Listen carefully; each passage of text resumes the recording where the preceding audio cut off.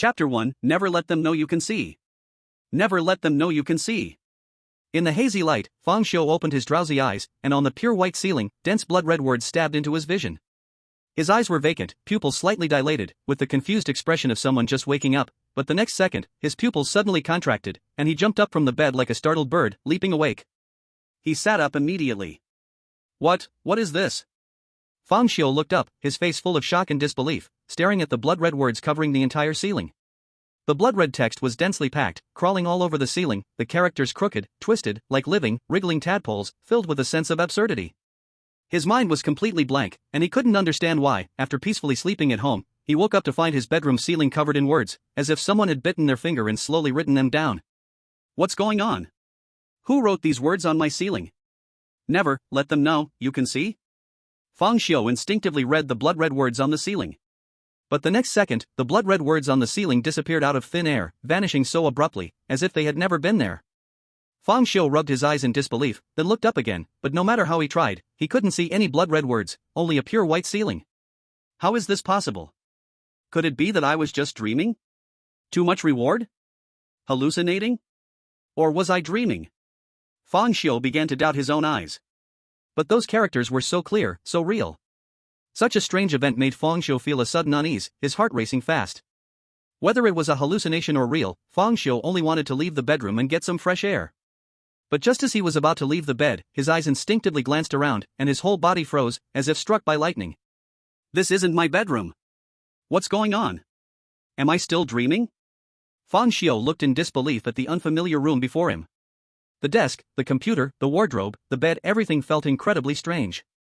He was certain this was not his bedroom. Where am I? Fang Xiu didn't drink yesterday, nor did he mistakenly enter the wrong door.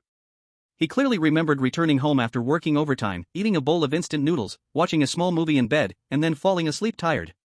But now, the instant noodle cup on the nightstand was gone, and the two used tissues he had thrown on the floor yesterday were also gone.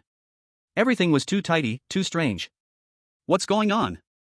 Fang Xiu mumbled in disbelief, but the next second, a chaotic, unfamiliar memory surged into his mind, making him momentarily dazed. After a while, Fang Xiu came to his senses and stared blankly at his own palm. Did I time travel? Did I travel to a parallel world similar to my past life? Fang Xiu's mind was filled with thoughts. The unfamiliar memory just now belonged to the original owner of this body.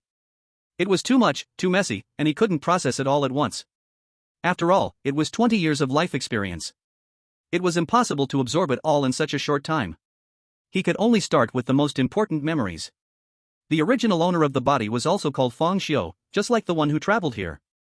Both were orphans, of similar age, and nearly identical in appearance, ordinary like Louis Koo.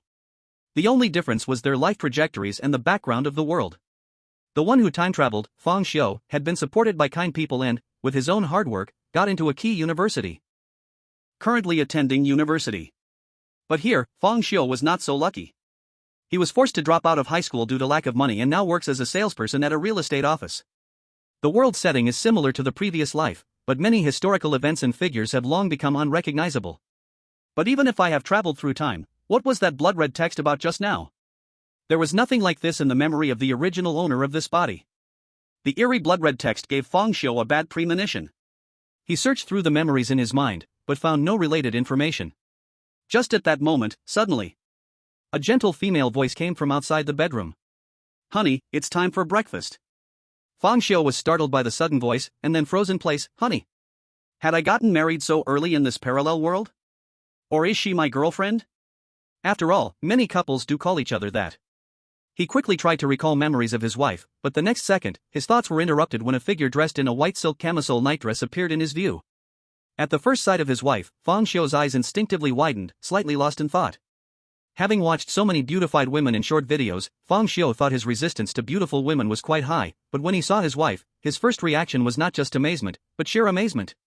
The woman in front of him was so beautiful it was almost excessive. She wore a pure white silk camisole nightdress, soft in texture and perfectly fitting, outlining a perfect and alluring curve. The nightdress was very short, barely covering her rounded figure, with a pair of long, white legs exposed to the air, lightly gleaming with a cold, white luster, resembling the most precious mutton fat jade in the world. She was not just any ordinary pale-skinned beauty, she had a cold, white skin tone, known as cold white skin, so white it carried a slightly pinkish undertone. On her cold white shoulders, two delicate white straps hung. Her swan-like neck, her exquisitely beautiful collarbones, were all fully displayed. With such a delicate and perfect figure, even with a face rated 60 out of 100, she would still be considered a beauty. But her face was not just a 60, if Fang Xiu had to give a score, he would give her 99, leaving 1 point less just to prevent her from becoming too proud. It was a face that nearly defined feminine tenderness and beauty to the fullest. Her eyes, as clear as autumn waters, gazed at Fang Xiu with affection, her face wearing a gentle smile, a smile so soothing it seemed capable of healing all internal wounds. At this moment, Fang Xiu suddenly felt that traveling through time wasn't so bad after all, at least if he hadn't, he would never have found such a beautiful and gentle wife in this lifetime. "Honey, you're awake, it's time for breakfast," his wife spoke again, her face full of tender warmth. Fang Xiu hurriedly wanted to respond, after all, when talking to someone, not reacting within 2 seconds can make you appear very wise. But he didn't know how to address the woman in front of him, unsure whether to call her by her name, wife, sweetheart, darling, or something else. So he frantically searched his memories for anything related to his wife. The memories of the original owner of this body were too many for Fang Xiu to absorb all at once, and those memories were stored in the brain's database, requiring Fang Xiu to input commands to extract them. He was searching for memories related to his wife when something horrifying happened. There was no name for the wife. No dating history. No hobbies or preferences. No favorite positions. Nothing at all. In fact, there wasn't even a trace of this person in the memories. How is this possible?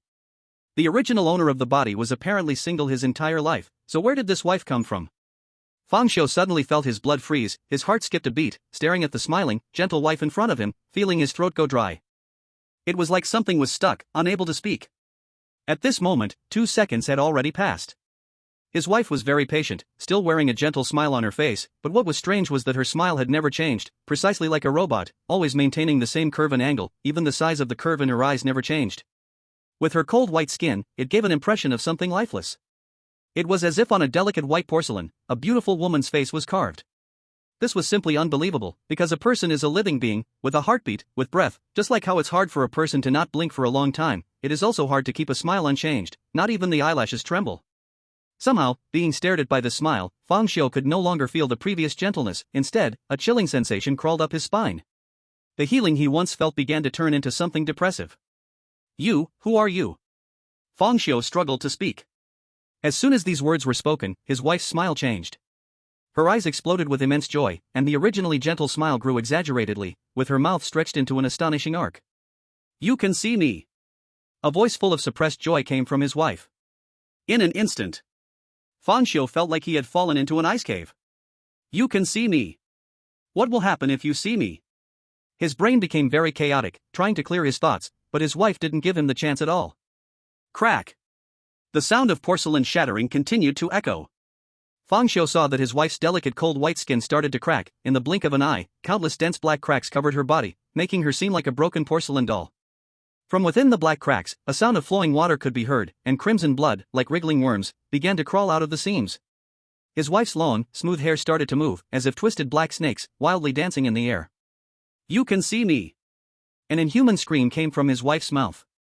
At this moment, her cherry-like mouth had stretched to the back of her ears, her neat teeth became serrated, and inside her mouth, there was even another mouth, as if a mouth had grown inside her throat. Fear, like a tidal wave, surged over Fang Xiu's body in an instant. His body stiffened uncontrollably, his brain malfunctioned, leaving him blank. The next moment, the shadow of death came as expected. A huge bloody mouth overshadowed Fang Xiu's head. Fang Xiu's vision turned black, cold, slippery, and a feeling of suffocation surged, as his head was devoured by his wife. Immediately, an unimaginable excruciating pain spread throughout his body. Fang Xiu, deceased. The scene looked truly horrifying. A being that seemed non-human had bitten off Fang Xiu's head. The headless body didn't collapse immediately, with a large amount of fresh blood bursting from the neck, spraying like a fountain, soaking the bed sheets. However, in the next second, the surrounding spacetime began to shatter, as if glass breaking, everything returned to nothingness. Never let them know you can see. On the white ceiling, it seemed that someone had bitten their finger and written countless bloody words. Fang Xiu suddenly woke up from his sleep, sitting up on the bed with a sudden motion. Cold sweat covered his forehead, he gasped heavily, and his eyes were filled with fear. What happened? Didn't I die? Was that just a dream? This was the first thought that appeared in Fang Xiu's mind, but when he saw the bloody words on the ceiling, his body immediately stiffened. Never let them know you can see. Damn it! This is not a dream. Fang Xiu stared hard at the words on the ceiling, and as he watched, the blood-red words suddenly vanished, as if something had wiped them away. It disappeared again. Would you pretend to be blind?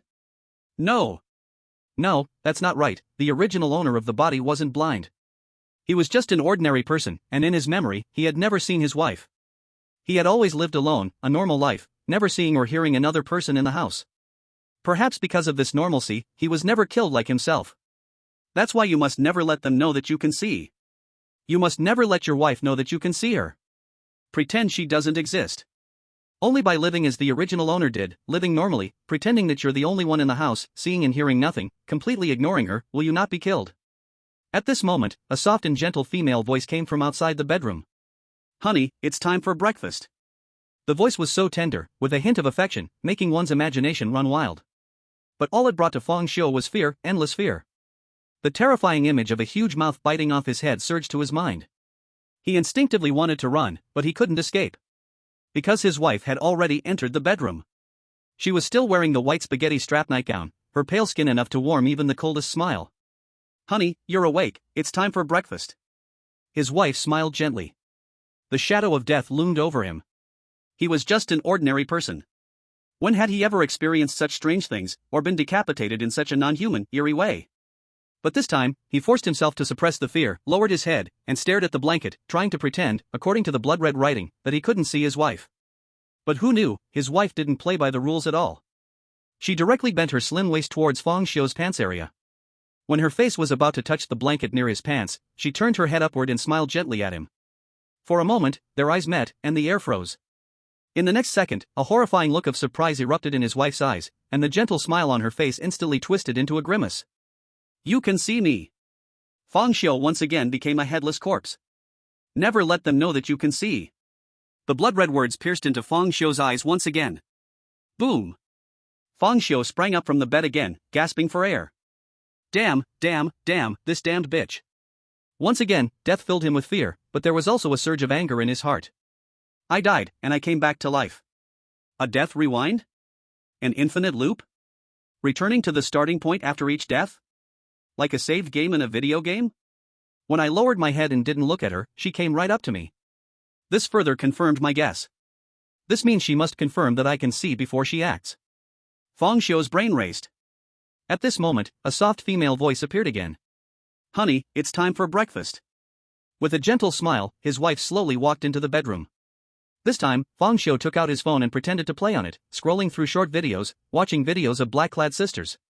But the normally suggestive dances didn't even spark his interest now. Sweat had already drenched his back. Honey, why are you watching other women in front of me? Do you not like me anymore? I like you, my ass. Fang Xiu cursed in his heart. He continued to scroll through the short videos, trying to distract himself. This time, he was experienced. He deliberately held the phone very close, almost to his face, just to block his sight. Honey, I remember you're not nearsighted, why are you holding the phone so close? Can you see me? Fang Xiu was instantly shocked. Could it be that making abnormal movements doesn't work either? However, after his wife said this, she didn't immediately speak again.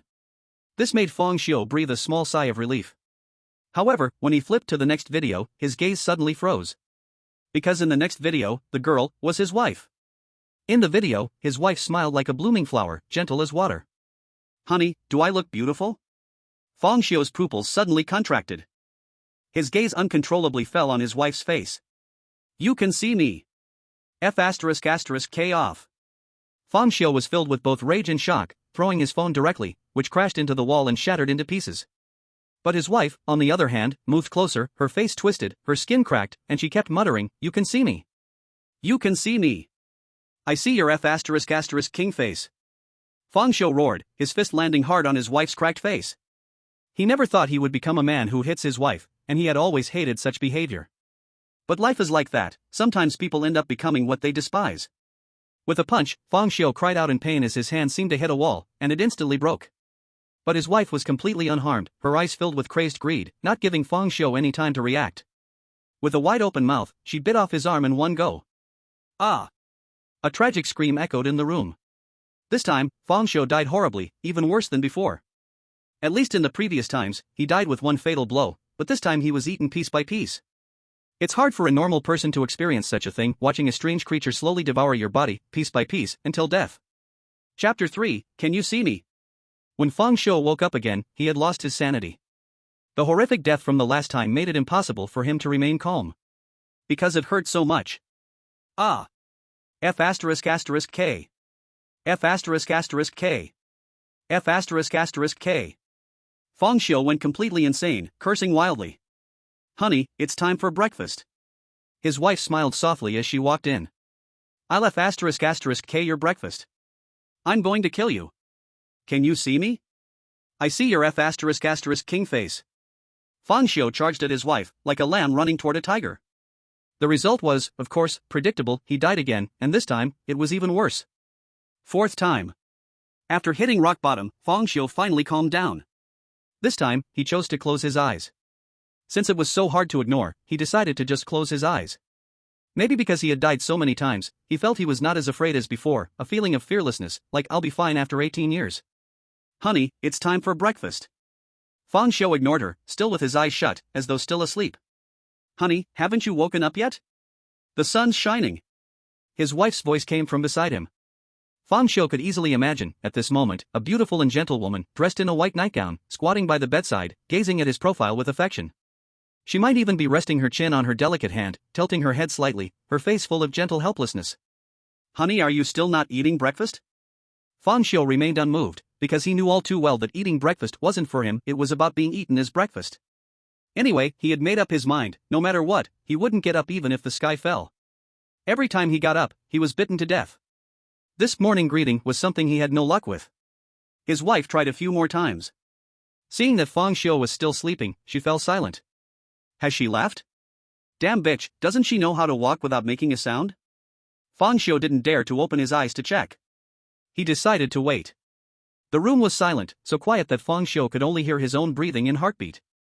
Suddenly, he realized something. According to normal logic, if his wife wanted to wake him up, she should have pushed him, not just kept calling his name in his ear. Why wasn't there any physical contact? Could it be, she can't make physical contact unless she knows you can see her? Why is that? At this point, Fang Xiu began to understand more and more the meaning of the phrase, never let them know you can see. In this rare quiet moment, Fang Xiu didn't waste time, he started thinking. What exactly are they? Who wrote the blood-red words on the ceiling? Why did it disappear so strangely after he saw it? Why can he keep dying and resetting? There is too little information to make any conclusions. He tried to fully absorb the memories of the original body owner, but attempting to find any clue. An hour passed. This was the longest time Fang Xiu had survived, and he had also sorted through his memories, understanding roughly what kind of world this was. You could say that it wasn't much different from his past life, both set in a modern urban background, with people living normal lives. The only difference seemed to be that this world had more strange and eerie tales, although they were mostly just rumors and whispers, there were obviously too many of them. Could it be, my wife is a ghost? At this moment, Fang Xiu felt like he wanted to open his eyes. It wasn't that he lacked patience, it was that he was really afraid of wetting the bed. As everyone knows, you have to pee after waking up. As an adult, wetting the bed is really a shameful thing, second only to pooping in public. And after such a long time without any movement, his wife might have already left. But out of caution, Fang Xiu held it for another hour. Unable to hold it any longer, he decided to get up. A living person can't die from holding in pee. Fang Xiu was about to open his eyes, but still had concerns. Having watched so many horror films, he was really afraid that as soon as he opened his eyes, a beautiful face would be right in front of him, staring at him with intensity. A face-to-face encounter. This kind of scene often appears in horror movies.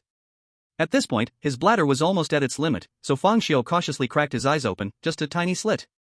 His vision was extremely blurry, covered by his thick eyelashes, he couldn't see anything clearly. But it was enough to see if there was any obstruction in front of him. Nothing. It seemed like there was nothing in front of him, only the pure white ceiling visible through his eyelashes. Fang Xiu felt a sense of relief and began to slowly open his eyes. Phew! He breathed a sigh of relief. The first step was successful, the most terrifying scene didn't appear. So he began to turn his head, wanting to see if his wife was still at the bedside. But he discovered, there was nothing. The bedside was completely empty. His courage grew even more, and he slowly sat up. To cover up any noise, he even stretched his back. Pretending to stretch his stiff neck, he squinted his eyes and scanned the room. The whole bedroom was empty. Great! She's finally gone. But he couldn't let his guard down, his wife might be outside. If he went out to pee now, it was very likely he'd run into her. Fang Xiu wasn't foolish, he never intended to leave the bedroom to use the bathroom. In countless horror movies, how many of them didn't involve someone going to the bathroom knowing there was a ghost, only to die? He planned to solve the problem right there and then, peeing in the bedroom's trash can. Wetting the bed was completely unacceptable, peeing in the trash can was the limit. Just as he was slowly getting up and his feet touched the floor, that nightmarish, gentle woman's voice suddenly rang from behind him. "Honey, you're awake." Fang Xiu's scalp instantly went numb, his hair standing on end. He instinctively turned his head as if shocked by electricity. At a glance, his blood almost froze, and his breath stopped. There, on the pillow he had just been lying on, was a pale, beautiful woman's face.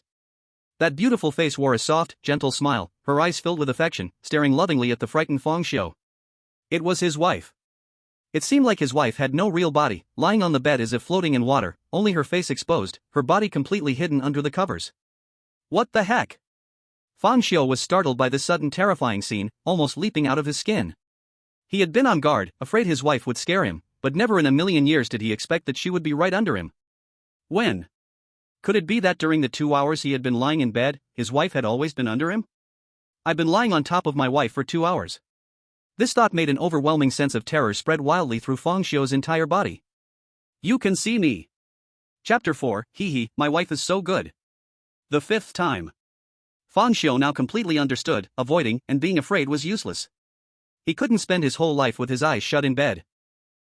Only by facing his wife directly and truly ignoring her, could he ever hope to leave the house. Honey, it's time for breakfast. Fang Xiu turned a deaf ear, stood up with empty eyes, got out of bed, and walked toward the bedroom door. His wife was blocking the bedroom door. Fang Xiu remained unmoved, as if he hadn't seen her, walking straight toward her. The collision he imagined didn't happen. Fang Xiu seemed to pass through a mass of air without any obstruction. He had already guessed it, when his wife wasn't sure if he could see her, they couldn't physically interact. The way she had seeped into the bed just moments ago proved this point well. Soon, he successfully walked out of the bedroom. But it seemed his wife had no intention of letting him go, flitting in front of him like a playful butterfly. Then Fang Xiu died. He died from poor acting skills, unable to overcome his instinctive reactions. It's hard for anyone to not blink when a punch is thrown at them, even if that punch stops just 1 centimeter from their nose. The instinctive reaction is to blink. His wife was just like this. The more he ignored her, the closer she would get, even drifting ghost-like to his face, so close that their noses almost touched. At such moments, even professional actors might get startled. The 6th time. Fang Xiu, expressionless, successfully walked out of the bedroom. He didn't rush to the door in panic, fearing suspicion, but planned to visit the bathroom first. His wife seemed shy and didn't follow him to the bathroom. Just as Fang Xiu let out a sigh of relief and began to relax, a beautiful head slowly emerged from the toilet bowl. Fang Xiu died again. The 7th, 8th, 9th, 10th times. Fang Xiu was dead from despair, numbness, and collapse. He couldn't do it, he really couldn't. No matter what, he couldn't overcome his instinctive reactions. His wife appeared suddenly in various ways, shaking his focus uncontrollably. Once, she even emerged from his chest. Running away was impossible, abnormal actions would only trigger her transformation. Countless deaths had completely broken Fang Xiu's nerves. He resisted, he ran away, he gave up, all useless, nothing worked. It was as if it was his fate, destined to die at his wife's hands. The 11th, 12th, 13th times. Honey, it's time for breakfast. Hee, you're so good, my wife. Fang Xiu had gone mad. His mental state had completely deteriorated, from clear-headed reasoning to a chaotic madness. But his wife wasn't a judge, she wouldn't let him go just because he was mentally ill. The cycle of death continued. What happens when a person is driven mad by repeated stimulation, and even after they go mad, the same stimulation continues? No one knows. The 18th time. Fang Xiu lay calmly on the bed. If it weren't for the barely noticeable breath and the instinctive beating of his heart, he would have seemed like a corpse. If someone could see his eyes at that moment, they would be horrified to find that those eyes weren't the eyes of a living person. His eyes were full of dead stillness, like a stagnant pool, within which no human emotion could be seen. They say the eyes are the window to the soul, but Fang Xiu's window had been sealed with cement. But if someone could look through that thick cement, through those eyes as calm as death itself, they would find. Beneath that calmness lay an unimaginable, utterly suppressed madness. And a hatred fierce enough to ignite his blood. The flames of that crazy hatred were burning brightly. It was a hatred for his wife, a boundless hatred for being killed 18 times. Some people are alive but are already dead inside. Some people are mad, but they are, in fact, more awake than anyone. This was Fang Xiu's state at that moment.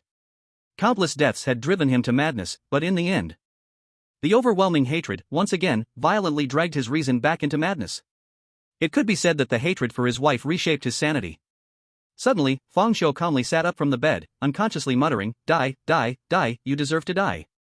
As long as I'm alive, you must die." His voice was low and calm, without a hint of emotional fluctuation. He spoke the most terrifying words in the calmest of voices. "Honey, it's time for breakfast." His wife's gentle voice rang out at the right moment. Fang Xiu ignored her as if he hadn't heard, got up, put on his shoes, stepped off the bed, and walked straight through his wife's body before heading to the bathroom, washing up, and changing clothes. During this time, his wife continued her usual interference, but throughout it all, Fang Xiu's gaze never changed even slightly, as if he truly couldn't see her. After getting dressed, Fang Xiu calmly sat at the table and ate his breakfast. Of course, he made the breakfast himself, a fried egg, a sausage, sandwiched between 2 slices of whole wheat bread, paired with a glass of pure milk, simple and nutritious. Clearly, the more beautiful a woman is, the better she is at lying. His wife was like that. She said it was time for breakfast, but in reality, there was no breakfast made at all. After finishing his breakfast, Fang Xiu walked straight to the door. He was leaving, going outside to investigate the clues about his wife, to search for the anomalies of this world. Only in this way could he have a chance for revenge. Just as he placed his hand on the doorknob, his wife's beautiful face appeared in the door, smiling gently. "Honey, please don't go out. Can you stay at home and keep me company?" Creak. Bang. His wife didn't follow him out. After 18 deaths, Fang Xiu finally walked out of the room, but his heart held no joy of surviving. Now, his mind only focused on one thing: revenge. Revenge. Only revenge. No one can kill me 18 times and still get away with it. No one. Clack, clack, clack. He lived on the 5th floor, in an old building with no elevator, so he had to walk downstairs. Soon, after walking through the dim, dilapidated hallway, the building's door appeared in front of him. He slowly pushed open the door, and bright, warm sunlight poured in from the crack, gradually filling the dim hallway. It was as if the world outside the door was a place bathed in sunlight, the light warming Fang Xiu as it hit his body. After 18 deaths, he had finally lived to see the sunlight outside the door. He stepped outside, into the sunny world. But then, Fang Xiu froze in place, his blood almost frozen. At that moment, wrapped in sunlight, he no longer felt any warmth. Staring blankly at the world outside, he muttered subconsciously, "Is this hell?" Chapter 5, Hell is empty, and the strange ones walk among us. On the streets, in the sky, countless hideous and terrifying creatures stood tall, densely packed, covering the entire view, stretching beyond the horizon. It seemed like this was a world of the strange, and humans were the true anomaly. Creatures shaped like humans, but wrapped in shadows and without facial features, walked down the streets. Headless giants, as tall as skyscrapers, wandered between the buildings. Blood-soaked humans, their skin peeled away, floated in midair beneath gigantic, eyeless skulls, their necks connected to countless crimson tentacles, along with countless other grotesque and twisted creatures, like dandelion seeds drifting aimlessly. But these strange beings were nothing compared to the ones above the dome. Above the dome, a pair of gigantic, pure white wings blocked out the sky. The wings were so pure, they seemed angelic. But these wings were attached to a single, bloodshot, tumor-covered eye. The single eye seemed even bigger than the sun, emitting a strange red light, oppressive, forbidden, ominous. In the distant sky, there stood a bride wearing a red wedding dress, with a large, swollen chest and a slim, delicate figure, her hands pale and elegantly folded in front of her. It sounded normal, but this bride was wearing a rabbit's head. The fur on the rabbit's head was pure white, with no hint of color, its eyes were blood red like rubies, and it had a smile on its face that seemed human. Strange, extremely strange. It was clearly a rabbit's head, yet it gave off a feeling of an ancient, noble lady, as if she were truly an extremely dignified and beautiful bride. Apart from these two, there were other even more grotesque and indescribable anomalies. A gray-white, slimy giant body covered in countless tightly packed eyeballs, those eyeballs continuously popped like bubbles, and after they burst, new ones would grow from the flesh, in an endless cycle. A completely black, solemn Buddha head with lumps of flesh growing all over it. Amorphous substances, filled with countless human faces screaming in black mist. A huge and eerie mud statue of a god. Each of these beings was extremely taboo and terrifying, incomprehensible.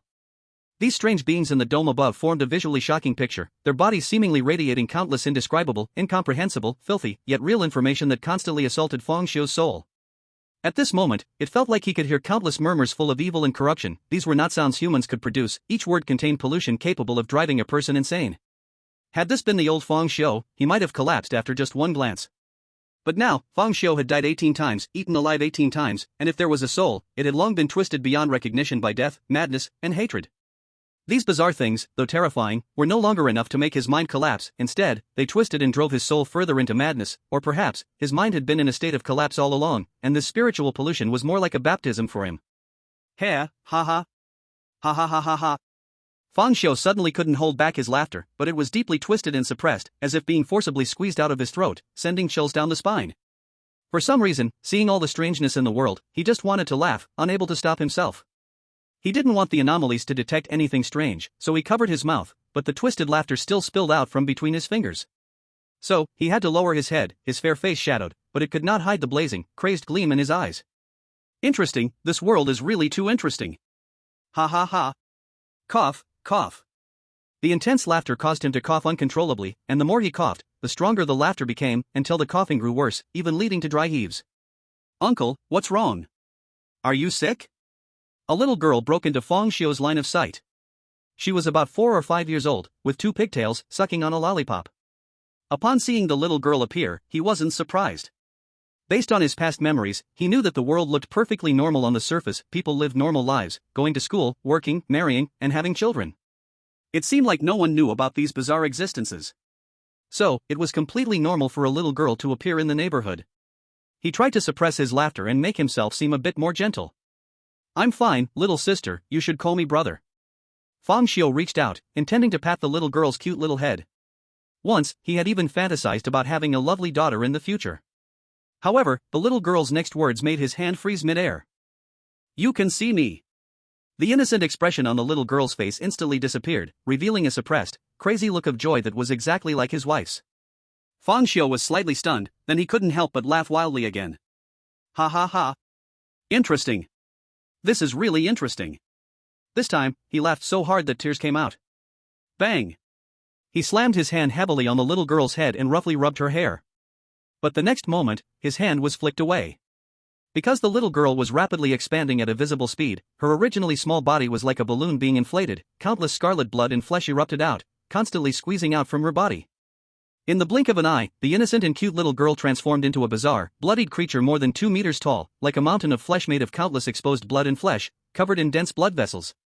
Her 2 pigtails had turned into 2 thick, dark horns, and the lollipop in her hand became a big white bone club, seemingly a leg bone of some unknown creature. You can see me. The little girl screamed wildly. Fang Xiu laughed as he looked at her, his eyes flashing with a light that seemed crazier than the bizarre scene in front of him. Compared to how you were before, I like you better now, because, this way, it will be so much easier to kill you later. The little girl screamed as she raised the white bone club, which was taller than a person, the shadow of the club covering Fang Xiu entirely, like the shadow of death.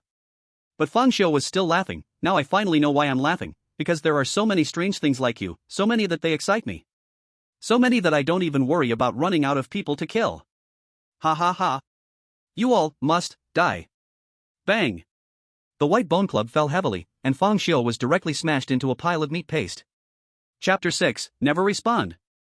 Fang Xiu woke up again from his sleep. The madness on his face had faded, replaced by a dead, stagnant calm. He repeated his previous actions, getting dressed, washing up, using the bathroom, eating, then leaving the house. He once again saw the strange creatures in the sky, and the cute little girl eating a lollipop. Ignoring everything, he walked out of the neighborhood and onto the street. The street was full of pedestrians, cars and buses rushing by. People were hurrying, busy going to work or school, completely ignoring the bizarre sights all around.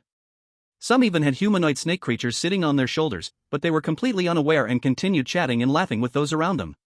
Sometimes, ignorance is a kind of happiness. Fang Xiu picked up a shared bicycle from the side of the street, intending to ride around and carefully observe these strange creatures. To kill them, he had to first understand them. Of course, the so-called observation was not about staring at the strange creatures. Once they noticed, he would only be forced to die and reset. Fang Xiu could only pretend to be casually strolling, observing everywhere. He wanted to see if there were strange creatures everywhere, and whether these creatures had a source. Ding! A clear notification sound rang out. Fang Xiu stopped his bike and took out his phone. It was a message from his work group.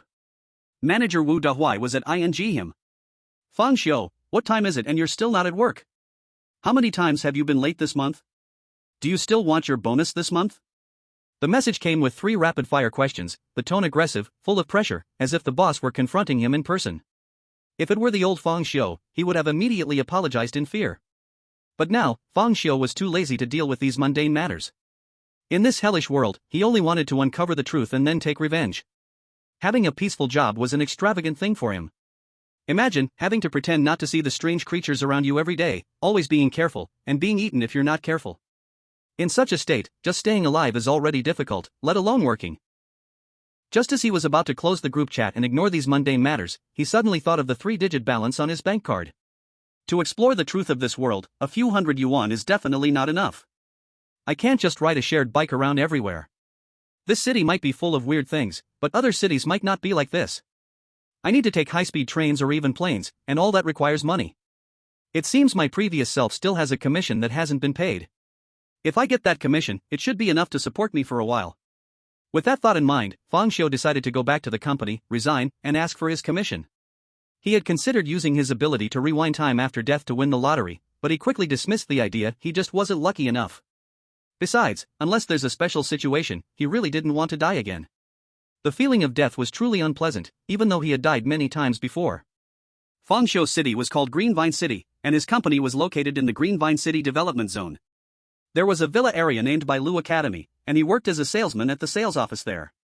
Half a year ago, he had sold a villa, but the commission had not been paid yet. So, Fang Xiu began to type a message in the work group. I've resigned. I'll go to the sales office this afternoon to settle the commission from last time. He finished editing and clicked send. Fang Xiu's message was very straightforward, with no unnecessary pleasantries, like a naive young man just entering society, easily offending others. But he didn't care. He was too lazy to deal with the complexities of human relationships. He just wanted efficiency and didn't want to waste time on these trivial matters. He wanted to quickly solve these mundane things and move on to his own affairs. As soon as his message was sent, the group chat exploded. Manager Wu even went crazy and at him. Fang Xiu, what do you mean by this? Didn't I tell you last time that the commission would be paid by the end of the year? If you resign now, you won't get a penny of it. Fang Xiu casually glanced at the message, didn't reply, and directly closed the group chat. Then, he rode a shared bike straight to Bailu Academy. His home was far from Bailu Academy, and it took 2 hours by bus, but he wasn't in a hurry. He planned to observe the city carefully. Fang Xiu rode slowly, seeming to be just taking a leisurely stroll, but his mind was fully focused on the weirdness around him. As he rode further and further, he encountered more and more types of strange phenomena, each more bizarre than the last. Gradually, he began to notice a pattern. These strange beings could see humans, but humans couldn't see them. The strange beings could be roughly divided into 2 types. One type of strange being had no intelligence, appeared grotesque and vicious, and only knew how to howl wildly or attack surrounding humans. But they were like air, unable to affect the surroundings in any way. The other type resembled humans. They would pretend to be your colleagues, classmates, relatives, and so on, staying by your side, chatting and talking with you. Of course, humans couldn't see them, nor could they hear them speak. Clearly, his wife was the second type of strange being. The second type of strange beings had a distinct characteristic: they mostly resembled humans, and some even looked exactly like humans. They seemed to try to blend into your life. Even though humans couldn't see or hear them, it was as if they were outsiders, yet they still tried to stay by your side. This puzzled Fang Xiu. Why were these strange beings so persistent in role-playing, even though they couldn't affect reality, yet they insisted on staying by human sides? Thinking back on all his wife's actions, Fang Xiu started to form a guess in his mind. These strange beings were testing whether humans could see them, because as long as they were visible, they could attack. No, that's not right. Fang Xiu instantly rejected his own guess. Testing was probably only one part of it. Normally, after a strange being had tested that humans couldn't see them, they should move on to the next target. It is best to test others first, after all, this is the most efficient way. But after the wife failed, she did not leave. Not just the wife, along the way, Fang Xiu saw many strange humanoid figures, all of them clinging to one person, desperately speaking to that person even if they couldn't hear. Why is this happening? Suddenly, a flash of insight struck Fang Xiu's mind, and a chilling thought surged. They are blending into human life. That's right. It must be. Otherwise, why would the wife roleplay? If the strange beings wanted to test if humans could see them, they could easily intimidate people, like suddenly appearing, not by role-playing. So the only possibility is that they are trying to blend into human life. But what is their goal in doing this? Let's start from the end. The strange being's goal is obvious: to eat humans, so everything they do is in preparation for eating humans. Could it be that blending into life helps them better approach humans? The The strange being's state seems illusory. When humans can't see them, they are just illusions, and only when both parties confirm they can see each other does the strange being turn real. Why must they be seen? No. Perhaps hearing them is enough. If you can see and hear the strange beings, others cannot see or hear them. Seeing or hearing both represent information. Once the strange beings confirm that humans can receive their information, then the two sides can interact. Therefore, the strange beings blending into human life must be to let humans receive information, or it could also be called perceiving their existence. Blending into life surely speeds up this process, otherwise, the strange beings wouldn't go through such trouble. At this moment, Fang Xiu suddenly realized that perhaps some people's hallucinations, dizziness, might not be illusions at all. Some people might accidentally hear someone call their name or hear someone talking, only to find that no one is around, and this could very well be the strange beings blending into their life. The more they blend in, the longer the time, humans may unknowingly receive some signals. And as the signals increase, the chances of the strange beings appearing also rise. So, never respond. Chapter 7, The Sudden Appearance of the Mental Hospital. While Fang Xiu was thinking, it was already noon. He casually found a noodle shop, ate a bowl of ramen, and continued his journey. He wanted to observe more strange beings and uncover more truths. Soon, it was afternoon, and the evening was approaching. Dim sunlight fell over Greenvine City, as if the whole city was covered by a layer of haze, and the strange beings in the city became even more blurry and sinister. Finally, Fang Xiu arrived near Bailu Academy. Bailu Academy was a luxurious villa district. Although the area was relatively remote, the streets around it were empty, and no pedestrians could be seen. Its expensive price could not be hidden. The villas were designed for luxury and tranquility, perfect for keeping a mistress or running some underground club. Those who could afford to buy houses here were mostly driven by chauffeurs, and the distance didn't matter to them. In fact, they valued the quietness of the area more. Fang Xiu was riding a shared bike on a quiet tree-lined road. The greenery on both sides was well maintained, with trees providing shade and flowers growing in lush clusters, trimmed into various exquisite shapes. This was a road that the developers of Bailu Academy spent a lot of money to refurbish, as it was the main road leading to the academy. At the end of the road was Bailu Academy. Perhaps because the place was remote and sparsely populated, even the strange beings around were fewer, only a few scattered ones. Fang Xiu rode through the main road, and suddenly, he stopped in his tracks, carefully observing the building in front of him. A dark undercurrent surged in his calm eyes. Bailu Academy was gone. The once beautiful, orderly, and luxurious stretch of villas had vanished. What replaced it was actually a mental hospital. The mental hospital covers a vast area, with several buildings, connected by sky bridges. The walls are old and worn, with peeling paint in many places, as if abandoned for a long time, giving off an eerie and terrifying feeling. The sign at the entrance is tilted, covered in dust, but the name is still visible. Qingshan Mental Hospital. Fang Xiu stared expressionlessly at the mental hospital in front of him, fully aware that he hadn't taken a wrong turn. This was originally Bailu Academy, not some Qingshan Mental Hospital. Is it strange again? Unlike the previous living strange occurrences, this time it's a mental hospital? Or is this mental hospital also created by something strange? Fang Xiu felt a sense of curiosity. This was the first time he had encountered such a scene, and his intuition told him that there might be some hidden secrets about the strange phenomena inside. Then, Fang Xiu put down his bicycle and opened his phone. Earlier, he had turned off his phone because manager Wu Dahai kept calling him. It was a hassle, so he turned it off. When he opened the phone, he saw 13 missed calls from Wu Dahai and 3 missed calls from Zhao Hao. Zhao Hao was Fang Xiu's colleague, and they were closest to each other. After thinking for a moment, Fang Xiu called Zhao Hao. Beep, beep, beep. After about 30 seconds, Zhao Hao's out-of-breath voice, intentionally lowered, came through the phone. Shogu, why did you take so long to call back? What's going on over there? Wu Dahai is furious. He said he's going to fire you and not give you a single penny. A rapid-fire barrage of words came from the other end of the line, the tone full of urgency and concern. Fang Xiu fell silent. Are you okay? Clearly, Bailu Academy had turned into a mental hospital, but from what Zhao Hao said, it seemed that the colleagues working there were not affected. Hallucination? Or, like those strange occurrences, could this mental hospital also be a bizarre building that only he could see? Shogu, why aren't you saying anything? Did something happen over there? I'm fine, Fang Xiu's calm voice came through. Are you still at the office? Yeah, we're all at the office. You didn't come in today, and Wu Dahai, that bastard, took all his anger out on us. He even made us work overtime. By the way, Shogu, you. I'll talk to you later. Fang Xiu interrupted Zhao Hao's words and hung up the phone, then turned it off again. He planned to enter Qingshan Mental Hospital to investigate. During this time, he couldn't afford to have his phone ring at a critical moment and cause unnecessary trouble. Fang Xiu walked directly toward the entrance of Qingshan Mental Hospital. The entrance was eerie and dilapidated, and with the darkening sky, it resembled a huge, man-eating mouth, frighteningly so. But this didn't easily instill fear in Fang Xiu, or rather, it seemed he no longer had any fear left. Whenever he encountered something strange, the first emotions he felt were always anger, hatred, and even excitement. Fear was the last thing he would feel. Clop, clop, clop. The only sound around was Fang Xiu's footsteps. But the next second, thud. Air wall? At that moment, he was standing at the entrance, but it felt like there was an invisible wall blocking his way. He reached out and touched it, feeling a cold, rough texture.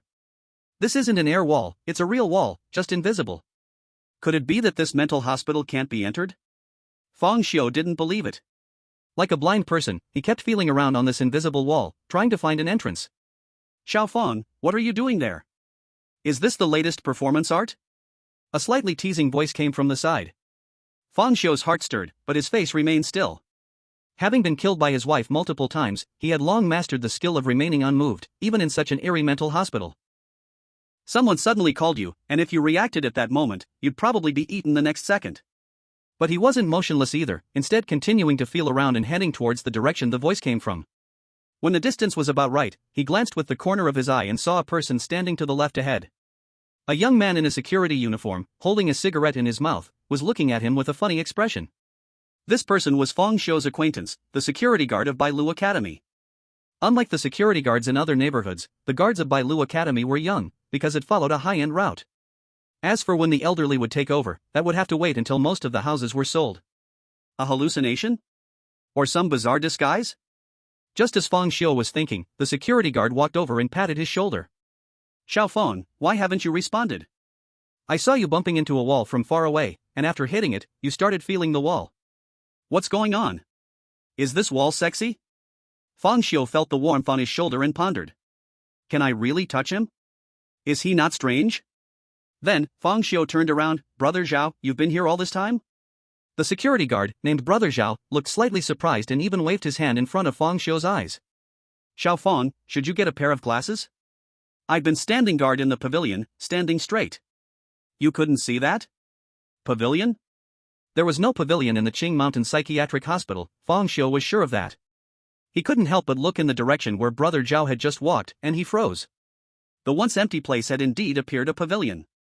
The small pavilion was something he had seen every day when he worked here, and even went inside once.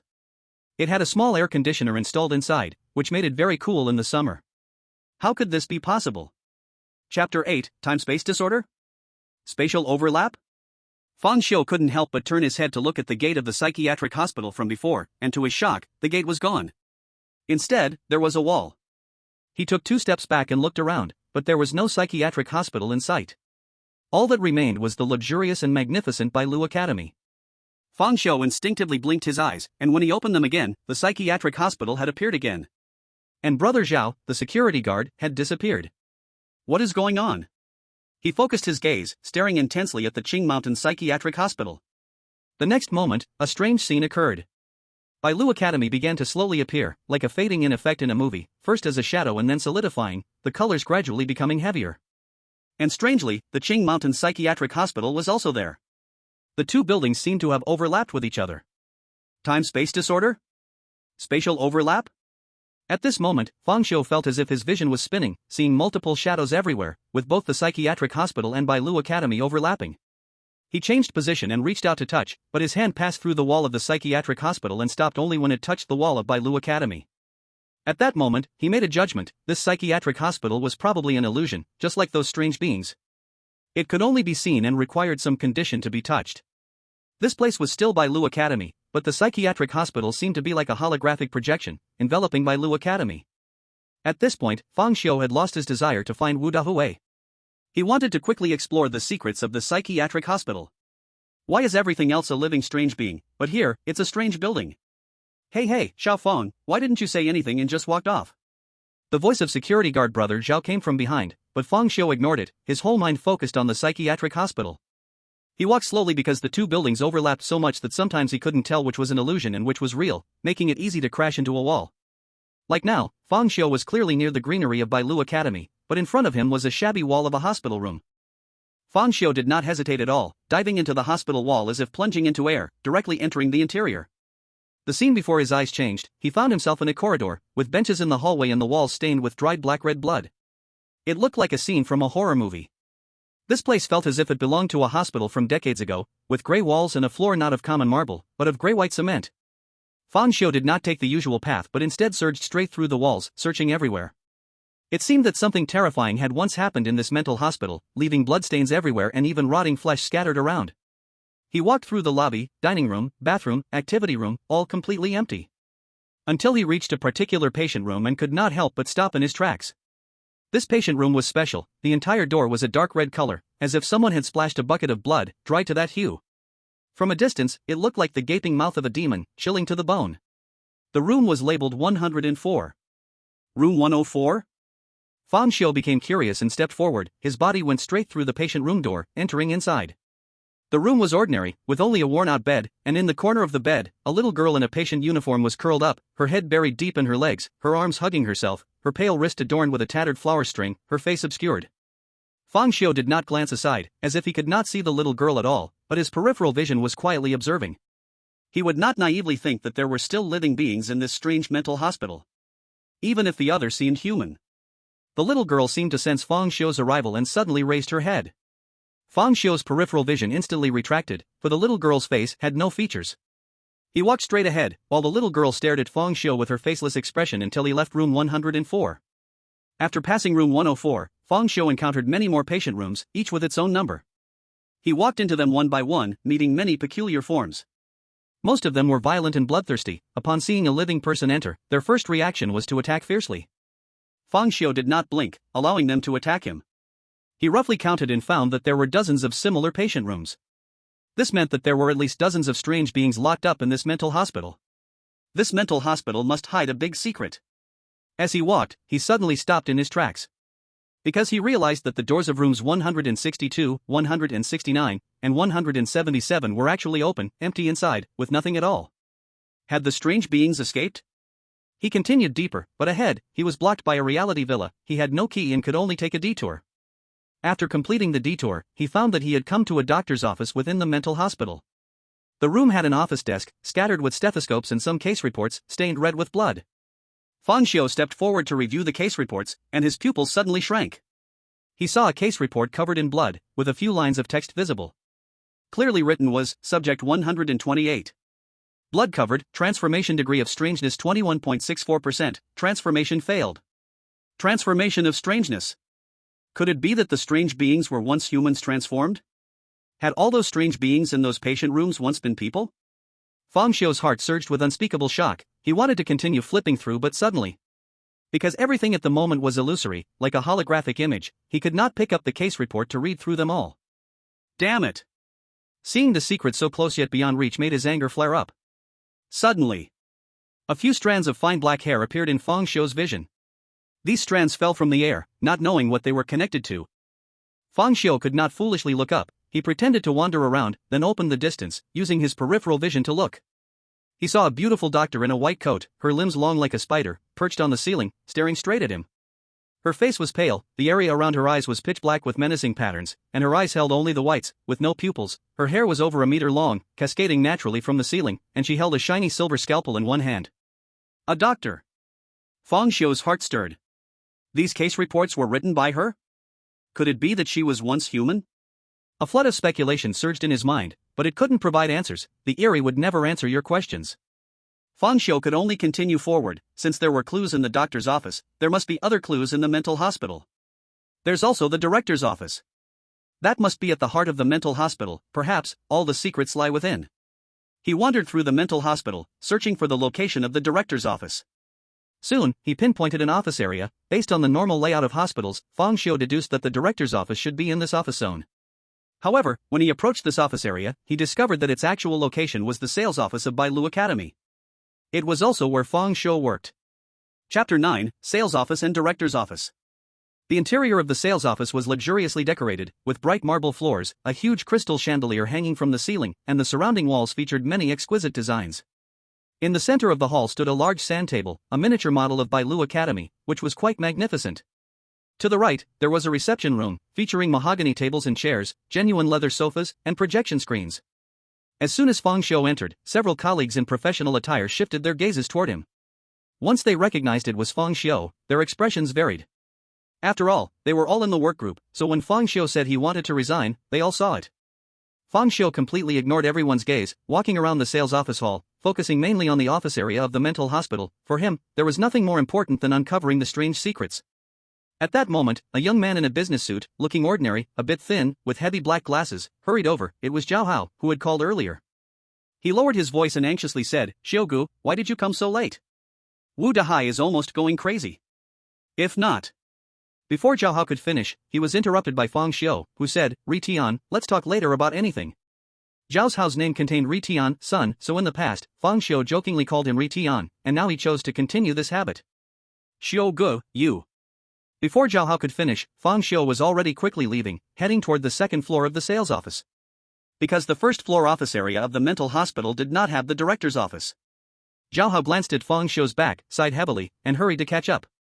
He thought Fang Xiu was going upstairs to find Wu Dahai for money, worried that things might end badly, so he chose to follow.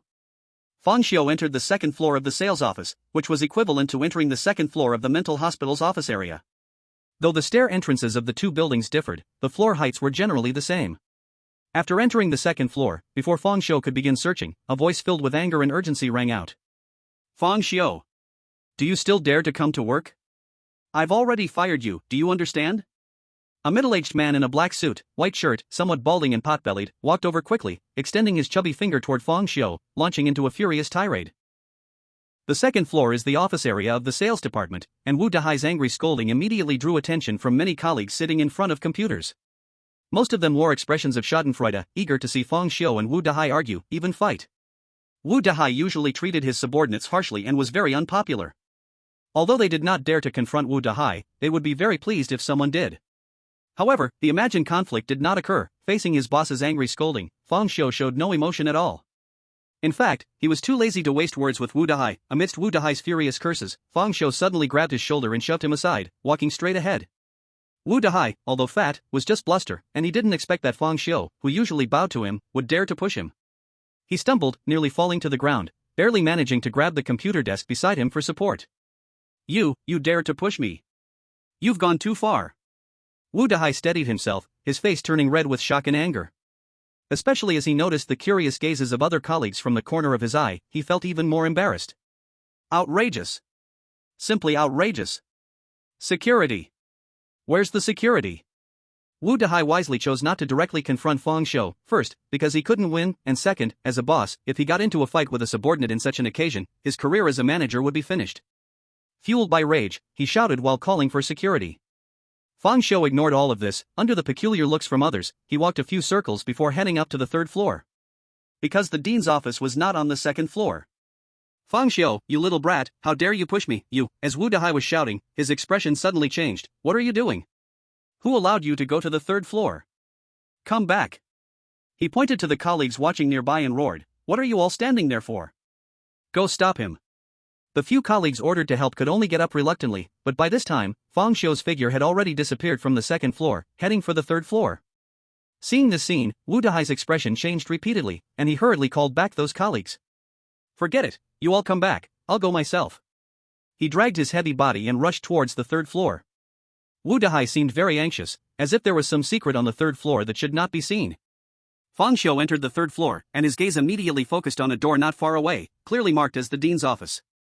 He walked quickly towards the dean's office, and behind him, Wu Dahai had already caught up, panting heavily. In reality, Wu Dahai did not know that Fang Xiu was going to the dean's office. He only saw Fang Xiu heading straight for the last office at the end of the third floor, causing his face to change dramatically. "Fang Xiu, come back." Click. The office door was opened. Inside came the sounds of a man shouting in anger and a woman gasping in surprise, followed by the sound of clothes being put on. Wu Dahai's face turned instantly pale. "It's over. All over." He hurriedly tore at his white shirt, yanking off 2 buttons, and then madly ran towards the office door to look inside. There he saw Fang Xiu standing in place, staring blankly ahead. In front of him was a luxurious desk, where notebooks and documents were already thrown to the ground, replaced by a disheveled couple. The man was thin, with sunken eyes and an unhealthy pale complexion, his pants already half down. The woman was stunningly beautiful, with a delicate makeup face, dressed in a professional skirt suit, and had a pair of long legs, although her skirt had several large tears and her high heels were nowhere to be found. Fang Xiu stared blankly at the woman's legs, specifically, his gaze was fixed on the desk of the dean's office. On the table lay a piece of parchment, and it just happened that this woman was pressing down on the parchment. "Who the hell are you? Who let you in?" The man shouted angrily as he hurriedly put on his clothes. The woman, like a frightened little bird, hid behind the man, desperately trying to cover herself with her clothes. This man and woman both knew each other. The man was Wang Ziting, the son of the developer of Bailu Academy. The woman was Li Feifei, a top salesperson at Bailu Academy, and the most outstanding beauty among all the female salespeople. The sales team at Bailu Academy was built by the developer himself, so strictly speaking, Wang Ziting was the son of Fang Xiu's boss. "Wu Dahai! Didn't I tell you not to let anyone go up to the third floor?" Wang Zitung yelled angrily at Wu Dahai. "Young Master Wang, please calm down. Fang Xiu seems to have gone crazy today. He came in, not only beat me up but also charged directly up to the third floor without a word. I couldn't stop him. Look, my new white shirt I bought yesterday has been torn by this kid. It's my fault, after all, I'm older now and really couldn't stop him," Wu Dahai said with a face full of apology and fear. Chapter 10, Do you want to know the truth of this world? Seeing Wu Dahai sweating profusely, his white shirt wrinkled and missing 2 buttons, Wang Ziting scolded, "You useless trash." Then he turned his anger toward Fang Xiu. "Fang Xiu, what the hell do you want? Do you know who I am?" Before Wang Ziting finished his words, he was pushed down to the ground by Fang Xiu, revealing the frightened and panicked Li Feifei behind him. "Hey! How dare you push me?" Wang Ziting instantly exploded with rage. "Ah!" Li Feifei screamed in fright, thinking Fang Xiu was going to do something bad to her. However, the next second, Li Feifei felt a force hit her, and her slender figure was pushed off the table. After pushing the two away, Fang Xiu's gaze fixed on the parchment on the dean's desk. At first glance, his heart shook violently. It read, "Do you want to know the truth of this world? Do you want to know what the bazaar is? Since you have come this far, you must be filled with questions. Don't worry, my friend, I have left everything in room 520 of Building C at Qingshan Psychiatric Hospital. There you will find everything you want to know. Go search. When you find the truth, it will also be time for you to make a choice. Follow your heart and accept the gift of fate." The signature read, Zhou Qingfeng. Fang Xiu read it word for word, and his heart sank like water. Sure enough, this psychiatric hospital hid a big secret. This Zhou Qingfeng should be the dean of Qingshan Psychiatric Hospital. But who was this letter written for? Was it written for himself or someone else? Did he already know he was coming?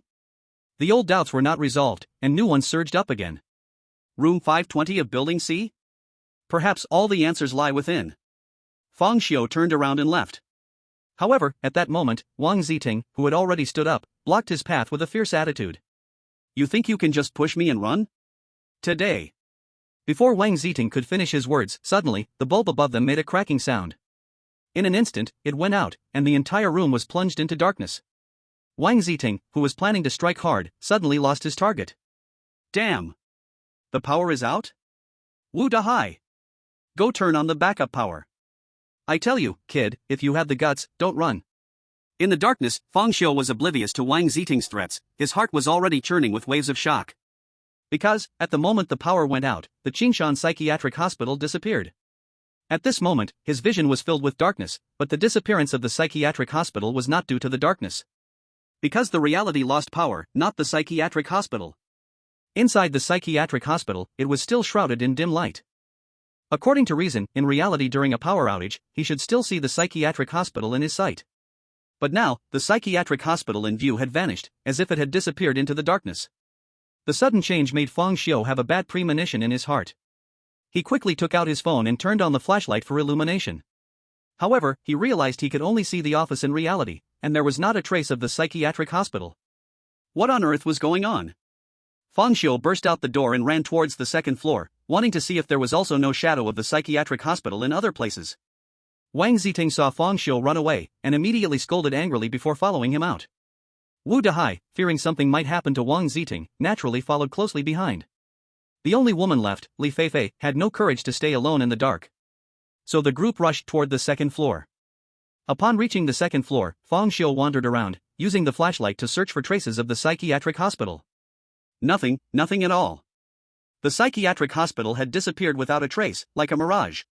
The employees on the second floor remained calm. After all, it was just a power outage, and there were so many people together that even the female employees would not be afraid.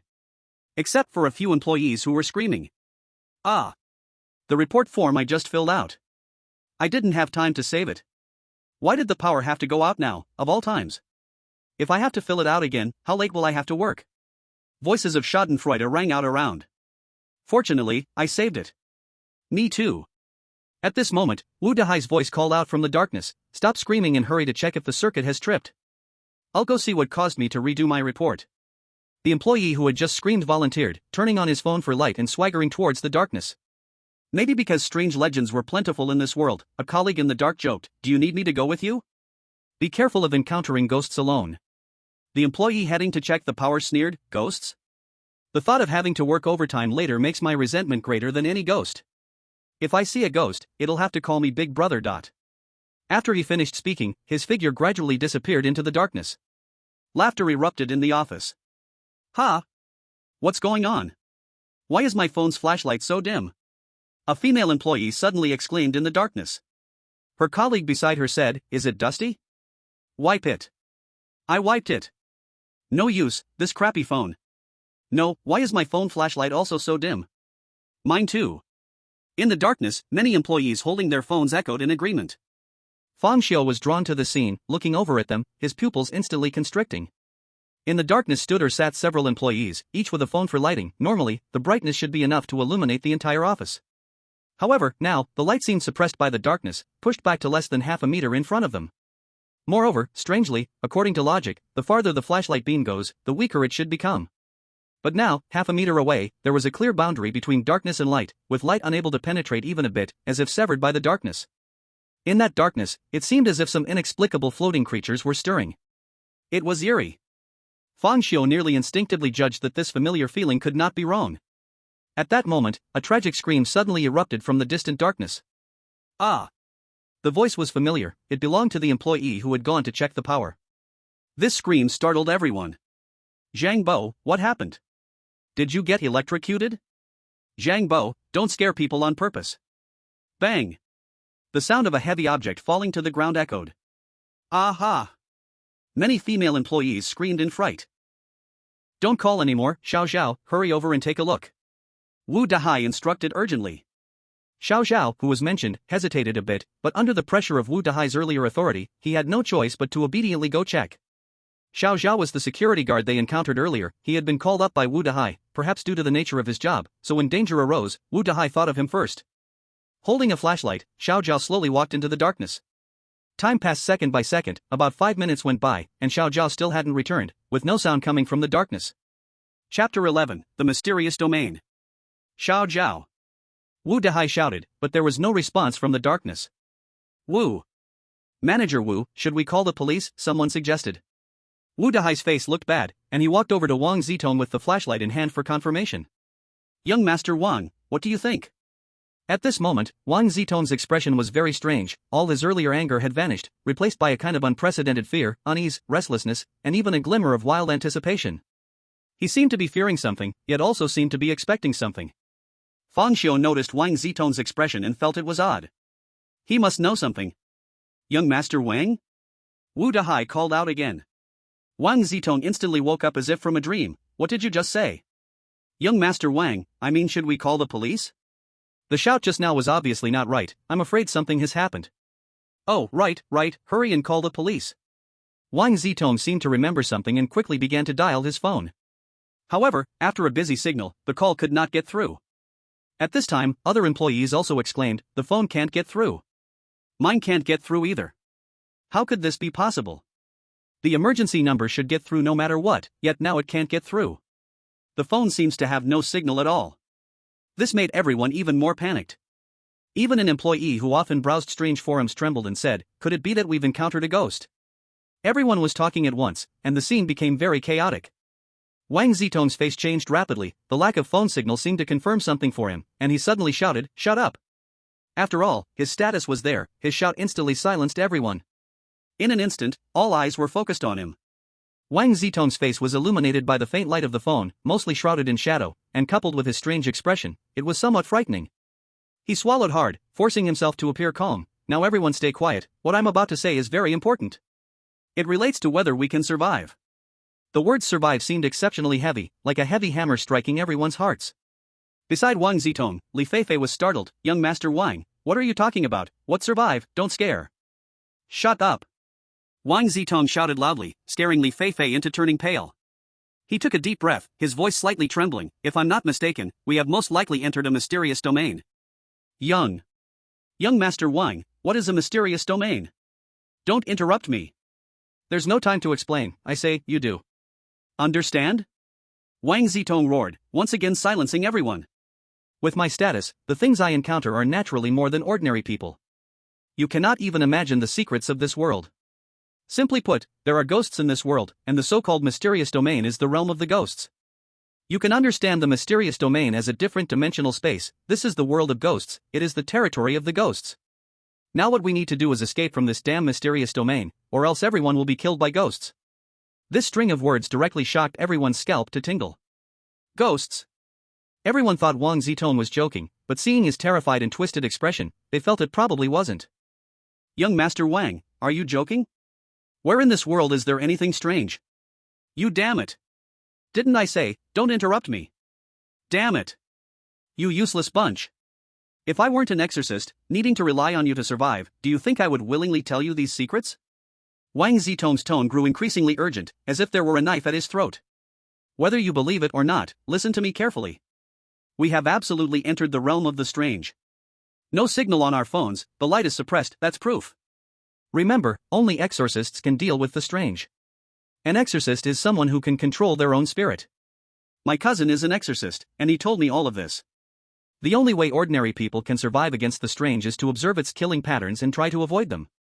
So from now on, everyone must follow my instructions, absolutely cannot act alone, even if you need to go to the bathroom, handle it right where you are. Wang Zitong's words left everyone skeptical. After all, it challenged the worldview they had held for decades. Until they truly saw something strange, normal people would always cling to their hopes. Perhaps the only one who completely believed Wang Zitong was Feng Xiu. Because his wife was a strange entity. However, Feng Xiu was puzzled. Although Wang Zitong knew about the existence of the strange, judging by his appearance, he clearly was not like himself, able to see the strangeness everywhere. If Wang Zitong could see the strangeness everywhere, he certainly wouldn't be acting so panicked. Although his performance as an ordinary person was quite impressive, it was still far from sufficient. He couldn't manage to remain unperturbed in the face of danger, and there was no way to survive before all the strange things in the world. But none of that mattered. What mattered was the exorcist. When Feng Xiu heard that only the exorcist could deal with the strange, the flames of hatred in his heart began to churn. Perhaps the exorcist could see the strangeness all around the world and hold the power to fight against it. W1. Young Master, what should we do now? Shouldn't we run quickly? Wu Dezai stammered. We can't run. Wang Zitong shouted as if stimulated, everyone stay where you are, do not move. Running wildly in the realm of the strange is no different from seeking death. My cousin told me, in the realm of the strange, you absolutely cannot run around, and certainly shouldn't look around or touch anything to avoid breaking taboos. So, what do we do now? Observe. Everyone carefully observe the surroundings, see if we can discover anything unusual. The strange hasn't attacked us yet, which means we haven't triggered the killing pattern. Following Wang Zitong's instructions, everyone began to observe their surroundings. Soon, 3 minutes passed, but no one made any discoveries. At the same time, no danger had occurred. This made everyone increasingly restless, and they began to doubt Wang Zitong's words more and more. They even began to whisper among themselves, with some thinking it might be due to magnetic field changes or some unknown scientific phenomenon that caused the light to weaken, phones to lose signal, and the power to go out. As for the 2 missing colleagues, maybe they were electrocuted while restoring power. Shouldn't we go out and take a look? I kind of need to use the bathroom. Yeah, where in the world is there anything strange? The whispers seeped into Wang Zitong's ears, making him increasingly anxious. He cursed internally but had to keep everyone calm. Because he was an ordinary person too, and his exorcist cousin once said that to learn the strange killing patterns, the best method was to fill it with human lives. This was also the reason he previously told everyone the hidden truth, to let them know the reality and gather them around him, so he could better test the strange killing patterns to survive. Everyone quiet down. I said, you must not move around carelessly. If someone needs to go to the bathroom, do it right here. Prince Teng's words had not yet finished when a calm voice directly interrupted him. The strange phenomenon has appeared. The calm voice seemed to contain some kind of magic, or rather, the information within the words shocked everyone. The scene instantly fell into silence. Chapter 12, The Spirit Master. What? Where is the strange phenomenon? Everyone panicked and looked around, but found nothing. Fang Xiu, what nonsense are you talking about at this time? Where is the strange phenomenon? A colleague, quite frightened, glared at Fang Xiu. Yeah, it's such a critical time, and you're still trying to scare people. Fang Xiu calmly looked at everyone, his handsome and fair face appearing even more exquisite in the dark, coupled with his emotionless expression, giving an eerie feeling of being a living doll. The crowd felt uncomfortable under the gaze of his dead water-like calm eyes. Even the voices that condemned him gradually weakened. Suddenly, Fang Xiu spoke. Wang Xiaoli is missing. Wang Xiaoli? Nonsense, Wang Xiaoli is right beside me. Wang Xiaoli, say something. A colleague hurriedly called out. But Wang Xiaoli did not respond. The person's heart suddenly sank, and he quickly used his phone to shine a light, only to discover that Wang Xiaoli, who had been beside him, had truly vanished. Wang Xiaoli! Wang Xiaoli! He called out twice in a hurry but received no response. At this moment, the crowd went into an uproar. Wang Xiaoli really disappeared. Could it be that the strange phenomenon really appeared? Fang Xiu, what did the strange phenomenon look like? Prince Tang suddenly asked. Although Prince Tang had a conflict with Fang Xiu, in the face of life and death danger, he would not go so far as to fight. Fang Xiu calmly replied, in the dark, I couldn't see the strange phenomenon, only that Wang Xiaoli disappeared. His calm demeanor made it seem like it was not a person who had just vanished, but an ant. A normal person witnessing such a bizarre situation would at least show panic on their face. But Fang Xiu slowly described the disappearance of Wang Xiaoli without any fluctuation of emotion. The people present were not foolish, having been in the workplace for many years, everyone had some skills in reading faces and body language, and it was clear to all that Fang Xiu's calmness was somewhat abnormal. Prince Tang suddenly looked suspicious as Fang Xiu, you seem to not be afraid of the strange phenomenon at all. Are you a spirit master? Fang Xiu shook his head and asked back, what is a spirit master? The confusion in Prince Tang's eyes deepened. A spirit master is someone who masters their own spiritual energy. I'm not very sure about the details, it seems spiritual energy is the power of the mind. My cousin said that there is great power hidden within a person's mind, but each person's mind is covered in dust, just like a glowing pearl covered in dirt. And a spirit master is someone who wipes away the dust, letting the mind shine with spiritual light. Prince Tang wanted to continue explaining, but Wu Dahai beside him interrupted directly, Prince, what time is it? How can you still have time for explanations? People are already starting to disappear, you need to think of a way to escape. Shut up! Prince Tang shouted in anger. Escape? How to escape? Where to escape? 3 people have already disappeared, if we move randomly and trigger the taboos of the strange phenomenon, we might all die. Furthermore, what I am saying right now is related to our lives. Do you think spirit masters come by chance? They are not born, they are cultivated. Currently, the best way to break the deadlock is for someone to become a spirit master. So, you're saying that spirit masters are trained in the strange domain? Fang Xiu suddenly asked. Prince Tang nodded in surprise, seeming astonished that Fang Xiu could still maintain such sharp judgment. That's right, to become a spirit master, one must harness the power of the strange phenomenon. I previously mentioned that each person's mind is covered in dust. To polish the mind, 2 conditions must be met. First is to experience the great terror between life and death. Only by experiencing the baptism of life and death can the dust on the soul be loosened, or through some significant stimulation, the soul can also be stirred. The second way is to come into contact with the strange, allowing the power of the strange to invade the soul through this contact. Just like a rag, it wipes away the dust. However, one thing to note is that although the power of the strange can wipe away the dust on the soul, it itself carries a kind of pollution. While it brightens the soul, it also pollutes it. If we compare the soul to a dust-covered pearl, then the power of the strange is like a blood-stained rag, and as it wipes away the dust, it inevitably taints the pearl with blood. The so-called spiritual brilliance is, in fact, a product of the distortion of the soul's own luster by the strange. After listening, Fang Xiu already had a plan in mind. It seems this is a world of idealism. The power of the spirit masters comes from the combination of their own souls and the power of the strange. The state between life and death acts as a catalyst for both, just like a chemical reaction that needs heating. This state is the process of heating. Upon thinking of this, Fang Xiu felt a bit confused. Between life and death, and contacting the strange, he had already satisfied both conditions, so why had he not ignited his spiritual essence? Or was it that he had already ignited it, but he had not realized? At this moment, Prince Tang continued to explain, so, everyone present has the opportunity to become a spirit master. Once someone becomes a spirit master, there is hope to escape the realm of the strange. What are the characteristics of igniting one's spiritual essence? Fang Xiu asked again. First, physical qualities that surpass those of ordinary people, heightened sensitivity in the senses, and once the spiritual essence is ignited, one will awaken a unique ability that reflects one's own soul. No two souls are identical, so there are no identical abilities. Ability? A reflection of the soul? Fang Xiu first thought of the ability of death rollback. Could this be his ability? No, that's wrong. His physical qualities and senses were no different from those of ordinary people, fundamentally unenhanced. Also, he had a vague intuition that the ability of death rollback was something he had from the moment he crossed over, and not something from igniting spiritual essence. Upon comprehensive judgment, it seemed he had not ignited his spiritual essence yet. So the question arises, since the death rollback is not an ability gained from igniting spiritual essence, why had he not become a spirit master despite meeting the two conditions? At this moment, Fang Xiu suddenly realized that he did not actually meet all the conditions because of the death rollback. The state between life and death was present. This should not disappear with the death rollback. It should be a mindset that does not change like memories with the rollback. After all, his mindset had long undergone earth-shattering changes due to multiple deaths.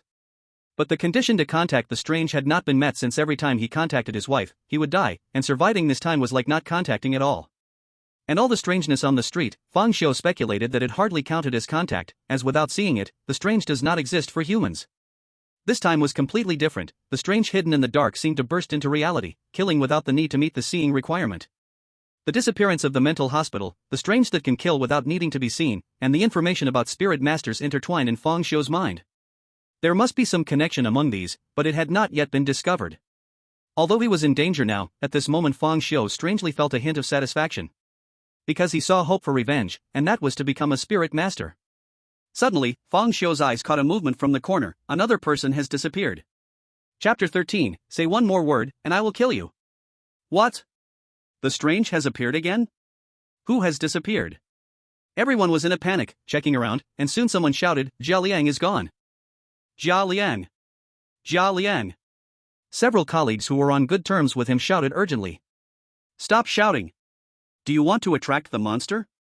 Wang Zai shouted angrily, his remaining sanity almost fading with so many people disappearing. The reason he could remain calmer than ordinary people was that he had seen these strange powers from his cousin before and was somewhat prepared in his heart. Plus, he was very envious of his cousin and wanted to become a spirit master, so entering the Eerie domain, besides fear, there was a faint thrill of expectation supporting him. But ultimately, a person can only pretend to be brave. When the real dragon appears before your eyes, you will find that the first emotion that surges from your heart is often fear. Wang Xiao, what should we do? I don't want to disappear. Li Feifei, teary-eyed, grabbed Wang Zai's sleeve, which made him feel annoyed. What the hell do you want me to do? Who do you expect me to ask? At this moment, suddenly a calm voice overshadowed the entire scene. It was Fang Xiu. The interval is 2 to 3 minutes. What 2 to 3 minutes?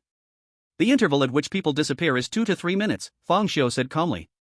To be precise, it should be 2 minutes for women and 3 minutes for men. Just now, security guard Xiao Zhao disappeared 3 minutes ago, then Wang Shili disappeared, and 2 minutes after Wang Shili disappeared, Jia Liang disappeared. It seems the monster's killing pattern is to take one person every 2 to 3 minutes. Are they killing based on time? Damn. How the hell do we avoid that? Wang Zai's eyes turned red, his emotions on the verge of losing control. Fang Xiu ignored him and turned to walk into the darkness. Everyone was instantly shocked. His good friend Zhao Hao shouted immediately, Xiu Ge, what are you doing? Are you crazy? Fang Xiu replied without looking back, of course, I'm going to find a way out. Are we supposed to just sit here and wait to die? There are still 8 people left. According to the pattern of one person disappearing every 2 to 3 minutes, in about 20 minutes, everyone will die. It's better to take a chance. Fang Xiu. You better stop. Wang Zai suddenly shouted angrily. Didn't I just say that no one can act arbitrarily? Do you understand that if you break the monster's rules, we all could die with you? You're just an ordinary person. Do you know what that means? Fang Xiu stopped, suddenly turned around, and a pale, expressionless face appeared before everyone, like a white corpse, void of any vitality. Wang Zai felt his breath catch as he was stared at by that face. At that moment, words flowed from Fang Xiu's mouth without any emotional fluctuation. If you say one more word, I will kill you before the monster does. Clearly devoid of any emotion, those words held a chilling aura. In that instant, Wang Zai even felt a strong sense of impending death enveloping him. Facing Fang Xiu's calm eyes, Wang Zai suddenly realized he was serious. Saying one more word could really lead to death. As a rich second generation, he had a wide circle of friends, and because of certain reasons, he had even seen the eyes of murderers. But the pressure from the eyes of a murderer could not compare to Fang Xiu's calm gaze. Wang Zai's feeling was not wrong. the eyes of a murderer were indeed different from the eyes of someone who had survived murder 18 times. Seeing Wang Zai fall silent, Fang Xiu turned and disappeared into the darkness. Zhao Hao saw this scene and hesitated for a moment. The next moment, he gritted his teeth, glanced at Fang Xiu's departing figure, then at the crowd still hesitating, and finally chose to follow him. Wang Xiao, what should we do? Wu Dahai's voice trembled. Wang Zai's face switched between green and white. When Fang Xiu was there, he dared not vent his anger, but now that he was gone, his frustration surged. What do we do? If those two want to die, let them go. Two losers who don't even know about spirit masters dare not listen to me? But I don't think Fang Xiu looks like a person who would seek death. Why don't we follow him and take a look? Wang Ziteng's anger surged instantly. Follow him? Hell no. I would rather die than be caught by the demon. Before he finished his sentence, a sharp scream interrupted him. Ah! Another person has vanished. Wang Ziteng's heart suddenly trembled. He looked around at the remaining people and calculated that there were only 5 left, including himself. He quickly changed his words. Hurry. Let's follow him. Fang Xiu traveled through the dark corridor, with Zhao Hao closely following behind. The two of them kept moving forward with their flashlights, but after a long time, they had not yet exited this corridor. Normally, they would see the stairs down at the end of the corridor after just a few steps, but today the corridor seemed like an endless abyss, deep and boundless. Xiugu, something is not right. Why haven't we reached the stairway yet? Zhao Hao trembled continuously, curling up behind Fang Xiu like a little bird seeking comfort. Shu, be quiet. Fang Xiu suddenly stopped, staring intently into the depths of the corridor. At the end of the corridor, a faint green light suddenly appeared, glowing like an exit sign in the darkness, eerie and unsettling. Upon seeing the light, Fang Xiu could not help but frown. This light is exactly the same as the one in Qingshan Mental Hospital. An unbelievable suspicion formed in his mind, and he hurriedly quickened his pace toward the light. When he finally stepped into the light, he found himself in a narrow, cramped, and dilapidated corridor, with ceilings and walls stained dark and bloody. Old benches were placed every few meters along the corridor. It felt as if he had stepped into a hospital corridor from decades ago. The walls were dark, and the floor was not the usual marble but grayish-white concrete. This is Qingshan Mental Hospital. Xiu Gu. Am I hallucinating? Where is this? Shouldn't we be at the office? Why does this look like a hospital from a horror movie? Zhao Hao's scared voice came from behind Fang Xiu. Fang Xiu's heart stirred. Zhao Hao can also see the mental hospital. Could it be? Fang Xiu extended his hand to touch the walls around him, feeling the cold, rough texture. His pupils suddenly contracted. Indeed. He had entered the mental hospital, and this time it was not an illusion, but reality. Could it be that the mental hospital, like those living demons, met some conditions and thus intruded into reality? Could this be what they call the Eerie domain? Fang Xiu speculated that the previously almost holographic mental hospital had spatially overlapped with reality, as if the sales office had been swallowed by it, embedded within. No wonder he couldn't see the mental hospital like before. It turned out he was already inside. Chapter 14, The Female Doctor Appears. This is good, we've moved a step closer to the truth. Fang Xiu muttered to himself. He had no intention of leaving, rather, he hoped to explore Qingshan Mental Hospital. The two continued to walk forward and soon discovered 2 large pools of blood not far down the corridor. The amount of blood was alarming, and the surrounding walls were splattered with plenty of it. Remnants of flesh and bone, as well as tattered uniforms from the sales office and security, were scattered among the blood. Those flesh and bone fragments looked like leftovers from a person's meal, marked with bite and tear marks. Seeing the familiar clothes in front of him, Fang Xiu clearly understood that these belonged to the colleague and the security guard he had checked the power supply with earlier.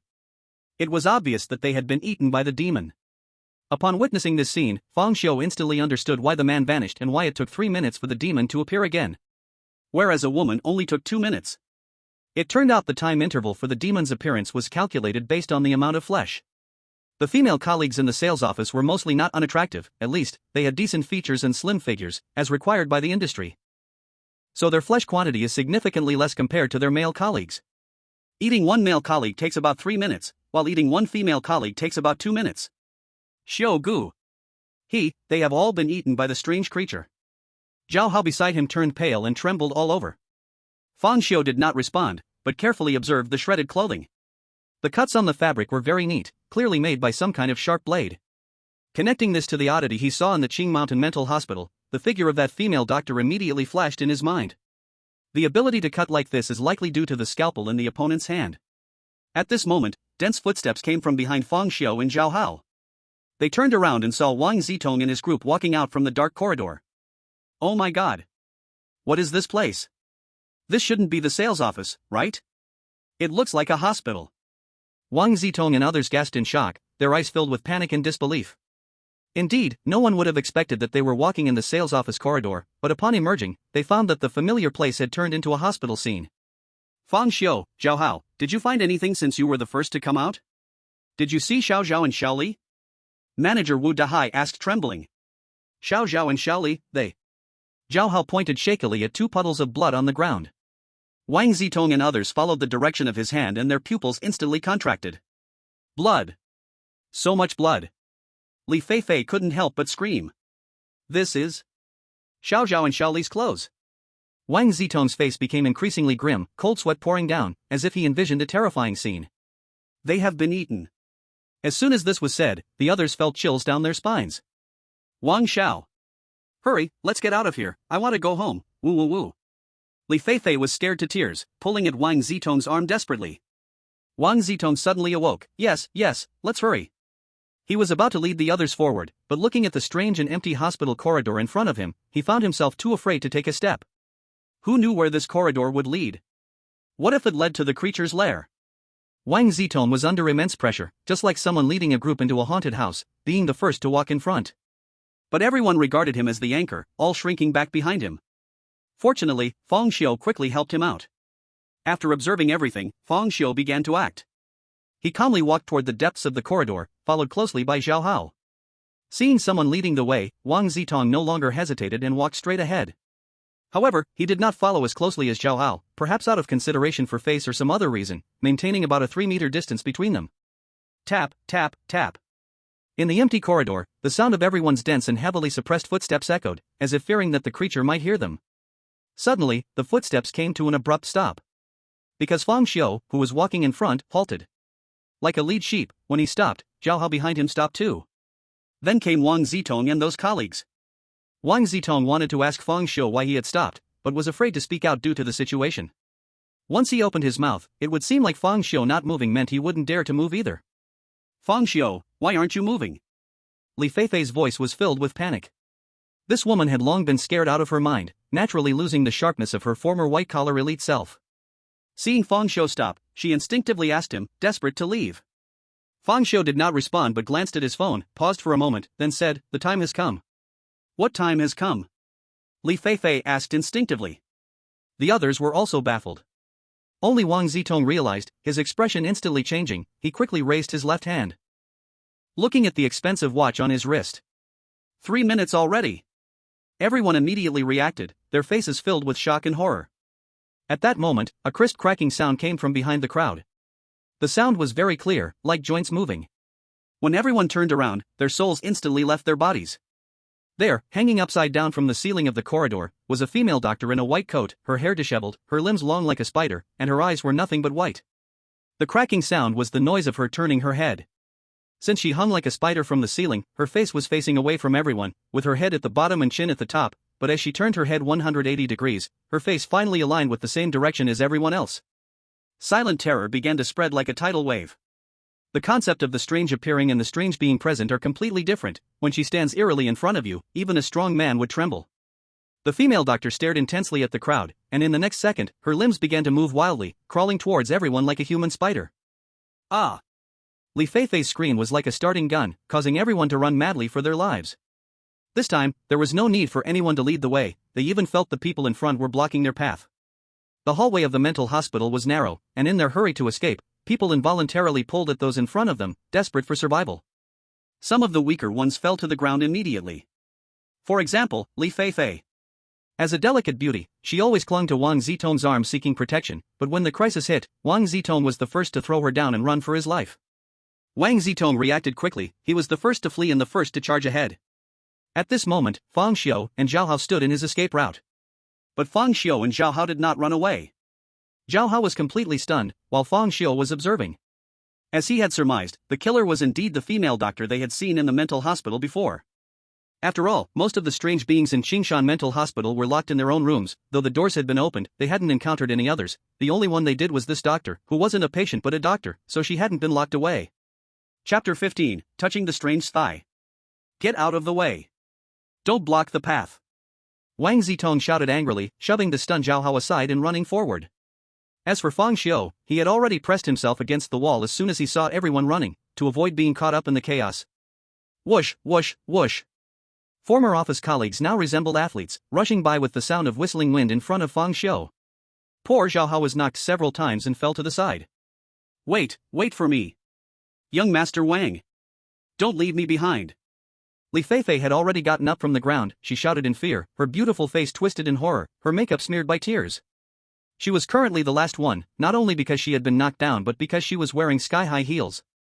Of course, it could also be related to her having done some exhausting activities earlier. It is worth mentioning that she wore not only sky-high heels but also a fitted skirt. The skirt was tight, very body-hugging, and quite sexy, but the only downside was that it couldn't allow for running. Anyone with experience would know that once you start running, the skirt would unconsciously ride up. Ah! Li Feifei hadn't run 2 steps before she cried out in pain and fell to the ground. Her delicate, slender ankle was swollen and red. It was proven that wearing high heels made it impossible to run and easily led to spraining an ankle. Li Feifei, who fell down, couldn't care less about the burning pain in her ankle.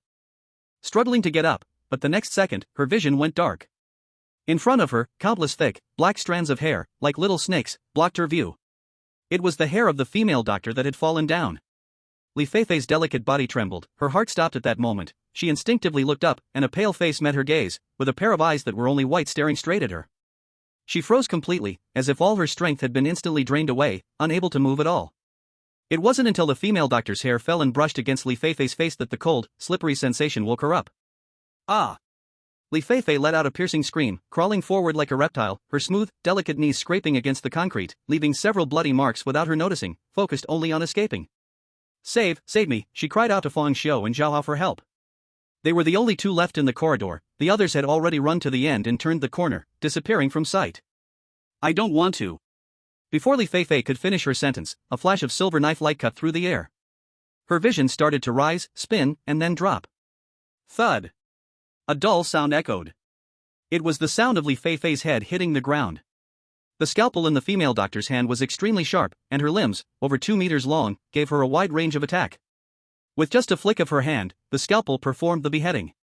It was so fast that Li Feifei's body remained in the crawling position, her broken, pale neck had a smooth, clean cut, and bright red blood gushed out like a fountain.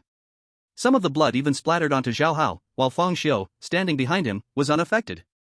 Zhao Hao, who had finally calmed down, was again dumbfounded at this moment. This horror and bloodshed didn't make him pee his pants, but that was only because he had already emptied his bladder.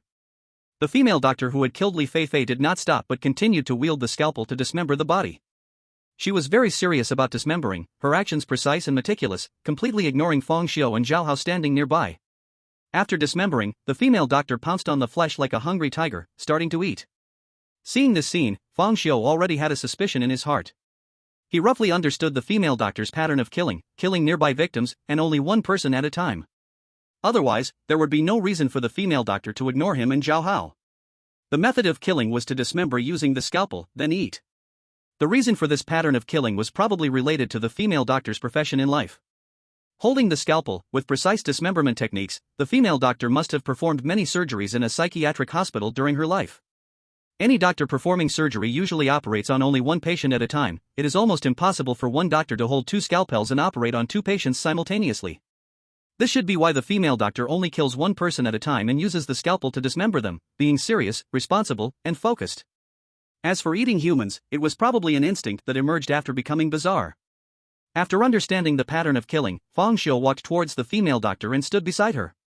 The scene was very bloody, but Fang Xiu remained unmoved. He had to thank his wife for this, as he had experienced many such scenes before, only he was the one being eaten. Suddenly, Fang Xiu clenched his fist and struck fiercely at the female doctor. Bang! A dull collision sound echoed. Fang Xiu retracted his fist, and blood dripped down from it. He frowned slightly, looking at his injured fist, then at the female doctor's unscathed cheek. She was still eating elegantly, seemingly unbothered by Fang Xiu's rudeness at all. Fang Xiu felt as though the punch had struck iron, and it was this punch that made him realize the gap between himself and the female doctor. It seems that all the weirdness encountered so far possesses a lethal power that humanity finds utterly hard to resist. In the face of the bizarre, humanity is as weak as ants. Perhaps, only by becoming a spirit master can this situation be changed. At that moment, a trembling voice sounded behind Fang Xiu. Xiu. Brother Xiao, let's run. It was Zhao Hao. Obviously, Zhao Hao had already recovered from extreme fear. He did not flee like those colleagues but planned to call Fang Xiu. But Fang Xiu did not run, instead, he calmly stood in place. This weirdness only eats one person at a time, which means when she is feeding, it is the safest time. But I see she's about to finish eating. Li Feifei has a great figure, she is not that kind of skinny beauty. Although her legs look thin, the places that should have meat are quite generous, so based on her meat amount, it can support at least 3 minutes, maybe even 4 minutes.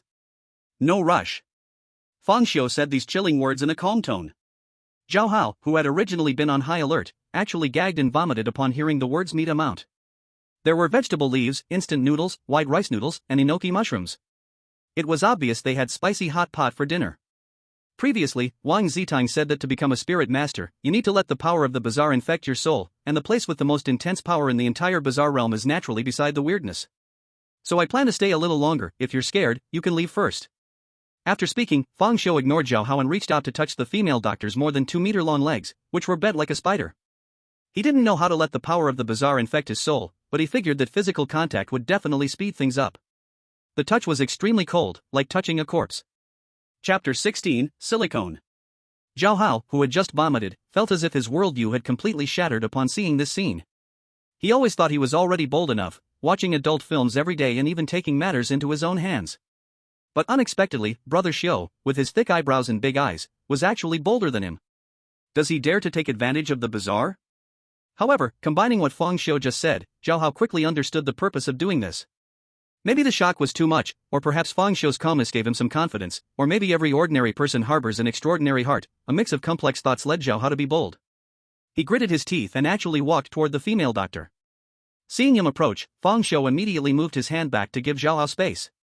Zhao Hao looked at the long, white, slender legs in front of him, trembling as he reached out his hand, as if he were about to grab a poisonous snake. Damn it! Here goes. Hiss. So cold. Zhao Hao inhaled sharply, but did not pull his hand back. The two touched for a while but felt no change. At this moment, Zhao Hao suddenly spoke. I never thought that my first time touching a woman's thigh would actually be touching a weirdness. But to be fair, this leg is really long, almost longer than my life. Fang Xiu looked at Zhao Hao in surprise, not because of his cold joke, but because he saw a bit of potential in Zhao Hao. Although he initially showed great fear, his adaptability was strong. Now he even dared to joke. Even if the jokes were to relieve his own nervousness and fear, not everyone would dare to joke at such a time. 1 minute has passed. Let's touch for another 30 seconds and then leave immediately to allow enough time to escape. Fang Xiu decisively said. Zhao Hao nodded. Time passed by second, 30 seconds quickly rushed by. Go! Fang Xiu turned and ran without hesitation, with Zhao Hao closely following behind. Since Fang Xiu dared to be so bold, he naturally had confidence in his heart. After all, he had previously entered Qingshan Psychiatric Hospital. Although he hadn't explored all of it, he still remembered the general layout and some routes. So he confidently used the advantage of the terrain to distance himself from the female doctor. However, just as both of them ran to the corner at the end of the hallway, a shocking change occurred. Fang Xiu suddenly noticed a few strands of black hair falling in front of him. He looked up and met the female doctor's pale eyes. How could this be possible? Fang Xiu was startled. Could it be that he misjudged the pattern of murder? Clearly, there were still at least 2 minutes of escape time. Why was the female doctor chasing him so quickly? He instantly turned to look at Li Feifei's body, and his pupils trembled. He saw that Li Feifei's body had been eaten away, turning into a pool of blood, and on that blood pool, several large pieces of silicone were left. Silicone. Fake. Fang Xiu exploded. He never expected to make such a mistake. He could only blame himself for not having much contact with women, having naively thought that all women were real. However, there are indeed many things in this world that are fake but look real. Whoosh! A flash of silver light passed by, and Fang Xiu's gaze began to rise. His head was tossed high before falling heavily. I hope there's no silicone in heaven. A cold, slippery touch came from his palm. When Fang Xiu woke up, he realized, surprisingly, that he had not returned to his wife but was instead next to the female doctor, touching her thigh. At this moment, Zhao Hao came over and also started touching. Fang Xiu hurriedly pulled out his phone to check the time, discovering that he had died, and returned to just when he was touching the thigh. A thought surged in his mind. Could it be the Death Rewind was based on events? Like levels in a game, the first level was near the rented house. And the second level is the Qingshan Mental Hospital. Since the first level had been completed, did the save time automatically move to the second level? Fang Xiu didn't have time to think. Last time he died because of silicone, so this time he wouldn't make the same mistake. Let's go. Zhao Hao was slightly stunned. Shogu, are we leaving just after touching? This is my first time. Before Zhao Hao could finish, Fang Xiu turned and left. Zhao Hao dared not stay here alone and quickly followed. At that moment, Fang Xiu's faint voice came, around her, there's silicone, so the meat amount isn't enough to last too long. Zhao Hao was first taken aback, then he shouted in surprise, silicone. No wonder it's so big. The two ran all the way and soon reached the end of the long corridor, where there was only a right-turning passage. Without any hesitation, they turned right. After taking just a couple of steps, a staircase appeared before them. Downstairs. Fang Xiu said, and the two began to run down crazily. The lights in the staircase grew dimmer, and the darkness floated in the air like some kind of substantial particles. They ran madly, 1 floor, 2 floors, 3 floors. Before long, dense footsteps sounded ahead of them. Then came a person's scream. The ghost. The ghost is catching up. Fang Xiu recognized this voice, it was one of his colleagues. He quickened his pace, directly jumping down the stairs, and when he got closer, sure enough, it was Wang Zitong and the others. Wang Zitong and his group naturally saw Fang Xiu, and it was slightly a relief. Obviously, they still thought it was a ghost chasing them. It's Fang Xiu and Zhao Hao. You scared me to death. I thought it was a ghost chasing us. One colleague gasped. Zhao Hao looked at the crowd, somewhat surprised. Why are you running so slowly? Slow? We have at least gone down 20 floors. What about you, why did you run so fast? 20 floors. Zhao Hao was instantly pale with fright, that's impossible. Xiu and I only went down 3 floors before meeting you. What? Zhao Hao, don't talk nonsense right now. Fang Xiu looked at the flustered crowd, feeling contemplative. At this moment, Wang Zitong reacted, eyes filled with panic, the ghost is hitting the wall. It must be the ghost hitting the wall. My cousin said that the ghost's power causes hallucinations, which can lead to ghost wall hitting. People who encounter the strange wall of attack will always turn in circles, never able to escape. This is also why Fang Xiu and the others quickly caught up to us, because we have been stuck in place. Wang Zitong's words added fuel to the fire, making everyone even more panicked. Does anyone have any extra items? Throw them on the ground to make a mark. Fang Xiu's calm voice cut through the chaos of the crowd. Wang Zitong clearly realized what Fang Xiu was planning to do, quickly pulling out a small item from his pocket and throwing it on the ground. The rest quickly reacted, pulling out some cash and cigarettes to toss on the ground. After making marks, everyone began to race down the stairs again. As they descended halfway down, they turned a corner and found their discarded items lying on the stairs. This is the lighter I just threw. And my money. Oh no, it's really the strange wall of attack, what should we do? If the strange thing catches up to us, we're doomed. Chapter 17 Strange Wall of Attack. Wang Zitong's face darkened as he picked up the small item he had just thrown, realizing it was not an illusion but his usual wolf tooth pattern, making his expression even worse. Everyone be quiet, he shouted, my cousin has said that ordinary people can't escape the strange wall of attack. To break the deadlock, we can only rely on our spiritual sense to see through this, hurry up and check if anyone can light up their spiritual sense. After saying this, he focused all his energy to pray, hoping to light up his spiritual sense. He didn't know if being chased by the strange thing counted as life and death experience, but at this point, all he could do was pray. Fang Xiu ignored what everyone was doing and began to feel along the right wall.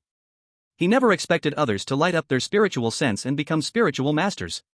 Because among these people, the one most likely to become a spiritual master was definitely him. Only he had truly experienced life and death and had close encounters with the strange. If he did not become a spiritual master, then the others had even less chance, so instead of praying, it was better to search for clues. He began to recall the overall layout of the psychiatric hospital, believing that the way out should be on the right. Previously, when he had moved through the stairwell, the exit had been on the right side, and although he couldn't distinguish which building of the psychiatric hospital this was at the moment, the layout should be the same. Since the strange wall of attack was an illusion, he could close his eyes and feel his way down the right side of the stairs, likely finding a door. Fang Xiu closed his eyes and felt along the right wall as he began to descend the stairs, his strange action immediately drawing the attention of the crowd. After all, everyone was standing still, and only Fang Xiu was moving away to act alone, it was hard not to attract attention. Wang Zitong watched Fang Xiu's actions with thoughtful eyes. By this point, he had realized that Fang Xiu was somewhat extraordinary. He was too calm, never once showing any signs of panic, even when facing the strange. He couldn't help but recall the scene from before when the female doctor appeared. His first instinct was to flee, but what was Fang Xiu doing at that time? Fang Xiu hadn't run but had stood against the wall to avoid being squeezed. Clearly in the front position, but he chose not to escape at the first opportunity, and in the end, only Fang Xiu, Zhao Hao, and Li Feifei remained. Now that Li Feifei was missing, she must have died. But Fang Xiu and Zhao Hao remained in that corridor for at least a minute. What had they been doing? Why hadn't the strange thing killed them? Why hadn't they escaped? The two men and the female strange had stayed together for a full minute. Could it be that they were taking advantage of the female strange? Wang Zitong dismissed this absurd thought. Although he didn't know what those two had done in that minute, one thing was certain. The strange only killed one person each time, 3 minutes for men, and 2 minutes for women. This period was absolutely safe. Even staying next to the Eerie one is fine, Fang Xiu and the others living is the best proof. At this moment, Fang Xiu had already walked down the stairs, distancing himself from the crowd. Prince Teng saw Fang Xiu going down and seemed to realize something. He imitated Fang Xiu, closing his eyes and feeling the wall as he went down. The others were attracted by their actions. In Fang Xiu's touch, he had been feeling a solid, rough wall, but when he reached the 15th step, the feeling changed. It became smooth and increasingly cold, as if he were touching steel. Fang Xiu suddenly opened his eyes, looking at the bare wall before him. Without any hesitation, he immediately pressed his hands against it, trying to find a doorknob. At this moment, Prince Tang, following suit, also felt his way over. Soon he realized the touch was different and couldn't help but burst with joy. It's a door. With a click, Fang Xiu twisted the doorknob he just found, and then the door opened. At the wall, an iron door had appeared at some unknown time. Now, the iron door opened, revealing a dim long corridor. Whoosh! Prince Tang crazily dashed in first. Fang Xiu said nothing and walked into the door on his own. The rest of the people, seeing the exit, ran madly inside. As they started to flee through the corridor, even though Fang Xiu was the second to enter, he fell to the second to last position. It wasn't that he was running slow, but it was unnecessary. When facing the female doctor, you didn't need to run faster than her, you just needed to run faster than the last person, and this also made it easier to touch her thigh a few more times during her meal, hoping to light up your sensitivities sooner. Moreover, sometimes being at the front wasn't necessarily a good thing. Fang Xiu clearly knew that there were more than just the female doctor lurking in this mental hospital. Although most were locked in their wards, don't forget, the doors of the wards were open. As they ran, Prince Tang, who was leading, suddenly stopped, followed by the others who gradually came to a halt. Because two paths appeared before them, one to the left and one to the right. Both paths were very deep, visibility less than 1 meter, and no one could see what was behind them. So no one dared to walk. If they picked a dead end, wouldn't they be caught by the female doctor later? At this moment, everyone's gaze focused on the last person in line, Fang Xiu, who had just run up. Since Fang Xiu previously found the way out from the Eerie wall, they naturally believed he might find the way out now. But unfortunately, Fang Xiu also didn't know which path to choose. He hadn't explored the entire mental hospital. Instead, like a ghost, he wandered through the walls of the hospital, knowing the general layout and some paths he had walked through. Unfortunately, both paths here were beyond his knowledge. Fang Xiu, which way should we go? Prince Teng quickly asked. Looking at the eager gazes of the crowd, Fang Xiu couldn't help but find it amusing. When running away, he wanted to push himself aside, but when faced with difficulties, he thought of himself. Wasn't this simply the role of a tool? However, Fang Xiu didn't mind, because he also regarded everyone as tools. Currently, the female doctor was invincible against them, and to buy time, people's lives had to fill the gaps. Fang Xiu said nothing but directly chose the path on the right. Even though he didn't know which way was right, he knew that time could not be wasted at this moment. All time was purchased with lives. Seeing Fang Xiu walking towards the right, without exception, everyone also chose to run to the right. And at that moment, the sound of creaking joints echoed. Everyone turned back to look, only to see the spider-like female doctor hanging upside down from the ceiling, her pale eyes staring directly at them. The white lab coat on her body stood out vividly in the dimly lit hallway. Ah! Run! Don't block the way! The crowd erupted in chaos, desperately running forward. But human speed could not compare to that of the female doctor. 2 legs couldn't outrun 4 legs. The doctor's ghostly figure appeared instantly above the crowd's heads, her long black hair flowing down, swiping toward the last person in line. Chapter 18 Humanity. The last person was Manager Wu Dahai. Among everyone, he was the oldest and the heaviest, middle-aged and out of shape, so his physical ability was naturally poor. But Wu Dahai, whether intentionally or not, in his panic, grabbed the person in front of him and forcefully pulled him back, using the leverage to push himself forward. The person he pulled stumbled, nearly falling, and naturally became the last in line. Swish, a flash of silver appeared. The last person, pulled by Wu Dahai, was instantly decapitated, not even able to let out a scream. When Fang Xiu saw this scene, he immediately stopped, touched his thighs twice, and then continued running forward, not worried about falling behind. Being young and strong, plus his regular exercise, he was in the prime of his life. He didn't know how to quickly awaken his spirituality, so he could only make these seemingly pointless attempts. The corridor on the right was long. After running for a whole minute, they finally reached the end, where it opened up. It was a dining hall. The dining hall was large, empty, filled with old tables and chairs. In the corners were stoves and several large black pots. Wang Ziting was overjoyed. Dining halls usually have exits connected to the outside world. Upon hearing this, everyone became excited, completely ignoring the state of the dining hall, scanning the area, and quickly spotted a door on the far left side, then ran towards it. Fang Xiu, however, kept the second to last position, running calmly while also observing his surroundings. Upon entering the door, it was another dim and narrow corridor, but this corridor seemed even darker, as if the lights on the ceiling might go out at any moment. No one cared about the environment here, they only wanted to escape quickly. The group soon reached the end of the corridor, and Wang Ziting turned pale. There's no way out. It turned out the end of the corridor was a dead end. This was simply illogical. According to Wang Ziting's understanding, places like dining halls, which were dense with people, would typically have emergency exits or connections to the outside. How could it possibly be a dead end? Could it be that the entire hospital was completely sealed off, with no intention of letting anyone out? Look! There's a door, a colleague shouted. At the end of the corridor on the right side, there was a narrow door, so narrow that only one person could pass through. It was made of wood, the paint already peeling, with a small glass window on it. Seeing the door, everyone had no time to think. They opened it and rushed in. Regardless of what was inside, there was a monster waiting outside. Fortunately, there was no monster inside. It was a small room packed with brooms, mops, and old furniture. So much so that after the 5 of them squeezed in, it became hard to find a place to stand. Damn it! This is a storage room. There's no way out here. Wang Zitung cursed in frustration. The others also looked desperate. A dead end. This was an absolute dead end. Caught like a turtle in a jar by the monster. Did they make the wrong choice? Fang Xiu calmly thought that perhaps next time he should have chosen the left path. He was not panicking at all. After all, this was just a trial and error for him. He thought for a moment and decided to go back and choose the left path. Now it was too late to run back. 2 minutes had already passed, and only 1 minute remained before the doctor would attack again. If he turned back, he would only be delivering himself to the doctor. Although one could choose to send someone to their death to help others escape, Fang Xiu felt it was meaningless. Now, including himself, only 5 people were left, and nobody knew how far they still had to run, or how many lives it would take to fill this road. Just as Fang Xiu was ready to step out the door to find the female doctor to reset their deaths, a furious voice from Prince Ting came. It's all your fault. Fang Xiu. If it weren't for your wrong turn, would we be stuck here? Fang Xiu. If you didn't know which road to choose, couldn't you discuss it with everyone? Why insist on choosing the right one by yourself? Wu Dahai angrily echoed. Another person, besides Zhao Hao, didn't say anything, but their eyes revealed a hint of blame.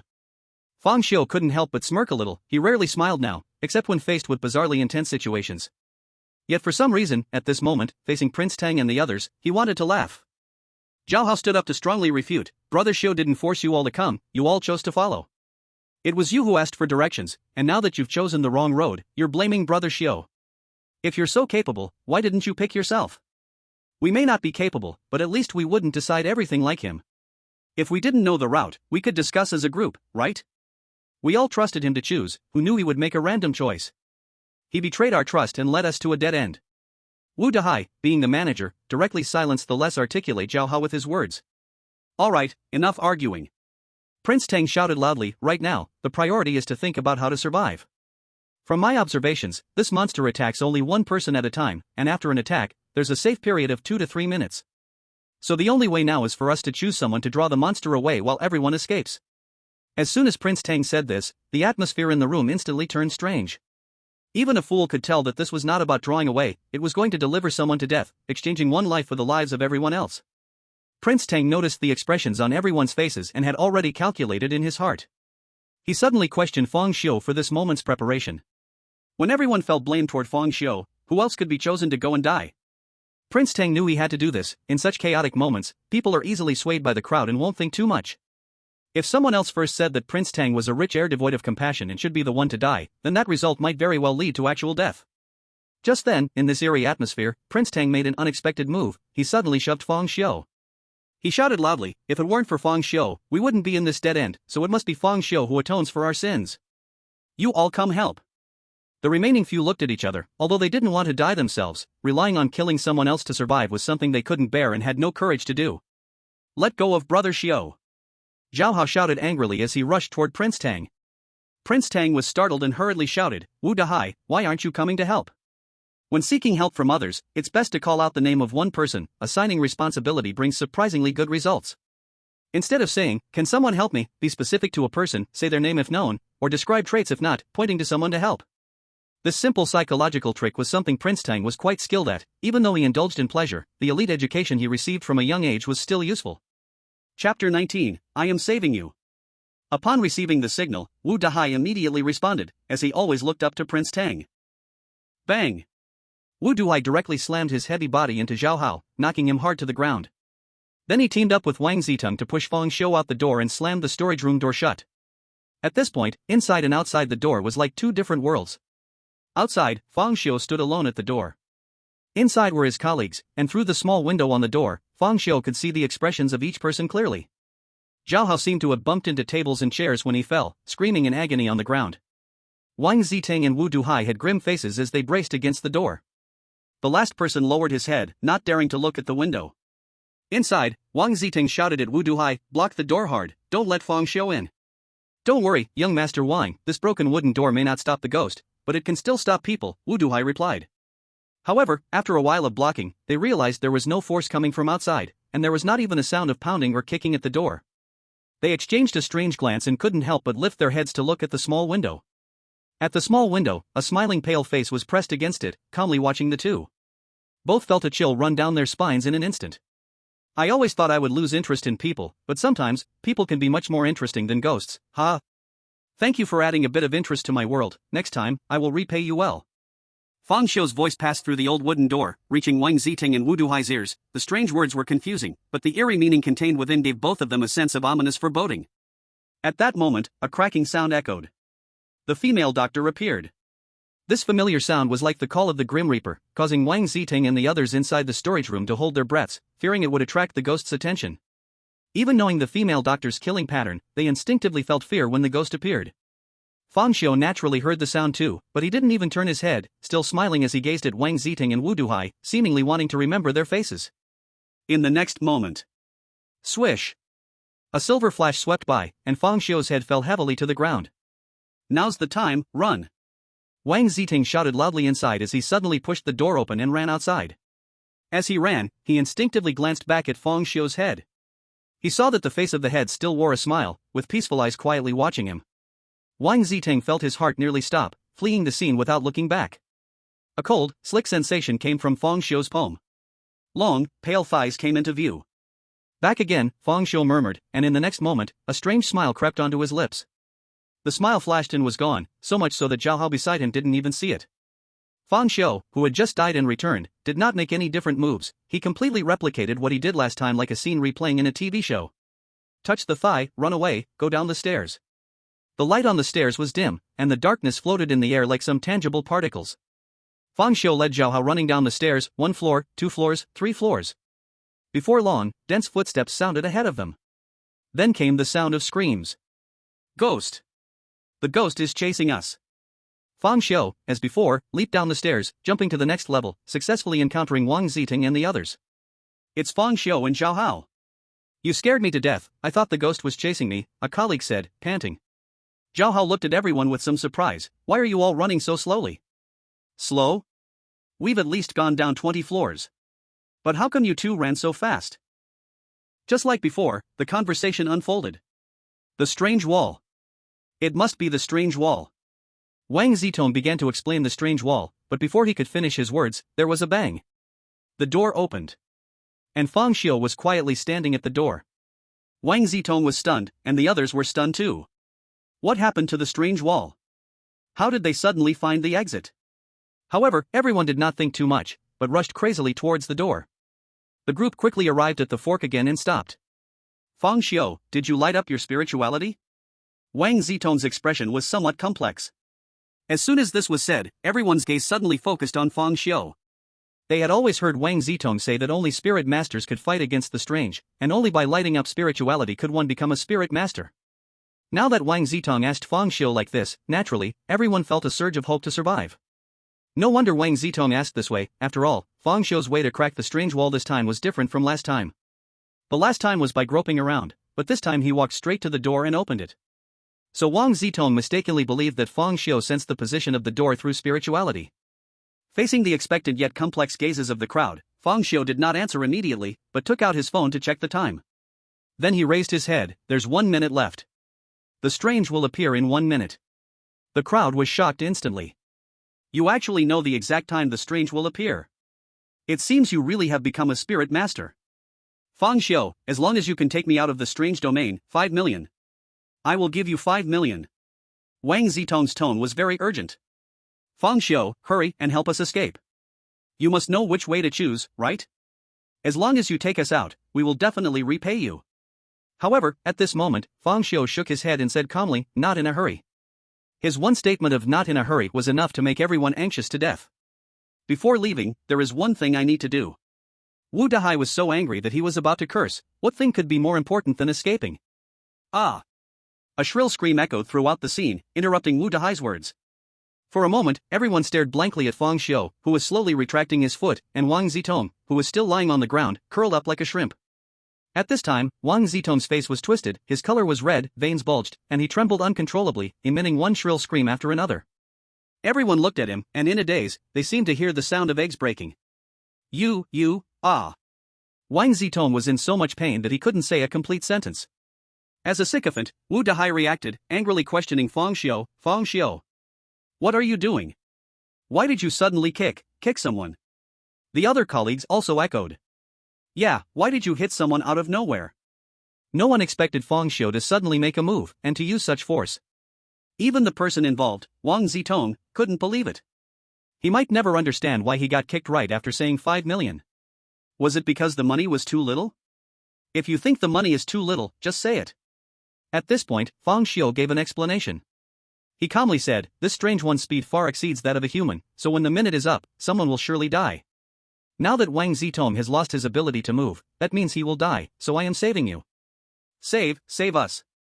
Everyone was stunned, they probably couldn't figure out that this was Fang Xiu's reason for hitting someone. After Fang Xiu finished speaking, he did not give the crowd time to react and kicked again. The next second, another shrill scream rang out. This time it was Wu Dahai who fell down. Wu Dahai's posture was identical to Wang Zitong's, covering his crotch and falling to the ground, wailing non-stop. However, his pain tolerance was clearly not as good as Wang Zitong's. After a couple of screams, he fainted. As everyone knows, the crotch is the most vulnerable part of a man. Fang Xiu did not hold back at all, kicking firmly and thoroughly, shattering everything completely. Thus, Prince Tang and Wu Dahai were definitely incapable of action for a while. Everyone exploded in shock this time because Fang Xiu unexpectedly kicked out twice without warning, seriously injuring Prince Tang and Wu Dahai. Xiu Gu, what is this? Zhao Hao instinctively took a few steps back from Fang Xiu, his hand unconsciously covering his crotch. The gazes of the others toward Fang Xiu were filled with caution and doubt. Fang Xiu, what do you want to do? Attacking Prince Tang was to save us, but what about attacking Wu Dahai? One colleague questioned angrily. No one was willing to be with someone who could attack without warning, especially someone so brutal, directly cutting off all their chances. Fang Xiu remained unchanged in face of everyone's questioning, still calm, to keep one as a backup. Chapter 20 The Taste of Revenge. Back up. Everyone looked at Fang Xiu's calm face, and a storm surged in their hearts, for Fang Xiu's actions were brutally harsh and too unexpected, shocking them. Indeed, no one wanted to die, and when it came to a necessary choice, it was time to choose. But Fang Xiu gave no room for discussion or choice at all, directly hurting people. Hurting one person was one thing, yet he wanted to keep a backup. This unusual way of doing things completely overturned everyone's worldview. As a result, they were now very alert to Fang Xiu, fearing he would keep another backup. However, Fang Xiu did not strike again. The right side is a dead end, those who want to live can go left. The few looked at Fang Xiu suspiciously, clearly no longer trusting him. One person asked, if the road to survival is left, then why don't you go? I am waiting to touch a thigh. Touch? Thigh? Except for Zhao Hao, the other two thought they had misheard. Where do you touch thighs in this Eerie domain? Touch the Eerie thigh? At this moment, the sound of joints moving echoed, and the female doctor crawled down from the ceiling. The crackling sound was from her limbs moving. Her pale lips still displayed a trace of bright red blood, which dripped down continuously.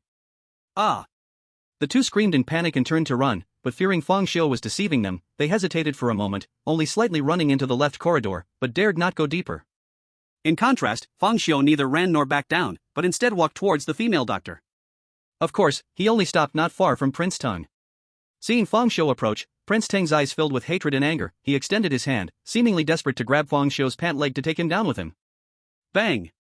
Fang Xiu stepped down, firmly crushing Prince Tang's palm underfoot. You! You! The intense pain drove Prince Tong completely insane. Consumed by rage, he almost lost all rationality. At this moment, Fang Xiu slowly leaned down, calmly saying, "Do you like my repayment?"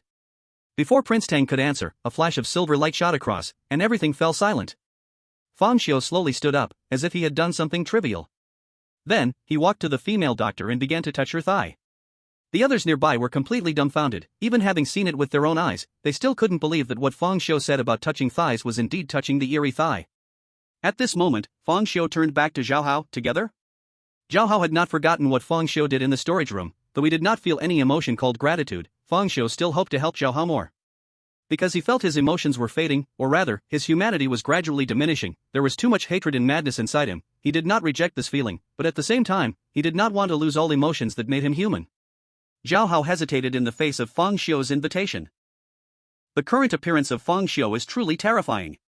His serene face is covered in blood, the pale skin contrasting with the bright red blood, creating a strange sense of beauty. At his feet lies the severed limbs of Prince Tang, standing alongside the Eerie, making it hard for one to tell who is truly the uncanny one. Zhao Hao hesitated for a moment, but ultimately chose to believe Fang Xiu. He had very few friends, and perhaps Fang Xiu was his only true friend. Coming from an ordinary family, with an appearance that left much to be desired, he had always been on the margins at the sales office. Only Fang Xiu, as an orphan, was willing to interact with him, and over time the two became good friends.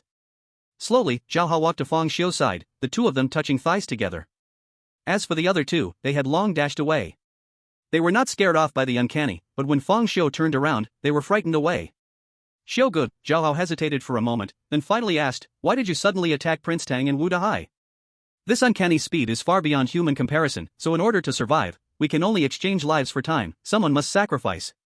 With the identities and statuses of Prince Tang and Wu Dahai, who do you think they would choose when it really comes to the moment?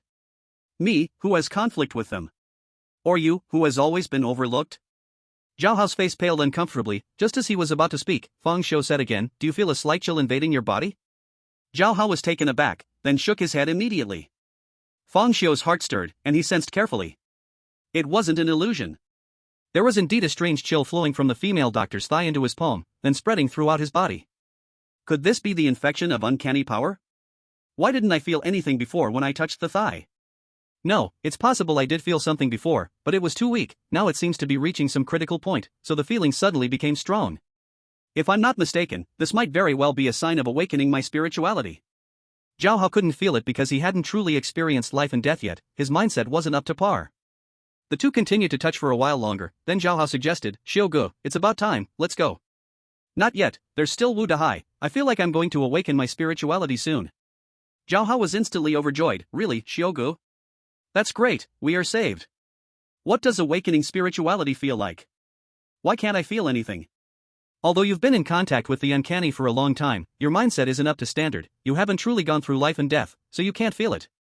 Zhao Hao wanted to speak but hesitated. He really wanted to ask, "When have we been together? Then when did you experience life and death?" After Fang Xiu finished speaking, he pulled Zhao Hao back, and only after the female doctor dismembered Wu Dahai did they continue to touch thighs. Wu Dahai was quite fat. Sustaining for 5 minutes was not a problem with his weight. Fang Xiu decided to continue for 2 more minutes, reserving 3 minutes to escape. If spirituality wasn't awakened after 2 minutes, then he could not continue.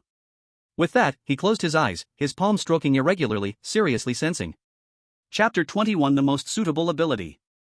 In his perception, more and more chill gathered inside his body, yet after entering, these chills disappeared as if they had sunk into the sea, vanishing without a trace. This made Fang Xiu somewhat curious. Where did the eerie breath go after entering the body? Could it be the mind? He couldn't help but immerse his consciousness, allowing it to flow with those chills, moving towards an unknown place, like a small boat floating on the river, eventually merging with the sea. Here, Fang Xiu sensed a grayish heart, slowly beating, covered with a layer of dust, dirty, and all the chill finally drilled into the heart. Is the mind the heart? No, that's not right. The mind cannot be the heart. The mind is amorphous, the reason it's the heart. This is the embodiment of subconscious. This is my soul, I should be able to control its shape. With my thoughts, this grey heart slowly transformed into a sword, then into a knife, and even into Fang Xiu himself. Clearly, Fang Xiu's guess was correct.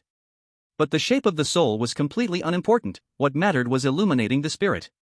So, the soul transformed back into the appearance of a heart. As more and more cool air seeped in, the heart throbbed more intensely, faintly glowing, but all hidden by the dust on the surface. Fang Xiu patiently waited for a moment, and finally, the change occurred. There was no so-called breakthrough of bottlenecks as seen in fantasy novels, all there was a natural progression. Suddenly, the dust in one corner of the heart vanished, as if wiped away by something. That corner radiated a dark light, resembling a black hole. This was the original shine of Fang Xiu's soul. In the next moment, all the strange energy converged toward that exposed corner, forming a blood-red light as red as blood, which then invaded through the corner of the soul. The dark light and the blood light intertwined. The blood light seemed to want to taint the dark light into its own color, but no matter how they merged, the dark light remained unwavering. Until finally, the blood light completely merged into the dark light, everything returned to silence. At that moment, Fang Xiu felt a dramatic change within himself. In an instant, it was as if he was cleansed by the dark light, his five senses became exceptionally sharp, and all perceptions, sight, hearing, smell, touch, taste, and more, changed.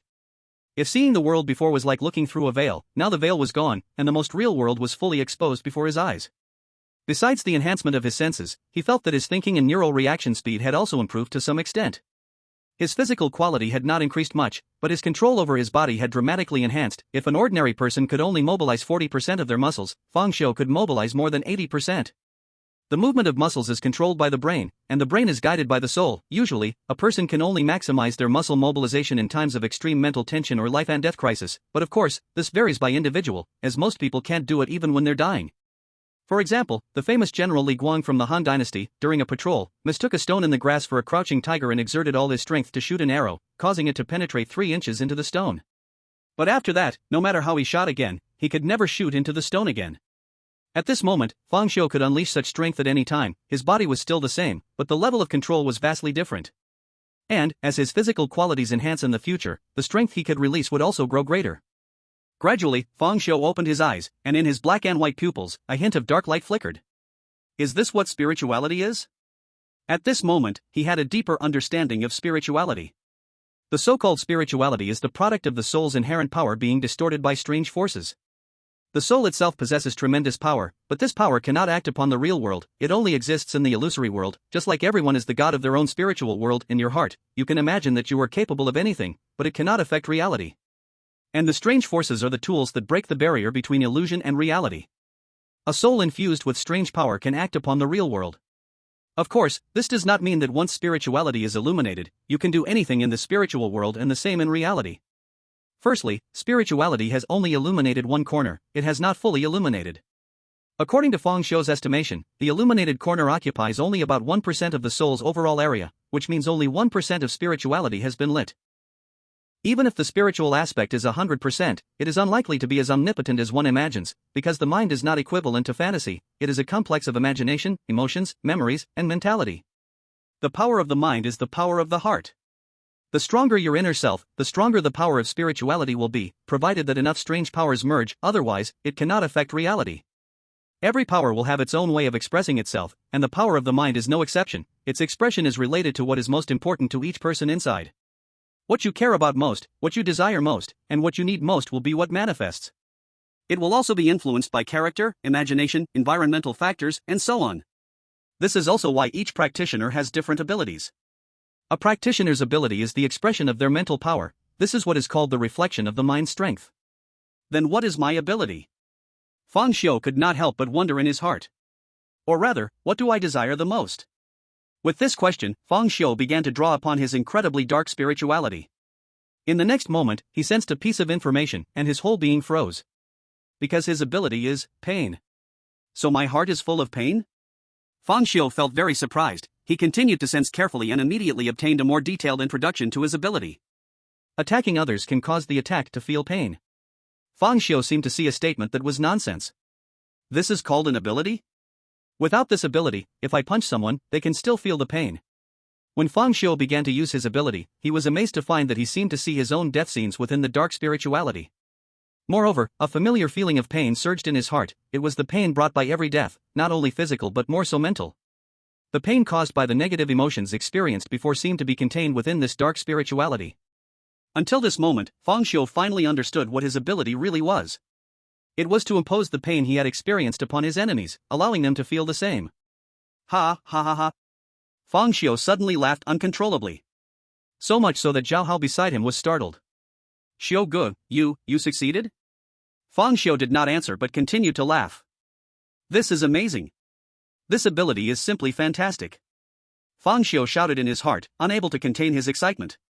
Simply because he was so satisfied, even the ability to control time and space could not compare to this ability. Because this was what he desired most in his heart. After arriving in this world, he had been killed by the strange many times, now these pains turned into power that could be returned to the strange. Making the strange feel the same pain, is there anything more wonderful than this in the world? Chapter 22, Scalpel. Xiao Gu. It's been 2 minutes. Zhao Hao interrupted Fang Xiu's climax. Fang Xiu's expression instantly returned to calm. You go a little further away, I am preparing to experiment with the power of spirituality. So you really have become the practitioner that Wang Zhang mentioned? Zhao Hao was overjoyed. Fang Xiu nodded, and then Zhao Hao intuitively ran toward the left corridor. Suddenly, Fang Xiu raised his right hand, with spirituality attached to it. He looked at the female doctor who was still eating and murmured, "Let you be the first to feel pain." The characteristic of the pain ability made him very satisfied. At the same time, he guessed that this ability was not weak. If this ability were in someone else's hands, it would naturally be a weak ability, but in his hands, it was a divine skill. It was a one-hit kill. Because this punch represented the pain he suffered from dying 20 times, who could withstand this level? And as the number of deaths increases in the future, the pain will become greater and greater. This means it is a power that can be infinitely enhanced. Boom! Fang Xiu punched the female doctor in the head with a fist. The female doctor, who was eating, had no reaction at all. Bang! A muffled sound echoed. Roar! The female doctor suddenly let out an extremely painful scream, her body crashing to the ground, her long arms tightly covering her head, shaking constantly, causing the scalpel in her hand to drop on the floor. Fang Xiu, who had initially made progress, frowned. This punch did not yield the results he wanted. Although the female doctor was in pain, it was obvious it was not as intense as her previous suffering. There was a clear obstruction during the spiritual transmission, and after this punch, his spiritual energy was completely depleted. He could not throw a second punch. 1% of spiritual energy was still too weak, and the reason for the effect being unclear should be because the defense was not broken. The female doctor had no obvious external injuries, only slight damage, which resulted in the pain not fully transmitting. It seemed that next time, he had to truly harm the peculiar being. The power of his fist was ultimately limited, it would be better to rely on a weapon.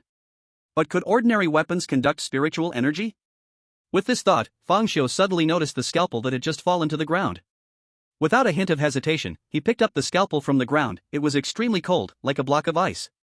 The moment he held it, he felt a wave of incredibly violent negative emotions begin to assault his mind, containing countless grudges, anger, hatred, and more. These violent negative emotions almost tore apart one's spirit. An ordinary person would likely be turned into a monster that only knew slaughter upon contact with these negative feelings. However, Fang Xiu was not an ordinary person. If these negative emotions could be compared to ink, they would dye every mind pitch black. But what if the heart was already dark? Covering black paper with ink would still be black. Therefore, these negative emotions did not shatter Fang Xiu's spirit, instead, they gave him a sense of encountering kindred spirits. Gradually, countless shattered images appeared before Fang Xiu's eyes, one after another, half human, half peculiar beings were tied to an operating table, a sharp scalpel cutting and dismembering them. Suddenly, he understood. The female doctor had once used this scalpel to experiment on the peculiar beings in the mental hospital, so this knife absorbed countless resentment from the peculiar. Later, the mental hospital probably experienced some kind of upheaval, and the female doctor was overwhelmed by the resentment within the scalpel, transforming her into a peculiar being. This means that the true peculiarity was actually this scalpel, the female doctor was merely affected by it. Now that I have this knife, can I kill the female doctor? Whoosh! A bright silver cold light flashed, cutting fiercely toward the female doctor's pale neck. Clang! A crisp metallic clash rang out, followed by a shower of sparks. The female doctor's neck was unharmed. Fang Xiu was slightly taken aback. This is impossible. How could a scalpel that could cut countless peculiar beings not cut the female doctor? Unless, it was spiritual energy. He realized instantly. This scalpel required spiritual energy to operate, and now that he was depleted, it couldn't exert its true power. It seemed revenge would have to wait. Without any hesitation, Fang Xiu turned and ran. He feared that the female doctor would recover soon, stop eating Mu Dahui's corpse, and turn to attack him. Zhao Hao, who had been waiting in the left corridor, saw Fang Xiu running over and immediately started fleeing together with him. Running and running, Fang Xiu exited the corridor and arrived at a hall. The hall was very empty, where he saw the two colleagues from before again. At this moment, the two colleagues were hiding behind a large pillar in the hall. Originally, Fang Xiu couldn't see them. After all, there were pillars blocking his view, but since he had lit up his spirit, his 5 senses became more acute, and he easily heard the two people's hurried breathing and anxious heartbeats. The hall had 4 doors on the north, south, east, and west sides, and no one knew what they connected to behind them. "Shogu, there are 4 doors here, which way should we go?" Zhao Hao asked. The 2 colleagues hiding behind the pillar heard the voices and immediately stepped out. "Great, you 2 are fine. Fang Xiu, please lead the way." Zhao Hao was startled. "Damn, you 2 were hiding here, ran so fast just now, and now want Shogu to guide you." The 2 smiled awkwardly, without speaking, but looked at Fang Xiu with pleading eyes. Fang Xiu paid no attention to the 2 but calmly looked at the 4 doors. "It's simple, try each one." Zhao Hao and the others were momentarily stunned. In this eerie domain racing against time, where is there time to try one by one? Just as the crowd wanted to advise, Fang Xiu had already walked towards the westernmost door. The others had no choice but to follow. But just then, roar! A non-human roar echoed throughout the room. Immediately, the ceiling began to tremble, as if something was running above. Everyone was instantly horrified. "It's a ghost. It's the ghost chasing us. How is this possible? Wang Zitong and Wu Dahai are 2 people, how can it be so fast?" Fang Xiu quickly thought that it was highly likely his attack on the ghost caused it, or had broken the killing pattern of the female doctor by stealing her scalpel. "Run!" He shouted lowly, then pushed open the westernmost door and ran in, the others filing in behind him. Inside the westernmost door was actually a staircase leading up, so everyone began to climb for their lives. The fastest was Fang Xiu. Although his spirit was exhausted, the bonus from lighting up his spirit was still there, allowing him to mobilize most of his muscles and unleash astonishing strength. But he was still not faster than the ghost. The female doctor didn't seem to have any special abilities, her only strength being her long legs, which allowed her to climb incredibly fast. In just a moment, she appeared on the staircase, completely ignoring everyone else and pouncing directly at Fang Xiu. Fang Xiu couldn't dodge in time and was instantly knocked to the ground, the female doctor pinning his limbs down tightly, like iron pincers. Roar! The female doctor let out an angry roar, opened her blood-filled mouth, and fiercely bit down on Fang Xiu's neck. Pooh! Blood sprayed. Fang Xiu, dead. Chapter 23, Escape Route. A cold, slippery sensation came over him. Fang Xiu experienced the previous encounter once again, but all his choices were exactly the same as before. Kill Wang Zitong and Wu Dahai, light up his spirit, steal the scalpel. He could not give up the scalpel, a tool that could cut through countless eerie things, combined with the ability to inflict pain, it would be a guaranteed kill. Scalpel breaking defenses, pain leading to death, a perfect match. Even if it would anger the female doctor and disrupt the killing pattern, he was willing to take that risk. However, this time he chose to escape through the northern door. The north side had an elevator, and it could be activated, but the elevator's startup speed was too slow. Just as the elevator was about to close, a pale hand reached out, and Fang Xiu, dead. South side.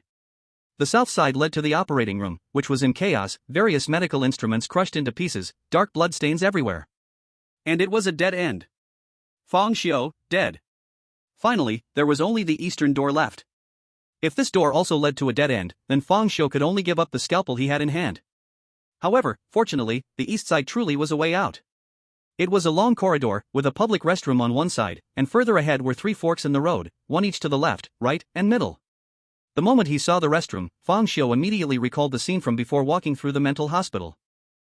It was because he had only seen this bathroom in the mental hospital that he had passed through it and walked to the left, where he saw a sign.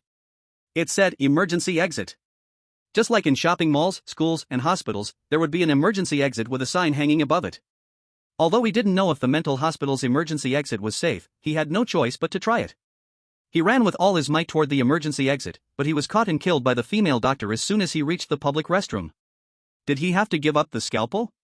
Fang Xiu quickly dismissed this thought. Although the female doctor was much faster than him, he could use the multiple deaths to predict her attack paths. If he used the death reset well, it was equivalent to predicting the future to a certain extent. On the 9th death reset. Go east. In the hall, Fang Xiu didn't hesitate at all and directly led Zhao Hao into the east door. As for the 2 colleagues hiding behind the stone pillar, they weren't foolish either, quickly coming out to follow them into the east door.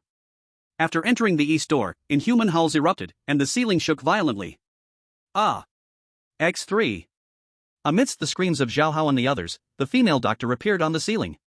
The 3 of them were terrified, shoving and running for their lives, afraid of being the last one left behind. However, the female doctor leaped directly over their heads, aiming straight for Fang Xiu. At that moment, Fang Xiu was running without looking back. Zhao Hao was instantly shocked. "Xiu, hurry." Before he could finish his sentence, he was stunned, because in the next moment, he saw an incredible scene. Fang Xiu seemed to have eyes on his back, the female doctor on the ceiling extended her large hand, fiercely grasping for his head. Fang Xiu seemed to know in advance, slightly tilting his head, as the pale, eerie hand barely grazed his scalp.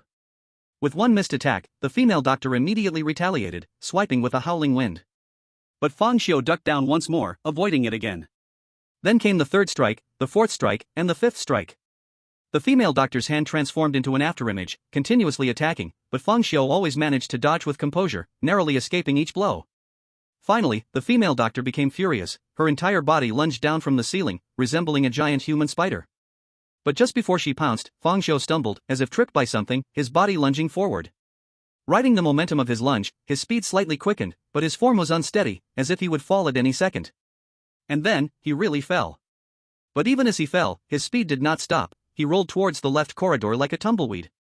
Bang! The spot where he fell was smashed into a deep pit, right where the female doctor was. She missed her target and became even angrier, chasing after him into the left corridor.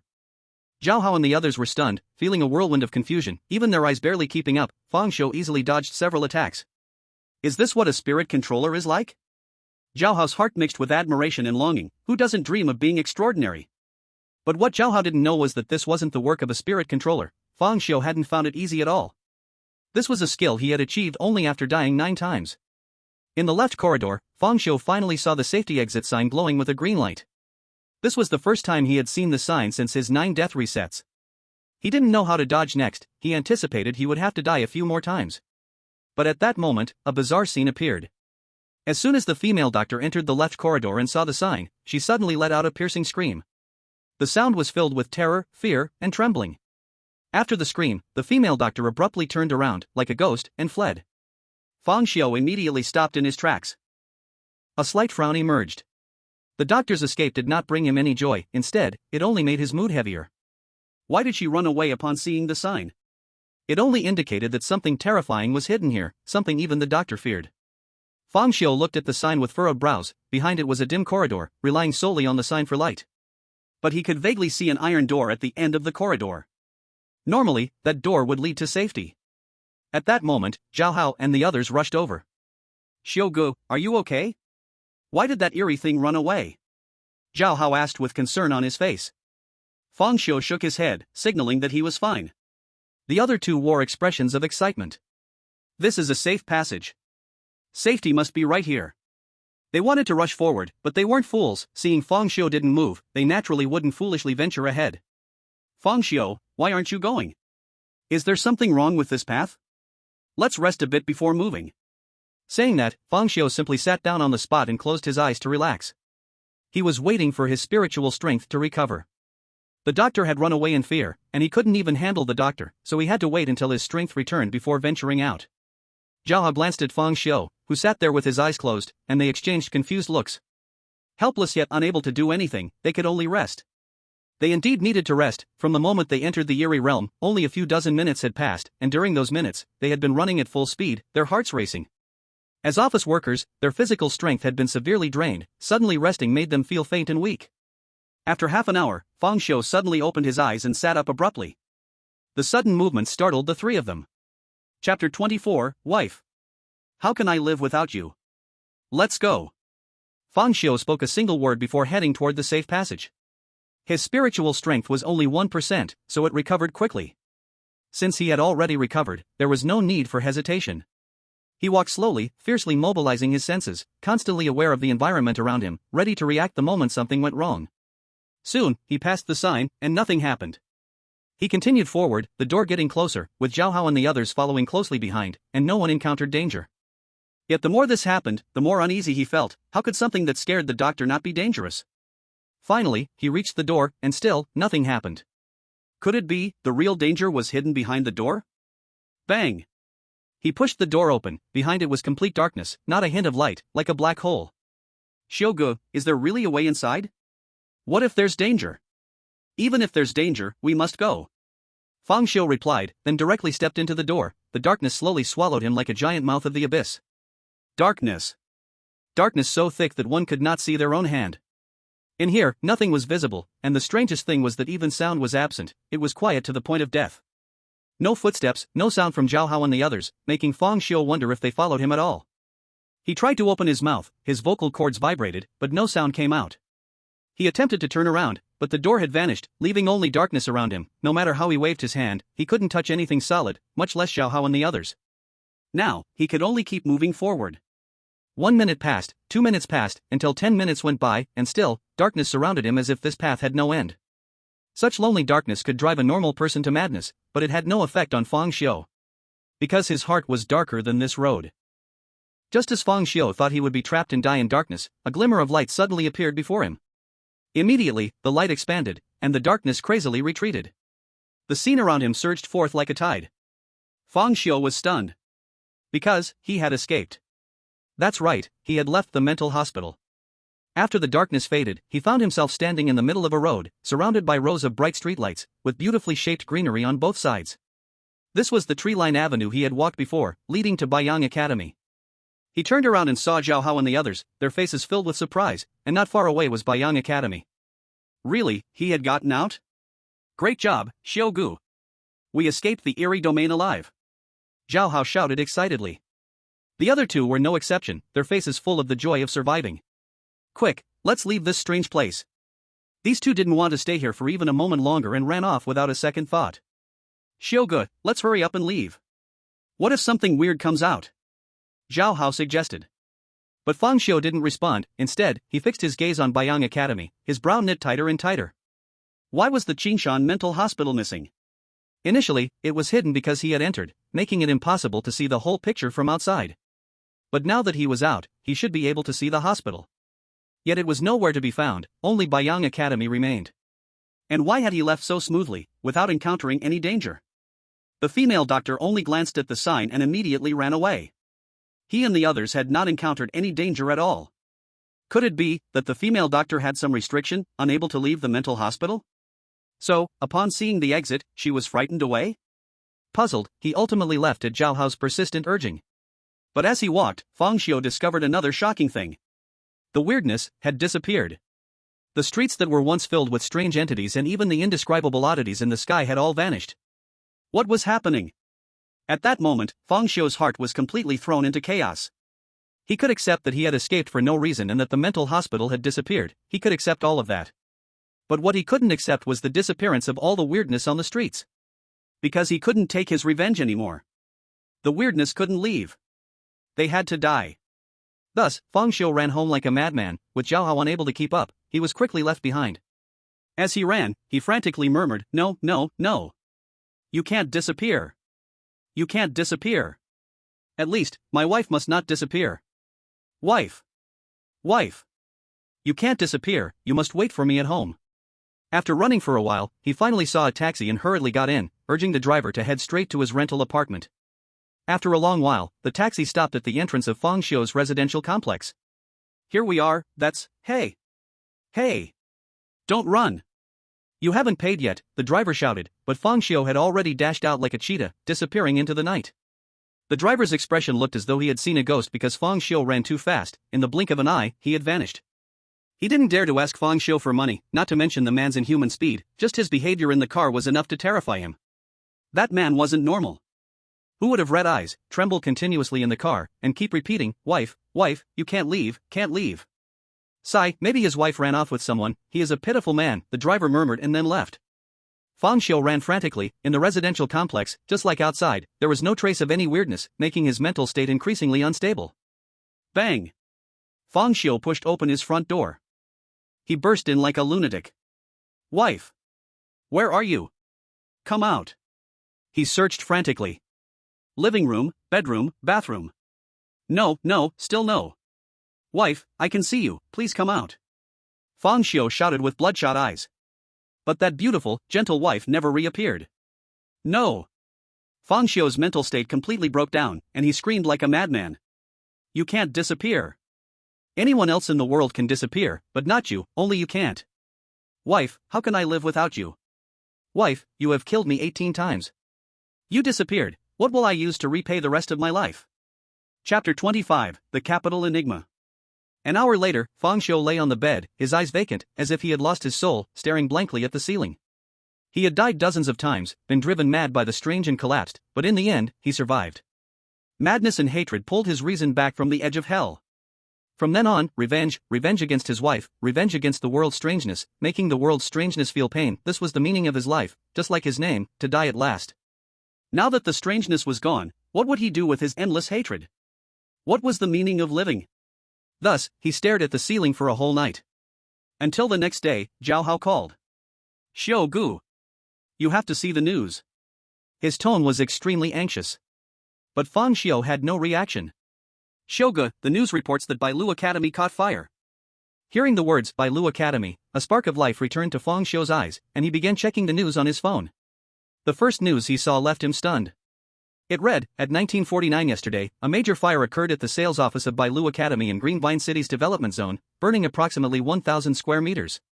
The fire department began rescue operations after receiving reports, and the fire was extinguished by 2200 hours.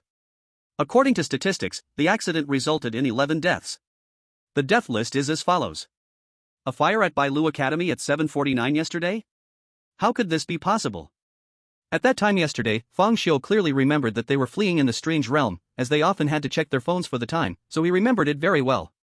Moreover, when they left Bailu Academy yesterday, around 9 o'clock, he did not see any fire. He hurriedly looked at the death list and was shocked to see his own name. He even saw a series of familiar names. Zhao Hao, Wang Ziting, Wu Dahai. On the phone, Zhao Hao's anxious and terrified voice came through. "Xiao Gu, did you see it?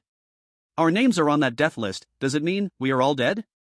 Fang Xiu said nothing, but the spark in his eyes was recovering at a visible speed. Xiao Gu, are you listening?" Ha ha ha ha. Fang Xiu suddenly burst into a suppressed, excited laughter. Ha ha ha. This is fantastic, really fantastic. I knew they didn't disappear, they were just playing hide and seek with me. "Xiao Gu? What are you talking about? Don't scare me." Bang! Fang Xiu hung up the phone. Seeing his own death news made him extremely excited, as it meant that the strange events had not ended, and the strangeness had not disappeared. What could be more delightful than this? Just then, ding! The WeChat notification sound rang.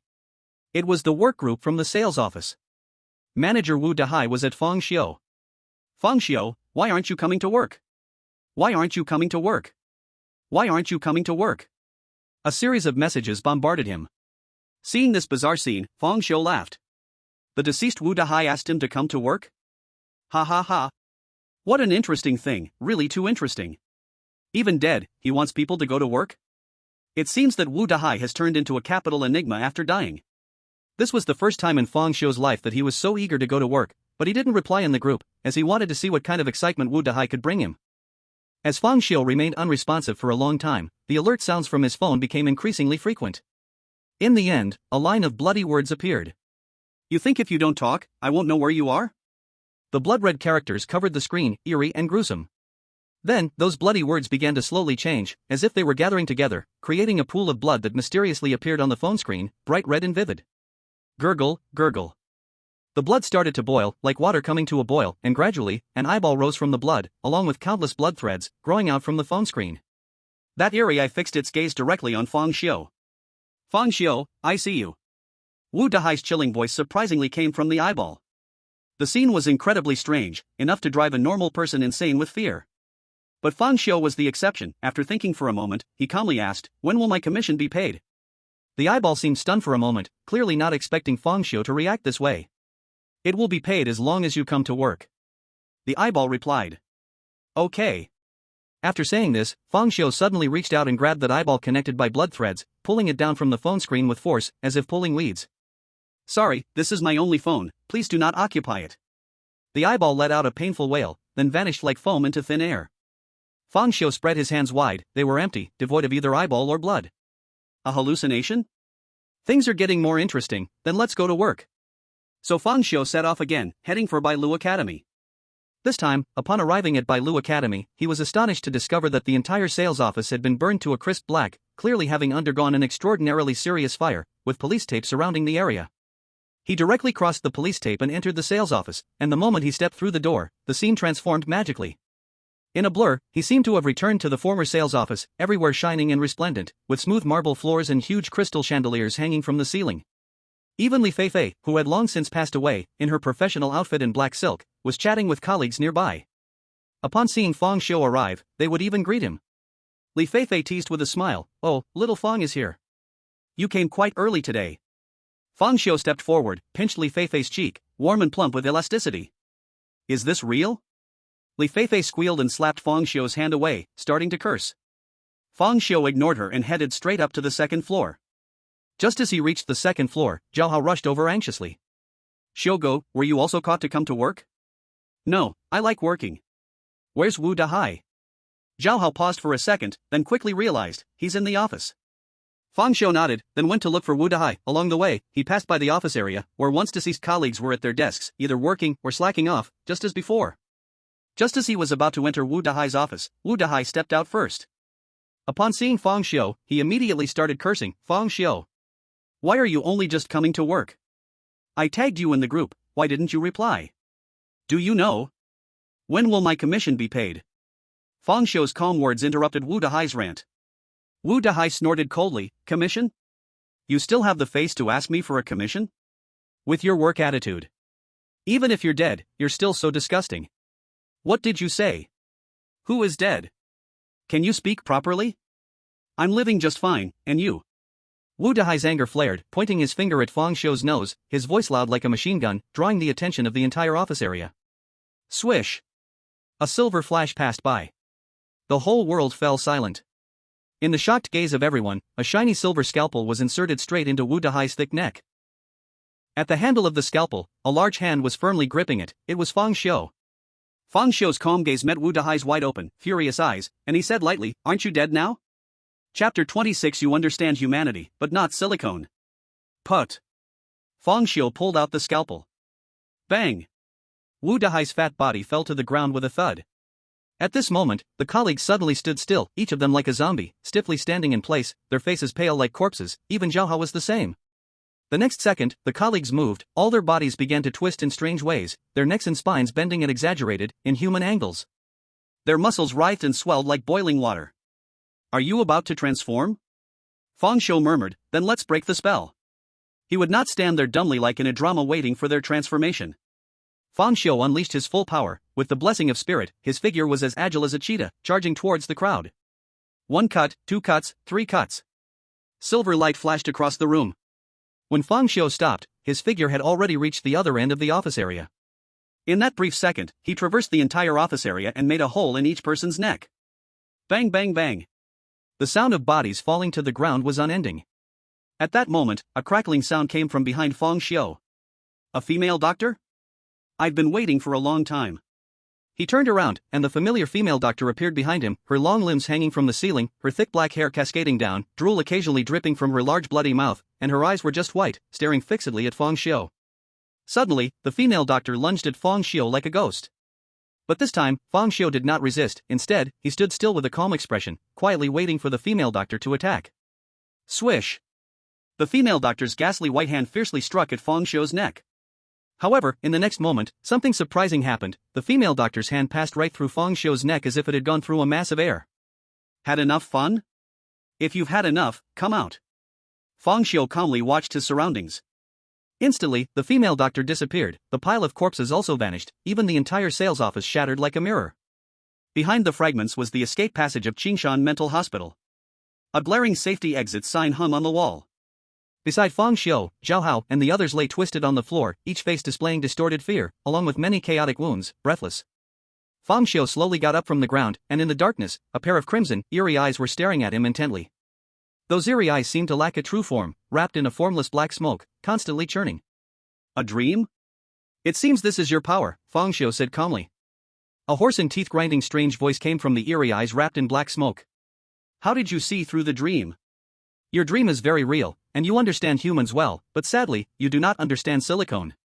Silicone? The eerie eye seemed not to understand. It then asked, why are you not afraid?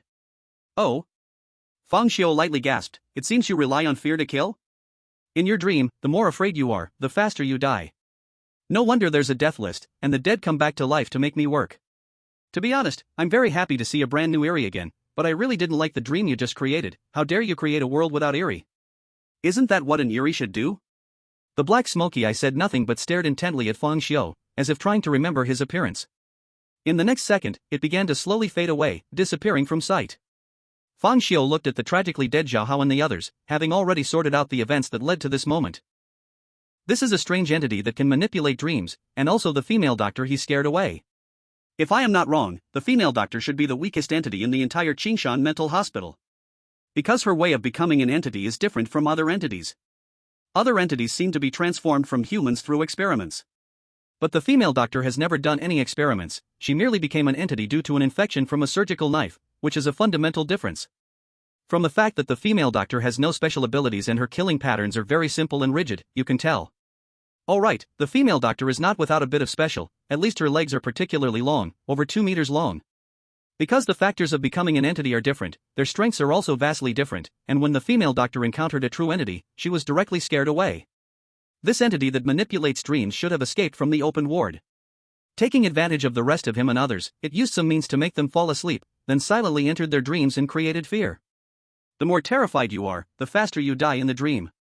Unfortunately, he encountered Fang Xiu, a man who does not fear when he sees an entity, but instead fears when he cannot see one. To be precise, when Fang Xiu discovered the entity disappeared in the dream, he was not afraid, instead, he was in despair and collapse. Fortunately, this entity, in order to scare him, deliberately created various terrifying events, reigniting Fang Xiu's desire for life. Additionally, the entity did not understand silicone and was seen through by Fang Xiu. Of course, the biggest reason for this entity's failure was that Fang Xiu was fundamentally unafraid. Fang Xiu walked to Zhao Hao's side. At this moment, Zhao Hao was choking his own neck, his face was purple. He reached out to check for a breath, confirming that Zhao Hao was indeed dead, and it was due to him choking himself to death. Such a thing is impossible for normal humans to achieve, but the existence of an entity is inherently abnormal. Suddenly, Fang Xiu took out a surgical knife and stabbed it into his neck, his consciousness gradually blurred, falling into darkness. At the safety exit sign. This is the safety exit. The way to live must be here.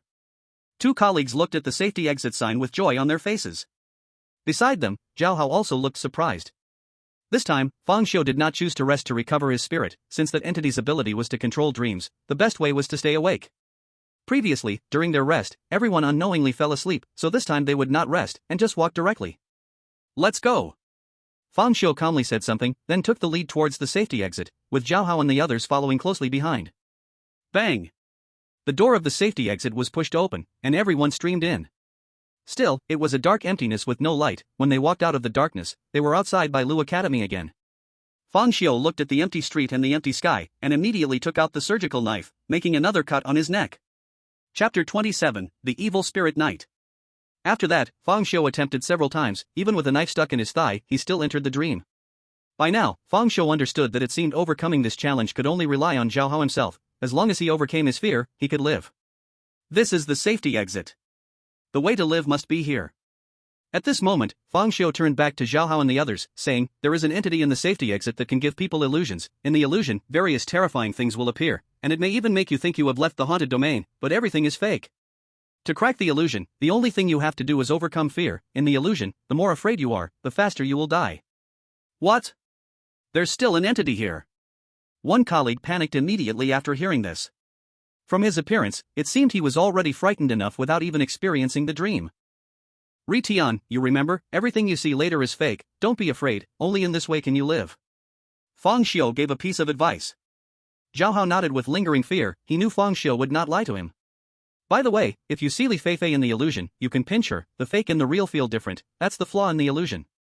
Zhao Hao was stunned, but I haven't touched the real one. Fang Xiu ignored him and opened the door, entering the dream. What Fang Xiu experienced was still the previous dream, he had tested it before. In his dream, Zhao Hao and the others were all fake, which meant everyone had different dreams. He could not help Zhao Hao in the dream. Knowing it was a dream, Fang Xiu felt even less fear, so he quickly broke the illusion. When he woke up, he did not see that strange creature but saw Zhao Hao and the other 2 lying awkwardly on the ground. At this time, they were not dead. However, their condition was very poor, fear was written all over their faces, and some even began to twitch. Zhao Hao was gripping his own neck tightly, his face was ashen, and it looked like he was about to suffocate. Fang Xiu hurried over and pried open his hand, allowing Zhao Hao to breathe smoothly, but his condition was still not good. Ritian, wake up.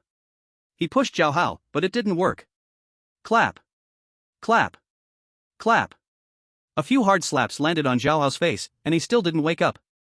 Helpless, Fang Xiu took out a scalpel, stabbed it into Zhao Hao's thigh, even using a bit of painful ability. Zhao Hao's expression grew more pained, but he still couldn't wake up. A moment later, Zhao Hao's head tilted, and he died. Then Fang Xiu also died. After that, Fang Xiu tried several more times, but no matter how he reminded them, Zhao Hao and the others would die in the dream each time. They couldn't overcome their fear. Fang Xiu was silent. He wanted to save Zhao Hao but couldn't. He decided to try one last time, and if it still didn't work, he could only give up. How could he help Zhao Hao overcome his fear? He thought of a method, which was to divert attention. Since they couldn't overcome it, they would avoid it. He must find another strong emotion to dilute the fear. Fear is a fundamental human emotion. To deal with fear, one must rely on another instinctive emotion.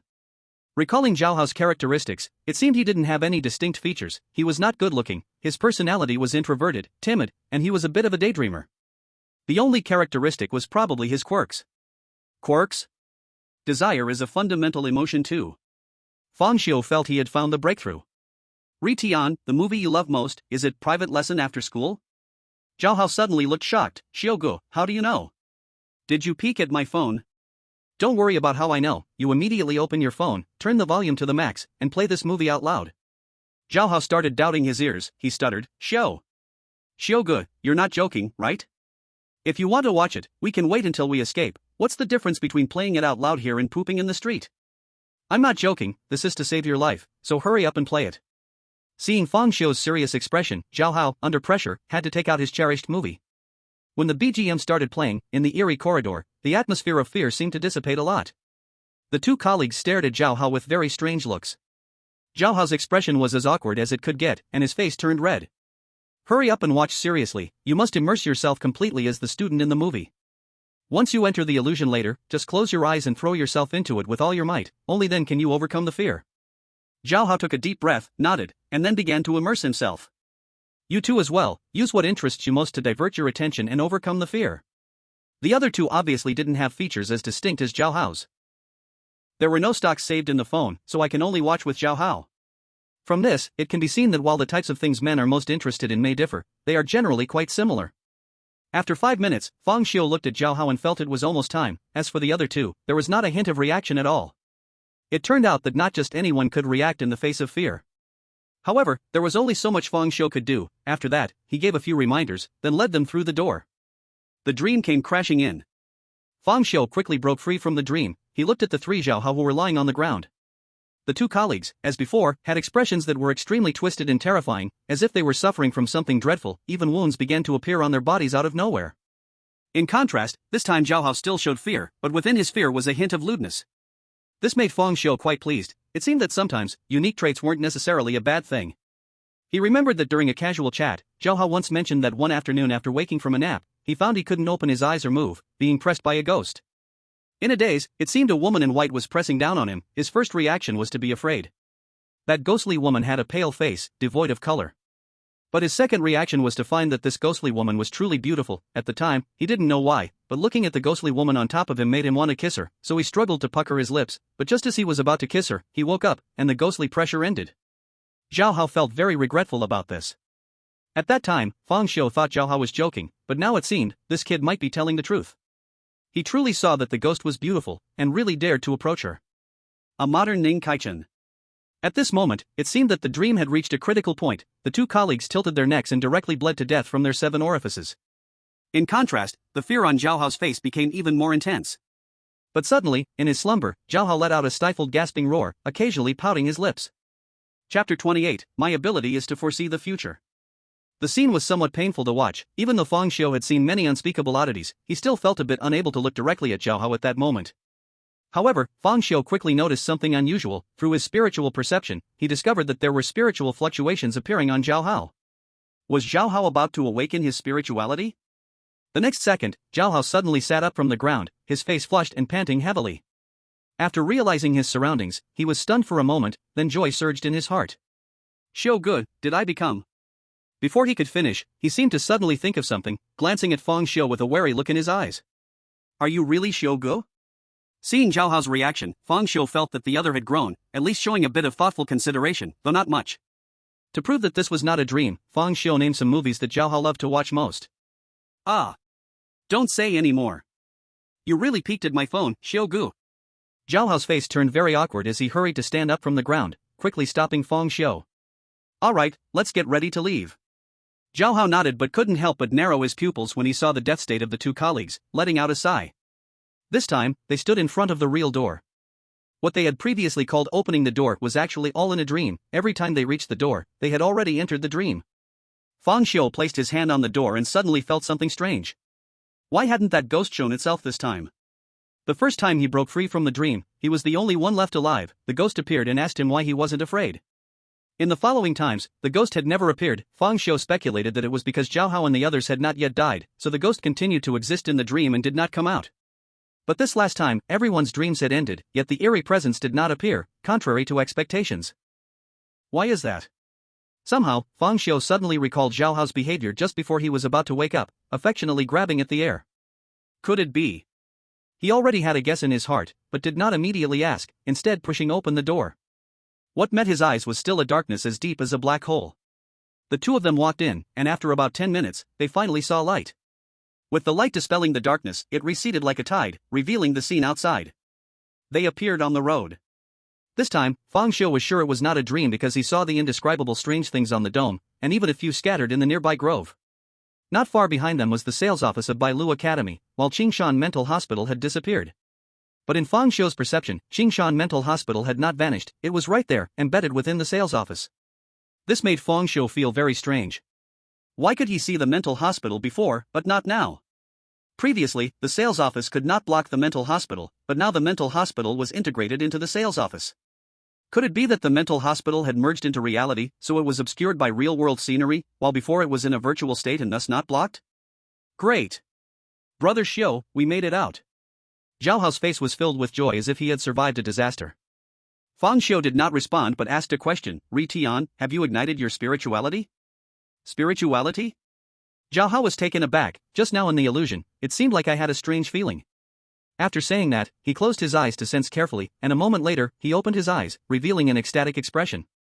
Brother Xiu, I feel like I've become Superman. Not just my 5 senses, even my strength has increased. If that long-legged monster shows up in front of me again, I could take her down with one punch. Fang Xiu nodded, feeling not surprised by this. After all, Zhao Hao had touched many thighs before, and in the dream, he had experienced life and death, even having deep contact with the strange one controlling the dream, fulfilling the condition to ignite his spirituality. But, in that state, what kind of ability would Zhao Hao awaken? What ability have you awakened? Ability? Zhao Hao sensed for a moment, scratching his head. I seem to not sense any ability. Not sensing? Fang Xiu was immediately surprised, but since he didn't understand much about spirituality either, he didn't ask further. Could it be that I'm an ability-less person? Didn't Wang Ziting say that every person who ignites their spirituality has abilities? Zhao Hao's joyful expression faded, and he looked downcast. Brother Xiu, what is your ability? To foresee the future. What? Foresee the future? Zhao Hao's whole being was in a state of extreme shock. Fang Xiu calmly nodded. It wasn't that he intended to deceive Zhao Hao, rather, he was planning for the future. With the ability of Death Rewind, he would definitely demonstrate various prophetic qualities to some extent, so we might as well say he could foresee the future directly. Moreover, the value of this ability was very high. With it, if the spiritual master organization really existed, he could probably gain many benefits from it. Since this world had strange things, yet there was no great chaos, and even news of the strange was rare, it meant there must be a large spiritual master organization maintaining social order behind the scenes. They surely possess methods to grow stronger and various resources beneficial to spiritual masters. Fang Xiu's desire to grow stronger was very intense, so he must raise his value. As for being low-key? Making money quietly? Acting dumb to eat the tiger? If he hadn't been killed by strange things so many times before, he might have chosen to be low-key, not drawing attention. But now, he just wanted to grow stronger quickly and take revenge. Just like in fantasy novels, those talented disciples would receive a significant tilt of resources no matter which sect they joined. Fang Xiu now has to pretend to be a genius. As for why he doesn't reveal his true abilities? It's simple, he doesn't know if there are double ability users in this world. If, like in the anime One Piece from his previous life, a person can only consume one fruit and possess one ability, then revealing his dual abilities would be inviting death. Sometimes, being a step ahead makes you a genius, being one step ahead too far makes you a madman. Brother Xiu, no wonder you knew which way to go in the Eerie realm, and you also knew there were strange things in the safety passage. It turns out your ability is to foresee the future. Zhao Hao suddenly came to a realization. He had been so frightened in the Eerie realm that he didn't notice Fang Xiu's foresight, simply following his commands instinctively. Now that he thought about it, every decision Fang Xiu made was right, including how to save himself. Isn't this what foresight really is? At first, he was happy for Fang Xiu to possess such an amazing ability, but soon, when he thought about his own lack of ability, he instantly fell into despair, even lower than before. Afraid that his brother would suffer, yet also afraid that his brother would drive a luxury car. This sentence perfectly reflects Zhao Hao's psychology. Chapter 29, The Eerie Sun Seeker. Hey, look up at the sky. Do you see anything strange? Fang Xiu suddenly spoke. Zhao Hao was instantly startled. Strange. Where is it? He hurriedly looked up, but all he saw was the bright moon and sparse stars, along with a dark sky like a curtain. Brother Xiu, where is the strangeness in the sky? Did you mistake it? Maybe I mistook a bat for something strange. Fang Xiu's eyebrows unintentionally raised. Do others who have awakened their consciousness and become spirit masters not see the strange things in the world? Is it because Zhao Hao is too weak as a new spirit master, or is it that spirit masters simply cannot see all the strange things in the world? Fang Xiu sincerely hoped it was the former, for that would mean he was not alone, that there were others like him who could see the strange things in the world. Let's go home and sleep. Go home to sleep? Zhao Hao said in surprise. Brother Xiu, everyone is dead, and we encountered something strange, and you still want to go home and sleep? What? Are you thinking of calling the security to report? I also think so. Strange matters should be reported to Taoists. No need to find anyone. People will come to us. If this world has strange things and spirit masters, then there must be organizations specifically dealing with the strange, otherwise this world would have fallen apart long ago. By the way, how did you break free from the dream? Zhao Hao's expression became awkward at a visible rate. How else? I just followed what you taught, ignoring everything, and threw myself fully into the scene. Then why were you making motions in the air earlier? Huh? I was making motions? Zhao Hao's face immediately turned red. Yes, not only were you making motions, but you were also making sounds, and... Please don't say any more. Brother Xiu, I beg you, don't say any more. If you do, I will really die socially. Then tell me what you experienced in the dream. Of course, I'm not interested in your dream, I just want to know why you have no abilities. Could it be that there was a mistake in your awakening? Fang Xiu said calmly. Really, Brother Xiu, okay, but you must promise not to tell anyone else besides us. Actually, it's not anything special. After I entered the illusion, I just kept my eyes closed, with the teacher's lecture in my mind. Later, various terrifying voices appeared in my ears, and even a cold hand like a corpse touched me. I panicked, and to divert my attention, You did it yourself? Fang Xiu cut to the chase. Zhao Hao's face turned red as he defended, that was just a temporary measure to divert my attention. Fang Xiu nodded, showing full affirmation of Zhao Hao, and then? Later, the voices around me changed, and... The voice turned into Li Feifei's, gentle and warm, as she touched my hand, making it feel smooth and cozy, so I opened my eyes? You really like Li Feifei that much? Xiu good, didn't you say that if you see Li Feifei, you have to pinch her to see if she's real? That's the flaw in the illusion. Did you tell the real from the fake? I didn't even pinch either the real or the fake. Zhao Hao said with a hint of grievance. And then what happened? Then Li Feifei kept tempting me, and I really couldn't resist the temptation, but that's not my fault, right? Who told her to wear a JK uniform with a black silk ribbon bell around her neck and white frilly socks? What man could withstand such a test? Then she started teaching me, and as she did, her eyes turned blood red, and her mouth began to split wide, all the way to her ears. It truly scared me to death, fear was all I had left in my mind. Fang Xiu nodded, confirming that at that time, Zhao Hao indeed looked quite listless, clearly scared out of his wits. So how did you regain your composure? At that moment, with Li Feifei's gaping mouth ready to bite me, I knew I was done for, but I thought to myself, I'm still a virgin. If I died just like this, how pointless would that be?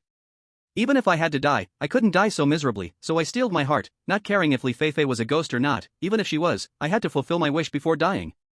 Fang Xiu. At this moment, he finally understood why the strange creature hadn't appeared after the dream was broken, it might be too ashamed to face Xiao Hao, the daytime ghost. Zhao Hao noticed Fang Xiu's silence and felt quite embarrassed, quickly adding, if I'm going to die, what does it matter? In life, what's most important is to avoid regrets, right, Xiu Gu? I think you should go home now. Zhao Hao. Then Fang Xiu briefly explained a few things to Zhao Hao, telling him how to respond if someone came looking for him.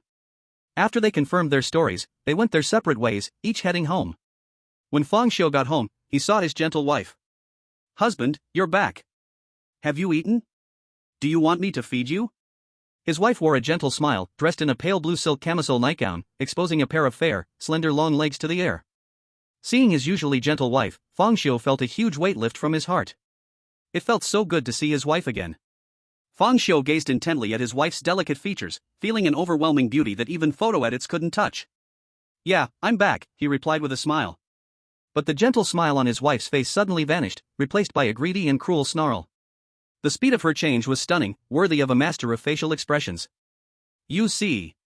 Before his wife's words were completed, whoosh! A flash of silver appeared suddenly. A surgical knife turned into a shadow and fiercely aimed for his wife's fair neck. Filled with Fang Xiu's dark spirit, the pain surged to its maximum. During the time he had been home, his spirit had fully recovered, allowing him to command the knife. Just as the knife was about to stab into his wife's fair neck, the next moment, his vision went black, and his consciousness sank into darkness. When he awoke again, he found himself back at the front door. "Am I dead?" "The place of death's rewind has changed," Fang Xiu murmured, looking down. The dim light in the old corridor cast shadows on his face. "Is this the true strength of my wife? I didn't expect that after lighting my spirit, the gap would feel even larger. This time, I didn't even know how I died." Indeed, there are differences between the strange beings, perhaps even greater than the differences between people. Looks like continuing to explore the mental hospital was the right choice. After the female doctor was scared away, Fang Xiu thought about continuing to explore the Qingshan mental hospital, but then thought about it and gave up, feeling it was meaningless. His strength was too weak, and he was unclear about the use of spirit and everything related to the spirit masters, leaving too much room for error. The female doctor was just the weakest anomaly in the Qingshan mental hospital, one he could not even deal with, let alone the other anomalies locked in the rooms. Let's not forget, there were several rooms with their doors open. The anomaly that controlled dreams was one of them, and the others were hiding somewhere unknown.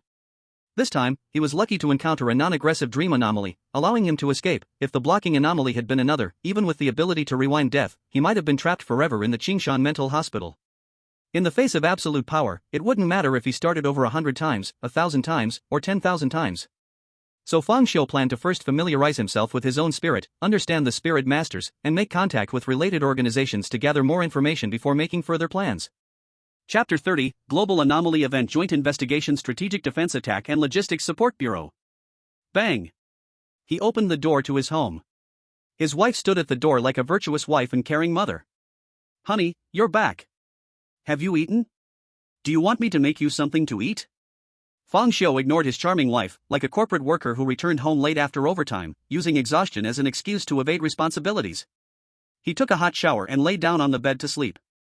Though he said he was sleeping, in fact, he was studying his spirit. He desperately wanted to get stronger, for only by getting stronger could he uncover the secrets of the Qingshan mental hospital, understand the truth about the anomalies, and then take revenge on his wife, making the anomalies in the world suffer. That night, he researched for half the night, but the gains were minimal, mainly because he knew almost nothing about spirit. All the information came from Wang Ziting's account, who had heard it from his cousin, so there were only a few pieces of truly useful information. Helpless, he could only fall into a deep sleep. Green Vine City Investigation Bureau. This is a department that almost no ordinary person knows about. Nobody knows what work it does, nor where it is located. Such a low-key and secretive department, however, has a renowned status in the entire Green Vine City Spirit Master Circle. Because it guards the anomalies in the area, protecting the safety of the entire Green Vine City. The Investigation Bureau, fully known as the Global Anomaly Event Joint Investigation Strategic Defense Attack and Logistics Support Bureau, is commonly referred to as the Investigation Bureau. The headquarters of the Green Vine City Investigation Bureau, in the conference center. A group of people were gathered around the conference table. These people were both men and women, some in formal dress, some in casual clothes, and even some in strange outfits. They each had their own characteristics, but the one commonality was that they were generally quite young, around their 20s or 30s. The oldest among them was probably the middle-aged man in a black suit sitting in the first seat, who was in his 40s and radiated authority without anger. "We are holding an emergency meeting. It is likely that everyone has heard that just 5 hours ago, a strange domain appeared in the city's development zone at Bailu Academy, and currently, the area covered by this strange domain is the sales office of Bailu Academy. With no signs of spreading discovered yet, the middle-aged man went straight to the point. Others had varying looks on their faces. Recent anomalous events have been increasing. Someone said with a serious expression. Hee, isn't that a good thing? For us spirit masters, the more anomalous events there are, the faster our strength can grow. Humph, boastful, be careful lest you die by the hands of an anomaly. Do you want to fight? Am I afraid of you? The middle-aged man looked at the chaotic crowd, expressionless. It was clear he was already used to the way this group handled matters. This middle-aged man is named Wang Dihai, the director of the Green Vine City Investigation Bureau, but he was not a spirit master, he was an ordinary person. Yet, this ordinary person had to manage a group of spirit masters. Almost all urban investigation bureaus are configured this way, because the mortality rate of spirit masters is too high, belonging to combat positions rather than management positions, and no one is willing to waste resources putting spirit masters into trivial management matters. Furthermore, spirit masters, due to their minds being corrupted by strange powers, generally have odd personalities, with some being even brutal. Various reasons lead to spirit masters being unable to hold the position of director. However, among the spirit masters, there are captains who assist the director in management. Enough! Wang Dihai slammed the table and shouted angrily, "If anyone ignores the meeting discipline again, next month the supply of spiritual materials for spirit masters will be cut in half." With a single statement, the entire venue fell silent. Clearly, all the spirit masters cared deeply about the so-called spiritual materials. As spirit masters, they possess superior physical qualities and various extraordinary abilities, making it easy for them to earn money, so their demand for wealth is not high. But for spiritual materials, it is a necessity that concerns their very lives. At the same time, this is also a crucial way for the investigation bureau to win over a large number of spirit masters. After all, there are few who fight for love, and to have spirit masters risk their lives against the strange, there must be enough incentives. Seeing that the venue had quieted down, Wang Dihai collected his emotions again. "Shaolin, pull up the surveillance from nearby Lu Academy." "Okay, Director Wang." A young woman dressed in mystical attire, looking very capable, with gold-rimmed glasses hurriedly began to operate the computer, projecting the surveillance onto the screen in the meeting room. Everyone turned to look at the screen, which showed the surveillance around by Lu Academy, but there was no internal surveillance. To be precise, it wasn't that there was none, the internal surveillance seemed to have been eroded by some strange power, resulting in all the surveillance equipment malfunctioning. The surveillance footage began to flicker. Images of the main road leading to Bai Lu Academy appeared. The main road was empty, with only the trees on both sides rustling in the wind. Fast forward. The female secretary Shaolin began to fast forward. Stop. The image froze and began to play. In the next second, on the main road in the image, the air suddenly warped, and two figures appeared out of thin air. It was Fang Xiu and Zhao Hao. These two are the survivors who came out alive from the strange domain of Bai Lu Academy. The more good-looking one is called Fang Xiu and the less appealing one is called Zhao Hao. They are both staff from the Bai Lu Academy sales office. Shaolin, read out their profiles. Shaolin quickly opened the folder in her hand and began to read. Fang Xiu, age 20, male, local from Greenvine City, an orphan, graduated from. Zhao Hao. Investigation shows that the life experiences of these two individuals are unremarkable, and before entering the strange domain of Bai Lu Academy, they were likely ordinary people. What do you all think? Wang Dihai asked the crowd. A young man in a studded leather jacket sneered, "A strange domain that even ordinary people can survive in, its danger level is probably D-class. For a domain of this level, anyone could be sent in to deal with it." "I don't think so. Look at Fang Xiu in the surveillance footage, he's too calm. This is not the expression of an ordinary person who has survived a strange domain. There's no joy of survival, nor fear of the strange. His calmness is abnormal. If he was an ordinary person before, he very likely became a spirit master in the strange domain." A man in a suit with gold-rimmed glasses retorted.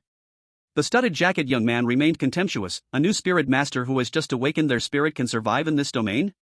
Its danger level is probably C-class. For a domain of this level, a seasoned spirit master could easily handle it." Never make assumptions about a strange domain you haven't experienced. Perhaps this domain's danger level is very high, and these two merely survived by luck. A new spirit master who just awakened their spirit can survive in this domain? Its danger level is probably. Shut up. Wang Dihai was furious and directly yelled at the man with the rivet. He felt a bit of a headache. He must have a bad brain to choose to discuss with these people. So he directly made a decision. "Xin Lingxue, Li Wenhao, you two go take a trip, investigate Fang Xiu and Zhao Hao, see if they have become spiritual masters, their capabilities and the degree of mental pollution, whether it is necessary to absorb them into the investigation bureau, and understand the level of danger in Bai Lu Academy's Eerie domain." "Okay, Director Wang." "Got it." Chapter 31, Zhao Hao's ability. The next morning, Fang Xiu was directly awakened by Zhao Hao's phone call. "Xiu Gu. Xiu Gu. I know what my ability is." Zhao Hao's excited voice came from the other end of the phone. "What ability?" Fang Xiu asked calmly. He. This will surprise you. The reason I couldn't sense my ability yesterday is that my ability can only activate after 11 p.m., lasting until 1 a.m. After I got home yesterday, I couldn't sleep, and as soon as it hit 11 p.m., my ability just appeared. So what exactly is this ability? Xiu Gu, don't be jealous when I tell you. Although your ability is strong, mine is the one that every man in the world desires. You don't know, I tested it for half a day yesterday, it's just. Beep beep beep. Fang Xiu hung up the phone. A moment later, Zhao Hao called again. Xiu Gu, you. If you're still going to talk so much nonsense, then don't disturb my rest. Zhao Hao's voice came from the phone, sounding aggrieved. My ability is that I become handsome after 11 p.m., then my physical fitness improves, and I have muscles all over. Is that it? I'm hanging up. Just as Fang Xiu was about to hang up, Zhao Hao hurriedly shouted, Wait, I'm not done yet. You think my ability is that simple? The best part is still to come. The improvement in fitness is just a bonus, actually, it truly enhances my manhood. Xiu Gu, you have no idea how strong my ability is in that aspect. I tested it yesterday, it's simply. Beep beep beep. Fang Xiu decisively hung up the phone. Although he never expected Zhao Hao to awaken any powerful ability, he also didn't expect his ability to be so trivial. Becoming handsome, having muscles all over, enhancing manhood, isn't that just like AV star Nanyu? I should have thought of it. A person who overcomes fears through little movies, what serious ability can they awaken? The abilities of spiritual masters are closely related to the mind, they reflect the power of one's inner desires. What you long for inside, you will manifest outside. As for why the ability can only be activated after 11 p.m., Fang Xiu could understand, because after 11 p.m. is basically when Zhao Hao is lying in bed sleeping. So, at 11 p.m. every day, what is Zhao Hao lying in bed fantasizing about that awakens such an ability? The specific details are unknown, perhaps only Zhao Hao knows. Darling, it's time for breakfast. The gentle wife walked through the door and sweetly said to Fang Xiu. Fang Xiu's eyes showed no emotion, he got up by himself and made breakfast for himself. His wife called him for breakfast every day, but not once had she made it. Damn the wretched woman. She should swallow 1,000 needles. At this moment, a black business car quietly parked beside the street at the bottom of Fang Xiu's apartment complex. Inside the car sat a man and a woman. The man looked to be in his 30s, dressed in a black suit, wearing gold-rimmed glasses, and sitting upright, very capable. The woman appeared exquisite, with a small and beautiful face, dressed in a black uniform skirt, underneath which were black stockings with fine texture and deep color, not the kind that tears easily. On her feet were a pair of intricately carved high heels. This outfit, combined with her tall stature and proud temperament, lacked any of the tackiness usually associated with black stockings, adding a touch of cold elegance instead. This man and woman are Xin Lingxue and Li Wenhao from the Investigation Bureau. At this moment, Li Wenhao wore black headphones, connected to a monitoring device in front of him. After a moment, Li Wenhao took off the headphones. Beside him, Xin Lingxue calmly asked, Did you intercept the call between the two? Li Wenhao nodded. From their conversation, it can be preliminarily determined that both of them were ordinary people before. They awakened their abilities in the Eerie domain of Bailu Academy and became spirit masters. What about their abilities? Fang Xiu didn't mention his abilities over the phone, but from what Zhao Hao said, they shouldn't be too weak. I hope they really aren't too weak. The Investigation Bureau urgently needs manpower. If Fang Xiu's abilities are decent and he can pass the mental pollution test, we can consider recruiting him into the Investigation Bureau. What about Zhao Hao? Mentioning Zhao Hao, Li Wenhao showed a hesitant expression, clearly struggling to speak. Shen Lingxue frowned slightly. What's wrong? Speak up. Yes. Li Wenhao quickly responded respectfully. Clearly, Shen Lingxue held a much higher status than Li Wenhao. This was quite normal, as Shen Lingxue was a spirit master, while Li Wenhao was not, he was just an ordinary person. The Investigation Bureau was concerned about the mental states of spirit masters, so they typically assigned an ordinary person to supervise each spirit master. This was to prevent spirit masters from being stimulated to the point of losing control or doing something wrong. The intention was good, but usually, the dominant party was the spirit master. After all, spirit masters had power. If the supervisor couldn't persuade them, the only thing left to do was report to the superiors, who would then impose appropriate punishment. Generally, the combination of spirit masters and supervisors were male and female, male spirit masters paired with female investigators and vice versa. Yin and yang harmonized, reducing the chance of conflict. Li Wenhao hesitantly said, according to Zhao Hao himself, his ability is that from 11 at night to 1 in the morning, he becomes handsome, with muscular physique and increased physical condition, mainly enhancing his charisma. Upon hearing the words charisma, a clear look of disgust appeared on Xin Lingxue's cold face. His ability is quite suited for working in a club. Xin Lingxue snorted coldly, then added, someone like him, with a dirty mind and disgusting abilities, is not worth bringing into the Investigation Bureau. Additionally, Zhao Hao must be closely monitored from now on, otherwise, who knows what misdeeds he might commit with his abilities. Understood. Li Wenhao nodded, secretly sighing in his heart. Shen Lingxue's attitude towards Fang Xiu and Zhao Hao was completely different. One could be recruited while the other not only would not be recruited but would also require strict surveillance. It wasn't that she valued Feng Xiu more, it was mainly that Zhao Hao's ability had severely tarnished his impression. Let's go. First, let's meet Feng Xiu. Chapter 32, The Investigation Bureau Comes Knocking. Knock, knock, knock. The door to Feng Xiu's home was knocked on. In his perception, he clearly heard two people knocking at the door, he even heard them coming up the stairs. Feng Xiu looked through the peephole and saw a man and a woman in work uniforms. Without hesitation, he opened the door, not worried about them being a threat. Because when threats are not visible, they cannot affect reality, which means they cannot knock on doors. Moreover, at this time, people looking for him in work uniforms were most likely from a special department. After opening the door, Li Wenhao took out the investigation bureau's credentials and said, "You are Feng Xiu, right? We are staff from the Global Eerie Events Joint Investigation Strategic Defense Attack and Logistics Support Bureau. Here are our credentials." Feng Xiu calmly examined the credentials of the two, learning their names. There was no surprise, surveillance was everywhere, and special department personnel couldn't possibly not find him. The only surprise was that the name of this special department was really long, someone with insufficient lung capacity wouldn't be able to say it all in one breath. "Please come in." Feng Xiu welcomed the two inside. During this time, Shen Lingxue and the other person kept sizing him up. And Feng Xiu was also looking at them. To be precise, he wanted to confirm if they could see his wife.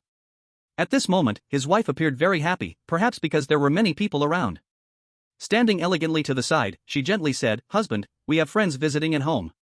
Shen Lingxue and Li Wenhao's eyes were fixed on Feng Xiu, seemingly unable to see the wife. Cannot see her?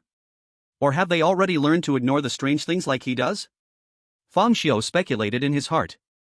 As a member of a special department, their power must be considerably strong compared to himself, a novice spirit master, and they should know much about the strange. If they cannot see his wife, it only proves that he is the only special one. Whether one can see the strange may not be related to being a spirit master or not. However, Feng Xiu had not reached a conclusion yet and needed to test further. While Feng Xiu was guessing, Shen Lingxue and the other person were also pondering about him. They found Feng Xiu very peculiar. Calm, it was simply too calm. This hardly resembled the reaction of someone who had survived a strange event. They had seen many people who survived such events, and they typically displayed signs of intense stress. Even if they became spirit masters, their mental state was generally unstable. Usually, when seeing investigators from the bureau, some would choose to flee, while others would frantically ask questions to understand the truth about the strange, but there was no one as calm as Feng Xiu. After the three sat down in the living room, Shen Lingxue scrutinized him and said, "You seem completely unfazed by our arrival. Did you know about the investigation bureau beforehand?" Feng Xiu shook his head. "No, but since there are strange occurrences in this world and they haven't caused chaos, there must be some force maintaining social order. That's not hard to guess." Indeed, it's not hard to guess, but ordinary people do not think so calmly after experiencing a strange event like you. Shen Lingxue said with a hint of appreciation. "You guessed correctly, our investigation bureau is a special department dedicated to dealing with the strange. It is the official organization of spirit masters. We are here today for two things. One is to investigate information related to the strange domain of Bailu Academy, and the other is to determine if you are qualified to join the investigation bureau. Although there are many loose spirit masters in the community, only the investigation bureau possesses absolute information, absolute governing power, and the abundant resources needed by spirit masters. So this is an opportunity for you. Let's proceed to the first item. Let's hear what you know about the strange domain of Bailu Academy. Before answering your question, I have a few questions that I need you to answer." Feng Xiu said calmly. Shen Lingxue furrowed her brow slightly. "Right now, I am the one asking you questions." At this moment, Li Wenhao quickly said, "Investigator Shen, Feng Xiu just experienced a strange event, he must have many questions in his mind. Let's first answer his doubts, so he can sort out his thoughts, making it easier for him to answer our questions later, right?" Shen Lingxue slightly nodded, considering it an agreement. Li Wenhao smiled at Feng Xiu and said, "Feng Xiu, feel free to ask any questions you have. After all, you are now a spirit master too. Some common knowledge you will learn sooner or later, as long as it doesn't involve secrets, you can ask." Feng Xiu glanced subtly at the two, already forming a judgment in his heart. Shen Lingxue should be a spirit master, while Li Wenhao was not. The gaze of someone who survived a strange event is different, giving a different feeling. This was a perception brought by one's own spirituality. It seems this is the configuration of the investigation bureau, a spirit master paired with an ordinary person? The mind of a spirit master is often tainted by the strange, leading to eccentric and extreme personalities. Pairing with an ordinary person for supervision could serve some oversight. How distorted Shen Lingxue's soul is remains unknown, but her personality displayed at the moment is arrogant. Strong, not knowing whether it is due to himself or the strange influence. However, Feng Xiu didn't care about these, he only wanted to know the truth about the strange. First question, what is the strange? Feng Xiu asked. Li Wenhao smiled slightly. The question you ask is one that most people who survived the strange domain would ask, but I regret to tell you that the Investigation Bureau has not provided a clear definition of the strange. Where the strange comes from, what the strange is, what the purpose of the strange is. No one can give a definite answer for now, at least not at my level. The only thing I can tell you is that the appearance of the strange has no pattern, they mostly appear suddenly, and their current displayed purpose is to eat humans, to be precise, to consume the human soul, which you can also understand as human spiritual power. The preliminary definition of the strange is a twisted spiritual entity that carries its own pollution source, and their forms are varied, some have flesh and blood, some are like soul bodies, and some are even conceptual entities. The only thing in common is that all the strange harbor immense malice toward humanity, they seem to strengthen themselves by devouring human souls, and each strange is a pollution source, constantly releasing contaminating radiation like radioactive material to the surroundings. This radiation can pollute human souls, triggering negative emotions and twisting the soul. You can become a spirit master, and I believe you should know that the power of the spirit master is a product of being polluted by the strange. Second question, how is the power level of a spirit master divided? Oh. Li Wenhao was slightly surprised. It seems Mr. Fong knows some things about spirit masters. Li Wenhao did not ask how Fong Xiu knew but continued to explain, since you know about spirit masters, you must also know about spirituality, so I won't explain too much. The power levels of spirit masters are divided based on how much spirituality they have ignited. For a newly appointed spirit master like Mr. Fong, the usual level of igniting spirituality is 1%, we call that a first-level spirit master. Igniting spirituality from 1% to 20% all falls within the scope of first-level spirit masters, specifically manifested as the initial display of abilities, just having gained abilities, and these will strengthen as spirituality increases. Igniting spirituality from 21% to 40% is classified as a second-level spirit master, specifically manifested as enhanced abilities, significantly strengthening and undergoing qualitative changes. From 41 to 60, it is a third-level spirit master, the specifics belong to confidential information that I do not know. Following this, there are also 4th level and 5th level. What happens after reaching 100% spirituality? Li Wenhao shook his head. I don't know. As far as I know, there is currently no one in the world who has ignited 100% spirituality. The difficulty of igniting spirituality becomes increasingly harder as one progresses. For a spirit master to ignite more spirituality, they must constantly seek out powerful strengths, continuously experience life and death, and break through between life and death. However, facing increasingly powerful strange, the mortality rate rises sharply, and currently, no strange has appeared that is strong enough to allow someone to ignite 100% spirituality. Spirit masters and strange are fundamentally opposed yet complementary. The stronger the strange, the stronger the spirit master can become. However, the current strength of strange is not sufficient to breed overly powerful spirit masters. Thus, not only are there no spirit masters with 100% spirituality, but there are also none who have reached 5th level. 5th level exists only in theory. As for 4th level spirit masters, there are some whispers from various countries, but no one knows the truth, and they are considered legendary existences. Whether they exist is unknown. In any case, the strongest group of people currently in the world are 3rd level spirit masters. Third question. Fang Xiu wanted to ask a third question, but was interrupted by Shenling Xue, who impatiently said, I don't have time to listen to you ask so many questions. Li Wenhao, give him the website of the Global Strange Forum and let him find out for himself. Li Wenhao, helpless, had to give Fang Xiu a website and advised, this is a dark web, considered the largest strange forum globally. Some common knowledge can be found here. If you want to know secrets, you need to pay for them. Also, I must remind you, because it's a worldwide forum, it is not under our investigation bureau's supervision. Be sure not to trust emails from strangers while browsing. Fang Xiu nodded, indicating he understood. Now it's our turn to ask questions. Tell us about your experiences in the 100 Willow Academy's Eerie realm, speak in detail. If you dare to fabricate anything and cause immeasurable losses, you will bear all consequences, Shenling Xue said with a hint of warning. Fang Xiu did not heed the threat and calmly continued, I have one last question. Shenling Xue's brows immediately furrowed, her eyes hostile, are you done? Fang Xiu ignored her gaze, pointed to his side, and asked, can you see my wife? Upon hearing this, Shenling Xue, who was about to erupt in anger, suddenly froze. She looked at Fang Xiu's empty right side and then glanced around, finding no sign of this so-called wife. Li Wenhao was also stunned. What are you talking about, Fang Xiu? The data shows you have no wife, not even a girlfriend. Can't you see? Or are you pretending not to see? Fang Xiu looked calmly at the two, murmuring continuously. For a moment, the atmosphere in the room became eerie.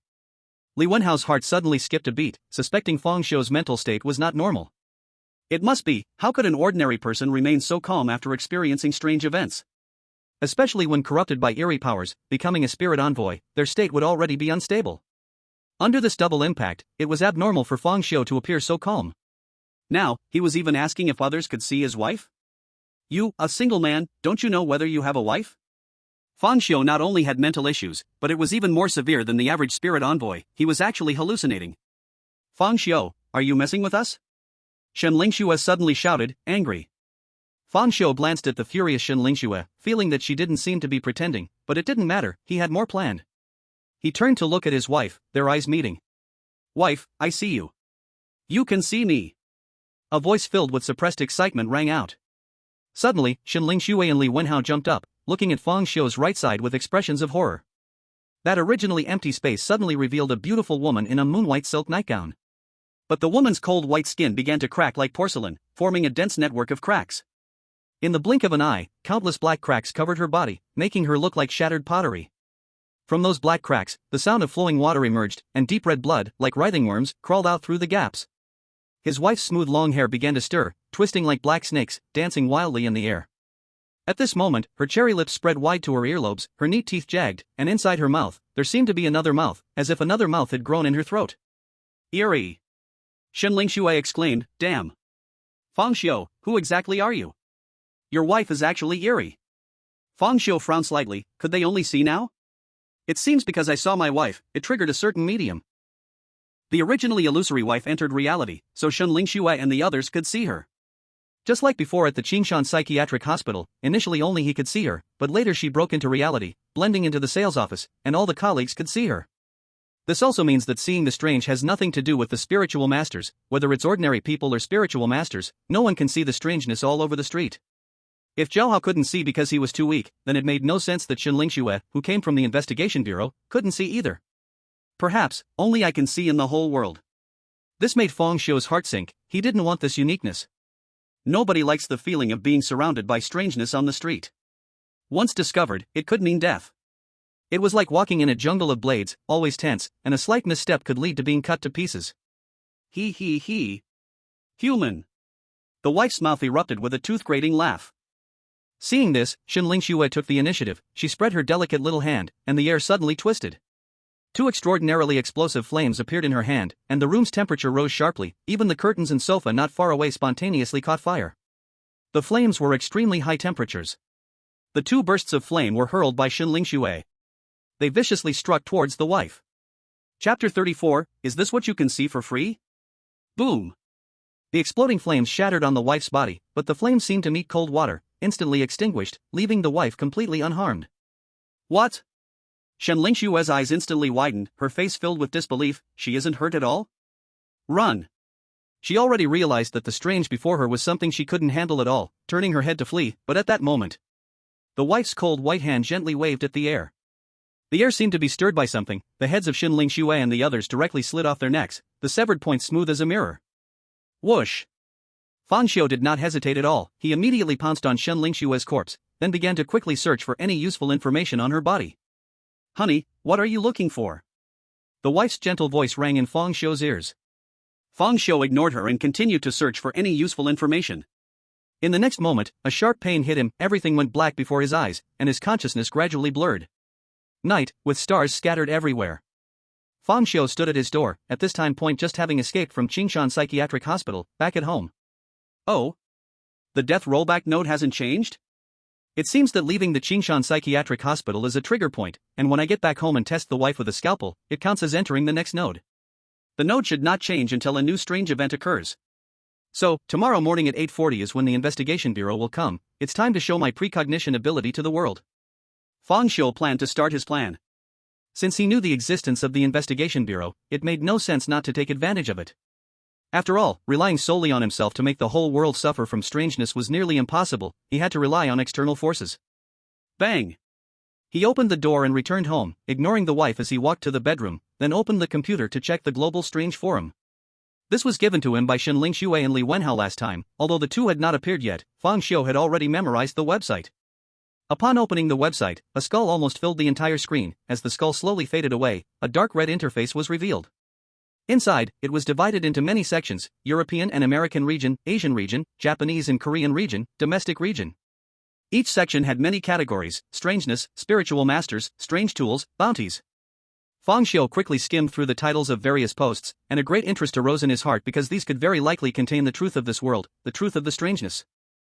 Although it may not be completely accurate, at least it is much faster than exploring by oneself. However, when he casually clicked on a post with a bizarre origin, a prompt box popped up, showing insufficient balance, please recharge. Fang Xiu's gaze moved to the bottom of the post where a series of zeros met his eyes. He roughly calculated that to view this post, it would cost about 1 million. This made him, who only had a few $100s in his bank account, feel a little dazed. Then he looked at other posts, and without exception, the cheaper ones were around 20 to 30,000, while those slightly related to confidential matters easily reached millions, even tens of millions. Is this the world of the spiritual masters, the wealthy? Fang Xiu said with a heavy tone. After realizing his poverty, Fang Xiu became even more determined to pretend he could foresee the future. He wanted to use this ability to gain maximum benefit, otherwise, he couldn't even afford to browse a forum. Helpless, Fang Xiu could only open the basic section of the domestic area, where the posts were basically some worthless common knowledge, along with many dubious rumors, and some were even boasting posts. He glanced at the top hot post, titled I awakened the ability to control time. Control time? Upon seeing this post, Fang Xiu felt a slight gloom in his heart. If even time controllers emerged, the value of his ability to foresee the future would significantly decrease. He clicked in to read, and the post stated, it was a dark night with howling winds, suddenly lightning flashed, thunder rumbled, and the blood moon rose in the east. After reading 1,000 words of adjectives, the end of the post wrote, just like this, I awakened the ability to control time. Unlike the time stops or reversals in movies, I named my ability, wasting time. Just like now, after you read this post, I have successfully wasted 5 minutes of your time. Countless people commented below. Damn. UF ****ing. I can't be the only one tricked, this post must be pinned. Smack. Fang Xiu silently closed the post. He looked at the poster's name, Universe Invincible Beautiful Girl Warrior. He quietly noted this name down. Is this what you can see without spending money? After calming down for a while, he continued to browse, and after spending an hour, he finally found a few posts issued by the Official Investigation Bureau. Since they were officially certified, the information on them was basically useful.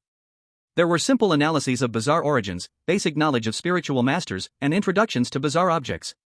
Fang Xiu casually clicked on one and immersed himself in it. Just like that, he read the whole night. He had gained a preliminary understanding of some basic knowledge about the bizarre and spiritual masters. It's not that this knowledge was abundant, but mainly there were too many junk posts and some attention-grabbing titles that wasted Fang Xiu a lot of time. After a night, he closed his computer and already had a basic outline in his mind. The levels of the bizarre were classified according to the degree of harm, divided from high to low into S, A, B, C, and D levels. Some bizarre individuals might have low strength, but if the degree of harm is high, their rating would also increase accordingly. For example, a bizarre with the code name Plague from Abroad had very weak strength. Just by finding its main body and taking protective measures, even a first-level spiritual master could kill it. However, this bizarre could spread a plague widely, causing hundreds of millions of deaths, thus it was rated as a level. If A-level bizarres are left unchecked, they have the capacity to exterminate the population of a large city in a short time. S-level belongs to the level capable of destroying a country within a short time. Generally speaking, the higher the degree of harm a bizarre poses, the stronger its power will be. Bizarres like the plague are just a minority. The origin of the bizarre cannot be verified. It seems that there have been some shadowy legends since ancient times. Some people analyzed that the extraordinary individuals of ancient times were likely spirit masters. Later, for some unknown reason, these strange individuals and bizarre legends disappeared for a while, until modern times arrived and strange legends re-emerged. During this time, there was almost a 100-year gap, and no one knows the reason. At least, the section that costs no money has no answers. All the oddities basically appear out of thin air, without warning or regularity.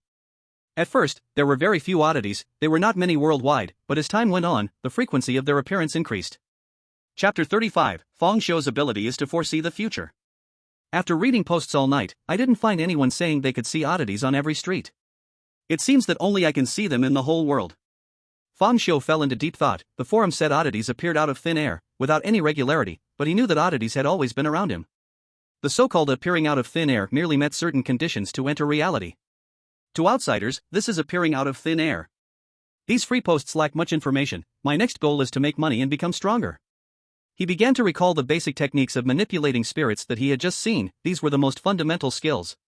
They taught how to quickly drive spirits and daily exercises, somewhat useful, but not much. However, besides that, Fang Xiu's biggest gain was learning about odd tools. So-called odd tools are implements that contain strange powers. Some are weapons like knives and swords, while others are very common items like mirrors, bracelets, and so on. But regardless of their form, these tools carry strange powers and possess all kinds of incredible functions. Each item is worth a lot, and some powerful odd tools can even sell for hundreds of millions. However, using odd tools is not without cost. The more powerful the tool, the stronger its ability to pollute the mind, like radiation. Frequent use of odd tools will inevitably cause the mind to be polluted, eventually distorting it completely into a kind of strange monster. When Fang Xiu saw the introduction to odd tools, he immediately thought of his surgical knife. There is no doubt that the surgical knife is an odd tool. Having cut through countless oddities, it has long been polluted by strange powers and has thus become an odd tool. He was not worried about the pollution of the mind by odd tools. After all, his mind was already twisted beyond recognition. This also meant he could use odd tools without counting the cost, completely unafraid of distortion. In addition to the introduction to odd tools, the post briefly explained how to manipulate odd tools. The most basic manipulation is injecting spirit to activate the power of the odd tool.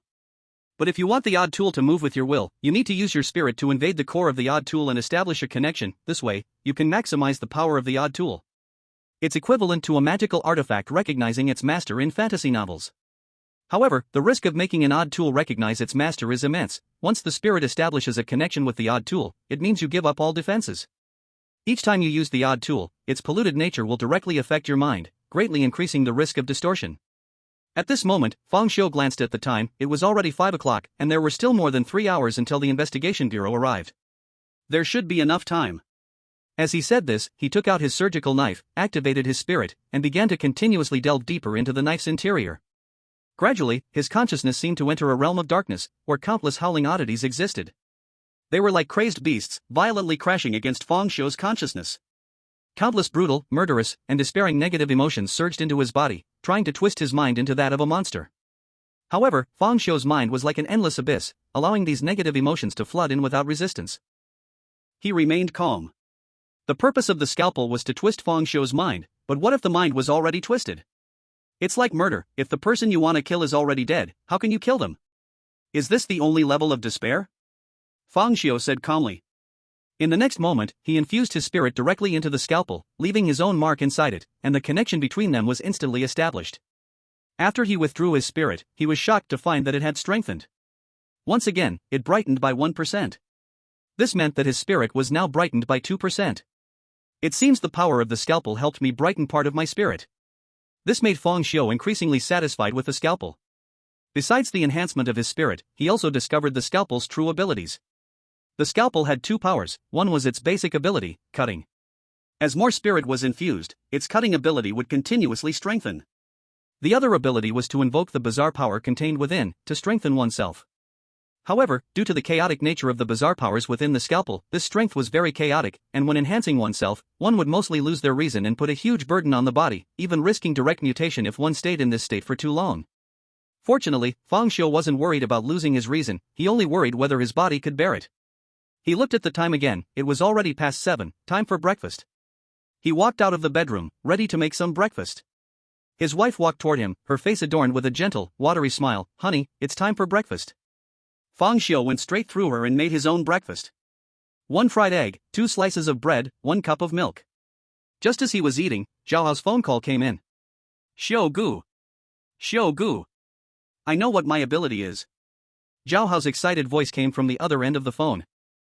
It's a surname ability," Fang Xiu said with a calm expression, biting into his bread. "Hee, I'm going to tell you and scare you."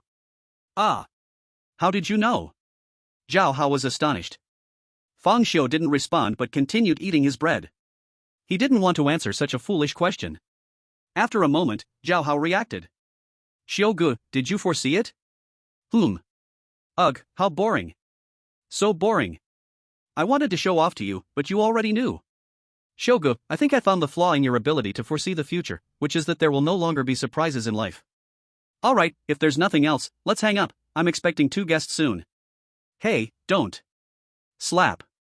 Fang Xiu hung up and continued his breakfast. Outside the community, in a black business car, Li Wenhao was in shock, his listening device falling to the ground with a crisp sound. Beside him, Xun Lingxue frowned instantly. "What are you doing?" Li Wenhao snapped back, not even bothering to pick up the fallen device, and exclaimed, "I heard Fang Xiu and Zhao Hao's abilities." "Oh?" Shen Lingxue suddenly showed some interest. "What ability could make you so flustered?" "One by one, start with Zhao Hao." Zhao Hao's ability is a surname ability. Shen Lingxue. Her expression darkened visibly. That is indeed shocking enough. No, Zhao Hao's ability is not important, what's crucial is Fang Xiu. Li Wenhao said urgently. What ability does Fang Xiu have? Shenling Xue couldn't help but become serious. She knew that although Li Wenhao was an ordinary person, he had received professional training and had seen many spirit masters and bizarre occurrences, so trivial matters wouldn't make him change color. He can foresee the future. Li Wenhao said seriously. Chapter 36 My eyes can see the future. What? Shenling Xue was instantly shocked. Are you sure you're not mistaken? Fang Xiu's ability is to foresee the future? Li Wenhao nodded. Our listening devices are professional equipment. Fang Xiu and Zhao Hao were ordinary people before, so the chance of them discovering they were being listened to was basically zero. So it should be possible to eliminate the chance of the two acting on the phone. Moreover, Fang Xiu just said something a moment ago. What did he say? Shenling Xue asked. He said that there are 2 guests coming later. What? 2 guests? Could he be referring to? The two looked into each other's eyes, both seeing the shock reflected there. Li Wenhao slowly said, Fang Xiu's usual social circle is very narrow, and since he is an orphan, he has no relatives visiting. So the guests he speaks of are very likely talking about you and me. Shenling Xue fell into silence. After a moment, she moved her lips. Does the ability to foresee the future really exist in this world? Even if it does, it shouldn't belong to a first-level spirit master. Indeed. Li Wenhao nodded. The more powerful the ability, the greater the restrictions. Just like that space ability user we interviewed before, although he can teleport, as a first-level spirit master, he could only teleport 10 centimeters. After that, he would deplete his spiritual energy and would need to wait an hour to teleport again. 1 hour for 10 centimeters, this teleportation ability is almost slower than a turtle. A space ability user like him needs to at least reach 2nd level to apply teleportation in actual combat. If Fang Xiu has the ability to foresee the future, his situation as a first-level spirit master shouldn't be much different from that space user. Maybe he can only foresee what happens in the next second. But how could he know that you and I are coming to find him? How long has it been? Don't jump to conclusions. Shenling Xue said sternly, maybe it's just a coincidence, or perhaps someone in the investigation bureau leaked our whereabouts. Investigator Shen, tell me, what if we don't go to find Fang Xiu today? Then wouldn't his prediction be broken? Li Wenhao suddenly suggested. Shenling Xue shot him a glance as if regarding him as foolish. Our mission is to investigate Fang Xiu and Zhao Hao. Now, he has made just a phone call, and you won't go? How are you going to report back to Bureau Chief Wang? What if this is all a trap set by Fang Xiu? It would only make people laugh out loud later. Besides, if Fang Xiu really can foresee the future, then his joining the investigation bureau would have a huge impact. You can't possibly not know this. Li Wenhao smiled awkwardly. I just mentioned it casually, wanting to see if his foresight is really that accurate. Of course, we should go. Let's go. Shenling Xue opened the car door, and a gentle breeze blew, causing her hair to stick to her fair cheek. I want to see for myself if this foresight is real or not. The two got out of the car and walked straight to Fang Xiu's home. When they climbed to the 5th floor, just as they were about to knock on the door, they discovered it was slightly ajar, and it opened with a push. They exchanged glances, unsure if Fang Xiu had foreseen this or if he had simply left the door unlatched. Once inside, they saw a handsome man, straight posture, and calm demeanor, brewing tea. It was indeed Fang Xiu. On the coffee table were 3 teacups, one in front of Fang Xiu and the other 2 beside it, with steam rising from the cups, indicating the water had just boiled. Seeing the teacups, both Shenling Xue and Li Wenhao were instantly startled. Is it really foresight? Or is there a camera outside the community? At that moment, Fang Xiu spoke. Miss Shen, Mr. Li, please have a seat. With that sentence, their shock deepened. They could say with certainty that this was the first time meeting Fang Xiu. Prior to this, they did not know each other at all. Moreover, as people from the investigation bureau, their identity information was confidential, and it was not something Fang Xiu could access. Shenling Xue, being bold and skilled, was the first to sit down on the sofa, looking at Fang Xiu with a scrutinizing gaze. How do you know our last names? And how did you know we were coming? Fang Xiu ignored Shenling Xue's scrutiny and suspicion, saying calmly, my eyes can see the future. Hearing Fang Xiu admit it in person, a tremendous storm surged in their hearts. However, although Shenling Xue was shocked, her doubts were not dispelled. You can see the future? How can you prove it? Both of you are from the investigation bureau. You came here for 2 purposes. One is to investigate the mysterious domain of Bailu Academy, and the other is to see if Zhao Hao and I have the ability to qualify for the investigation bureau, Fang Xiu said calmly. Mr. Fang, this does not prove that you can foresee the future. We can easily guess our purpose for coming here as long as you have known about the investigation bureau beforehand, Li Wenhao shook his head and said. Fang Xiu turned his gaze to Li Wenhao and continued calmly, you have always had a secret crush on Shen Lingxue, and you wrote a love letter long ago, which you placed in the left pocket of your jacket. The content is, Lingxue, when you read this letter, I am afraid I may have already died. There is something I have always wanted to tell you. Don't say any more. Li Wenhao suddenly stood up, his face flushing as he stopped Fang Xiu. Shen Lingxue looked at Li Wenhao in surprise. Li Wenhao hurriedly explained, Investigator Shen, you know me.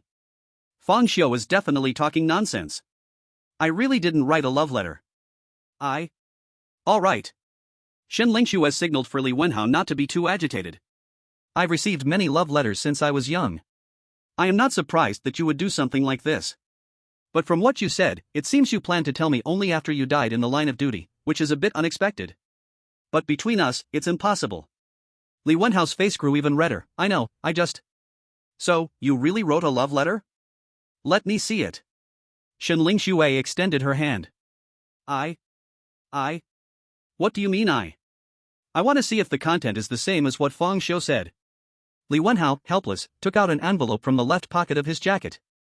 Shen Lingxue took the envelope, opened it, and quickly glanced at the first few lines, her astonishment growing stronger. Because the words on it were exactly as Fang Xiu had said. She threw the love letter back to Li Wenhao, staring intensely at Fang Xiu and said, given Li Wenhao's personality, if he intended to let me know only after he died, then he definitely would not have shown this letter to anyone. However, just because you knew the content of the love letter does not mean you can foresee the future. After all, the love letter was written in the past, not the future. Chapter 37, this is not foreseeing the future, it's clearly having X-ray vision. Facing the doubt, Fang Xiu continued, Miss Shen, your ability is to control flames, and your measurements are 85, 63, 80. Shen Lingxue's expression immediately turned unfriendly, my ability is no secret. People who have dealt with the Spirit Master's circle know something about it, and as for the measurements, most people can guess somewhat based on appearance, but not nearly as accurately as you. Miss Shen, you have a secret that nobody knows about, do you want me to reveal it? Fang Xiu asked. Li Wenhao became instantly interested. Say it. I have no shameful secrets. Shen Lingxue said, with a hint of defiance. Miss Shen, you have an extreme preference for pink. Your underwear and pants are all pink, and you even have a pink tattoo on your body. Boom!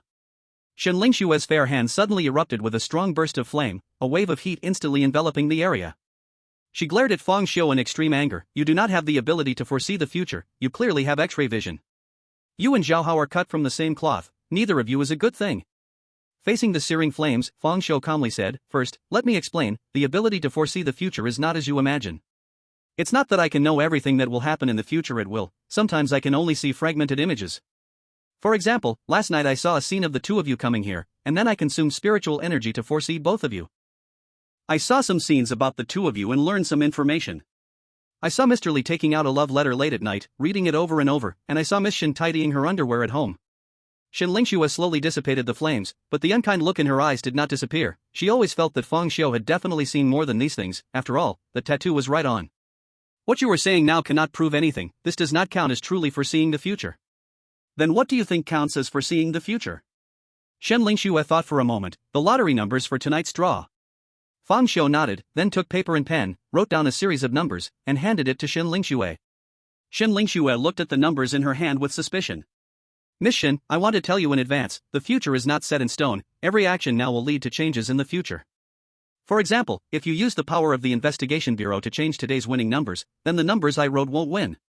So, if you want to verify the accuracy of the numbers, don't do anything that might influence the future, and definitely don't buy them. Fang Xiu said calmly, giving a very certain impression, as if he really could see the future. In fact, he was just making it up, his real plan was to die and reset after watching the draw later that night. Seeing Fang Xiu's confidence, Shen Lingxue was actually halfway convinced in her heart. But her mouth still questioned, Fang Xiu, I hope what you said is true. If I find that the numbers don't win, it means you are lying to me, you. Fang Xiu interrupted directly, if they don't win, I'll pay with my life. Shen Lingxue was taken aback, she didn't expect Fang Xiu to be so confident. At that moment, Li Wenhao also came over to look at the numbers, he examined them carefully for a moment, then suddenly exclaimed softly. Ha! Wait a minute. The lottery numbers should be 7 digits, right? Why is yours only 6? Ha! 7 digits? Are you sure? Shen Lingxue asked suspiciously. Of course I'm sure, I've bought tickets many times. Fang Xiu, you really are lying to me. Shen Lingxue immediately got angry. The lottery had 7 digits, and you wrote down 6, how could that possibly win? Unexpectedly, at this moment, Fang Xiu calmly walked over, picked up the pen, and casually wrote a 1 at the end of the 6-digit number. He put down the pen and said to the stunned two, I'm sorry, I just missed a number, now it's correct, tonight's winning numbers are these. Looking at Fang Xiu's confidence and nonchalance, Shen Lingxue and the other person felt like their intelligence was being mocked.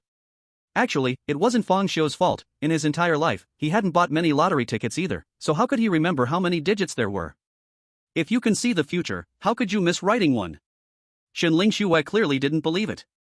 What you need to do now is to wait, not to doubt. When the facts come out, all doubts will be resolved. Fang Xiu remained as confident as ever. At that moment, Shen Lingxue suddenly said, if you really can foresee the future, why wait until the lottery draw? You can fully predict what I will do next. Fang Xiu calmly glanced at her, do you think that as a first-tier spirit master, I can foresee the future multiple times? Besides, why should I prove anything to you? Are you high-ranking officials of the Investigation Bureau? If I prove it to you now, won't I have to prove it to the higher-ups of the Investigation Bureau later on? Sorry, I can only foresee the future, I am not omniscient. You. Shen Lingxue's eyebrows instantly furrowed. Li Wenhao quickly tried to smooth things over, Investigator Shen, please don't be anxious, we will know everything tonight when the draw is announced. Mr. Fang, let's talk about your previous experiences in the strange domain at Bailu Academy. Fang Xiu nodded, that strange domain is called Qingshan Mental Hospital. Qingshan Mental Hospital? Li Wenhao appeared quite puzzled. Shen Lingxue snorted coldly, naming the strange domain is the Investigation Bureau's job. Fang Xiu did not respond to her, but continued, the Qingshan Mental Hospital appeared suddenly, overlapping with the Bailu Academy sales office. By the time we noticed, everyone was already inside the mental hospital. Mr. Fang, how can you be sure it's a mental hospital? Because this strange realm is a hospital, and I saw a sign inside, Qingshan Mental Hospital. Then, Fang Xiu briefly recounted what happened in the strange realm. He did not reveal too much because he was only a level 1 spirit master. Even having the ability to foresee the future, he could not foretell carelessly. Of course, he omitted the matter of the surgical knife, a valuable strange item that could cause unnecessary trouble if it came to light. After a long while. After hearing the story, Shen Lingxue and the others fell deep in thought. Fang Xiu, are you saying that in this Bailu Academy strange realm, besides the strange female doctor and the strange controlling dreams, there could be other anomalies too? You foresee them? Shen Lingxue was very stubborn. Even now, she insisted on calling Qingshan Mental Hospital the Bailu Academy strange realm. Fang Xiu was not surprised. Spirit masters were typically people with twisted minds, some were just more severe than others. Shen Lingxue was doing well, not displaying tendencies like killing or brutality. She was simply proud, forceful, quick-tempered, stubborn, small-minded, difficult to get along with, arrogant, and heavily suspicious, just a few minor flaws. Chapter 38, Weakness and ignorance are not obstacles to survival, arrogance is. I did not foresee it. With my spirit, I can only foresee once, and that was when I saw the correct path at a fork in the road. At that moment, I faced 2 paths and saw 2 images. One image showed the correct path, revealing a safe passage in the strange controlling dreams. I, along with Zhao Hao, successfully escaped. The other image showed the wrong path, which had many closed rooms. Behind each door, there was an extremely terrifying strange aura, and a few doors were even open.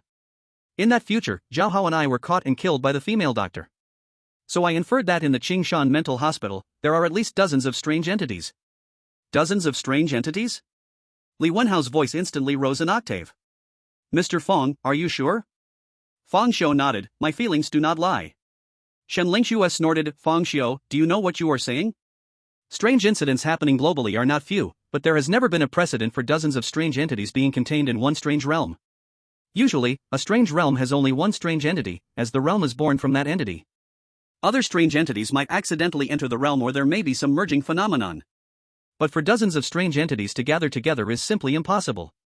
Strange entities do not like to group like humans, it is hard for them to coexist peacefully. So, if you weren't mistaken, those things aren't strange entities at all but strange slaves. Often, some powerful strange entities can control many strange slaves. Strange slaves are typically people or animals that have died and are forcefully controlled by strange entities. Though numerous, they are usually not strong. You may have been scared silly at the time and, not understanding strange entities, mistook strange slaves for strange entities.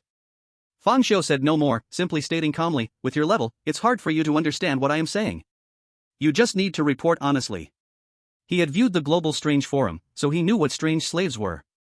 He was certain that the rooms were all holding strange entities. However, he did not plan to explain this to Shun Lingxue. 1. Explaining too much would expose his foresight ability. 2. It was impossible to explain to an arrogant woman. He believed that as long as he reported truthfully, those above would make the right judgment. At my level? Shun Lingxue laughed coldly. You, a newly promoted spirit manipulator, how many strange events have you experienced? You say it's strange, so it is strange? You probably haven't even seen a spirit slave, right? Fang Xiu took a sip of tea and slowly said, Indeed, weakness and ignorance are not obstacles to survival, arrogance is.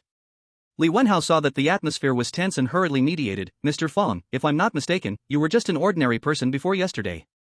Yet, your words show familiarity with strange realms and spirit manipulators. How do you know these things about the strange and spirit manipulators?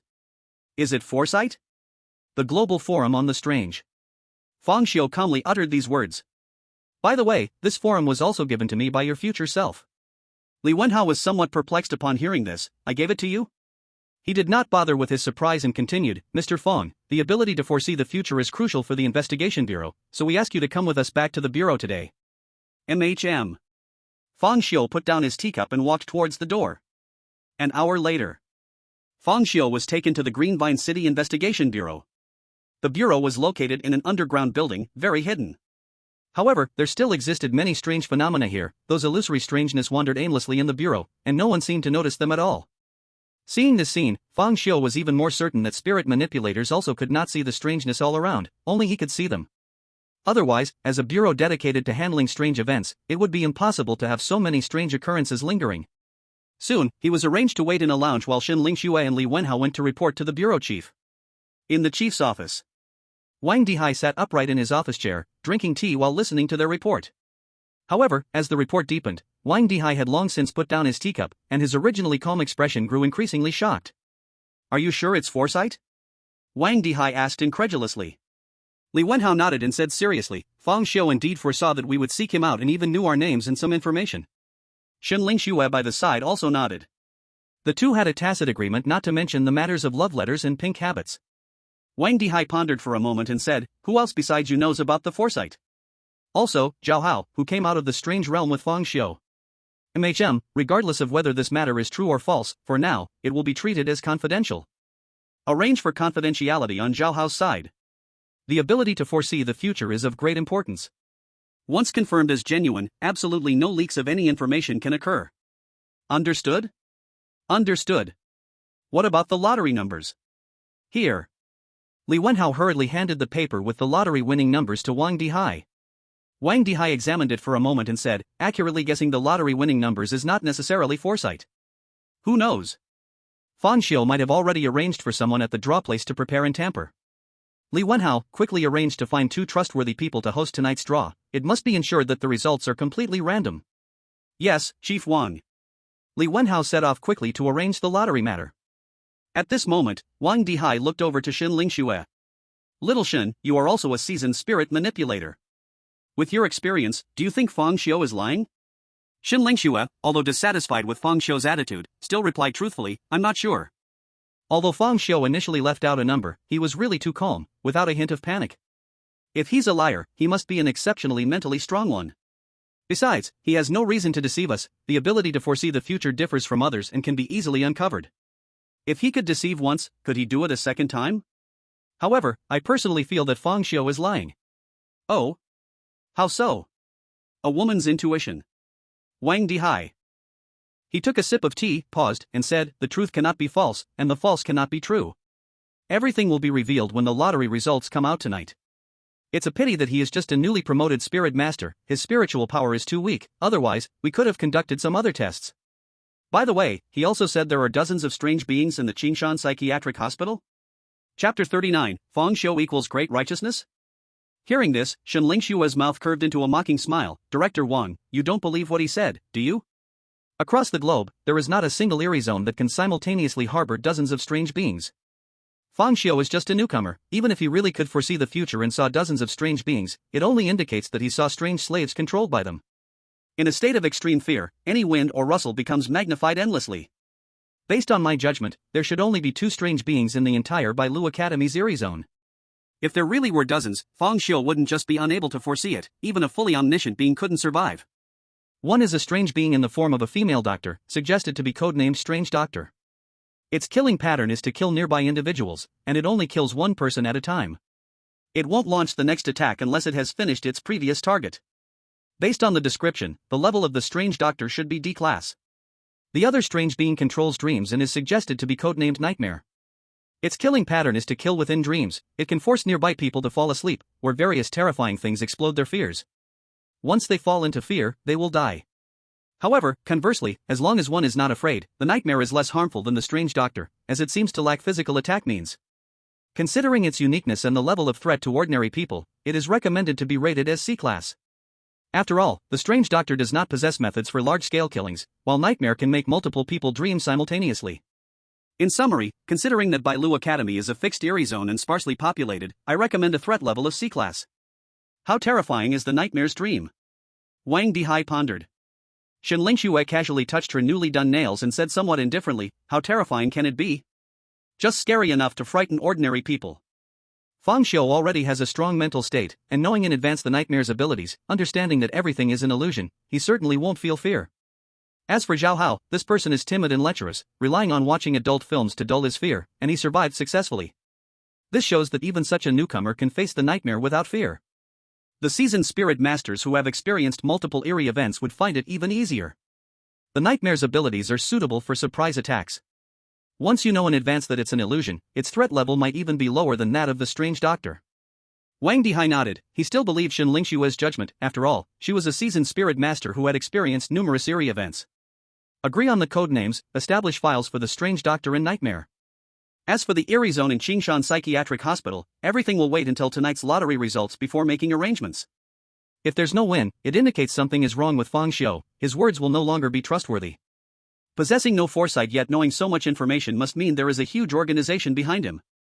Perhaps it's a conspiracy against the Investigation Bureau. Next, bring Fang Xiu over. I want to see him.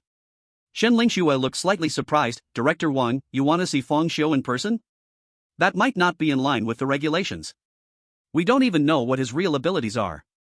What if he is backed by some underground organization whose true purpose is to falsely claim he can foresee the future and get into the Investigation Bureau? Moreover, he has not yet undergone the mental pollution test, and we are also uncertain about the risk of him going out of control. Wang Dihai shook his head. Captain Yang is currently not in the bureau.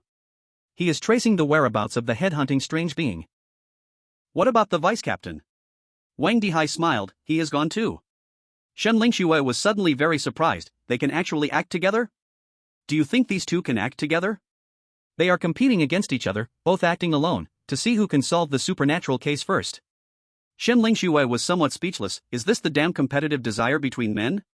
One captain, one vice captain, truly childish, treating a strange case like a competition? Alright, go call Fang Xiu. In the Investigation Bureau, if he really has bad intentions, he won't cause any big trouble.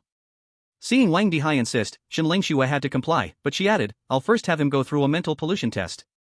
If he passes, I'll bring him over. After saying that, Shen Lingxue went ahead and left decisively. Wang Dihai was first taken aback, then he chuckled softly. He knew this was Shen Lingxue trying to protect herself, but being a leader, it felt somewhat uncomfortable to have his orders not go smoothly. But he was already used to it. Managing spirit masters as an ordinary person was like this. In the lounge, Shen Lingxue took out a professional spiritual lie detector and put it in front of Fang Xiu. Her fair hand also held a test question. Next, I will conduct a mental pollution test on you. This is a spiritual lie detector, different from a regular lie detector. It measures lies based on spiritual fluctuations. An agent trained in regular lie detectors can deceive them, but no one can deceive a spiritual lie detector. Spirit is a reflection of the mind. As long as your words and heart are not in agreement, it will react. So, you must answer truthfully, no lying. This is a test that every newly minted spirit master must undergo. The Investigation Bureau will not allow a spirit master with severe mental pollution to roam freely. Fang Xiu nodded. First question, if a powerful supernatural entity is rampaging in the city, your choices are 1. Fight the supernatural entity, 2. Escape alone, 3. Save as many people as possible, taking as many as you can with you. I choose 1, to fight the supernatural entity. Fang Xiu said calmly. Shen Lingxue glanced at Fang Xiu with some suspicion, then looked at the spiritual lie detector, which showed no lies were told. She was suddenly a bit surprised. She had never thought that Fang Xiu would be the kind of person willing to sacrifice his life for others. Fang Xiu truly did not lie about this question, he hated all supernatural entities. Even if he couldn't defeat them, he would still try to obtain more information, seeking their weaknesses. If he couldn't kill them once, he would try twice, if twice didn't work, he would try 3 times. Second question, if in the future, supernatural events increase, humans obviously cannot compete, and an intelligent supernatural entity invites you to join their side, promising you great power and unimaginable status, would you join? No. Really not? If the supernatural entity promises you powerful authority and ensures that your family, friends, and loved ones won't be harmed, would you join? No. Fang Xiu's answer remained concise. The lie detector showed no fluctuations. Shen Lingxue was a bit skeptical, she always felt that Fang Xiu wasn't the type of person who would wholeheartedly fight for humanity. Then what if your family sided with the supernatural entity and invited you to join? I have no family. What about friends? As far as I know, you have a good relationship with Zhao Hao, and he is your only friend. If he wanted you to betray humanity and join the supernatural side, would you agree? Then I wouldn't mind having no friends. Shen Lingxue. Third question, what is the thing you want to do the most after becoming a spirit master? Or what is your ideal? To kill all the supernatural entities in the world. For a moment, the room fell silent. Shen Lingxue looked at the unreactive lie detector and found it somewhat unbelievable. Is this fake? When did such an upright figure come out of the spirit master's team? She had seen many spiritual masters take tests, but none like Fang Xiu. Some spiritual masters even answered in selfish and twisted ways. After all, they were all people with polluted hearts, and the darker side of humanity was infinitely amplified. For example, to the first question, when a powerful anomaly rampaged in the city, some chose to escape alone, while those with a bit of conscience chose to save as many as they could. Those with a higher degree of spiritual pollution were even more exaggerated. What? An anomaly is killing indiscriminately? Then I'll help kill, let's see who kills faster. The second question was whether to join the side of the anomaly. Most spiritual masters answered that if they couldn't win, they would join whoever was strong, or whoever treated them well. The twisted spiritual master, I love anomalies the most.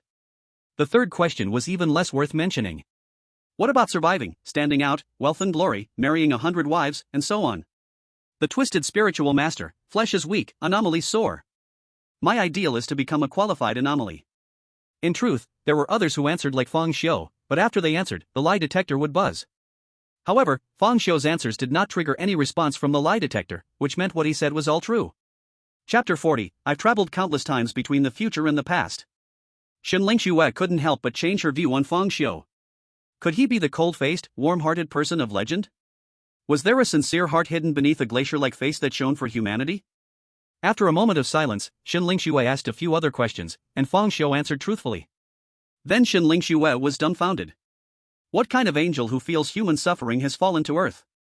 If the spiritual lie detector didn't malfunction, Fang Xiu was simply a little angel for humanity. In the whole team of spiritual masters, there was no one as upright and kind as he was. The last question, can you really foresee the future? Fang Xiu calmly gazed at Shen Lingxue and said softly, I have traveled countless times between the future and the past, witnessed death and rebirth, experienced infinite possibilities. The future to me is merely a toy that can be observed and changed at will. Shen Lingxue glanced at the unresponsive lie detector and actually believed Fang Xiu's words deep down.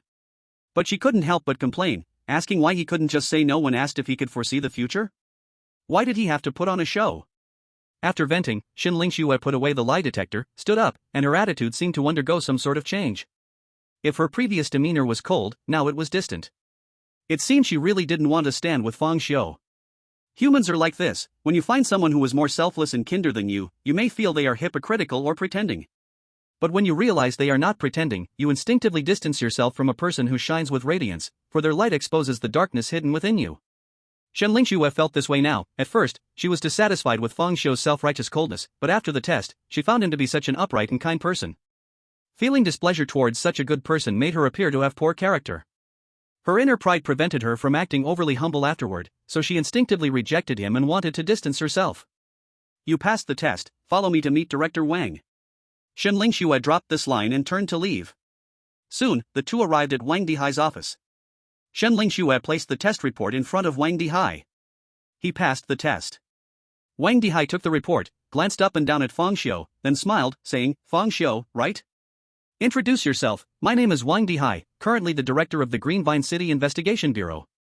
Please take a seat. After speaking, he picked up the report and began to glance through it while casually trying to chat.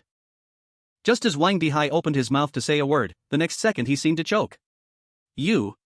His eyes suddenly widened, looking at the report in his hand with some disbelief. He even took out his glasses and read it twice, yet still couldn't believe it. The report was just too perfect to the point that not to mention a spirit master, even a normal person whose mind wasn't tainted couldn't answer so perfectly. He instinctively looked at Shen Lingxue, as if asking something with his eyes. Shen Lingxue, however, nodded expressionlessly. Wang Dihai suppressed the shock in his heart and took a deep breath, saying, Mr. Fong, based solely on this report, even if your ability is not to predict the future, I want to invite you to join the investigation bureau. No hurry, let's talk after the results are out, Fong Shou said calmly. He wouldn't join the investigation bureau now, that would be meaningless. He wanted to join as someone with the ability to predict the future so that he could demand a suitable price later. At this moment, Shen Lingxue suddenly said, Director Wang, I just used the spiritual lie detector to ask if Fong Shou's ability is to predict the future. Wang Dihai immediately focused. What was the result? He passed the test. Hearing the affirmative answer, Wang Dihai could not help but narrow his pupils, but he did not immediately believe it, knowing that the spiritual lie detector was not infallible. It could indeed distinguish a person's lies, as long as what was in one's heart was different from what was said, the spiritual lie detector would sound an alarm. However, if a person was hypnotized and firmly believed they could predict the future, the detector would deem it true. This was exactly where Wang Dihai had his doubts. Then the two started chatting casually. Although the report's content was perfect, being the head of the investigation bureau, Wang Dihai naturally had his own way of reading people. Fong Shou was very averse to this small talk. To him, it felt like a waste of time. He only wanted to grow stronger, and then make all the bizarre things in the world suffer. Fortunately, soon, while the two were chatting, the office door was slammed open with a bang. A young man in work clothes rushed in anxiously. Wang Dihai immediately frowned. How many times have I said it? Don't be so hasty, doing things like this. Before he could finish, he was directly interrupted by the young man. Director Wang, something big has happened. The vice captain, he died. What? Wang Dihai stood up from his office chair in shock, his face filled with disbelief. How could he possibly die? Bai Qi is not only our investigation bureau's top combat strength, but also the #1 spirit master in the entire Lteng city. It's impossible. Quick, tell me what happened. Hearing the news of Vice Captain Bai Qi's death, Wang Dihai was completely flustered. Bai Qi was a trump card in his hands. If this card fell, Lteng city would fall into chaos. Before, Captain Yang and Vice Captain Bai were searching for the whereabouts of the head spirit, but the two acted separately. In the end, it was Vice Captain Bai who found the head spirit first in an unfinished building on the outskirts of Qingbei town. After Vice Captain Bai found the head spirit, he did not inform Captain Yang, but dealt with the head spirit alone. Originally, with Vice Captain Bai's strength, dealing with the head spirit would be easy, but no one expected that there was another bizarre thing hidden in the unfinished building on the outskirts of Qingbei town, and that bizarre being launched a surprise attack, so Vice Captain Bai. At this point, the young man couldn't help but turn pale. What? There was another bizarre being? Wang Dihai instantly flew into a rage, even grabbing a folder on the desk and throwing it. What is your intelligence department doing? There's another bizarre thing hidden in Qingbei town, why didn't you know in advance? The young man was so scared he was almost in tears. Director Wang, during the intelligence department's citywide sweep. I really searched through Qingbei town, and at that time, I truly found nothing about that weird thing. It was as if it suddenly appeared out of thin air. Wang Dihai took a deep breath, forcefully suppressing the anger in his heart and said, Where is Yang Ming? As the director of the investigation bureau, he clearly knew that he must not let his anger affect his judgment at this moment. Those two weird things, although they attack suddenly, must possess extraordinary strength to kill Bai Qi, and if not dealt with, the entire Qingbei town might be slaughtered, and even the city center of Lvteng might suffer too. Captain Yang has received the news and is on his way to Qingbei town. Prepare the vehicles. Quickly prepare the vehicles. All investigators who are not out on missions, go to Qingbei town. Also, call the leaders of major civilian spirit master organizations and let them send manpower to Qingbei town. As long as they can solve this weird incident, the investigation bureau is willing to offer 3,000 spirit coins and 10 spirit incense as a reward. Wang Dihai shouted almost like a roar. Chapter 41, I can die 1,000 times, but you can only die once. Hearing about spirit coins and spirit incense, Fong Shou's heart stirred. He had only seen pictures of these two things on the strange forum but had never seen the real thing.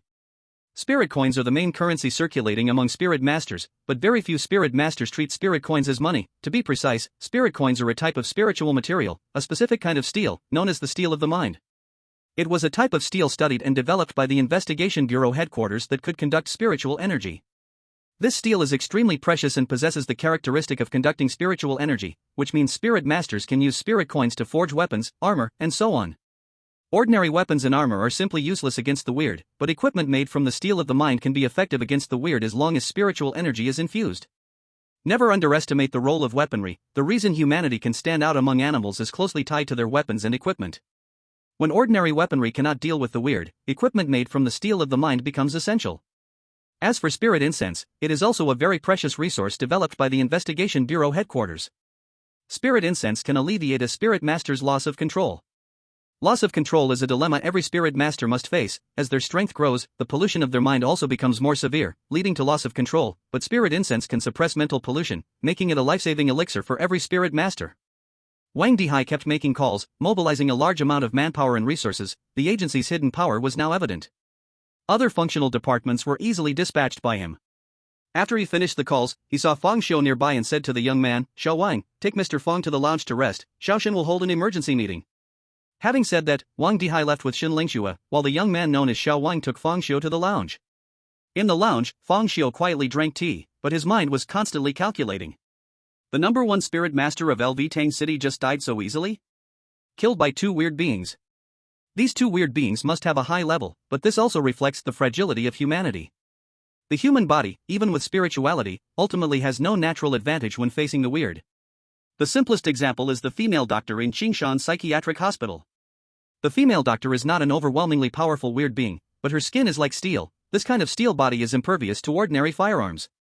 In contrast, even if spirit masters light up their spirituality, able to mobilize most of their muscles and unleash superhuman strength, if they are hit by a bullet, they will still be injured or even die. This is the gap. In the end, it's still the low tolerance for error of spirit conjurers. Even if you possess powerful abilities, your body is still flesh and blood. Just one small mistake may lead to being killed by an anomaly. Bai Qi is a great example, dying from a sneak attack. The anomalies, on the other hand, also have strong abilities and a high tolerance for error. It's hard for spirit conjurers to kill an anomaly in one blow. It's like I can make countless mistakes, but you can only make one. How can we fight like this? However, Fang Xiu does not care about the natural weakness of spirit conjurers against anomalies. Because the weak ones are the spirit conjurers, not him, Fang Xiu. He faces anomalies differently from ordinary people. He is, I can die countless times, but you can only die once.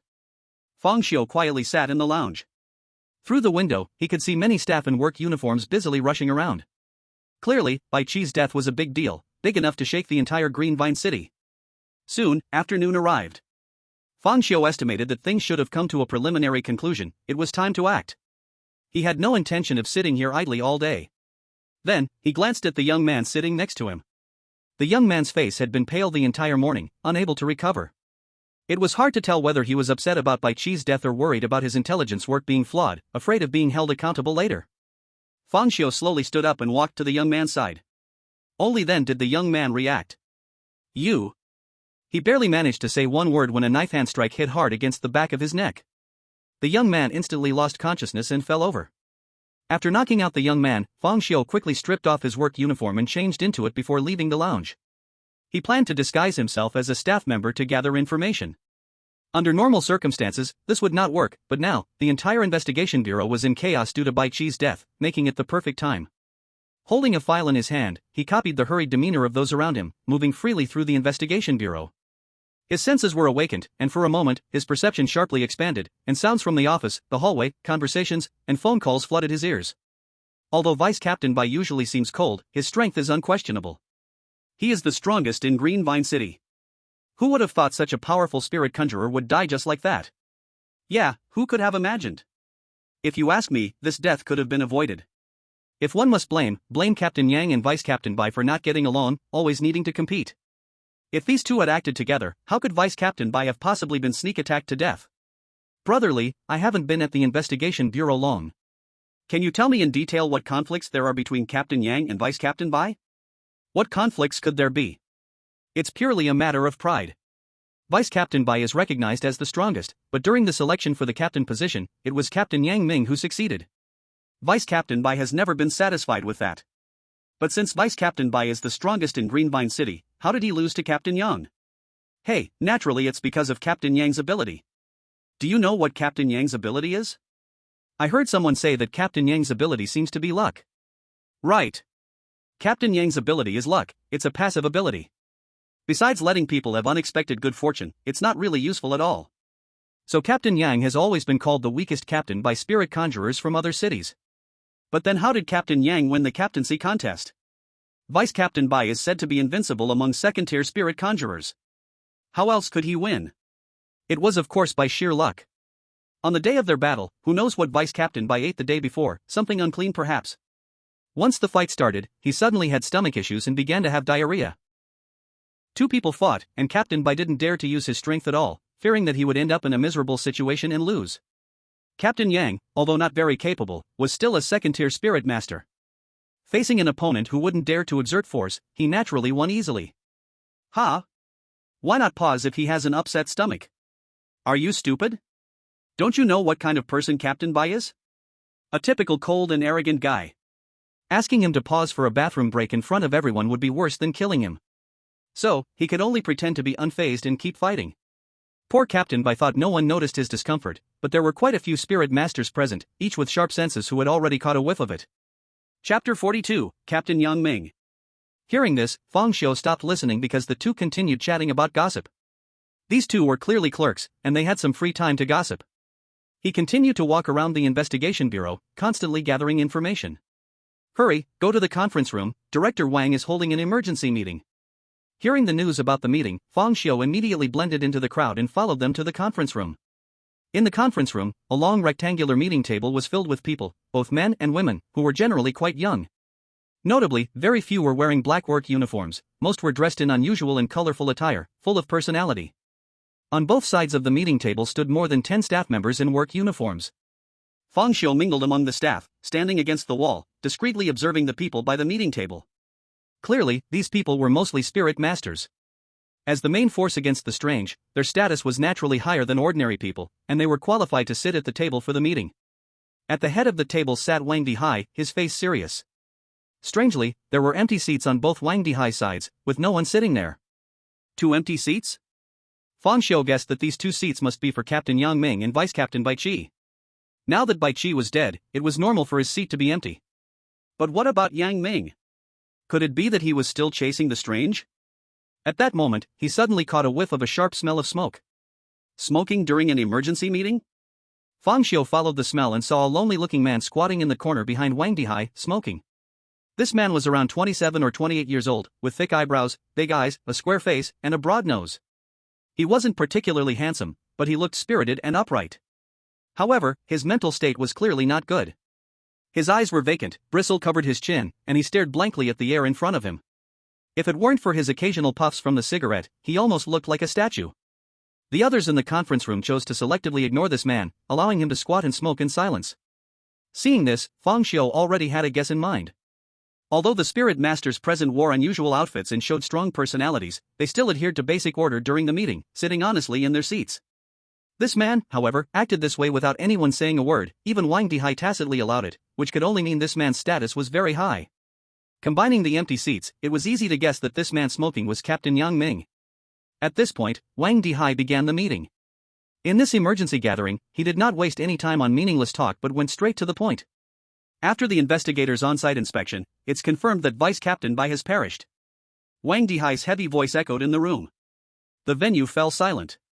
Some had expressionless faces, some seemed indifferent, and some showed sorrow, each with a different expression. The man who was suspected to be Yang Ming still had a vacant look, but his hand holding the cigarette trembled slightly. After a brief silence, Wang Dihai's deep voice sounded again. Captain Bai died at the hands of a mysterious entity that controls shadows. As he spoke, a blurry photo appeared on the big screen at the scene, showing a shadow, a human-shaped shadow. However, unlike ordinary shadows, it was not flat, but three-dimensional, as if a person were wearing a tight black suit, covering even the eyes, mouth, and nose. Completely black, like a person's shadow that has come alive, turning into a physical form. This strange entity, codenamed Shadow Phantom, currently exhibits the ability to conceal itself in shadows. At that time, Captain Bai was battling the head phantom when the Shadow Phantom emerged from his shadow, launching a surprise attack that left Captain Bai seriously injured, leading to his death at the hands of the head phantom. Everyone was intently watching the Shadow Phantom in the photo, their expressions grave. Sudden assaults from shadows like this were simply impossible to defend against, and one careless move could lead to disaster. Even someone as strong as Bai Qi was caught off guard and seriously injured. Other spirit masters did not believe they could match Bai Qi. Currently, the Shadow Phantom's whereabouts are unknown, but the head phantom has already been dealt with by Yang Ming. Therefore, our next task is to fully search for the shadow phantom, find it, and completely resolve this strange event. And Wang Dihai suddenly took a deep breath and said slowly and heavily, to avenge Bai Qi. The atmosphere in the room instantly became somber. Perhaps feeling the oppressive atmosphere, Wang Dihai forced a small smile and said, in this unfortunate event, I also have some good news to share with everyone. Good news? Everyone was momentarily stunned. Captain Bai was dead, and there was still good news? That is, our leader of the Greenvine City Investigation Bureau, Yang Ming, after resolving the head phantom incident, has successfully advanced to a third-tier spirit master, stepping into the ranks of top spirit masters. As soon as these words came out, everyone was in an uproar, and all eyes instantly turned to the man in the corner who was smoking. The smoking man was Yang Ming. He seemed to be oblivious, his expression completely unmoved, simply tossing away the cigarette but in taking out a pack of cigarettes, intending to light another one. At his feet, there were already many burnt cigarette butts. Yang Ming opened the pack of cigarettes, only to find it empty. He casually crushed the empty pack and threw it on the ground, then raised his lackluster eyelids to look at everyone. Hey, do you have any cigarettes left? His voice was hoarse and carried a hint of fatigue. Everyone fell silent, and no one responded. Seeing this, Wang Dihai's eyes flickered with a hint of pity, but he still scolded, Yang Ming, you need to perk up. You are now a third-tier spirit master, the safety of Greenvine City will depend on you to protect it. And don't you want to avenge Bai Qi? Faced with Wang Dihai's scolding, Yang Ming's expression showed no fluctuation at all, he still looked half alive. He slowly got up from the corner, stuffed his hands into his pockets, and muttered, then I'll just go buy a pack myself. As he said this, he really intended to leave the venue to buy cigarettes. As he walked, he muttered, avenge? Will avenging make Bai come back to life? Stop right there. Wang Dihai shouted furiously, but Yang Ming did not stop his footsteps, as if he had not heard. Frustrated, Wang Dihai had no choice but to pull a pack of cigarettes from his pocket and shouted, I have cigarettes. Yang Ming immediately stopped, clearly dissatisfied, why didn't you say so earlier? Wang Dihai directly threw the cigarettes to Yang Ming and turned back to continue the meeting, clearly not wanting to say another word. Yang Ming returned to his previous corner, lighting a cigarette while complaining, wow, what kind of family does Wang Bureau have? He smokes high-end cigarettes every day. Wang Dihai's face was dark, suppressing his anger to continue the meeting. But just then, the door of the conference room was pushed open with a bang. Wang Dihai's roar erupted instantly, pay attention to discipline. Discipline. How many times have I said this, you? The staff member who entered did not give him a chance to finish speaking and hurriedly said, Director Wang, it's bad. The person you just had me take to the lounge is gone. He knocked me out and ran away. What? You mean Feng Xiu ran away? Wang Dihai suddenly became furious and shocked. Feng Xiu and the crowd secretly sighed, realizing that his technique was not professional enough, not expecting to knock him out for such a short time. Although Feng Xiu had become a spirit master, able to unleash powers stronger than ordinary people, he had never tried to knock someone out before and didn't know how much force to use. Feng Xiu, how could you be here? A female voice rang out from the conference hall. It was Xin Lingxue. Xin Lingxue suddenly stood up from her seat, surprised, pointing at Feng Xiu in the crowd. In an instant, everyone's gaze turned to Feng Xiu, except for Yang Ming, who remained focused on smoking in the air. Chapter 43 I can go back to the past, reverse the future.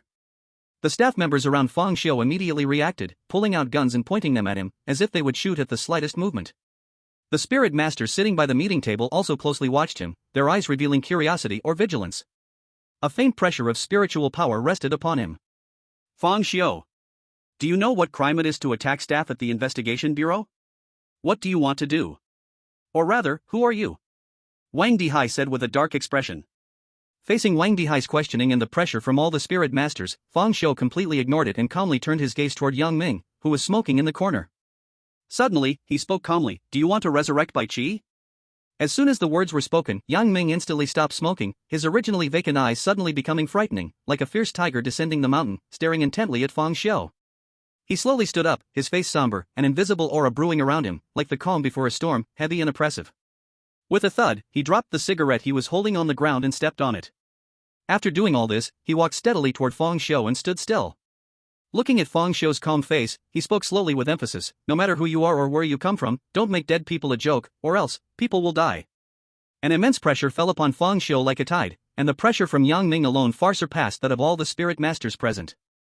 The other spirit masters couldn't help but change their expression slightly at this moment. Is this the power of a third-level spirit master? But facing this immense pressure, Feng Xiu's expression remained unchanged, having undergone the strange baptism above the firmament, this level of pressure meant nothing to him. He calmly met Yang Ming's gaze and said lightly, "You just need to answer whether you want it or not." In his calm words, there seemed to be an undeniable strength. Seeing this scene, everyone present was taken aback. To speak so confidently in front of a third-level spirit master, who exactly is this Fang Xiu? Yang Ming stared intently at Fang Xiu's peaceful eyes, seemingly trying to see something within, but all he could see was an unfathomable calm. "Fang Xiu, what nonsense are you talking about? Hurry up and arrest him." Wang Dihai had completely lost faith in Fang Xiu at this point, seriously suspecting that Fang Xiu was backed by some mysterious organization plotting some sinister scheme. But just as the surrounding staff were about to act, Yang Ming raised his hand to stop them. "You really can resurrect Xiao Bai?" After asking this question, Yang Ming felt like he was going crazy. It was a hard rule that the dead cannot come back to life. Even if this person's ability is to bring the dead back to life. But Bai Chi's body was eaten by the strange force, how could he come back to life? He didn't know why he asked such a stupid question, but staring into Fang Xiu's calm eyes, he had a faint intuition that Fang Xiu's words might be true. A subtle smile curved the corners of Fang Xiu's mouth. "I can't bring the dead back to life, but I can go back to the past and reverse the future." As soon as he said this, the crowd was in an uproar, feeling it was absurd. Going back to the past and reversing the future was even more outrageous than bringing the dead back to life. No one present believed Fang Xiu's words, but Yang Ming stubbornly asked, "What do we need to do?" Fang Xiu didn't answer, but instead asked, "Where were you when Bai Chi died?" Yang Ming thought for a moment. "At that time, I was chasing clues about the head ghost in the mountainous area near Qingbei town, but I didn't enter Qingbei town because the clues were misleading." As he said this, he unconsciously tightened his fists, his face filled with self-reproach. If I had discovered it earlier and entered Qingbei town sooner, perhaps he wouldn't have died. "Very good, that's enough, now give me your phone number." "Phone number?" Yang Ming was taken aback, completely unable to keep up with Fang Xiu's leap in thought. Here he was talking about reviving the dead, and suddenly he wanted a phone number? "Exactly, you just need to give me your phone number and then tell me a secret." "What secret?" The more Yang Ming listened, the more confused he became. "A secret that can convince you to believe me." Fang Xiu said calmly, "Next, I will go back to the past and call you before Bai Chi gets into trouble, telling you to save him, so I need a secret that can make you believe me." Hearing this, Yang Ming unconsciously widened his eyes, feeling it was utterly unbelievable, as if Fang Xiu was reciting a story from a strange book. "Go back to the past and call me? Is there really such a twisted ability in the world? Even if there was, wouldn't it require a level 5 spirit master to wield it? How could it be possible?" No matter how much Yang Ming wanted Bai Chi to be revived, he found it hard to convince himself to believe Fang Xiu's words. Not just him, but the other spirit masters present felt the same way. They were 1,000 times skeptical. As fellow spirit masters, how could he be so exceptional? Reverse the future and go back to the past? Are you still a spirit master? You must be a god master. But one person's heart, however, was stirred by a great storm. That was Xin Lingxue. She suddenly remembered what Fang Xiu had said during the psychological pollution test. "I have traveled countless times between the future and the past, witnessing death and rebirth, experiencing infinite possibilities. The future, to me, is merely a puppet that can be observed and changed at will." She suddenly understood why Fang Xiu didn't directly answer whether he could predict the future, but instead said such a passage.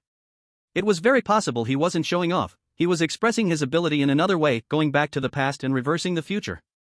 Looking at Yang Ming's doubtful face, Fang Xiu smiled slightly, trying it won't cause any loss. Yang Ming was immediately convinced that was true. What would he lose by trying? He didn't think Fang Xiu could harm him with just a phone number and an inconsequential secret. He took a deep breath and slowly said, 138 asterisk asterisk asterisk asterisk asterisk asterisk asterisk asterisk. He only said it once, and Fang Xiu heard it once too, but it was firmly etched in his mind. Then, Yang Ming thought for a moment before slowly saying, "Then I'll share a secret that only I know, a secret about Xiao Bai. I never planned to tell anyone in my life, afraid that if Xiao Bai knew, he would fight me, but now that he's gone, it doesn't matter. This secret is, actually before the competition to choose the captain, it wasn't because Xiao Bai ate something bad that made him have diarrhea during the competition, but because I secretly gave him laxatives. It's just that I have the ability of luck, so no one ever suspected me." Silence. Strange silence. Everyone present stared at Yang Ming with their mouths agape, as if they were seeing him for the first time. They never expected that the originally thick-browed and big-eyed Captain Yang would secretly do such evil things. This is just too ridiculous. Chapter 44, Maybe We All Don't Exist. Yang Ming felt a mix of anger and embarrassment as everyone looked at him. Can you blame me? If it weren't for that bastard Xiao Bai, forget it, a person is already dead, no need to mention it. He suddenly sighed again, his expression becoming lonely once more. Alright, this secret is enough, Fang Xiu suddenly spoke. By the way, you don't have a habit of turning off your phone, do you? Yang Ming nodded. If you can really go back in time and call me, then I will definitely answer, because I'm bad with directions. When Xiaobai had his incident, I was driving in the mountains near Qingbei town. I had my phone connected to Bluetooth for navigation, so I would definitely receive the call. Fang Xiu nodded. Just wait to receive the call. Then, there was silence again. As he became quiet, the atmosphere also grew quiet. Everyone silently watched him, as time passed second by second. 1 second, 2 seconds, 3 seconds. Suddenly, Fang Xiu spoke. What are you all staring at me for? Continue the meeting. Everyone was instantly stunned. Yang Ming couldn't hold back any longer, and asked, aren't you going back to the past? We are all waiting for you to take action. Fang Xiu looked at him with an idiot's gaze. When did I ever say I would go back to the past right now? Also, you don't think I would suddenly disappear like in the movies, do you? Everyone. To be honest, they really did think so. So when do you start? No rush, after the draw at 8 o'clock tonight. Yang Ming was stunned. Draw? What prize? Alright, don't ask. Yang Ming, take this babbling madman to the isolation room immediately. I will follow soon. His mind is already unclear, and he is about to lose control. Wang Dihai suddenly spoke. Yang Ming didn't want to follow orders, but saw Wang Dihai giving him a look. So Yang Ming could only look at Fang Xiu and say, come with me. Fang Xiu nodded and directly followed Yang Ming to the isolation room, not making any unnecessary moves. After all, with his current strength, causing chaos in the investigation bureau would be almost like seeking death. Moreover, he was very clear about Wang Dihai's thoughts, which were that regardless of whether what he said was true or false, this matter should not be exposed to the public eye.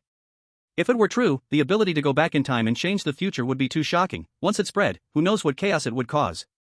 If it were false, then this would be the biggest joke that had happened in the investigation bureau all year, and it should not be known by too many people. It was such considerations that led Wang Dihai to have Yang Ming take him away. Upon arriving at the isolation room, Fang Xiu asked Yang Ming many questions about the head monster and shadow monster, as well as information related to Bai Qi. It turned out that Bai Qi's ability was speed, possessing unimaginable velocity, far surpassing others of the same rank, which gave him absolute advantage whether attacking or escaping. He had once achieved a kill against a second-tier spirit master in a split second. He had also successfully escaped from powerful and strange pursuers. Because of this, he was allowed to act alone with Yang Ming, since Bai Qi could run away if he couldn't win. As for Yang Ming, with his luck ability, it was hard for him to meet an unfortunate end. Unfortunately, this time Bai Qi was limited by information and did not notice the existence of the shadow monster, leading to a surprise attack by it. Ordinary monsters found it hard to succeed in ambushing Bai Qi, because he was very fast and had quick reflexes, but the shadow monster was different. It hid in Bai Qi's shadow, and no matter how fast Bai Qi was, he couldn't shake off the shadow. In the high-speed battle with the head monster, the shadow behind him followed closely, then delivered a fatal blow at a crucial moment. The two chatted for a long time, but Fang Xiu did not get much useful information. Yang Ming, although he looked rough and careless, spoke without leaking a single drop. He wouldn't say an extra word about what he shouldn't reveal. After all, he still couldn't determine whether Fang Xiu could reverse the future. About an hour later, Wang Dihai appeared in the confinement room with Xin Lingxue. Fang Xiu, what exactly is your purpose? What do you want to use Yang Ming for? Wang Dihai questioned directly after arriving. 3 hours left. After the results are announced, everything will be clear, Fang Xiu said calmly. Results? Didn't you say your ability is to foresee the future? Why has it now become reversing the future? Is there a difference? After I foresee the future, if I make corresponding changes, in a way, isn't that equivalent to changing the future? For example, if I foresee that I will be hit by a car if I go out today, as long as I don't go out, then I won't die in the future. Looking at Fang Xiu, who was so confident, Xin Lingxue couldn't help but interrupt. But now Deputy Captain Bai is already dead. This matter will definitely become an unchangeable past. How can you change the past from the present? Oh? Fang Xiu gave her a faint glance and countered, on what basis do you determine this as the present? Is there a possibility that you, Yang Ming, all the others, and I do not actually exist? Everything in the present might just be the future as seen from my point of view in the past. At these words, Xin Lingxue and the others fell silent, an endless absurdity surging within them. We don't exist? Yang Ming said strangely, do you even hear what you're saying? Fang Xiu closed his eyes to rest, no longer speaking. A bizarre atmosphere enveloped the three. Fang Xiu's words seemed absurd, but for some reason, as they pondered, they felt a faint chill. Do we really not exist? After a while in the confinement room, they all left, leaving Fang Xiu alone. After all, they were all from the investigation bureau. With pressing matters, they could not simply wait here for 3 hours. Time flowed like water, and soon, 3 hours had passed in the blink of an eye. Bang! The door of the confinement room was violently pushed open. Wang Dihai, Shen Lingxue, and Yang Ming entered with dark expressions, their eyes fixed sharply on Fang Xiu, who was resting with his eyes closed. Suddenly, Fang Xiu opened his eyes, calmly looking at the three. Slap! Shen Lingxue slapped the paper with the winning numbers Fang Xiu had written onto the table, coldly saying, Fang Xiu, the winning numbers you wrote did not win at all. Not only did they not win, but not even a single number matched. Look, here are the winning numbers I just wrote. Fang Xiu, you can explain now, who exactly are you, and who sent you? Wang Dihai said seriously. Yang Ming said nothing, but the look in his eyes carried a hint of menace towards Fang Xiu. However, at this moment, Fang Xiu smiled slightly. My foresight will not be wrong. Are you trying to trick me by randomly throwing out a string of incorrect numbers? Shen Lingxue, infuriated, paused her breath, her chest heaving. She directly took out her phone, opened the lottery result, and placed it in front of Fang Xiu. Look for yourself. Let's see how long you can keep up this act. Fang Xiu casually glanced at it, the smile at the corner of his mouth becoming more mocking. You sent someone to control the results, and now you're questioning me? As soon as he said this, the expressions of the three immediately turned cold. Chapter 45, True. Foreseeing the future. Shen Lingxue sneered, Fang Xiu, we did send someone to the lottery center, but that's because we were worried you had prepared people in advance to do something sneaky. This lottery was completely random. What? Now that you see the winning numbers are different, does it mean your trick didn't work? Fang Xiu looked at the reactions of the three and basically concluded that they had not done anything sneaky, so he could rest assured to backtrack. At this moment, Shen Lingxue sneered again, didn't you say before that if you guessed wrong, you would pay with your life? Hee, I see you're not exactly ready to pay with your life now, more like avoiding it. Don't worry, I mean what I say. Fang Xiu smiled slightly, and in the next moment, a shiny silver scalpel appeared in his hand. Shen Lingxue and Yang Ming instantly protected Wang Dihai behind them, thinking he was going to show his true intentions. However, to their shock, after taking out the scalpel, Fang Xiu did not attack. Instead, he plunged it into his own forehead. The three were momentarily dumbfounded, looking at Fang Xiu with a scalpel embedded in his forehead, feeling that such a man of his word was rare. He truly kept his promises. Lutang City Investigation Bureau. Fang Xiu, who returned from death with a reset, walked in with Shen Lingxue and Li Wenhao. This time he completely repeated what he did last time to avoid causing a butterfly effect. Looking at the investigation bureau he visited for the second time, Fang Xiu smiled slightly. It was time to show real foresight into the future. The three entered, and suddenly, Fang Xiu stopped in his tracks. Shen Lingxue frowned slightly, what's wrong? There will be two staff members colliding at the corner of the corridor ahead. What?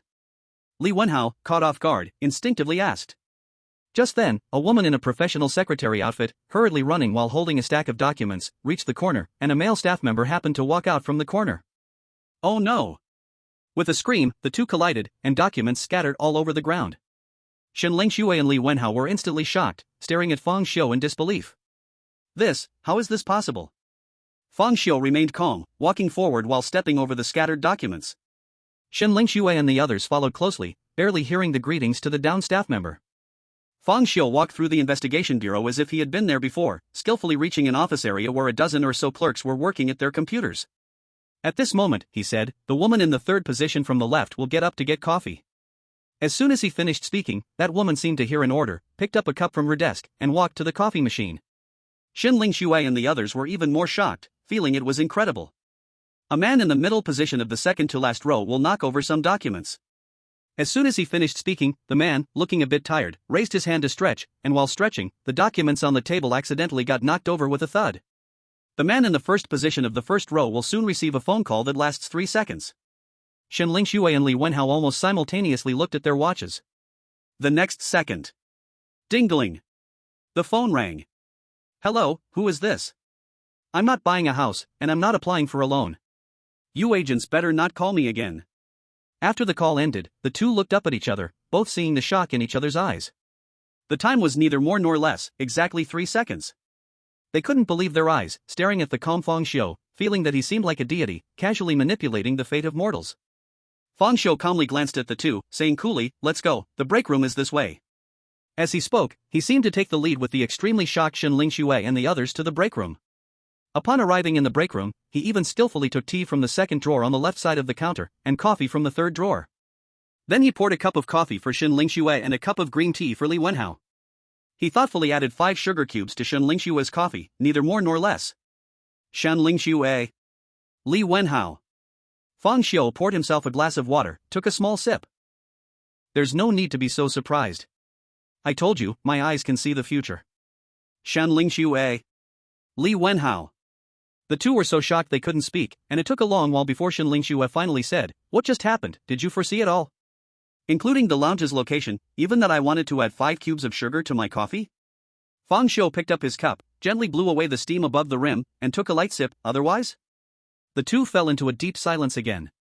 If they had doubts before, now their skepticism had almost vanished completely. Knowing some information might be a result of prior investigation, but to precisely predict the next moves of the Investigation Bureau personnel is not something that can be discovered through mere investigation. You two should report to Wang Dihai. He happens to be free right now. The two were somewhat numb at this point, unsure of what to say. This was a normal reaction when faced with something beyond one's understanding. They exchanged a glance and silently got up to find Wang Dihai. After they left, Fang Xiu took out his phone and dialed a number. Meanwhile, far away in the mountainous region near Qingbei town, Yang Ming was driving and humming a song. Suddenly, the song was interrupted by the ringing of his phone. Yang Ming looked at the unfamiliar number and answered without a second thought. "Hello, who is this?" Yang Ming's nonchalant voice rang out, imbued with a hint of mischief, completely different from the state he was in after Bai Chi's death. On the other end, a calm and deep male voice replied. "In half an hour, Bai Chi will die." Screech. Yang Ming slammed the brakes, the tires squealing against the ground, leaving 2 long marks. His previous careless expression instantly faded, replaced by a strange and deep tone. "Who are you?" "My name is Fang Xiu, a person who can predict the future. Currently, I'm visiting the Investigation Bureau. If nothing unexpected happens, we will become colleagues. I foresee that in half an hour, Bai Chi will be killed in a mysterious way. You still have time to save him." Yang Ming laughed in anger. "I don't care who you are. Do you know that joking around like this can get someone killed? The night before you selected the team leader, you secretly gave Bai Chi a laxative, but since your ability is luck, no one suspected you." Yang Ming immediately turned pale with shock and blurted out, "How do you know that? I've never told anyone this secret. Remember my words, I will only say this once. Bai Chi is currently in an unfinished building on the outskirts of Qingbei town. He will encounter a head-shaped monster and engage in battle there, but it's not just one monster, there's also a shadow monster hiding in his shadow, which will strike at a critical moment, leading to Bai Chi's death." After saying this, Fang Xiu directly hung up the phone. Chapter 46, How Can It Not Count? Yang Ming sat in his car, speechless for a long time, his face dark and unpredictable. Moments later, he suddenly turned the car around and stepped on the gas toward Qingbei town. Though he didn't wholly believe Fang Xiu's words, it was better to believe it than not, especially since the other party had accurately revealed his secret about the laxative. In the lounge, Fang Xiu finished the hot water in his cup and waited for a long time before Shanling Xue finally arrived. This time, the duration of their report was noticeably longer than last time. Clearly, Fang Xiu's previous prediction had shocked them, leading to more details being shared this time. "Fang Xiu, I am going to conduct a psychological pollution test on you next," Shanling Xue said with a complex expression. Fang Xiu nodded and self-consciously picked up the spiritual lie detector, skillfully putting the instrument on his hand under Shanling Xue's shocked gaze. Shanling Xue was dazed for 2 seconds before she reacted. "The first question is if I choose one, to fight the strange beings." Fang Xiu directly interrupted. "Shanling Xue." Fang Xiu ignored Shanling Xue's astonishment and continued to speak to himself. "The second question, I will not join the strange side, even if they offer me great power, and even give me a spot to protect my family, friends, and loved ones from harm, I still will not join. My family won't turn to the strange, because I have no family.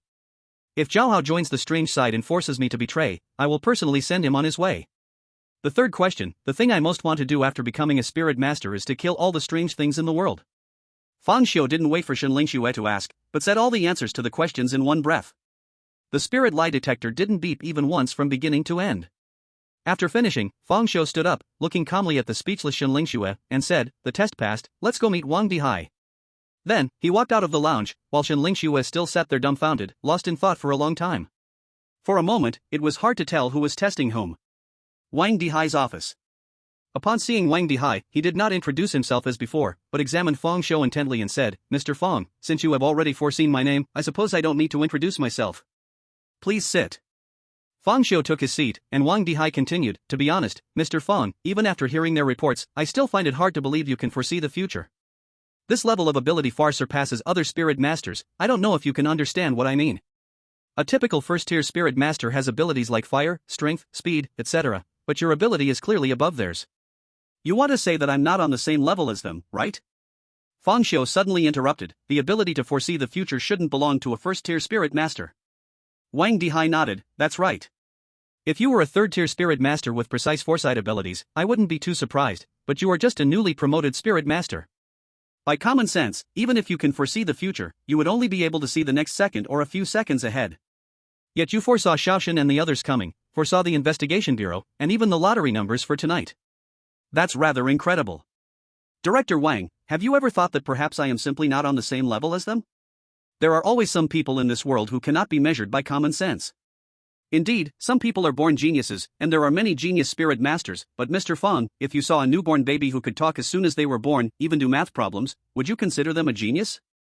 Fang Xiu smiled slightly, why wouldn't I? Wang Dihai. He took a deep breath, and for some reason, hearing that phrase, why wouldn't I, suddenly made him feel an impulse to hit someone. Since you think so, Mr. Fang, then I have nothing else to say.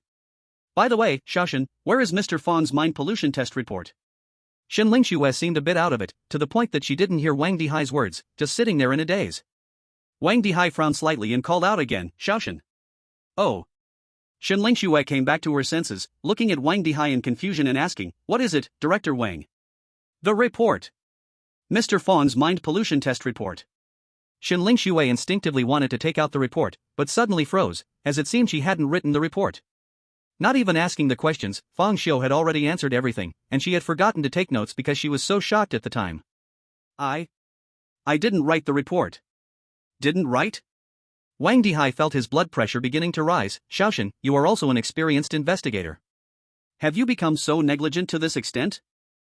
No, Director Wang, it's not that I didn't write the report, but I didn't ask about the spiritual pollution test questions. What?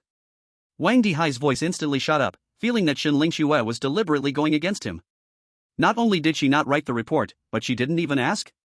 Shenling Xue quickly realized her words were ambiguous and hurriedly explained, that's not what I meant. I was initially prepared to ask about the spiritual pollution test questions, but Fang Xiu foresaw all the questions ahead of time. He didn't even wait for me to ask, he directly stated all the answers perfectly, and the spiritual lie detector didn't make a sound. Wang Dihai looked at Fang Xiu in shock, speechless for a long moment. After a while, he finally asked, Mr. Fang, even if you can truly foresee the future, don't you have to expend energy? Can you foresee at will? Fang Xiu shook his head, the cost of foreseeing the future isn't high, but there is a significant price to pay. Price? Wang Dihai asked, a hint of curiosity in his tone. Spiritual loss of control. As soon as these four words came out, both Wang Dihai and Shenling Xue changed slightly in expression. Because spiritual loss of control is something every spiritual master must face. In fact, the investigation bureau had suffered significant losses in the past due to spiritual loss of control. Mr. Fang, are you saying that every time you foresee the future, it increases the risk of spiritual loss of control? Wang Dihai asked seriously. Chapter 47, More Money Needed. Fang Xiu nodded, that's right, the greater the ability, the greater the price. Each time I foresee the future, a flood of chaotic information rushes into my mind. This information causes considerable impact on my spirit, deepening the risk of losing control. Furthermore, the limitations of foreseeing the future are significant. Currently, I cannot foresee the long-term future, the shortest is a few seconds, the longest a few days, and beyond that, it's not possible. Wang Dihai noticed his seriousness and couldn't help but become solemn, the duration of your foresight should relate to your spiritual level. You're currently just an entry-level spiritual master, so it's normal for your foresight time to be short. I estimate that when you reach the second rank, your ability will break through. However, Mr. Fang, there's something I don't quite understand. Since foreseeing the future increases the risk of losing control, why do you still foresee frequently? Because of spiritual incense. You want to investigate the Bureau's spiritual incense? Correct. The reason I frequently exhibit my abilities is to make your investigation bureau take notice, so that I can join the bureau and obtain spiritual incense, thus stabilizing my spirituality. Hearing this, Wang Dihai finally connected the dots, perfectly explaining Fang Xiu's actions and understanding his goal. Was the goal really just wanting spiritual incense? Although spiritual incense is precious, Wang Dihai wouldn't hesitate. Facing a spiritual master who can foresee the future, they must offer any price to get him to join. Mr. Fang, if I invite you to join the investigation bureau, how much salary would you require? I request to enjoy the treatment of a second-rank spiritual master, and in addition, provide me with a stick of spiritual incense every month. Also, I need relatively flexible working hours and the right to refuse certain unreasonable work requests. Moreover, if there are events requiring my abilities, proper compensation must be made afterward. In other words, that means more money. As these demands were laid out, Wang Dihai hadn't spoken yet when Shenling Xue couldn't hold back anymore. Fang Xiu, you're joking, right? Do you mean to say you won't work every day, and the investigation bureau needs to support you as a second-rank spiritual master with spiritual incense? But whenever you're needed to work, you still want extra pay? Fang Xiu nodded, an excellent reading comprehension. You. Shenling Xue immediately glared in anger, then turned to Wang Dihai. Director Wang, you can't agree to his demands. This isn't the rule, he's just a newcomer's spiritual master. If we meet his demands, his salary would practically rival that of a team leader. Moreover, it still cannot be confirmed that he can truly foresee the future. Wang Dihai did not pay attention to Shenling Xue, but thought for a moment and said, Mr. Fang, if after the lottery, it is really confirmed that you can foresee the future, then I can agree to your salary and a stick of incense every month. However, every time I need your ability, it will require extra payment. I fear. Director Wang, it seems you haven't realized the value of my ability, but you will soon know. Fang Xiu interrupted directly. Mr. Fang, what do you mean by that? Wang Dihai frowned slightly. When I came here, I specially brought a big gift for the investigation bureau. After you see this big gift, you will surely agree to my conditions. What big gift? Perhaps influenced by movies, when Wang Dihai heard the words big gift, he instinctively felt that it was something bad. Fang Xiu smiled slightly, a human life. Wang Dihai's face became slightly serious. Whose? Bai Qi's life. Fang Xiu, what exactly do you mean? You want to threaten me with Bai Qi's life? It's not a threat, but a big gift. If you don't believe it, you can call Bai Qi right now. At this moment, Fang Xiu's demeanor, combined with his words, easily caused misunderstandings, resembling a movie villain who uses lives to threaten the protagonist, confident of victory. Wang Dihai did not make the call immediately but first gave Shenling Xue a look. Shenling Xue understood immediately and stood up, walking over to Fang Xiu's side. Clearly, she planned to take action if the situation turned bad. Fang Xiu remained unmoved, because he was here to save lives, not to take them. Soon, Wang Dihai took out his phone and began to dial Bai Qi's number. Beep, beep, beep. The number you dialed is powered off. Wang Dihai's face instantly darkened as he stared at Fang Xiu. Bai Qi has a specially equipped encrypted phone from the investigation bureau. This phone is on 24 hours a day, but now it's powered off. Mr. Fang, can I understand this as your big gift? Boom. Shenling Xue's delicate hand was engulfed in a bright, blazing flame, with a threatening look on her face that needed no words. Say it, what did you do to Deputy Captain Bai? Fang Xiu frowned slightly. Did Yang Ming fail? Just then, a piercing ringtone shattered the heavy atmosphere in the room. Wang Dihai glanced at his phone screen. The caller ID was Yang Ming. Without too much hesitation, he answered the call. Hello? He had barely said a word when Yang Ming's furious voice came from the other end. Director Wang. Is there someone named Fang Xiu in the investigation bureau? Sensing Yang Ming's excited and restless emotions, Wang Dihai instinctively thought the worst. How do you know about Fang Xiu? And what about Bai Qi? Wasn't he with you chasing the head? He asked anxiously. Bai Qi? Bai Qi was seriously injured. Where is Fang Xiu? Are you saying? What? Bai Qi is seriously injured. Wang Dihai interrupted Yang Ming abruptly, standing up in shock, his eyes fixed on the calm-looking Fang Xiu. At that moment, he thought of many things. Fang Xiu could actually seriously injure the top spirit master of Tang City. The background behind him was unimaginable. Who could it be? Not only did they have such strong power, but they also dared to attack and then come to the investigation bureau to provoke them? Shenling Xue was also no longer calm. The flames in her hand flared up, and she angrily said, Fang Xiu. Who exactly are you? Who sent you here? Which organization dares to attack Bai Qi? Facing the pressure from both of them, Fang Xiu merely calmly said, I suggest you listen to what Yang Ming has to say. Wang Dihai narrowed his eyes and did not give the command to act, as he realized that the other party had the power to seriously injure Bai Qi and was so unafraid, which definitely implied some backing. Yang Ming, what exactly happened? Tell me everything. Is Fang Xiu next to you? Yang Ming asked. Wang Dihai nodded gravely, that's right. He is now in my office, just said he brought me a great gift, and then I received your call, saying that Bai Qi was seriously injured. This is truly a great gift. Chapter 48, Captain Yang, you wouldn't want Bai Qi to know about the drug thing, would you?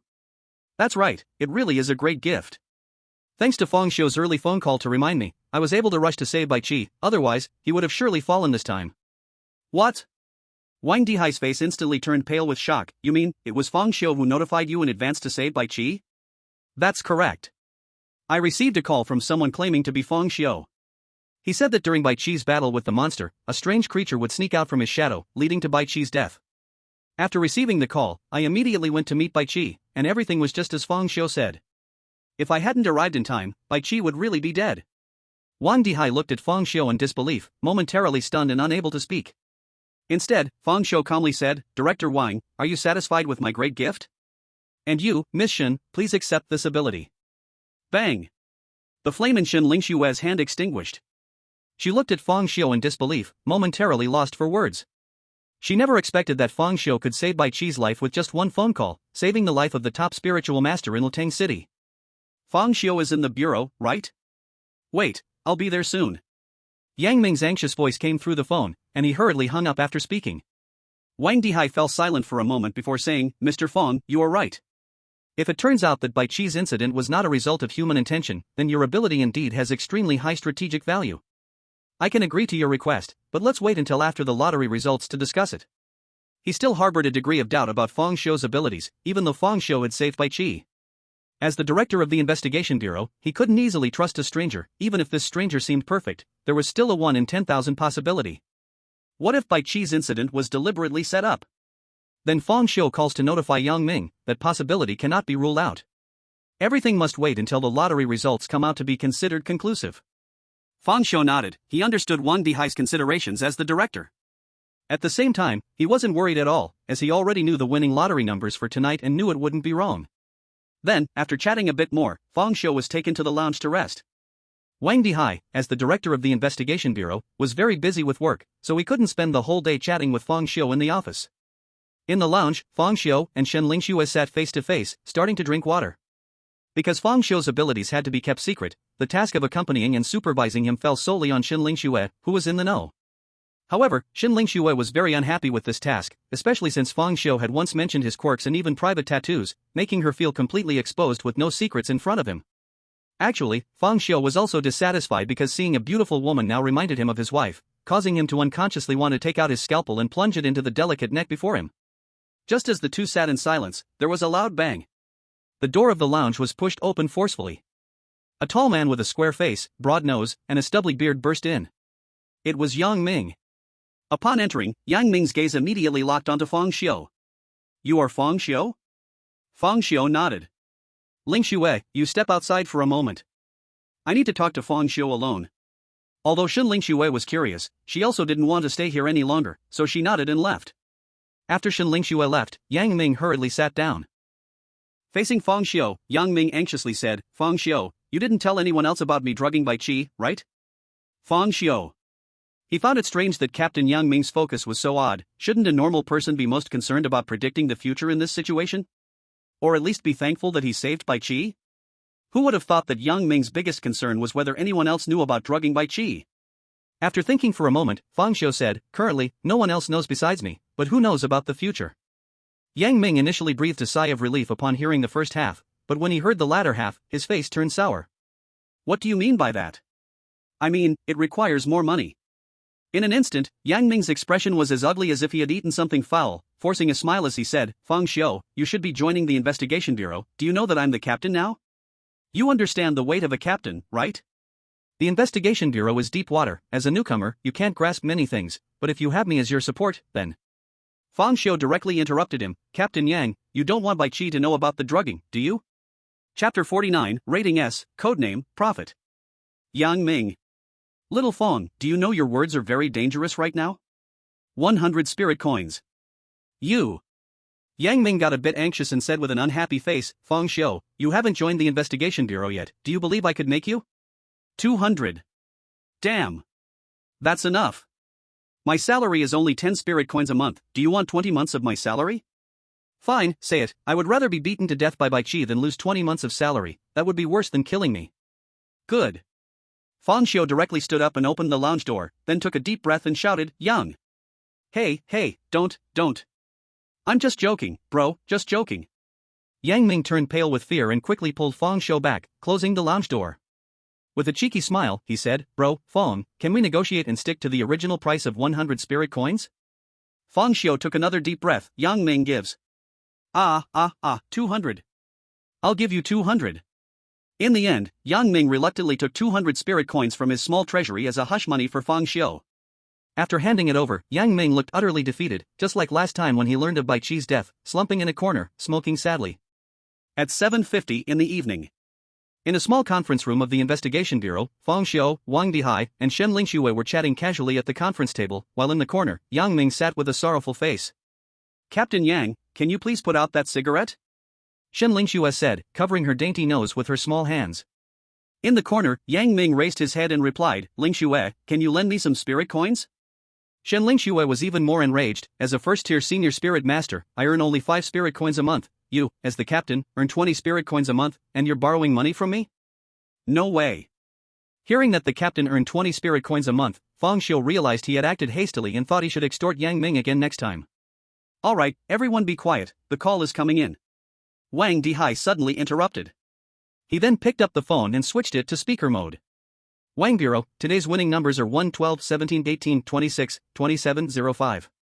As each number was announced, everyone's eyes were fixed on the paper on the table. The numbers on it were exactly 1, 12, 17, 18, 26, 27, 05. Not a single digit was off. They hit the jackpot. The atmosphere instantly turned palpable. Even Yang Ming, who had been smoking in the corner, came over without knowing when. Moments later, Wang Dihai hung up the phone.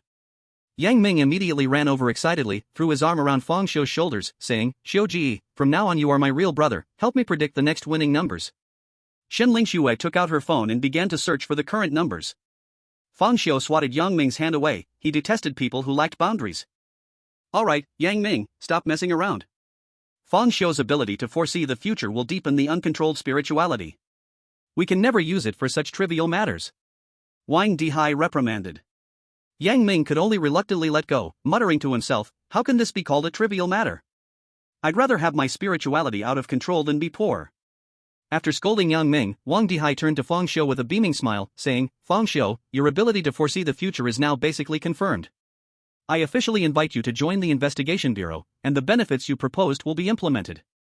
Fang Xiu nodded, feeling satisfied with this outcome, not losing his life in vain. He believed that with the resources of the Investigation Bureau, he would be one step closer to revenge. Fang Xiu's ability must remain absolutely confidential. From now on, we will publicly state that his ability is perception. Xiao Shun, as one of the insiders, and since Fang Xiu is new to the Investigation Bureau, you will be responsible for guiding him. Now, take him to complete his onboarding. Although Shen Lingxue felt a bit reluctant, she ultimately did not disobey Wang Dihai's order. "Let's go," she said, leading Fang Xiu to complete his onboarding. After the two left, Wang Dihai suddenly asked, "Yang Ming, what do you think of Fang Xiu?" Yang Ming slowly extinguished the cigarette in his hand, speaking seriously, "This person is not simple. He is too calm. Obviously just a young man around 20, and he has only experienced one strange incident, yet he feels like a bottomless black hole, as if nothing in this world can stir his emotions. Moreover, I sense a special aura about him." "What special aura?" Wang Dihai frowned. "Indifference to life and death." Yang Ming replied, somewhat solemnly. "Indifference to life and death? Yes, I have seen a similar aura in some mercenaries and killers. It's very similar, yet different from Fang Xiu's aura." "How is it different?" Yang Ming shook his head, "I can't say. I just feel that Fang Xiu seems to have experienced countless deaths. If killers are not afraid of death, Fang Xiu gives the impression that he is accustomed to it." "Accustomed to death?" Wang Dihai was shocked. "Are you sure you're not feeling it wrong?" Surprisingly, Yang Ming laughed heartily, reverting to his previous nonchalant demeanor. "I'm not a woman, I can't feel that accurately." "What about you, Director Wang? How do you plan to report about Fang Xiu to the higher-ups?" Wang Dihai pondered for a moment and said, "Fang Xiu's related information will be categorized as top secret. I will report it to the Investigation Bureau headquarters, suggesting that he be included in the Global Talent Database for Spirit Masters, rated S, codename Prophet." "Oh?" Yang Ming appeared somewhat surprised. "You better think it through. No matter how good Fang Xiu is, his ability has extremely high value. If you report him, the higher-ups might take him away. And why should I not be included in the Global Talent Database while he is? What about being rated S? This seems unfair." Wang Dihai selectively ignored the latter part of Yang Ming's words. Precisely because Fang Xiu's ability possesses extremely high strategic value, he should develop on a higher platform. Strange events are frequent worldwide now, and I have a feeling that something is about to change. At that time, with Fang Xiu's ability, if he goes to headquarters, he will surely be able to achieve greater value than staying in Luteng City. You are so high-minded. You are so great. Yang Ming teased. Yet, he felt that if Fang Xiu really got transferred to headquarters, it would be a good thing. At least, he wouldn't have to suffer from Yang Ming's threats anymore. There's one more thing. There is another person who survived with Fang Xiu. His name is Zhao Hao. The data shows that these two are good friends and share life and death. I think we can also bring Zhao Hao into the investigation bureau. Yang Ming's expression became slightly strange. I heard that Zhao Hao's ability is a lethal ability. Do we really want someone like that? Wang Dihai smiled slightly. You don't understand, this is called a bond. Whether Fang Xiu stays in Luteng City or the headquarters, having someone like Zhao Hao in the bureau can bring the investigation bureau and Fang Xiu closer together. You can also see that Fang Xiu is very cold by nature. He joined the investigation bureau for Lingxiang. What if one day, other organizations offer a higher price? For example, if Fang Xiu goes to the headquarters, but the Luteng City Investigation Bureau needs his abilities? At that time, they can certainly send Zhao Hao to persuade him. So, having Zhao Hao join the bureau is harmless, it's just an extra salary for one more person. What do you think? Have you recently watched The Mountain Bandit King? Yang Ming said oddly. Wang Dihai. His old face flushed, he coughed twice and quickly changed the subject. By the way, how is the investigation on Ingsui going? Was Bai Chi's matter an accident, or was it deliberately designed? When he heard Ingsui, a rare killing intent appeared on Yang Ming's face. Although there is no evidence, I feel it could be man-made. Chapter 50, Ace of Spades. Talk about your judgment. I once fought that Ingsui, and it felt very different. Although it was completely covered in shadows and looked eerie, fighting it felt very much like fighting a person. Wang Dihai's expression instantly tightened. Are you saying that Ingsui is very likely not an eerie creature but a spirit master with shadow abilities? Yang Ming nodded, serious, that Ingsui is very strong, and there was a head Eerie on the side. If I hadn't been lucky enough to kill the head Eerie first and break through to the third rank on the spot, I probably wouldn't have been a match. To be honest, even if I break through to the third rank, I don't have absolute confidence in taking down Ingsui. But the other party was very strange. As soon as I broke through, it immediately disappeared into the shadows. It was also very strange during the fight, it seemed like it was holding back. Clearly very strong, but it mainly relied on the head Eerie to entangle us, while it occasionally ambushed us from the side. I have a very strange feeling that it seemed to be waiting for me to advance to the third rank, and as soon as I did, it left. But that's just my guess, it shouldn't be very likely. In reality, how could there be a villain like in a novel, playing tricks on the protagonist without killing, just waiting for the other side to break through? By the way, I also found this at the scene. Yang Ming pulled out a dark gold metal playing card from his pocket.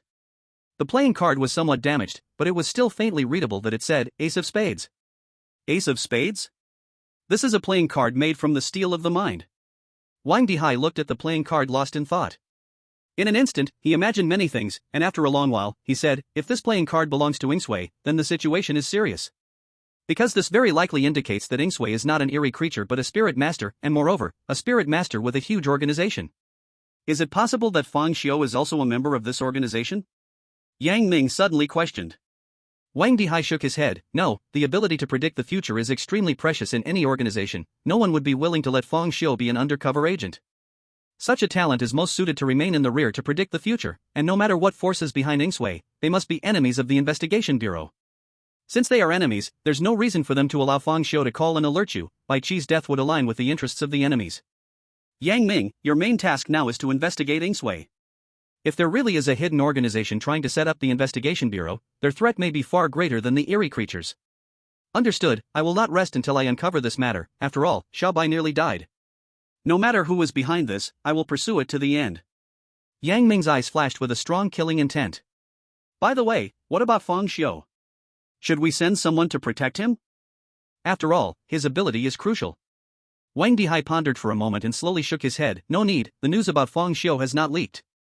The outside world will only think he is a newly emerged spirit master with perception ability, and they won't pay much attention. But once we assign special protection, he is likely to come into the enemy sight, and that would be dangerous. The key point is, the strength of that shadow trick is not to be underestimated. If he wanted to act, who in the entire Green Vine City Investigation Bureau could stop him apart from you and Bai Chi? You and Bai Chi can't stay by Fang Xiu's side 24 hours a day, otherwise, who would handle the bizarre incidents in Green Vine City? So, everything should remain normal. Treat Fang Xiu as a new spirit master, don't send anyone, this is the greatest protection for him. Husband, I miss you so much. His wife fluttered around Fang Xiu like a butterfly among flowers. But Fang Xiu just sat quietly on the sofa, examining the investigator's badge in his hand, along with his new work uniform and encrypted phone. Then he picked up a black briefcase beside him, opened it, and revealed a dense cluster of dark golden coins inside. Not too many, exactly 200 pieces. These coins are entirely dark golden in color, engraved with exquisite patterns, giving them a great texture and weight, but they're not big, indistinguishable in size from regular coins. These are the spirit coins crafted from the steel of the soul, a type of metal that can conduct spiritual energy, extremely precious. One spirit coin can sell for hundreds of thousands or even millions on the black market, and they are often hard to come by. This does not imply that the value of spirit coins is truly worth that much money, but rather that few people will sell them. Most spirit masters will accumulate spirit coins to forge their own spiritual weapons. After all, no matter how much money one has, it cannot buy life in the face of the bazaar. Yet a spiritual weapon can enhance combat power and increase the chances of survival.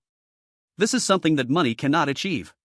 Moreover, the creation of spirit coins is controlled by the headquarters of the Investigation Bureau, and usually, they prioritize internal consumption, allowing only the surplus to flow to the outside world, which is why spirit coins remain high in price on the black market. From this, one can see how valuable these 200 spirit coins are. It is just like Yang Ming, as the captain, can take out such a large number of spirit coins at once. An average spirit master would find it tough even to sell themselves for that much. Yang Ming's salary is 20 spirit coins a month, the highest in the Greenvine City Investigation Bureau, but the Bureau offers extra rewards for resolving bizarre incidents. That's the real money. The stronger the power, the more spirit coins one can obtain. However, even so, 200 spirit coins in Yang Ming's possession is still a considerable amount. In fact, Fang Xiu was very clear in his heart. Although Yang Ming seems to be in a love-hate relationship with Bai Qi, it is not hard to deduce that they share a good relationship. The reason Yang Ming accepted his extortion could be partly because he didn't want Bai Qi to know about the drugging, but perhaps more so out of gratitude. Thankful for his prior warning, which prevented Bai Qi's death. Looking at the spirit coins before him, Fang Xiu fell into deep thought, considering how to utilize the spirit coins in his hands. Crafting armor? He first ruled out this option, because with his death rewind ability, he has a high margin of error and does not have a great need for armor, and it is unrealistic to use 200 spirit coins to create full body armor. So, there are only two choices left: crafting a weapon or selling them. Selling spirit coins for money, then recharging it to the Global Bazaar Forum to obtain more information, to understand the bazaar and the truth of the world. As for crafting a weapon, he actually has a scalpel on him, and his need for a weapon is not high, but considering the scalpel is a weird object and not easy to reveal, it is still necessary to have a weapon. 200 spirit coins sound like a lot, but it is not enough to forge a weapon like a sword or knife. Luckily, Fang Xiu did not intend to forge a sword or knife. He is quite comfortable using the scalpel. With the trait of pain-based power, he didn't need a weapon with strong killing force, only something like a scalpel, small, sharp, and able to break defenses. After considering everything, Fang Xiu decided to spend 200 spirit coins to craft a scalpel. First, because it suited him; second, it could help conceal the existence of trick weapons. If there were any coins left, he would exchange them for money, to buy information. As he was deep in thought, suddenly, dong dong dong. Knocking sounds rang out. Chapter 51. Do you know that acting like this makes me look really dumb? Fang Xiu frowned. Who could it be? The Investigation Bureau? Or Zhao Hao? Knocking in the middle of the night, when communication is so convenient now, why not call? He got up and slowly walked toward the door, not opening it immediately, but instead peeking through the peephole. When he looked through the peephole, to his shock, he saw a bloodshot human eye. That eye was open wide, with no eyelid visible, as if someone had dug out the entire eyeball and pressed it tightly against the peephole. The whites of the eye were blood red, and the pupil was pitch black, as if red blood vessels had filled the whole white part. Just as Fang Xiu was about to act, suddenly, that bloodshot eye gave off a strange spiritual fluctuation. The next moment, Fang Xiu's vision went black, and his consciousness sank. It felt like someone had slammed a hammer into the back of his head. He didn't know how long had passed, but when Fang Xiu woke up again, he found himself inside a shabby warehouse.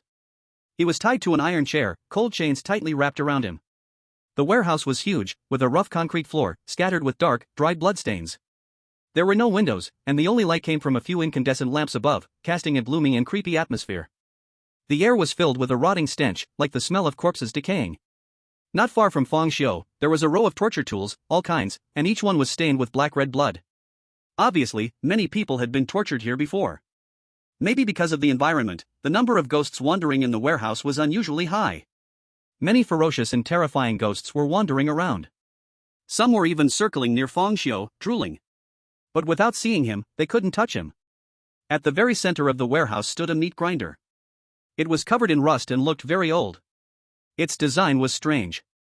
Facing Fang Xiu was a funnel-shaped opening with rows of sharp metal blades inside. Coincidentally, this meat grinder was also covered in large amounts of dark, dried blood. At that moment, next to the meat grinder stood a man in black clothes and a black cap. He seemed to be repairing the machine. Suddenly, as if he sensed something, the man's hand stopped, and he suddenly turned around. A pair of bloodshot eyes, with almost no whites, entered Fang Xiu's view. The owner of those eyes was an extremely pale, skinny young man, like skin wrapped tightly around bones. Fang Xiu looked at the man calmly. He knew very clearly this was the man who attacked him at the peephole. As for the way he attacked, it must have something to do with his strange eyes. A spirit master? A power related to the eyes? You woke up fast. Does it look like a newbie spirit master at all? The man stared at Fang Xiu and spoke. His voice was hoarse, even tinged with a sick kind of madness. Looks like you're a genius like me. That's wonderful. Torturing geniuses is my favorite thing. A man was speaking to himself, and an uncontrollable, cruel smile appeared on his face. Faced with this scene, Fang Xiu showed no trace of fear. Instead, he calmly said, "Is it fixed?" The man paused slightly, and then a fluster appeared on his face. "I'm sorry, I haven't killed anyone lately, so the machine is a bit outdated. Please wait a moment, it will be ready soon. Hurry up and fix it, I don't like wasting time." The man looked at the calm Fang Xiu, and he was surprised again. But the next second, his body started to shake uncontrollably, and the muscles on his face began to twitch. Ha ha ha. He suddenly burst into an extreme, insane laughter. "You're Fang Xiu, right? I have to say, you are really interesting and to my liking. But unfortunately, my cousin is dead, so you must die too." "Oh? You are Wang Ziting's cousin?" Fang Xiu said calmly. The man nodded. "Let me introduce myself, my name is Lin Xiang, the genius cousin of my useless cousin. You seem to have some serious issues." Lin Xiang laughed wildly. "I'm not ill, I'm clearer than ever. At least, I know to take revenge for my cousin, right? Ha ha ha." Hearing Lin Xiang's mad words, Fang Xiu immediately recalled the introduction about spiritual loss of control on the strange global forum. It was clear that Lin Xiang had approached the edge of spiritual loss of control and had become extremely insane. "You must be curious why I am seeking revenge for my cousin by coming to you. You were both just escaping in the strange domain, you were even life and death companions. It was that strange thing that killed him, so why am I coming after you? You have nothing to do with it." At this point, Lin Xiang's expression suddenly became abnormally fierce, glaring at Fang Xiu with a vicious look. "Because you deserve to die. Why wasn't it you who died but my cousin? Since my cousin is dead, why were you able to come out alive? Doesn't that make me Lin Xiang's cousin look inferior to others? I, Lin Xiang, have never been weaker than anyone, not even my cousin. Not just you, there's also a kid named Zhao Hao, right? Don't worry, you both. I killed your cousin." Fang Xiu interrupted Lin Xiang's mad speech directly. Caught in his madness, Lin Xiang was taken aback, seemingly unsure of what to say next. "What did you say?" "Actually, your cousin's death has everything to do with me. To be precise, he died because of me. He could have lived, but I ambushed him, causing him to lose his ability to move and could only watch as that strange thing came and devoured him. I was right beside him, quietly enjoying the intoxicating despair radiating from his body. Oh, by the way, the most hilarious part is that your cousin tried to drag me down with him as he was dying, reaching for my pant leg with his blood-soaked hands. Do you know how I responded? I stomped on his hand with my shoe, crushing it hard until I heard the sound of bones breaking. At that moment, his scream was truly wonderful." Lin Xiang. He stared blankly at Fang Xiu, frozen for several seconds before regaining his senses, his madness and fury growing even more intense. "Damn! Damn! Damn! You deserve to die. UF ****ing deserve to die. Don't you know that makes me look foolish?" Chapter 52, The Words of Death, Which Way Do You Want to Choose? Fang Xiu continued to look at him calmly, as if watching a clown. "Don't look at me with those eyes." Lin Xiang roared madly, "I want to torture you to death, then throw you into the meat grinder and feed you to stray cats and dogs."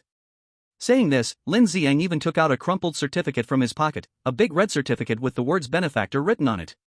"See? I become a benefactor even while feeding dogs and cats with the dead. Are you scared? I'm asking, are you scared?" Lin Xiang's eyes became increasingly bloodshot, as if his eyeballs were about to explode. Fang Xiu remained calm and said, "You're just a worthless person whose mind is polluted by some strange force.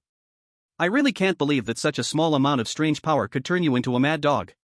How much of a useless person must you be to allow that? You son of a bitch." Lin Xiang suddenly grew furious. He had executed many people in this warehouse, but none had ever been like Fang Xiu. It seemed as if Fang Xiu didn't even know what fear was. Not only that, but Fang Xiu gave off the feeling that it was as though the person tied to the chair was him. Others would usually tremble, their bodies soaked in cold sweat, even begging for mercy. Please, let me go. As long as you don't kill me, I'll do anything. Those voices, filled with fear and despair, were so beautiful that they intoxicated him.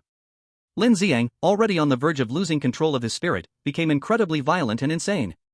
Normally, only the act of torturing and killing others could give him pleasure, and to him, the most wonderful thing was tasting the fear of others. Now, not only had he failed to experience fear, but he was mocked instead, and it was driving him to the brink of exploding. I'm going to torture you to death. I'll see if you still speak so sharply when you're dying and in pieces.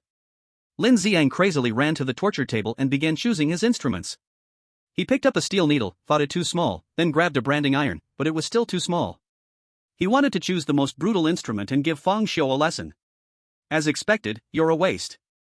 Even picking a torture instrument takes you this long? Fang Xiu's calm voice rang out in the empty warehouse. Damn! Lin Xiang shouted, then suddenly slammed his hands onto the torture table. The steel table was deformed from the impact, and the instruments scattered across the floor.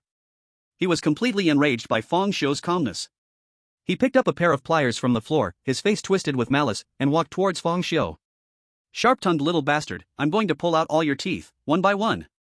The ones on top I'll throw to the roof, and the ones on the bottom I'll bury in the dirt. He grinned savagely, continuously gesturing with the pliers in front of Fang Xiu, seemingly wanting to see the fear on Fang Xiu's face to satisfy his perverse desires. However, he was destined to be disappointed, for Fang Xiu's face remained as calm as an ancient well. Just as Lin Xiang was about to lose his temper, Fang Xiu spoke. His voice was calm, devoid of any emotion. If it's death, which way do you want to choose? What did you say? Lin Xiang paused for a moment. Do you want to be hammered to death, with every bone in your body broken? Or do you want to be beaten into a pulp, or perhaps dismembered slowly? Tell me, how do you want to die? I'll try to satisfy you. At this moment, Fang Xiu appeared as calm as a monk in deep meditation, unaffected by any emotion. Yet, the words he spoke sent chills down one's spine.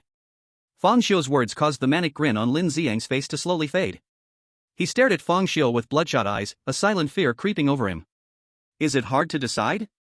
Fang Xiu's lips curled into a faint smile, and his tone was as calm as if he were helping an old friend decide what to have for dinner. Well then, seeing as you're Prince Tang's cousin, I've decided to show you my final mercy. Let me choose for you. Let's go with dismemberment. I just happen to have a scalpel. I'll slice the flesh off your body, piece by piece. But, since I'm not a professional, you might die after a few hundred or even dozens of cuts. Please bear with me. At this point, Lin Xiang's gaze towards Fang Xiu changed, filled with suspicion and confusion. He simply could not understand, even though Fang Xiu was tied to the chair like meat on a chopping block. Why, then, was Fang Xiu so utterly calm? Even the tone carried a hint of confidence. It was as if the one tied up was himself. This made Lin Xiang extremely displeased. Ah! Lin Xiang screamed in madness, grabbing his hair with both hands. His once neat hairstyle was ruined, and he even pulled out several handfuls of hair stained with scalp blood. Crazy! You are the crazy one! Who the hell lost control here? Do you even understand the situation? Right now, the one controlling life and death is me. How dare you ask me how I want you to die? As long as I want, you will immediately, right now, turn into dog food, so I can exchange for another certificate of a loving person. Lin Xiang stared hard at Fang Xiu, trying to see a hint of fear on his face. However, he was bound to be disappointed. Fang Xiu's face did not show that kind of humble fear, only a calmness that held everything in control. You are wrong, your life has always been in my hands. What? Do you even hear what you are saying? You better understand the situation before you talk. Fang Xiu ignored the again frantic Lin Xiang, slightly tilted his head, his gaze landing on the strange creature nearby that was already drooling. It was a humanoid abnormality, fully emerald green, with a triangular pointed head, and its black claws had measured the air how many times. As he turned his head, his gaze instantly met that strange creature. I see you have been gesturing over there for a long time, do you really want to eat people? Lin Xiang was stunned. Who are you talking to? To the abnormality. What? Can't you see it? It's right next to me, standing there fully emerald green, with thick droplets. Lin Xiang stared blankly at the empty air beside Fang Xiu. He now couldn't tell if he was crazy, or if Fang Xiu was the one who was insane. Crazy, you really are crazy. However, he hadn't finished speaking when a shocking scene unfolded. Suddenly, the air next to Fang Xiu twisted, and an entirely emerald green creature with black claws and a triangular head unexpectedly appeared. What? Lin Xiang instantly turned pale, his face changing wildly. Where the hell did this weird thing come from? Fang Xiu smiled slightly, not just one. Then, he looked at all the abnormalities in the warehouse, meeting their gaze one by one. Come out, everyone. As soon as he finished speaking, a terrifying scene that chilled Lin Xiang to the bone appeared. In the once empty warehouse, 5 or 6 terrifying creatures with hideous faces and horror-filled shapes suddenly appeared. Their eyes sparkled with extreme excitement and bloodthirsty light, and they let out inhuman howls. Chapter 53, Finally Awake, Later Than I Thought. No no no. What is going on with Fang Xiu? This isn't real, this must be an illusion. Hurry, get them to go home. Lin Xiang broke down. Fang Xiu, however, smiled slightly. It's time to start. In the next moment, those abnormalities slowly surrounded the two men. Knock knock knock. The knocking sounded at the door. Fang Xiu calmly looked at the door that was knocked on. The scene of the previous dismemberment by the abnormalities still echoed in his mind. Not bad, pain +1. It was time for Lin Xiang to feel pain. He slowly got up. Step by step, he walked toward the door. Soon, he stood at the door. At this moment, he and Lin Xiang were separated by a door. He was inside, while Lin Xiang was pressed against the door outside, with a bloodshot eye pressed against the peephole. Lin Xiang was somewhat excited. He heard Fang Xiu's footsteps. Next, he just needed to wait for Fang Xiu to look through the peephole. Just one look was enough.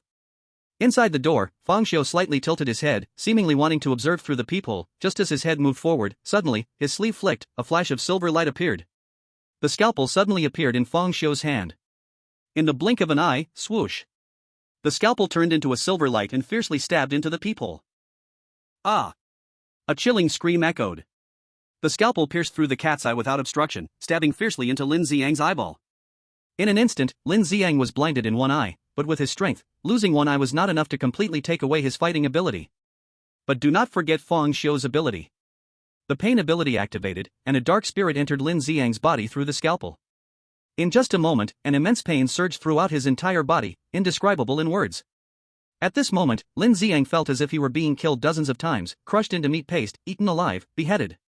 The agony of dying dozens of times erupted at this instant. Lin Xiang couldn't even endure a single second. His vision went black, and he collapsed to the ground, falling into a coma. Boom! Fang Xiu pulled out the scalpel and opened the door. He looked at Lin Xiang, who was lying on the ground with a face full of blood, and calmly grabbed Lin Xiang's ankle, dragging him in like a dead dog. Boom! The door was slammed shut, and the hallway fell into silence once again.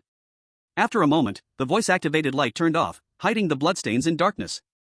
Inside the room, Fang Xiu began to search Lin Xiang's body. He liked having trump cards to turn the tables, but he didn't like others having trump cards. Currently, he was just a newly promoted Spirit Master, and knew nothing of various methods and trump cards of the Spirit Masters, so searching Lin Xiang was necessary to avoid being turned on during his torture. Fang Xiu did not kill Lin Xiang. In fact, with his pain ability, he could easily take Lin Xiang's life the moment the scalpel pierced in. But he did not do so. After all, he had promised Lin Xiang that he would help him die slowly. A person must keep their word. Soon, Fang Xiu found 5 spirit coins, some spare change, a mobile phone, a car key, and a strangely shaped bronze candlestick along with a certificate for kind-hearted individuals. He first picked up the bronze candlestick, and the moment he touched it, he could clearly feel a cold, sinister energy invading his body. A cursed object? Feeling this familiar sensation, Fang Xiu believed he was not mistaken. This bronze candlestick was indeed a cursed object. It seemed Lin Xiang's strength and status were definitely not low, as he even possessed a cursed object. Though this cursed object felt noticeably inferior to the scalpel, it was still a cursed object. Fang Xiu speculated that Lin Xiang's strength was at least close to a second-tier Spirit Master, if not a second-tier one, thus making him a senior first-tier Spirit Master. The latter possibility seemed higher. Although he wasn't clear about the strength of a second-tier Spirit Master, he thought they wouldn't be taken down by a single blow. After observing for a while, he set down the bronze candlestick and picked up Lin Xiang's phone. To his surprise, the phone had no password at all. There were 2 possibilities: either Lin Xiang was very confident in his strength, or he often lost control of his spirit and faced madness, fearing he couldn't remember the password. However, none of this mattered to Fang Xiu. The lack of a password made things easier without the need to crack it. He began to browse through the phone. 5 minutes later, he found the information he wanted. Lin Xiang was a member of the Bright Club. The specific details about the Bright Club were not yet known, but it should be an organization formed by civilian Spirit Masters. Those attacked by strange forces named themselves Bright?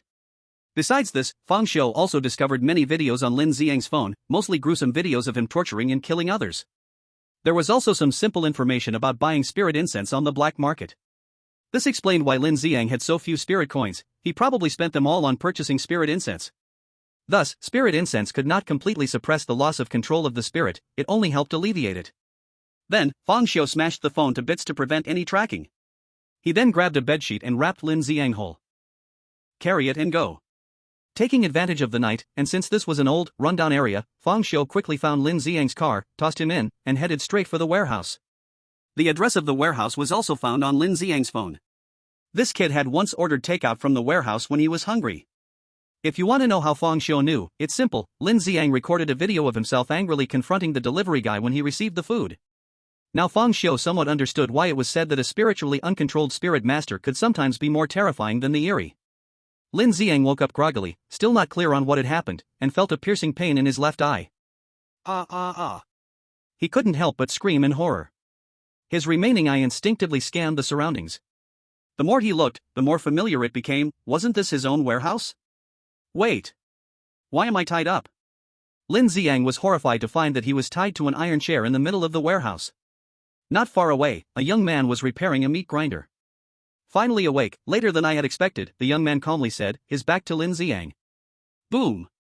The meat grinder was fixed, and the blades inside spun rapidly, making a piercing noise. Who are you? Who the hell are you? Lin Xiang shouted in panic, realizing what was happening as he looked at the meat grinder. Oh? You come knocking on my door late at night and don't know who I am? Lin Xiang's pupils suddenly constricted. You are Fang Xiu. He instantly recalled that he had just been preparing to ambush Fang Xiu at the peephole when a knife pierced his eye, and then he ended up here. Chapter 54. Now the roles are reversed, and I will let you know what cruelty means. You got it right. As a reward, I will have you die a slow and painful death. Fang Xiu said with a slight smile. He turned around, wearing a cloak-like hood that concealed his face in shadow. This was to guard against Lin Xiang using his eye ability. He did not blind Lin Xiang's other eye because he wanted him to see how he would die painfully. He walked slowly towards Lin Xiang, standing quietly behind him, not giving him any chance to activate his ability. Fang Xiu. You bastard, let me go. Let me go. I tell you, I am a member of the Bright Club. Our chairman is a second-tier spirit master, and I am his most trusted member. If you dare to lay a hand on me, you're dead. Shoo. Fang Xiu leaned slightly forward and whispered in Lin Xiang's ear, I told you, your life has always been in my hands. His calm words carried a chilling undertone that made one shiver. Lin Xiang struggled fiercely, and the chains clanged wildly, yet he could not escape. This was designed by Lin Xiang himself. He had killed spirit masters here before and naturally knew how to make it incredibly sturdy to prevent any escape.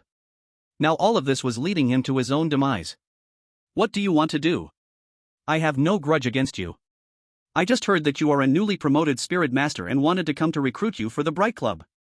Oh, you're wrong, we actually have a grudge. A grudge? Lin Xiang paused slightly. This is our first meeting, how could there be a grudge? It seems you've forgotten about your useless cousin. I was the one who killed him.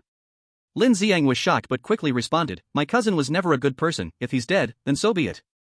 That won't do, family must be kept intact. Since I killed your cousin, I naturally have to kill you. A madman. This is a freaking madman. Lin Xiang thought he was crazy enough, but he didn't expect Fang Xiu to be even more insane. He wanted to say something else, but Fang Xiu did not give him the chance. Fang Xiu placed both hands on Lin Xiang's shoulders and gave a heavy pat. Now it's a role swap, I'll let you know what cruelty means.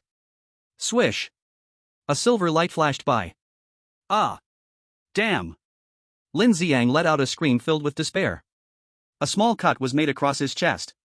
The wound was short, about 3 centimeters long, and not deep, about 1 centimeter deep. But this tiny wound made Lin Xiang feel like he was about to faint from the pain. He hurriedly looked down, thinking he had been disemboweled, only to find that the wound was so small. Bastard! What the hell is on your knife? Why does it hurt so much, damn it? The reason Lin Xiang felt such pain was naturally because Fang Xiu had slightly activated the ability of pain, just a bit, and the resulting agony had reached a level 12. Swish! Another cut. Lin Xiang continued to scream in horror. After over 100 cuts, Lin Xiang's voice had gone hoarse, the madness on his face had long faded, leaving only fear and endless fear. I beg you, kill me. Hurry, kill me. Fang Xiu calmly watched him, his face showing no signs of emotion. Who says spiritual loss is hard to cure? Look, it's just been cured. I ask, you answer, what is the bronze candlestick used for? At this time, Lin Xiang had already been tortured to the brink of collapse, and quickly said, it can be used to resist strange attacks. You just need to inject spiritual blood into it for it to ignite. Once ignited, within the candlelight's range, it can defend against the strange. But the stronger the strange thing it defends against, the faster the blood will burn. Spiritual blood? Is it the blood of a spirit master? Relying on burning blood to stay alive, that's actually quite a clever strange thing. How much of your spirit has lit up? 20%.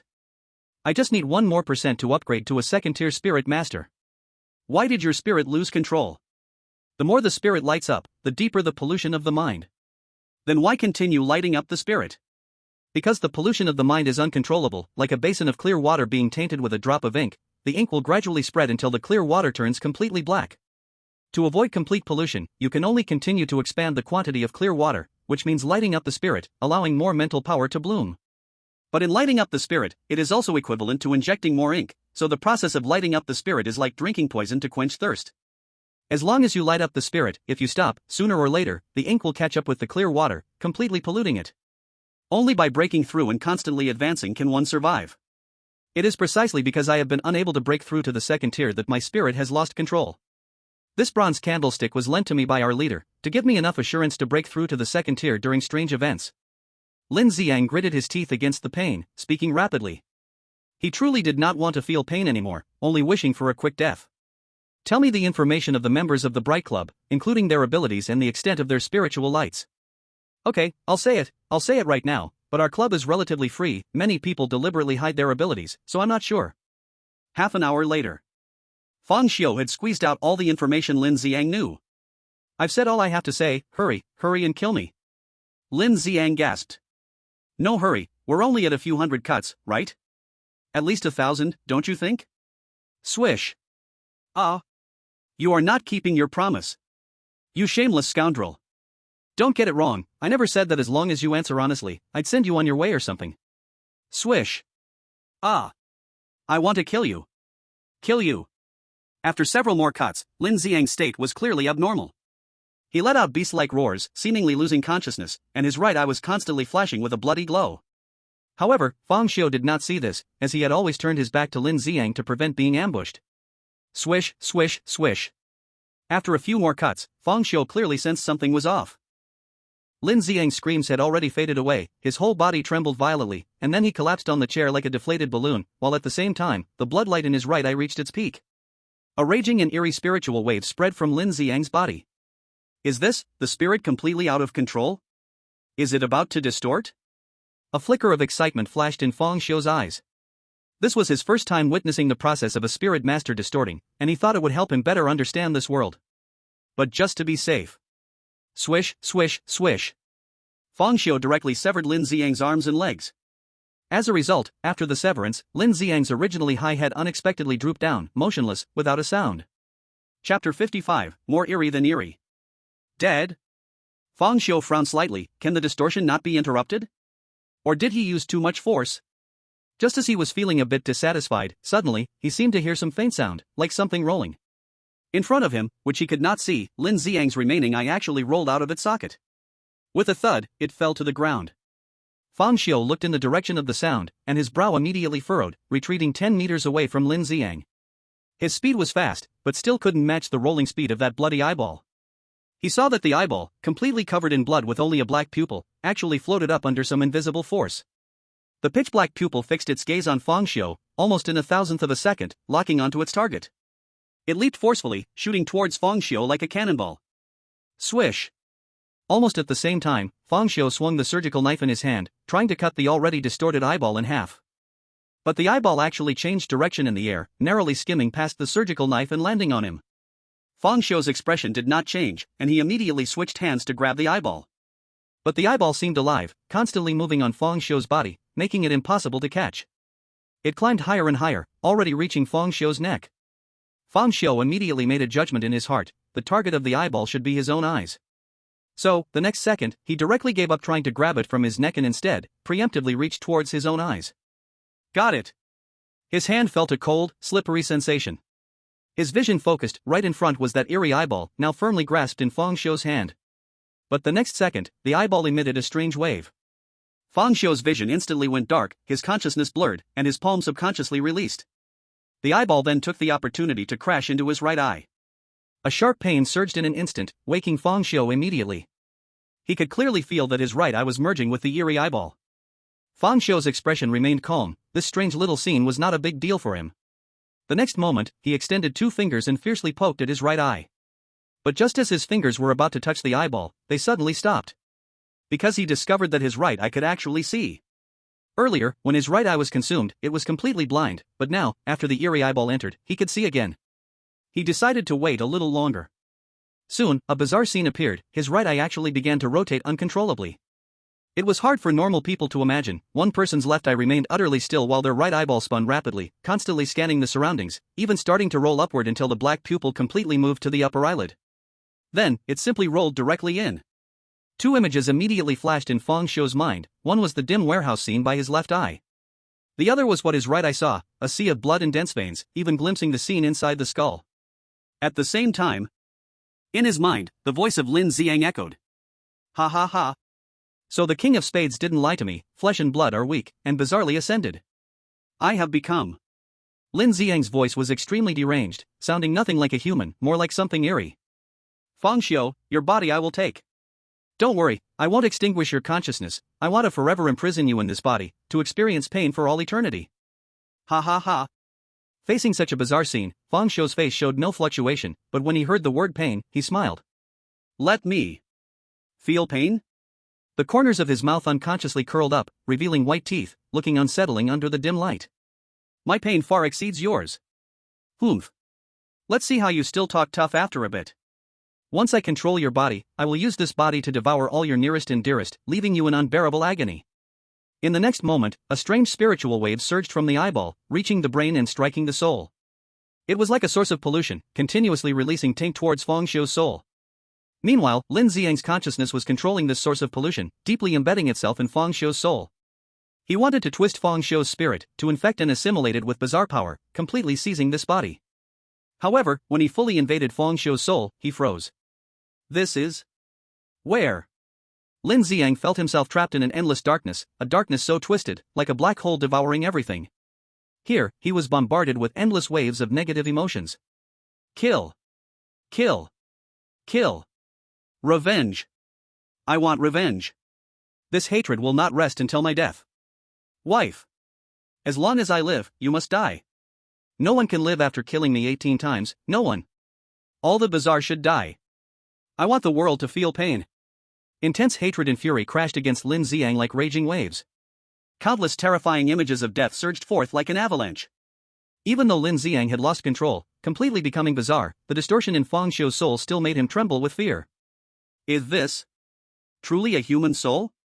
At this moment, indescribable eerie whispers began to surround Lin Xiang, incomprehensible and impossible to ignore, like enchanting magical sounds, each note sending a splitting headache through him. This was the baptism from the eerie beings above the dome. Lin Xiang felt as if he had fallen into hell. He could take no more. He was scared, terrified. He wanted to escape this place. This was not a human soul at all. Fang Xiu was absolutely not human. He was more bizarre than the bizarre. Chapter 56. He. No wonder Lin Xiang thought this way. Although he only had one eye left, this eye had completed its bizarre transformation, becoming a defective version of bizarre. He originally wanted to use his bizarre power to pollute Fang Xiu's soul, thereby controlling Fang Xiu's body. But who would have thought? Who the hell was polluting whom? Bizarre polluting human souls, instead being polluted? Lin Xiang suddenly felt that compared to Fang Xiu, he was the human. Just as he wanted to retreat, he was horrified to discover he couldn't leave. He was like a small boat in the ocean, countless negative emotions gathering into monstrous waves, continuously crashing against him, overturning him. At that moment, Fang Xiu's voice rang out. In his soul, his voice had changed, no longer calm like water, but terrifyingly fierce, eerie like the voice of hell. It was as if everything outside was his disguise, and what was truly real was in his soul. Is this the only level of pain?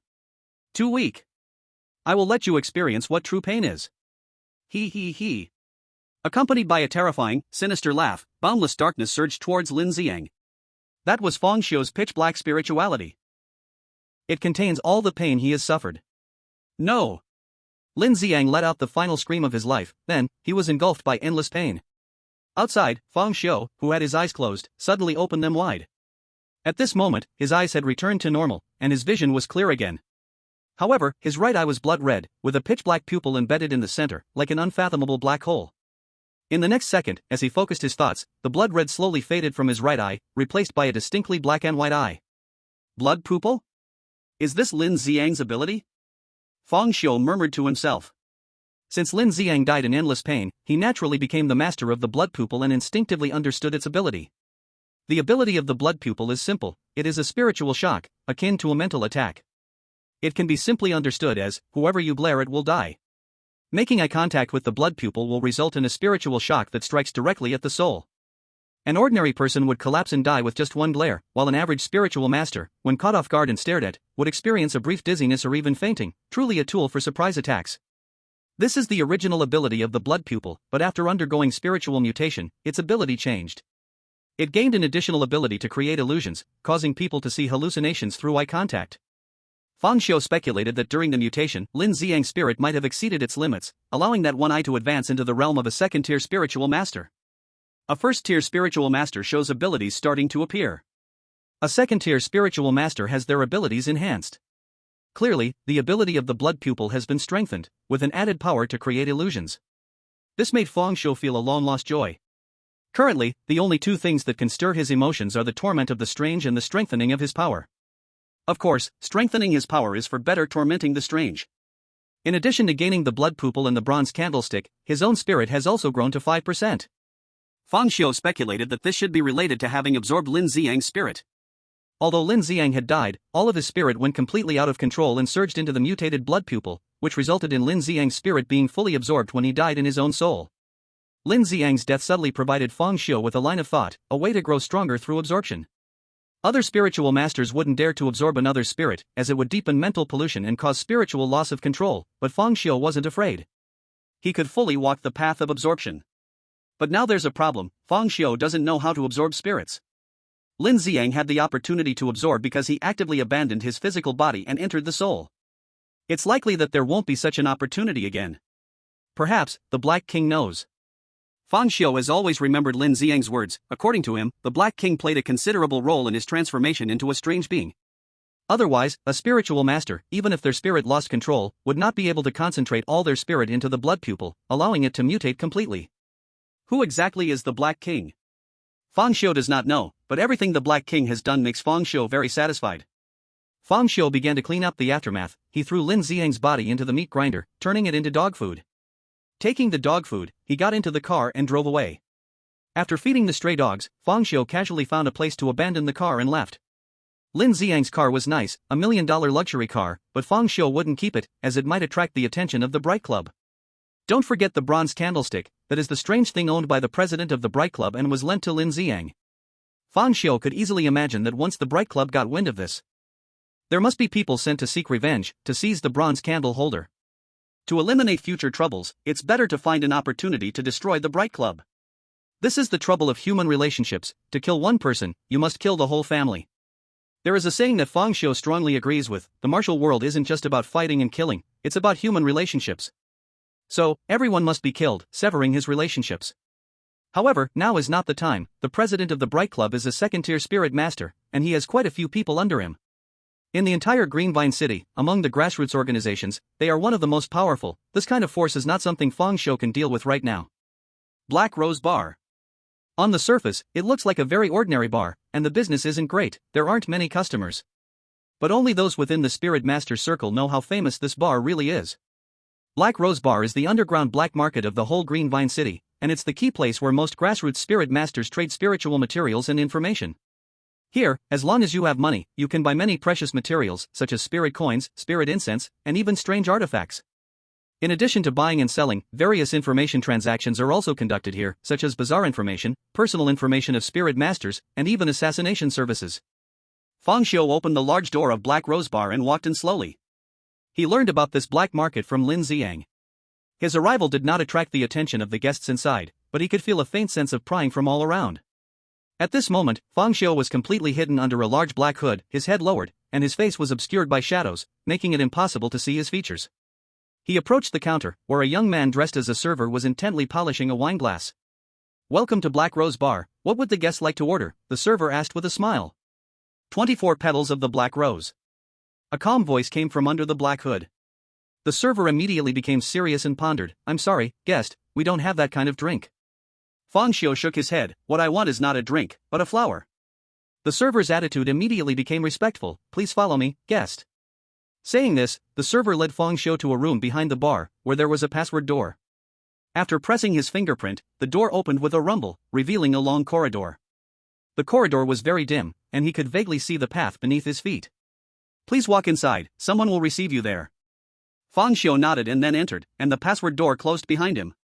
When he reached the end of the corridor and turned a corner, he saw an elevator, beside which stood two sturdy men dressed in black. Both men had bulging waists, clearly hiding weapons.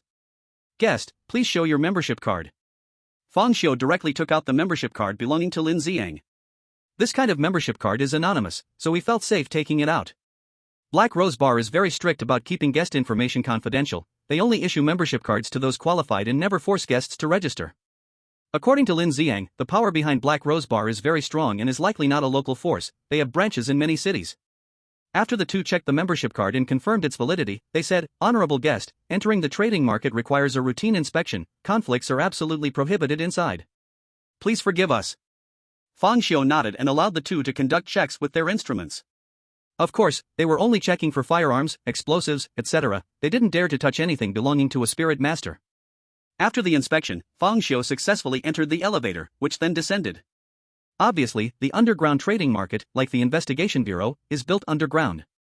When the elevator door opened, Fang Xiu walked into the trading hall, where there were not many people, only a scattered dozen or so, but the space was very vast, as large as a football field. This was just the hall, not counting other individual rooms. Those scattered few people, aside from a very small number who had not disguised themselves, had all done some form of disguise, with some even wearing large monkey masks. Fang Xiu was not surprised by this. The number of spirit masters was already scarce, probably no more than 100 in the entire Greenvine city. Having a dozen people in the trading market was enough to prove the strength of this place. After taking 2 steps, a young woman with an attractive face and a graceful figure, dressed in a black silk business suit, walked over. With a respectful yet beautiful smile on her face, she said, "Hello, esteemed guest. How can I assist you?" "I want to kill someone," Fang Xiu said calmly. The woman's expression did not change, seeming not to be surprised by Fang Xiu's words at all. Instead, she continued to smile and said, "All right, please come this way." Then, Fang Xiu was taken to a secret meeting room, where the woman served tea before leaving. Soon, a man in a sharp suit, wearing an exquisite silver hollow mask, appeared. "Hello, esteemed guest. I am the manager of the business department. My surname is Chang, you can call me Xiao Chang. By the way, may I ask, who do you wish to kill? How much is the president of the Bright Club worth?" Upon hearing this, Manager Chang's eyes clearly shifted, but his good professional demeanor kept him from showing it. He then introduced, "The president of the Bright Club is a second-tier spirit master and one of the top among them, so to target him, you will at least need to engage a second-tier spirit master. However, assassinating the president of the Bright Club means turning against the entire club, and you will need to prepare more manpower to deal with his subordinates. The resources involved will likely be extremely vast. It's unlikely that local killers can take on this job. If you truly wish to proceed, we will need to bring in people from outside, but the cost won't be cheap." "How much?" Fang Xiu asked again. "For a strong individual of this level, we do not charge money, only spiritual coins or corresponding valuable spiritual materials. Roughly estimated, it will require about 5,000 spiritual coins." Fang Xiu was not surprised. After all, the head of a spirit master organization couldn't be too cheap. How much for the assassination of Tan Guan Yuan from the Bright Club? Although Tan Guan Yuan is not a second-tier spirit master, he is a core member of the Bright Club and not weak, so killing him will require at least 1,000 spiritual coins. Fang Xiu fell silent. Indeed, poverty was the greatest original sin. What about Li Jiwei?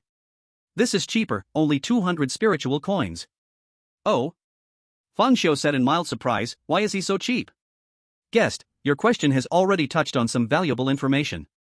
Unless you are certain about killing Li Jiwei and pay a deposit of 100 spiritual coins, or pay separately for the information, I cannot tell you. Smack! Fang Xiu took out a black briefcase and slammed it on the table, producing a clinking sound from inside, the sound of coins clashing. Manager Cheng picked up the briefcase and began to check. After finding exactly 100 spiritual coins inside, he immediately smiled widely and said, "Since you have placed an order, this information is yours as a bonus." Li Jiwei is also a core member, but his ability is of the perception type, so his direct combat power is weak, hence the lower price. Additionally, I would like to remind you that Li Jiwei is the president's cousin. Another cousin? Forget it, I am killing the cousin. When will I make my move? Fang Xiu asked. This is considered industry confidential, so I cannot disclose it. However, you should get a response within a week. You can download the Kill Me app. This is a small program we developed internally. You can keep track of the killer's movements in real time and monitor the order status. You can also personally investigate information from the outside world. Li Jiwei is quite a significant figure, his death news should not be hard to investigate. At that time, you will have 1 month to gather information. If the assassination is successful, you need to pay the remaining amount within a month. Manager Chang smiled. What if the assassination fails? If the assassination fails, we have 2 options. One is a refund, but you can only get back half of the task amount. The second is that you can pay more to hire a stronger killer for the assassination. Fang Xiu nodded. Let's sign the contract. Manager Chang quickly drafted a contract. You can sign your real name or a fake name. This statement surprised Fang Xiu slightly. You can still sign a fake name? Manager Chang nodded. You are a spirit master, you can sense the contract. Upon hearing this, Fang Xiu immediately picked up the contract and surprisingly felt a strange wave on it. He instantly had a guess in his mind. This contract has the power of an evil artifact. Chapter 58, You have a new assassination order. Please check it. There was a glimmer of surprise in Manager Chang's eyes. Being able to clearly identify it as an evil artifact very likely indicated that this customer also possessed one, or at least had come into contact with one personally, otherwise, it would not be possible to judge so accurately. Customer, your insight is sharp. Indeed, this contract has the power of an evil artifact, but rest assured, this power does no harm, it only serves to ensure the contract's effectiveness. Once the assassination is successful and you do not pay the remaining amount within a month, the contract will burn, turning into a strange aura wrapping around you, making it easier for us to collect the remaining payment.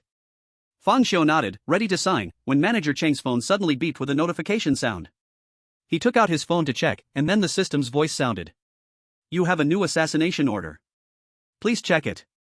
Manager Chang glanced briefly at it and then turned to Fang Xiu with an apologetic smile. I'm sorry, customer, a new order just came in, please continue. Fang Xiu looked at Manager Chang, then wrote the number 6 on the contract. After finishing, without a word, he turned and left. Manager Chang respectfully stood up, slightly bowing. Please take care, customer. Welcome to visit again. After leaving the Black Rose bar, Fang Xiu circled outside for several rounds and used his blood eye to scan for a long time, confirming that no one was following him before returning home. He spent 200 spirit coins but did not mind. After all, this money was essentially free, and he could just ask Yang Ming for more next time. As long as he could eliminate Li Jiwei, it was worth it. Having Li Jiwei's perceptive ability was like having the eyes of the Bright Club, and taking out the eyes might give him some safety for a while. Fang Xiu was never a passive person. Since he had already offended the Bright Club, it was better to strike first rather than wait for them to come for revenge. So he skipped the intermediate steps and chose direct retaliation. As for why he hired a hitman, it was simple. This was the inspiration he gained from reading novels in his past life. He had seen many villains hiring killers to assassinate good people and had once wondered why only villains could do this and not good people. It was with this thought in mind that after learning about the black market, Fang Xiu hurried to hire a hitman, planning to kill a member of the Bright Club first. If not for lacking enough money, he would have definitely bought the life of the president of the Bright Club today. Only this way could he permanently occupy the bronze candle holder. As for whether the assassination would succeed, it didn't matter. Even if it failed, it could still bring trouble to the Bright Club and buy some time. The next day, Fang Xiu reported to the investigation bureau. Being a new spirit master like him usually required passing a series of training after which he could carry out tasks. It is worth mentioning that Zhao Hao also arrived, and under Wang Dihai's arrangement, he successfully joined the investigation bureau. The two began their training together. In the morning, there were theoretical classes, with a special lecturer explaining the various characteristics of the bazaar, 108 methods to deal with the bazaar, and how to better control one's own spirituality. In the afternoon, there were practical classes, where they had to learn about hot weapons, cold weapons, and close combat. Although hot weapons are not very useful against the bazaar, they are still necessary to learn, because sometimes, the enemies of the investigation bureau can be entirely bizarre, but they can also be human. In this way, Fang Xiu and Zhao Hao trained hard for a whole week.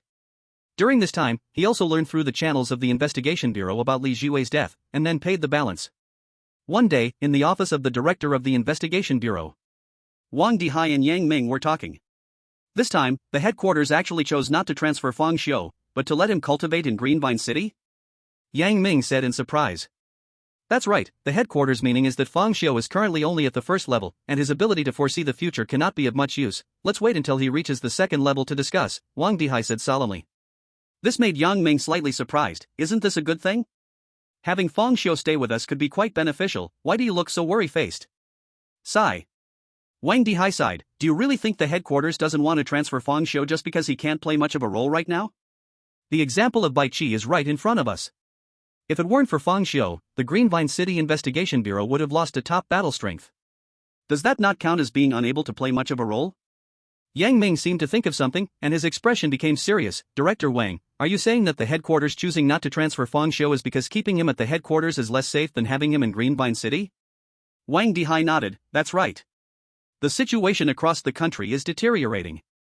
The headquarters is facing both internal and external troubles, and the situation is unstable, which makes even the internal environment unsafe. Hence, they chose not to transfer Fang Xiu for now. A flash of anger suddenly crossed Yang Ming's face. Indeed, bizarre events are increasing, and the headquarters is bearing the greatest pressure, but at the same time, the headquarters is also the most powerful place, gathering the top spiritual controllers from across the country. It should be the safest. Wang Dihai looked deeply at Yang Ming. Sometimes, the enemy does not only come from the outside. Now that the situation is unstable, some people have different thoughts, and some companies, groups, and even families are secretly cultivating their own batch of spiritual controllers, and even some have connections with overseas spiritual controller forces. Smack! Yang Ming slammed the table, infuriated. The invasion of the bazaar is a global disaster. In the face of such a great calamity, how can there still be people doing such rotten things? Striving for power and profit has been unchanged since ancient times. Wang Dihai sighed. Alright, don't be so angry now. The urgent task is to strengthen ourselves and cultivate Fang Xiu. How is the investigation into the Ace of Spades going? Yang Ming calmed down his emotions. There is already a preliminary clue. Behind the Ace of Spades, there is indeed a huge organization hidden, called the Poker. The Poker is hiding very deep, and it should not be a power of Greenvine City. Its roots are very likely at the headquarters. Wang Dihai pondered for a moment. Continue to follow up on the Poker organization. By the way, how is Bai Qi's injury? He has basically recovered his ability to move, but he is currently unable to fight. It seems that his injury is indeed quite severe. I originally planned to wait until he recovered to let him handle the bizarre domain of Qing Mountain Psychiatric Hospital, but it seems I will have to send someone else. Yang Ming was slightly surprised. Qing Mountain Psychiatric Hospital is only a sea-level bizarre domain and has no trend of spreading. Why the rush? Humph, Wang Dihai sneered. Bailu Academy is a wealthy area in our Greenvine City, where all the residents are from prominent families, and the developers behind it are also famous bosses. These people naturally do not want their interests damaged, so they united to exert pressure, hoping the investigation bureau can resolve the issue quickly. These bastards, ignoring the dangerous bizarre events, keep their eyes fixed on the less harmful Qingshan Mental Hospital. One day I will take care of them. Chapter 59 Blackwater Village. Alright, stop complaining. These rich businessmen found people above to pressure me. Besides, the Qingshan Mental Hospital is indeed a bizarre event. It needs to be resolved sooner or later. I plan to send Yang Kuanping's team. Yang Kuanping is also a seasoned spirit master. Leading a team to solve a sea-level bizarre domain should not be a big problem. But what about Fang Xiu? He has been to Qingshan Mental Hospital, shouldn't he go too? Wang Dihai shook his head. Fang Xiu is too important, and he is still a rookie spirit master. What he needs to do now is to gain experience from D-level bizarre events. Once he accumulates enough experience and improves his abilities, then we can talk about C-level. Yang Ming slightly curled his lips. You're being too protective. What's the difference between C and D? Wang Dihai's face darkened immediately. Bastard. For you, a third-tier spirit master, C and D are naturally not different. Besides, your ability is luck. Whoever dies, you won't die. You obviously don't care. If it were you or Bai Qi leading the team, then Fang Xiu could go to Qingshan Mental Hospital or even a more dangerous bizarre domain, but right now neither of you can go out, so we have to be cautious. Men should go through trials of blood and fire, not be sheltered flowers. Get lost. Go call Fang Xiu for me. Wang Dihai roared, driving Yang Ming out.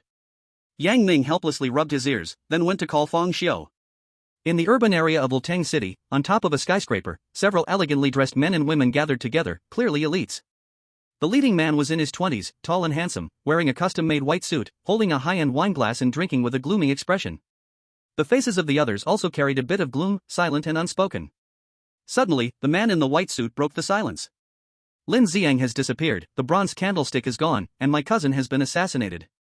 Who the hell did this? Bang! He angrily smashed the high-end wineglass on the floor, glass shards and red wine scattering everywhere. The others, seeing the man in the white suit angry, looked somewhat uneasy, and some even showed fear on their faces. This is definitely someone targeting me. Targeting the Bright Club. Investigate. Find out thoroughly. At this moment, a charming woman in a burgundy long dress walked over with a delicate smile. Alright, calm down. You still know to come over? Aren't you going to find your boyfriends? Don't say it so harshly, I'm just having fun with them, my heart is only with you. At this moment, the man in the white suit seemed genuinely furious, standing up immediately, his aura terrifying, his gaze fierce, like a ferocious tiger descending from the mountain. Seeing that he was really angry, the woman quickly changed her tone. Darling, let me handle this mission. I guarantee you'll be satisfied within a week. After saying that, she turned and ran, reaching the door while glancing back with a smile, blowing a kiss to the man in the white suit, and as he was about to get angry again, she quickly laughed and dashed out.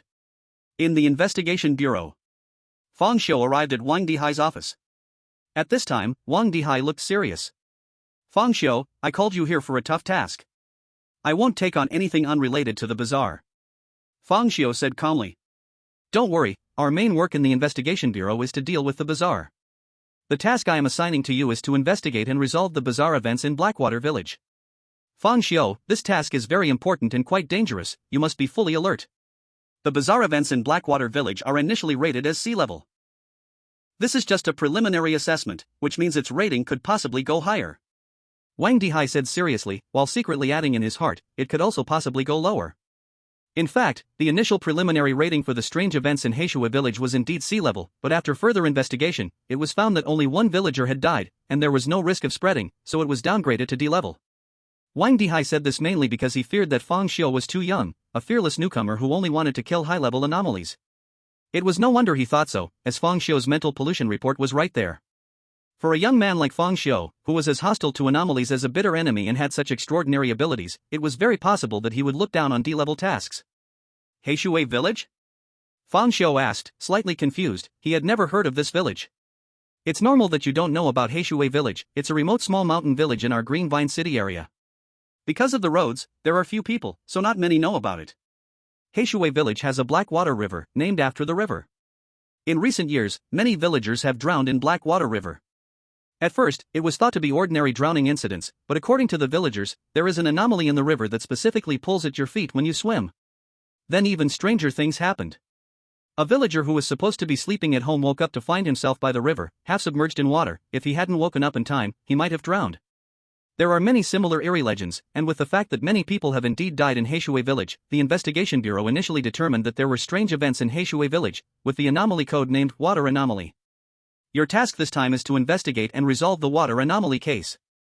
Since it's your first assignment and your abilities are classified, I will send an informed person, Shin Lingxue, to lead the team. You, Zhao Hao, and a newly joined spirit master from the investigation bureau will carry out this mission together. Okay, Fang Xiu nodded. He was eager to take on this task because he hadn't come into contact with any anomalies for a week. He was looking forward to experiencing the thrill of inserting a scalpel into an anomaly. Moreover, this was initially rated as C level, it might even become a B level task later, which made him even more satisfied. Chapter 60, Good Acting, Don't Act Again Next Time.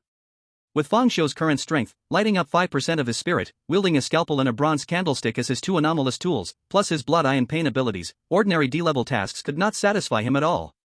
And, due to hiring a hitman for murder, he was now very much in need of money. The Investigation Bureau has additional rewards for spirit masters resolving anomaly events. Resolving a D-level anomaly incident rewards 10 spirit coins.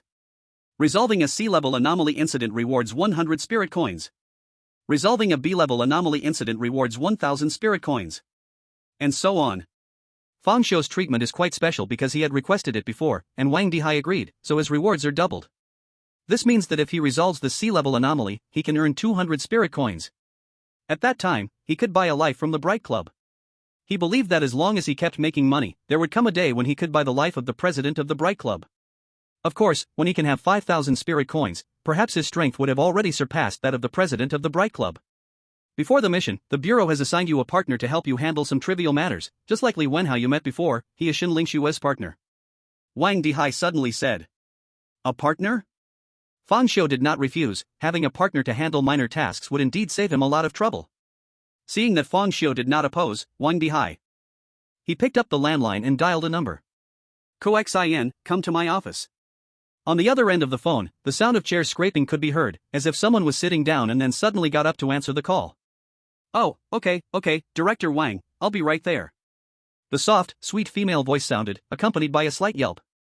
After hanging up the phone, Wang Dihai felt a bit awkward and said, although Coxin is a little scatterbrained on usual days, she is very serious and responsible about her work, a graduate from a prestigious university, and has performed excellently in the comprehensive assessment at the Bureau. Wang Dihai, like a matchmaker, wanted to continue his introduction, but he was interrupted by Fang Xiu. As long as she doesn't hold us back, that's enough. A moment later, Fang Xiu's ears perked up, he heard hurried footsteps coming closer from afar. But as the footsteps reached the office, they suddenly slowed down. Then came the sound of clothes being adjusted and a slight panting sound. Come on, Koxin, you can do it. Even if spirit masters are hard to get along with, as long as you try your best, you will definitely be recognized, go for it. Who? After taking a deep breath. Knock, knock, knock. Come in. Creak. The office door opened, and a petite, fair-skinned girl with delicate features walked in, looking soft and cute.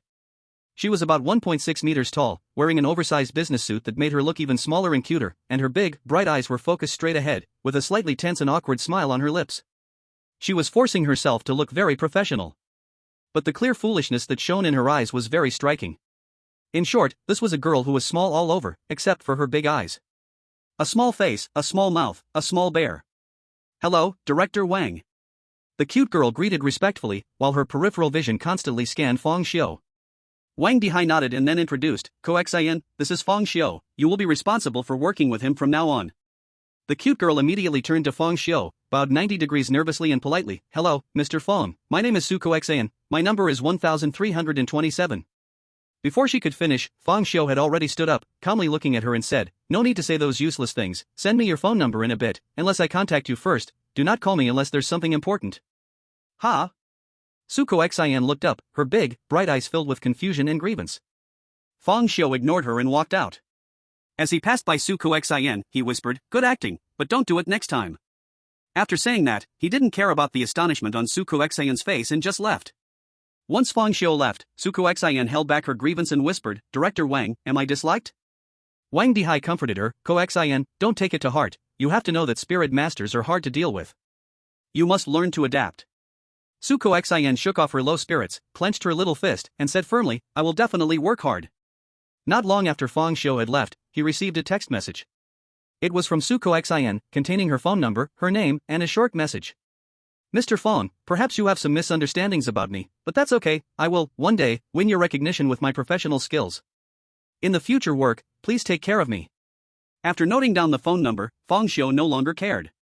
Although on the surface, Su Koxin appeared to be a naive and sweet girl, he didn't think so. This Su Koxin had a deep scheme. Firstly, as a graduate of a prestigious university and having undergone professional training at the bureau, she was an elite talent. Even if it was her first time partnering with a spirit master, she shouldn't appear overly nervous. Secondly, as a partner. You must have some understanding of spirit masters, it is impossible not to know that their 5 senses are far superior to ordinary people. However, even so, they still chose to encourage themselves outside the door, which feels more like it was meant for others to hear.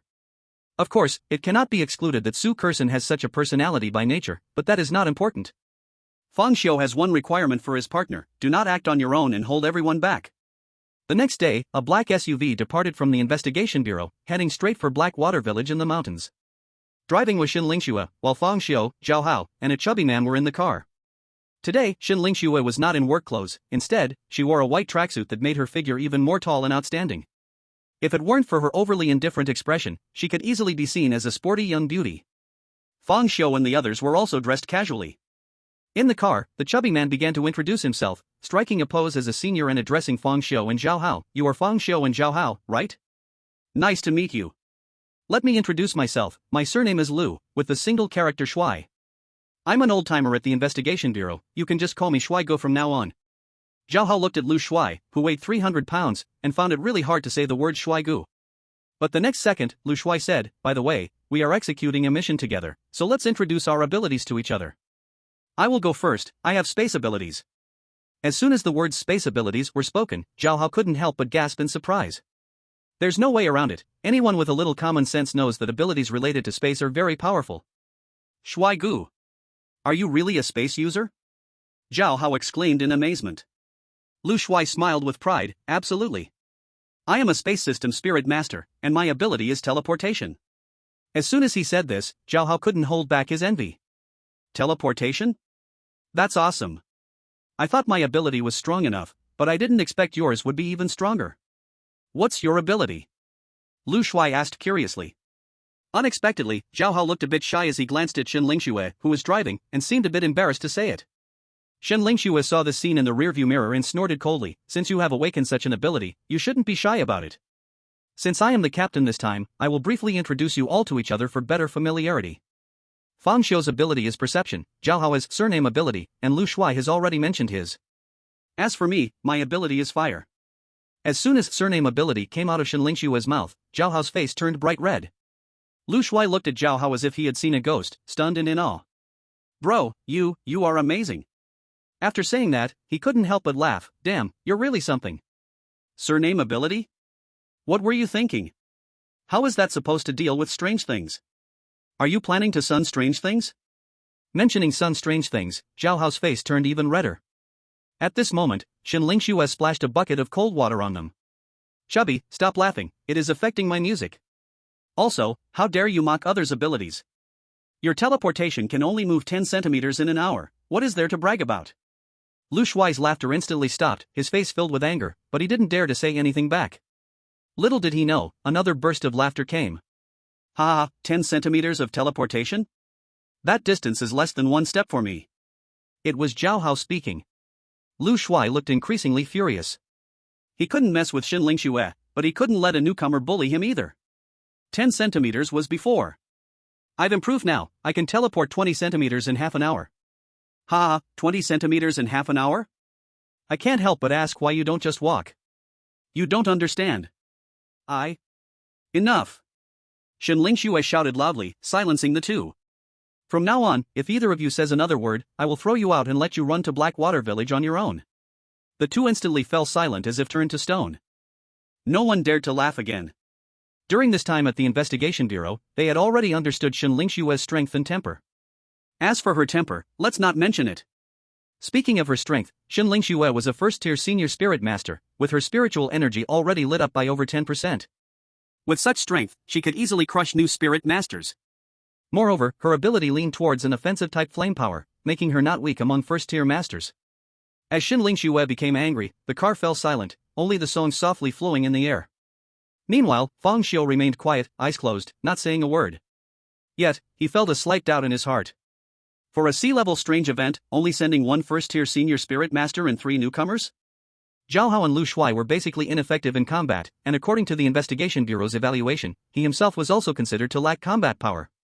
So, was this not akin to a senior spirit master leading 3 deadweight? Was this really the configuration for executing a sea-level mission? Why did it always feel like a high-level player leading a team to clear a dungeon? Or was it that the Investigation Bureau was in such a tight situation for personnel? Fang Xiu knew nothing of this, perhaps everything would become clear once they arrived at Heishui Village. Hours later. The off-road vehicle crossed through the mountains and finally arrived at Heishui Village. The village was surrounded by mountains, with steep terrain around it.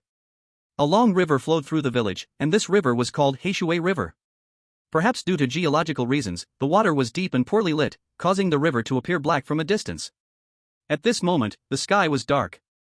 The dim sunlight shrouded the entire Heishui village, making the Heishui River seem even deeper, resembling a black python coiling around the mountains. Arriving near Heishui village, Shen Lingxue chose not to drive any further, but instead proceeded on foot because the mountain path had become too steep for the vehicle. The group took their luggage and carried a camera as they set off. As for why they brought a camera, it was because this was a disguise plan by Shen Lingxue. Before coming, she had utilized the Investigation Bureau's resources to package her group as reporters from a television station and contacted the village chief of Heishui village for a news report. The group walked for about an hour before they finally entered the area of Heishui village, at which point the sky had completely darkened. Shen Lingxue called the village chief of Heishui village. Before long, a young man supported an elderly man as they slowly approached, holding lanterns that emitted a dim glow. The light flickered with their footsteps, illuminating their faces, which appeared bright and dark in the gloomy mountain village, adding a touch of eeriness to the scene. "Are you Miss Shin from the television station?" the old man asked tremulously. Shen Lingxue seemed unafraid of the dark and stepped forward, saying, "Indeed, you must be Village Chief Wang?" At this point, the old man had drawn closer, the lantern's light enveloping the few of them, allowing everyone to finally see the faces of the two. The old village chief had dark skin, a stooped figure, and a face lined with the ravages of time. His eyes were somewhat cloudy, clearly showing his advanced age, but he had no white hairs. Instead, his hair was dark and shiny as if oiled. The young man supporting him had some similarities with the old village chief, the same dark skin, the same shiny hair, but his face bore no wrinkles, just slightly rough skin. He wore a simple yet honest smile, especially becoming awkward upon seeing Shen Lingxue's appearance. If it weren't so dark, plus his skin being dark enough, he might have already blushed. Shen Lingshua's beauty was indeed a dimension reduction strike in Heishui village. Her exquisite features and skin as smooth and fair as a freshly cracked egg made her stand out here. The two of them seemed out of place with village chief Wang, completely unlike people from the same world. It was like a bright, shining star had come to a broken and poor mountain village for aid. I am Wang Yugue, this is my grandson, Wang Fugue. Fugue, greet them, village chief Wang said with a hearty laugh. The young man called Wang Fugue was named and, feeling a bit shy, scratched his head and said, Miss Shun, hello. Chapter 62 D&D.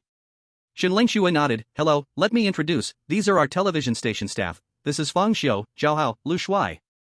I believe you already know the purpose of our visit, right, Chief Wang? Village Chief Wang nodded and said with a smile, yes, the city wants to develop a tourist spot, so you came to film the scenery of Heishui village to promote it. This is good for our village, we'll have to trouble you in the coming days. No trouble at all, this is our job, and we hope you will cooperate, Chief Wang. Of course, but it's getting dark now, let's take the pictures tomorrow. There are no hotels in the village, so I can only invite you to stay at my house. I don't know if you big city folks will be used to staying in a mountain village. After exchanging some polite words, they followed Village Chief Wang to his home. Village Chief Wang was indeed worthy of being a village chief, his home was clearly better than the other villagers' brick houses, a small courtyard formed by several bungalows, giving a bit of a beggar-style courtyard feel. Gue Fong, the city reporters have come, hurry and prepare some food. With Village Chief Wang's shout, a sturdy middle-aged woman walked out of the house. She seemed to have never seen so many city folks before, and upon seeing Fang Xiu and the group, she clearly didn't know what to do with her hands. This is my daughter-in-law, Wang Guifeng. My son has gone to work in the city, it's just the three of us living here, so you can rest assured, there's enough room. Guifeng, hurry and catch a chicken, and stir-fry some mushrooms and wild vegetables to entertain our guests. Wang Guifeng seemed eager to escape and quickly went to prepare the food. Zhao Hao seemed to not want to bother them and quickly said, Chief Wang, no need to trouble, we already ate in the car and are not hungry. Shen Lingxue echoed, that's right, Chief Wang, let's skip the meal for now. We have been driving all day and are tired, we want to rest early. Oh, I was being inconsiderate, Guifeng, don't prepare the food yet, go boil some hot water. Fugue, take Miss Shin and the others to their rooms. Alright, Grandpa. After some commotion, Fang Xiu and the others settled into Village Chief Wang's home. Since Village Chief Wang's house was large and there were only 3 people, there were many empty rooms, enough for each of them to have their own. At night, after Village Chief Wang and the others went to sleep, Fang Xiu and the others gathered in one room. Did you notice anything unusual? Shen Lingxue asked everyone. Lu Shuai shook his head, indicating he had not noticed anything. However, Zhao Hao expressed some feelings, saying, when I was working before, I felt I had it tough enough, but now looking at Village Chief Wang and them, my working days seem nothing at all. Village Chief Wang, clearly not wealthy, still wanted to cook chicken for us. I've heard that for them, chickens are very important because they can lay eggs, so unless a chicken is too old, they wouldn't easily kill one. At this point, Lu Shuai seemed to understand, so you lied about eating in the car because you didn't want them to spend. Zhao Hao nodded, if possible, after we finish our task, I want to donate some money to Heishui village. At this moment, Shen Lingxue crossed her arms and said calmly, clearly not living well oneself, always facing the risk of spiritual loss of control, yet unable to bear seeing others suffer. Zhao Hao felt slightly awkward but still insisted, aren't you the same? You also opposed when the chicken was being cooked just now. I opposed because we are out executing a task, and we don't know where things are strange, being cautious, we cannot eat food from outsiders. Furthermore, although the chicken is precious to them, it's not like the whole family relies on just one chicken to lay eggs. Although Blackwater Village is a mountain village in a remote area, the resources here are abundant, the villagers rely on the mountains and rivers for their livelihood. Speaking of chickens, there are countless wild mountain chickens raised in the mountains, almost every household has them, and they even sell them in the city, establishing a special brand that focuses on wild mountain chickens.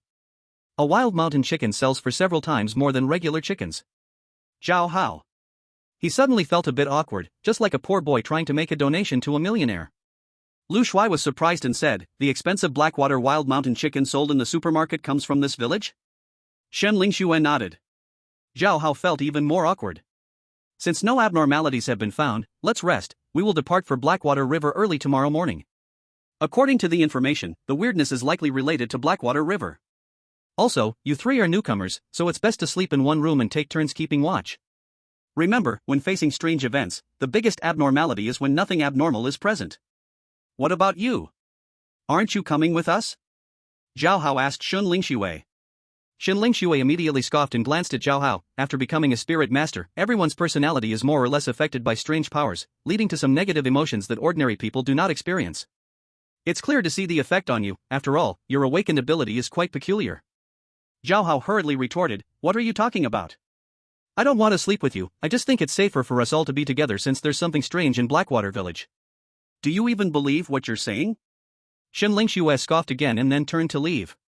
In fact, during regular tasks, Shen Lingxue would never choose to stay alone in a room and might not even sleep at all, as facing strange events could cost one's life with just one careless mistake.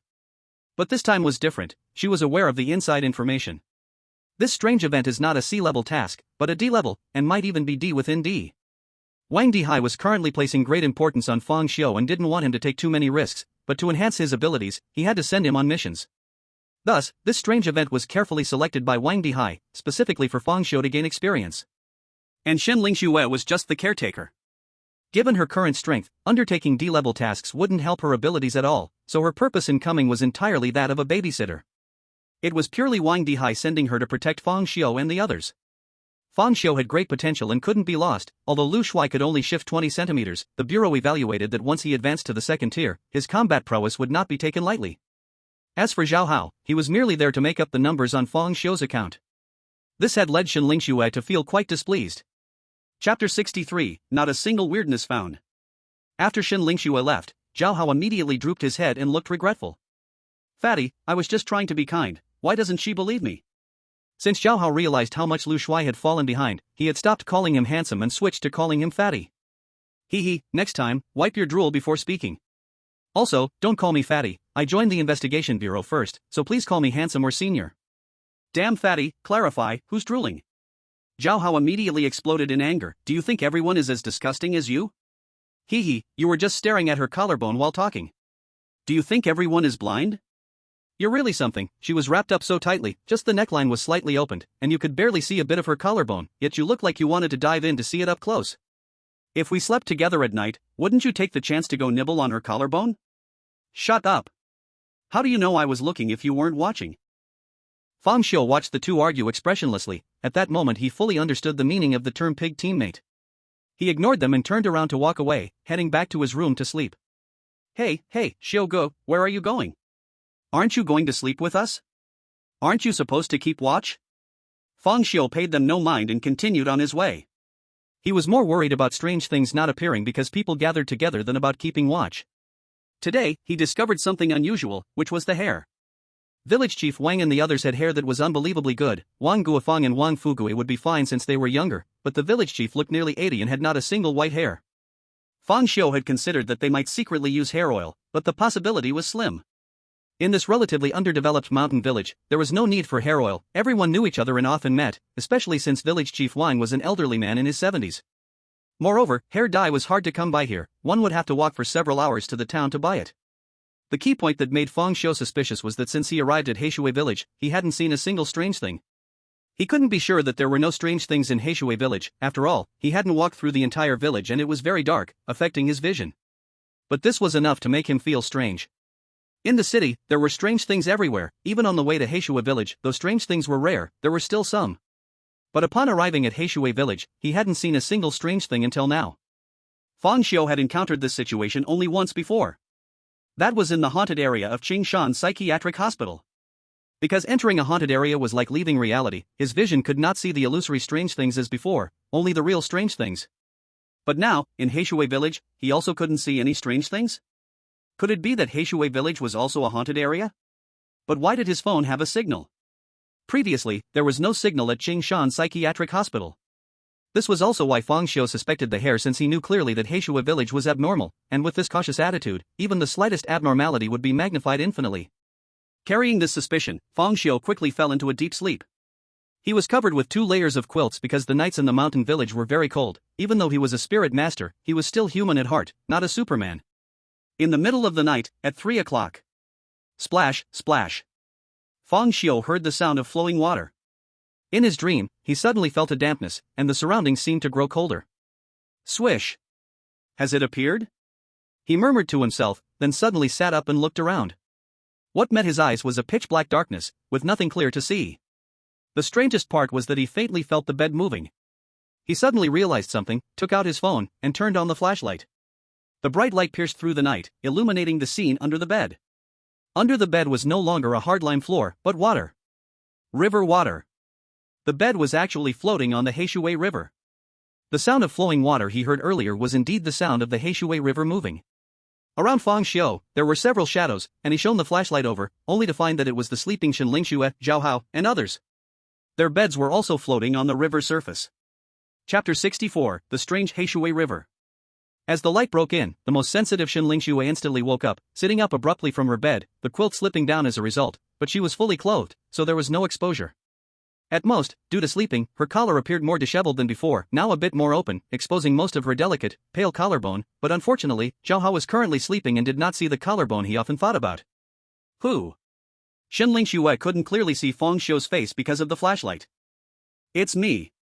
Fang Xiu replied calmly. When did you come to my room? Shen Lingxue's face seemed very unpleasant.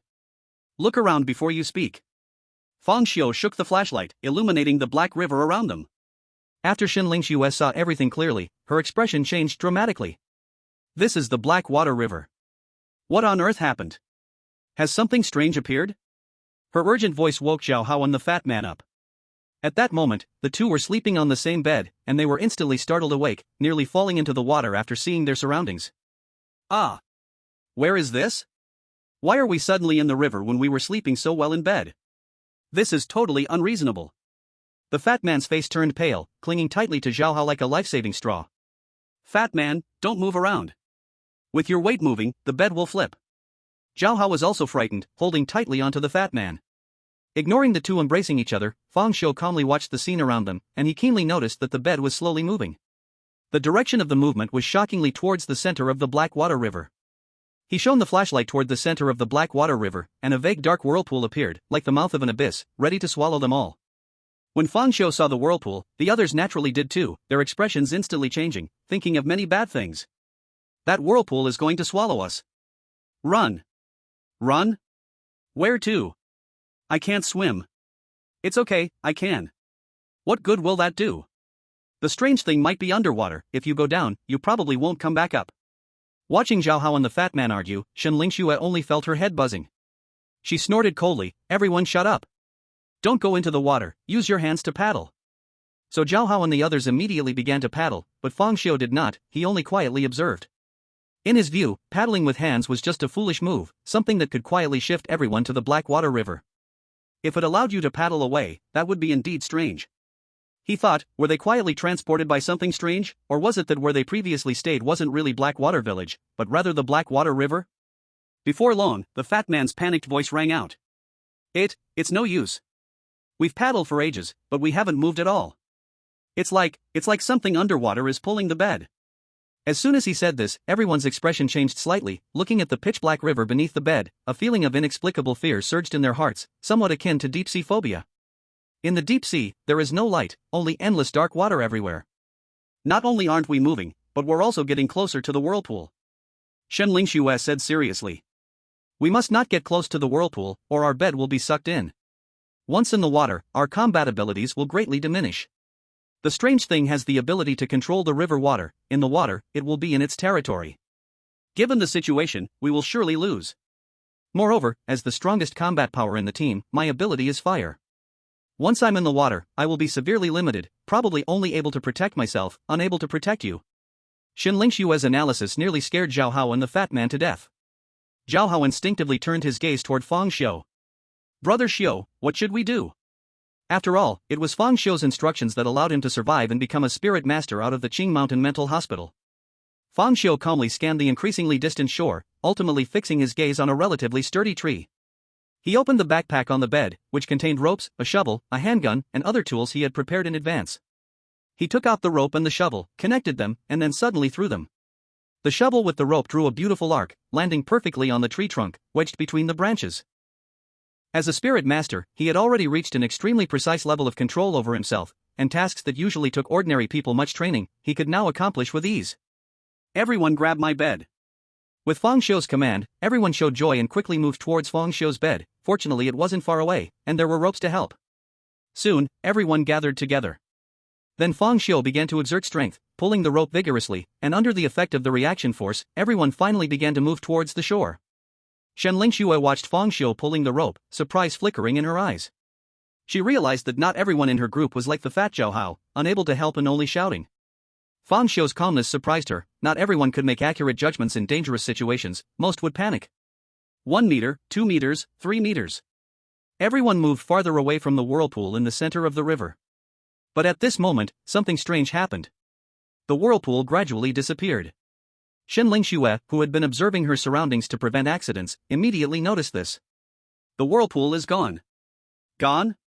Fang Xiu's heart stirred. If the whirlpool was created by the anomaly, then it was very likely the place where the anomaly was located. But now that the whirlpool was gone, what did that mean? It meant the anomaly was not at the whirlpool, but had come for them.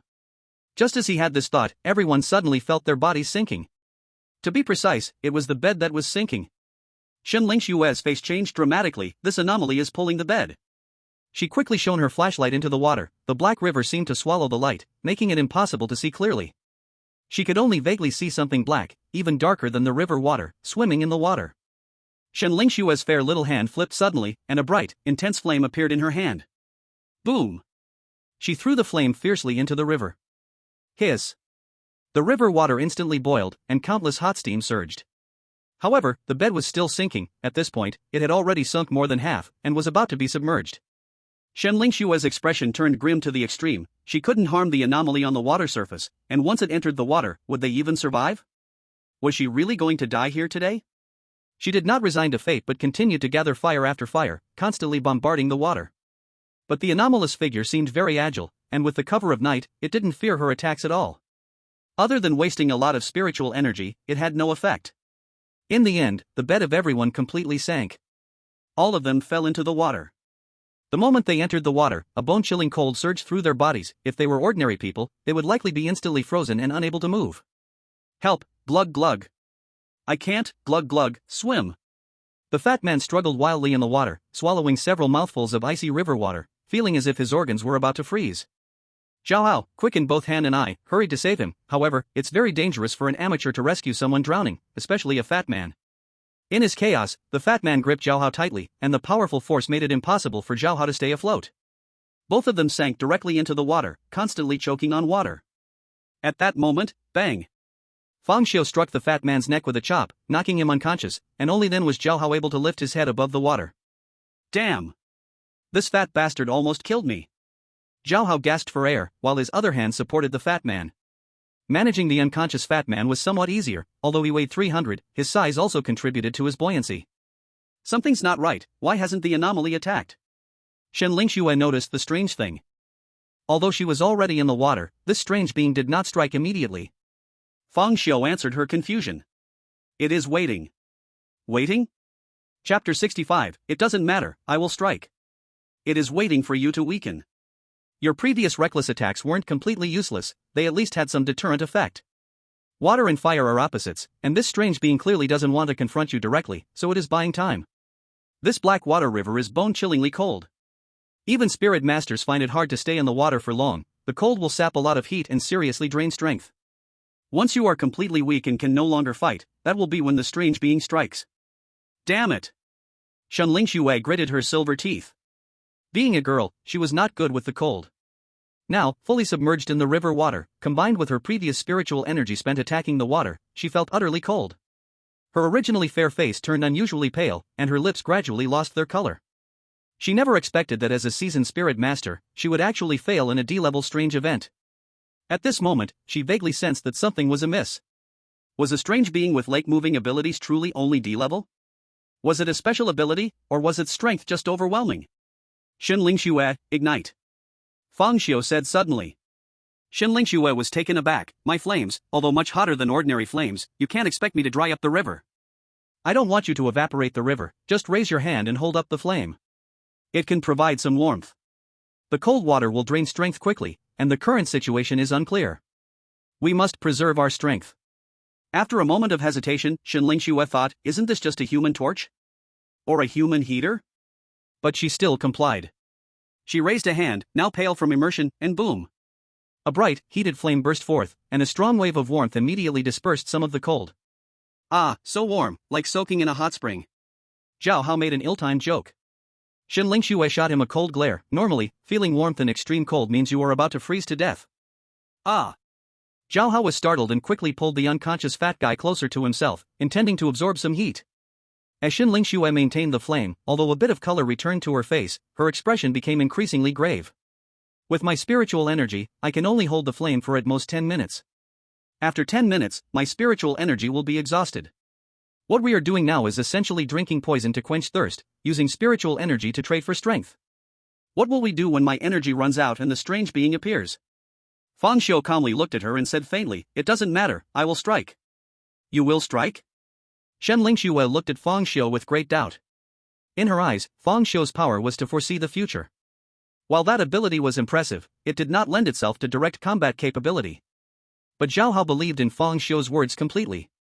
Back in the mental hospital, Fang Xiu was always calm, no matter how dangerous the strange being was, as if victory was already in hand. "Xiu Gu, did you see a chance?"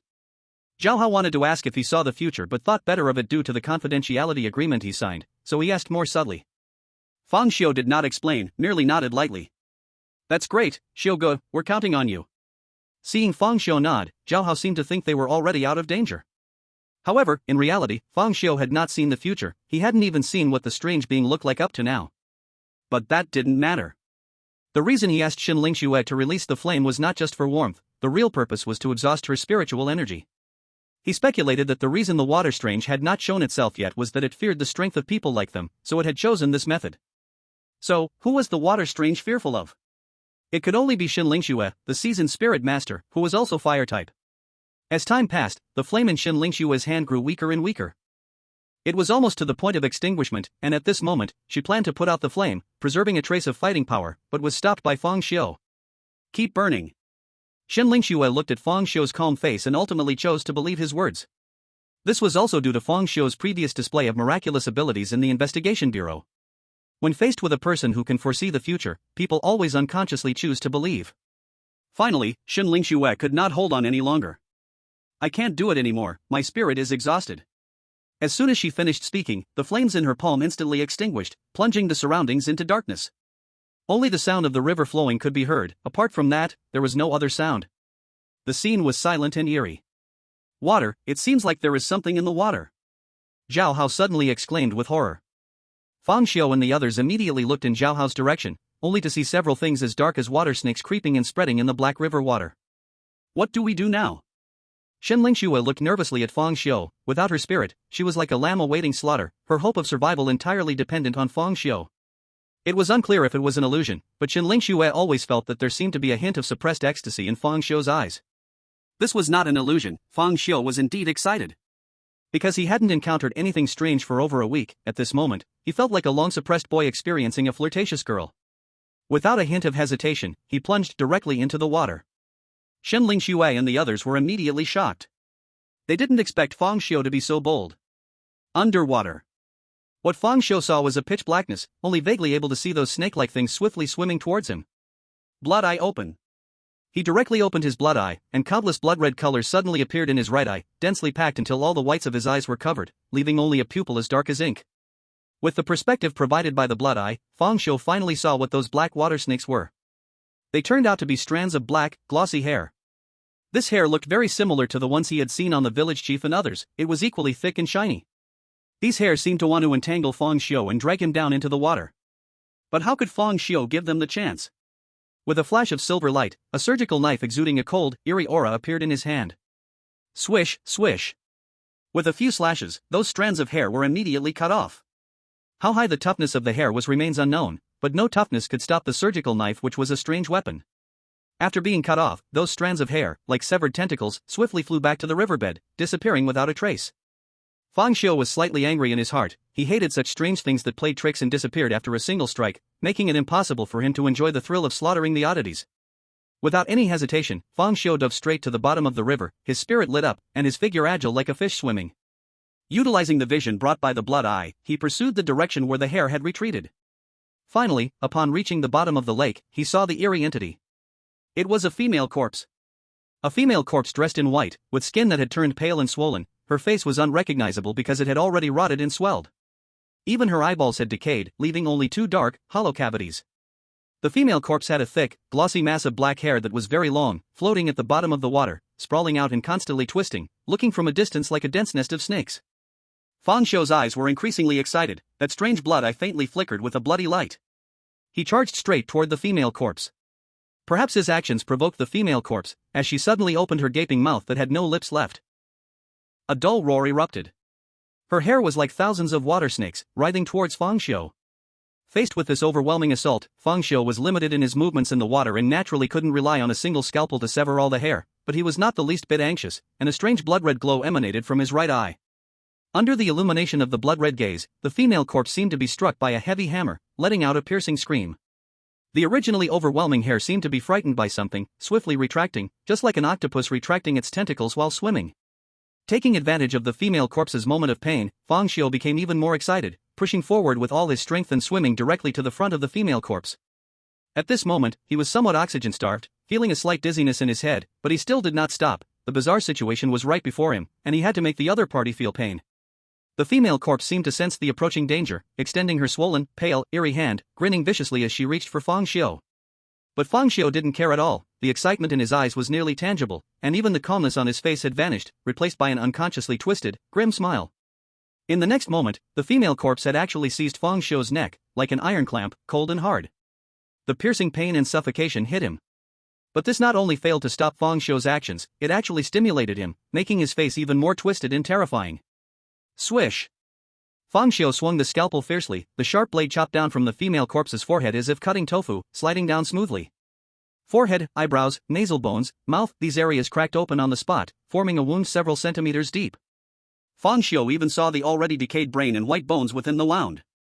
With just this blow, under the enhancement of pain ability, the female corpse couldn't even let out a scream, her entire body convulsing violently as if electrocuted. The hands that had been squeezing his neck instinctively loosened. Watching the female corpse's painful appearance, Fang Xiu was even more excited. He didn't give her time to ease, and another strike followed. This strike was horizontal. A cross formed directly on the female corpse's face. Anyone who has cut a watermelon knows that when you make one horizontal slice and then a vertical slice, the watermelon will bloom and scatter apart. At this moment, the female corpse's head was just like that.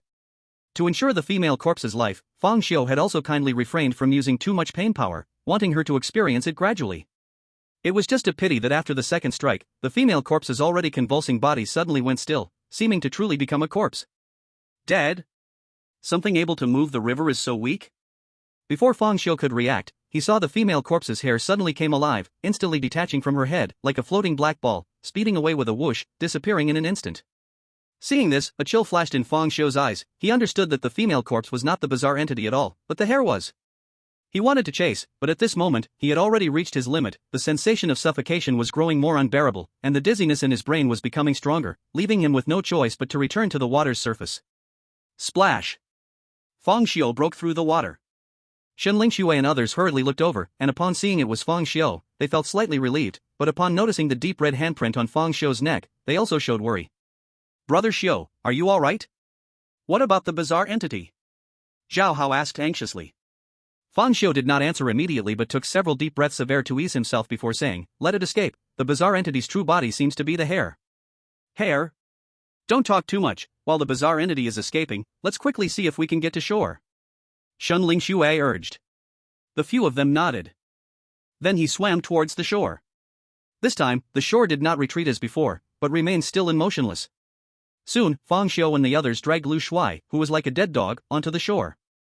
After getting ashore, the group did not stop, but ran far away, only pausing to catch their breath after moving away from the shore. First save him.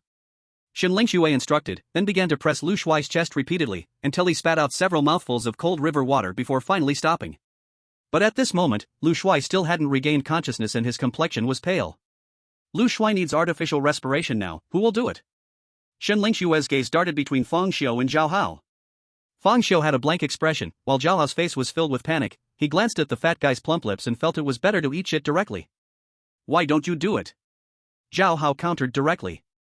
Shen Lingxue sneered, don't you know about the customs of men and women?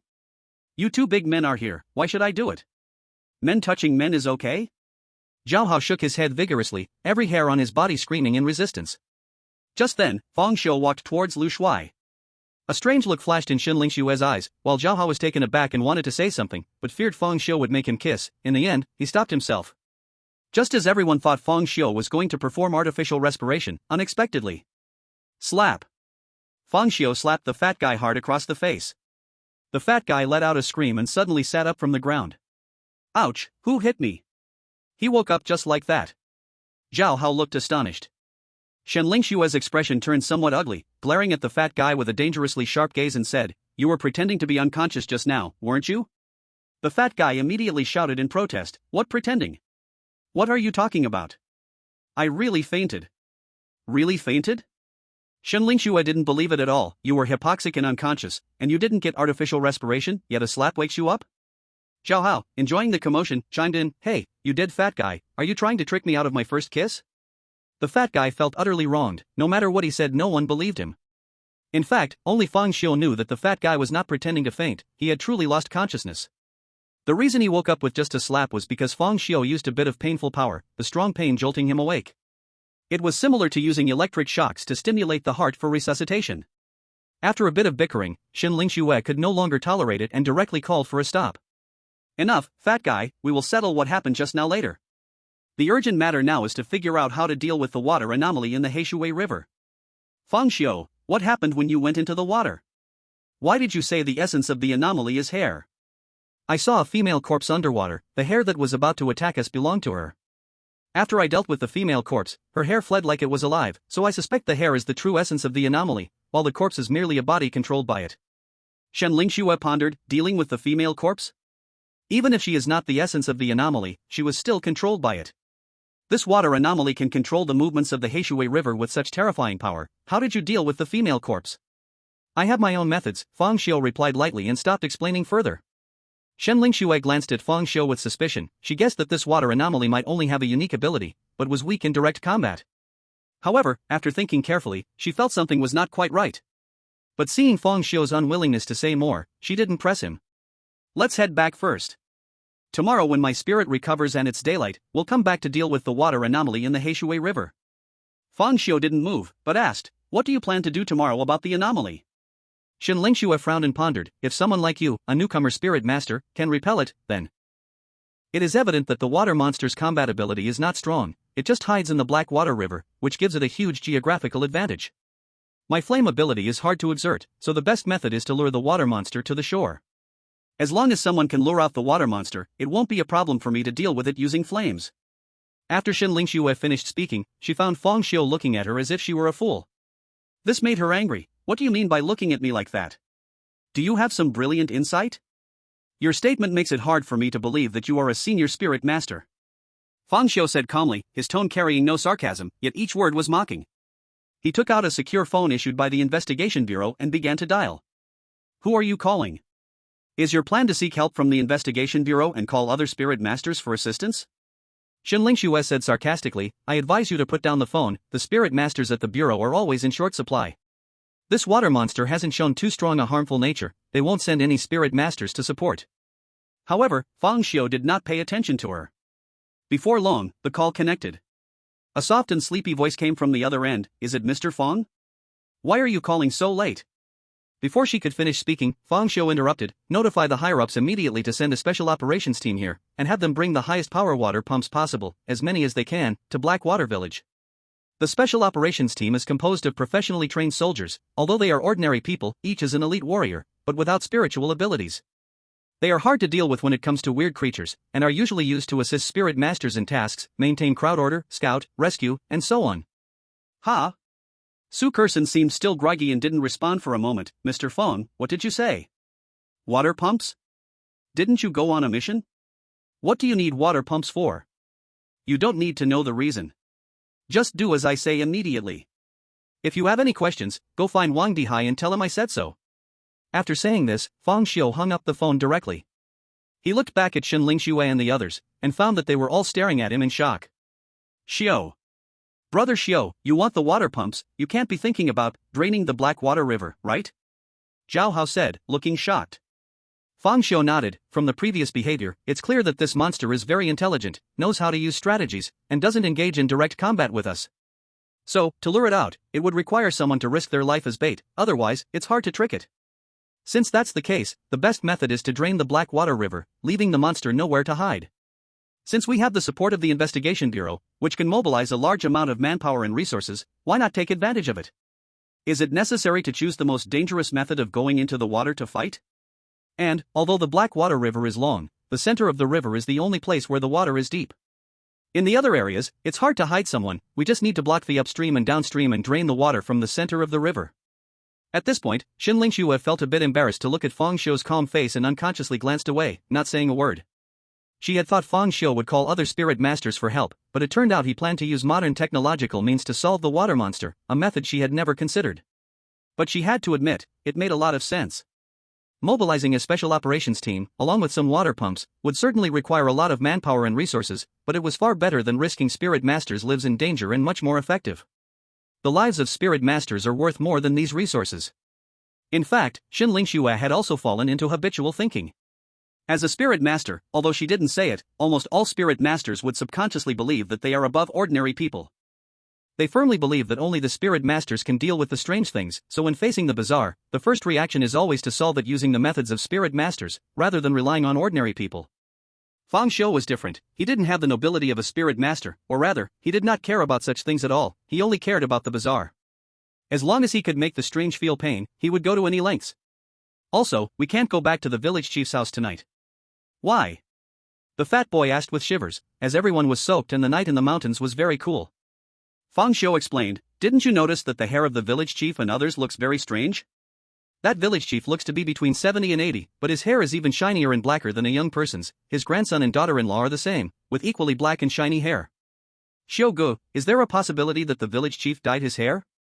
Since the fat boy learned that Fang Xiu had single-handedly driven back the strange things in the river's depths, he started calling him Xiu with familiarity. Fang Xiu calmly glanced at him and said, the hair of the village chief and the others looks exactly like the hair of the female corpse I saw at the river bottom. If you want to die, you can go back. Hearing this, the fat boy didn't know whether he was scared or cold, and he involuntarily shivered. He chuckled awkwardly, then let's forget it, camping is good too. Faced with Fang Xiu's arrangement, everyone chose to obey, even Xin Lingxue didn't say anything. Clearly, she was the team leader, but now it was Fang Xiu giving orders. This kind of authority had quietly shifted. So, everyone randomly found a place far from the Blackwater River, started a fire, and spent the night around it. Chapter 68 Special Operations Team. The next morning, Fang Xiu received a phone call saying that the action team had arrived in the mountainous area near Blackwater Village. However, due to the difficult mountain roads, they could not drive and were walking to Blackwater Village, expecting to arrive in an hour. Fang Xiu arranged to meet the action team in the middle of the Blackwater River and then brought everyone into Blackwater Village. It's worth mentioning that he put on the sunglasses he had prepared in advance. He was going to verify his guess. It was too late yesterday to see other villagers, and today he wanted to check the hair of other villagers. As they entered Blackwater Village, they immediately attracted the attention of numerous villagers. Many villagers had already gone out to work, some farming and others herding. Fang Xiu and the others' clothing was completely out of place compared to the villagers, obviously coming from a big city, which drew the attention of many villagers. However, the looks from these villagers were mostly curious and not hostile. Perhaps the village chief had already informed the villagers that reporters would be coming. As the villagers were sizing up Fang Xiu and the others, they were also being surveyed in return. The more they looked, the more shocked they became, because there were no exceptions. All the villagers had hair that was pitch black and shiny. Xiu, what's going on? Did these villagers all grow up eating black sesame? Zhao Hao asked, his voice trembling. Where can you find such powerful black sesame? I just saw several old people, and their hair is the same, pitch black and shiny, without a single white hair. The fat boy echoed. While everyone was looking at the hair, Fang Xiu's gaze drifted to the surroundings.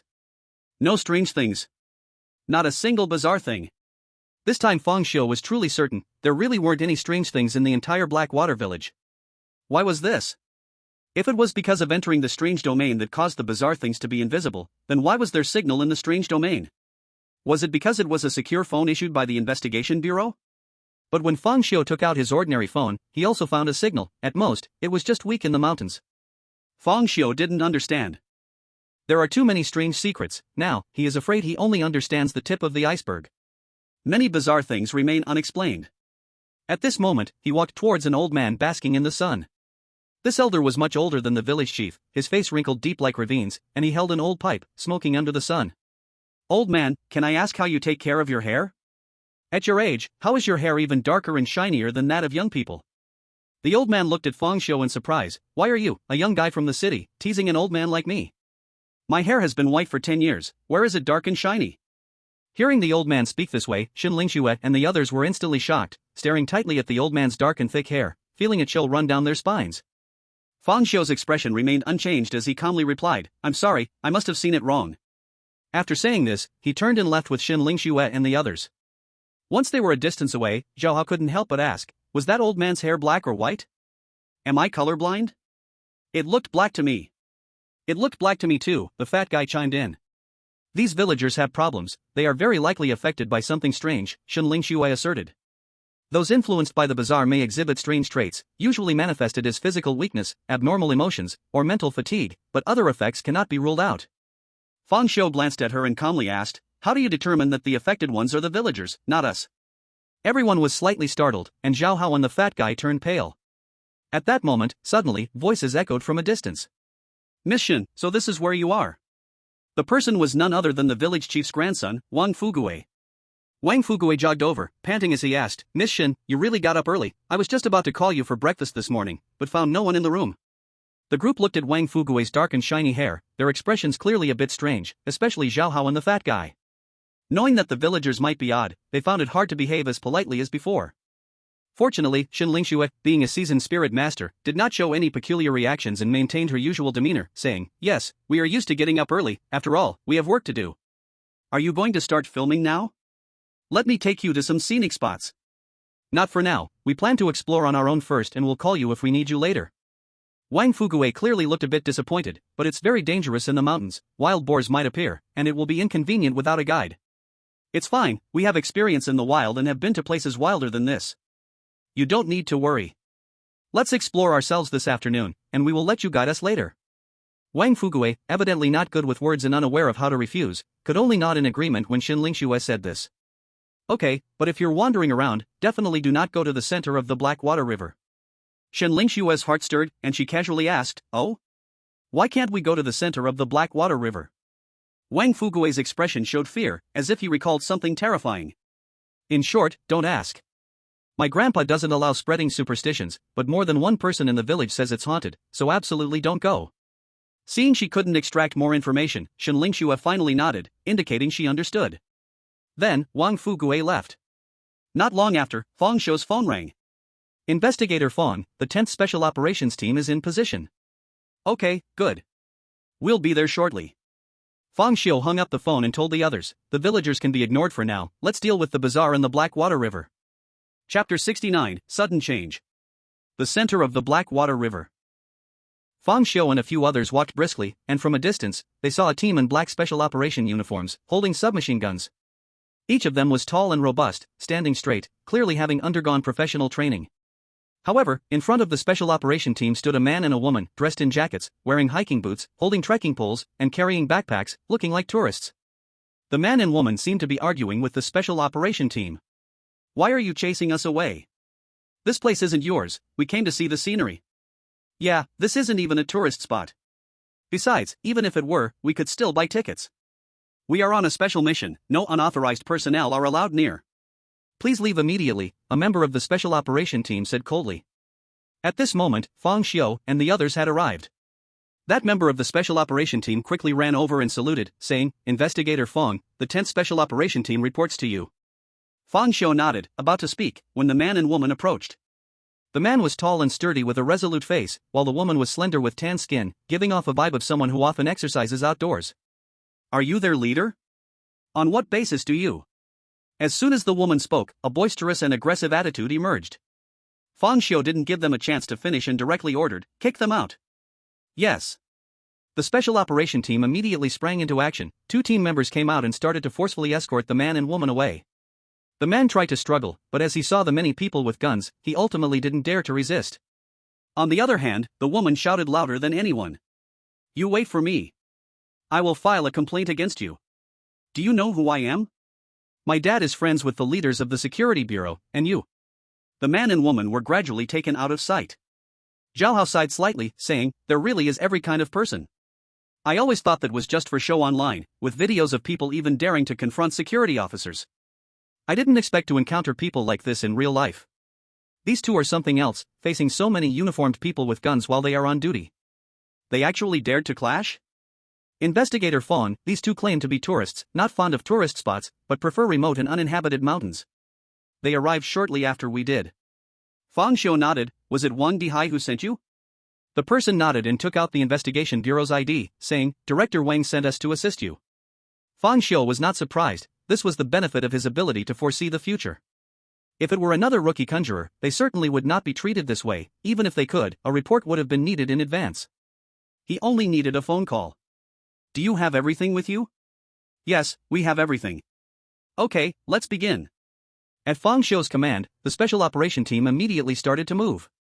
Their speed was incredibly fast and very professional. Some dug holes with shovels and redirected water, while others carried bundles of plastic pipes, set up pumps and generators, and had specialized personnel guarding the surroundings to prevent outsiders from causing damage.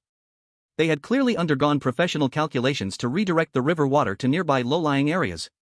Before long, the rumbling sounds of machines echoed. With the aid of dozens of pumps, the river water was rapidly lowering. Zhao Hao and Lu Shuai beside them watched in astonishment. Is this what professionals look like? It feels so amazing. Yeah, if it weren't for the limited effectiveness of firearms against the bazaar, there probably wouldn't be much need for conjurers anymore. After several hours, the river was completely drained. They could already see the mud at the riverbed, scattered small puddles, and many fish jumping in the mud. Even a turtle was there. Throughout the whole process, Fang Xiu and the others kept a close watch, preventing the water monster from suddenly attacking. But as the water level reached the bottom, the water monster never appeared. A dead woman. There's a dead woman. Zhao Hao screamed, pointing at a spot in the muddy riverbed. In the mud, there was a headless female corpse buried halfway. Damn, who was so brutal to chop someone's face into 4 pieces? Fang Xiu did not answer, but directly opened his blood eye. Seizing the opportunity while everyone's attention was on the dead woman, and under the cover of his sunglasses, he searched the mud with his blood eye. Moments later, the gaze of the blood eye fixed on a small puddle in the middle of the river. He immediately closed the blood eye and pointed at the small puddle, saying, Xin Lingxue, blast that puddle with fire. Xin Lingxue did not hesitate at all and chose to follow Fang Xiu's instructions. After all, she knew Fang Xiu's ability could foresee the future. In her mind, Fang Xiu must have foreseen the location of the monster. Xin Lingxue opened her palm, and a bright, blazing flame appeared in her hand, instantly raising the temperature around. She hurled the flame fiercely at the spot Fang Xiu had pointed to. The flame shot toward the puddle like a dragon. Boom! The fire exploded, and a wave of heat instantly swept the area. The stagnant water in the puddle boiled and evaporated, causing the surrounding wet mud to crack. At this moment, a wailing scream came from the bottom of the puddle.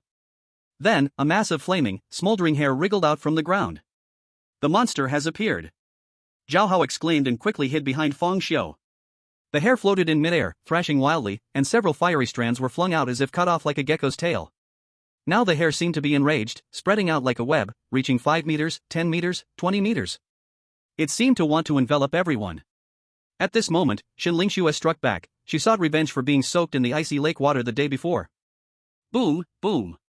Flames gathered in her hands, constantly blasting towards the hair. But at that moment, Fang Xiu heard the sound of bullets being loaded. His brow furrowed as he looked at the special operations team.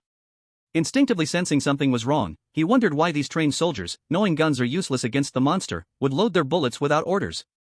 Beside him, Zhao Hao and Lu Shuai also urged, just watch from the side, Xin Lingxue's ability can defeat this monster. But the next second, a shocking event occurred, as the special operations team, seemingly ignoring everyone, raised their guns at Fang Xiu and the others. Hey, what are you doing? We're on the same side. Zhao Hao shouted in fright. Quick, get away. Our bodies are uncontrollable, a member of the special operations team shouted stiffly. Chapter 70, A Deadly Test. What? Xin Lingxue was taken aback, not caring about the hair monster about to be burned, turning to raise her flames to attack the special ops members. But she ultimately couldn't bring herself to do it. In her moment of hesitation, the special ops members had already pulled the trigger. Tap, tap, tap. Bullets, glowing with fire, surged toward Fang Xiu and the others. If it were a handgun with just one person, perhaps Fang Xiu could have tried to dodge the bullets, but with a group holding rifles, it was better to just accept death. He also did not choose to use the blood eye because it only targeted a single entity. In an instant, Fang Xiu and his group were turned into a sieve, collapsing into a pool of blood. Fang Xiu opened his eyes to find himself in Heishui village, surrounded by passing villagers. At this moment, Zhao Hao's voice rang in his ears. Brother Xiu, what is going on? Have these villagers all grown up eating black sesame? Zhao Hao said with a slight tremor in his voice. Where can we find such powerful black sesame? I just saw several elderly people, and their hair was the same, pitch black and shiny, not a single white hair. The fat man echoed. Fang Xiu confirmed the point in time he was at, which was wandering in Heishui village, and he couldn't help but ponder. In a little while, the special action team would arrive, and then he and the others would, with their help, drain the river water, discover the hair monster, have a battle with Xin Lingxue, and finally be shot dead by the special action team. The hair monster possessed the ability to control others? Fang Xiu remembered the female corpse, who had previously been possessed by the hair monster.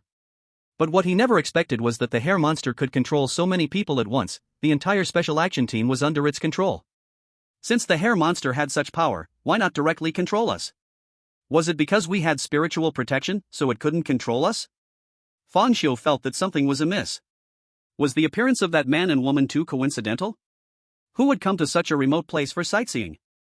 After thinking this through, he decided to take his own measures. As time passed, the plot progressed again to the center of Heishui River. In the middle of Heishui River, the special action team had already taken position, and besides them, there was a man and a woman dressed in windbreakers. Why are you driving us away? This place isn't yours, we just want to come and see the scenery. Yeah, this isn't a tourist spot, and even if it were, we could buy tickets. We are executing a special task, no unauthorized personnel are allowed close, please leave immediately, a member of the special action team said coldly. Seeing the familiar scene in front of him, Fang Xiu led everyone to slowly walk over. A member of the special action team immediately jogged over and saluted. Investigator Fang, the 10th special action team reports to you. Fang Xiu nodded and said nothing. At this moment, the man and woman approached. As before, the woman rudely questioned first. Are you their leader? What gives you the right to? Fang Xiu calmly assessed the man and woman in front of him. They appeared ordinary, with no signs of anything strange. However, his principle was that since he couldn't see anything odd, he would take action. Swish! A flash of silver light passed, the woman's voice abruptly stopped.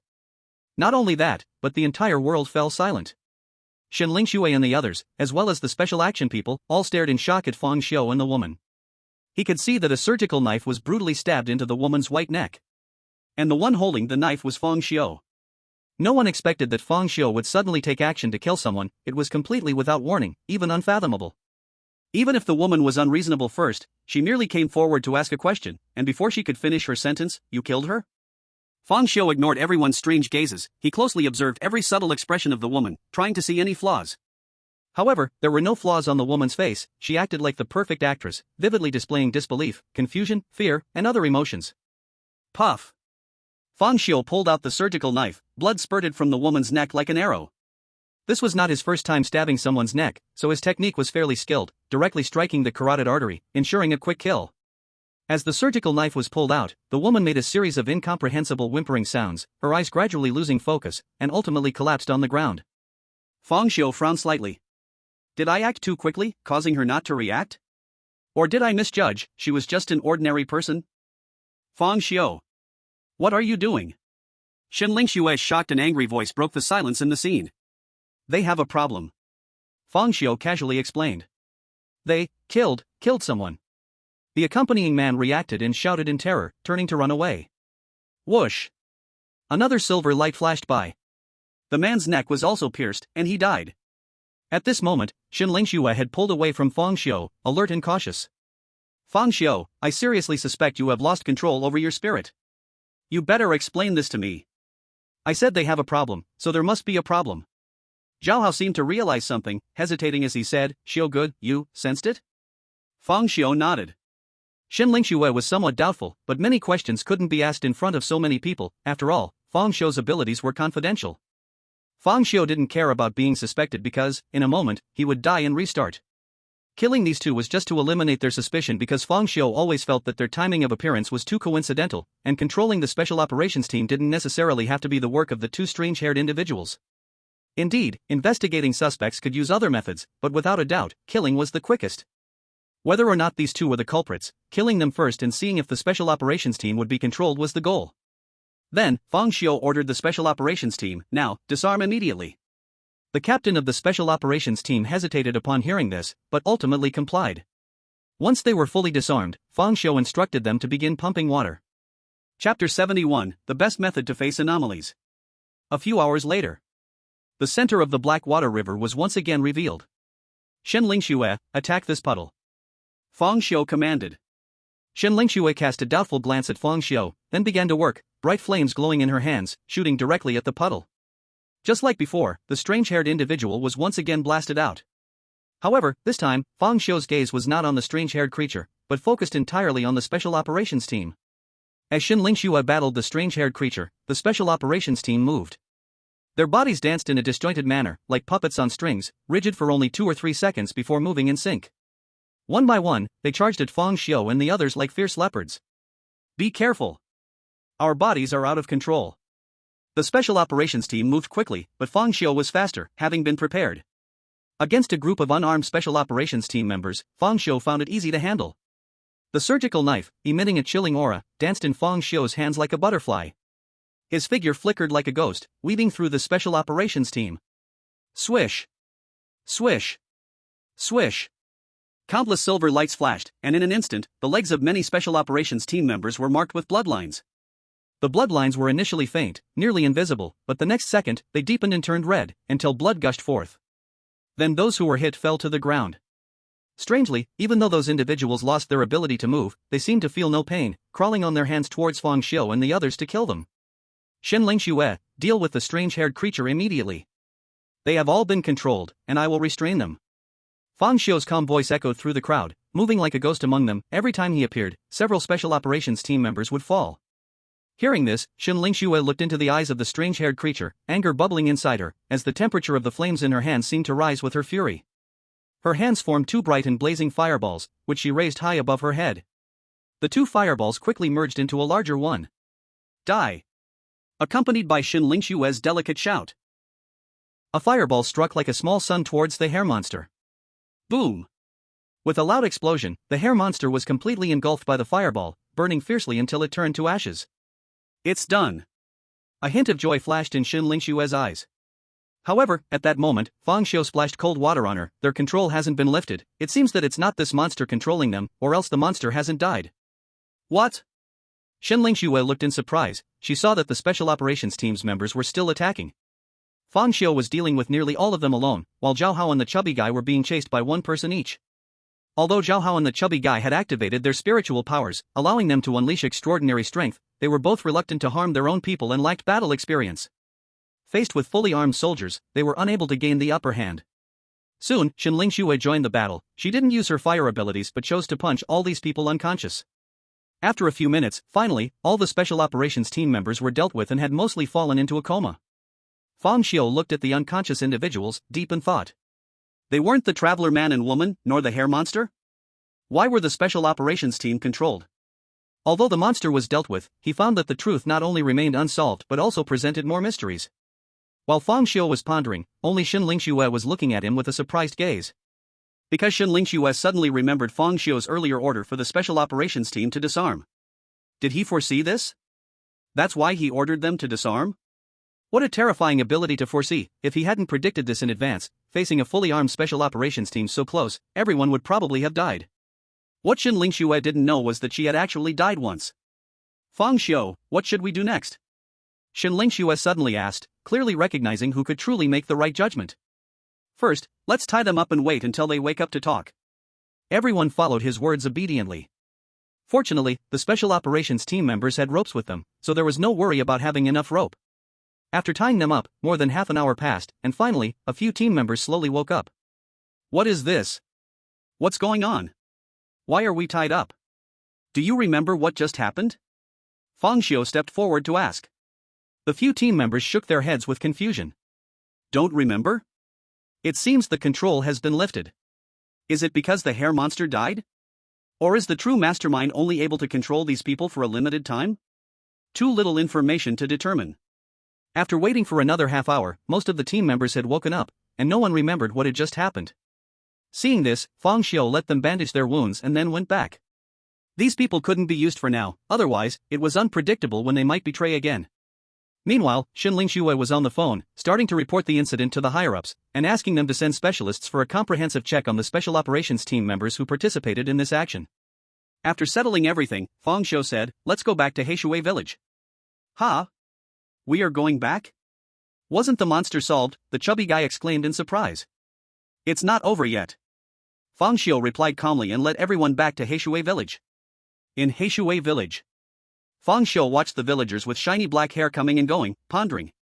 Shenling Xue said with some seriousness, by common sense, if the villagers' hair was caused by the monster, now that the monster has been dealt with, they should return to normal. Don't say that, the more I look at these villagers, the more scared I become. Zhao Hao timidly hid behind the chubby guy. Hey, don't hide behind me, you are scared and I am scared too. Shenling Xue looked disdainfully at the two of them, unable to understand why, as new spiritual masters, Fang Xiu's behavior was one way, while theirs was simply dragging their feet. I see you two should form a team in the future and just call it the Coward Duo. At this moment, Fang Xiu suddenly said, in the past, did your investigation bureau have any good methods to deal with such abnormal situations? Shenling Xue thought for a moment and said, we can first explore the entire Blackwater village to look for clues, and then contact the investigation bureau to send some professionals with proper equipment to give the villagers a full body checkup to see what exactly caused these abnormalities. Fang Xiu shook his head, too slow, this procedure will take at least several days, and strange things might not be detectable with modern instruments, let's use my method. As he spoke, Fang Xiu had already walked towards an elderly man from Blackwater village. Shenling Xue suddenly felt a bad premonition and quickly asked, what is your method? Without looking back, Fang Xiu said, the best way to deal with the abnormal is to kill all the abnormalities until you think everything is normal. At this moment, Fang Xiu had reached the elderly man's front. The old man was lying on a self-made rocking chair basking in the sun, holding a worn-out pipe, taking a puff of smoke now and then. Indeed, this was the elderly man Fang Xiu had asked about earlier. Fang Xiu stood in front of him, blocking the sunlight, the shadow casted by him enveloping the old man. The old man, originally resting with closed eyes, opened his murky eyes and looked at the young man in front of him with a puzzled expression. Young man, what do you want to do? Elder, I want to ask you a question, please do not lie to me. What question? I, an old man, never lie. May I ask, is your hair black or white? Fang Xiu calmly looked at the old man's head full of black hair and asked. The old man looked quite surprised, my hair has been white for 10 years. Suddenly, Fang Xiu smiled. On his fair and calm face, a hint of smile appeared, revealing his snow-white teeth. Word by word, he said, you have never died, have you? The old man was taken aback and then angrily said, what are you talking about? You? No. Shenling Xue's scream came from not far away. Whoosh! A flash of silver light. A sharp surgical knife cut through the air, and along with it, also sliced through the old man's throat. The old man's eyes bulged in disbelief, his body trembled, his face filled with shock. Zhao Hao and the fat man were stunned. First, he killed that pair of man and woman, and now he was killing the old man too. Fang Xiu was simply like a killing demon king, killing without a second thought. Shenling Xue rushed over quickly, looking at Fang Xiu with anger on her face. What do you want to do? How can you kill ordinary people? You. Before she finished speaking, she was interrupted by Fang Xiu. He is not an ordinary person. Fang Xiu pointed to the old man's neck. Shenling Xue looked over and instantly froze in place. There was actually not a drop of blood flowing from the old man's neck, and what could be seen in the wound was not flesh, but strands of severed hair. Shiny, black hair. Hair.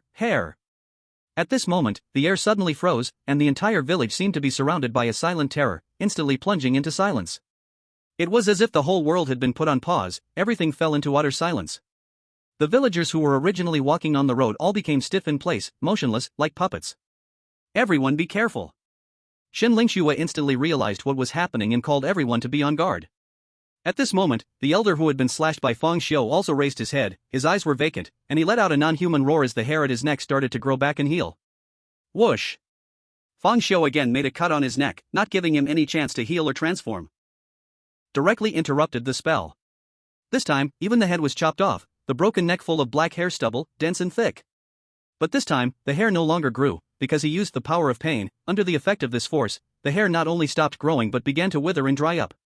However, Fang Xiu felt no joy in his heart, because there were too many villagers. There were at least hundreds of villagers in the entire Heishui village, and at this moment, the nearby villagers were already surrounding them.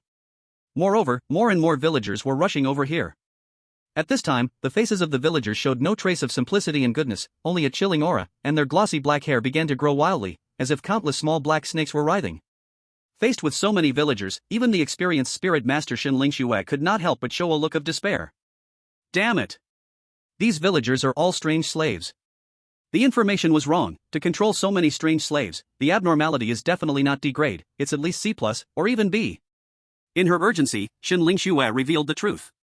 However, Fang Xiu did not pay attention, because at this moment, he finally understood one problem. That is, why there were no illusions of abnormalities in the entire Heishui village. Because, there was not a single living person in the entire village.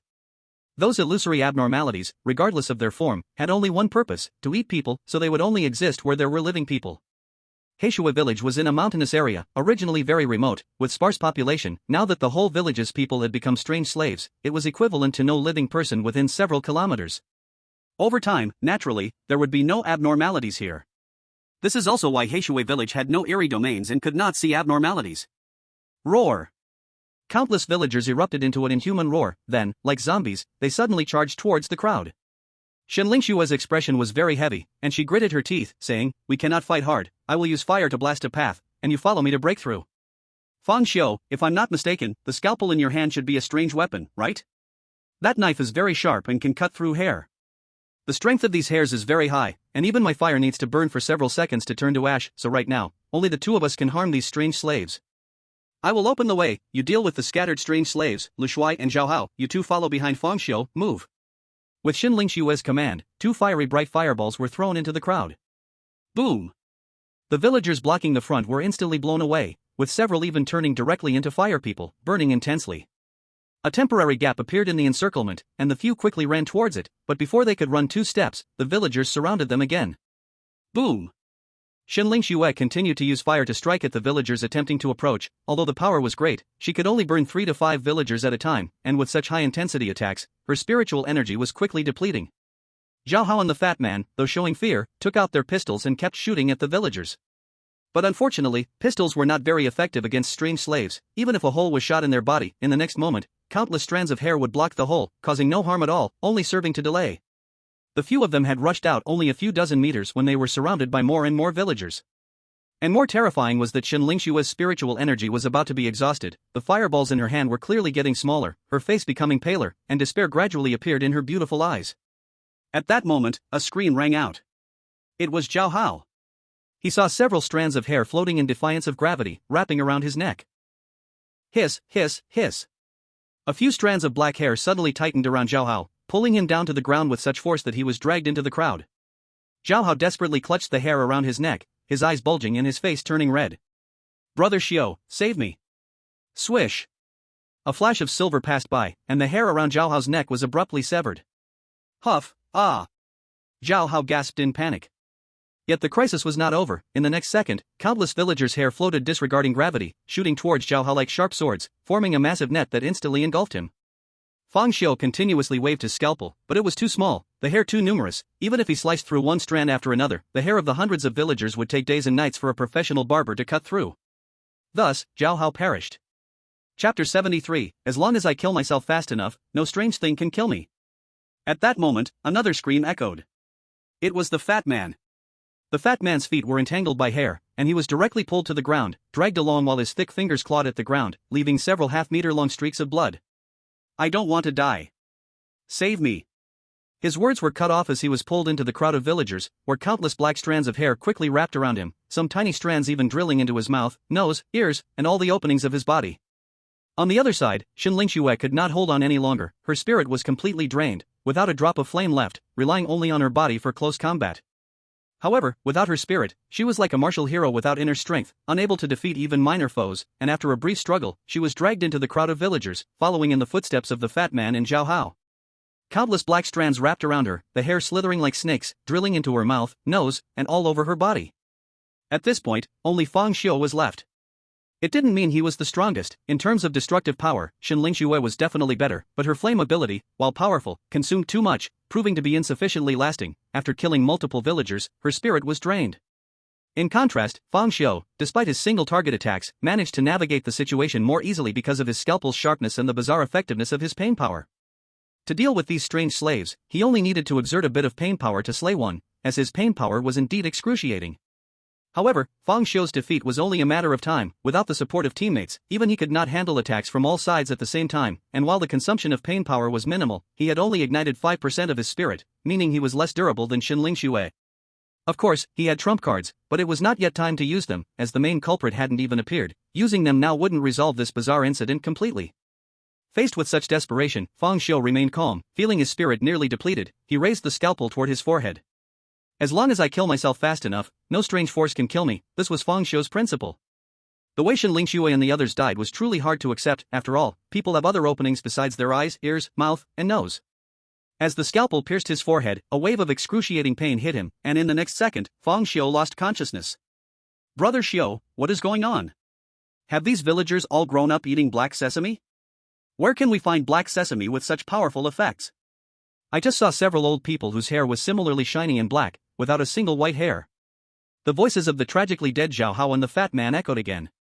Fang Xiu regained his senses, his gaze deep and calm, like an unfathomable deep pool. He looked around at the villagers who had not yet been transformed and already had his guesses in his heart. It seemed that these villagers lived like ordinary people until they saw through their identities. This time, he temporarily did not plan to take action against the villagers because it was useless. These villagers were all strange slaves, and even if he killed them all, it would not resolve this bizarre incident.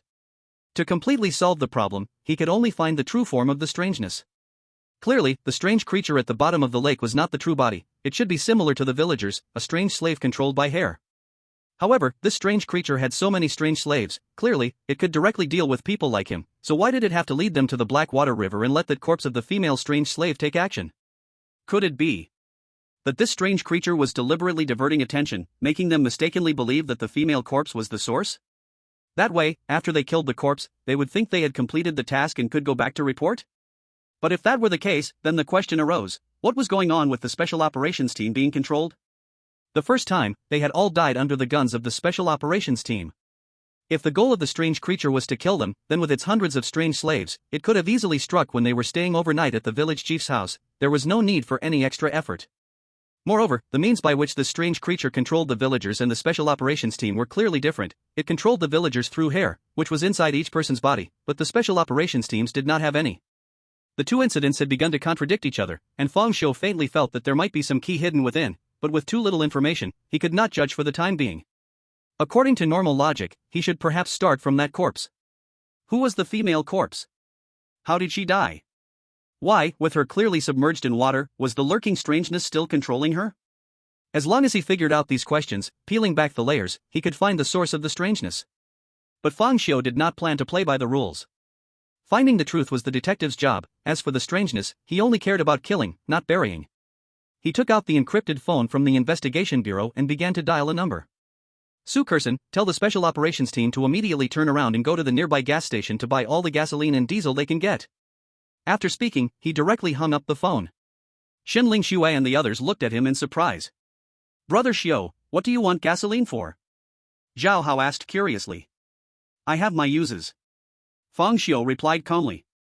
After making arrangements, Fang Xiu went through the previous process again, but this time he did not kill a man and a woman, instead, he drove them away. As for the Special Operations Team, Fang Xiu asked them to set up the pump and dig the ditch, then quickly leave, not giving any chance to the controlled villagers. After observing a few times, he roughly understood how to drain the water from the Black Water River and could operate it himself. After busying for half a day in draining the river water, the hair strangeness reappeared, and Shen Lingxue battled with it. Meanwhile, Fang Xiu began to check the gasoline and diesel. The Special Operations Team was very responsible and executed the orders without fail. They brought almost 100 barrels of gasoline and diesel. At this point, Shen Lingxue had settled the battle, successfully turning that mass of hair into ashes. Mission accomplished, we can prepare to go back. It's not over yet, Fang Xiu shook his head and said, it was just a doppelganger of the strangeness, the real strangeness is still hiding in Blackwater Village. Shen Lingxue was stunned and asked tentatively, did you sense it? Yes, not only that, all the villagers in Blackwater Village are strange slaves of that strangeness, there are no living people left. The only way to resolve this incident is to find the source ghost. Fang Xiu calmly spoke the chilling words. What? Shen Lingxue and the others were instantly horrified. Are you sure you didn't misperceive? My perception never goes wrong. Fang Xiu, if what you said is true, then this strange entity is very likely at level B. This is not something we can deal with. The best course of action now is to report to the Investigation Bureau and wait for assistance. Shen Lingxue said in a low voice. Fang Xiu glanced at her, how many spirit masters does the Investigation Bureau have in total? A dozen or 20? How many of them are new? These few people are responsible for all the strange events in Greenvine City. How long do you think it will take for them to send someone? Even if they can't send assistance right now, the best thing to do is to go back. I absolutely won't allow you to take risks. As soon as these words came out, the chubby man nearby, who was unaware of the situation, kept glancing between the two with a sneaky look, even whispering to Zhao Hao, hey, why do I feel like there's something going on between these two? Shen Lingxue clearly cares about Fang Xiu unusually. Zhao Hao, knowing the inside story, didn't say anything and just rolled his eyes. Of course, Fang Xiu wouldn't take Shen Lingxue's advice. The strangeness in Heishui village was strong, but he felt he could handle it. In the face of the strange, unless it was a situation with an overwhelming power gap, where no matter how many times he died, he couldn't win, like his wife. Only then would he choose to temporarily retreat. Otherwise, he would definitely fight to the end, no matter what. Having already died in Heishui village twice, he had to take revenge on this grudge. Ri Tian, you take the chubby guy and get away. I need to talk to Shen Lingxue alone. Okay, Xiugu. Zhao Hao replied, pulling the chubby guy away. The chubby man wore an expression of having figured it out, thinking, I knew there was something going on between you two. After the two walked away, Fang Xiu calmly said, no need to report to the higher-ups. I already foresee the outcome. Shen Lingxue looked at him in surprise. What is the outcome? Of course, a great victory, successfully resolving the Heishui village incident. Are you sure? Shen Lingxue expressed doubt because she recalled Fang Xiu's performance during the mental pollution test. Fang Xiu was the type of person who could disregard his life to kill strangeness. Have I ever been wrong in my predictions so far? Well, that's true, but... There's no need for but. There's only one life. If I don't have absolute certainty, do you think I'm the kind of person who doesn't care about my life? This sentence moved Shen Lingxue. Indeed, in her eyes, Fang Xiu absolutely belonged to the type who remained calm in every situation, never impulsive, and planned things out carefully. Sometimes even her, the seasoned spirit master, had to admit that her mental quality was slightly inferior to Fang Xiu's. At this moment, Shen Lingxue's peripheral vision caught sight of a large barrel filled with gasoline, and she suddenly realized something, exclaiming, you bought gasoline not to set fire to the village, right? Fang Xiu nodded and said calmly, that's right, there's no longer a need for Heishui village to exist. After finishing speaking, Fang Xiu didn't give Shen Lingxue time to decide and turned to leave. Hey, you. Shen Lingxue opened her mouth but ultimately said nothing, mainly because Fang Xiu's actions were always too unexpected. This was the first time she had seen a spirit master solve a strange event like this. If strangeness is hidden in the river, then drain the river water. If the village is full of strange slaves, then set the village on fire. This method was indeed shocking.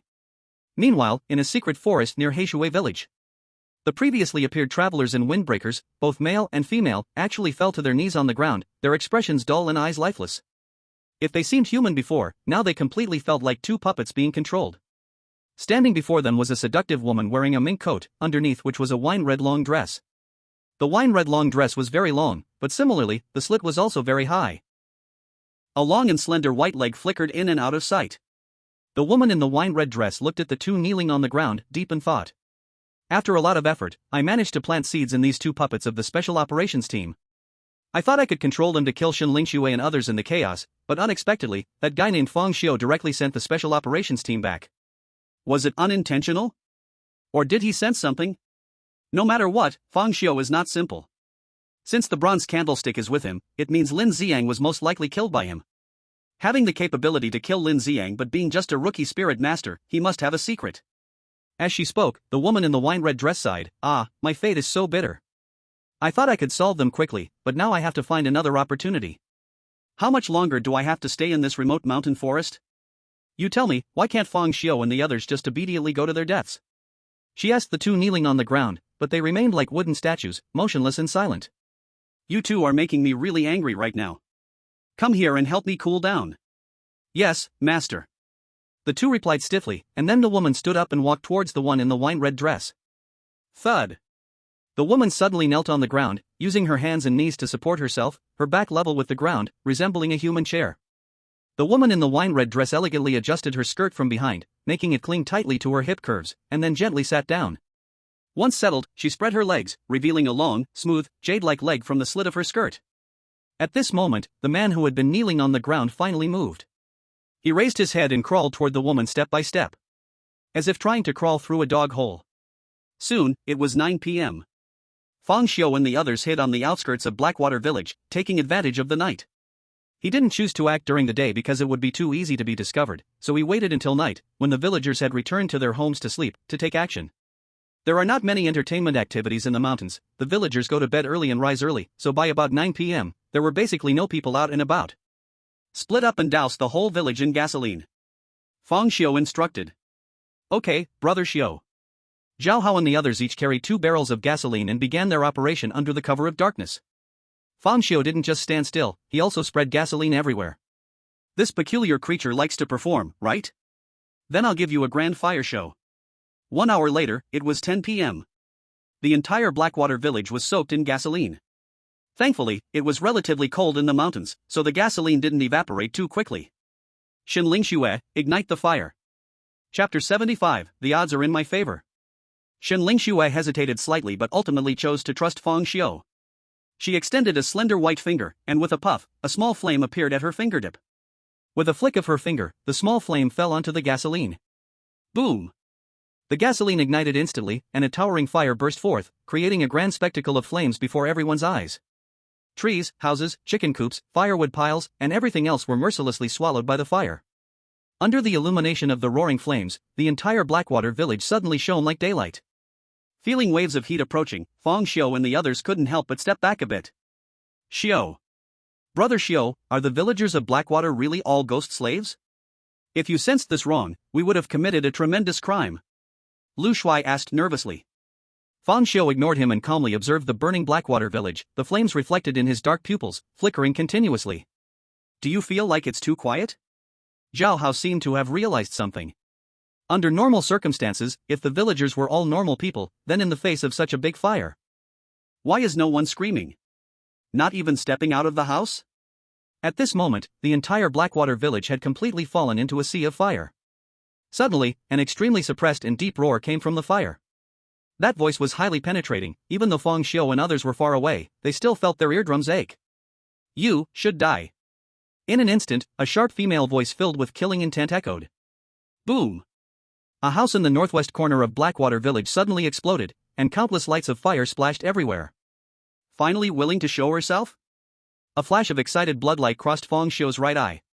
Under the reflection of the raging fire, a young woman slowly walked out from the ruins. She was thin, with rough skin, a large black birthmark on her left cheek, wearing a red floral top, looking just like a peasant girl, but she had a head of silvery hair down to her waist, which appeared extremely out of place. With her appearance, a terrifying and strange aura began to spread. That aura was extremely cold, it seemed to faintly suppress the raging flames, and even the temperature dropped a few degrees. Looking at this unfamiliar silver-haired woman, Fang Xiu did not feel surprised. He would be surprised only if the mastermind was the village chief or Wang Fugue. After all, since the mastermind decided to hide, the best approach is to not show themselves to avoid revealing flaws. Unlike TV dramas where the murderer dangles in front of you every day, isn't that just giving the protagonist a chance to discover something unusual? I originally didn't want to kill you, but you dared to destroy my home, so you should die. The words of the silver-haired woman acted like a signal.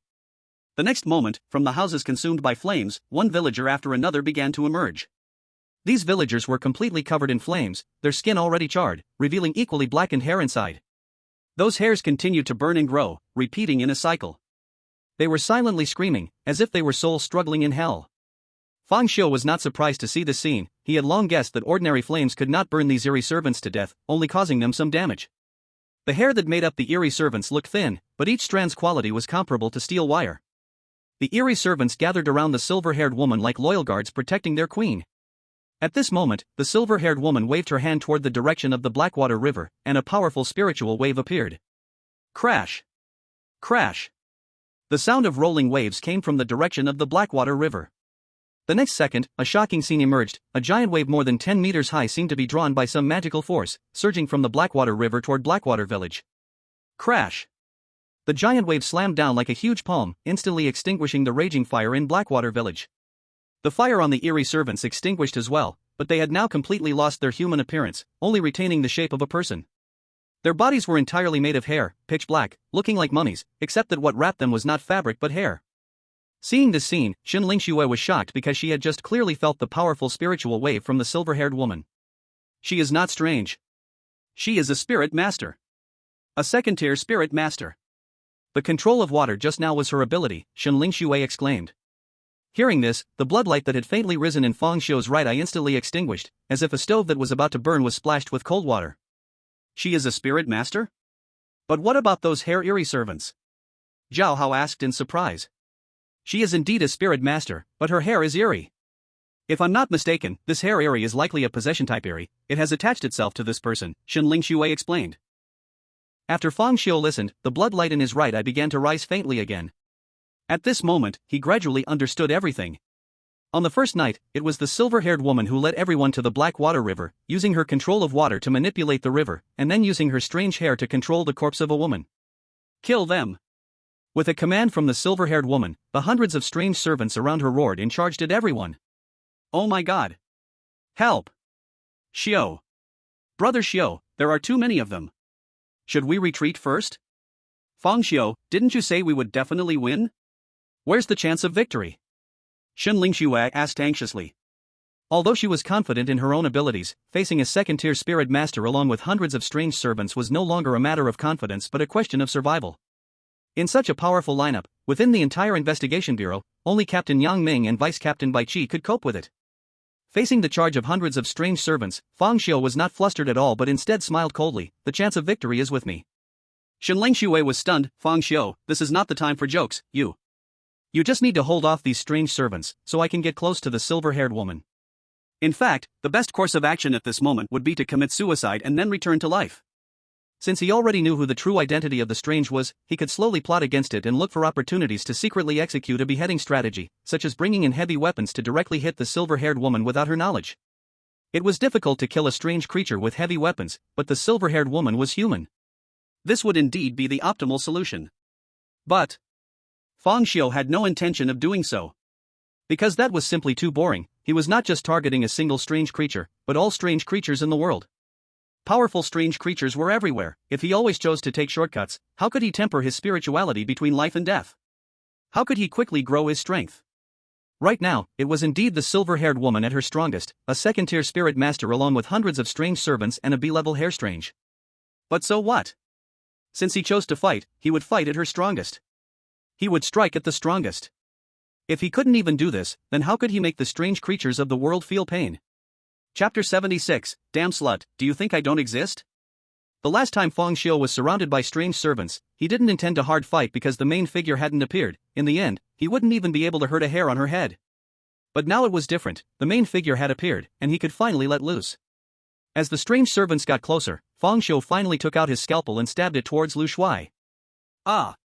What are you doing? Lu Shui screamed while covering his bloodied palm. Hold this. Fang Xiu tossed a bronze candlestick to him.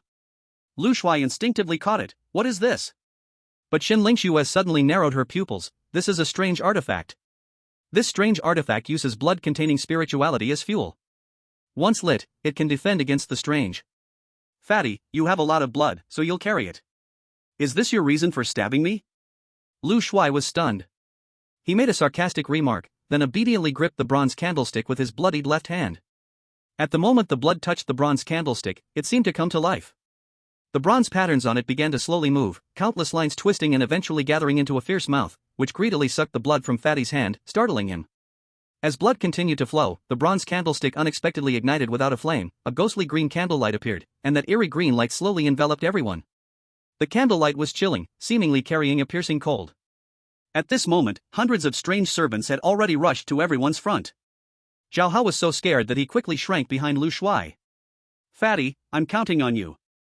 The fat man trembled, his face pale, scared to the point of not being able to speak a word, just clutching the bronze candlestick tighter, his knuckles popping with veins. In the next moment, the eerie servant howled as it rushed into the haunting green candlelight's range. Hiss! Countless piercing hissing sounds erupted, as the ghostly green candlelight corroded the eerie servant's body like sulfuric acid, causing its hair to twist and smoke. Not only that, as these eerie servants continued to enter the candlelight range, their speed became slower and their movements more sluggish, clearly suffering significant damage and hindrance from the candlelight. Shenling Shui and the others were instantly overjoyed, not expecting the bronze candlestick to be so useful. However, at this moment, Lu Shui could no longer smile, as the color drained from his face at a visible speed, even his chubby lips had turned pale. Hurry up, I can't hold on for long. Swish! A flash of silver darted by as Fang Xiu swiftly decapitated one of the eerie servants. Shenling Shui also sprang into action, her hands gathering blazing flames, continuously bombarding the eerie servants. This time, the two of them fought very easily because in the range of the bronze candlestick, these eerie servants were not only slow but even their hair's toughness was declining, making them just moving targets. the Eerie servants wanted to activate their skills, manipulating the hair on their bodies to spread out and unleash a massive hair attack like last time when they died, but under the influence of the bronze candlestick, the hairs that floated defying gravity corroded as soon as they left the Eerie servants' bodies, unable to form an effective attack. So everyone advanced step by step toward the silver-haired woman, relying on the bronze candlestick. However, this ease could not last long as Lu Shuai's health was dropping at a terrifying speed. The characteristic of the bronze candlestick is that the stronger the Eerie presence, the greater the consumption. Although these Eerie servants were not too strong individually, their sheer numbers were overwhelming. At this moment, Lu Shuai felt like he had donated blood 3 times in 1 hour, receiving 3 blood donation certificates. His mind was dazed by this triple honor, and his vision darkened. At that moment, Zhao Hao cut his palm and snatched the bronze candlestick. "Fatty, you take a rest, I'll do it." Fang Xiu noticed the situation of the two and immediately said, "Xin Lingxue, clear the way." Xin Lingxue also understood the urgency. What she needed to do now was to fully obey Fang Xiu's orders and create opportunities for him. Though she didn't know what he was about to do, the only thing she could do now was believe. She suddenly spread her arms wide as if flames were burning in her eyes, causing the temperature around her to rise sharply, creating a feeling akin to being inside a furnace.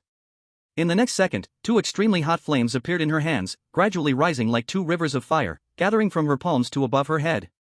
Finally, a massive fireball formed above Xin Lingxue's head, resembling a small sun.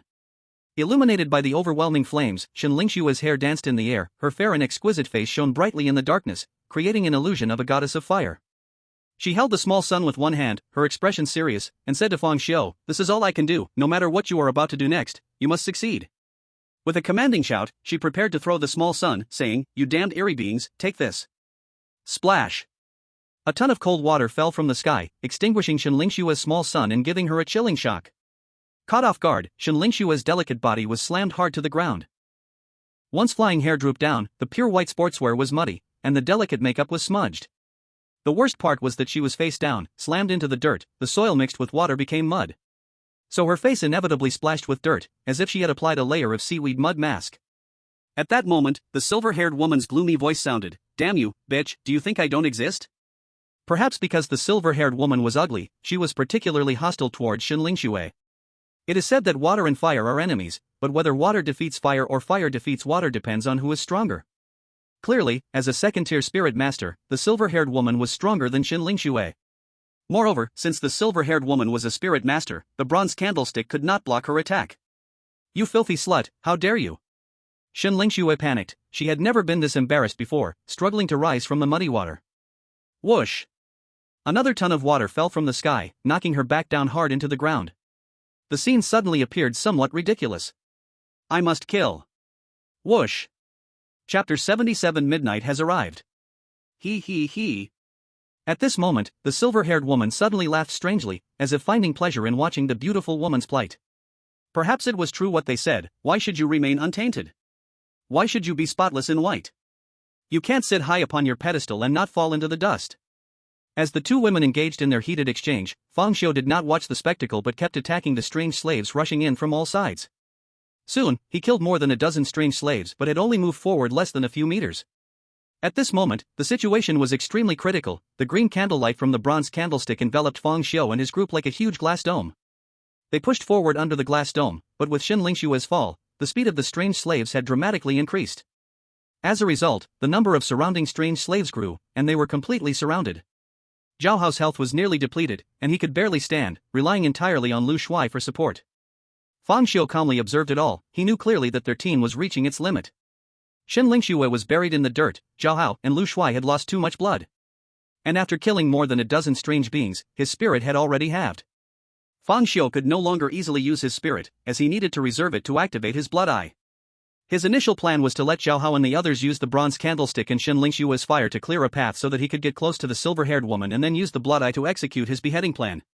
But now, he was still dozens of meters away from the silver-haired woman, and this distance was not enough to activate the blood eye.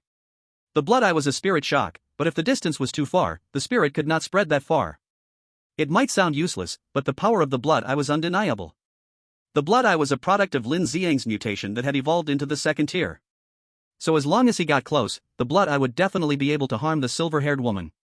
At that time, Fang Xiu could take advantage of her brief moment of unconsciousness to deliver a fatal blow. With the power of pain, a second-tier spirit master could also be a one-hit kill. After killing the silver-haired woman, he would be able to enjoy the thrill of torturing the hair monster in peace. But unfortunately, plans are always subject to change. In fact, from the moment the hidden hand appeared, the balance of victory began to tilt. At first, everyone thought the hidden hand was the strange being, but unexpectedly, it was a combination of strange beings and spirit masters. The combination of the two had a result greater than the sum of its parts. As Fang Xiu considered whether to choose death and reset to start over or to use the surgical knife's trump card for a gamble, a confident, sunny, and magnetic voice suddenly came from behind him. "Xiuge, please make way." Fang Xiu frowned slightly. He didn't expect a stranger to suddenly appear behind him. When did this happen? He turned around to see a man, standing 1.85 meters tall, with striking features, fair skin, slick back hair, and a physique resembling a model, smiling as he looked around at the strange slaves. Though the man's smile was subtle, it was brimming with confidence and sunshine. It was just a slight smile, yet it seemed to chase away the gloom and terror around, possessing a convincing power. A quintessential sunny and cheerful big boy. They say the peak of hairstyles is the slick back look, and this is true. The slick back style is incredibly difficult to pull off. Handsome people can enhance their charm with it, while ugly people only look worse.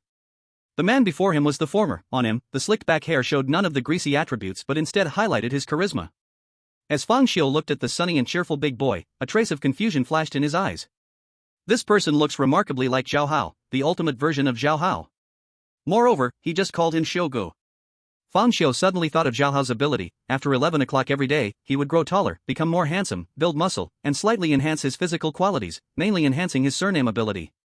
This made him instinctively look below the sunny and cheerful big boy and find that it indeed looked quite bulging, much larger than the past Zhao Hao. Just this one glance was enough for Fang Xiu to conclude that this person was indeed Zhao Hao. Mainly because Zhao Hao's surname ability was so prominent that people subconsciously overlooked his prefix. Seeing Zhao Hao's transformation now, it was clear that this kid was indeed not lying, truly a good material for a duck. His ability should not be called surname ability, it should be called Duck King Transformation.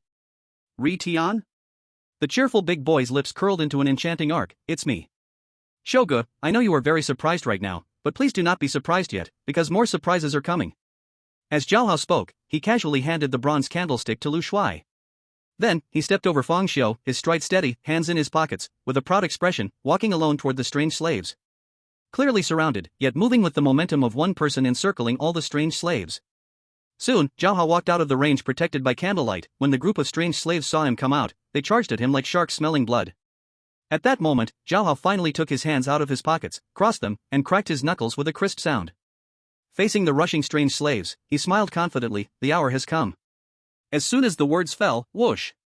Zhao Hao's figure vanished in place like a ghost and charged into the crowd of strange slaves like a fierce tiger descending the mountain. His arms suddenly opened wide, quickly ensnaring the strange slaves on both sides like iron claws, scattering them like autumn leaves. With just one charge, Zhao Hao knocked down over 20 strange slaves.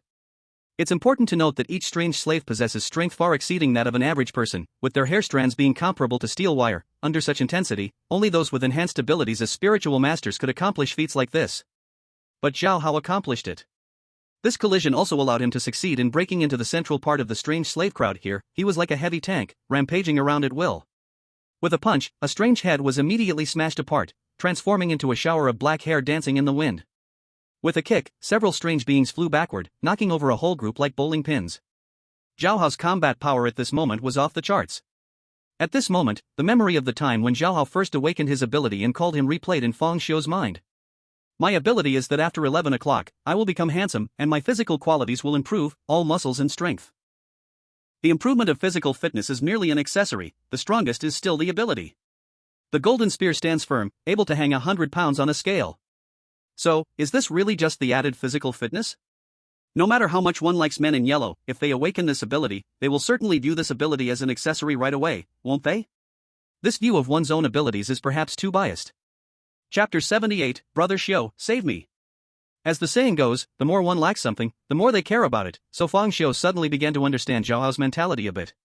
If merely the attached physical fitness is this strong, it can only mean that Zhao Hao's ability is even stronger. Perhaps the golden spear standing firm, able to hang 100 pounds, is indeed true, not just bragging. As for Zhao Hao saying that the midnight hour has arrived, it's easy to understand, because the time his ability activates is between 11 and 1, which is midnight, and also the time he fantasizes in bed every day. Now Fang Xiu couldn't help but doubt. Are the movies saved in Zhao Hao's phone really all of them? Can someone awaken such an ability just by watching movies about private tutoring, plumbers, or shoplifting? He severely doubts that Zhao Hao must be hiding movies like Superman vs. Catwoman or Batman interrogating Harley Quinn at home. Next to him, Lu Shuai stared blankly at Zhao Hao, who was displaying great power. He watched as Zhao Hao easily lifted a strange slave high above his head and then tore it in half with his hands. His eyes were almost popping out. Zhao Hao's ability, so strong. Lu Shuai murmured, a little lost. Did you see the whole process of Zhao Hao transforming? Fang Xiu suddenly asked. Lu Shuai swallowed hard and nodded. Just now, he was leaning against me, looking weak and scared. Who knew that as soon as it hit 11, a white light flashed from him, and this guy seemed to change into a completely different person, becoming full of confidence. Fang Xiu interrupted him. I just want to know one thing. Zhao Hao becoming taller and more handsome can be explained by his ability, but who can explain to me what's going on with his slick back hair? Does this ability also magically produce hair gel? Actually that's not hair gel, it's saliva. I saw Zhao Hao after he transformed. He spat on his hands a couple of times and then rubbed it on his head. Fang Xiu. Not far away, Zhao Hao, who was in battle, seemed to have heard something. The originally handsome and graceful figure almost stumbled and fell to the ground, but he quickly pretended as if nothing had happened, continuing to fight. However, his subsequent attacks were noticeably heavier and more spectacular. Lu Shuai watched in a daze, but inside he couldn't help but feel a slight sense of inferiority.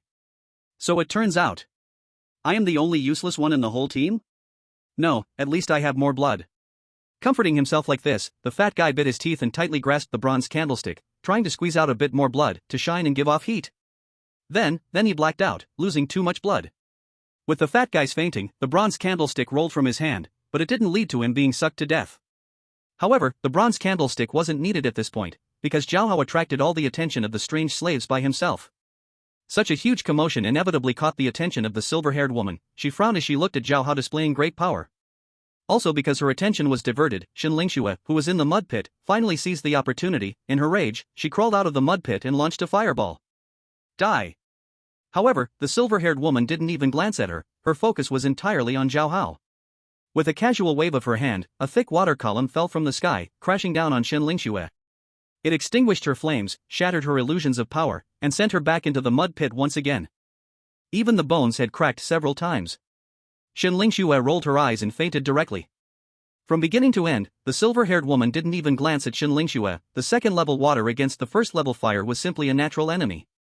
After dealing with Xin Lingxue, the silver-haired woman waved her small hand fiercely at Zhao Hao. Suddenly, the hair around Zhao Hao that he had torn apart began to float slowly, gathering into strands that twisted like tiny black snakes. Soon, all this hair rose into the air. Countless hairs turned into a black spider web under the moonlight, as if it could block out the sky, fiercely webbing towards Zhao Hao. Because the range of the spider web was large, completely sealing off Zhao Hao's escape, he was directly caught within it.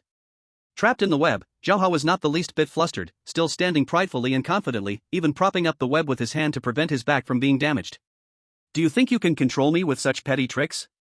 It seems you haven't seen the gap between us. As he spoke, Zhao Hao suddenly exerted force, and under his terrifying might, the black spider web was torn open with a large hole. However, at this moment, the silver-haired woman sneered coldly. Suddenly, a shocking change occurred. The torn hair began to grow back at an observable speed, and in an instant, the damaged area was fully restored. Zhao Hao's expression suddenly turned cold. He tried to tear the hair again, but no matter how hard he pulled, the hair always grew back quickly, as if it were endless. Damn! Zhao Hao panicked, not because he was trapped, but because he was slapped back in the face after pretending to be tough. He frantically tore at the hair, but didn't notice the pile of shredded hair accumulating more and more under his feet. The next moment, these shreds of hair began to squirm like little tadpoles, rushing madly towards Zhao Hao, targeting his eyes, nostrils, mouth, ears, and every single hole in his body. At this moment, Zhao Hao, trapped by the hairnet, simply couldn't avoid the swarm of shredded hair, and he instantly turned pale in shock. Brother Xiu, save me! Swish! A silver light fell from the sky, splitting the hairnet with lightning speed. It was Fang Xiu. Strangely, the hair cut off by Fang Xiu did not regenerate. This was because he had used the power of pain. Zhao Hao hurriedly squeezed out from the hairnet, desperately swatting away the shredded hair, and after he finished, he pretended as if nothing had happened, once again sneering proudly. To be able to force me to this extent, you can be proud, however, everything ends here. Zhao Hao shouted loudly, then bent his legs slightly and suddenly exerted force, leaving 2 deep footprints in the ground, and his whole person shot towards the silver-haired woman like a cannonball. The silver-haired woman seemed to be angered by his disdainful attitude, and immediately coldly snorted, whipping her head violently. Her silver long hair instantaneously surged forward. That silver long hair attacked Zhao Hao like a silver waterfall. Bang! Ah! Zhao Hao was instantly sent flying faster than before, crashing into the woods and tearing through countless trees, leaving a long trace behind before finally stopping. He fell among the trees, kicking up a large cloud of dust. Clearly, this was the true power of the silver-haired woman, not at all comparable to the strange slaves Zhao Hao had previously slaughtered. After dealing with Zhao Hao, a trace of delight flashed in the silver-haired woman's eyes, but before her delight could last long, suddenly, a shocking change occurred. Chapter 79, Puppet Master. A bone-chilling silver light descended from the moonlit sky. The silver-haired woman instinctively looked up. It was Fang Xiu descending from the sky, wielding a scalpel that radiated a strange power, fiercely thrusting it toward her. At this moment, the bright full moon seemed to serve as his backdrop, with the bright moonlight and the silver blade light reflecting in the silver-haired woman's eyes. This is the opportunity that Fang Xiu has been waiting for. The silver-haired woman is indeed a second-tier spirit master. Although she does not recognize the scalpel, she can clearly feel the power contained within it. As she incants, her silver long hair comes alive. Like a thick, powerful tentacle, it rapidly lashes out towards Fang Xiu's arm. In an instant, Fang Xiu's right hand, holding the scalpel, feels as if it is firmly caught in an iron clamp, unable to move an inch. The strength of this silver-haired woman far exceeds that of the black-haired one. Perhaps to prevent Fang Xiu from using his left hand to grab the scalpel, another strand of silver hair tightly wraps around his left hand. At this point, both of Fang Xiu's hands are restrained, leaving him hanging in the air. A victorious smile appears on the silver-haired woman's face. Just as she plans to savor Fang Xiu's terror and fear, she suddenly realizes that he looks like a victor, towering over her. The cold moonlight descends, casting Fang Xiu's face in shadow, and in that shadow, a strange bloody eye suddenly lights up. The blood-red light is incredibly vivid, exuding an eerie and ominous aura. "Look into my eyes." A chilling voice rings in the silver-haired woman's ear. In the next moment, their gazes meet. A strange spiritual wave erupts from the bloody eye, instantly shooting into the silver-haired woman's eyes. Buzz. The silver-haired woman's brain seems to be struck heavily, a buzzing sound fills her head, and she rolls her eyes back and faints. With the silver-haired woman's fainting, her long hair immediately releases Fang Xiu from its grip. With the bindings undone, Fang Xiu swiftly falls from the air, thrusting the scalpel again fiercely towards the silver-haired woman's neck. But at that moment, multiple whooshing sounds suddenly come from the distance. Whoosh! Whoosh! Whoosh! 3 silvery flying daggers shoot towards Fang Xiu in a triangular formation.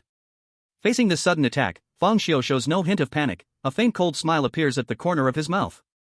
Finally willing to show themselves? He swiftly changes the direction of his scalpel, carving through the air at high speed. Clang! Clang! Clang! 3 crisp sounds of metal clashing echo as the 3 incoming flying daggers break into 2 segments. However, the force from the flying daggers still sends him flying several meters away. At this moment, 2 women and 2 men slowly emerge from behind a small hill nearby. At the forefront is the woman in a burgundy long dress, followed by a pair of traveler men and women, along with a broad-shouldered giant hidden beneath a black hood, standing over 2 meters tall. Upon the appearance of the woman in the burgundy dress, she wastes no words and directly commands, "Kill him." Upon receiving the order, the traveling pair immediately draw their guns, starting to shoot continuously at Fang Xiu. After all, Fang Xiu is made of flesh and blood, he cannot withstand bullets, so he swiftly dodges and hides behind a massive rock. At this distance, with 2 handguns, it is hard to hit a spirit master who has ignited 5% of their spirit. However, it seems that the intention of the burgundy-dressed woman is not to kill Fang Xiu. Even though he hides behind the boulder, she still does not order her subordinates to stop shooting. Only when the bullets run out do the travelers finally cease fire, standing by with vacant expressions, as if they are puppets, seemingly waiting for new commands. Fang Xiu slowly rises from behind the boulder, looking towards the burgundy-dressed woman, realizing her true intention. The silver-haired woman. The silver-haired woman, who had just fainted, has somehow been carried away by the towering giant. Quick! Bring her to me. The burgundy-dressed woman watches eagerly as the giant brings the silver-haired woman, her seductive eyes bursting with uncontrollable joy. Finally, the silver-haired woman is by her side. She frantically reaches out her long, delicate hand. The nails were adorned with bright red diamonds. Slap! The woman in the wine-red long dress slapped her hand on the silver-haired woman's forehead, and a strange spiritual wave surged, like a parasite drilling into the silver-haired woman's brain. In the next moment, something shocking happened. The originally fainted silver-haired woman actually stood up by herself, but at that moment, her eyes were vacant, her body stiff like a puppet. Thud! The silver-haired woman directly knelt beside the feet of the woman in the wine-red long dress. Wang Ernie greets her master. The silver-haired woman said this, even leaning her face towards the high heels of the wine-red dress woman, gently kissing the bare white skin of her foot as a sign of submission. Ha ha ha! The woman in the wine-red dress suddenly burst into a fit of ecstatic laughter. She seemed so excited that even her sexy face flushed with a couple of shades of red, like the afterglow of a powerful climax. Second-tier spirit tamer. B-class anomaly. Now all of this is mine. With such powerful combat power, when I go back, I will be S. The president will be M. Ha ha ha. Had enough laughter? A calm voice interrupted the laughter of the woman in the wine-red dress. The woman slowly stopped laughing, looking enchanting. Her gaze seemed to stretch like silk as she playfully winked at Feng Xiu and said, "Feng Xiu, right? You don't seem surprised to see us? The people from the Bright Club showing up is nothing surprising." The woman in the wine-red dress seemed increasingly astonished. She curiously asked, "You know me?" "Puppet Master, Wang Yanran, core member of the Bright Club." Fang Xiu calmly stated her name, which he had learned from Lin Ziang, including Wang Yanran's appearance, personality, abilities, status, and so on. Though he had never seen Puppet Master Wang Yanran, he could accurately judge her capabilities from what she had just displayed. In fact, he had suspected her when the Special Action Team's people were controlled. Because the silver-haired woman's method of controlling the villagers was clearly different from how the Special Action Team had been controlled, the Special Action Team had no hair. Moreover, the silver-haired woman was very strong. She could have directly controlled the whole village to kill them that night at the village chief's home, but she didn't do that. Rather, she went to great lengths to lead them to the Black Water River. It is not hard to conclude that the silver-haired woman never intended to kill them from the very beginning. Given her evident importance placed on Blackwater Village, treating it as home, it is easy to infer her goal. Her likely goal was to create a doppelganger, allowing her to kill them, so she could return and report. However, due to Puppet Master Wang Yanran's sudden interference, the situation escalated. Chapter 80, is that it? How can I lose? I didn't expect I would be this famous. Wang Yanran chuckled sweetly. Fang Xiu, I really have to thank you. If it weren't for you all fighting desperately, in the end, you successfully knocked out Wang Ernie. I wouldn't have had the chance to control a second-tier spirit tamer. With control over Wang Ernie, her bizarre hair naturally fell under my grasp. You've really helped me a lot. As thanks, I will grant you the highest honor. Come over, kiss my feet, and immediately become my puppet, and you will live. Facing Wang Yanran's insult, Fang Xiu remained calm, and he softly said, "You talk too much, and you made me wait for so long, to the point I thought you wouldn't dare to show up."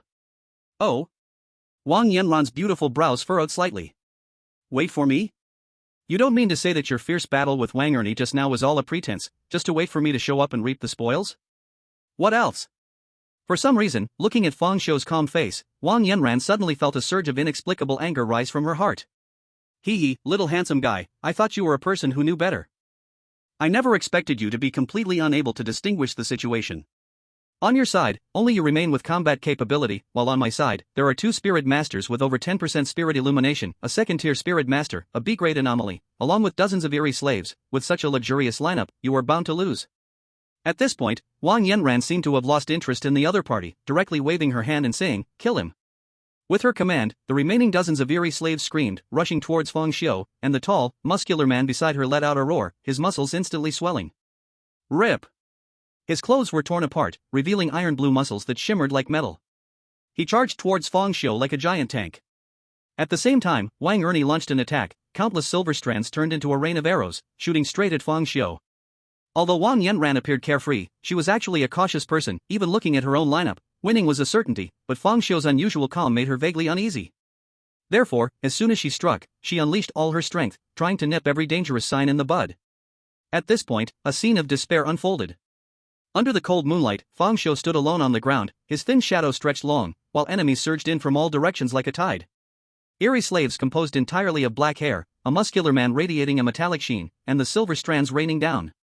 As for his teammates, Shen Lingshu lay in the mud, covered in filth. Zhao Hao was sent flying dozens of meters away and disappeared. Lu Shuai had passed out from excessive blood loss. Faced with such a scene, even a second-tier spirit master standing here would be in despair waiting for death, yet Fang Xiu smiled. In the next moment, he controlled his spirit and directly detonated the Eerie power within the scalpel, a power that had been accumulated from cutting countless anomalies. Boom! Countless terrifying, mottled Eerie auras rose from the scalpel, transforming into wisps of black smoke that howled out, each wisp seemingly containing a terrifying anomaly shrieking. These black smokes entwined around Fang Xiu like giant black pythons, writhing, and ultimately madly surging into his mouth, nose, eyes, and ears. In an instant, all 7 apertures of his body turned pitch black. As the Eerie power continued to pour in, his mind twisted further, his aura grew stronger, and his laughter slowly became distorted. He. The horrifying, grinning laughter echoed throughout the venue, like a ghost from the netherworld coming to claim lives. Is this it? How can I lose? As the Eerie power contained in the scalpel surged into Fang Xiu's body, his repressed psyche finally got released at that moment. Calmness was merely his protective color to avoid being discovered by those illusory anomalies. And madness was his true nature. A terrifying, suppressed laugh forced its way out from his throat. At this moment, he seemed like a completely different person, engulfed in black mist, countless eerie shadows swirling within the dark fog, the eerie right eye shining with a blood-red glow, and the peace of the past transformed into the madness of today. Seeing this scene, Wang Yanran was instantly horrified. Quick! Stop him. He's about to distort. However, it was already too late. Accompanied by the terrifying, grinning laughter, Fang Xiu moved. He held the glistening scalpel in one hand, his figure like a ghost, instantly disappearing from the spot. Swish! On the dark ground, it was as if a silver lightning bolt had lit up. This lightning pierced through the entire scene, and when Fang Xiu reappeared, he was already at the other end of the battlefield. The eerie slaves that had been pierced by the silver light all froze in place as if someone had pressed the pause button.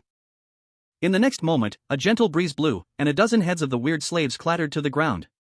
After the heads fell, the hair that made up their bodies instantly scattered on the ground and became twisted and withered. At that moment, the sky was filled with a silver rain of arrows, dense and overwhelming, as if blocking all paths of life. However, Fang Xiu's figure transformed into black shadows, continuously flashing and moving through the silver rain of arrows. His movements were graceful and swift, his expression crazy and fierce, like a dark dancer under the moonlight, desperately seeking a glimmer of life from this relentless attack. Even while dodging the rain of arrows, the scalpel in his hand kept flying, like the Grim Reaper's scythe, continuously reaping the lives of one weird slave after another. In a short while, the weird slaves were slaughtered to the last. What? How is this possible? Wang Yanran was instantly shocked at this bizarre scene. He actually dares to let such a huge and chaotic strange power enter his body. He wants to perish with me. A madman. He is a madman. Quick! Everyone, go! Wang Yanran even sent Wang Ernie out, clearly determined to eliminate Fang Xiu. Even the ordinary traveler couple rushed forward, holding handguns with fresh bullets. However, these two went fast and died just as quickly. Fang Xiu didn't even glance at them, kicking up two pieces of rubble from the ground, which embedded themselves in the foreheads of the two like bullets. They widened their eyes in anger and fell straight to the ground. Soon, Wang Ernie joined the battlefield, her aura fully unleashed, her silver hair constantly flying and growing, and in a split second, it grew to dozens of meters long. In the next moment, billions of silver strands intertwined, instantly condensing into a sharp silver spike, resembling a scorpion's tail, viciously piercing towards Fang Xiu's body. Fang Xiu's right eye shone with bloodlight, and a grim smile appeared at the corner of his mouth. Facing such a terrifying blow, he didn't flinch or evade, raising the scalpel in his hand directly to meet it head-on. For a moment, the scene was quite exaggerated. On one side was the gigantic silver spike dozens of meters long, and on the other side was a small scalpel not even 20 centimeters long, both completely different in scale. But the next second, a shocking scene unfolded. Clang! A loud sound of metal clashing echoed.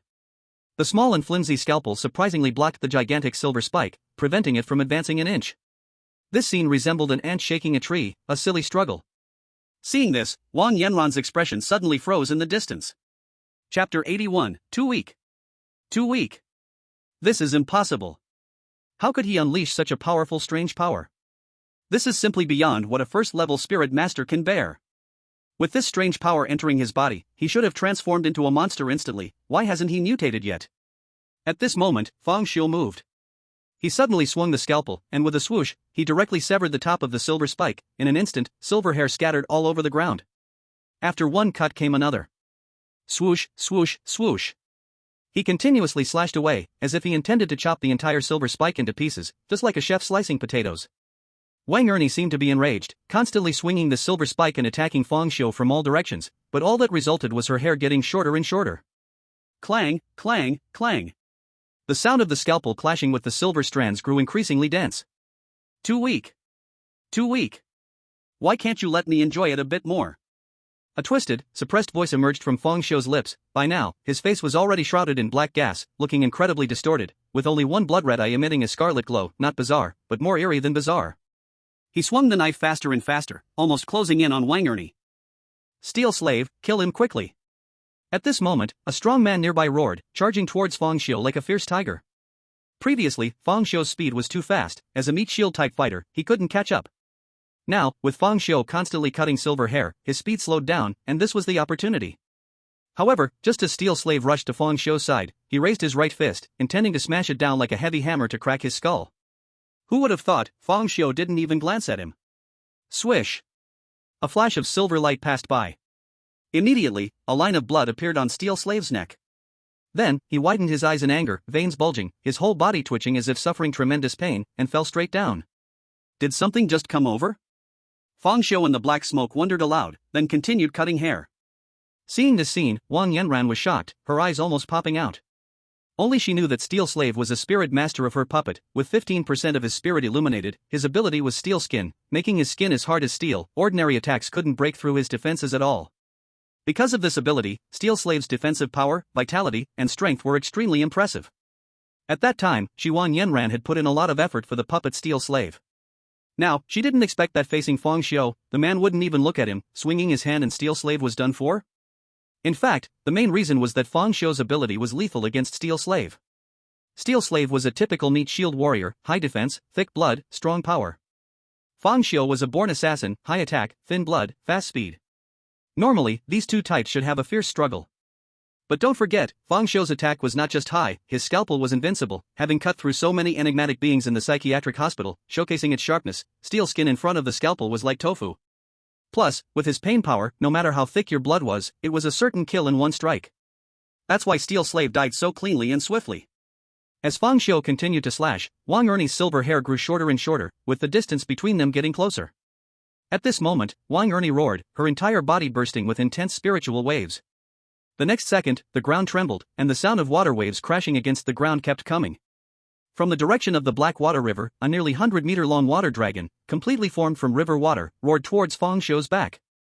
Who would have thought? Fang Xiu seemed to have eyes on his back. He didn't even turn his head, lightly tapping the ground, and instantly soared into the air, elegantly arching under the night sky, successfully dodging the water dragon and landing calmly. Wang Ernie waved her hands fiercely, and the water dragon turned around again, fiercely attacking Fang Xiu. Fang Xiu's mouth curled into a sinister smile as his form turned into a ghostly apparition, charging towards the water dragon. At the moment they were about to collide, he lightly leaped, narrowly avoiding the water dragon's impact and successfully landing on the water dragon's head. His steps didn't stop, charging wildly, even stepping on the water dragon's body, he moved like it was flat ground.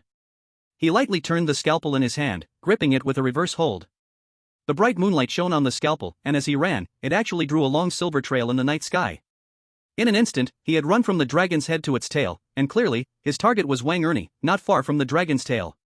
At this time, Wang Ernie had already become a puppet, so there wasn't the slightest change in her expression, but from a distance, Wang Yanran was nearly scared silly upon seeing this. She had already witnessed the power of the scalpel. One strike had killed Steel Slave, known for his strength. Although Wang Ernie was a second-tier spirit master, in pure physical strength, she couldn't compare to Steel Slave at all. If Steel Slave was like this, once Wang Ernie got close, it would definitely end in a one-strike kill. This was something Wang Yanran could not accept. After all, this was the puppet she had just received, such a powerful puppet. If it were in Fang Xiu's hands, she feared she would mourn for a lifetime. Of course, besides that, once the strongest fighter, Wang Ernie, died, she herself would not be far from death. So, just as Fang Xiu desperately closed the distance, Wang Yanran and Wang Ernie struck at the same time. Wang Yanran lifted the slit of her wine-red gown, revealing the smooth thigh, where a row of shiny silver flying knives was strapped. These flying knives were all forged from mind steel, and although not pure 100%, each flying knife contained at least 50% mind steel. The reason for using mind steel to forge the flying knives was that her puppet ability could control both people and objects. But since objects could not conduct spirituality, it was only by adding mind steel to enable them to conduct spirituality that she could control them. Thus, these flying knives were her only combat power aside from puppetry. Due to her ability, her direct combat wasn't very strong. Swish! Swish! Swish! A series of sounds cut through the air, as more than a dozen flying knives traced beautiful arcs, controlled by her puppet ability, shooting towards Fang Xiu from different angles. At the same time, Wang Ernie attacked, her silver hair wildly surged, like needles, sweeping toward Fang Xiu. At that moment, nearly all the space around Fang Xiu was locked down, with attacks coming in from all directions, cutting off his retreat and extinguishing his chances of survival. However, the next second, an incredible scene unfolded. Fang Xiu moved, his figure like a ghost, darting and shifting in the narrow space. The black gas coiling around him surged, making him almost turn into a black shadow, impossible to see with the naked eye. In an instant, all attacks actually missed entirely. Whether it was the fierce flying knives or the sharp hair needles, they all narrowly grazed past Fang Xiu's body, as if he could foresee them, finding gaps to elegantly dance amidst the onslaught. For those he simply couldn't evade, he would take the surgical knife in hand, cutting through all attacks with flashes of silver light under the night. The battlefield, once extremely dangerous, seemed to transform into a stage for his personal dance at that moment. Chapter 82 I Can Do Anything. How is this possible? This was not the first time Wang Yanran exclaimed this, yet she instinctively gasped again, as Fang Xiu seemed to refresh her understanding each time. Too slow. Is this the extent of a second-level spirit manipulator? Looks like the 200 spirit coins I spent on hiring killers were wasted. Fang Xiu's twisted, suppressed voice echoed through the gaps between attacks. He might have found things truly boring, suddenly swinging his knife, instantly releasing a dazzling silver light from the surgical knife, overwhelming the glow of the moon. That silver light turned into a streak, soaring into the sky, directly cutting through all attacks and creating a path. Fang Xiu, like a ghost, flashed through the gap, appearing in the night sky, disappearing and reappearing, until he showed up behind Wang Ernie, a silver-shining surgical knife expertly poised at her neck. Don't! Seeing this scene, Wang Yanran was instantly horrified. But Fang Xiu coldly stared at her, a vicious smile spreading across his face, and then gently slashed. A wound instantly appeared on Wang Ernie's neck, and instead of blood, a mass of dense silver hair spilled out. Clearly, as the host of her own hair, she had long been eroded to a non-human state. However, whether human or strange, under pain, all beings are equal. Bang! Wang Ernie's body crashed to the ground. With her collapse, the roaring water dragon shattered. The rain transformed into countless droplets, falling to the earth. The silver strands that danced wildly in the air swiftly shrank back to their original state. After dealing with Wang Ernie, Fang Xiu's eyes showed no signs of joy but rather some dissatisfaction. Why is there no scream? No painful wails? In the next moment, he seemed to think of something, slightly tilting his head, his eerie blood-red eyes staring straight at Wang Yanran, his voice twisted and suppressed as he said, "I understand now, it's because you've turned her into a puppet. Then, I shall have you experience my pain in her place." Under the cold moonlight, Fang Xiu, shrouded in black mist, stepped toward Wang Yanran step by step. This time, his steps were slow, but each step felt as if it was pressing on Wang Yanran's heart. With every step down, her heart inexplicably tightened. At that moment, Wang Yanran finally understood what it meant to feel like going from heaven to hell. The joy of becoming a B-rank strange puppet master had long vanished, all she wanted now was to live. She finally grasped that Fang Xiu's earlier words about them finally appearing meant he had truly been waiting for all the puppet masters to reveal themselves, and then to catch them all in one sweep. Yet, one thing she couldn't understand was how Fang Xiu could still maintain his sanity, not becoming a twisted monster despite bearing such immense and modeled strange power, as though dozens of sinister entities were possessing him at once. Seeing Fang Xiu draw closer, Wang Yanran did not choose to flee, for she clearly knew that under his ghostly speed, running meant certain death. But if she begged for mercy now, perhaps there might be a glimmer of hope. This was not the first time she had done such a thing, especially when facing men, it was particularly effective. After all, no one would refuse a delicate beauty.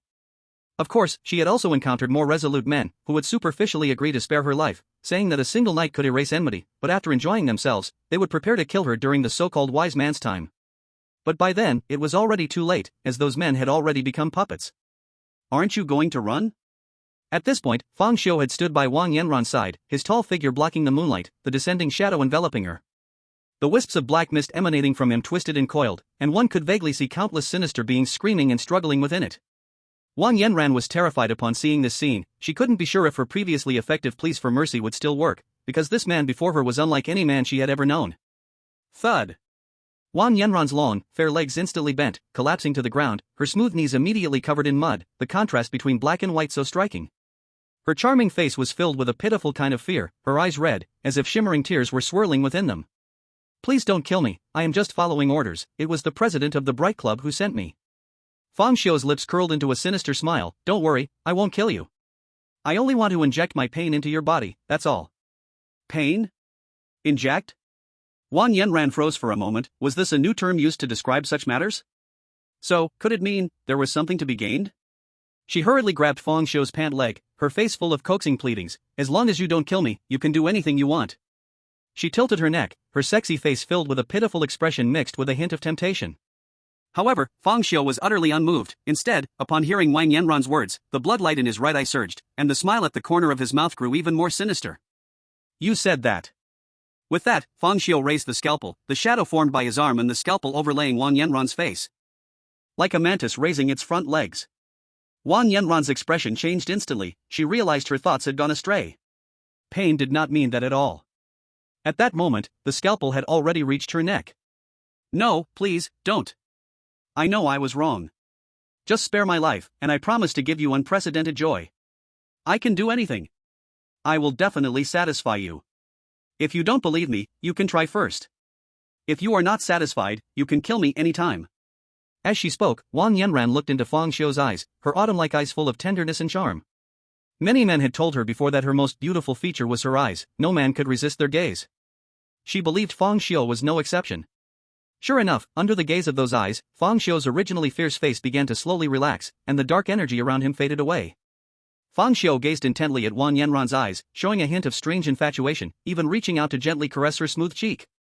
Wang Yanran's heart suddenly filled with joy. She continued her eye attack, saying nothing because she knew silence spoke louder than words. Everything was unspoken.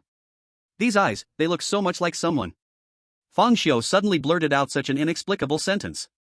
Chapter 83. Your despair has nothing to do with me. Wang Yanran pondered how sensitive the man's thoughts were. She instantly realized. Like childhood sweethearts? Like an ex-girlfriend? Or a wife? Do my eyes look like someone? Wang Yanran asked cautiously, pretending to be naive. Your eyes look so much like my wife. Wang Yanran felt even more delighted. She felt she had successfully stepped out of the gates of hell. She would live. However, before she could finish her joy, Fang Xiu's expression suddenly changed. He lowered his head, leaning closer to Wang Yanran's face. A ferocious and terrifying face filled with overwhelming hatred appeared before Wang Yanran's eyes. A suppressed, frenzied voice rang in her ears, so you must die. Seeing that face, Wang Yanran was instantly shocked, her mind unconsciously recalling the fear she felt when she first encountered a strange event as an ordinary person. That endless terror was truly despairing, crushing, and impossible to describe in words. And now, she felt that fear once again. However, she couldn't understand why looking like your wife meant she had to die. After all, a one-night couple shared 100 days of kindness. What grudge or hatred couldn't be let go? Was the hatred really that deep? Indeed, men were not good things.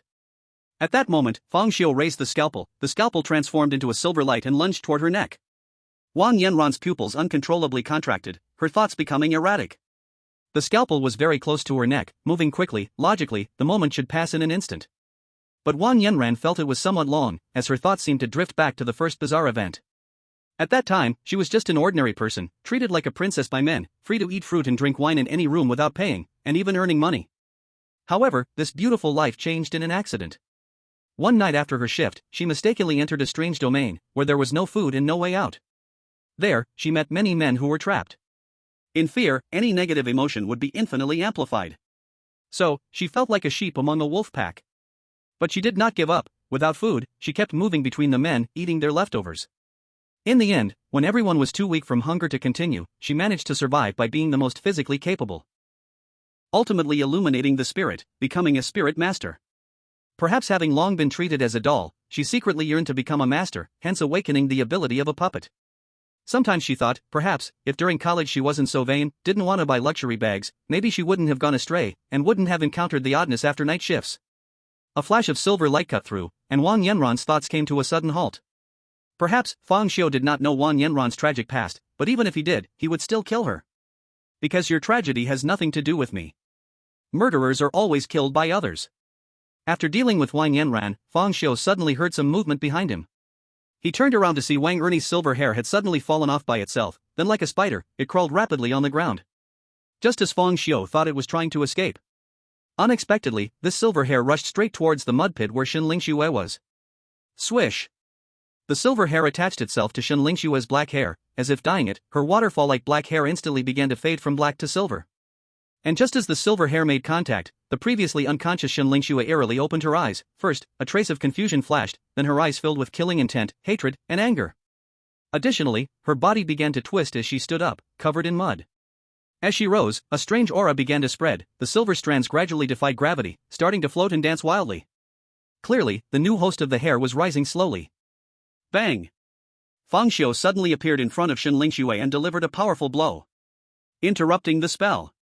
As the pain beyond human limits surged in, Shen Lingxue's eyes rolled back, and she fainted once more. Thud! She fell back into the mud pit, while the previously soaring silver hair drooped down. Swish! A silver flash. The scalpel glided along Shen Lingxue's scalp. The silver long hair was immediately seized by Fang Xiu, transforming Shen Lingxue from long black hair into a buzz cut.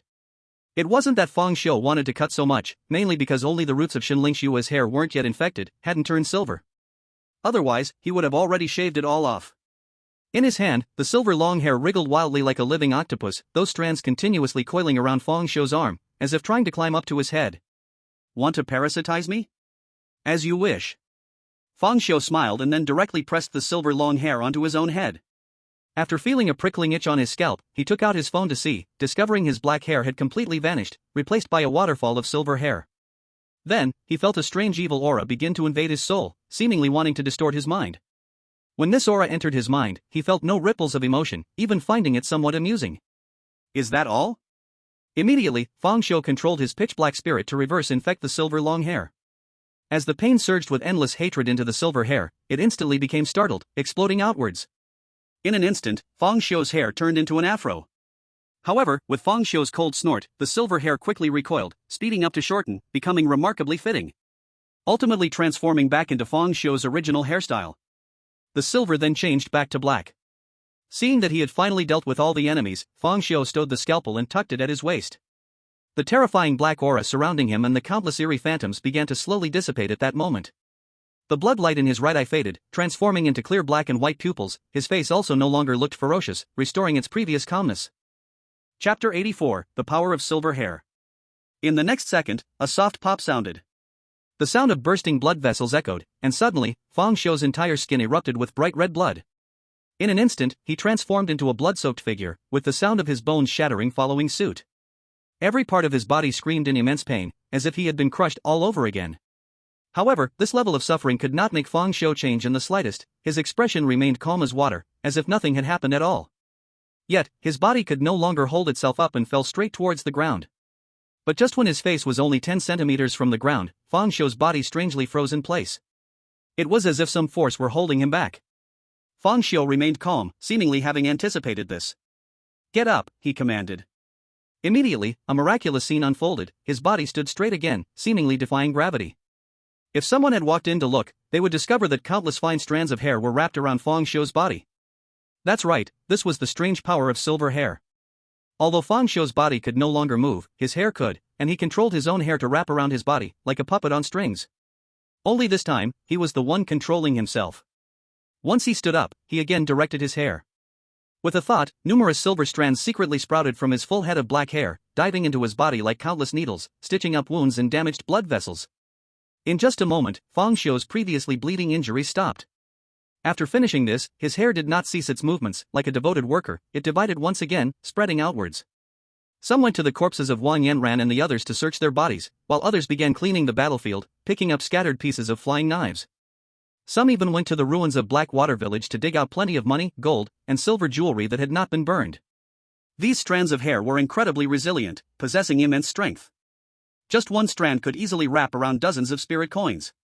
After cleaning up the battlefield, the hair quickly retracted, collecting all the loot into a backpack that seemingly came from nowhere, which was then placed on Fang Xiu's back. At that moment, another strand of hair burrowed down from Fang Xiu's head, extending into his pocket, wrapping around his phone and placing it in his hand. Fang Xiu began dialing Su Kerson's number. He had an almost invisible silver strand on each of his fingers, manipulating them to tap the screen repeatedly, and soon, the call connected. Mission accomplished, send someone to Blackwater Village to pick us up, and call for medical personnel. After finishing, Fang Xiu hung up the phone. Looking at the messy battlefield around him and his own broken body, he knew that his decision was correct. That is, to reveal his trump card at the last moment and use the strange power of the scalpel. This power was too strong. Once used, it felt as if countless strange entities had possessed him, causing immense damage to both his mind and body. Though the mind could withstand harm, the human body could not. After a brief explosion of power, the body would completely lose its combat ability. If he had used it too early, such as when he was first attacked by the strange slaves, even if he defeated them, it would have been pointless. It could very well have frightened Wang Ernie, who was hiding in the dark, causing her to hesitate to show herself, waiting for him to run out of time and his body to collapse, at which point she could pounce and finish him off. For example, just moments ago, if he had used that strange power too early. Dealing with Wang Ernie, Wang Yanran hiding in the dark would not appear. So, to draw out all the enemies, he could only choose to hide and wait for a chance to eliminate all the enemies with one blow. Fortunately, he waited for that moment. Then, Fang Xiu controlled his body to find Zhao Hao. To see if Zhao Hao was dead.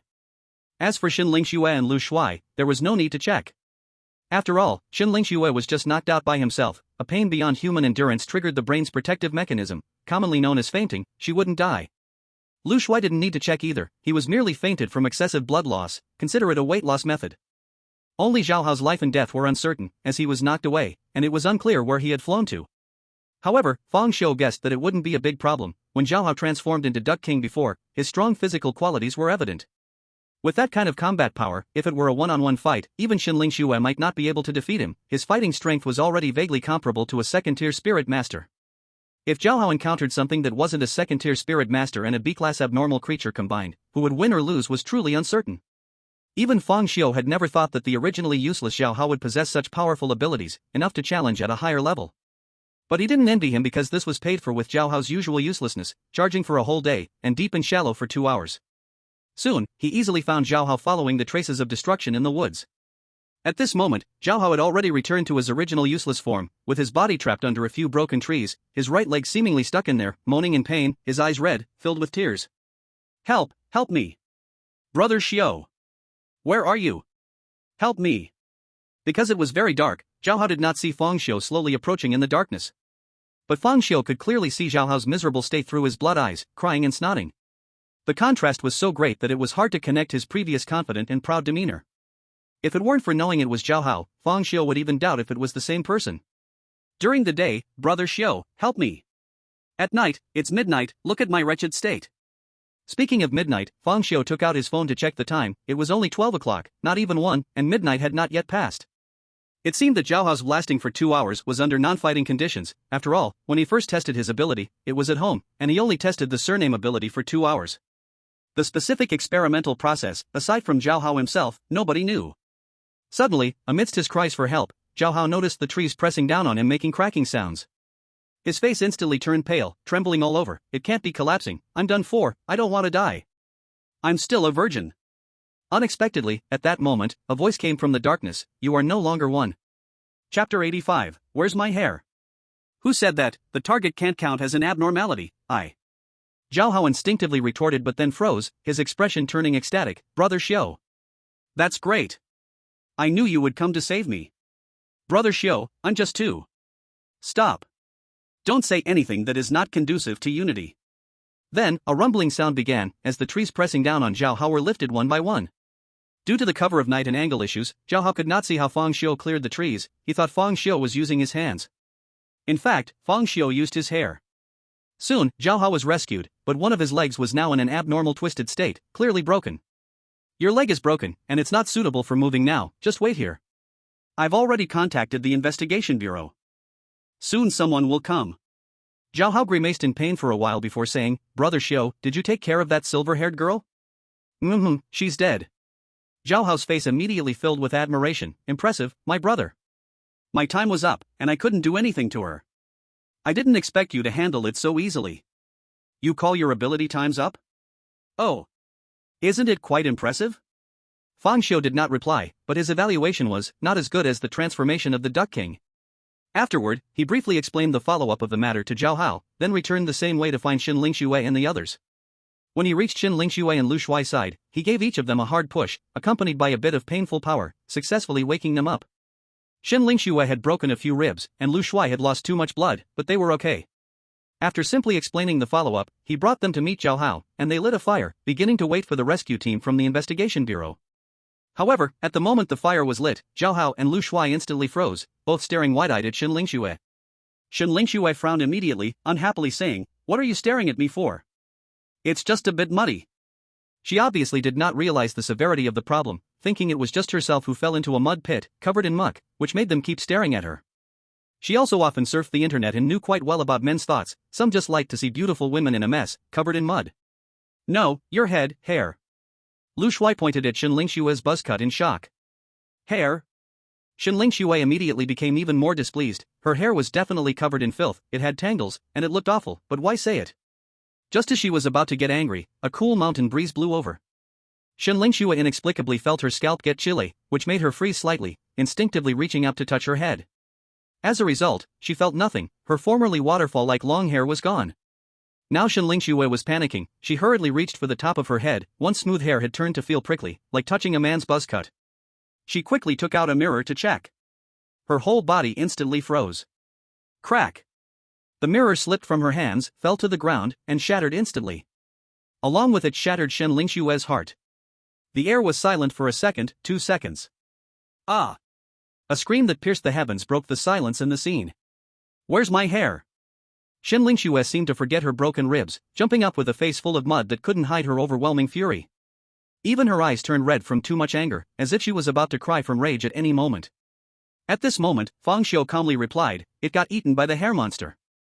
Shenlingxiu at first froze slightly, then shouted again, ah. She seemed to want to vent her anger because earlier, Fang Xiu told her that the hair monster had been dealt with. Lu Shuai and Zhao Hao stared in shock at Shenlingxiu, who was as furious as a mother tiger, shivering, and no one dared to say a word. Unexpectedly, at this moment, Shenlingxiu suddenly ran away without saying a word. The two exchanged glances. After a long time, Lu Shuai finally asked, do you think she might be going to harm herself? Zhao Hao was taken aback. No, it can't be that serious, right? It's just hair, what's the big deal? It can grow back, does she really need to kill herself? But Lu Shuai shook his head. You don't understand how important hair is to women. I once went to a barbershop and saw a little girl squatting at the door crying. When I asked what happened, you guess what? Just because the barber cut her long hair to shoulder length with a few snips, she cried there for the whole afternoon. The boss who cried finally couldn't do business anymore. Not only did he not collect money, but he also got the person a new wig before it ended. So serious? Should we go see her? What if she really feels hopeless? You are right, we should definitely go see her. This is her most vulnerable time. It has been said online that girls are most vulnerable when it's easiest to take advantage of them. Listening to Lu Shuai's words, Zhao Hao was instantly moved, but unfortunately, his heart was stirred yet his legs couldn't move, they were broken. He gritted his teeth and said, handsome guy, why don't you help me over there? Lu Shuai glanced at him with disdain and mocked, oh, now you know to call me handsome? Go chase your beautiful dreams. Saying this, Lu Shuai directly floated his steps toward Shenlingxiu's direction. Zhao Hao became anxious, but his body simply wouldn't allow it. Moments later, several heartbreaking screams echoed from the woods not far away. Then, not long after, the fat guy's figure appeared by the fire like a flash. At this time, the fat guy's face was bruised, and he seemed to have gained another round of weight. Ouch, it hurts so much. I was just trying to comfort her, and she actually hit me? Zhao Hao looked at the fat guy's miserable state and struggled to hold back laughter. How did you comfort her? I just comforted her normally. I said, Lingxue, even if you don't have hair, you are still beautiful. I've seen many with hair on the street who don't look as good as you without hair. Besides, what's wrong with no hair? It just saves washing every day. After hearing this, Zhao Hao directly widened his eyes and gave a thumbs up. Awesome. You deserved to be hit.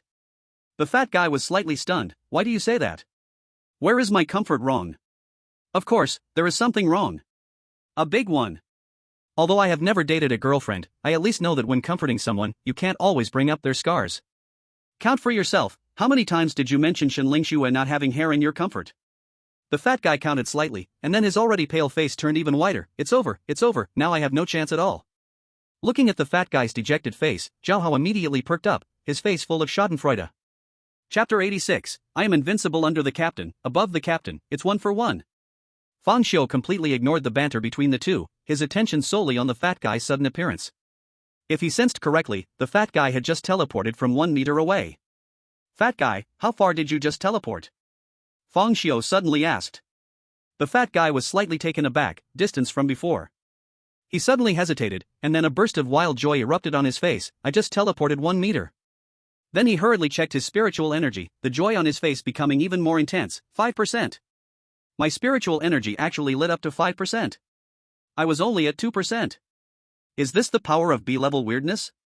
Directly increasing by 3 percentage points?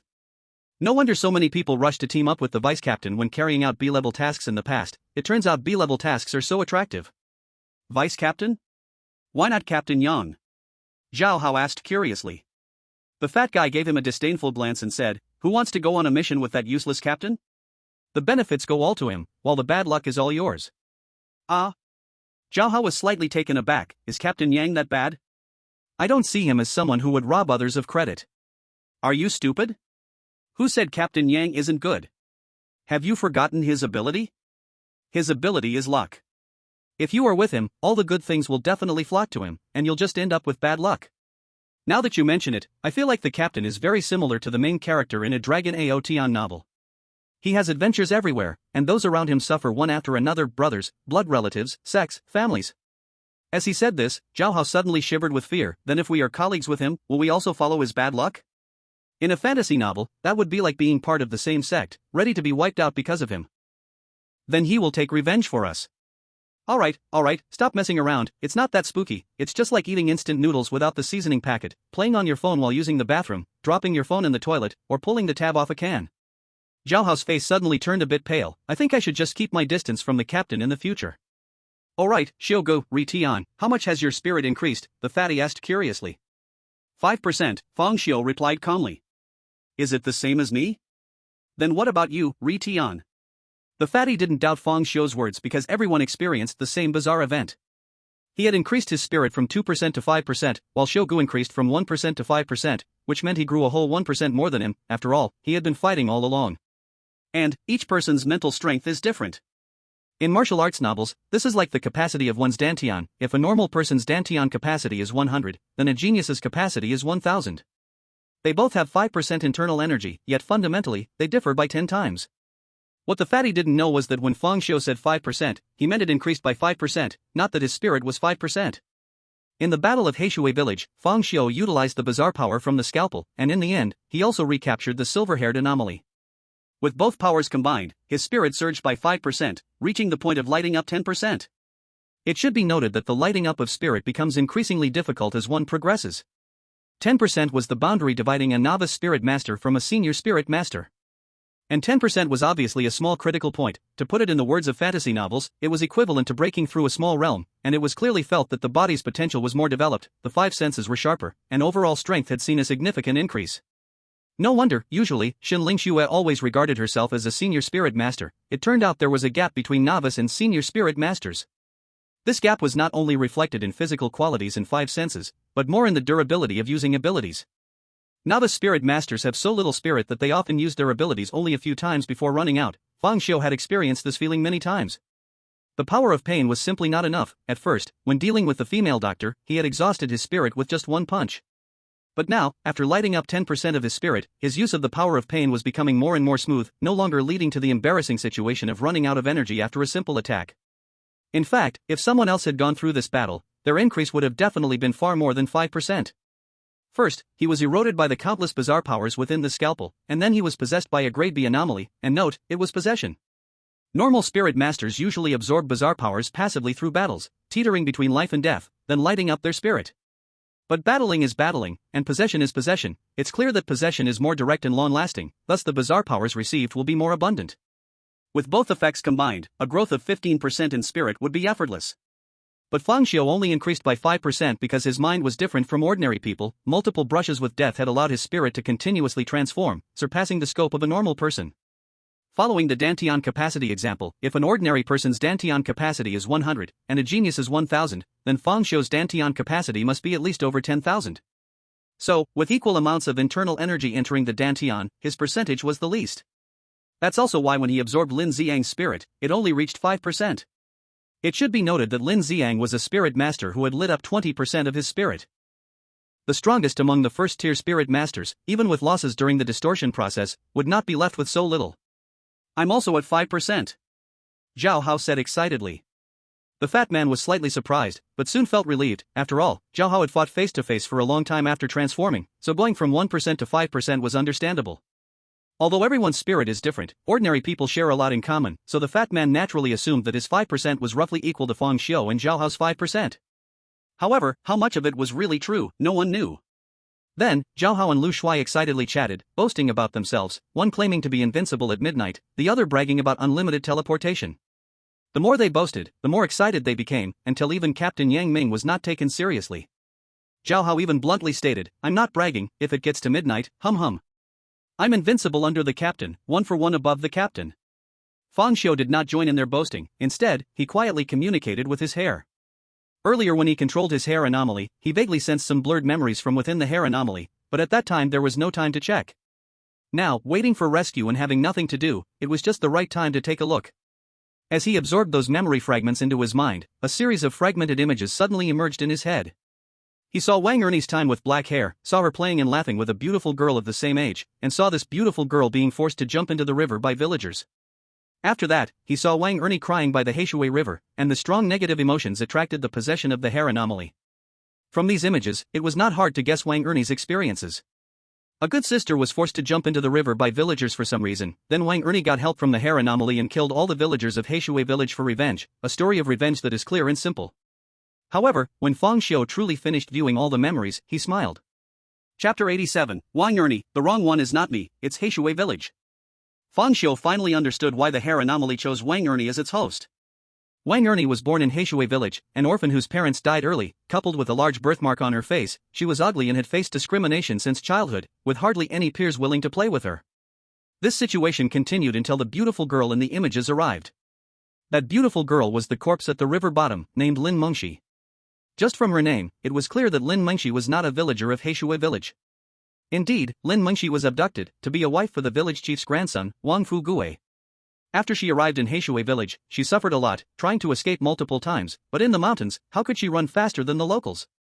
Each time she was caught and then mistreated. But she never gave up, and because she didn't give up, she faced disdain everywhere and was ostracized. By chance, two people who were both rejected came together. Thus, Lin Mengxi and Wang Ernie became good friends. Lin Mengxi did not dislike Wang Ernie's ugliness. She believed Wang Ernie's heart was beautiful, 100 times better than those villagers. Wang Ernie was very happy because Lin Mengxi was her only friend since childhood. She valued this friend more than her own life.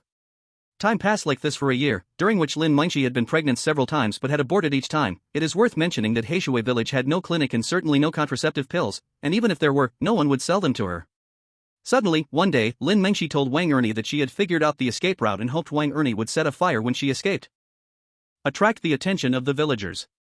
Wang Ernie asked her why she had to escape. She said that outside the mountain were her family and friends, so she had to get away. But Wang Ernie thought, if the people outside the mountain are friends, then what about me inside the mountain? She began to doubting the friendship between them, doubting whether Lin Mengxi, like the villagers, looked down on her, and only befriended her to figure out the escape route and to get help in covering her escape. That day, Wang Ernie faced Lin Mengxi's plea, and she agreed. Lin Mengxi smiled happily. It was the first time Wang Ernie had seen her smile so joyfully since they met.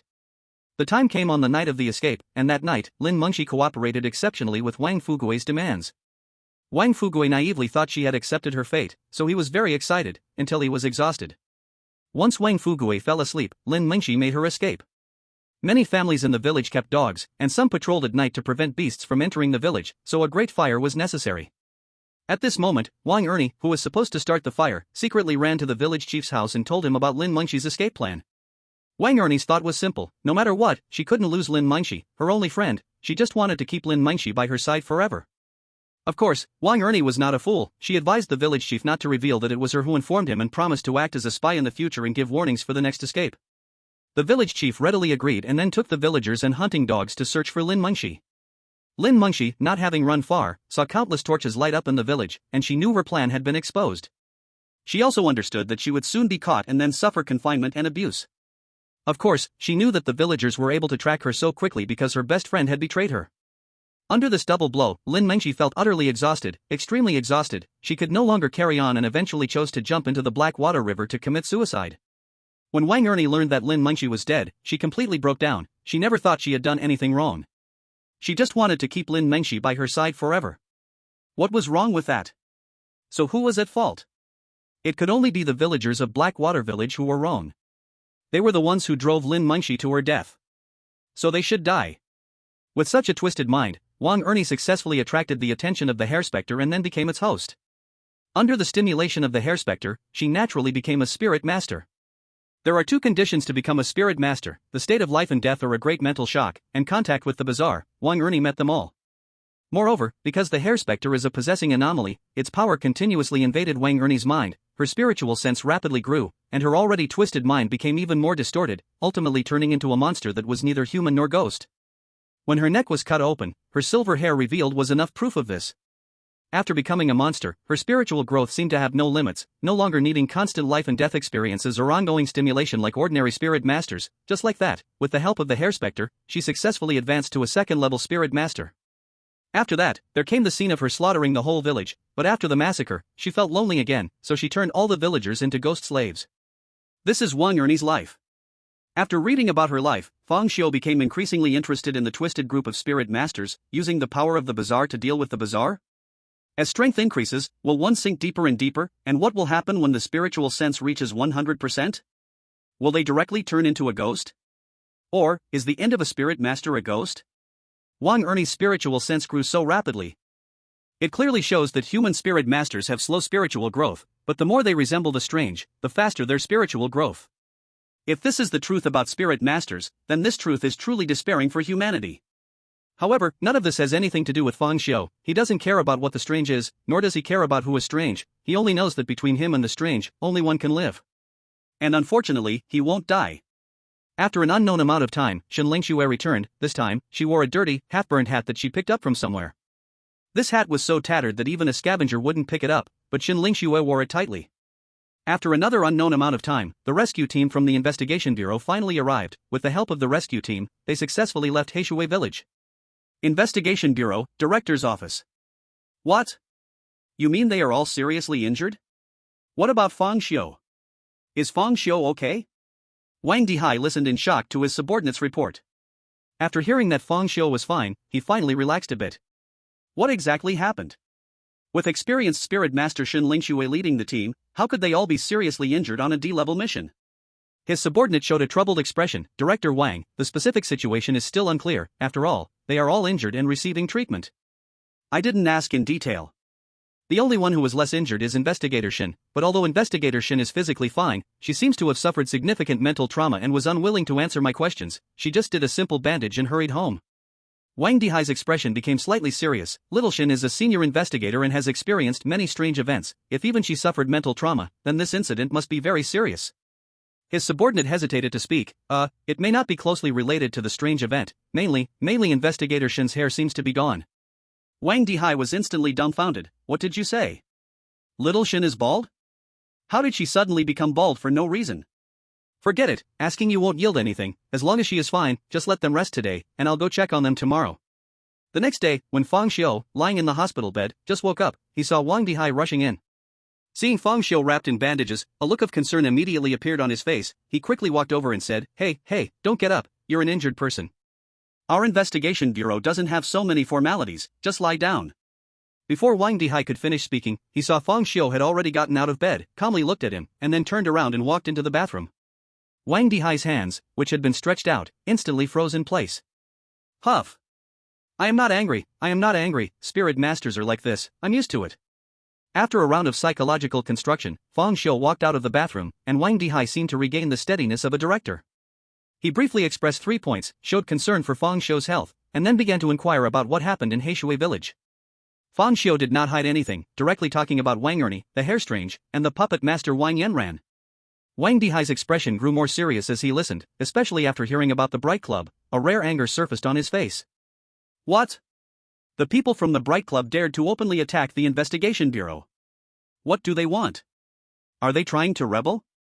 What? You say you grabbed their strange object first and even killed a core member? Oh, then it's fine. What? You used the power of the strange object? What is the degree of mental pollution? Shaolin. Hurry to the bureau and fetch a stick of spirit incense. No, 2 sticks. Before long, Fang Xiu received 2 sticks of spirit incense and 3,000 spirit coins. Because the hair strange is a B level, and the reward for solving a B level strange is 1,000 spirit coins. Fang Xiu's privilege is to double the reward, so it is 2,000. However, the incident in Heishui village is not just a single Eerie event, it also involves second-tier spirit masters and the interference of underground forces, so the final reward is 3,000 spirit coins. The value of spirit fragrance is also very high. The official price of 1 stick is around 100 spirit coins, but if sold on the black market, the price can double, or even triple. This thing is a lifesaver. If a spirit master is about to lose control of their spirit, they would spend everything they have to buy one. This time, Fang Xiu is likely to become very rich. The reward from the investigation bureau, along with the spoils taken from Wang Yanran, combined, he can already afford the life of the president of the Guangming Club. However, just as he said before, when he can actually afford the life of the Guangming Club president, he can start taking orders himself.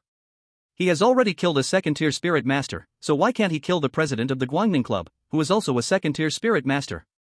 Even if Wang Ernie, this second-tier spirit master, has some flaws and her fighting experience is very weak, having just stepped into the second-tier spirit master threshold, don't forget, she has allies like the hair monster Wang Yanran. Moreover, after this battle, Fang Xiu's spirit has reached 10%, enabling him to wield more power of the scalpel, and with the help of the hair monster, his strength can be considered a level up. Combined with the infinite trial and error from the death rollback, how could he lose? The Guangming Club must be destroyed. After he kills Lin Ziang, Wang Yanran, and steals the bronze candlestick, he has already created a deep enmity, so he must continue to kill. In truth, Fang Xiu has no interest in killing, he is only interested in the Eerie, but there's no way out, as he is forced by circumstances. He could have been a good person focused on eliminating the Eerie for the benefit of humanity, but someone always forces him. So, for his own safety, he must wield the butcher's knife, using killing to protect himself. Fang Xiu, I will definitely give you an explanation about the Guangning Club, but right now Vice Captain Bai Qi is seriously injured and Captain Yang Ming has a task, so I will definitely send them personally to the Guangning Club later. Fang Xiu calmly nodded, not caring about Wang Dihai's words, because he had already decided to take action himself. During this time, you don't need to do anything, just rest and recover. I've already transferred a few vials of cell repair fluid from the bureau. Just a few injections, and after a week, you will surely recover and be discharged. The documents regarding the Heishui village incident have been updated, rated B+, codename, Fa Gue, all this will be recorded in your files, it's an honor that will stay with you for a lifetime. The investigation bureau will never forget any hero. Make sure to rest well, play some games, watch anime, scroll through some fun short videos, just relax and entertain yourself however you want. After Wang Dihai finished speaking, as if worried about misunderstandings, he quickly explained, don't get me wrong, the rapid growth of your spirit during this Eerie event seems like a good thing, but in the long run, it's also a hidden danger. A rapid increase in spirit in a short time means that a large amount of Eerie power has accumulated in your mind, increasing the risk of losing control of your spirit. In your young people's words, it's like cultivating too quickly, easily leading to going off track and having aftereffects. Upon hearing the words going off track, Fang Xiu showed no reaction. Fortunately, Wang Dihai is also used to the quirks of spirit masters and awkwardly chatted for a few more moments before leaving. Not long after he left, Zhao Hao, leaning on a cane and with a leg in a cast, came in, his face full of excitement. Xiao Gu, you missed it. That cute little nurse who just gave me the 4, she was so handsome, in a nurse outfit. Just missing a white dress, TSK, her little hands were so soft and smooth. I moved around on purpose a few times just to let her touch me more. Fang Xiu looked at the needle marks all over Zhao Hao's hand, knowing that the aftereffects had arrived. In the past, Zhao Hao was indeed a bit twisted, but not to this extent. Then, Zhao Hao sneakily took out a small piece of spiritual incense, which was as thick as a little finger and completely dark red. Chapter 89, Wind Rises in Qingshan Mental Hospital. Brother Xiu, just now Director Wang gave the 3 of us a piece of spiritual incense, and we each get 1/3. He said our spiritual growth is too fast and could lead to side effects, but I think he's overreacting, it can't be that exaggerated. I feel just fine. Hee, I heard this spiritual incense isn't cheap, so I was thinking of selling it and using the money to buy a sports car to pick up girls. What do you think? I suggest you keep it for yourself. Fang Xiu shook his head slightly. Zhao Hao now talked about girls in every other sentence, his symptoms had indeed worsened. By the way, Brother Xiu, do you have any spiritual incense? That one was divided into 3 parts and given to the 3 of us. You must not have any, right? If not, I can give you this one. No need, I have some. Still 2 pieces. Of course, Fang Xiu didn't say this last sentence, there was no need to brag about such things. I knew it. We survived this time thanks to you, Brother Xiu. How could you not have spiritual incense?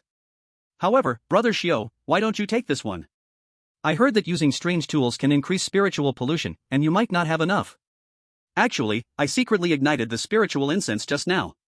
Zhao Hao suddenly whispered sneakily, the spiritual incense really doesn't suit me, lighting it feels awful. It's like losing yourself completely after 7 rounds of guidance, my entire spirit empties, and I enter a state of enlightenment where nothing seems interesting. Even when the nurse came to give me a shot, I couldn't respond at all. Fang Xiu. He didn't quite understand why even a shot could lead to that. Zhao Hao seemed afraid Fang Xiu wouldn't believe him, so he took out a lighter and reignited the incense. Moments later, wisps of blue smoke began to drift in the patient room, and with their breaths, the incense smoke entered their nostrils. The smell was somewhat choking. As the incense entered their bodies, Zhao Hao's formerly sneaky expression began to gradually transition to tranquility and indifference. Meanwhile, Fang Xiu furrowed his brows. He felt his spirit being polluted. It was as if 20 old monks were surrounding him, chanting scriptures and tapping wooden fish, urging him to let go of hatred, which made him even more anxious, even thinking about killing 2 strange beings for fun. Alright, extinguish it. Zhao Hao snuffed out the incense and quickly began to perk up again. How about it, Brother Xiu? I didn't lie to you, did I? This incense is really not a good thing, once it's lit, life seems to lose its joy. Fang Xiu nodded, signaling his agreement. The spiritual incense was indeed not a good thing, it actually tried to pollute his spirit. It seemed he had to find an opportunity to sell the incense all at once. Additionally, he could start considering matters regarding Qingshan Mental Hospital. He had always been curious about what director Zhou Qingfeng left behind, what was the truth of this world. He was even unsure about who wrote the bloody words on the ceiling when he just arrived here, there were too many mysteries to uncover. Previously, he was too weak to know these secrets, but now he had gained some self-preservation skills and could prepare to touch on these matters. During Fang Xiu's recovery period, a significant event occurred in the investigation bureau. What did you say? Yang Kuanping is going to lose control of his spirituality? Wang Dihai roared in the office, his face filled with disbelief. What on earth happened? Qingshan Mental Hospital is rated C, and with Yang Kuanping's strength, it would be expected for his small team to be wiped out, but how could he himself end up in such a state? He has been in a coma for 3 days, and now waking up is about to lose control of his spirituality? The doctor said he wasn't injured at all? It turns out, just 1 day before Fang Xiu went to Heishui village, Yang Kuanping's team was sent to the strange domain of Qingshan Mental Hospital. That day, Wang Dihai issued a total of 2 tasks. In Heishui village, there is also the Qingshan Mental Hospital. On the day the mission was issued, Yang Kuanping set out with his team. Fang Xiu and others went to Heishui village the next day. Yang Kuanping's team emerged from Qingshan Mental Hospital the following day, but only Yang Kuanping came out alone. Shortly after he emerged, he fell into a coma and only woke up today. The subordinate reporting was drenched in cold sweat from fear. Wang. Director Wang, according to Yang Kuanping, the intelligence was wrong. In that mental hospital's Eerie domain, there were not just the doctor spirit and the nightmare spirit, but other spirits as well. Yang Kuanping said he at least saw 3 other wandering spirits. If it wasn't for his ability to be invisible, he would have probably died long ago. 3 more. Wang Dihai's cold sweat immediately poured down. Because he suddenly recalled that Fang Xiu had said before that there were at least dozens of spirits in Qingshan Mental Hospital, locked in the hospital rooms. But at that time, he and Shin Lingshu had judged based on past experience, thinking this was impossible. It wasn't doubting Fang Xiu's foresight abilities, but the fact that dozens of spirits gathering together had never happened before. Even the headquarters once said that the characteristics of spirits vary, and it is difficult for them to coexist peacefully, so the situation of spirits living in groups basically doesn't occur. It's like animals in the wild, solitary animals living together contradicts common sense. Just like 2 tigers cannot share one mountain, unless one is male and the other is female. Plus, Fang Xiu was just a new spirit master, previously an ordinary person, and hadn't really come into contact with spirits at all, so they naturally thought the spirits Fang Xiu saw in the future scenes were spirit servants. After all, to ordinary people, there is no difference between spirit servants and spirits. But now, the experienced spirit master Yang Kuanping saw 3 other spirits in the Eerie domain of Qingshan Mental Hospital, which has broken common sense. This also meant that what Fang Xiu said could very likely be true. Qingshan Mental Hospital probably really has dozens of spirits, rather than just spirit servants. This is serious. If that's the case, then the past notion of spirits not gathering would be shattered, and the Eerie domain of Qingshan Mental Hospital in Luteng City would become a unique case worldwide. Where is Yang Kuanping now? Take me to him. Wang Dihai said anxiously. In the interrogation room, Director Wang, he's about to mutate, it would be too dangerous for you to go. Has Yang Ming come back? Wang Dihai said in a deep voice. No. Not yet. What about Bai Qi? Is he healed? Vice Captain Bai has already returned to work, but he doesn't seem to be in a state of full recovery. We can't worry about that now. Call Bai Qi to my office, and also Fang Xiu, as he is one of the main parties involved, bring him too. Yes, Director Wang. 10 minutes later. Fang Xiu arrived at Wang Dihai's office. He did not know why Wang Dihai called him, especially during his recovery. As soon as Fang Xiu entered the door, he saw a tall, handsome man with a pale face sitting opposite Wang Dihai, sitting upright, not smiling, and giving off an air of, "Do not approach."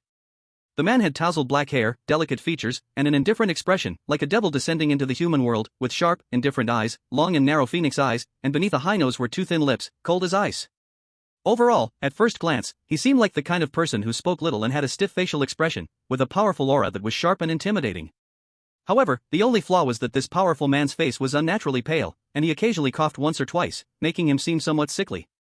Chapter 90, I Shed Blood for the Investigation Bureau. Fang Xiu, originally you should not have been called while recovering, but this situation is urgent, and you are one of the main parties involved, so I specifically called you over. This is Bai Qi, the deputy captain of the Investigation Bureau. Bai Qi, this is Fang Xiu. Fang Xiu and Bai Qi exchanged a silent look, one calm and one indifferent. Wang Dihai felt a bit awkward at that moment.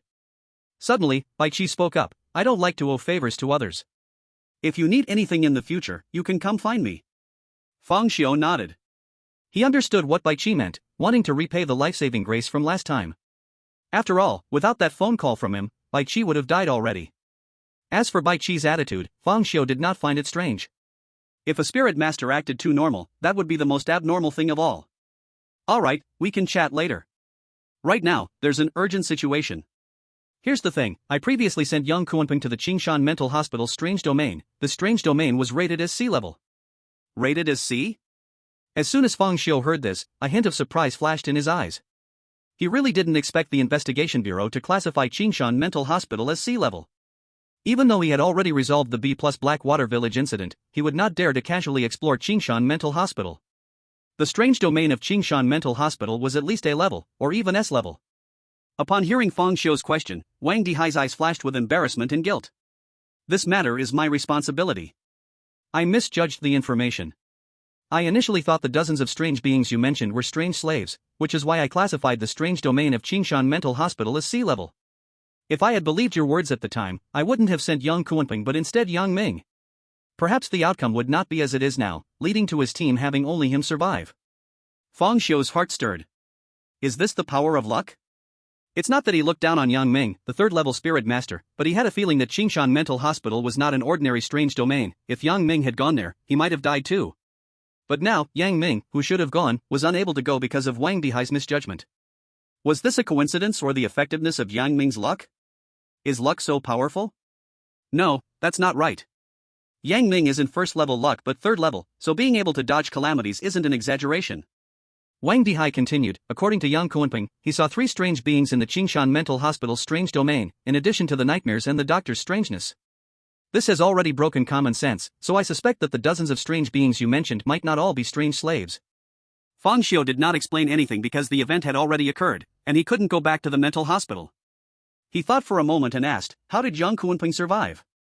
This was the concern of Fang Xiu. He was very interested in Qingshan Mental Hospital, or more precisely, in the things left by the director, Zhou Qingfeng. Wang Dihai explained, Yang Kunpeng's ability is invisibility. He survived by relying on this ability. Additionally, you provided the route of the mental hospital's safe passage before, so he managed to escape.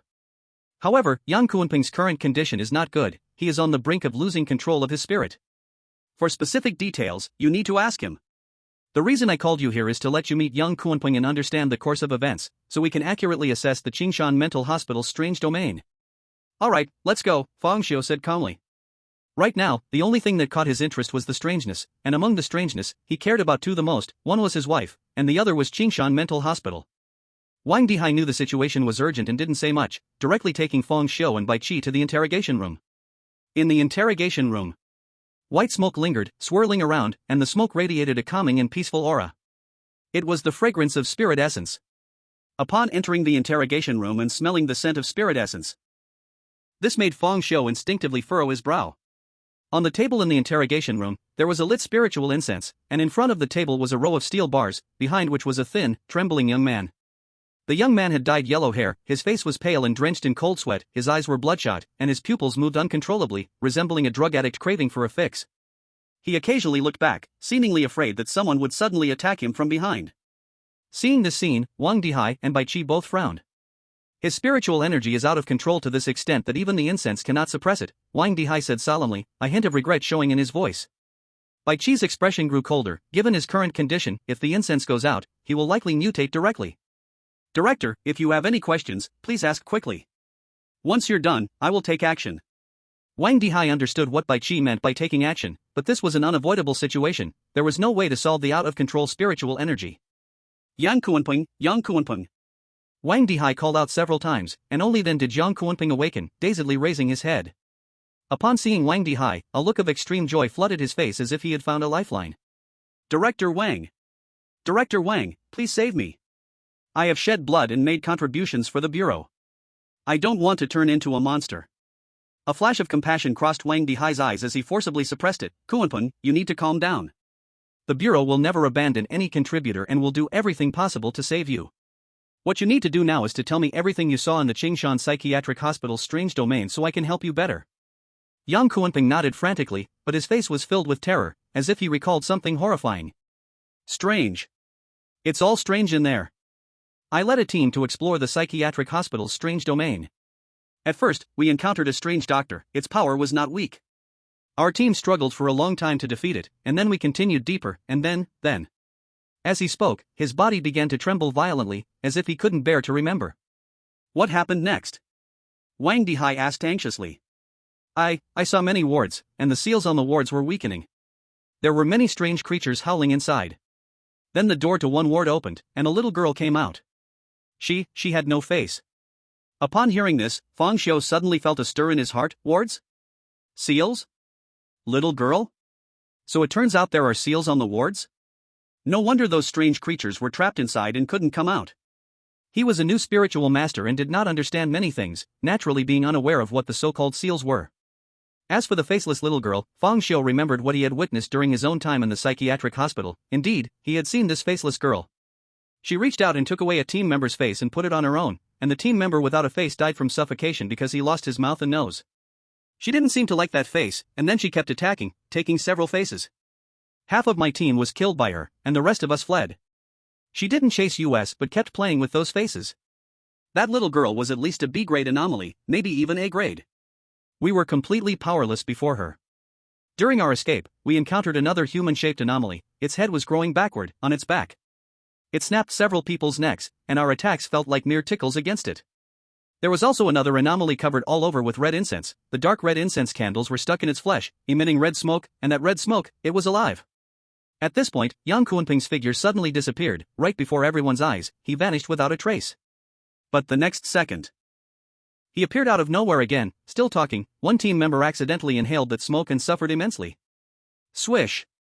Yang Kunping disappeared again, and then appeared once more, his whole body flickering like a movie frame, freezing and unfreezing, cut in and out. Bai Qi and Wang Dihai exchanged a glance. They knew very well that Yang Kunping could no longer control his own spirit, leading to this chaos. His ability was invisibility, and now he couldn't control it at all, which was why he kept disappearing and reappearing. That red smoke is not smoke at all, it's tiny red flying insects. In the end, only the three of us survived. Thanks to some escape routes provided by Fang Xiu before, we saw the nightmare in the safe passage. Mentioning the nightmare, Yang Kunping's flickering frequency increased even more. Clearly, he was very scared. That nightmare is not a C-level anomaly. It definitely is not. It is A-level. A-level. It has no physical form, no attack can harm it, it is invincible. It is immortal. No attack can harm the nightmare? Immortal? As someone who had direct contact with the nightmare, Fang Xiu felt no surprise. At that time, the nightmare was indeed elusive and had no physical form, entirely just black smoke with a pair of blood-red eyes, so being immune to any attack was indeed possible, but immortal? At most, it was just a relatively hard-to-kill anomaly. Perhaps, next time he visits Qingshan Mental Hospital, he could let it see who is truly immortal. It's impossible to distinguish between dreams and reality. Everything is too real, it's not an illusion. It's another world. Self-harm is useless, everyone has their own fears, even if you know in advance it's fake, you absolutely cannot overcome fear, fear cannot be overcome. As soon as this was said, Wang Dihai and Bai Qi instinctively looked at Fang Xiu. The reason Wang Dihai wants to find Qingshan Mental Hospital as a C-level entity was also because Fang Xiu and Zhao Hao were ordinary people before, yet managed to escape from beneath the nightmare. So they instinctively believed that the nightmare was not strong. As long as they knew in advance it was fake and had a bit of courage, they would be fine. Now it seemed, he was wrong, very wrong. Humans truly struggle to overcome fear. It's not just about yelling in the face of fear and rushing in with eyes closed, it requires you to genuinely not be afraid. Even knowing in advance it's fake means nothing.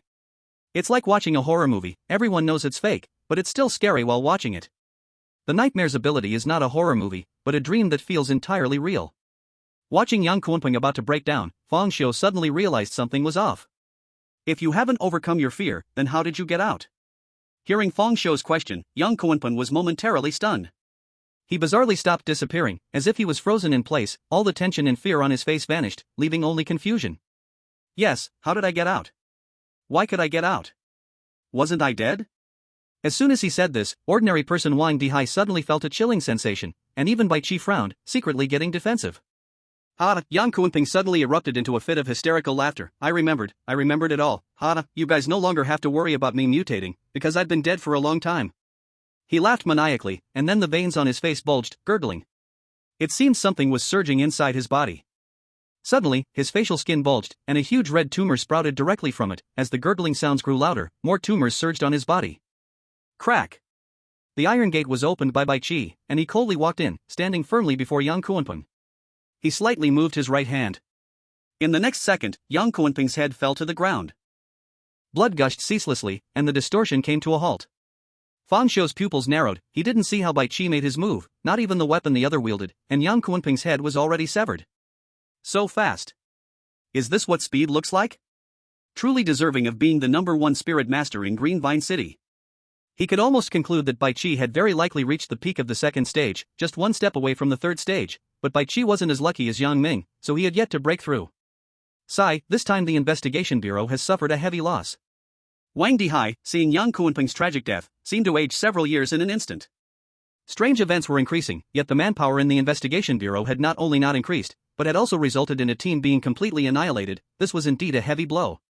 Someone, handle Yang Kuanping's corpse, and according to the reward and punishment system, provide his family with subsidies and issue a martyr's certificate.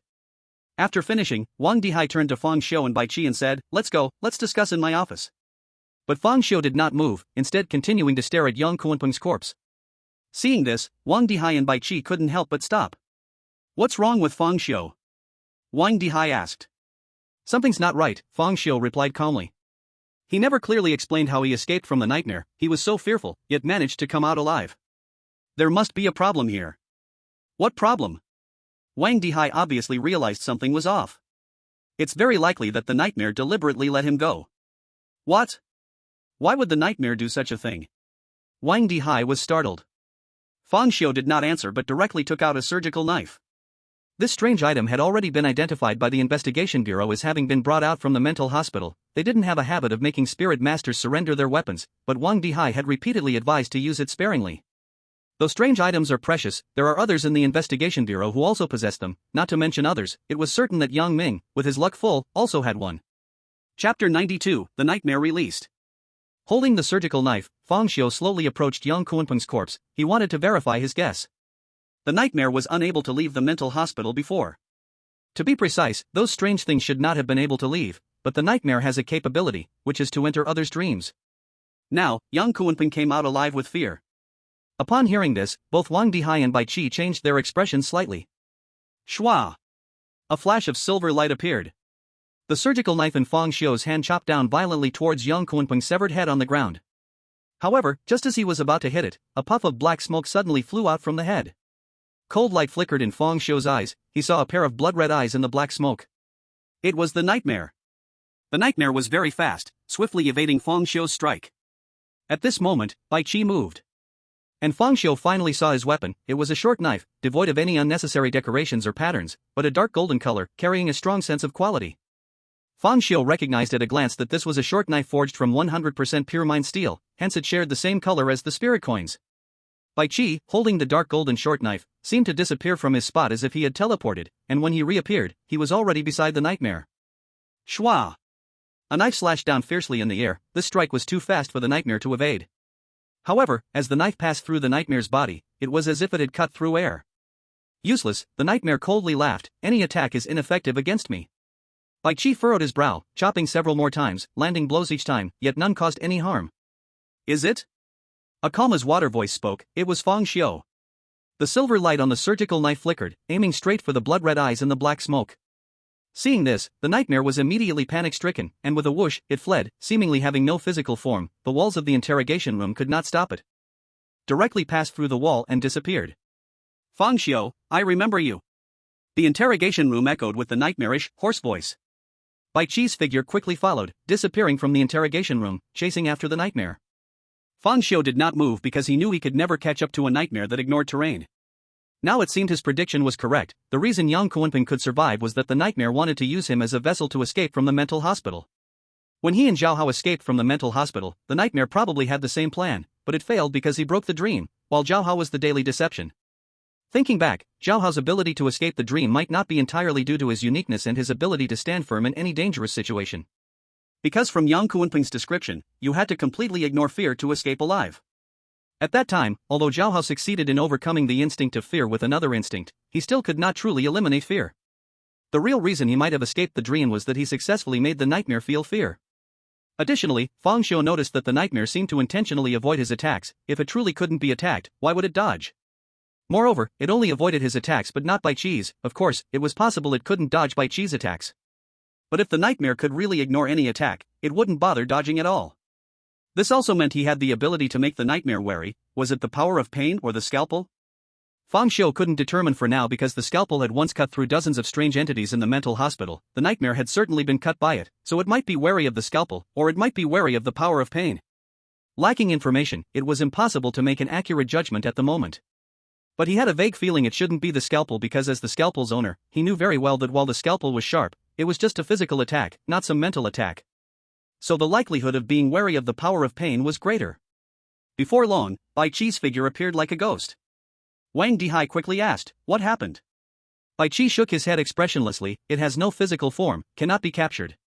Wang Dihai's face instantly turned grim. A strange entity actually escaped right before the investigation bureau. It was a huge disgrace for him as the director. Especially with the nightmare's abilities being so bizarre, ignoring attacks, killing in dreams. Such a bizarre creature, once mixed into a crowd, would cause unimaginable casualties. Bai Chi, immediately take people to investigate. We must not let the nightmare act recklessly. Bai Chi nodded and then vanished from the spot again. Wang Dihai looked at Feng Xiu with a grim expression. "Feng Xiu, I hope you can contribute to this task. After all, you are the one who walked out of the dream alive. The nightmare should find it hard to harm you. And it seems very wary of the scalpel you brought out of the mental hospital. Sai, this responsibility is on me. I will report the truth to the higher-ups. If I had listened to your advice back then, perhaps this wouldn't have happened." Feng Xiu nodded. Regarding the Qingshan mental hospital, even if Wang Dihai didn't mention it, he would not let the nightmare go unchecked. Perhaps he could gain some information about the Qingshan mental hospital from the nightmare. The Eerie domain of Qingshan Mental Hospital was very likely artificially created, and the director, Zhou Qingfeng, was most likely human, at least had been human. As for what Wang Dihai said, that if he had listened to him back then, perhaps it wouldn't have led to this outcome, Feng Xiu did not think so. Even if Wang Dihai had truly trusted his words and paid close attention to Qingshan Mental Hospital, it would not have mattered. The nightmare's abilities were too bizarre. Being able to ignore the attacks of Bai Chi, the strongest in Luteng City, means that basically no one in Luteng City can easily deal with it. Just a single nightmare monster is so powerful. What about the other strange beings in the mental hospital?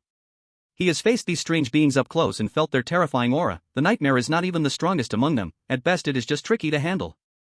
The seal in Qingshan Mental Hospital is weakening. Once the strange beings are released, it is likely that all the spiritualists in Luteng City together won't be able to pass through the nightmare realm of the mental hospital.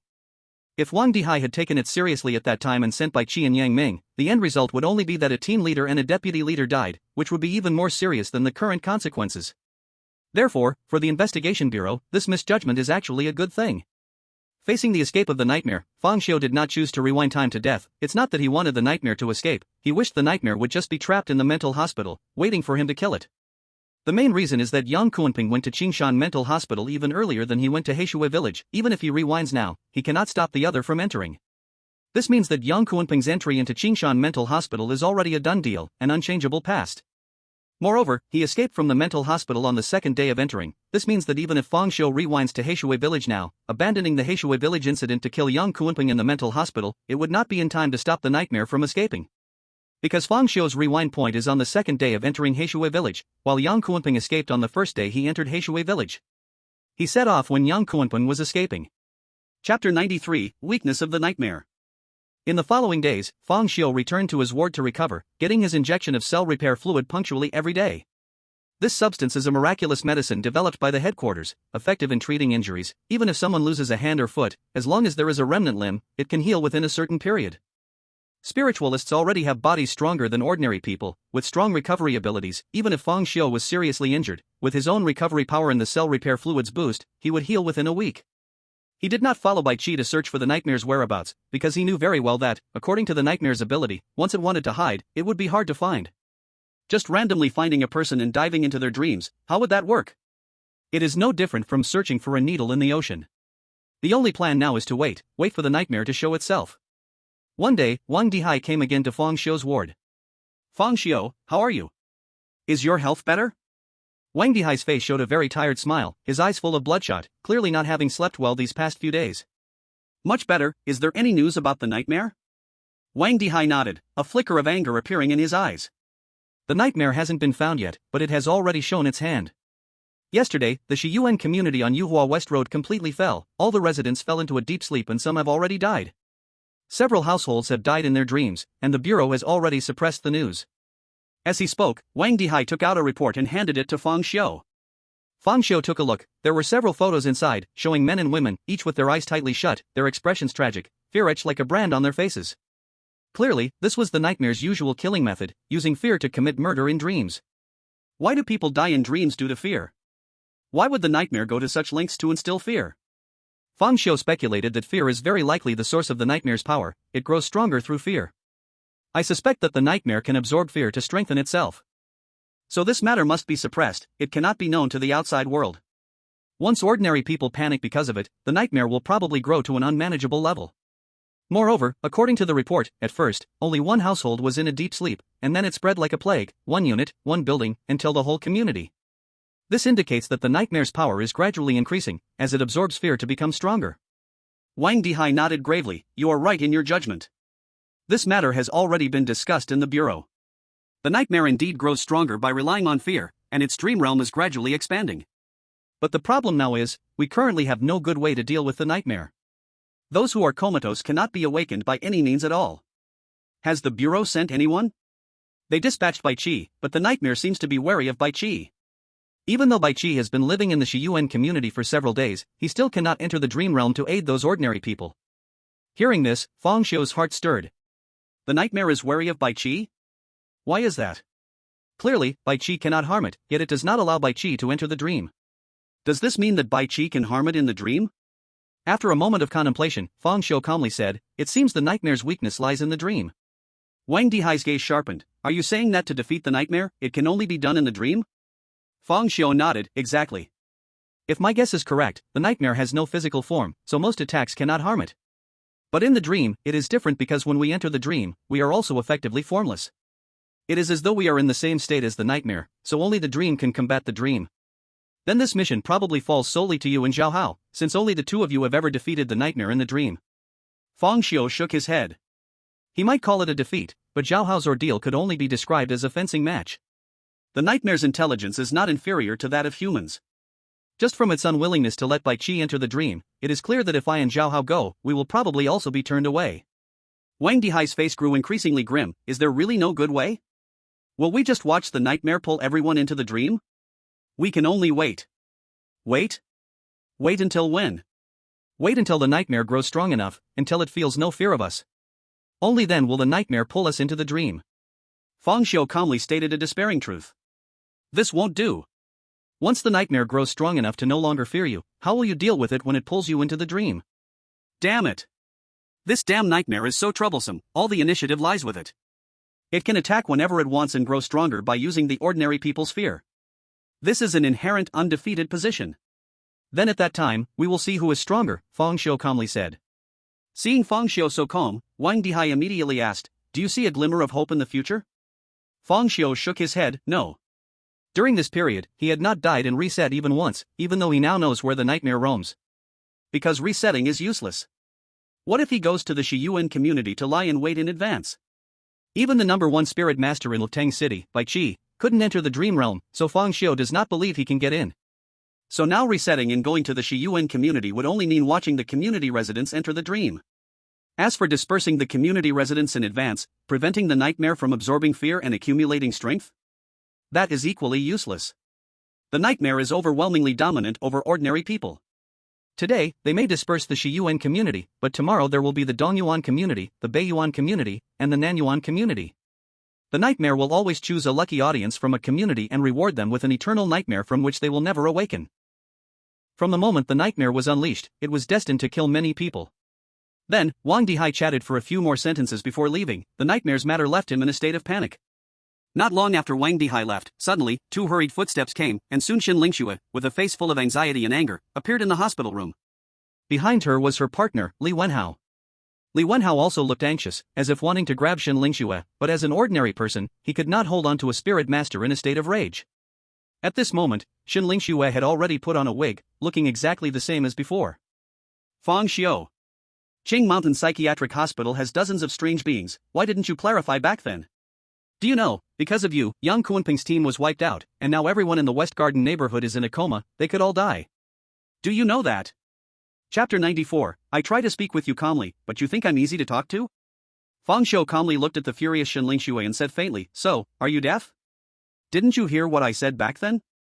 Xin Lingxue's anger remained, you did say it, but you didn't make it clear, who knew you were talking about strange beings or strange slaves? Investigator Xin, don't say anymore. Li Wenhao hurriedly grabbed Xin Lingxue, but she shook him off with a force that seemed a bit too much, sending him crashing into the wall, gritting his teeth in pain. Xin Lingxue continued to press, Fang Xiu. You knew I didn't believe at the time, why didn't you persuade me? Slap. A blood-red slap mark suddenly appeared on Xin Lingxue's fair and delicate face. She froze for a moment, then became furious, you. Slap. Another fierce slap hit her face. Shen Lingxue exploded. Just as she was about to resist, a large hand had already tightly gripped her delicate neck. Bang! The immense force caused Shen Lingxue's back to slam into the wall, knocking her wig off, revealing her buzz cut, and the large hand pressed firmly against her.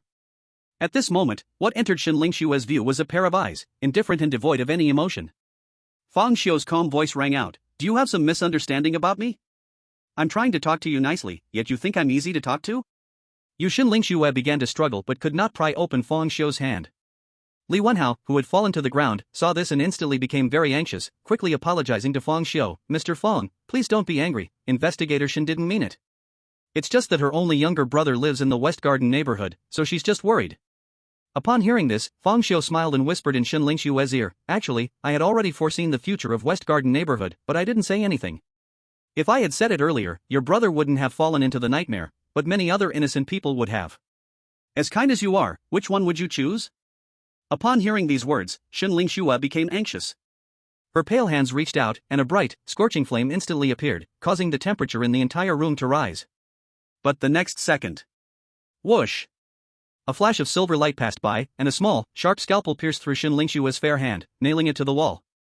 With the explosion of pain, the flame was instantly extinguished, and Shen Lingxue's face twisted in agony as her delicate body convulsed continuously. Ah! A muffled scream of pain sounded. Looking at the beautiful face of the other person, twisted in pain, Fang Xiu only felt that at this moment, Shen Lingxue was even more beautiful. "No! Stop! Please stop!" Li Wenhao, seeing his goddess hurt, rushed up with red eyes, but Fang Xiu casually kicked him away. After being hit by this kick, Li Wenhao spat out blood and felt excruciating pain all over his body, unable to stand up. At this moment, Shen Lingxue's face had turned purple from lack of oxygen. "It's clear she's about to die. Don't kill her. She didn't mean it." Li Wenhao said anxiously, "She just grew too quickly in spirit after coming back from Blackwater Village, leading to an unstable mind, and after a bit of stimulation, she lost control of her spirit." "Oh, now everything can be blamed on losing control of the spirit?" "To me, losing control of the spirit is like drinking alcohol. Alcohol amplifies what's inside you but cannot create something from nothing. Just like if you have the intent to kill in your heart but wouldn't normally do it, after drinking, you might dare to do it. Someone without the intent to kill, no matter how much they drink, wouldn't kill anyone.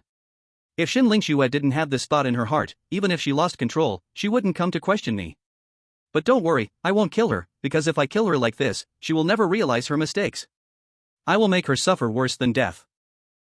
What do you want to do?" As soon as Li Wenhao heard worse than death, many unbroadcastable thoughts raced through his mind. He was so anxious that he didn't care about his own injuries, struggling to get up. However, at the moment he stood up, a flash of bloodlight sparked in Fang Xiu's right eye. Li Wenhao was struck as if by lightning, rolling his eyes back and spitting out blood, fainting away. Then, Fang Xiu looked at the nearly suffocating Shen Lingxue and calmly said, "Look into my eyes." In an instant, the bloodlight surged. A strange spiritual wave flowed through Shen Lingxue's eyes and entered her heart. "From today on, I want you to see me as you would see a god." As the voice fell, Shen Lingxue's eyes gradually lost their sparkle, as if her soul was being pulled away, leaving only endless pain. Bang! Shen Lingxue's delicate body fell heavily to the ground. Fang Xiu created a beautiful illusion for her. In the illusion, no matter what she did, it was wrong. Anything she did would be met with countless accusations from others. She would be completely denied until she doubted herself. Since you are so proud, thinking that all mistakes belong to others, then create a world where only you are wrong. Her brother would also appear in the illusion, and she would find herself in a dilemma. If she chose to save her brother, countless ordinary people would die because of it. And her brother wouldn't thank her. Instead, he would blame her for causing so many deaths. If she chooses righteousness over family, not saving her brother, then her brother's spirit would haunt her every day, questioning why she didn't save him. No matter how she chooses, it's wrong. The most tormenting punishment is never physical but rather the torment of the soul. To deal with a proud person like Shen Lingxue, what Fang Xiu needs to do is grind down her pride, trample her self-righteous dignity underfoot, and crush it. Is there anything more pleasurable than toying with the soul? The previous Fang Xiu couldn't achieve this level with the blood pupil, but now his spirit has reached 10% and his strength has increased significantly. Enough to unleash the true power of the blood pupil. After all, the blood pupil is a product of the second stage. Without sufficient foundation to support it, it's hard to exert maximum power. Moreover, Shen Lingxue's state is poor, her spirit slightly out of control, and her mind is at its most vulnerable, making it very convenient to take advantage of the situation, leaving an indelible mark in her heart. In the illusion, Shen Lingxue found herself alone in an endless darkness. Above her head seemed to be a spotlight that always locked onto her no matter how she moved. The scope of that spotlight was very narrow, only illuminating a meter around Shen Lingxue, like a beam of light prison from which she could not escape. At that moment, Shen Lingxue completely couldn't focus on thinking because every part of her body was sending out a tearing pain, endless agony drowning her like a tide. Just then, a spotlight lit up again not far away. Shen Lingxue looked on with great difficulty, only to see Fang Xiu sitting calmly on the throne, his eyes indifferent, propping his chin with one hand, staring down at her like a deity. Fang Xiu. Did you do all of this? Fang Xiu did not answer, he snapped his fingers. Suddenly, the dark scene changed, transforming into the West Garden community. Shen Lingxue's brother appeared. Then, Shen Lingxue saw her brother being chased by a nightmare in a dream, the nightmare taking the form of a butcher, wielding a cleaver, teasing her brother like a cat with a mouse. From time to time, he would strike, blood splashing everywhere. Seeing this scene, Shen Lingxue's eyes were filled with rage, her eyes bloodshot. No! Don't hurt him! In the illusion, suffering engulfed her, she had already lost her ability to think, like a person who didn't know they were dreaming. At this moment, Fang Xiu's indifferent voice sounded, "Do you want to save him? Fang Xiu, what do you want? Don't hurt my brother. Let it be me. Do you want to or not? I want. I want." He snapped his fingers again, and instantly the surrounding darkness was dispelled, along with his figure disappearing entirely. The scene reverted to Shen Lingxue's home. Her brother sat blankly on the sofa. Seeing this, Shen Lingxue hurried over, hugged her brother tightly, crying uncontrollably. To her surprise, her brother emotionlessly pushed her away and coldly questioned, "Why did you save me? Do you know that because you chose to save me, the nightmare went to the city center, and now everyone there has fallen asleep, they will never wake up?" At this moment, the television suddenly turned on, showing news reports. The city center was in chaos, cordoned off with police tape, outside of which countless family members were crying, kneeling on the ground. "Please. Save my child. Let me in. My wife is still inside." Seeing this scene, Shen Lingxue's mind was hit hard. Regret, blame, despair, various emotions surged within her heart. "Do you see it, sister? This is all your fault. You caused their families to break apart, leading to death and misery. Why did you save me?" Her brother suddenly erupted with a fierce roar. Then he crazily ran to the window, opened it, and jumped directly from the 15th floor. "No!" Shen Lingxue completely broke down. The scene shattered like a mirror, and everything returned to darkness. In the darkness, a beam of light descended, and the indifferent Fang Xiu sat high on his throne, calmly watching the crying Shen Lingxue, just like before. Snap! With the sound of a snap, the scene of her brother being hunted by the nightmare appeared once more. "This time, how will you choose?" Fang Xiu said indifferently. Shen Lingxue saw her brother again, and her eyes regained their spirit, but just as she wanted to save her brother, images of ordinary people who had lost their loved ones, along with her brother's tragic death, floated in her mind. Pain and inner conflict flashed in her eyes, and after a long time, she despairingly closed her eyes and said nothing. In the picture, her brother was tortured to death by the butcher. Her brother's screams echoed endlessly in her ears. "Ah! Please let me go. Sister! Where are you? Come save me." Shen Lingxue tightly closed her eyes, tears constantly streaming down, her body trembling uncontrollably. She had wanted to speak many times but kept her mouth shut. The scene changed again. Shen Lingxue returned to her home once more, but this time, the house was empty without her brother. But the next second, her brother, with a pale face, as if a ghostly figure, appeared out of nowhere. "Sister, why didn't you save me? Do you know I am forever imprisoned in nightmares, tortured for eternity? Sister, why didn't you save me? Why didn't you save me?" "Ah!" Shen Lingxue broke down. She rushed up and embraced her younger brother, only feeling like she was holding a cold corpse. "I'm sorry. I'm sorry." She cried until she was exhausted, cried until her voice was hoarse. But her brother remained unmoved, repeatedly asking, "Why didn't you save me? Why didn't you save me?"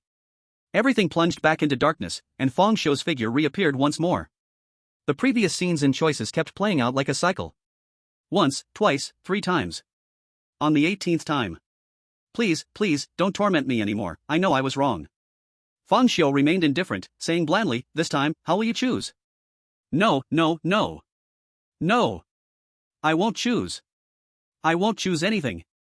Avoiding the truth was useless, the cycle continued to repeat. Chapter 96, Shaving the Wool of the Bright Club. After a long time, Fang Xiu left the hospital room, while Shen Lingxue curled up in the corner like a bullied little girl, hugging her knees and silently sobbing. He was almost fully recovered and could begin to take action. The action he spoke of wasn't to confront the nightmare, but to target the Bright Club.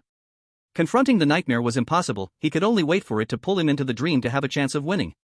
Fang Xiu was confident that the nightmare would eventually pull him into the dream because they had enmity. At the Black Rose Bar, the Kill Me branch, Fang Xiu met Manager Chang of Kill Me again. Manager Chang was still in a well-tailored suit, tall and wearing a mask, looking very refined. Welcome to the Kill Me branch, how can I assist you? Manager Chang smiled. I want to take all the jobs related to the Bright Club, Fang Xiu said calmly. Manager Chang was slightly taken aback. All? Sir, as a friendly reminder, there are indeed a few jobs targeting the Bright Club, but because the prices are so low, no one wants to take them. After all, it's not worth going against the Bright Club for that little money. It doesn't matter, I plan to wipe out the Bright Club. Right now, I just want to make some extra money. Hearing this, Manager Chang's pupils trembled in shock. Wipe out the Bright Club? It seems today we have a remarkable guest. If I remember correctly, last time you spent 200 spirit coins to buy the life of the Bright Club president's cousin. I didn't expect you to decide to take action yourself this time. But, sir, are you not afraid to share this information so readily? After all, wiping out the Bright Club is no small matter. The Bright Club holds significant power in the circle of spirit masters in Greenvine City, and if it is really wiped out, it will likely cause quite a shock. I'm telling you this news so that you can sell it. This news should be worth a lot of money, right? I think at least the people from the Bright Club will be very interested in spending a lot to buy it. It can work like that? Manager Chang was truly stunned, he had never thought he would meet such a guest one day. This was simply about squeezing out all the value of the Bright Club. However, this also indirectly revealed one piece of information: this guest in front of him had absolute confidence in his own strength, confident enough to let the Bright Club know the news in advance. He wasn't going for assassination, this was a clear and open notice, a public killing. When did Greenvine City produce such a character? Manager Chang calmed down after a while and said, Sir, if you really intend to wipe out the Bright Club, then this news will be very valuable, but I'm not questioning you. You'd best provide corresponding evidence to prove that what you say is true, so I can sell the news. Otherwise, if I sell the news and you don't go through with the killing, then... Bang! Fang Xiu directly threw the bronze candlestick onto the table. Manager Chang's pupils instantly constricted upon seeing the bronze candlestick. This is a strange tool. It belongs to the president of the Bright Club, Ma Wenbin. They had previously placed a bounty for information about the strange tool. Hearing this, Fang Xiu's heart stirred slightly. It seemed Wang Yanran had not told Ma Wenbin about the cursed artifact, or perhaps she was planning to give Ma Wenbin a surprise? But now there was no surprise to give, for Wang Yanran was already dead. Wang Yanran was indeed well informed, she found out what the Bright Club's bounty could not uncover on her own. However, Fang Xiu was not surprised, as this woman had her own way of gathering information. After all, she had two mouths, making it easy for her to gather useful intel. The bounty for the cursed artifact, I also accepted. You can inform the Bright Club that I have the item in my possession. Moreover, this cursed artifact is under your care as proof that I will take action against the Bright Club. You can sell this information now. Oh, by the way, my name is Fang Xiu, currently an investigator from the Investigation Bureau. As Fang Xiu spoke, he directly removed his mask. A handsome and calm face appeared before Manager Chang's eyes. Manager Chang stared intently at Fang Xiu, and quickly images of the man's profile surfaced in his mind. Fang Xiu, male, 20 years old, local from Greenvine City, a newcomer to the Investigation Bureau, his ability is perception. He was somewhat astonished, a rookie spirit master with mostly supportive perception abilities actually had the audacity to claim he would act against the Bright Club? Was this some sort of spiritual instability? Yet no matter how he looked at Fang Xiu's calm face, there were no signs of any spiritual instability. Could it be that the Investigation Bureau intended to act against the Bright Club, with Fang Xiu merely a decoy? This was the only reasonably plausible explanation that Manager Chang could think of. Yes, it must be so. Fang Xiu, being from the Investigation Bureau, would surely know of the Bureau's intended action against the Bright Club, thinking to profit from insider knowledge. After all, the Bright Club would eventually be eliminated by the Investigation Bureau, so it made sense to accept all orders and earn as much as possible. Thinking of this, Manager Chang's eyes brightened. This was a talent. He knew how to make the most of situations. Mr. Fang, then you can download the Kill Them app now, and I will send you all the orders related to the Bright Club. Fang Xiu nodded and subsequently followed Manager Chang's guidance to download the Kill Them app, registering his own account with the nickname, Bright Slayer. Remarks: accepting all orders related to the Bright Club. Manager Chang couldn't help but twitch his mouth when he saw Fang Xiu's nickname and remarks. What grudge or grievance could this be? You stole someone's cursed artifact and are going to wipe out their family? Although he felt like complaining in his heart, Manager Chang dared not say a word. This person was definitely ruthless. Directly using the cursed artifact as a deposit and even daring to show his face, not afraid of being targeted for assassination, such a person was either a madman or had deep hidden aces up his sleeve. Either way, he was not to be trifled with. Then, Manager Chang began sending orders to Fang Xiu. Ding. You have a new order from Kill Them, please check. Ding. You have a new order from Kill Them, please check. Fang Xiu opened the orders and glanced. They were all essentially related to people from the Bright Club, but the prices were so low that no one had taken the orders for a long time. Soon, he saw a familiar name, Wang Yanran. Order remarks, this bitch was dating 8 men behind my back and actually put me in the 9th place? She deceived my feelings and took all my money, she deserves to die. Bounty, 5 spirit coins. Seeing 5 spirit coins, Fang Xiu believed the remarks. It seemed he really had been robbed of all his money, otherwise, he wouldn't have offered only 5 spirit coins. Moreover, this person was clearly so scammed that his spirit was on the verge of collapsing. What bothered him was not that Wang Yanran was dating 8 men at once, but that he was ranked 9th. This damn competitive spirit. Fang Xiu was already used to it, after all, they were spirit masters, so it was no surprise to hear such earth-shattering and soul-crushing statements. Chapter 97, President, you know me. He has seen too much. Like the kind-hearted Lin Ziang, who can freeze and ignite, who can suck and wrap Wang Yanran, the wrong one is not me, but the whole Heishui village. Wang Ernie, why didn't you persuade me, Xin Ling Xue? Now there's someone who is dating 8 men at the same time, why am I ranked 9th?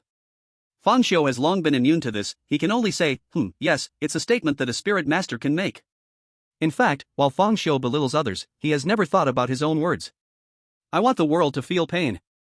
Wife. How can I live without you? No one can kill me 18 times and still walk free.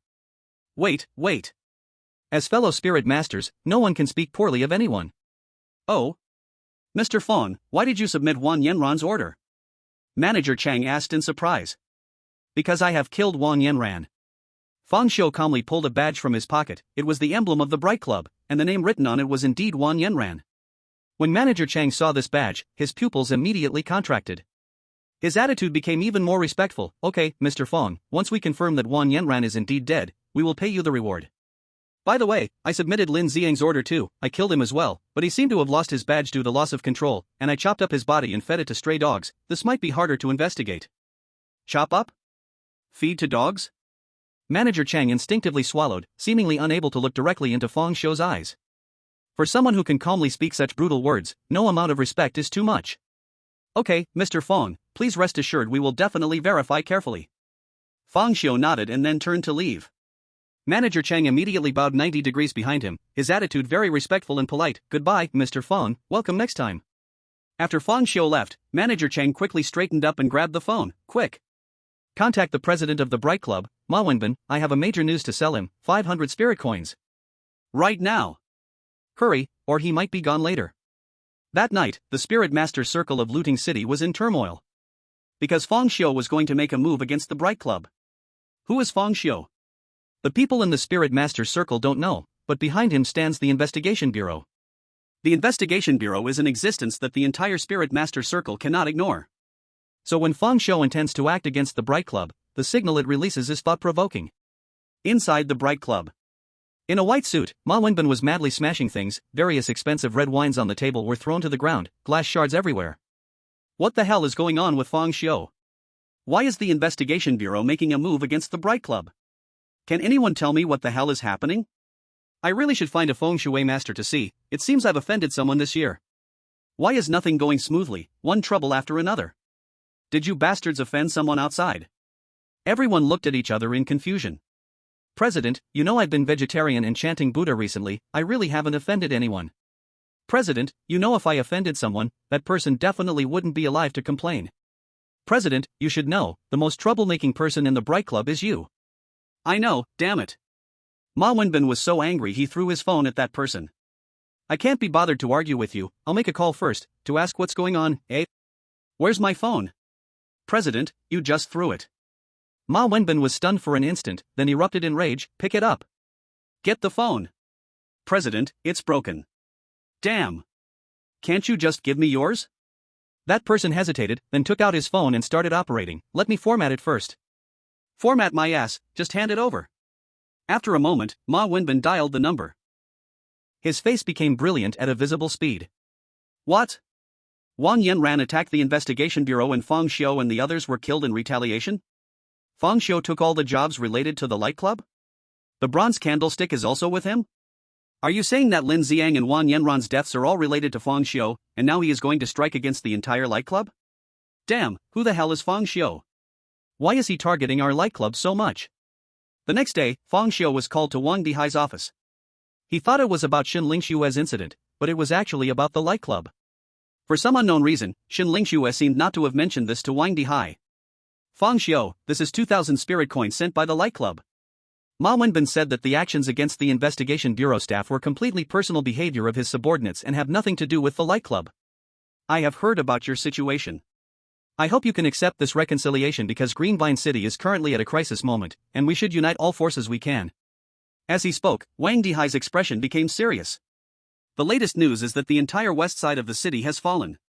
We have made the greatest efforts to evacuate the masses, but there are still some people who could not be evacuated in time. Although all negative news has been suppressed, the scope of the spread is too large, and the entire Greenvine City is in panic. Because of the crowd's panic, the nightmare's power is becoming stronger and spreading faster, and many spirit masters have already been dragged into the dream. I have sent someone to request support from headquarters, but headquarters is also short-staffed, and it will take at least 2 days. Do you think the people from the Light Club can be trusted in the face of the nightmare? Rather than letting them provide nourishment for the nightmare, it's better to kill them in advance. Fang Xiu said calmly. Indeed, he was speaking the truth, because the nightmare cannot be dealt with by mere numbers. On the contrary, the more useless people there are, the more fear they provide. The more spirits it devours, the stronger it becomes. That may be true, but with a great enemy at hand, you are a member of the investigation bureau, and if you strike against the Light Club, it will cause public unrest. Before Wang Dihai could finish his words, suddenly, a hurried sound of footsteps emerged. Bang! The door was pushed open. A staff member with an anxious expression rushed in. Director! Deputy Captain Bai has entered the dream. What? Wang Dihai stood up suddenly. When did this happen? I don't know. Deputy Captain Bai hasn't woken up since he fell asleep yesterday, and we can't wake him no matter how we call. We don't know when he entered the dream last night. Wang Dihai's face darkened, because according to Fang Xiu's speculation, the nightmare is very cunning and only pulls in Bai Qi when it believes it has the strength to deal with him. Now that Bai Qi was pulled into the dream, does this mean that the nightmare has grown strong enough to deal with Bai Qi? Where is Bai Qi now? Take me to see. After Wang Dihai finished speaking, he hurriedly said to Fang Xiu, you can see how serious the situation is. You must not disregard the overall situation because of personal grievances. After speaking, Wang Dihai hurriedly followed the staff member away. Fang Xiu watched the two of them leave, his heart stirred. Bai Qi has been pulled into the dream, how far can I be? Bai Qi's strength is far above my own, but the nightmare chose to pull in Bai Qi first, not me? That almost confirms that there is something the nightmare fears about me. It should be the power of pain. Because the scalpel is a real-world item and cannot enter the dream, the only thing the nightmare fears is the power of pain. Soon, Fang Xiu also got up. He wanted to erase the Bright Club before the nightmare struck. Even Bai Qi was deeply involved. He didn't believe the people from the Bright Club could play any role. They could only become the feed for the nightmare. Of course, he hadn't forgotten to take away the 2,000 spirit coins offered by the Bright Club as an apology. An apology could be accepted, but people still had to die. Though on the surface it seemed Fang Xiu had already gained the upper hand by killing 2 members of the Bright Club and getting a strange artifact for free, in reality, he had died twice because of the Bright Club. Once with Lin Xiang, and once with Wang Yanran. This grudge had to be avenged. Night fell, and the entire Greenvine City was silent. The streets were almost empty of pedestrians. Usually, at this time, the nightlife of Greenvine City would begin, but under the shadow of the nightmare, even though the investigation bureau tried hard to cover it up, many ordinary people realized something was wrong. They didn't immediately think of the supernatural, rather, they believed that an unknown virus was spreading in Greenvine City, a virus that would make people fall into a deep sleep and never wake up. Under this rumor, large numbers of ordinary people fled. Those who didn't believe in evil stayed behind but dared not go out. At this moment, a figure cloaked in a black hood appeared on the empty street. The streetlights cast a long shadow of him. This person was Fang Xiu. Fang Xiu calmly stopped in front of a skyscraper. This was the headquarters of the Bright Club. The Bright Club was very rich, the entire building belonged to them. At this time, the building was dark, with only a few floors still lit. 2 security guards stood at the entrance, each tall and strong, looking like they were not ordinary people. These were mercenaries hired by the Bright Club. Spirit masters were ultimately few in number and generally not quite normal, so security work was all handed over to mercenaries. Fang Xiu ignored the 2 mercenaries and walked straight towards the building. Soon, he was stopped. Sir, this is private property, please do not enter. Swish. Swish. A silver light flashed, and a fine line of blood appeared on the necks of the two, followed by endless pain flooding their bodies. The two collapsed stiffly to the ground. From beginning to end, Fang Xiu never stopped walking. He entered the building. Inside the building, dozens of mercenaries were patrolling. They went in threes, alternating patrols, ensuring that no corner was left unguarded. At that moment, the team closest to the entrance was Paul, John, and Daisy. They were all offshore mercenaries, each a special forces level, with rich combat experience. However, as the three walked, suddenly John at the back of the line pulled out a tactical dagger and stabbed it fiercely into the heart of Captain Paul. Captain Paul let out a muffled grunt and instantly fell to the ground. The only woman in the team, Daisy, turned around in alarm, just in time to witness this scene. She was immediately horrified and quickly raised her gun to aim at John. John! What are you doing? Why did you kill the captain? John's face was filled with panic. No. It wasn't me. Not you? You still have the dagger in your hand and dare to deny it. Daisy had already unlocked the safety of the gun, as if she was about to fire at any moment. John became even more flustered. Really, it wasn't me, my body is out of control. While he was explaining, his hands didn't stop, raising the dagger straight towards Daisy. Daisy, being a mercenary who had participated in many battles, was not hesitant at all. She pulled the trigger without any second thought. Tat tat tat. John was instantly shot in the head and fell into a pool of blood. After finishing this task, Daisy was just about to take up the walkie-talkie to report the situation when, unexpectedly, a noise came from behind her. She hurriedly turned around and saw Captain Paul actually standing up from the ground, blood still flowing from his chest. Daisy happily exclaimed, "Great, Captain, you're not dead?" Paul said stiffly, "Daisy, why did you kill John?" As he spoke, Paul suddenly fired his gun in a sweeping motion. Daisy instantly fell into a pool of blood. Then, Paul's radio crackled to life. "Paul, what's going on over there? Why were there gunshots?" Paul replied stiffly, "Daisy suddenly went crazy and killed John, then attacked me. I need backup." Before long, two nearby teams rushed over, seeing Paul covered in blood, and John and Daisy lying in a pool of blood. "Paul, you." Tat tat tat. Without any hesitation, Paul fired his weapon, unexpectedly killing several people. The remaining individuals reacted quickly, immediately firing back. Paul was instantly shot into a sieve, collapsing on the ground.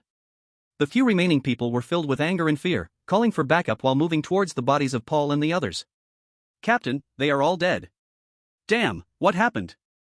At that moment, the three who were originally dead, Paul, Daisy, and John, suddenly began to move. Their skin was peeling off, but underneath was not flesh and blood, but hair. A thick mass of black hair. The black hair was dense and glossy, looking very healthy. Ah! What is this strange thing? The three, made of black hair, frantically attacked the mercenaries, ignoring the bullets. In just a moment, they slaughtered the remaining people. After everyone died, numerous silver strands burst forth from the corners like venomous snakes, quickly wriggling into the corpses. Before long, the corpses arose, their skin continually peeling off to reveal their black, shiny hair underneath. Fang Xiu stepped out from the corner, looking at the scene before him with great interest, quite satisfied. The Eerie slaves all gathered around him, kneeling on one knee in salute, as if worshipping their king.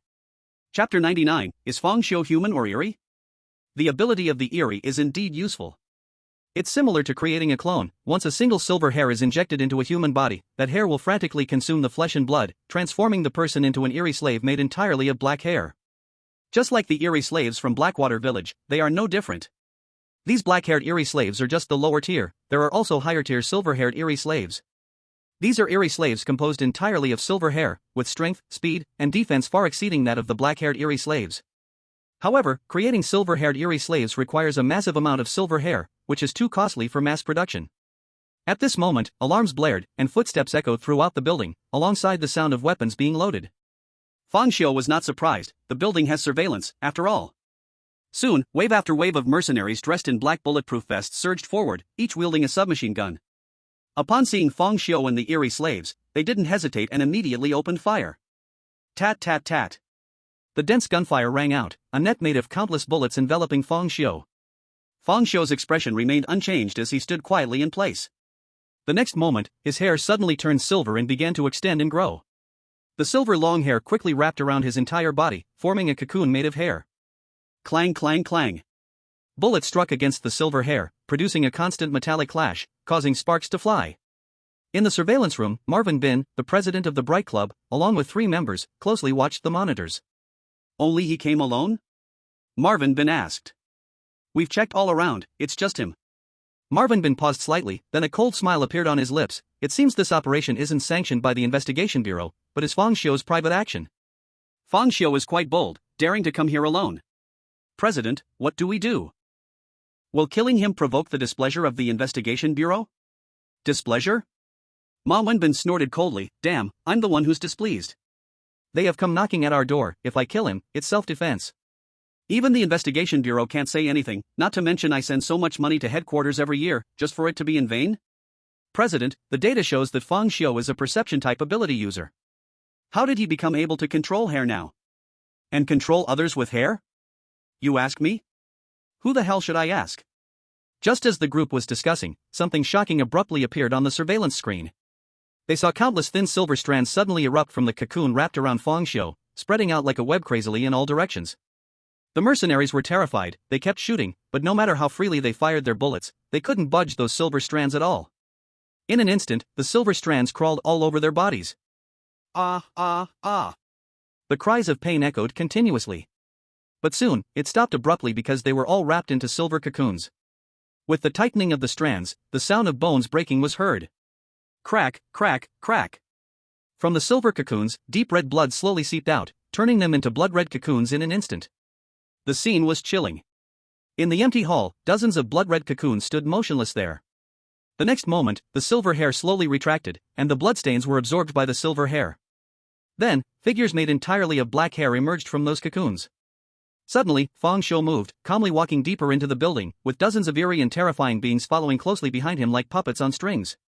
In the monitoring room, Ma Wenbin and others felt a chill run down their spines as they watched the scene. Someone even exclaimed in fear, What kind of ability is this? Is Fang Xiu even human? President, what should we do now? How about I go meet him, a member volunteered. Ma Wenbin cursed directly, Are you watching too much anime? You go meet him? Do you want me to learn from the villains in those cartoons, sending my underlings to die one by one while I sit on the top floor waiting for him to come up? In the end, we'll just fight one-on-one? Are you all idiots? This is our territory, we have many people, and he's just one person, so we go together. Saying this, Ma Wenbin led a few people downstairs to find Fang Xiu. Inside the building, Fang Xiu was leading a group of eerie beings forward when suddenly, a thick white mist surged in the corridor. The white mist was immense, spreading like a tide and obscuring the entire corridor in an instant. Looking towards the white mist, it was impossible to see through, visibility was extremely low, and one could imagine that entering it was like becoming blind. But when Fang Xiu saw this white mist, he did not retreat, instead, he walked straight into it. Instantly, his figure was enveloped by the mist, and everything in front became a white blur, nothing was clear. Not only that, this white mist seemed to suppress perception, even his sensitive senses as a spirit master were significantly inhibited here. The mist was also unusually thick, making it feel as if he were submerged underwater, with great resistance to every movement. Deep in the mist, Ma Wenbin and the others watched Fang Xiu with rapt attention. At this moment, Fang Xiu could not see them. A man around 30, with a gloomy expression, revealed a chilling smile. He really is a newborn calf that isn't afraid of tigers, daring to directly walk into my mist concealment. Here he becomes completely blind. What good is it having dozens of black-haired subordinates? President, it seems you don't need to take action, leave it to me. As soon as he finished speaking, the man pulled out a dagger and vanished into the white mist. His speed was extremely swift. Within the mist, he felt as if he was swimming in water. President, can he go by himself? Fang Xiu doesn't seem as simple as he appears, said a man with a scar on his face, holding 2 guns. Ma Wenbin glared grimly at Fang Xiu and coldly said, Let him make a move to test the waters, and you, Zhao, look for openings to strike directly with spiritual bullets. And you, old Zhao, hurry and cast a weakening curse on Fang Xiu. This kid is too calm, it's not normal. The man named Old Zhao had a refined appearance, wearing gold-rimmed glasses, with a touch of scholarly elegance. Okay, President. Old Zhao replied, then reached out his palm toward Fang Xiu. A subtle spiritual wave instantly hit Fang Xiu. Fang Xiu instantly felt as if his body had been drained. He felt as if he had a severe cold, unable to muster any strength. The scene became extremely dangerous in an instant. The fog-hidden ability user was lurking in the shadows, gradually getting closer to Fang Xiu's back, attempting to launch a sneak attack. The man with 2 guns had already raised his weapon, aiming through the mist at Fang Xiu, waiting for the moment he would show a flaw. The scholar-like man continued to cast weakening curses, robbing Fang Xiu of even a shred of strength. Meanwhile, Ma Wenbin, the president of the Light Club, was closely watching from the shadows. Suddenly, the fog-hidden man moved, his figure struck fiercely toward Fang Xiu's back like a ghost. Chapter 100, Fierce Battle. Clang. The sound of metal clashing rang out. Fang Xiu's hair instantaneously turned into a cascading silver waterfall, directly blocking the hit from behind. The attack missed, and the fog-hidden man was instantly startled, quickly retreating back into the white mist. He sneered, "Not bad, you managed to block my strike, but you won't be so lucky next time. In the fog, no one can defeat me." As he spoke, his figure flew swiftly, circling around Fang Xiu, making his voice echo from all directions, chilling like a ghost. "Eyes, throat, heart, abdomen, guess where I'll attack, oh." The fog-hidden man, in full pursuit, abruptly fell straight to the ground. "What tripped me?" He looked down to see a very fine silver hair strand wrapped around his foot. Following the strand, he was horrified to discover that a dense net of silver hair had covered the ground around Fang Xiu. It was like a spider's web. Then, those silver strands continued to elongate, burrowing into his eyes, throat, heart, abdomen. The fog-hidden man was on the brink of death when suddenly, bang bang. 2 crisp gunshots rang out. 2 light bullets shot out rapidly, fiercely aimed at Fang Xiu. These were not regular bullets but spiritual bullets made of spiritual energy. The man with 2 guns was once a mercenary living on the edge. His firearms were his only reliance in battle, his most trusted partner. Thus, after going through mysterious events, he awakened his ability related to firearms, allowing him to shoot spiritual bullets. Facing the incoming spiritual bullets, Fang Xiu seemed to foresee their path, slightly tilting his head and effortlessly dodging the 2 bullets. His movements were extremely swift, with no excess actions. The 2 spiritual bullets flew past, grazing his scalp. Seeing this scene, the elegant man with the weakening ability immediately showed a shocked expression, exclaiming, "Impossible. How could Fang Xiu, who had been weakened in facing the resistance of the mist, manage to dodge bullets so swiftly?" What he didn't know was that it wasn't Fang Xiu making the dodging move, it was Fang Xiu's hair. If observed closely from a distance, one would notice that, unknown when, Fang Xiu's entire body was connected by countless slender silver strands. That's right, Fang Xiu once again controlled his body like a puppet. It was Fang Xiu who was weak, but his hair had become his protector. Not his strange hair. The scarred man saw Fang Xiu dodge the bullet, but a cold smile tugged at the corner of his mouth, his fingers lightly curling. Suddenly, the 2 spirit bullets that had originally passed him by bizarrely turned around. Whoosh! Whoosh! The spirit bullets traced long lines through the white fog, heading straight for Fang Xiu. Just when the scarred man thought he had succeeded, Fang Xiu's body flickered like a ghost. In a mere swift step to the side, he effortlessly dodged the 2 spirit bullets once again. Seeing this, the scarred man's eyes nearly popped out. Dodging the first attack was understandable, but how could he evade bullets that turned? Who would expect bullets to turn? Moreover, spirit bullets, not being physical, were much faster than ordinary bullets and had immense power. Unless one was a speed-based spirit master, it was impossible to dodge them. Clearly, Fang Xiu's speed wasn't very fast, yet he managed to dodge, as if he had foreseen the attack, already evading the moment the strike was launched. At that moment, the fog-hidden man had quietly perished. Silver hair surged into his body, piercing his insides in countless ways, turning him into a mushy mess while draining his spirit. In an instant, the sheen of the silver long hair grew brighter. No wonder the strange wanted to consume human souls, to devour the spirit of spirit masters. It turned out the strange grew stronger in this way. Fang Xiu could clearly sense the jubilation of the strange. However, he didn't like seeing the strange happy, so he directly injected pain into it, causing the strange to wilt instantly. Once the fog-hidden man died, the white mist that filled the corridor immediately dissipated completely. In Fang Xiu's view, 3 people appeared. They were a gloomy-faced Ma Wenbin, the dual-gun scarred man, and a refined man in gold-rimmed glasses. Seeing these 3, Fang Xiu calmly said, "I didn't expect the renowned Bright Club to have only 3 of you." Upon hearing this, Ma Wenbin nearly exploded. "What do you mean there are only 3 people? Clearly, all the others were killed by you. Kill him." Without any unnecessary words, Ma Wenbin directly commanded the attack. At this point in the battle, the reason for fighting no longer mattered. The conflict between Fang Xiu and the Bright Club was irrelevant. What mattered was that only one side could survive. Unfortunately for them, Fang Xiu would not die. The scarred man immediately began to madly pull the trigger, unleashing spirit bullets without restraint. Fang Xiu's expression remained calm as he took steady steps toward the scarred man. Then, a miraculous scene unfolded. Without the binding of the white fog, Fang Xiu's speed was so quick that it created afterimages. The spirit bullets continuously pierced through the afterimages, failing to touch Fang Xiu in the slightest. This was the ability of the strange. The silver hair connected to his entire body, aiding him in moving faster, enhancing strength and speed. A person's power was not as strong as the strange's. Theoretically, controlling the body with the strange could unleash greater strength and speed, but the premise was that one had to achieve a unity of human and hair, letting the hair act with the mind to accomplish such precise maneuvers. Even Wang Ernie back then couldn't reach this level, but Fang Xiu could. Because the strange had already taken the form of him, manipulating his hair was more agile than controlling his fingers. Of course, this also heavily relied on the help from foresight. The power of spirit bullets was immense, even Silver Hair found it hard to withstand them. Although he wouldn't be directly injured, his body would feel the impact, causing delays. Once delayed, he would face continuous attacks, so the best method was to dodge. Fang Xiu evaded the first wave of attacks, but soon, the spirit bullets turned and shot towards him again. This time, under the scarred man's control, the spirit bullets formed a dense net. The figure of Fang Xiu was firmly sealed off, giving him no space to evade. But at that moment, over a dozen flying daggers glowing with dark golden light flew out from Fang Xiu's waist, directly colliding with those spiritual bullets. Chapter 101, Provocation and Division. Clang, clang, clang. The sound of metal clashing echoed constantly, sharp and clear. During his recovery, Fang Xiu spent a lot of spiritual coins to forge flying daggers made of 100% heart steel based on Wang Yanron's design. They could fully conduct spirituality and were very hard and sharp. The force of these dark golden daggers was obviously not as strong as the spiritual bullets, and they were constantly knocked away. But after being knocked away, these daggers turned like living beings, changing direction and charging towards the spiritual bullets again. Moments later, all the spiritual bullets were shot down.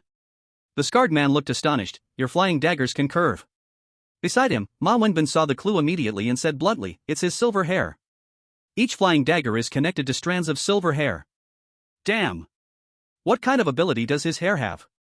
The scarred man cursed, frustrated by how versatile the opponent's hair was. It could control people, attack, defend, and manipulate flying daggers. What kind of divine ability was this?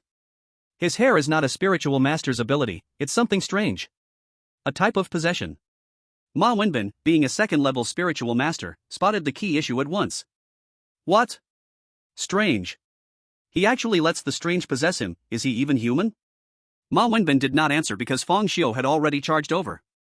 Holding a shiny silver scalpel, his silver hair fluttered more gracefully as he ran, followed by dozens of howling strange slaves. At first glance, they were clearly on the territory of the Bright Club, yet Ma Wenbin and others seemed surrounded. Suddenly, Fang Xiu vanished.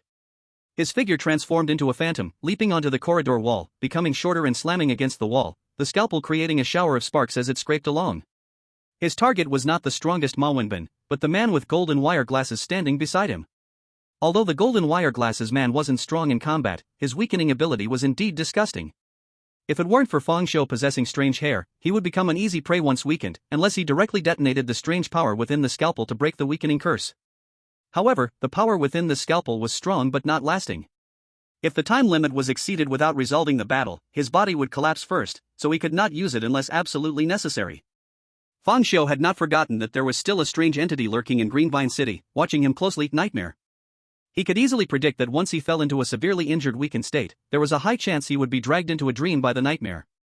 Seeing Fang Xiu charging at him, the man with golden wire glasses was instantly horrified. He was just an assistant and couldn't possibly resist such a fierce opponent. At that moment, Ma Wenbin, who had been silent, finally took action. His 7 orifices began to ooze bright red blood. Not just the 7 orifices, even all the pores on his body began to bleed. In an instant, Ma Wenbin turned into a blood man. His blood seemed to be pulled by some force, forming a blood arrow that shot fiercely at Fang Xiu. Fang Xiu's silver hair exploded, turning into a silver ribbon to meet that blood arrow. Sizzle! The sound of corrosion instantly rang out, as his silver hair began to corrode violently, as if encountering sulfuric acid. Swish! A flash of silver light passed. Fang Xiu directly severed the corroded silver hair. Ma Wenbin's blood possessed strong corrosiveness. Indeed, he was not to be underestimated as a second-level spiritual master, even capable of corroding strange hair. However, the question remained, was there more blood or hair? In the next moment, Fang Xiu's silver hair puffed up like a porcupine, thousands of steel needle-like silver strands shooting out. Countless silver strands shot towards the 3. Among the tens of thousands of silver strands were a dozen dark golden flying knives. In addition, dozens of Eerie slaves had surrounded them completely. Ma Wenbin's face turned extremely ugly in an instant. Although he was not afraid of Fang Xiu's attack, his little brothers were. He never expected that one day he would also experience the feeling of being besieged. Back then, he led the entire club to gang up on others, but today the tides had turned. He continuously spat blood, trying to fend off the overwhelming attacks, the crimson blood forming a bloody shield that enveloped the 3. Countless attacks and Eerie slaves struck against it, with a hissing corrosive sound constantly ringing out. Surprisingly, it held off all the attacks. Silver strands of hair melted away, and the Eerie slaves became missing limbs one by one. From within the blood shield came Ma Wenbin's cold laughter. Fang Xiu, if this is all you can do, you won't be able to touch me. Fang Xiu calmly replied, oh, really? How long do you think you can protect those two useless ones? An enlarged defense area means an increase in consumption. While I only need to attack, you have to spend 3 times as much to defend against me. As soon as he said this, Ma Wenbin's face turned ugly because Fang Xiu was speaking the truth. If he were defending alone, he wouldn't consume much, even able to launch counterattacks, but now, due to protecting 2 subordinates, his consumption skyrocketed, forcing him into a passive position. If this continued, once his spiritual energy was exhausted, he would undoubtedly die. While speaking, Fang Xiu's attacks did not stop, as the limbless Eerie slaves charged at the bloody shield without fear of death. Silver strands continuously shot out, causing ripples on the blood shield. Give up on those 2 burdens, there's no need to risk your life for them. Fang Xiu's voice constantly penetrated the blood shield like a heart-wrenching demon. Ma Wenbin's 2 subordinates instantly changed their expressions drastically upon hearing this. President, please don't listen to him. We are your most loyal subordinates, don't give up on us. Ma Wenbin's face fluctuated between dark and light, seemingly contemplating. At this moment, Fang Xiu's voice came again, my target is only Ma Wenbin. If you 2 turn against him now and help me kill Ma Wenbin, I can let you go, and even recommend you to the investigation bureau. As soon as these words were spoken, the faces of the 3 changed completely. Fang Xiu, do you think we will fall for your schemes? Ma Wenbin shouted loudly. Then he said to the 2, don't worry, I will never give up on you. You still remember the oath we took when we joined the club, right? Only with you can the Bright Club survive. President. The man with glasses showed a glimmer of gratitude in his eyes, but in the next second, a blood arrow pierced through his heart. Along with him, the scarred man was also instantly pierced, and their blood gushed uncontrollably, all flowing towards Ma Wenbin. President, you. The 2 looked as if their hearts were being ripped apart. But Ma Wenbin laughed, you can't blame me, blame Fang Xiu. Just as he said, if I keep protecting you 2 useless ones, I'll be the one who dies. It's better to take your blood than to allow me to fight back and take revenge for you. As for the Bright Club? Sorry, as long as I live, the Bright Club can exist forever. While speaking, the light shield had already dissipated, revealing a blood-soaked Ma Wenbin and his 2 subordinates lying on the ground, barely breathing. Chapter 102, The Mandate of Heaven. Whoosh, whoosh, whoosh. Almost without pause, the moment Ma Wenbin appeared, countless silver strands shot out. However, as soon as they touched the blood on him, those silver strands were all corroded. Ma Wenbin did not lie, with his strength, if it weren't for protecting these 2 burdens. Long ago, the counterattack had already begun, for Fang Xiu's silver hair could not pierce through the layer of blood on his surface. At this moment, Fang Xiu moved, and his silver long hair suddenly surged violently towards Ma Wenbin. Ma Wenbin coldly smiled, you really do not learn from experience. Before he could react, he was directly stunned. Because that silver hair did not attack him, but instead turned sharply and plunged fiercely into the bodies of the scar-faced man and the golden glasses man. Ma Wenbin felt the increasingly powerful strange aura coming from the silver hair, and he suddenly reacted. He exclaimed, bastard. You are actually devouring their spirits. Fang Xiu calmly glanced at Ma Wenbin, aren't you also devouring their blood? For a moment, the scene became somewhat strange, 2 blood arrows shot out from Ma Wenbin's body, piercing into the 2 men, crazily absorbing their blood like pipes. While Fang Xiu had 2 strands of silver hair splitting from his head, piercing into the bodies of the 2 men, crazily absorbing their spirits like pipes. To be precise, it was not him absorbing, but the hair's oddness. The odd hair was strange and was born to devour spirits. For a time, both Fang Xiu and Ma Wenbin had eaten their fill, only regretting the fate of the scar-faced man and the golden glasses man. Just now, Fang Xiu had consumed quite a bit of silver hair and received a replenishment of spirits. Meanwhile, Ma Wenbin, who had just lost quite a bit of blood, also received a replenishment of blood. Both sides took what they needed. Soon, the 2 men became mere husks. The battle instantly broke out. Fang Xiu controlled the silver long hair to constantly attack Ma Wenbin, while Ma Wenbin shot blood arrows from the pores of his whole body, transforming into streams of blood arrows. And just as the 2 were engaged in fierce battle, in the outer world, at the edge of Ultang City, 2 figures stood leisurely on high ground, overlooking the entire city. These 2 people were dressed in black, covering their entire skin, not revealing anything. They both wore playing card masks, one was the Ace of Spades, and the other was the King of Spades. The people from the headquarters of the Investigation Bureau are on their way to Ultang City. Old K, you go stop them. The King of Spades nodded, it's fine to block them for a moment, but I don't know who the person sent by the headquarters is. If it's one of those few people, I can't stop them. The headquarters is currently too busy taking care of itself and internal factions are in constant conflict, those top-level fighters will not easily leave headquarters. The Ace of Spades said coldly. In that case, I have no problem. However, the people in Latang City are continuously fleeing, and the fear that Nightmarish can obtain will become less and less. How can we test Yang Ming's worth at this level? The Ace of Spades chuckled coldly. It doesn't matter, I will make a move to seal off the entire Latang City, so that no one can escape, and I will also add some fuel to the nightmare, releasing the fear gas newly developed by the organization into Latang City to accelerate his evolution.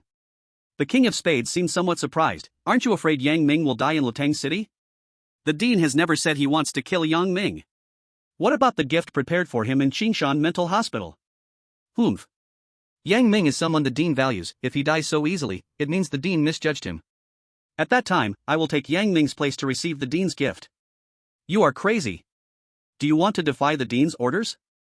I never intended to disobey the Dean's orders, I just want to see if Yang Ming has the qualifications to accept the Dean's gift.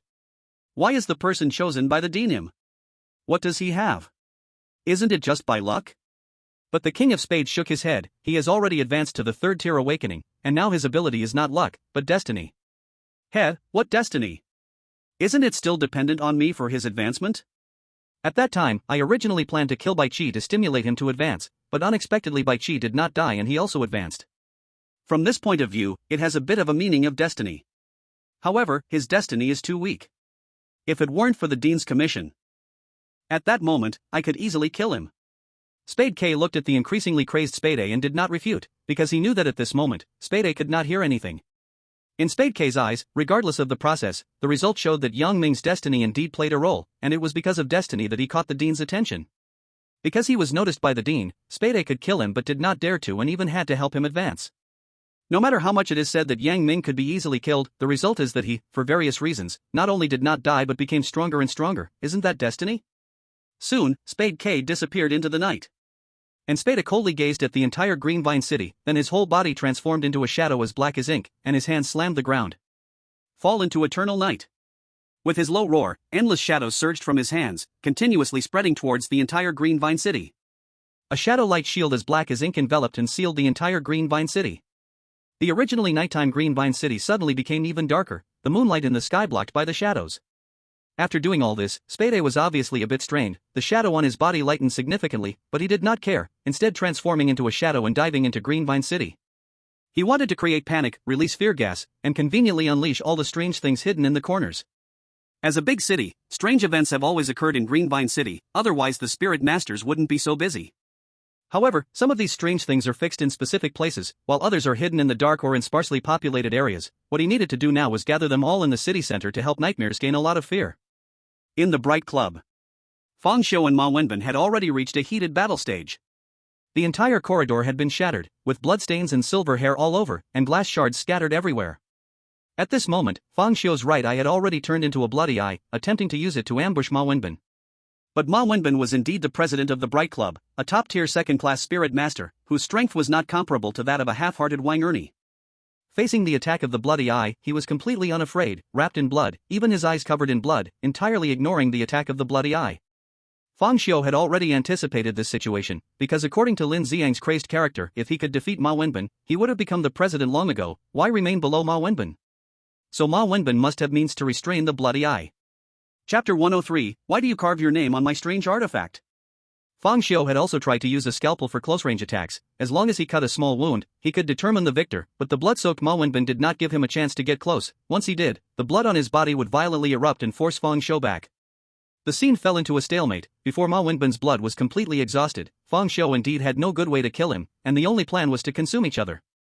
Fang Xiu was not afraid of the consumption struggle at all, because his hair was strange, and what was consumed was also strange. But Ma Wenbin was consuming his own blood. Ma Wenbin obviously realized this as well. He knew that if time dragged on, he would undoubtedly lose. Fang Xiu, it is meaningless to remain in a stalemate, why not just stop here? Fang Xiu did not respond to him but continued to attack. A flash of anger crossed Ma Wenbin's face. Fang Xiu, you took my spirit currency and strange artifact, already gaining the upper hand. Why must you fight to the death? Your spirit currency and strange artifact?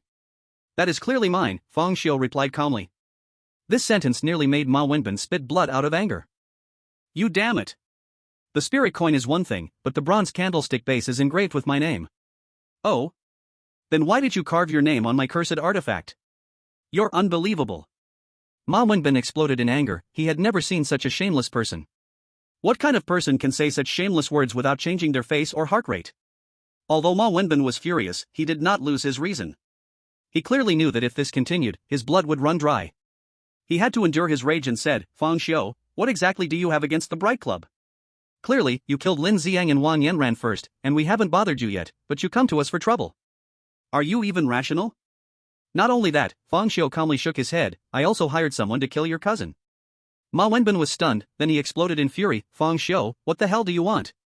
What did our Bright Club do to offend you? Why do you want to wipe us out? I just want to prevent you from seeking revenge on me. After all, I killed people from your Bright Club, so you would definitely come after me. To be safe, I'll just kill all of you. Listening to Fang Xiu's words, Ma Wenbin felt a sense of absurdity. To prevent us from seeking revenge? Am I even trying to take revenge? Fang Xiu, do you want to listen to what you are saying? Are you turning into a monster? If you are about to turn, just say it, I have spiritual incense. Upon hearing the two words spiritual incense, Fang Xiu suddenly recalled the scene when his mind was tainted by it, and he became even more ruthless. At that moment, suddenly, after a clash, both of them quickly retreated, creating distance. For a moment, they were speechless. Fang Xiu furrowed his brow, while Ma Wenbin looked serious as he glanced around. Fang Xiu frowned because he suddenly realized that the phantom-like oddities drifting in the building had vanished into thin air. Meanwhile, Ma Wenbin sensed something was off, a strange aura had started to fill the surroundings, he did not know when. This is the haunted domain. Ma Wenbin exclaimed in shock. As a second-tier spirit master, his perception was much sharper than Fang Xiu's. Fang Xiu's heart stirred. The haunted domain? No wonder the surrounding phantoms had disappeared, because I have now left the real world and entered the haunted domain, just like before entering the haunted domain of Qingshan Asylum. At that moment, Fang Xiu vaguely sensed a familiar strange aura. It was the nightmare. Did I enter the nightmare's dream? What on earth is happening? Why is it so sudden? No, it feels different from the last time I entered the dream. Could it be that the nightmare has become powerful enough to influence reality with dreams, thus forming a dream-haunted domain? Why has the nightmare suddenly become so strong? Fang Xiu, this is the haunted domain. The haunted domain pulled us in silently, which means this strange one's power is extremely strong. This is not the time for us to fight, we might as well stop here? What responded to Ma Wenbin was 1,000 silver hairpins. Ma Wenbin's face turned ugly as he consumed blood to block 1,000 silver hairpins. Fang Xiu, don't be stubborn. What kind of feud do we have?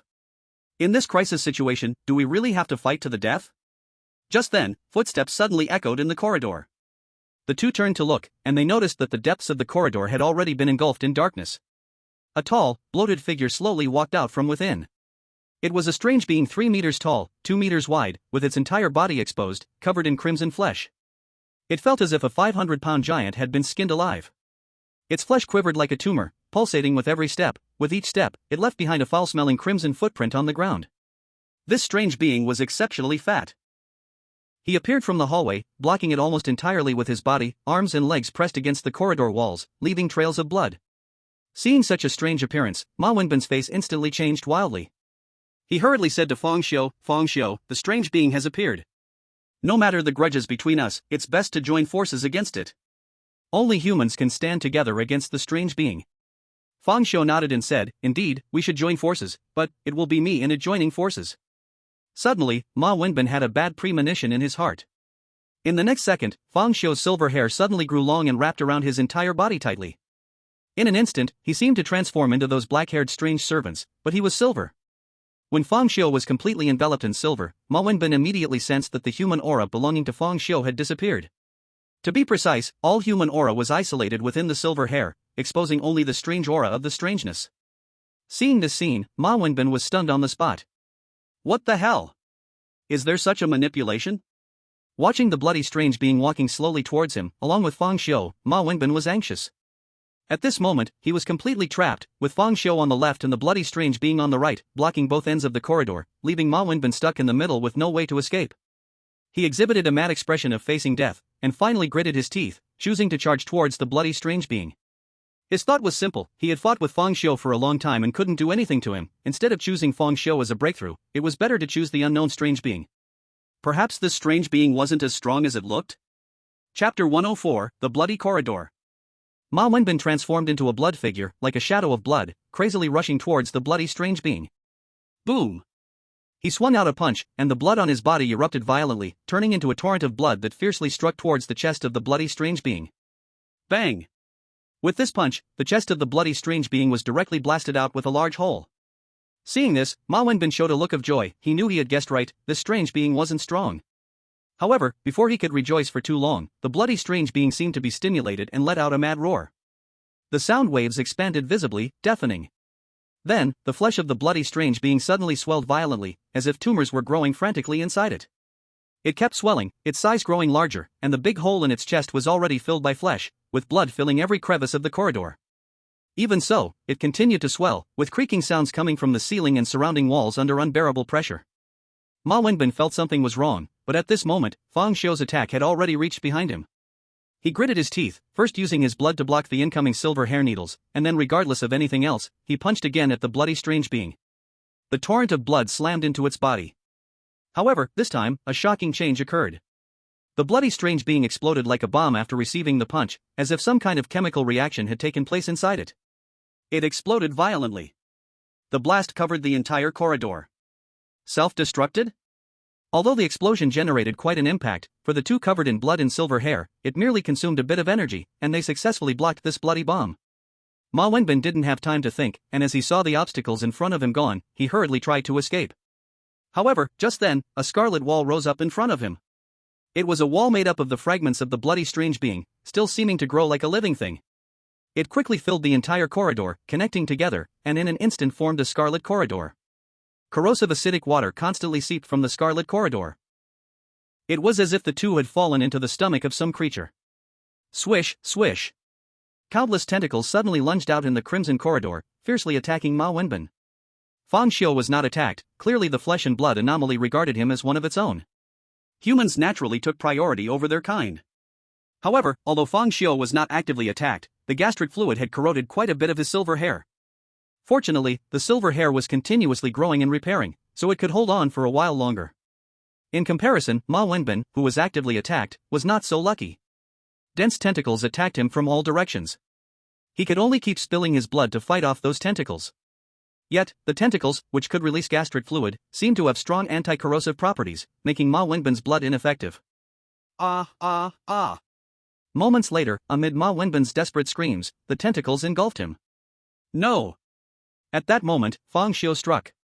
He unleashed his silver hair, connecting it to Ma Wenbin's body, and devoured the essence first. This action thoroughly enraged the flesh and blood anomaly. In the next instant, countless tentacles sprouted from the ceiling above him, and even the ground beneath his feet began to resemble a swamp, seemingly ready to swallow him up. However, in the face of such a dangerous scene, Fang Xiu smiled. The flesh and blood anomaly was a natural enemy to Ma Wenbin, as it was unafraid of corrosion and could absorb and digest blood. But he was a natural enemy to the flesh and blood anomaly. He enjoyed this close combat, this bizarre form of exposing his own flesh. Swish! A flash of silver light passed by. The scalpel flew out in response, piercing into the crimson corridor with Fang Xiu's dark essence. The power of pain erupted. In an instant, the crimson corridor let out a wail as if cursed to death, then its flesh boiled like boiling water, and soon began to wither, collapsing. Moments later, all the flesh turned into a pool of blood, and the crimson corridor vanished without a trace. Ma Wenbin, who had long become a corpse, fell to the ground, dead beyond any possibility of revival. Everything returned to calm. Indeed, the flesh and blood anomaly was strong, but it was not strong enough against the power of pain. After dealing with the Bright Club, Fang Xiu felt a little relieved, having fewer enemies now. It was not that he held grudges, mainly, he could not coexist with enemies in the same world, as it would make him feel uneasy. After continuously devouring the essence of Ma Wenbin and others, the anomaly not only replenished its previous consumption but also felt a vague sense of improvement. If this went on, Fang Xiu felt that his hair would eventually become an S-grade anomaly. My hair is an S-grade anomaly? That actually sounds good. Just then, Fang Xiu's phone rang. He took out the encrypted phone from the investigation bureau and saw it was a call from Su Kerson. He clicked to answer, and Su Kerson's soft yet anxious voice came from the other end. Investigator Fang, are you alright? If you're fine, Director Wang wants all investigators to rush to headquarters right away. There's been a change in Greenvine City. The nightmare is suspected to have evolved into a dream domain that can affect reality. Understood. Fang Xiu replied calmly and then hung up the phone. He was not surprised by the call from the investigation bureau, as it was expected that they would take action after a suspected invasion by the nightmare's domain in Greenvine City, indicating a possible epic level enhancement of the nightmare. However, Fang Xiu did not easily believe the contents of the call, as he had encountered similar situations in the nightmare's dreams before. Everything within a dream could be fake. But the investigation bureau still needed to be contacted. If it truly was a trap set by the nightmare, it meant that the nightmare could be within the investigation bureau. Afterward, Fang Xiu left the Bright Club. The moment he stepped onto the street, he was shocked to find that the entire Green Vine City was shrouded in a layer of shadow without him realizing it. The shadows, like a cage, locked up the entire Green Vine City. The moon in the sky was nowhere to be seen, replaced by a pair of enormous, blood-red eyes. Those were the eyes of a nightmare. The eyes of the nightmare hung in the sky like two blood moons, coldly looking down upon all beings. The scene on the streets had also turned incredibly strange. Once prosperous buildings now appeared somewhat distorted, as if the image quality had suddenly dropped from high definition to standard definition. Fang Xiu walked calmly down the Eerie street, his solitary, clear figure stood in stark contrast to the surrounding blurry distortions.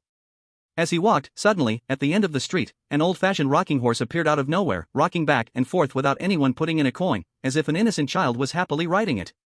A cheerful children's song echoed from the horse, creating an atmosphere that felt extremely bizarre. Chapter 105, I have a better method. Fang Xiu's expression remained unchanged as he continued to walk forward. With each blink, more and more amusement rides appeared on the originally empty street. Carousels, bumper cars, roller coasters. It felt as if they were loading the scenery of an amusement park. However, it was not fully loaded yet, and the scene appeared somewhat illusory and incomplete. Fang Xiu guessed that this was the nightmare's strange domain slowly invading reality. It hadn't fully invaded yet, but as fear grew, the entire Green Vine City would probably fall into a dream. He walked straight through the amusement park, ignoring the abnormalities around him, heading straight for the investigation bureau. Now, he had to reach the investigation bureau as quickly as possible, for the environment around him was clearly changing. If he delayed too long, he might get lost. Soon, he walked past the carousel, and he didn't know when it happened, but a little girl in a white dress appeared on the carousel. The little girl's figure was hazy, her innocent smile beamed brightly, and she continuously let out cheerful giggles, obviously enjoying herself a lot. "Uncle, come play with me," the little girl invited Fang Xiu. Fang Xiu paused, calmly gazing at the innocent little girl. He raised his hand, and a silver strand of hair tied to a scalpel flew directly out. Swish! The scalpel pierced through the little girl's body as if it had pierced through a puff of air. Fang Xiu retracted the scalpel and smiled at the little girl, saying, "Wait until you're fully here in reality, then I'll play with you properly." After saying that, Fang Xiu turned and left without looking back. In the empty amusement park, only the little girl's joyful laughter echoed. As Fang Xiu continued to move forward, time passed, and the strange phenomena around him increased. Whispers barely audible came from the empty streets, and in the dark corners, countless figures stirred. The footsteps behind him followed closely like a shadow. The once prosperous skyscrapers vanished, replaced by eerie graveyards. But it all seemed not yet fully loaded. Fang Xiu easily maneuvered through it, without being attacked at all. During this time, he also encountered many panicked people, some wandered aimlessly, others drove recklessly, and some wildly bowed to the blood-red eyes in the sky. Of course, even more people were cowering at home, trembling with fear. Seeing the changes happening at an accelerating pace, Fang Xiu started to imitate Spider-Man, using silver strands of hair as webbing to swing through the buildings in the air. Currently, the changes above were somewhat manageable, and he could roughly identify the directions. Soon, Fang Xiu reached the investigation bureau. Upon entering, he felt a heavy atmosphere of panic. The usual staff members had dwindled to less than half. Su Kersen was anxiously waiting at the entrance. She was not wearing her work uniform, just casual clothes, and her hair was somewhat disheveled. Even without changing her shoes, she was still wearing pink women's slippers, exposing her delicately pale toes like delicate jasmine buds. Upon seeing Fang Xiu, she immediately beamed with joy and hurriedly approached, saying, "Investigator Fang, you're finally here. Hurry to the meeting room, Director Wang and the others are waiting for you." Fang Xiu calmly stared at Su Kersen and said, "Come with me for a moment." As he spoke, Fang Xiu led Su Kersen to a corner where no one was around. Su Kersen leaned against the wall, raising her head in confusion as she looked at Fang Xiu, unsure of what he wanted to do. Just as she was puzzled, Fang Xiu moved closer and fixed his gaze tightly on her. She nervously backed away, her small frame pressed directly against the wall, with nowhere to retreat. "Fang. Investigator, do you have something to say?" "Director Wang is still waiting for you," Su Kersen said, lowering her head and avoiding eye contact.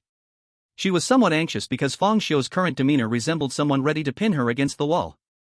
At that moment, she even began to doubt, did Fang Xiu not like uniforms? He was usually so cold, but now that she was dressed casually in plain clothes and slippers, it seemed to have caught his attention. "Lift your head," Fang Xiu's calm voice rang in Su Kersen's ears. She instinctively raised her head, only to see a pair of eyes as calm as still water. Those eyes were locked onto her, unblinking. Su Kersen's gaze constantly flickered away, nervously biting her rosy lower lip. "Fang. Investigator, you. It seems that just using the naked eye won't do, Fang Xiu suddenly blurted out an inexplicable phrase. Su Kerson was taken aback. What are you saying? Whoosh! A flash of silver light appeared. A surgical knife pierced Su Kerson's graceful, swan-like neck. Her voice came to an abrupt halt as she widened her eyes in disbelief, filled with horror, incredulity, and a tinge of confusion. Then, her pupils began to dilate, her rosy lips oozing blood, and her small head tilted. She was dead. Fang Xiu withdrew the surgical knife, and Su Kerson's body slumped to the floor like a rag doll, blood spurting from her neck, even convulsing twice. Is this real and not a dream? Fang Xiu murmured to himself, then wiped the bloody surgical knife on Su Kerson's clothes and headed towards the meeting room. Insufficient information, I need to test further. As he entered the meeting room, countless eyes turned toward him. Fang Xiu looked around and saw Wang Dihai, Yang Ming, Shen Lingxue, Zhao Hao, and other familiar faces, alongside several unknown spiritual masters. Among them were some from the Investigation Bureau and some civilian spiritual masters. With a great enemy before them, it was clear that the Investigation Bureau had deployed all available forces. When Wang Dihai saw Fang Xiu arrive, he immediately exchanged glances with Yang Ming. Yang Ming walked over, holding a spiritual lie detector. Fang Xiu, you're finally here. What were you doing before? Why are you so late? I was delayed by something on the road, Fang Xiu replied calmly, then looked at the spiritual lie detector in Yang Ming's hand. What does this mean? Yang Ming said, Fang Xiu, you've experienced dreams under nightmares, so you should know that anything in a dream could be fake. Now, the nightmare has undergone a certain mutation, dreams have turned into eerie realms, beginning to invade reality. Though it has not fully invaded, we must be on guard. Everyone here has undergone testing with the spiritual lie detector to verify their true identities, now it's your turn. Very reasonable, Fang Xiu said calmly. However, I have a better method. What better method? Whoosh! A flash of silver light appeared, and an extraordinarily sharp surgical knife plunged directly toward Yang Ming's neck. Although Yang Ming usually appeared carefree, he was indeed a solid third-rank spiritual master. Fang Xiu's sneak attack, though sudden, would not injure Yang Ming. Yang Ming took a small step back, easily dodging the attack from the surgical knife. Are you really Fang Xiu? Yang Ming questioned. The other spirit masters rose one after another, looking at Fang Xiu with serious expressions. Fang Xiu did not answer, instead, he directly detonated the strange power within the surgical knife. Boom! A violent, bizarre power erupted from Fang Xiu's body, swirling with countless black gas and accompanied by eerie howls, making it seem as if he was surrounded by thousands of strange entities. His short black hair suddenly began to surge, the madness of black fading away to transform into a cool silver, while his right eye filled with bloodshot veins, merging into a crimson blood pupil. Such a shocking transformation left everyone in awe, even prompting some unfamiliar spirit masters to exclaim, he is not Fang Xiu. He is a bizarre impersonation. Swish! Fang Xiu made his move.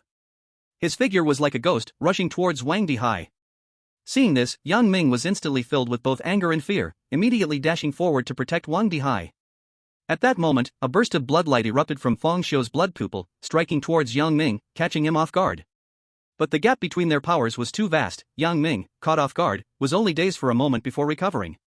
The time was so short that Fang Xiu couldn't even sneak attack with the surgical knife.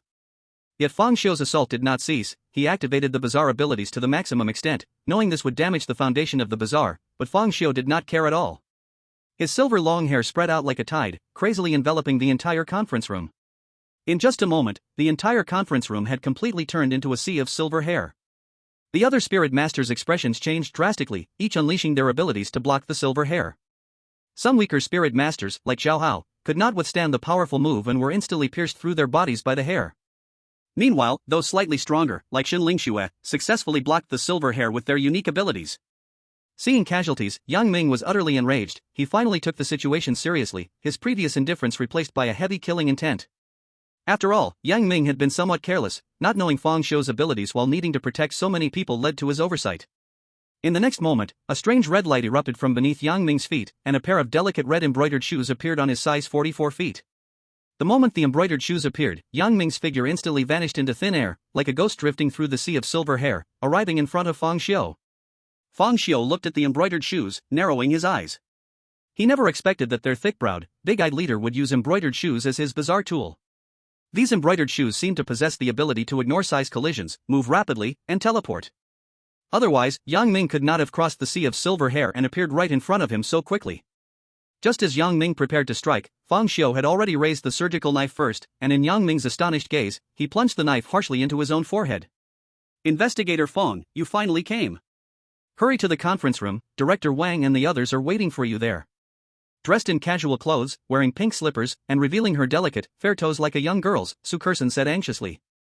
Got it, Fang Xiu replied calmly, showing no trace of emotion, as if the person who just killed Su Kerson was not him at all. This time, he walked straight towards the conference room without killing Su Kerson. Because he had already tested that the people in the investigation bureau were not nightmares, this should be the Real Investigation Bureau. The last time he killed someone, he had deliberately let the bazaar absorb the spirits of the slain spirit masters, and indeed, it could absorb them. People could be fake, but spirits could not lie. The bazaar's ability to absorb spirits confirmed that these people were real spirit masters, instead of a strange disguise or a dream. Of course, this doesn't mean that all the people in the investigation bureau are 100% human. After all, Fang Xiu didn't kill them all. However, it's enough to confirm that the investigation bureau is real. The others can distinguish slowly. This is Fang Xiu's reason for killing. He has experienced nightmares and dreams and knows that the other party has the ability to imitate reality convincingly, and this time there is no fake milk to distinguish, so he can only use the simplest and direct method to test. In the meeting room, Yang Ming took out the spiritual lie detector to test, and this time Fang Xiu did not refuse, calmly accepting the test. After passing the test, Wang Dihai officially started the meeting. Everyone, you are currently the largest manpower that can be mobilized in the bureau. Those spirit masters who cannot come are mostly trapped in dreams, and Deputy Captain Bai Chi is likewise. You are the last hope of Green Vine City. Hearing Wang Dihai's words, the spirit masters felt no sense of glorious responsibility. Instead, each of them looked serious. Some even bluntly stated, Director Wang, there's no need for such empty talk. To speak frankly, if it weren't for Green Vine City being sealed by shadows, and the nightmare pulling everyone into dreams, I would have run away long ago. Now that I can't escape, I can only fight with all my might. Just tell us the strategy. Wang Dihai's expression remained unchanged. Clearly, he was very aware of the nature of the spirit masters. He stated directly, right now, the nightmare's strange domain has invaded reality, and the entire Green Vine City is shrouded in it. If this situation continues, once Green Vine City falls, surrounding cities will also face disaster. In the end, it could develop into a nationwide catastrophe. So the level of the nightmare has been redefined. Given its terrifying growth and widespread impact, the nightmare's level is set to S grade. S grade. This letter seems to have some kind of terrifying magic. As soon as these two words came out, everyone's expression changed, and the air suddenly froze, as if a great pressure spread in the meeting room. An S grade event. Such an incident would be hard to handle even at headquarters. Can we really manage with just a few of us? Someone said with fear on their face. What about the people from headquarters? Didn't we ask for reinforcements? Why are they still not here? Wang Dihai replied solemnly, the people from headquarters were attacked by unknown individuals on their way and cannot arrive for the time being. Furthermore, the entire Green Vine City is covered by shadows. Even if the headquarters people arrive, it will take effort to enter Green Vine City. In short, we cannot sit idle and wait, watching the nightmare grow. Once it absorbs the fear of the entire Green Vine City, by the time the headquarters people arrive, it will be useless. Damn! What the hell is going on? Why were the headquarters people intercepted? Why is Green Vine City sealed by shadows? There must be a conspiracy behind this. At this moment, Yang Ming said gravely, it was done by Spade. I have fought him and know that his ability is shadows. Sealing Green Vine City is his doing, and even intercepting the people from headquarters is related to him. Upon investigation, it was found that Spade is backed by an organization called Playing Cards. This organization is deeply hidden, and there isn't much information available externally. The only known fact is that it is named after playing cards, and every member in the organization is by no means weak. So this time we not only have to deal with the nightmare but also be wary of the hidden playing cards organization. After hearing Yang Ming's words, everyone's faces darkened further. It was already despairing enough to face the nightmare, and now a hidden playing cards organization was involved. How could they fight? Some spirit masters even began to think, damn, why is the threshold for joining the bazaar so high? Why must the racial restrictions be so strict? Is humanity really not enough? Chapter 107, Pen Spirit. Everyone, crises often contain opportunities. Wang Dihai suddenly exclaimed loudly. In an instant, everyone's gaze turned towards this ordinary person. Clearly, he was an ordinary person, but at this moment, he appeared calmer than the usual spirit masters. The nightmare has no physical form in reality, but right now, the entire Green Vine City is covered by its eerie domain, equivalent to us all entering a dream. Only within the dream can the dream be harmed. This is our opportunity. As long as we find the true body of the nightmare and defeat it, we will naturally overcome this crisis. Director Wang, it sounds easy when you say it, let alone defeating the nightmare. Finding it is already tough. Green Vine City is so big, and we are within its eerie domain. Where can we find the nightmare? Wang Dihai faced the doubts without anger, but looked at Yang Ming. Captain Yang, please take that thing out. Yang Ming nodded, then turned and left. When he returned, he held a dark golden box in his hands. This box, made entirely of mined steel, had no seams at all, it was completely welded shut. In an instant, everyone's attention was focused on the box. Then, Yang Ming drew a dark golden dagger from his waist and fiercely slashed at the box. A teeth-grating sound echoed. The next second, the box opened, and inside was a pen. An old black pen, as if it was a product of the last century. As soon as this pen appeared, a chilling, eerie aura began to spread throughout the conference room. It was as if this pen was alive, with a pair of vengeful eyes staring intensely at everyone, causing goosebumps to rise. "This is an eerie item," someone exclaimed. Compared to Feng Xiu and Yang Ming, most spirit masters had neither seen nor possessed eerie items. Every eerie item is very precious, not just anyone can own one. Wang Dihai introduced, "Indeed, this pen is an eerie item. The Investigation Bureau has named it the Pen of the Pen Fairy." Pen Fairy? Is it the same Pen Fairy from that foolish game played by young people? That's right. Time is tight, so I will briefly introduce it. Using this pen, as long as you pay a certain price, you can know the answers you seek. Upon hearing this, Feng Xiu's heart moved. Paying a price to know the answer? Isn't this exactly what I need? If this pen is truly that magical, then I can use it to uncover the bizarre truth. Director Wang, do you mean to say that we can ask the Pen Fairy about the whereabouts of the nightmare's true body? Exactly, Wang Dihai nodded. However, the more important the question, the higher the price the Pen Fairy demands. The price is random, sometimes it could cost you a finger, an eye, or perhaps a heart, a head. Upon hearing this, the crowd fell silent. A finger could still be acceptable, but losing a heart or head? Wouldn't that mean death? Who would dare to pay such a price? Most spirit masters are not selfless, they would never be willing to sacrifice themselves to help everyone ask questions. Thus, the crowd fell into silence, and no one was willing to speak up. Everyone was thinking, with so many people present, someone will surely stand up, why should I take the risk to ask? At that moment, someone suddenly suggested, "This is simple, just find a death row convict and have him ask." Wang Dihai shook his head, only spirit masters can use the pen of the Pen Fairy. The scene fell into silence again, and the spirit masters present began to observe quietly, remaining silent. Yang Ming looked at the silent crowd and scolded directly, "Look at you bunch of cowards, we don't need you to ask." As a third-tier spirit master and the captain, his strength and status were evident, so no one dared to retort when he scolded them. Even those who usually have a short temper chose silence at this moment, fearing that if they replied, Yang Ming would snap back, "Why don't you ask?" Yang Ming picked up the pen and found a piece of white paper to start asking. Wang Dihai showed a worried expression, "Yang Ming, you..." Yang Ming, however, laughed heartily, "Director Wang, don't forget my ability is luck. If I ask, the cost might just be one of my hairs." Wang Dihai nodded reluctantly. He knew that at this point, only Yang Ming could ask. The other spirit masters were not selfless enough to this extent. For now, all he could do was pray that Yang Ming's lucky ability would work and that everything would be fine. The Investigation Bureau absolutely could not afford to lose such a high-level combat force like Yang Ming during this critical period. Just as Yang Ming was about to ask, Feng Xiu stepped forward under everyone's gaze. "Let me do it." As soon as these words were spoken, the entire conference room fell silent. Shock, doubt, disbelief, curiosity, and other emotions appeared in everyone's eyes. A strange light flashed in Yang Ming's eyes, and he laughed loudly. "What are you doing, Feng Xiu? Trying to steal my spotlight? I can't let you have such a great opportunity." Wang Dihai was even more worried. "Feng Xiu, just let Yang Ming do it. His ability is luck, and this kid has a lot of trump cards. The pen spirit probably can't kill him." In the face of their persuasion, Feng Xiu calmly said, "I won't have any trouble." "Feng Xiu, now is not the time to be strong. Yang Ming is the strongest and the luckiest, he is the most suitable." Wang Dihai wanted to persuade him further, but Feng Xiu interrupted. "I said, I won't have any trouble." Wang Dihai was momentarily stunned. He looked at Feng Xiu's calm face and began to speculate in his heart. Feng Xiu was so certain, did he see the future? Did he know he wouldn't be in danger? With this thought in mind, Wang Dihai pondered for a moment and said, "Let him do it, Yang Ming." Yang Ming clearly thought of something as well, and finally nodded, handing the pen over to Feng Xiu. At that moment, the onlookers looked at Feng Xiu with complicated expressions, some with admiration, some with ridicule, and others with confusion.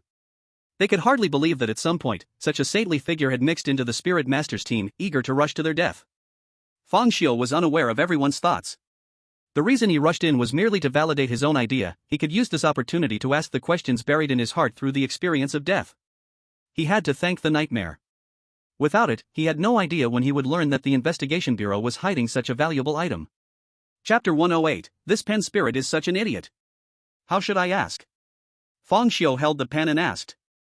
Hold the pen, touch the tip to the white paper, draw circles, and chant the incantation, pen spirit, you are my past life, I am your present life. Then you will feel a cold hand grasping yours, and you can ask. Yang Ming explained. Fang Xiu nodded and then held the pen, touching it to the white paper and starting to draw circles. Pen spirit, you are my past life, I am your present life. As the process was completed, a chilling aura suddenly spread from the pen. Suddenly, Fang Xiu's hand drawing the circles stopped abruptly, not by his own will, but because a cold hand grasped his. It was a woman's hand, extremely cold, like a corpse, and invisible to the eye, much like a ghost. Everyone present were spirit masters, so they naturally sensed that cold aura, and their expressions became somewhat unnatural. The terror level of this pen spirit was not low. Fortunately, it had its own set of rules and did not kill in a broad range, otherwise, the harm would be immense. You can ask now, Yang Ming reminded. Fang Xiu did not respond but instead directly asked the pen spirit, what is the strange truth of this world? As soon as he said this, Yang Ming and the others' expressions changed dramatically. Fang Xiu. What are you asking? Are you crazy? You can't bear the cost of such a question. Fang Xiu ignored everyone and calmly stared at the pen in his hand. Suddenly, the pen moved. It moved like it had gone mad. Leading Fang Xiu's hand, he quickly scribbled wildly on the blank paper. Sha sha. The movements grew larger, and the white paper was torn, the table also showing scratches. The cold atmosphere in the conference room suddenly intensified. Ah! A piercing female scream erupted from the fountain pen, deafening.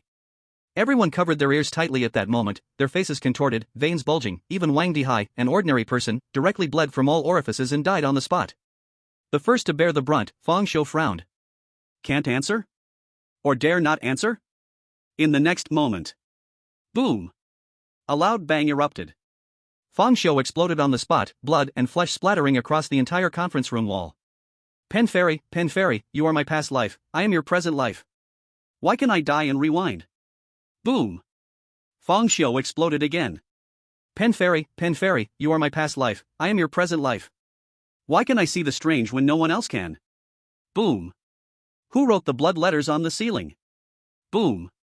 How can I kill my wife? Boom! Pen fairy, you are my past life, I am your present life. The cold atmosphere reappeared, a cold woman's hand grasping Fang Xiu's hand. You can ask now, Yang Ming reminded as before.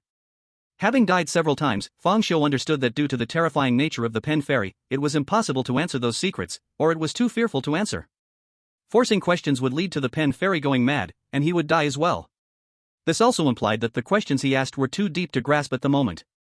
Where can I find the true form of the nightmare? Fang Xiu asked calmly.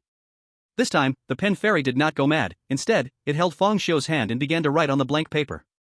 Of course, in the eyes of the crowd, they only saw Fang Xiu holding the pen, writing something. Soon, a few black characters appeared on the white paper. Temple.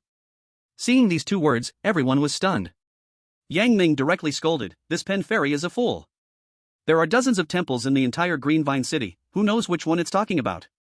Fang Xiu frowned slightly, he didn't expect this pen fairy to be a damned riddle maker. Just as he was about to continue asking which temple, the price came due. He suddenly felt a sharp pain in his chest. Looking down, he was shocked to find a large hole had appeared in his chest, as if something invisible was gnawing at his chest. His intestines, kidneys, heart, and other organs gradually turned to nothingness. His consciousness blurred, and he could vaguely hear the crowd's exclamations, but the voices grew fainter and more indistinct. In his final moments, Fang Xiu thought that his luck was truly terrible, perhaps it was caused by Yang Ming being around. When he rewound again, Fang Xiu chose to directly ask which temple, this time he finally got the most accurate answer. Putuo Temple. And the price this time was the loss of his head. Director Wang, don't forget my ability is luck. If I ask, the price might just be a hair from my JB. Yang Ming laughed boldly, then picked up the fountain pen to draw circles on the paper. At this time, a calm voice sounded, no need to ask, the true form of the nightmare is at Putuo Temple. Everyone was stunned and looked towards the voice, discovering that the speaker was Fang Xiu. How do you know the nightmare is at Putuo Temple? Yang Ming asked, somewhat confused. They hadn't even asked yet, how did the answer come out first? Under everyone's watchful eyes, Fang Xiu said calmly, don't forget, my ability is perception, I have already perceived it. Upon hearing this, only Wang Dihai, Yang Ming, and a few informed individuals understood Fang Xiu's meaning. What perception? It was clearly foresight. Yang Ming secretly breathed a sigh of relief, although his ability was luck and he had many trump cards to support him, no one wanted to gamble their life with the pen fairy. If the power of the pen spirit really was that useful, it wouldn't be trapped in a box made of steel of the heart. Since you have already sensed it, Yang Ming, you don't need to ask any further, Wang Dihai said. Hearing Wang Dihai's words, those spirit masters who did not know Fang Xiu felt utterly bewildered. How can this be such a child's play? Putua Temple is dozens of kilometers away from the investigation bureau. What kind of heavenly perception could sense something so far away? A folk spirit master spoke up directly. Director Wang, do you know how far Putua Temple is from here? How can a first-tier spirit master sense a nightmare with just his head? Wang Dihai said in a deep voice, Fang Xiu is a special type of perception spirit master. His perception is different from the traditional sense. If he sensed it, then it must be true. The folk spirit master was about to say something more but was directly interrupted by Yang Ming. What you need to do now is not to doubt but to believe unconditionally in the investigation bureau and in Fang Xiu. We would never joke with our lives. In the end, it was Yang Ming, the only third-tier spirit master in Lateng City, whose words carried more weight, instantly silencing all doubts. Fang Xiu, since you sensed the true body of the nightmare at Putua Temple, how should we act next? Yang Ming asked. Everyone was instantly more astonished, frequently sizing up Fang Xiu. They never expected that the director of the investigation bureau and team leader Yang Ming would trust Fang Xiu so much. Not only did they believe his perception unconditionally, they even asked him how to act. Chapter 109, Lateng City does not allow such powerful oddities to exist. Who exactly is Fang Xiu? Could he be a second generation from headquarters? In truth, the reason Yang Ming asked Fang Xiu was simple. It wasn't to let him decide, but just to find out what crucial information Fang Xiu had foreseen. Fang Xiu pondered for a moment. First, everyone needs to report their abilities. I need to understand what roles you can play. Self-reporting abilities? Without a doubt, everyone was quite resistant to this. A spirit master's ability is like their trump card. Sometimes, being able to use information disparity can change the situation. Very few are willing to reveal their backgrounds. There have been instances where a first-tier spirit master with a hidden ability successfully killed a second-tier spirit master. Everyone fell into silence, and no one spoke first. Fang Xiu calmly scanned the room and said lightly, with your strength, is there really a need to hide your abilities? What did you say? Boom! A hot-tempered spirit master stood up, blaring at Fang Xiu. What do you think you are? Just a support type.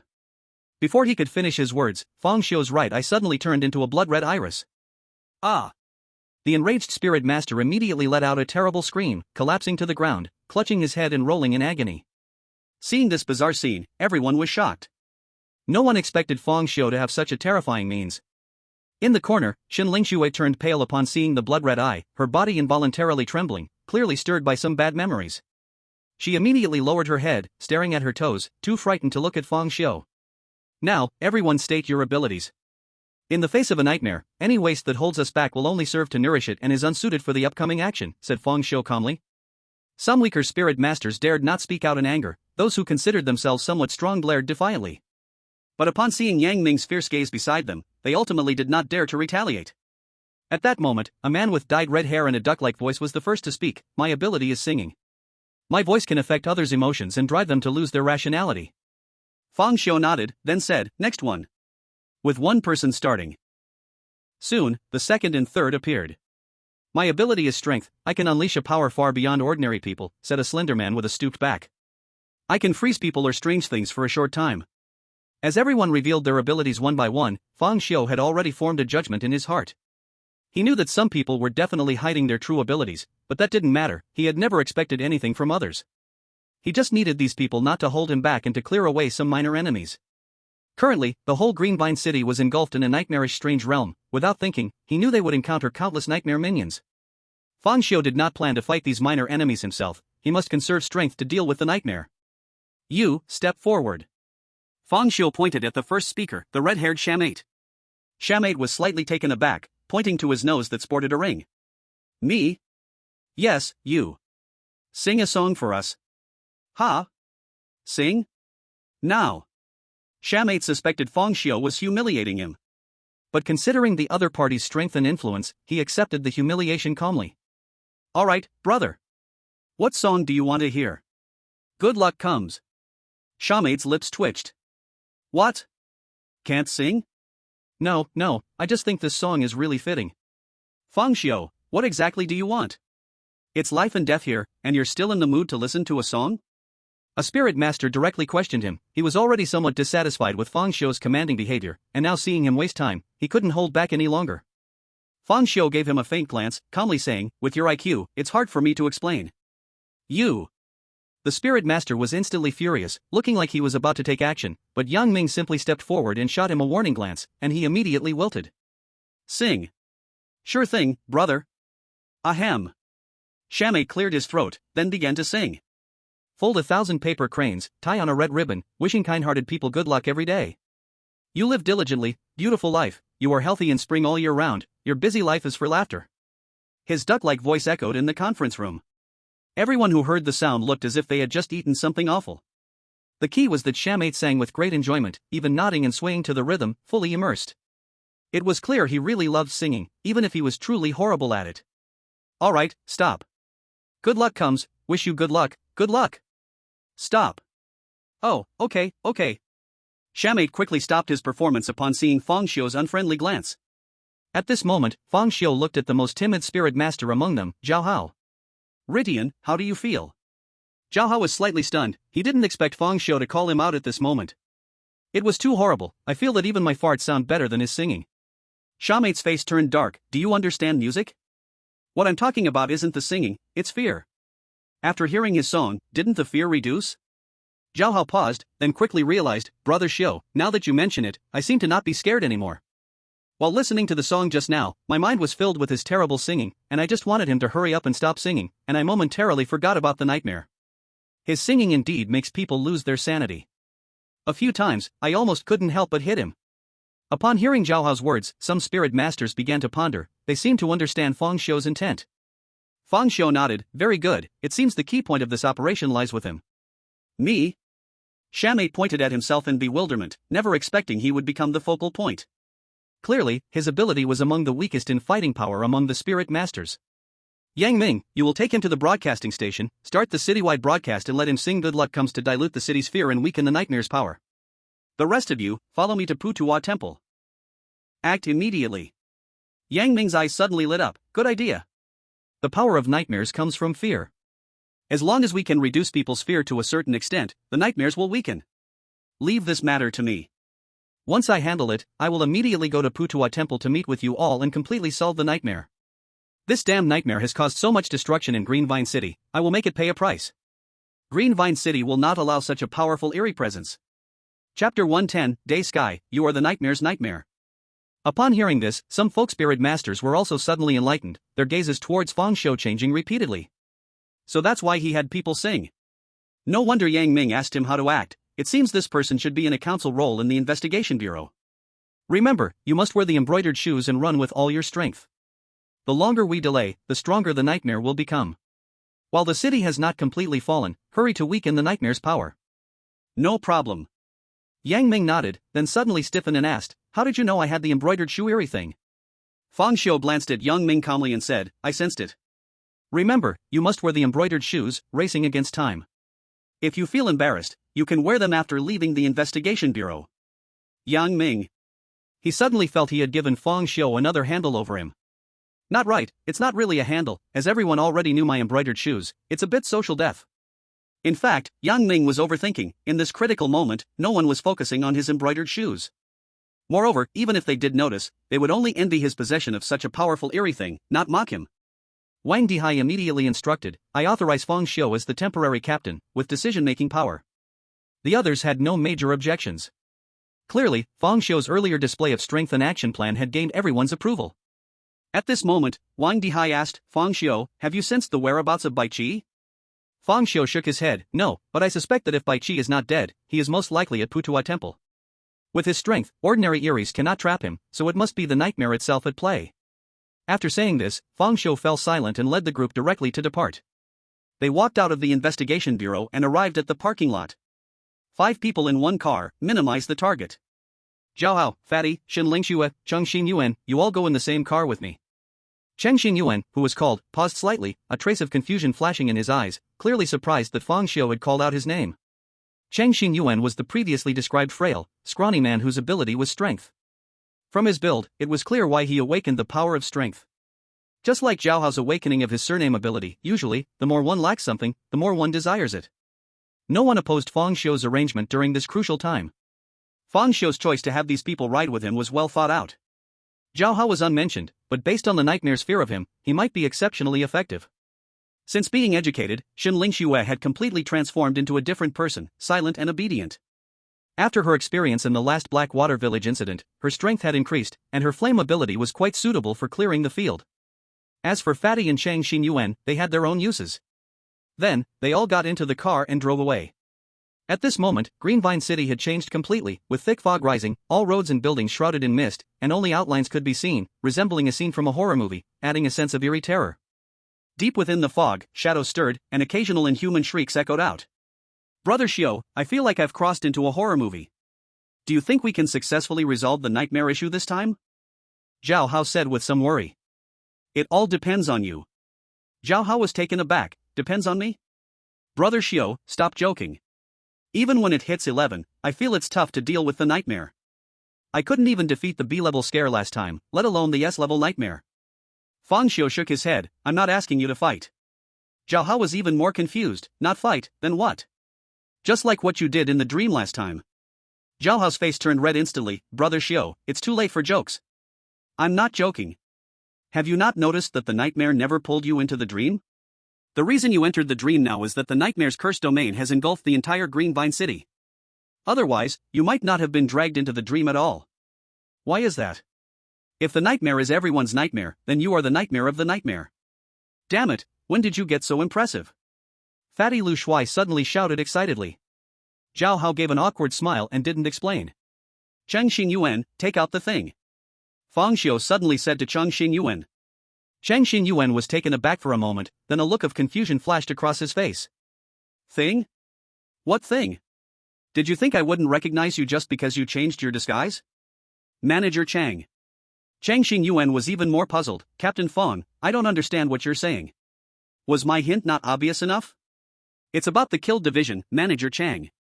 Upon hearing this, the confused look on Cheng Xinyuan's face disappeared, replaced by a heavy and wary gaze at Fang Xiao. How did you recognize me? You forgot, my ability is perception. Even though you deliberately hunched your body and made yourself look messy, completely different from the elite you once were, you can't hide from my perception. Cheng Xinyuan smiled. Such strong perceptive ability, no wonder Wang Dihai and Yang Ming trust you so much. The reason Fang Xiao saw through Cheng Xinyuan's disguise was because he had made a bloody scene in the conference room for the first time.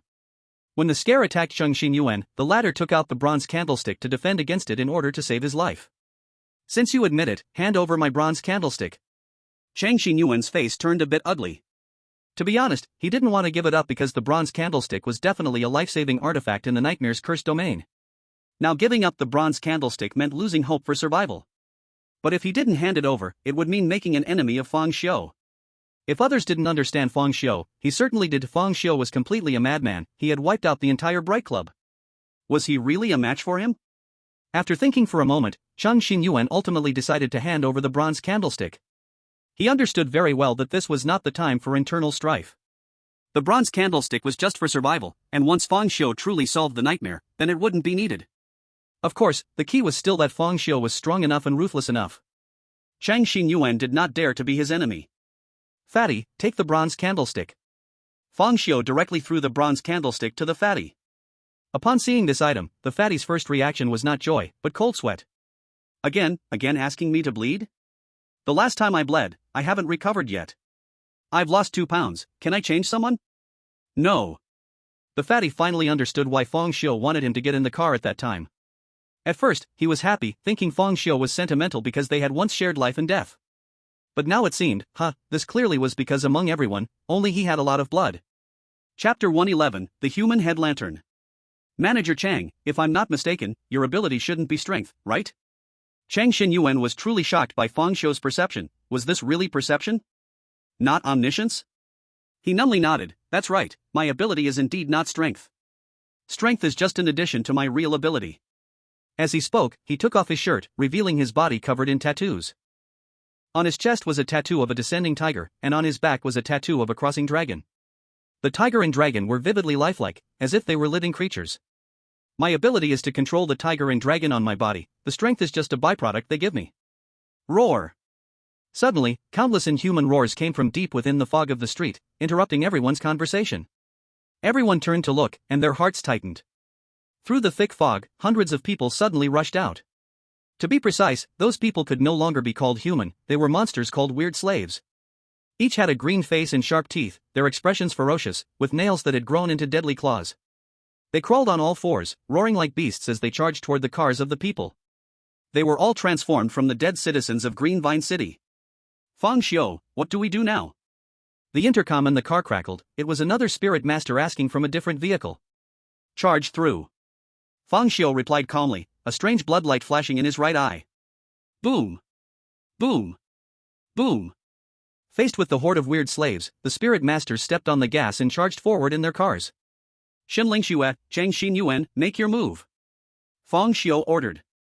The two acted without hesitation, jumping right into action. Xinling Xue unleashed blazing, bright flames, sending fireballs bursting through the fog toward the weird slaves. Those fireballs exploded like grenades, toppling many weird slaves in their wake. Chang Xin Yuan also exerted his strength, his originally slender body instantly swelled, with muscles bulging out. As his muscles expanded, the tiger and dragon tattoos came to life, flying off his body. Transforming into a black dragon and white tiger, they roared and charged at the weird slaves, crashing through like a tank. The other car's spirit masters also sprang into action, continuously clearing the path. Under the assault from the spirit masters, the hundreds of weird slaves could not obstruct the vehicle's advance at all. In just a moment, Fang Xiu and the others broke through the encirclement. Aside from some minor damage to the vehicles, there were no casualties. Having achieved victory in their first battle, the spirit masters gained a huge boost in confidence, with some even feeling that the nightmare was not so daunting after all. At this moment, Fang Xiu's command suddenly echoed in every vehicle. Stop the cars. Scree. Although everyone was puzzled, they all obediently stopped the cars. Soon, Fang Xiu got out of the car. The other spirit masters also got out, some confused, not knowing what Fang Xiu was planning.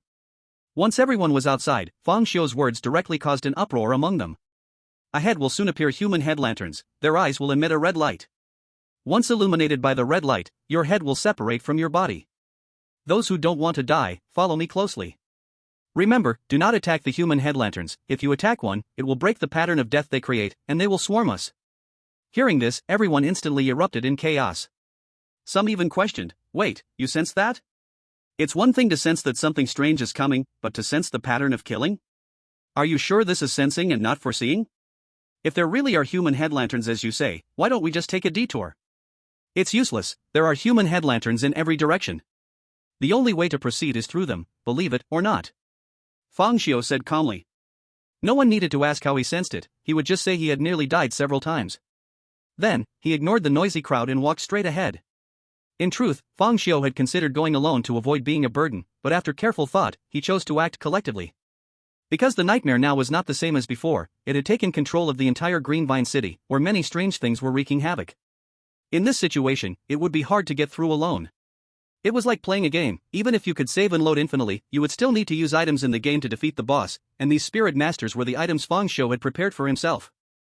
The simplest example is that if an unavoidable attack occurs, this group of people can at least keep it to bleed out and light the bronze candlestick. With Fang Xiu's actions, Zhao Hao closely followed behind, believing Fang Xiu's words unconditionally. Because if it weren't for Fang Xiu, he would have died long ago in the Qingshan Psychiatric Hospital. Xinling Xue, who knew the truth, silently followed behind Fang Xiu. Then there was the chubby one, Chang Xin Yuan. Chang Xin Yuan believed that Fang Xiu did not know the other could foresee the future, he just knew from multiple encounters that the other was definitely no simple character. People have a tendency to follow the crowd, seeing others follow, the rest hesitated for a moment and chose to believe too. After all, even the director of the investigation bureau in Yangming, a third-tier spirit master, trusted Fang Xiu so much, unless they were fools, they would choose to question at such a time. Soon, everyone followed along. After walking about 100 meters, the group suddenly discovered that lanterns had somehow lit up in the thick fog ahead. Those lanterns emitted a strange red light, floating in the sky, swaying like clouds in the wind. Combining this with Fang Xiu's earlier words, everyone felt a tightening in their hearts. Fang Xiu did not stop his steps and continued forward. As they got closer, everyone finally saw what the lanterns were. It turned out to be floating human heads in the sky. The necks were severed and smooth, as if cut by some sharp weapon. Those heads all wore smiles, eyes wide open, as if they were still alive. They were old and young, male and female, densely floating in the sky, and at a glance, one could not see the end. It seemed like an ocean made up of thousands and thousands of heads. Everyone felt a chill at the sight. Everyone moved to the right. Fang Xiu's calm voice suddenly echoed. He swiftly darted to the right side of the street. Behind him, Zhao Hao and Xinling Xue followed closely without the slightest hesitation. The others were taken aback at first but soon reacted. Just as the crowd shifted, the nearest floating head lantern quickly turned its head. It was the head of a youthful and lively girl, wearing a cheerful smile, with fresh blood dripping intermittently from her severed neck, clearly just dead not long ago. As she turned her head, everyone clearly saw that the glaring red light was emanating from her stark black and white eyes. It was as if two flashlights were shining down, forming two beams of light that quickly swiped towards where everyone had just been standing. Chapter 112, Since You Won't Save Me, Then Let's Die Together. Not everyone reacted so quickly. Two spirit masters, due to their slow response and unwillingness to follow Fang Xiu's orders, were still half the distance from the safe zone. The girl's head turned quickly, and the red light in her eyes moved very fast as well. It instantly shone on the two spirit masters who couldn't escape in time. They desperately ran, but it was still too late. The two spirit masters were startled, thinking they were doomed. After all, the red light from the lantern of that head was clearly not a good sign. However, when the red light passed, they found themselves seemingly unaffected, even maintaining their running state, getting closer to the group. But the next second, they seemed to sense something was wrong. Why was their line of sight rising? Both of them were about 1.7 meters tall, but as they ran, they found their perspective had risen to over 2 meters and was still rising rapidly. 3 meters, 4 meters, 5 meters. The people who were originally on the same level quickly appeared shorter, and the perspective felt as if they were looking down from a tall building. Gradually, they felt it was increasingly strange. Why was everyone's gaze filled with fear as they looked at them? So, the two looked down and instantly understood. On the ground lay two headless corpses, still in a running position, but after a few steps, they fell to the ground, their severed necks gushing blood. It turned out that we had also become head lanterns. As they realized this, their consciousness faded away, completely turning into two head lanterns, floating in the sky, wearing happy smiles, their eyes wide open, releasing two strange red lights. Run! Fang Xiu suddenly ordered, waking everyone up. This time, everyone madly scrambled to follow Fang Xiu's footsteps, looking just like fanatics following their god, afraid of falling behind. Fang Xiu's footsteps were extremely strange, swaying left and right, the entire escape route forming an S shape, just like a drunken person running wildly. But at this moment, no one dared to laugh at him. Because in everyone's eyes, Fang Xiu's performance was nothing short of a miracle. No one knew when the head lanterns in the sky would turn around, nor did they know how their erratic paths would move. But Fang Xiu seemed to have foresight, dodging repeatedly, brushing against the edges of the strange red light. Once, 5 head lanterns looked over at the same time, sending out 10 strange red lights, nearly blocking all escape routes. Yet even in such a dangerous moment, Fang Xiu seemed to have foreseen it, leaping into the air, escaping before the red light encircled him. Others watched this incredible scene, left shocked and stunned, unable to think, only tightly following Fang Xiu's pace, even mimicking his every move. Fang Xiu jumped, they jumped, Fang Xiu rolled, they rolled. Thanks to this group being spirit trainers, their reaction and movement speed far exceeded ordinary people. Otherwise, if it were regular folks, even knowing the way out wouldn't help them pass through. However, even spirit trainers couldn't perfectly replicate Fang Xiu's actions. As there was a delay, Fang Xiu moved first, then they followed, creating a tiny time difference. That time difference might only be half a second under normal circumstances, hardly affecting anything, but in this life and death moment, half a second was the difference between heaven and hell. In just 2 minutes, 3 more died in the group, their heads transforming into head lanterns, slowly rising to the sky, adding more difficulty to Fang Xiu and the others' escape.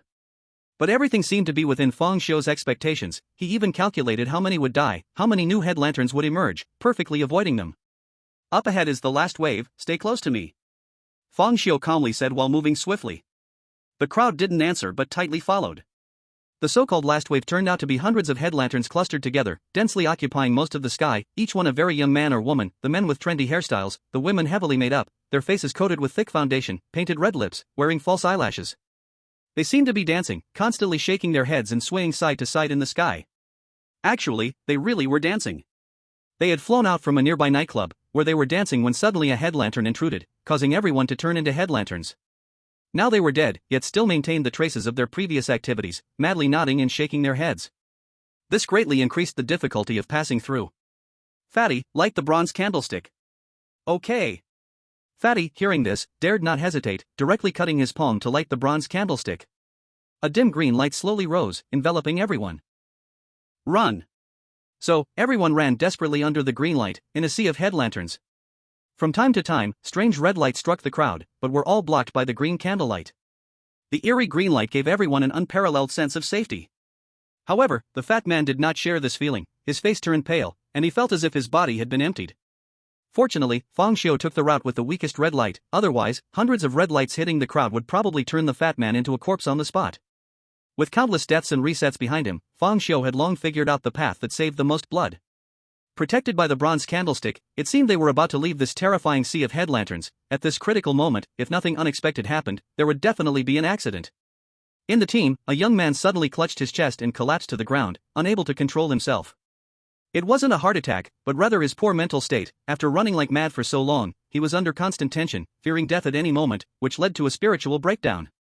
This sudden spiritual breakdown was serious, but not too serious. If only there were a spiritual incense lit, it would easily suppress his breakdown, making him feel normal again. But that was only in normal times. Now there was no chance to light the incense for him. While everyone was escaping, he fell, directly falling behind, and soon out of the reach of the green candlelight. No, no, no!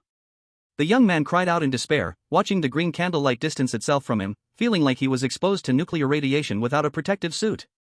You guys, stop and save me! Upon hearing this, the vast majority of spirit masters seemed to ignore him, running desperately forward, yet a few had compassion on their faces, frequently looking back. At that moment, a pair of dancing human heads turned to the young man. With despair written all over his face as the red light was about to hit him, he went mad. If you won't save me, then let's die together. Chapter 113, Kill the Saintess First. A distorted, vengeful voice rang out as he raised his hand, intending to unleash his ability to attack the headlanterns. Fang Xiu had previously warned that one must never attack the headlanterns. If attacked, it would break the killing pattern of the lanterns, causing them to swarm in. At that point, everyone would be trapped in a siege. With tens of thousands of headlanterns attacking, there would be no chance of survival. He understood this very well, which was why he chose to attack, intending to make those who would not save him die together. However, he never considered that if the crowd did stop to help, they too could easily fall into danger. In the sea of heads, any pause would be fatal. Hearing the young man's vengeful words, everyone's faces changed instantly. Since witnessing Fang Xiu's incredible skills, they had long regarded his words as truth. Since Fang Xiu said one must not attack the headlanterns, then absolutely do not attack, or else people would really die. But at this moment, it was too late to stop the young man's attack. At the moment of everyone's despair, a dark golden flying knife suddenly sliced through the air, striking directly into the young man's forehead. The young man's eyes widened in anger, and he fell stiffly to the ground. This crisis was smoothly resolved. After killing the young man, the dark golden flying knife seemed to be controlled by an invisible hand, pulling itself out of his forehead and rapidly flying back towards the crowd. In the end, it landed firmly in Fang Xiu's hand. Everyone then realized that it was Fang Xiu who had just made the move. He seemed to have already anticipated what the young spirit master was about to do. The first move was made early. After the small episode, everyone finally walked out of the sea of human head lanterns and got a chance to breathe. But just as everyone was catching their breath, a man with yellow hair stood up and questioned Fang Xiu. If you had stopped to save him just now, he wouldn't have taken such extreme actions and wouldn't have been killed by you. Why didn't you stop to save him? This yellow-haired man seemed to be a friend of the recently deceased, with a face full of grief and anger. Before Fang Xiu could speak, a pale-faced fat man beside him protested, "What are you talking about? What kind of nonsense is that? If it weren't for Brother Xiu, all of you would be dead by now. And by the way, stop to save him? Do you even know how much blood I would lose if I stopped? I might die on the spot." The yellow-haired man countered, "We could certainly take turns losing blood. As long as we take turns, wouldn't we have enough time to save him? Fang Xiu, it's true that he was wrong to attack the human head lantern, but aside from that, aren't you also at fault? Everyone was following you, you could completely stop and choose to save him. Why didn't you save him?" Faced with the yellow-haired man's questioning, Fang Xiu appeared very calm, simply saying, "Why should I save a waste? A waste who loses control in such a small situation, staying alive just adds fear to the nightmare." The yellow-haired man was taken aback at first, then furious, "Damn! That was a life. How can you be so cold-blooded? Clearly, if everyone took turns losing blood, he could have been saved, but you just stood by and watched him die. And the spirit masters who died earlier, if you'd taken out the bronze candlestick sooner, they wouldn't have had to die. It's you. You caused their deaths." Fang Xiu nodded calmly, "Yes, I caused their deaths. What can you do about it?" The yellow-haired man was stunned again. He didn't expect Fang Xiu to admit it so readily. This was beyond his expectations. Fang Xiu's nonchalance only made him angrier. "Do you have any conscience at all? Do you have any morals? How dare you cause their deaths? So you just stand there barking like a dog?" Fang Xiu gazed indifferently at the yellow-haired man. "I'll ask you again, they were all killed by me. What can you do about it? Do you want to kill me for their revenge? Or do you want to leave my team and go on your own?" I. The yellow-haired man's eyes flickered, and he stuttered because he truly didn't know what he could do. As for leaving the team, it was even more impossible. Without Fang Xiu, how could he navigate the bizarre domain of nightmares? But now trapped, he immediately turned to the others and said, "Are you all just going to watch him casually abandon his teammates? Why should we let someone like him be the captain?" Hearing this, everyone looked coldly at the yellow-haired man, and no one moved. None of the people present were fools, they had all witnessed Fang Xiu's incredible skills. Because of this, they understood clearly that only by following Fang Xiu could they survive better. In fact, they mostly agreed with Fang Xiu's approach. Indeed, one could have taken out the bronze candlestick sooner and saved everyone, but had they considered one question? That is, how much blood would everyone lose if they did that? To save a few wastes, would they drag down the combat effectiveness of the entire team? Moreover, they were still far from the Putua temple, who could guarantee that along the way, there would only be human head lanterns as the bazaar? If they wasted blood to get through this stage, what about the next stage? The stage after that? When facing the nightmare, how would they win? Even if they saved these few people and gained some more blood, what would it matter? Once is a burden, twice is also a burden. In this confrontation with the human head lanterns, Fang Xiu had already given the standard answer, which these people couldn't even comprehend, even if they saved them this time. What about the next time? What about the time after that? Keep moving forward. Fang Xiu didn't even glance at the yellow-haired boy, directly giving the order. As he took a step, everyone else hurriedly followed, afraid they would fall behind if they weren't careful. The impression left by the human head lantern was too deep. If they didn't keep up with every step, they would die. For a moment, everyone walked on, without a single person speaking to the yellow-haired boy, who stood at the moral peak yet seemed isolated by everyone. The yellow-haired boy stared blankly at the departing crowd, resentment rising on his face. He couldn't understand why, even though he was right, this group chose to stand with the wrong Fang Xiu. "You are all a bunch of cold-blooded bastards." The yellow-haired boy cursed quietly, but the crowd walked further away, leaving him alone, wrapped in the surrounding lonely darkness. A wave of inexplicable fear surged in his heart, he gritted his teeth and then followed along. But just as he caught up with the group, Fang Xiu stopped. Fang Xiu turned his head and asked the yellow-haired boy, "Who told you to follow along?" The yellow-haired boy's face turned from blue to white in an instant. "If you don't recognize me as the captain, why are you following my team?" The yellow-haired boy's face grew even uglier. "I'm following you because I want to go to Putua Temple, resolve the nightmare incident, and save Ulting City. Even though you are very cold-blooded, now is not the time to quibble about these things. Once the nightmare incident is fully resolved, I will seek justice from you for the dead." "Oh, understood." Fang Xiu nodded. "What you mean is, in order to save Ulting City, you have to temporarily endure me, this cold-blooded and heartless person, and begrudgingly follow my team, and after this matter is over, you'll come back to settle scores with me?" The yellow-haired boy, somewhat unconvinced, raised his chin. "You don't need to mock me. You indeed played a significant role, but that still doesn't change your cold-blooded nature." Swish! A silver flash passed through. The yellow-haired boy's words were cut off suddenly as a sharp surgical knife was lodged in his neck. As expected, at this moment, one must first kill the Saint Mother. Fang Xiu, amid the shocked gazes of the crowd, calmly withdrew the surgical knife. Chapter 114, Uncle, you came to play with me, huh? Bang! The yellow-haired boy's body fell stiffly to the ground, raising a cloud of dust. At this moment, everyone was completely speechless. No one expected Fang Xiu would suddenly act, especially against his own teammate. Shen Lingshui trembled inexplicably at this scene. The yellow-haired boy's fate reminded her of her past self. If it weren't for the investigation bureau, she might have already died back then. "You actually killed him?" A young man in a leather jacket exclaimed, incredulous. Fang Xiu turned to look at the man in the leather jacket and said calmly, "What? You want to die too?"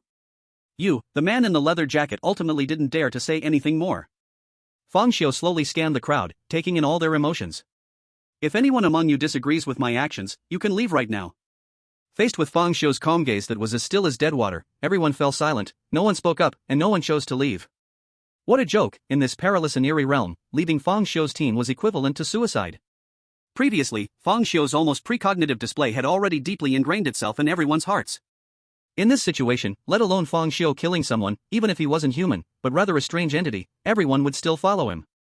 Very well, since no one is willing to leave, then for the next action, I do not want to hear any questioning. You just need to obey my commands. I'm sure you've guessed it, my ability is not some kind of perception, but the ability to foresee the future. Fang Xiu's calm voice was like a bomb, directly causing the crowd to erupt in chaos. Although they had suspected it for a long time, when they actually heard Fang Xiu confess, they couldn't help but be shocked. This was the ability to foresee the future. It was almost touching the realm of gods.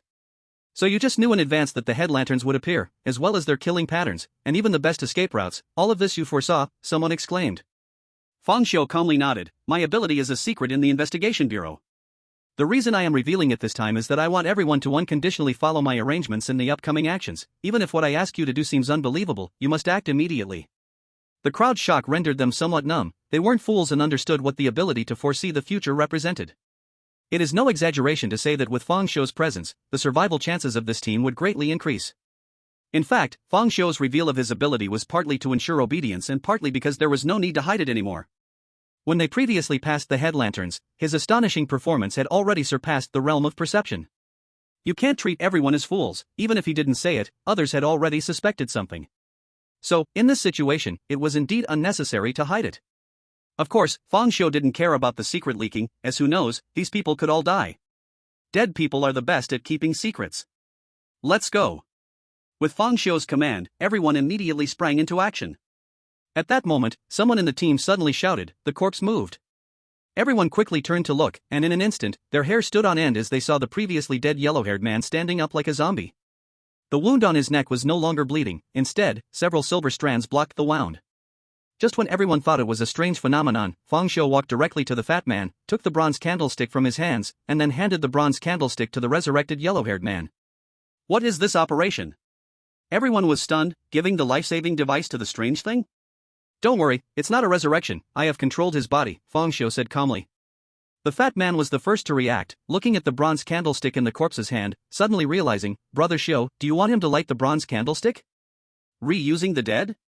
Fang Xiu nodded. After all, he is a member of this team. Even in death, he should still contribute his final light and heat for the team. Upon hearing this, everyone felt a chill in their hearts. Fang Xiu felt too dangerous to them. Some sharp-eyed spiritual masters noticed that the yellow-haired corpse was connected by several silver strands, and the ends of those strands were actually Fang Xiu. Then, everyone continued to move forward. Along the way, in the thick fog of the dark depths, groups of strange slaves occasionally emerged. They were the citizens of Lteng City long dead. Facing these strange slaves, Fang Xiu did not take action but left everything to the others to deal with.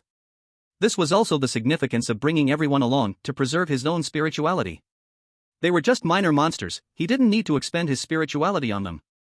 On the way, they casually found a few unlocked cars by the roadside and drove them at full speed. These unlocked cars should have belonged to their previous owners, who were either dead during the drive or encountered sudden situations that forced them to jump out and escape. As they drove, everyone quickly sensed something was wrong. Because in their line of sight, right in the middle of the road, a bizarre amusement park had appeared. Inside, the innocent and carefree voices of children singing nursery rhymes could be heard. Seeing this scene, Fang Xiu frowned. This was the little girl from the amusement park coming to find them. He first turned the steering wheel and drove towards another road. As a result, another identical amusement park appeared on that road. It was as if they could not pass without entering the amusement park. At this moment, a sinister smile had unconsciously appeared on Fang Xiu's calm face. I wanted to deal with the nightmare first, but it seems you are eager to seek death. Then, Fang Xiu suddenly stepped on the gas pedal and rushed straight toward the amusement park. Seeing this, the others had no choice but to follow Fang Xiu. Once everyone entered the amusement park, they discovered that it was no different from an ordinary amusement park, with amusement facilities everywhere. Merry-go-round, roller coaster, haunted house, Ferris wheel.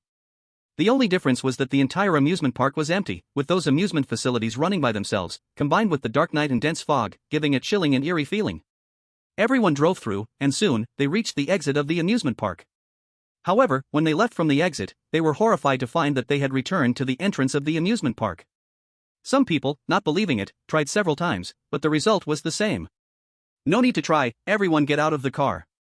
Fang Xiu ordered through the intercom. Then everyone got out of the car, their gazes fixed on Fang Xiu, hoping he could point the way. However, Fang Xiu was staring at the amusement facilities and said, "Come out, Uncle is here to play with you." Hee hee, a cute childlike voice rang out. Everyone instantly tensed up. They saw a little girl in a white dress appear out of nowhere on the once empty merry-go-round.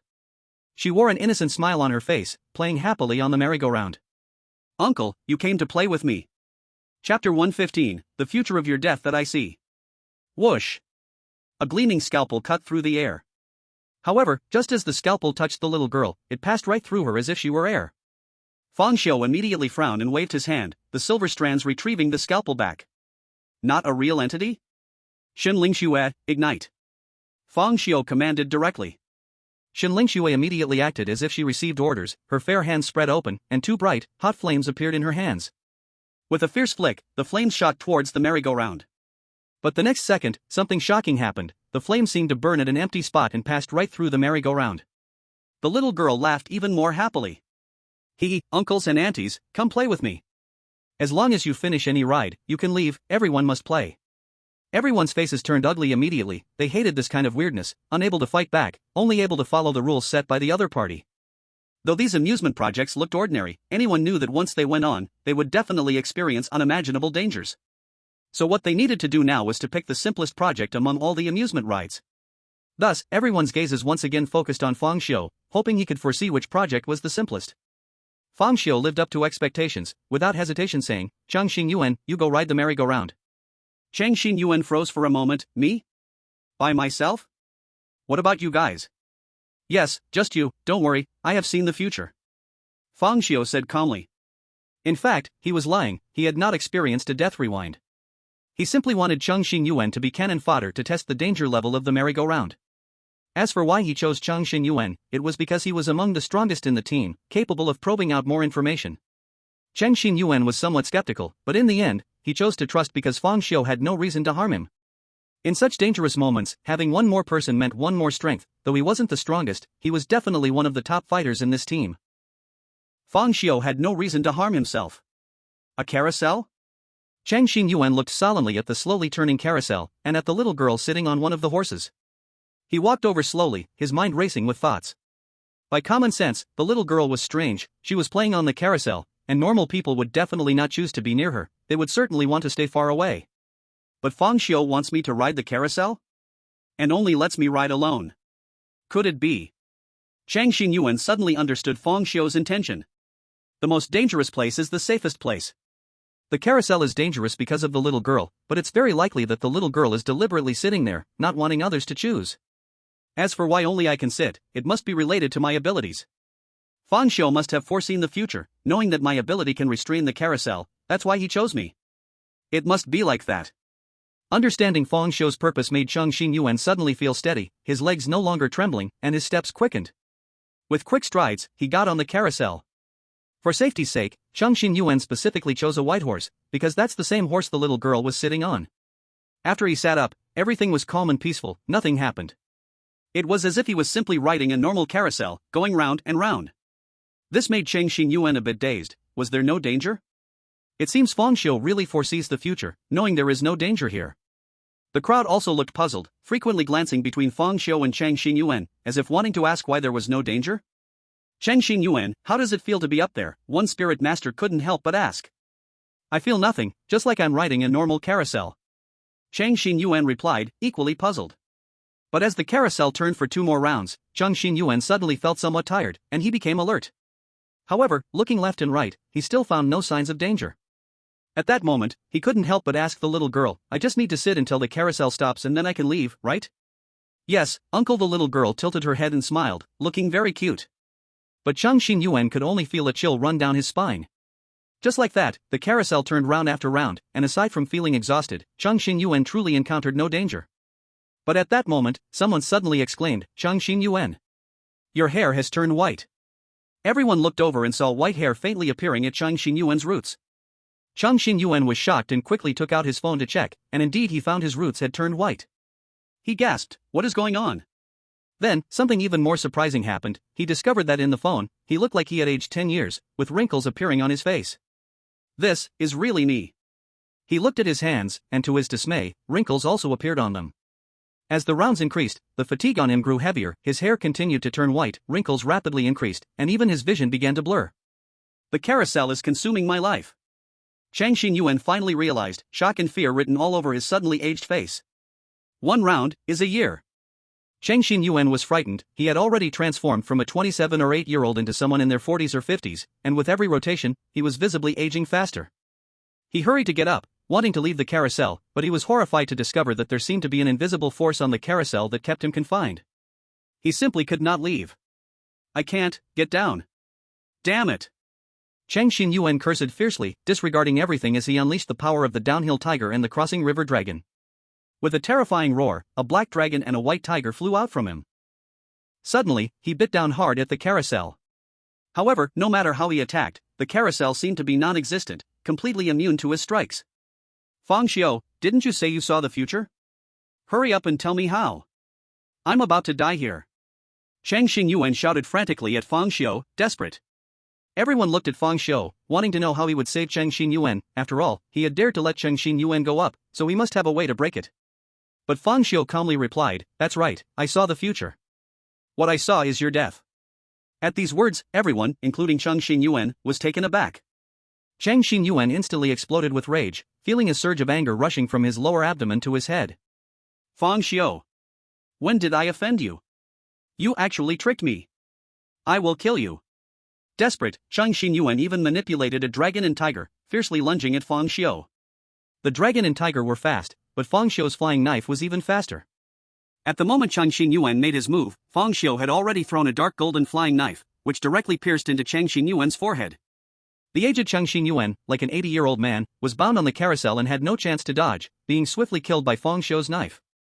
The dragon and tiger that had rushed halfway also dissipated into the air. Chapter 116, I have already seen the future. Fang Xiu, you must give us an explanation. Chang Xingyuan died because he believed your words. You already killed a teammate before, and now you killed Chang Xingyuan. Even if your ability is to foresee the future, it's hard for us to trust you now. As soon as Chang Xingyuan died, someone immediately came to question. Even someone doubted, "Fang Xiu, do you want to save your spirit essence, deliberately not foresee the future, and let us risk our lives to test?" That's right, it must be like that. He has hardly made a move along the way, the only times he acted, no, twice, were all to kill teammates. As people's doubts grew louder, Fang Xiu remained unfazed and directly pointed at the roller coaster. "Roller coaster, who among you will go?" Everyone was even angrier, feeling it was outrageous, totally disrespectful. At this point, not only was there no explanation, but he even wanted to command us? Someone coldly laughed, "If you foresaw the future, why don't you go yourself?" Fang Xiu ignored him and instructed Shen Lingyue, you go. Faced with Fang Xiu's order, Shen Lingyue didn't dare look him in the eye, keeping her head down in silence as she went. All the spirit masters were stunned by this scene. Wasn't this clearly going to send herself to death? The little girl was quite pretty, but how could she not use her brain? Soon, Shen Lingyue sat on the roller coaster. Although she also feared death, she didn't dare disobey Fang Xiu's order, for she feared a fate worse than death even more. Moreover, she also trusted Fang Xiu's judgment, just like she had in Blackwater Village. The roller coaster roared to life. It started going faster and faster. Shen Lingyue's hair was blown wildly by the wind, looking a bit messy. In no time, a third of the route was completed, everything was calm, and nothing happened. But given the last experience, everyone remained highly alert, still closely watching Shen Lingyue. At this moment, Shen Lingyue looked unwell, her face was pale, and her delicate lower lip was tightly bitten by her teeth. However, from her appearance, it seemed she hadn't encountered anything strange, but rather was simply scared. Finally, the roller coaster reached its highest peak, where it would drop almost vertically. This was the most thrilling part of all roller coasters. Ah! As the roller coaster fell, Shen Lingyue let out a high-pitched scream. Everyone was somewhat speechless, they were truly playing now. But the next second, a shocking change happened. Shen Lingyue's scream abruptly stopped. In the midst of falling, it seemed there was an invisible steel wire in the air. Directly chopped off Shen Lingyue's head. The event was that sudden, the roller coaster went up and down, whoosh. Shen Lingyue's head was gone. The headless body sprayed blood continuously on the roller coaster, and as the ride moved, blood splattered everywhere. Shen Lingyue's beautiful head fell from the car, crashing onto the track like a basketball, then bounced onto another track. The skull struck the track with a dull thud-thud sound. Eventually, it landed at the feet of the crowd. Everyone looked at Shen Lingyue's head and felt a chill run down their spines. The head had long lost its original appearance, the face was deformed, the skull cracked, and blood and brain matter oozed out. Shen Lingyue is dead, the fat man trembled, unable to believe it. He could never imagine that Fang Xiu would lead Shen Lingyue to her doom. "Xiu, brother Xiu, she is dead? How could she die? Are you mistaken?" But all that responded was Fang Xiu's calm yet indifferent voice. "Fat man, go to the ghost house." The fat man shuddered slightly, he stared intently at Fang Xiu, trying to see any sadness or other expressions on his face. But in the end, he saw nothing but a stillness like dead water. "Aha!" The fat man murmured tremulously and eventually chose to go to the ghost house. "Tian, you go ride the pirate ship." Zhao Hao glanced at Fang Xiu with a complex expression, said nothing, and got on the pirate ship. At this moment, Fang Xiu made his move. His black short hair instantly transformed into silver long hair, and the clear right eye was covered in blood. Swish, swish, swish. Countless silver strands of hair surged towards the crowd like a tide. The crowd was instantly startled and horrified. "Fang Xiu! Are you crazy? What do you want?" Some powerful spirit masters directly smashed through the silver strands, quickly distancing themselves from Fang Xiu, while those weaker were tightly entangled by the hair. Some fainted under the attack of the blood-red eyes. In just a moment, Fang Xiu successfully controlled 5 people. Seeing that the crowd was about to swarm, Fang Xiu said calmly, "I need them to test things. If any of you attack me, you'll pay with your lives to find the way." As soon as those words came out, the few who were about to attack Fang Xiu immediately hesitated. Although Fang Xiu's actions were very cold, they were undoubtedly correct. With so many amusement rides, it was impossible for everyone to go on them together, that would lead to total disaster. For example, on the carousel, if everyone got on, it would certainly end like Chang Xin Yuan slowly aging and dying. So right now, the most effective method was to use lives to test and find the simplest amusement ride. Finally, these people chose not to attack Fang Xiu. They could say Fang Xiu was immoral and cold-blooded, but they chose to compromise. Because they wanted to survive, too. Then Fang Xiu controlled the 5 people to go to different amusement rides. A few minutes later, these people were all dead. Now, Fang Xiu was left completely alone. The previous spirit masters had long run far away. From being surrounded by people to being all alone, Fang Xiu's expression showed no change at all. He took a step forward, heading towards the bumper cars. A few hidden individuals in the corner had complex expressions. They truly could not see through Fang Xiu. From his decisive willingness to use teammates to test, it could be seen that he was cold-blooded and selfish. But at the last moment, he even personally went to test things himself. What was he thinking? In fact, Fang Xiu hadn't thought too much. His reasoning was simple. There were so many amusement projects, he was too lazy to test them one by one himself. It was too troublesome, so he took everyone along for convenience. After all, they were all on the same team. He couldn't be the only one dying countless times while others did not die at all. After getting on the bumper cars, quickly, it began to operate. The empty bumper cars around seemed to go crazy, charging towards Fang Xiu's car. Bang, bang, bang. Fang Xiu's car was constantly hit, and each impact caused a trickle of blood to flow from the corner of his mouth. Those seemingly minor collisions felt like heavy hammers, mercilessly smashing into Fang Xiu's insides. Finally, Fang Xiu died, his insides ruptured from the relentless hits. Hee hee, uncles and aunts, come play with me. As long as you finish any game, you can leave. Everyone has to play. The little girl gave everyone an innocent smile. As everyone shuddered, they focused all their eyes on Fang Xiu, as if he were the brain of the team, waiting for him to give orders. Fang Xiu did not disappoint them. He pointed directly at the highest Ferris wheel and said, 5 people per group, go ride the Ferris wheel, I have seen the future. Chapter 117, Passing the Level. The Ferris wheel? Everyone looked at the tallest structure in the amusement park, the Ferris wheel, instinctively feeling that this ride was dangerous because it was too high off the ground. Being in the air was different from being on the ground. If danger really occurred up there, there would be no place to escape. Chang Xin Yuan glanced back and forth between the Ferris wheel and the carousel. He always thought the most dangerous place was actually the safest. The carousel seemed safe with the little girl there, but it might be the safest after all. However, Fang Xiu did not give the others much time to think. He had already started walking towards the Ferris wheel. Behind him were Zhao Hao, Xin Lingxue, the fat guy, and the controlled Huang Mao, closely following him. When everyone saw Fang Xiu move, they no longer hesitated and followed closely. After all, Fang Xiu could foresee the future, and they believed he would be right. Moreover, he himself was also going up. He certainly would not risk his life. You few come up with me first, the rest stay here and wait. Fang Xiu instructed directly, providing no explanation. For him, following orders meant survival, while disobeying meant death. He would not waste time persuading them. He believed the Ferris wheel had the least danger, and he had no obligation to explain. Of course, the spirit masters who survived to this point were not fools, and they would not go against Fang Xiu's orders. Soon, Fang Xiu brought Zhao Hao and the others onto the Ferris wheel. The Ferris wheel could originally seat only 4 people, but Fang Xiu made them sit 5, with one person standing in the middle space and the others sitting in 2 rows. This Ferris wheel was strange. It was not only very old and simple but also had no windows. In simple terms, it was open on all sides. When it started to spin, the whole cabin shook as if it could fall apart at any moment. As the cabin rose higher off the ground, the fat guy and Zhao Hao's faces began to turn pale. Especially the fat guy, possibly due to his weight, he dared not move at all, fearing he would crush the cabin. Xin Lingxue appeared calm, but her hands were tightly grasping her fitted jeans, clearly very unsettled inside. Xin Lingxue was afraid of heights, which had been evident when she had ridden the roller coaster before. The only calm ones in the cabin were Fang Xiu and the controlled Huang Mao. Soon, the cabin they were in was about to reach the highest point. Xiugu, why hasn't anything happened? Is this game really so simple? Zhao Hao said, a bit trembling. Ignite the bronze candlestick. Fang Xiu suddenly commanded Huang Mao. Huang Mao immediately executed the order meticulously, taking out the dagger he carried and brutally slicing his palm. Blood gushed out, and he tightly gripped the bronze candlestick to ignite it.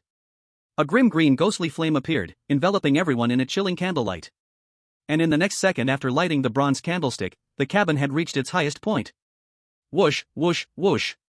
Suddenly, a howling wind surged from all directions in the sky. The crowd turned towards the sound, instantly shocked and terrified, as they saw several strands of black wind surge around them out of nowhere. It was as if countless black sands were mixed within a raging wind. The black wind poured in through the drafty windows of the private room. ZZ. A strong, corrosive sound arose. When the black wind collided with the green candle flame, it burst like water splashed into a boiling pot of oil, erupting vigorously, even releasing waves of white smoke. The green candle flame began to sway, as if it would extinguish at any moment, but with the influx of spiritual blood, it never went out. After about a minute, the private room slowly descended, and the terrifying black wind gradually weakened. Fang Xiu and the others successfully passed through without danger. The price, however, was that Huang Mao turned into a dried corpse. The black wind had drained all the blood from a person's body. Remember, when the next group goes up, you 5 should take turns consuming blood, lighting the bronze candlestick at the highest point. When the black wind weakens, it's best to stop lighting the candlestick and use your abilities to resist the black wind. Otherwise, you may bleed to death.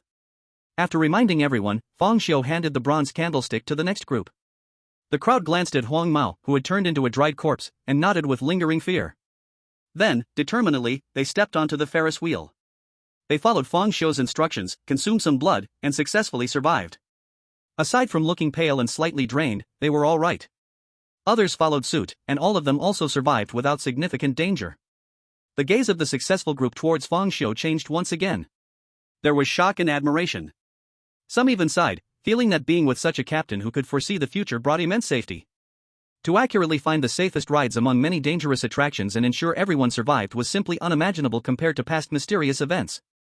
Being a spiritual master was a high-risk profession, constantly teetering on the edge of death, and one careless moment could lead to fatality. No one dared claim they could survive every mysterious event.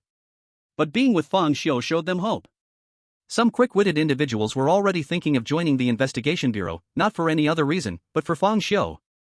In the past, they hesitated to join, partly due to limitations and partly out of fear of taking on responsibilities. The Bureau's duty was to protect the public, and once a mysterious event occurred, civilian spiritual masters could choose to keep themselves safe, but the Bureau's spiritual masters had to act. Thus, the risk of death was very high. However, if they could join the Investigation Bureau and be part of Fang Xiu's team, their chances of survival would soar. Most of the time, fatalities in mysterious events weren't due to weak strength, but rather a lack of information about the mystery and the patterns of killing. Once they knew in advance, fatalities could be greatly reduced. If every time was like these two instances, obtaining the strategy in advance, then if someone died, they could only blame themselves, not others. If you don't eat when I feed you, it's your own fault you die. Captain Fong, since we have successfully passed, let's go, someone suggested. Unknowingly, their title for Fang Xiu had changed. Forget calling him captain, as long as he led them to survive, they would have no problem calling him dad. However, Fang Xiu shook his head, a chilling smile creeping onto his face. Not yet, I still have something to handle. After speaking, Fang Xiu walked directly towards the strange figure on the carousel. The strange figure tilted its head, innocently smiling. Uncle, you've passed, why aren't you leaving? Fang Xiu's smile widened, exposing his scary white teeth. If you don't die, how can I leave? Boom! Fang Xiu's right eye instantly turned blood red, a wave of crimson energy shooting out from his eye. The strange figure instantly seemed to suffer a heavy blow. He fell directly from the white horse. And just at the moment he fell, countless silver strands surged forth, wrapping around him like wrapping zongzi. With a wave of Fang Xiu's hand, the silver hair dragged the Eerie being over. The crowd not far away was stunned by this scene. What happened? Wasn't this Eerie being previously invulnerable to attack? Why is that not the case now? Chapter 118. At least use your death to please me. Soon, a clever spirit master suddenly thought of something. If there is any difference between now and before, it's that the level is cleared. Before completing the amusement park project, they couldn't touch this Eerie being, but after finishing, it seemed that everyone had formed some kind of connection with the amusement park, so they could touch it. This wasn't hard to think of, it was mainly because no one would think in this direction. After all, anyone who finally cleared a level would definitely want to leave quickly, the further away, the better. But Fang Xiu's thought process was different from ordinary people, all he saw was the Eerie being. Soon, the Eerie being was caught in front of Fang Xiu. Didn't you like playing? Then let Uncle play with you well. Guess which part of your body Uncle's knife will fall on? Guess right, and you'll get 2 more cuts. Fang Xiu's voice became increasingly distorted with excitement. Since being killed by his wife 18 times, he couldn't find happiness anymore, except in torturing Eerie beings. Facing Fang Xiu's threat, the Eerie being chuckled. "It's useless, uncle. I'm bound with the amusement park, you can't kill me." Hearing the words "can't kill," Fang Xiu's expression froze for an instant, and then his eyes slowly widened, bursting with the light of surprise, as if he'd found a new continent. Kick. A twisted and sinister laugh squeezed out from his throat, echoing in the Eerie amusement park, sounding exceptionally terrifying. "Look what I found. An invincible Eerie being? This is just wonderful." The crowd looked at Fang Xiu's current state, unable to help but swallow hard. Is he really okay like this? Isn't he about to lose control? It shouldn't be possible, right? Swish! A silver light flashed, and the power of suffering boiled. Ah! Inhuman screams echoed throughout the area. Kick. This is it. This is it. Let me feel even more pleasure. Swish, swish, swish. Fang Xiu's right hand turned into a piledriver, casting shadows, creating hole after hole in the Eerie being's body. The Eerie being's shrieks continued to erupt, sounds that no human could produce, extremely twisted and terrifying, like some wild beast. The crowd trembled in fear, as if the scalpel had pierced into their own bodies. Some spirit masters with weaker mental endurance could no longer bear it and turned their heads away. This Eerie being wasn't boasting. Every time the scalpel created a hole in it, the next second, that hole would slowly heal. But the price was that the amusement park's facilities became more and more worn out. Such a magical scene made Fang Xiu even more excited. He couldn't help but increase the intensity of the punishment. Time flowed by, and the Eerie being's cries grew weaker, starting to become feeble. At this moment, more than half of the amusement park's attractions had disappeared. "Why can you hurt me?" The Eerie being could no longer laugh, its face full of anthropomorphic terror. It was originally bound to the amusement park. Unless the amusement park was completely destroyed, it would never die. But now, Fang Xiu's attacks had refreshed its understanding. The scalpel seemed to carry a kind of terrifying magic. Each strike brought it extreme pain. That fearful pain caused its vitality to rapidly drain away. Seeing the Eerie being on the brink of death, Fang Xiu suddenly felt bored. Is this all there is?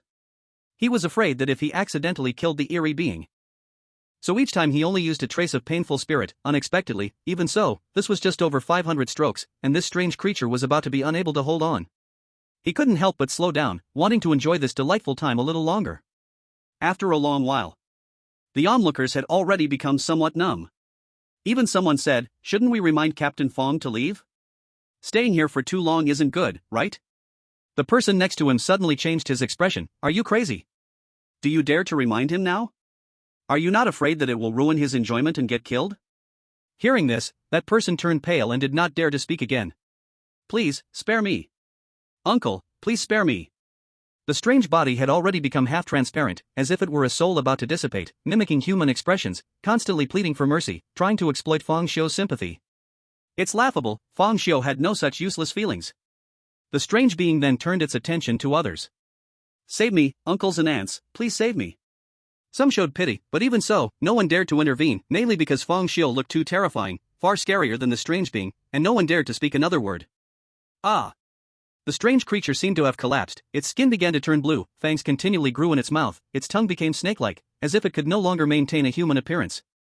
Its mind also began to clear, knowing only how to screech mindlessly. The excitement on Fang Xiu's face slowly faded, returning to calm as before. He calmly gazed at the hideous creature and said lightly, "Truly ugly, at least please entertain me with your death." Whoosh! With one stroke, it beheaded the creature. The strange body became completely transparent and vanished from the world. "Let's go," Fang Xiu said calmly to the crowd. Watching Fang Xiu, who appeared indifferent, everyone did not dare to meet his eyes and quickly made way for him. Soon, the crowd continued on their way. Half an hour later, they finally arrived at the foot of Putua Mountain. Putua Temple is built on a mountain, considered one of the more famous tourist spots in Green Vine City. On ordinary days, the temple is crowded with people coming to worship. However, in the nightmare's Eerie domain, at this moment Putua Temple seemed to be shrouded in a veil of black mist, completely empty, with eerie wailing sounds faintly echoing in the darkness, revealing its sinister terror. They drove to the foot of the mountain but quickly stopped their cars, as ahead appeared a graveyard with densely packed tombstones, making it impossible for the vehicles to pass. Chapter 119, Brother Xiu, you know me. Get out of the car, walk up the mountain. Fang Xiu was the first to get out, striding toward the graveyard. Seeing Fang Xiu lead the way, even in the face of such an eerie graveyard, the others were not too afraid and closely followed. I once came to Putua Temple, and at that time there was no graveyard at the foot of the mountain. This is the nightmare's Eerie domain, a fusion of dreams and reality, so any strange sightings are not surprising. Hey! Look, there's a sign here. The crowd turned to look and indeed found a distinct sign standing in the graveyard. This sign was very tall, much higher than ordinary tombstones, making it quite conspicuous. It read, "Forbidden ground for the dead, living people may enter." What kind of nonsense is this sign writing? Did it get it backward? The graveyard became a forbidden area for the dead, and the living can enter? Yeah, shouldn't it be living people forbidden, the dead may enter? Everyone, be careful, any peculiarity in the Eerie domain may harbor deadly. Whoosh! Before he could finish his warning, a silver light flashed, and the stone tablet directly broke into two pieces. The one who acted was none other than Feng Xiu. The crowd was slightly stunned. In fact, they wanted to say that one must be cautious in the Eerie domain and shouldn't act hastily. But since it was Feng Xiu, who could foresee the future, doing it, then it must be fine. He had his reasons for acting. Perhaps this is the key to breaking the deadlock. In fact, Feng Xiu was just simply testing things out. Facing unknown bizarre events, he was not afraid of being reckless, but afraid of dying for no reason. If he did not discover much value from the test, it would be equivalent to dying in vain. So he wanted to see if cutting the stone tablet would trigger some kind of disturbance. As a result, after waiting for a few seconds, nothing happened at all. "Let's go," Feng Xiu said calmly. He led the way forward, and the others followed closely behind, step by step. The group quickly reached the gate at the end of the cemetery. Everyone felt it was strange. Clearly, it was such a grim and terrifying scene that had appeared suddenly, yet nothing happened as they came out. But just when everyone stepped out of the cemetery gate, they were surprised to find that outside the cemetery was still a cemetery. An identical cemetery. Some people, not willing to believe it, walked back and discovered that there really were two cemeteries, divided by a door. Could it really have two cemeteries? Or have we been trapped again? Captain Feng, what do you think? Keep walking, Feng Xiu replied indifferently. So everyone continued forward, and soon they reached the cemetery gate again. After passing through the gate, they found themselves in yet another identical cemetery. They shuttled back and forth several times. The result was always the same. Everywhere was an identical cemetery. It was as if someone had seen countless cemeteries connected together. But when everyone tried to return the way they came, they horrifyingly discovered that they could not go back. The door they initially entered was also a cemetery. An infinite loop of cemeteries. Captain Feng, what do you think? Since they found out that Feng Xiu could foresee the future, everyone seemed to have completely lost their minds, asking Feng Xiu for his opinion whenever there was a problem. It was like knowing the answers to an exam in advance. Surely one wouldn't want to think hard about studying. Since we are about to be trapped, it means there must be something odd here, or it could be a nightmare at work. At present, it seems that the source of the cemetery is likely hidden in the graves. Everyone dig up the graves, unearth all the tombs. If there are corpses, then we will turn them to ashes. Feng Xiu calmly issued the order. Naturally, nobody disobeyed and they all began to dig up the graves. When graves were opened one after another, everyone was surprised to find that all these graves contained coffins, identical pitch-black coffins. And when they opened the coffins, they were shocked to find that they were all filled with bones. There was no sight of reborn bones crawling out from the grave. While the bones looked chilling, everyone present was spirit masters, so they were not afraid of dead bodies. Or rather, spirit masters were never afraid of dead bodies. What could frighten them was only the bizarre. So everyone started to turn the bones to ashes, and in just a short time, dozens of graves were dug up, and the ashes were scattered. But even with such a loud commotion, nothing happened. Just then, suddenly a shout came from not far away. "Damn! What bad luck, this person is also named Zhao Hao." The one speaking was Zhao Hao, who stood in front of a grave, and on the grave was written "Grave of Zhao Hao." No wonder Zhao Hao shouted about bad luck. In such a grim place, seeing a grave with his own name was indeed not a good omen. At first, everyone did not pay too much attention. After all, Zhao Hao is not a complex name, and having the same name is quite normal. But just when Zhao Hao dug open the grave and revealed the coffin, a sudden shocking change occurred. Bang! Bang! Bang! From within that coffin came a fierce banging sound. Everyone reacted very quickly and hurriedly ran over. Could the source of the bazaar be locked inside this coffin? Is it that if we kill the bazaar inside, we can get out? A group of spirit masters widened their distance, forming a larger encirclement, tightly staring at the continuously thumping coffin. Beside them, Zhao Hao was cursing about his bad luck even more. He never expected that the source of the strange phenomenon was also called Zhao Hao. Feng Xiu vaguely sensed something was wrong, because the thumping sound from the coffin didn't seem like it was produced by the strange phenomenon. It sounded more like a living person inside, with faint cries for help. In the next moment, he directly split off a strand of silver hair and lifted the coffin lid. And at the moment the coffin was opened, everyone was shocked and horrified. Because lying inside was indeed Zhao Hao. Ah!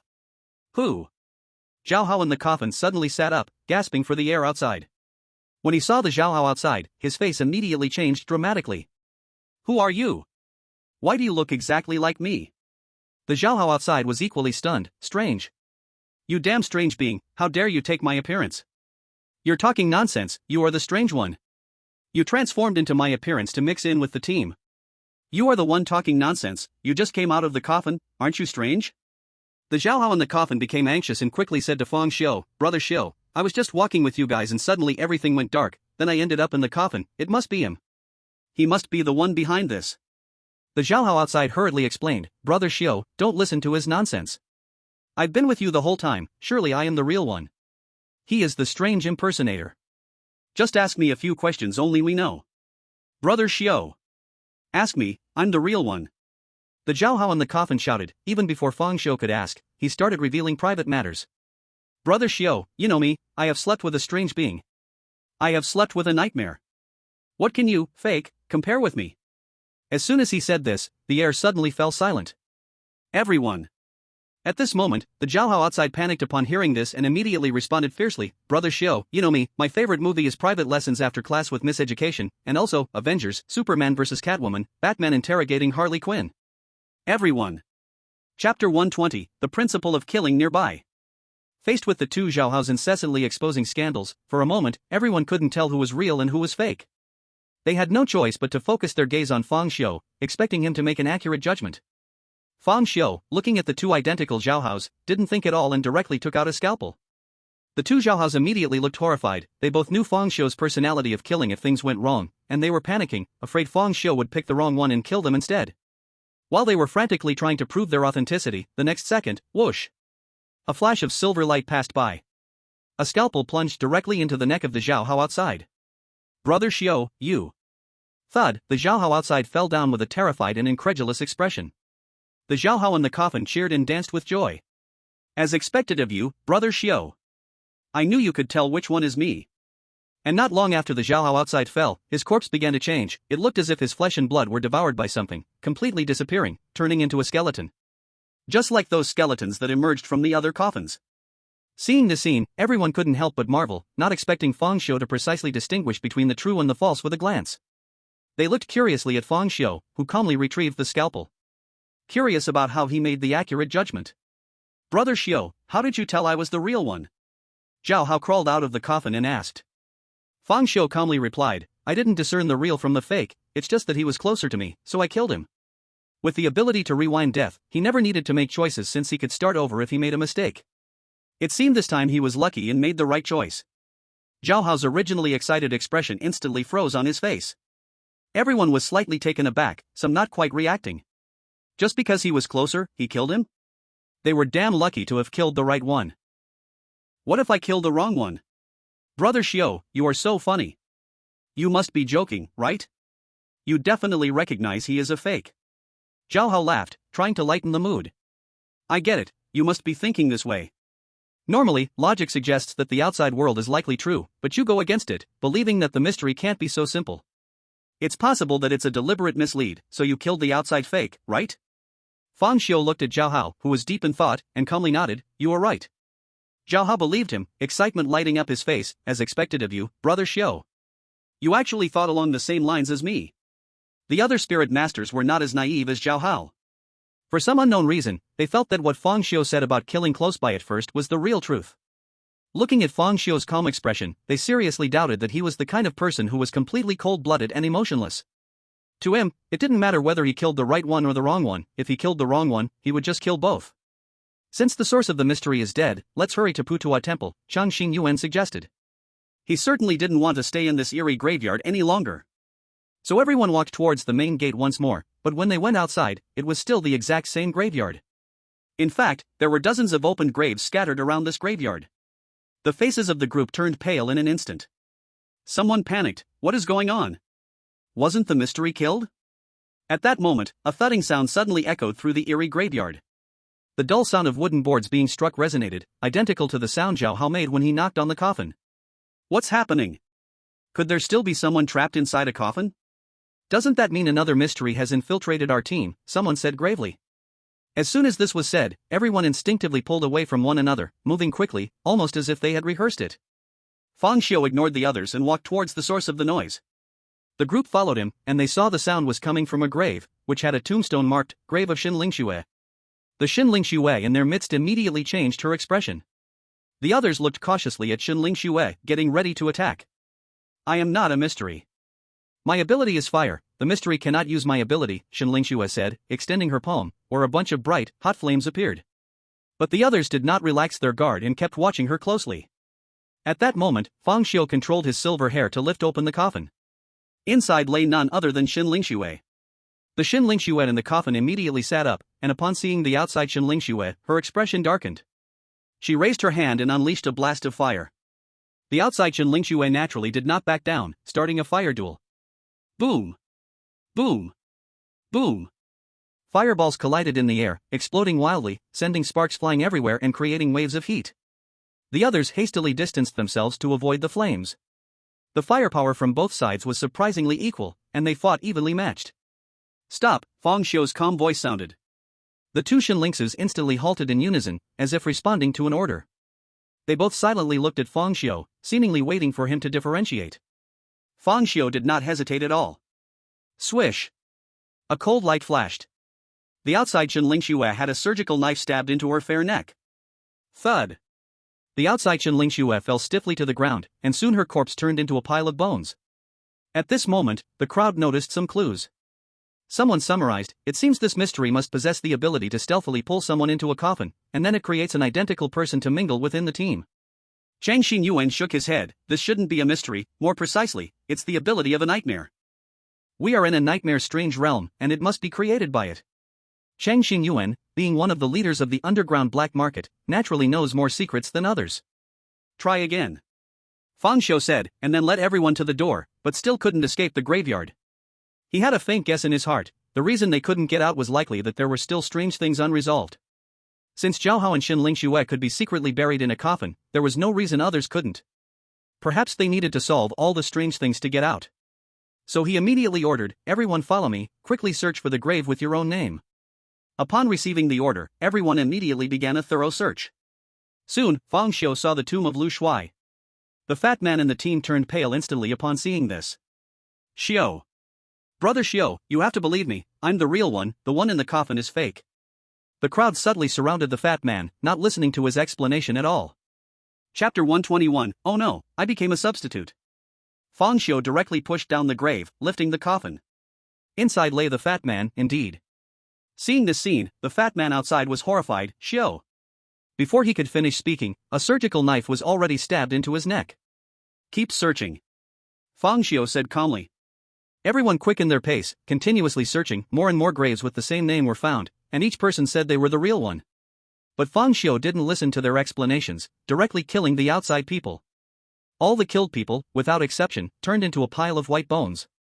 Just then, someone suddenly screamed. Ah! This, the person stared at a tombstone, unable to speak. Everyone quickly gathered around, and their faces turned drastically. They suddenly scattered around Fang Xiu, each looking at him warily, taking up attack postures.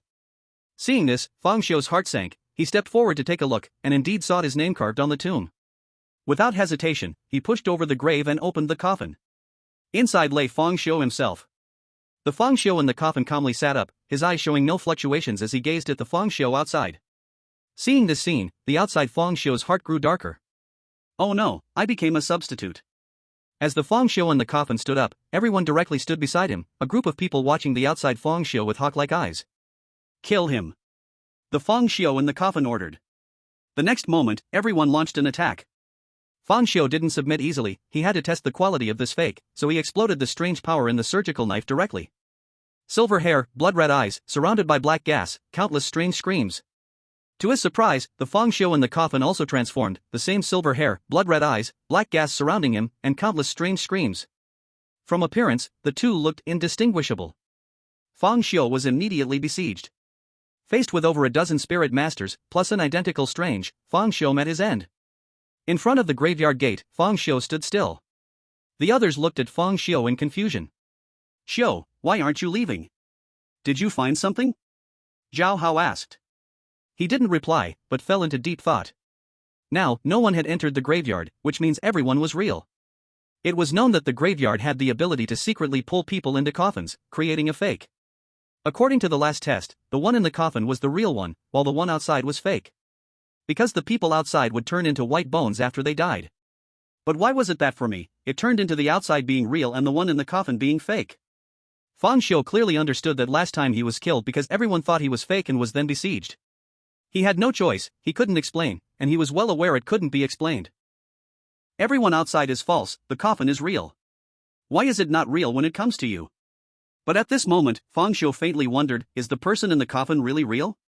The memories of the two seem the same, both can speak their secrets, and their abilities are identical. What if, from the very beginning, I was wrong? What if the person in the coffin is fake, and the people outside are the real ones? After pondering for a long time, everyone closely watched Fang Xiu, no one dared to disturb his thoughts. They thought Fang Xiu was using his ability to foresee the future, all expecting him to point out the way of life as before. After a moment, Fang Xiu did not disappoint them. The strange things existing in this graveyard can change into everyone's appearance, exactly the same, with memories and abilities alike. As soon as these words came out, everyone was instantly shocked and pale. Isn't this all the same? How do we distinguish between true and false? Then we absolutely cannot separate after entering, we must not give the strange things a chance to take advantage. Everyone began to discuss countermeasures, no one doubted the truth of Fang Xiu's words. Silence. Fang Xiu calmly scanned the crowd. Everyone immediately fell silent, waiting for Fang Xiu's instructions. Everyone, after going in, you must completely follow my orders and must not act on your own. Captain Fang, rest assured, we will definitely follow your commands. Whoever dares to act on their own, I will be the first to oppose. Me too. Me as well. Fang Xiu nodded and said again, next, I will divide out silver threads of hair, wrapping them around each of you. The strange things in the graveyard can silently pull a person into the grave, replacing you. This silver thread is the key to ensuring the authenticity of your identities. Remember, even if you die, you must not let the silver thread fall off. As soon as everyone heard this, their hearts tightened. They did not expect the strange things in the graveyard to be so terrifying, capable of silently replacing people. When the time comes, the truly identical self will be indistinguishable. Fortunately, with Captain Fang leading the way, otherwise, unexpected dangers could lead to total annihilation. So, Fang Xiu began to divide out several strands of silver hair, the hair spreading like a tide, entwining around every person. Everyone did not resist, allowing the silver hair to wrap around them. Having gone through several life and death crises, they already trusted Fang Xiu very much. In fact, allowing the silver hair to wrap around them was no different than having a knife at their neck. If Fang Xiu had malicious intent, activating the silver hair in a strike would mean this group would at least face death from the weaker spiritual practitioners. After the hair was wrapped well, the scene appeared a little strange for a moment. Fang Xiu walked in front while from his head, strands of silver hair extended out, like a spider web, connecting to the dozens of spiritual practitioners behind him. It was as if he was leading a group of puppets. He thus guided everyone into the graveyard. Now, everyone, let's go find the grave with our names on it. Everyone acknowledged and then began to search. The first to be found was Zhao Hao, as his grave was closer to the outside. Brother Xiu, I found it. Here is the grave with my name on it. Fang Xiu squinted his eyes and walked over slowly. He first checked the silver hair on Zhao Hao to confirm it was intact before turning his gaze to Zhao Hao's grave. At this moment, a dull sound of knocking came from within Zhao Hao's grave. Everyone's expressions changed slightly, feeling a bit nervous. Fang Xiu immediately flipped the grave over and opened the coffin, revealing Zhao Hao inside. Seeing Fang Xiu, Zhao Hao was first delighted, but then caught a glimpse of someone who looked exactly like him from the corner of his eye, instantly shocked. Brother Xiu, it really is as you said, the strange things here can silently pull people into the coffin. I just went black in front of my eyes, and when I came to, I found myself in a coffin. Brother Xiu, the person next to you is an imposter. Zhao Hao in the coffin spoke rapidly. Chapter 122, Hard to distinguish truth from falsehood. Fang Xiu pondered for a moment, is memory synchronized? He had previously said these words outside the graveyard, but he didn't expect that once inside, whether true or false, Zhao Hao possessed that memory. It seems that as long as one enters the graveyard, a perfect clone will be created. At this moment, the Zhao Hao outside laughed with delight, you are the imposter. Look at what I have in my hand. The Zhao Hao outside proudly shook the silver strands of hair wrapped around his wrist. This scene immediately made everyone present believe he was the real Zhao Hao. Zhao Hao in the coffin was shocked and hurriedly searched his wrist, but he found no silver strands. Impossible. I clearly had silver hair tied just now, how could it have suddenly disappeared? I know.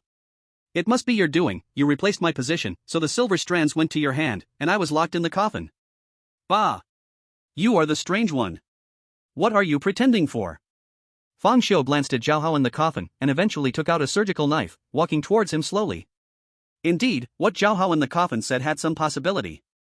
Even now, Fang Xiu did not have 100% certainty to distinguish who the real Zhao Hao was, but considering he had killed the Zhao Hao outside last time, this time he had to try killing the Zhao Hao in the coffin once. Brother Xiu, don't. Swish. A flash of silver light passed, and suddenly a surgical knife appeared on Zhao Hao's neck in the coffin. As the surgical knife was pulled out, Zhao Hao fell straight down in the coffin, his face filled with fear, turning into a skeleton. Seeing this, Fang Xiu frowned slightly. Indeed, was it a misjudgment before? It turned out that simply killing could not distinguish truth from falsehood. No matter true or false, as long as they died in this graveyard, they would turn into white bones under the influence of strange powers. This also meant that everyone he had killed last time were teammates. After killing all his teammates, the imposter in his likeness then killed him along with many imposters. Thinking of this, Fang Xiu's face darkened. Continue searching. He ordered everyone to continue searching and always used silver hair to connect everyone, ensuring that no one would be suddenly replaced. As for him, he began to search for his tombstone. What Fang Xiu needed to do now was naturally to take revenge. Last time, he was killed by the imposters leading the team. This time, he wanted the imposters to taste the feeling of being besieged. Soon, Fang Xiu found his tombstone. Looking at the 4 characters Fang Xiu's grave on the tombstone, a sinister smile appeared on his face. This time everyone is connected together by my hair. No matter what happens, it will be enough to prove my authenticity. I want to see what tricks you can play this time, ha ha ha. Just as Fang Xiu was laughing, suddenly, his vision went black, and his laughter stopped abruptly.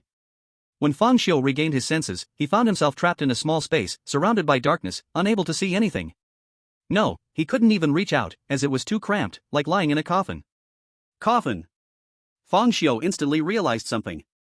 Had he been dragged into a coffin? Where were the strands of hair? They were also gone. At this moment, a calm and familiar voice came from outside the coffin.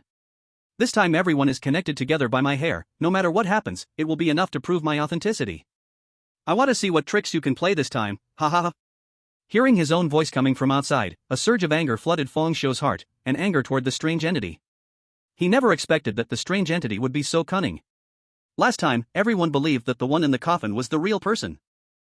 This bizarre occurrence turned into itself lying in the coffin, then leading the team to surround and kill itself. This time, everyone believed that the real person was outside, and this damned bazaar actually pulled itself back into the coffin.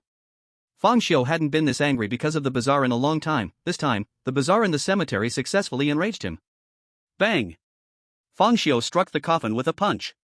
Surprisingly, the coffin didn't even budge, which made him slightly astonished. Then he took out a scalpel, trying to cut through the coffin. But the usually unstoppable scalpel surprisingly left no marks on the coffin. Here, rather than calling it a coffin, it was more like a different space, sealing someone within. Outside, Fang Xiu had gathered the team and pointed to his grave, saying, "The bazaar inside has abilities like mine, so when it comes out, everyone attack together." Everyone nodded, believing in Fang Xiu's words, as they were still connected by silver hair, the end of the hair leading to the outside Fang Xiu. At that moment, sounds of thumping and a slicing noise came from the coffin. The outside Fang Xiu smirked, "Are you eager?" He immediately overturned the grave and opened the coffin. Bang! A figure with silver hair, blood-red eyes, and surrounded by black mist suddenly flew out from the coffin, attempting a surprise attack. But the outside Fang Xiu had already prepared and transformed, calling the others to attack together. Fang Xiu was once again besieged, and then, dead. Once again resurrected after death, Fang Xiu stood in front of the cemetery, calmly gazing at it, and the air pressure around him seemed to drop drastically. Beside him, everyone was a spirit master, possessing spirituality, and naturally sensed the low air pressure emanating from Fang Xiu. Although he looked as calm as ever, what was with this terrifying low air pressure? Xiu. Brother Xiu, is there something wrong with this cemetery? Why aren't you leaving? Zhao Hao nervously asked. Fang Xiu ignored him, still calmly observing the cemetery. He now roughly understood the bazaar's purpose, which was to make him a fake and then lead the attack. In other words, it didn't matter whether he made everyone believe the one in the coffin was real or the one outside was real. In the end, he was destined to be the fake one. Since that's the case, Fang Xiu calmly turned to the others and ordered, "Everyone stay on standby, I will enter the cemetery alone." Zhao Hao suddenly startled, "Brother Xiu, this cemetery appeared out of nowhere at the foot of Putua Mountain. It clearly has something odd about it, if you go in alone." "No worries, I have seen the future. This bazaar is quite special. The more people there are, the harder it is to deal with, so one person is enough." Having said that, Fang Xiu walked alone into the cemetery. What he said was the truth. Indeed, the more people there were, the harder it was to deal with, and in the end, he would just be surrounded and beaten alone. This time he chose to enter alone. He wanted to see how the bazaar would deceive others' trust to surround and beat him. Chapter 123, I predicted your prediction. After entering the cemetery, Fang Xiu first searched around and, sure enough, did not find Zhao Hao and the others' graves. This also meant that only those who entered would have graves appear. Soon, Fang Xiu once again saw his grave. The grave was silent, with no sounds coming from it. Boom!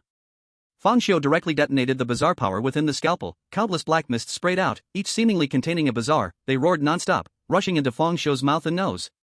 Gradually, he was wrapped in black mist, his black hair turning into silver hair, and bloodlight flashing in his right eye. Then, he overturned the grave, revealing the dark coffin inside. Looking at the coffin, a cold light flashed in Fang Xiu's eyes. Silver strands continued to grow, floating in the air like billions of steel needles, tightly surrounding the coffin. The scalpel was also gripped in Fang Xiu's hand, raised high, aimed at the coffin, with dark energies swirling on the blade. His blood-red right eye stared fiercely at the grave. He had made all preparations, just waiting to open the coffin and then strike with a thunderous blow.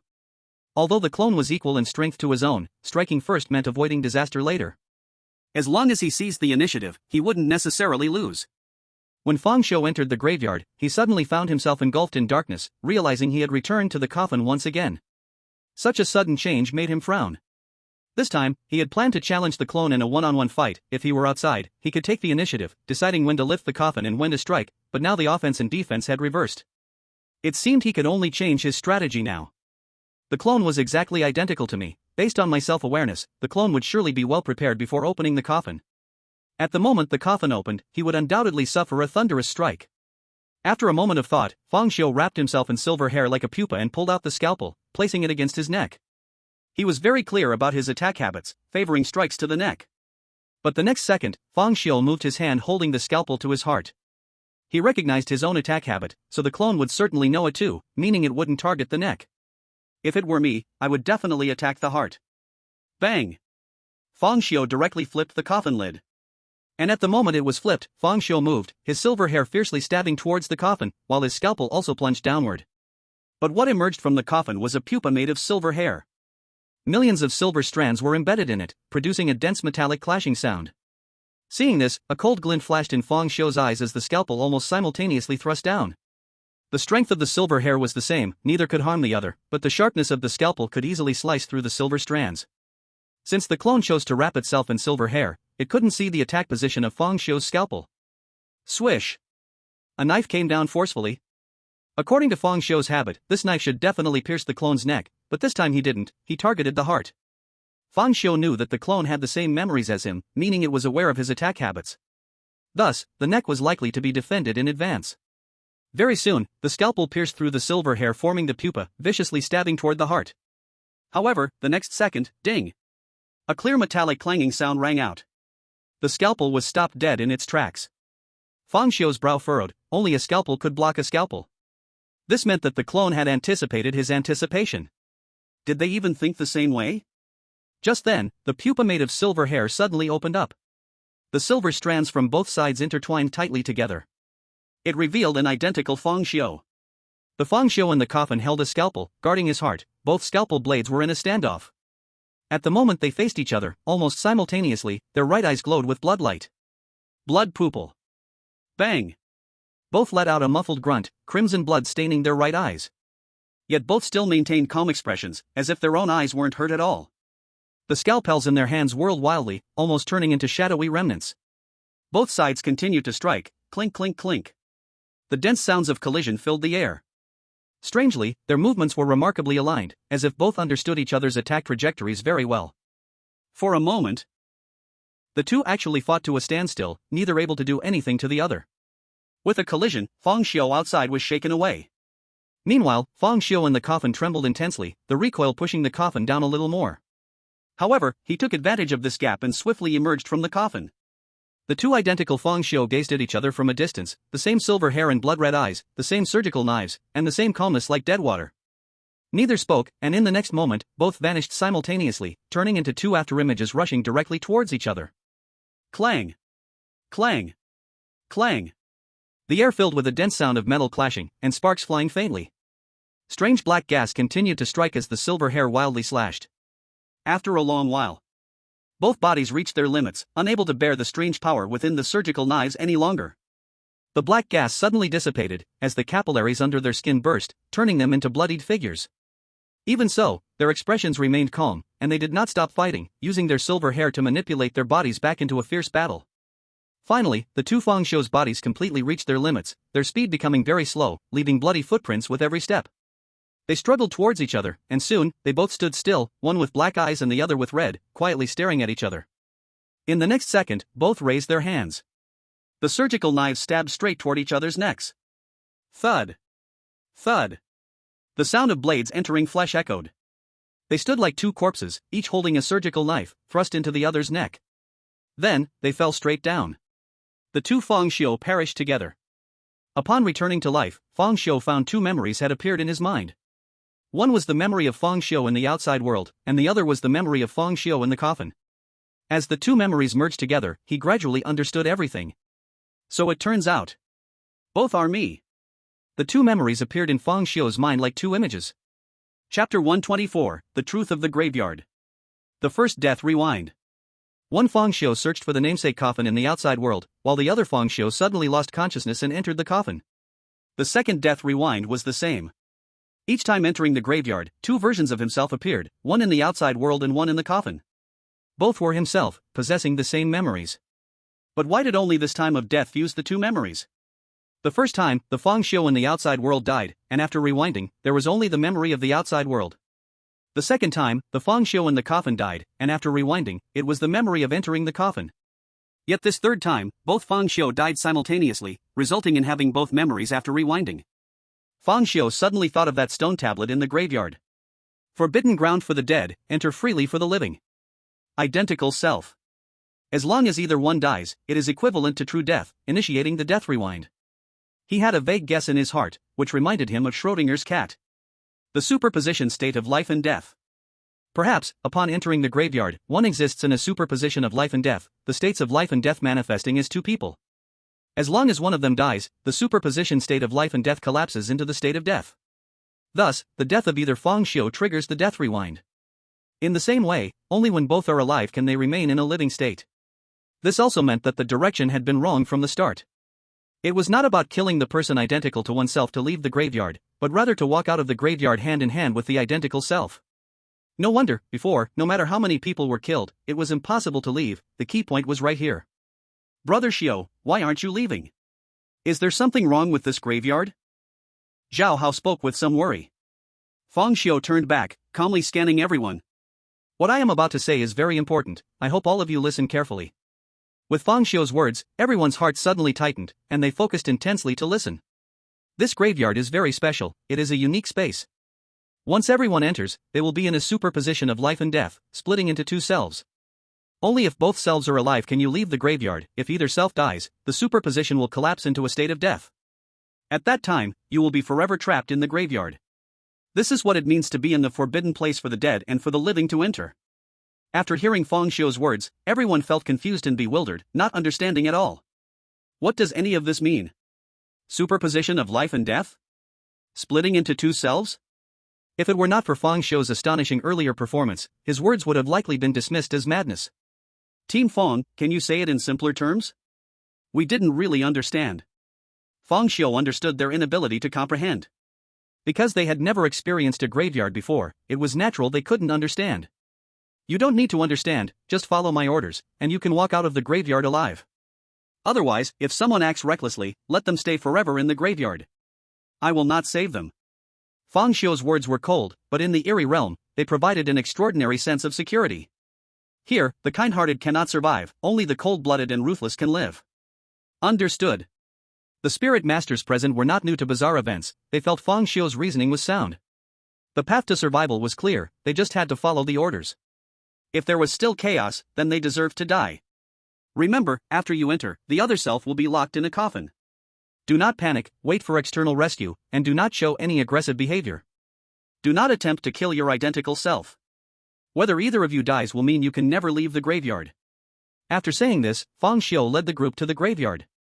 Whether it was the original or the copy, the memories were the same, thus, Fang Xiu's words were effectively speaking to all originals and copies. Upon re-entering the graveyard, Fang Xiu immediately ordered, "Everyone, find the tomb with your own name.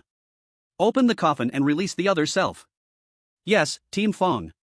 "Alright, Xiu Gu."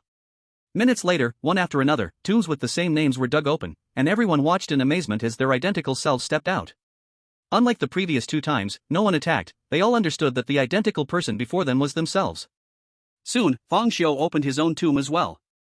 The other Fang Xiu lay calmly inside, and the two faced each other in silence. Then he slowly rose and stood side by side with Fang Xiu. 2 identical individuals stood together, surveying the crowd. "Gather. X2. The 2 Fang Xius shouted simultaneously. Everyone immediately brought their other selves over. They did not show the same calmness as the 2 Fang Xius, their expressions were quite strange. Anyone seeing an identical self would find it hard to remain calm. By common logic, when people face someone exactly like themselves, they generally exhibit aggression. Because both fear being replaced by the other. But under Fang Xiu's instructions, everyone temporarily coexisted peacefully. "Everyone follow me. X2. The 2 Fang Xius spoke simultaneously, and everyone exchanged glances, feeling the situation was very strange. After speaking, the 2 Fang Xius did not wait for the group's reaction and directly walked toward the exit of the graveyard. As the 2 Fang Xius simultaneously stepped out of the graveyard, a miraculous scene occurred. Both Fang Xius radiated a burst of light, as if they were displacing time and space. Slowly merging together, they became a square rest. At this moment, Fang Xiu also successfully left the graveyard. In front of him was a steep mountain path, straight up to the top. Looking towards the top, a tall gate covered in red paint could be vaguely seen. Many areas of the red paint had already chipped off, appearing like a sinister monster with a blood-drenched mouth, while the stone steps were like its long tongue stretching from the summit to the foot of the mountain. Soon, Zhao Hao and the others walked out one by one from the graveyard. Fang Xiu looked carefully but discovered that Cheng Xinyuan was missing. The crowd quickly noticed this and couldn't help but exclaim, "Where is Cheng Xinyuan? Why hasn't he come out?" Everyone looked back towards the graveyard, where 2 identical Cheng Xinyuans were actually fighting. "Are you crazy?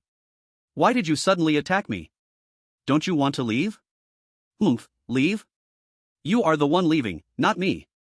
What do you mean by that? Weren't we supposed to leave together? I am you, and you are me.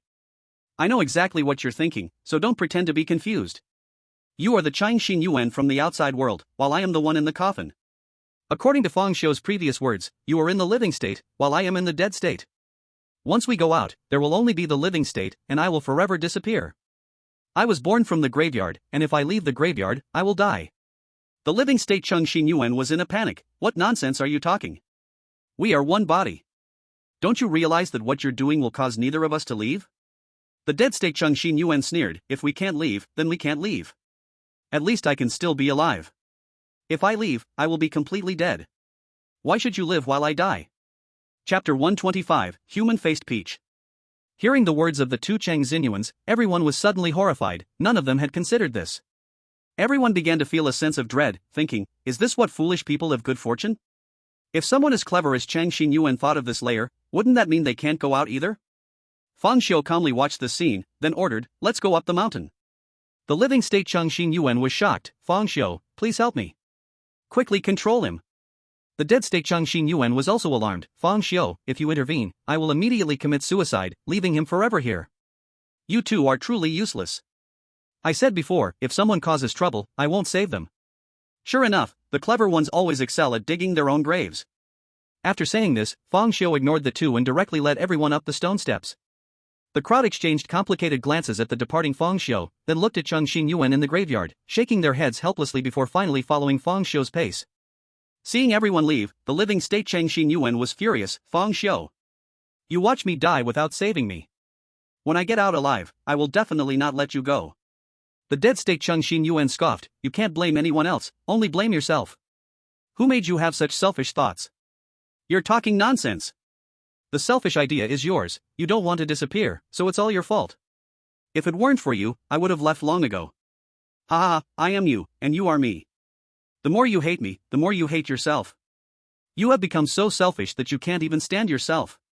Everyone, only odd-numbered steps can be taken, do not step on even numbers," Fang Xiu commanded. Although the crowd found it strange, they still obediently complied. The stone steps leading up the mountain were large and distanced, so some shorter people could only jump, like the fat man and Zhao Hao. For Fang Xiu, Shen Lingxue, and others, they just needed to take larger strides to span a step. After walking for a while, the bouncing fat man couldn't help but ask, "Brother Xiu, why can we only walk on odd steps?" With his question, everyone perked up their ears to listen. In fact, they had long wanted to ask this question, but the problem was they were not familiar with Fang Xiu, and he gave off such a cold feeling that it was quite difficult to approach, so no one dared to ask. Fang Xiu calmly replied, "These steps are the strange tongue, and the red door at the top of the mountain is the strange mouth. Once you step on an even-numbered step, it will trigger its killing rule, and it will come to life, using its tongue to roll up everyone and then eat them." Upon hearing this, everyone suddenly felt a chill down their spines. They stared hard at the steps below their feet, and just the thought that this was a strange long tongue made them tremble with fear, worried that if they accidentally stepped wrong, the strange thing would come to life.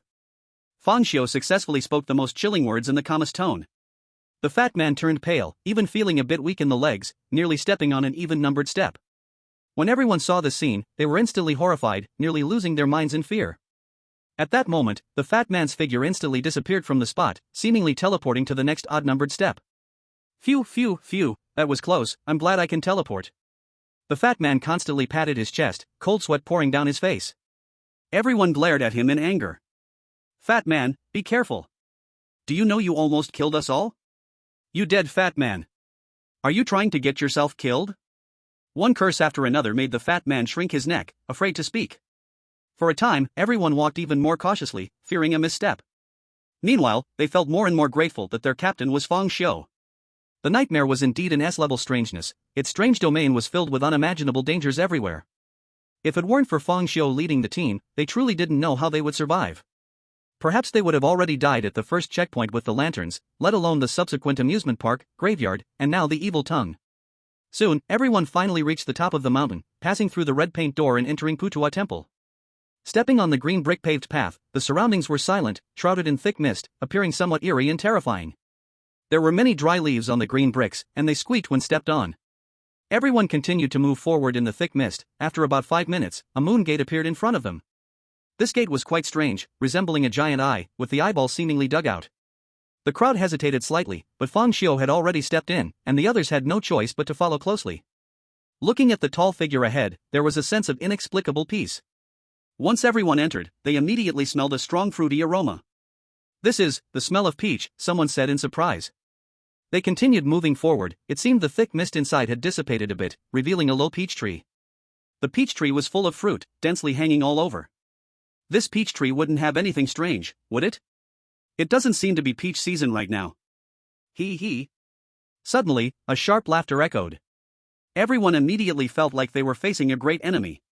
Someone exclaimed, "That voice just now sounded like it came from the peach tree." What? Could this peach tree be strange? Hee hee hee. The laughter grew louder. It suddenly seemed like countless people were laughing, a sound that was quite distressing. At that moment, a gust of cold wind blew, dispersing the thick mist around the peach tree, revealing the juicy peaches hanging above. Only then did everyone notice that those peaches actually had human faces. Each face was different, some male and some female, some old and some young, but the one thing they all had in common was that they were all laughing, their laughter quite odd, and they stared directly at the crowd. "Hee hee, come eat me," laughed a peach with the face of a child. Eat me, I'm the tastiest," laughed a peach with the face of an old man. "Come eat me, I have the most juice," laughed a peach with the face of a young girl. As their laughter echoed on, the fruity aroma in the air became even more intense, nearly reaching a refreshing level. Seeing this scene, everyone's expression became very serious, each one already prepared to take action. Gradually, their expressions began to relax, and a greedy look appeared on their faces. "It smells so good, I feel like taking a bite. Yeah, I suddenly feel so hungry, I really want to eat a peach." Not just them, even Fang Xiu felt a strong desire rising from deep within his body, a craving for the human-faced peach. It was as if his body hadn't eaten for 3 days and nights, and suddenly a peach appeared before him. That instinctual craving was hard to resist. However, Fang Xiu was a man who survived by restraining his instincts. No matter how much desire surged within him, his expression remained calm. But others were different. The greed on their faces had become almost tangible, and some had already started walking step by step toward the human-faced peach tree. Chapter 126, Forgetting Hatred, Forgetting Everything. When desire becomes tangible, it can even influence willpower. Just like now, even though everyone present knew that the human-faced peach tree was strange, eating the human-faced peach would definitely lead to bad things happening, even death. Yet despite this, once desire took charge, they began to think, if I die, then so be it, as long as I can take a bite of the peach, I will have no regrets even in death. This had become the shared thought of everyone, and their remaining rationality was about to be consumed completely. Seeing this scene, Fang Xiu immediately wanted to take out his scalpel and give the human-faced peach tree a slice, but at that moment, he suddenly realized that his body had already lost control. The aroma around him became more intense, and every cell in his body seemed to be in extreme craving, yearning to take a bite of the peach. In this overwhelming desire, even if Fang Xiu could maintain his rationality, his body began to disconnect from his consciousness, making it impossible to control himself, even unable to take out the scalpel. Seeing his body lose control, Fang Xiu tried to control his strange behavior, but oddly enough, even that strange behavior had also lost control, and he could feel it yearning for the peach. At this point, the situation was completely out of control. Were they about to have another death rewind? Fang Xiu thought silently. He could basically foresee the upcoming ending, that was to eat the peach, probably die, and then rewind to start over. However, how should he deal with the human-faced peach tree after starting over? The currently known information is that the aroma released by the human-faced peach tree can evoke an intense desire to eat. When desire breaks through willpower, a person will uncontrollably move toward the peach. Even with enough will not to be broken by desire, it would be useless, as this aroma seemed to cut off the will's control over the body, leading one to uncontrollably walk toward the peach tree. Is the key point in the aroma? Then next time, hold your breath, and strike directly to kill the human-faced peach tree. Having made a plan, Fang Xiu decided to stop resisting and quietly wait for the next death rewind. At this time, Shen Lingxue and others had completely lost their rationality, walking toward the human-faced peach tree like zombies. They even had their mouths wide open, drooling continuously. What was unexpected was that the seemingly thinnest Shen Lingxue appeared to be the most gluttonous. She drooled the most. At this rate, it looked like they were going to be wiped out. Fang Xiu had already prepared for total annihilation. At this point, he had arrived in front of the human-faced peach tree. A peach with a girl's face was laughing mischievously. Hee hee, big brother, come eat me, I have the most juice. Fang Xiu looked calmly, but his body uncontrollably picked the juiciest girl peach. He took a big bite. This bite was huge, but strangely, the girl felt no pain at all. Instead, she was very happy. Fang Xiu chewed vigorously, and at that moment, something unexpected happened. As he took the first bite, he suddenly realized that his memories were gradually disappearing. With just one bite, he forgot the memories before crossing over. He knew he was a traveler, but the memories from before felt like they were behind a veil, something he could not recall. This discovery made his heart sink instantly. Because memory was crucial to him, it was the only thing that could reset with his death. It's not an exaggeration to say that memory is the key to resetting after death. Without memory, the reset becomes meaningless. A simple example is, if you get hit by a car on your way home, after resetting, you remember being hit, so next time you can take a different route or avoid that time. But what happens when you have no memory?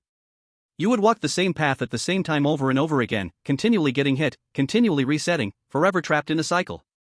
Soon, Fang Xiu took another bite. Confusion flashed in his eyes. Who am I? Where am I? Peach? Where did this peach come from? Fang Xiu suddenly realized that he couldn't remember his own name or where he was. He just felt that this peach was really delicious. So he took a third bite, a fourth bite, a fifth bite. As he ate more and more peach flesh, he forgot more and more. A strange force surged like a tide, eroding his memories. He forgot about the spirit master, forgot about the strangeness, forgot Zhao Hao and others. It seemed everything was forgotten. At this time, the peach was nearly consumed, and just then, a picture involuntarily emerged in his mind. It was not that he recalled something, but instead, this was the only remaining image in his fractured memory. In the picture, there was a woman. A very beautiful woman, as if she were a fairy, wearing a moon-white spaghetti strap dress, her fair skin exposed to the air, a flawless face carrying a smile warm enough to melt through time. This woman smiled gently, her cherry-like lips moving as if speaking. What is she saying? Confusion flashed in Fang Xiu's eyes. Who is this woman? Suddenly, the darkness surrounding him surged in like a tide, eroding this picture. Fang Xiu felt more puzzled. He sensed that the woman in his memory was very important, seemingly possessing extraordinary significance to him, but he could not recall her. Gradually, the woman's image was increasingly consumed by the darkness. Her lower half disappeared first, then her upper half, until at last, only her perfect, gentle smile remained, her face intact. She smiled softly, her lips slightly parted as if saying something. What was she saying? Fang Xiu's attention was irresistibly drawn to the shape of her lips. He tried to decipher what the woman was saying through her lip movements. Husband? It's time for breakfast. Husband, it's time for breakfast. In the back of his mind, it seemed a soft female voice echoed. Boom! In an instant, Fang Xiu's spirit shook violently. An unimaginable tide of hatred and endless fury surged from deep within his soul. Like a volcanic eruption, a landslide, and a tsunami, it erupted wildly. Strong negative emotions swept through everything like a natural disaster. His eyes were filled with flames of hatred, his right eye turned blood red under the intense stimulus, and his black hair seemed to sense the master's emotions, instantly transforming into flowing silver hair, dancing wildly in the wind. Wife! Fang Xiu suddenly let out a scream filled with murderous intent. In a split second, under the explosion of hatred and fury, the darkness that had been devouring his memories was driven away like a tide. The lost memories were pulled back by hatred. Suddenly, Fang Xiu remembered everything. He remembered his memories before crossing over, remembered his name, recalled all his experiences becoming a spirit master, and remembered his wife. Forget everything in life? Forget a lot. Forget hatred, forget everything. Chapter 127, Is it really my fault for saving one less? Memories returned like a tidal wave. Bang! Fang Xiu fiercely crushed the remaining peach in his hand, along with the peach pit. The young girl let out a sharp and pitiful scream. At this moment, the human-faced peach tree seemed to come alive, a gigantic human face slowly appearing on the trunk. The face seemed to be made of countless faces, looking appropriate for all ages, neither fully male nor female. I didn't expect your obsession to be so deep. Is this what humans call love? It can actually break through the fog of memory, the gigantic human face said in shock. You should never have made me forget my wife. You deserve to die. A voice like a vengeful ghost came from Fang Xiu. In the next second, his figure vanished like a ghost from the spot. Whoosh! A flash of silver light appeared. A scalpel plunged fiercely into the giant human face. Ah! The huge face let out a monstrous scream, and the human-faced peach tree came alive, its branches wildly thrashing. The people who were eating peaches were instantly thrown out. Hey! Where is this? How did I end up here? Who are you guys? The fallen people were all wide-eyed and confused, continuously questioning. However, this confusion only lasted a moment. They gradually regained clarity. The peaches are poisonous. They erased our memories. The crowd cried out in shock, just barely avoiding being lost forever. Losing memory is almost the same as losing life. Fang Xiu did not pay attention to the crowd but fixated tightly on the human-faced peach tree. He had just used enough pain power, which should have been a one-hit kill, but the human-faced peach tree didn't die. At this moment, he keenly noticed that several peaches on the human-faced tree had actually burst. And the peach pits they had eaten earlier seemed to have sprouted legs, quickly running to the roots of the human-faced tree and merging into it. As they merged, many peaches grew again on the human-faced peach tree. This made Fang Xiu vaguely suspect that this strange being must have the ability to devour the life force of others. Those human-faced peaches should be the lives it had consumed, and these lives made up the human-faced peach tree. If the crowd had completely lost their memories after eating the peaches, their ultimate fate would definitely be to become new human-faced peaches, hanging on the tree. The reason the human-faced peach tree wasn't killed in one blow was that it had countless lives, and those peaches had taken the hits for it. Is it a battle of attrition? Fang Xiu frowned. He was not afraid of consuming it. He was no longer the rookie who had once made a foolish mistake with a knife, but the nightmare was right in Putua Temple, and it definitely had plans for something big. If he consumed too much pain power on the human-faced peach tree, he would be unable to face the nightmare. Perhaps, this was the nightmare's intention. All along, using the strange and dangerous realms to continuously deplete his spirit. The nightmare was very afraid of the power of pain. Just from its reluctance to take the scalpel head-on back at the investigation bureau, one could see that. With this thought in mind, Fang Xiu felt it was necessary to make use of the value of this group of cannon fodder. He couldn't afford to drain too much spirit. Having saved you all this way, it was time for you to contribute your bit. Kill it! Fang Xiu directly ordered the crowd. Upon receiving the order, the crowd immediately prepared to take action. However, at that moment, a cry of lament suddenly erupted from the crowd. Big brother! Have you seen my big brother? A young man in a leather jacket said in panic. The crowd looked around and indeed found that one person was missing from the team. And that person was the leather jacket man's brother. They were two brothers who had experienced strange events together, then became spirit masters together, supporting each other through life and death, and being real brothers, their bond was deep beyond words. Big brother! You! The words of the man in the leather jacket came to an abrupt halt. For he suddenly discovered that on the human-faced peach tree, there was a face of a peach, which was his own big brother. The expression on the leather jacket man's face changed repeatedly, and he let out a piercing scream. No. Big brother. Why?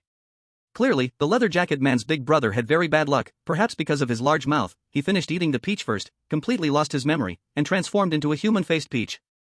Fang Xiu. Can't you foresee? Why didn't you foresee it? Why did my big brother have to die? Swish! A silver light flashed by. The eyes of the leather jacket man suddenly widened, and he looked in disbelief at Fang Xiu in front of him, then glanced at the scalpel embedded in his neck, his consciousness gradually fading. His hand tightly gripped Fang Xiu's arm, and finally fell powerless. As the scalpel was pulled out, the leather jacket man fell stiffly to the ground, his eyes wide open in death. Looking at Fang Xiu, who had blood-red eyes and silver hair, holding a bloody scalpel, everyone felt a chill in their hearts. I've really saved you too many times. Now that I saved one less time, it has become my fault? Fang Xiu's calm voice sent shivers down people's spines. Hearing Fang Xiu's words, everyone's heart shuddered. Indeed, Fang Xiu was right. In the face of strange events, how could there be no deaths? Especially in an S-rank nightmare event. Being wiped out would not be too much, but because of Fang Xiu, everyone's casualty rate sharply decreased, and sometimes no one even died at all. In this situation, once someone dies, they couldn't accept it, thinking it was Fang Xiu's mistake. It was like an ancient example, a good man who served porridge to alleviate the suffering of the disaster victims.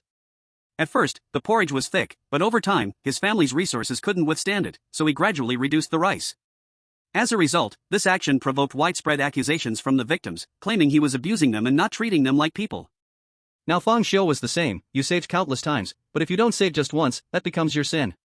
Facing such a person, Fang Xiu only had one word: kill. He was already angry because the human-faced peach tree almost made him forget his wife, and now someone had come to challenge him. Why not kill? I know there are definitely others among you who have this thought. Remember, you can think it, but never say it in front of me, or else, people will die. Fang Xiu's calm words were like the call of a vengeful ghost, sending chills down spines.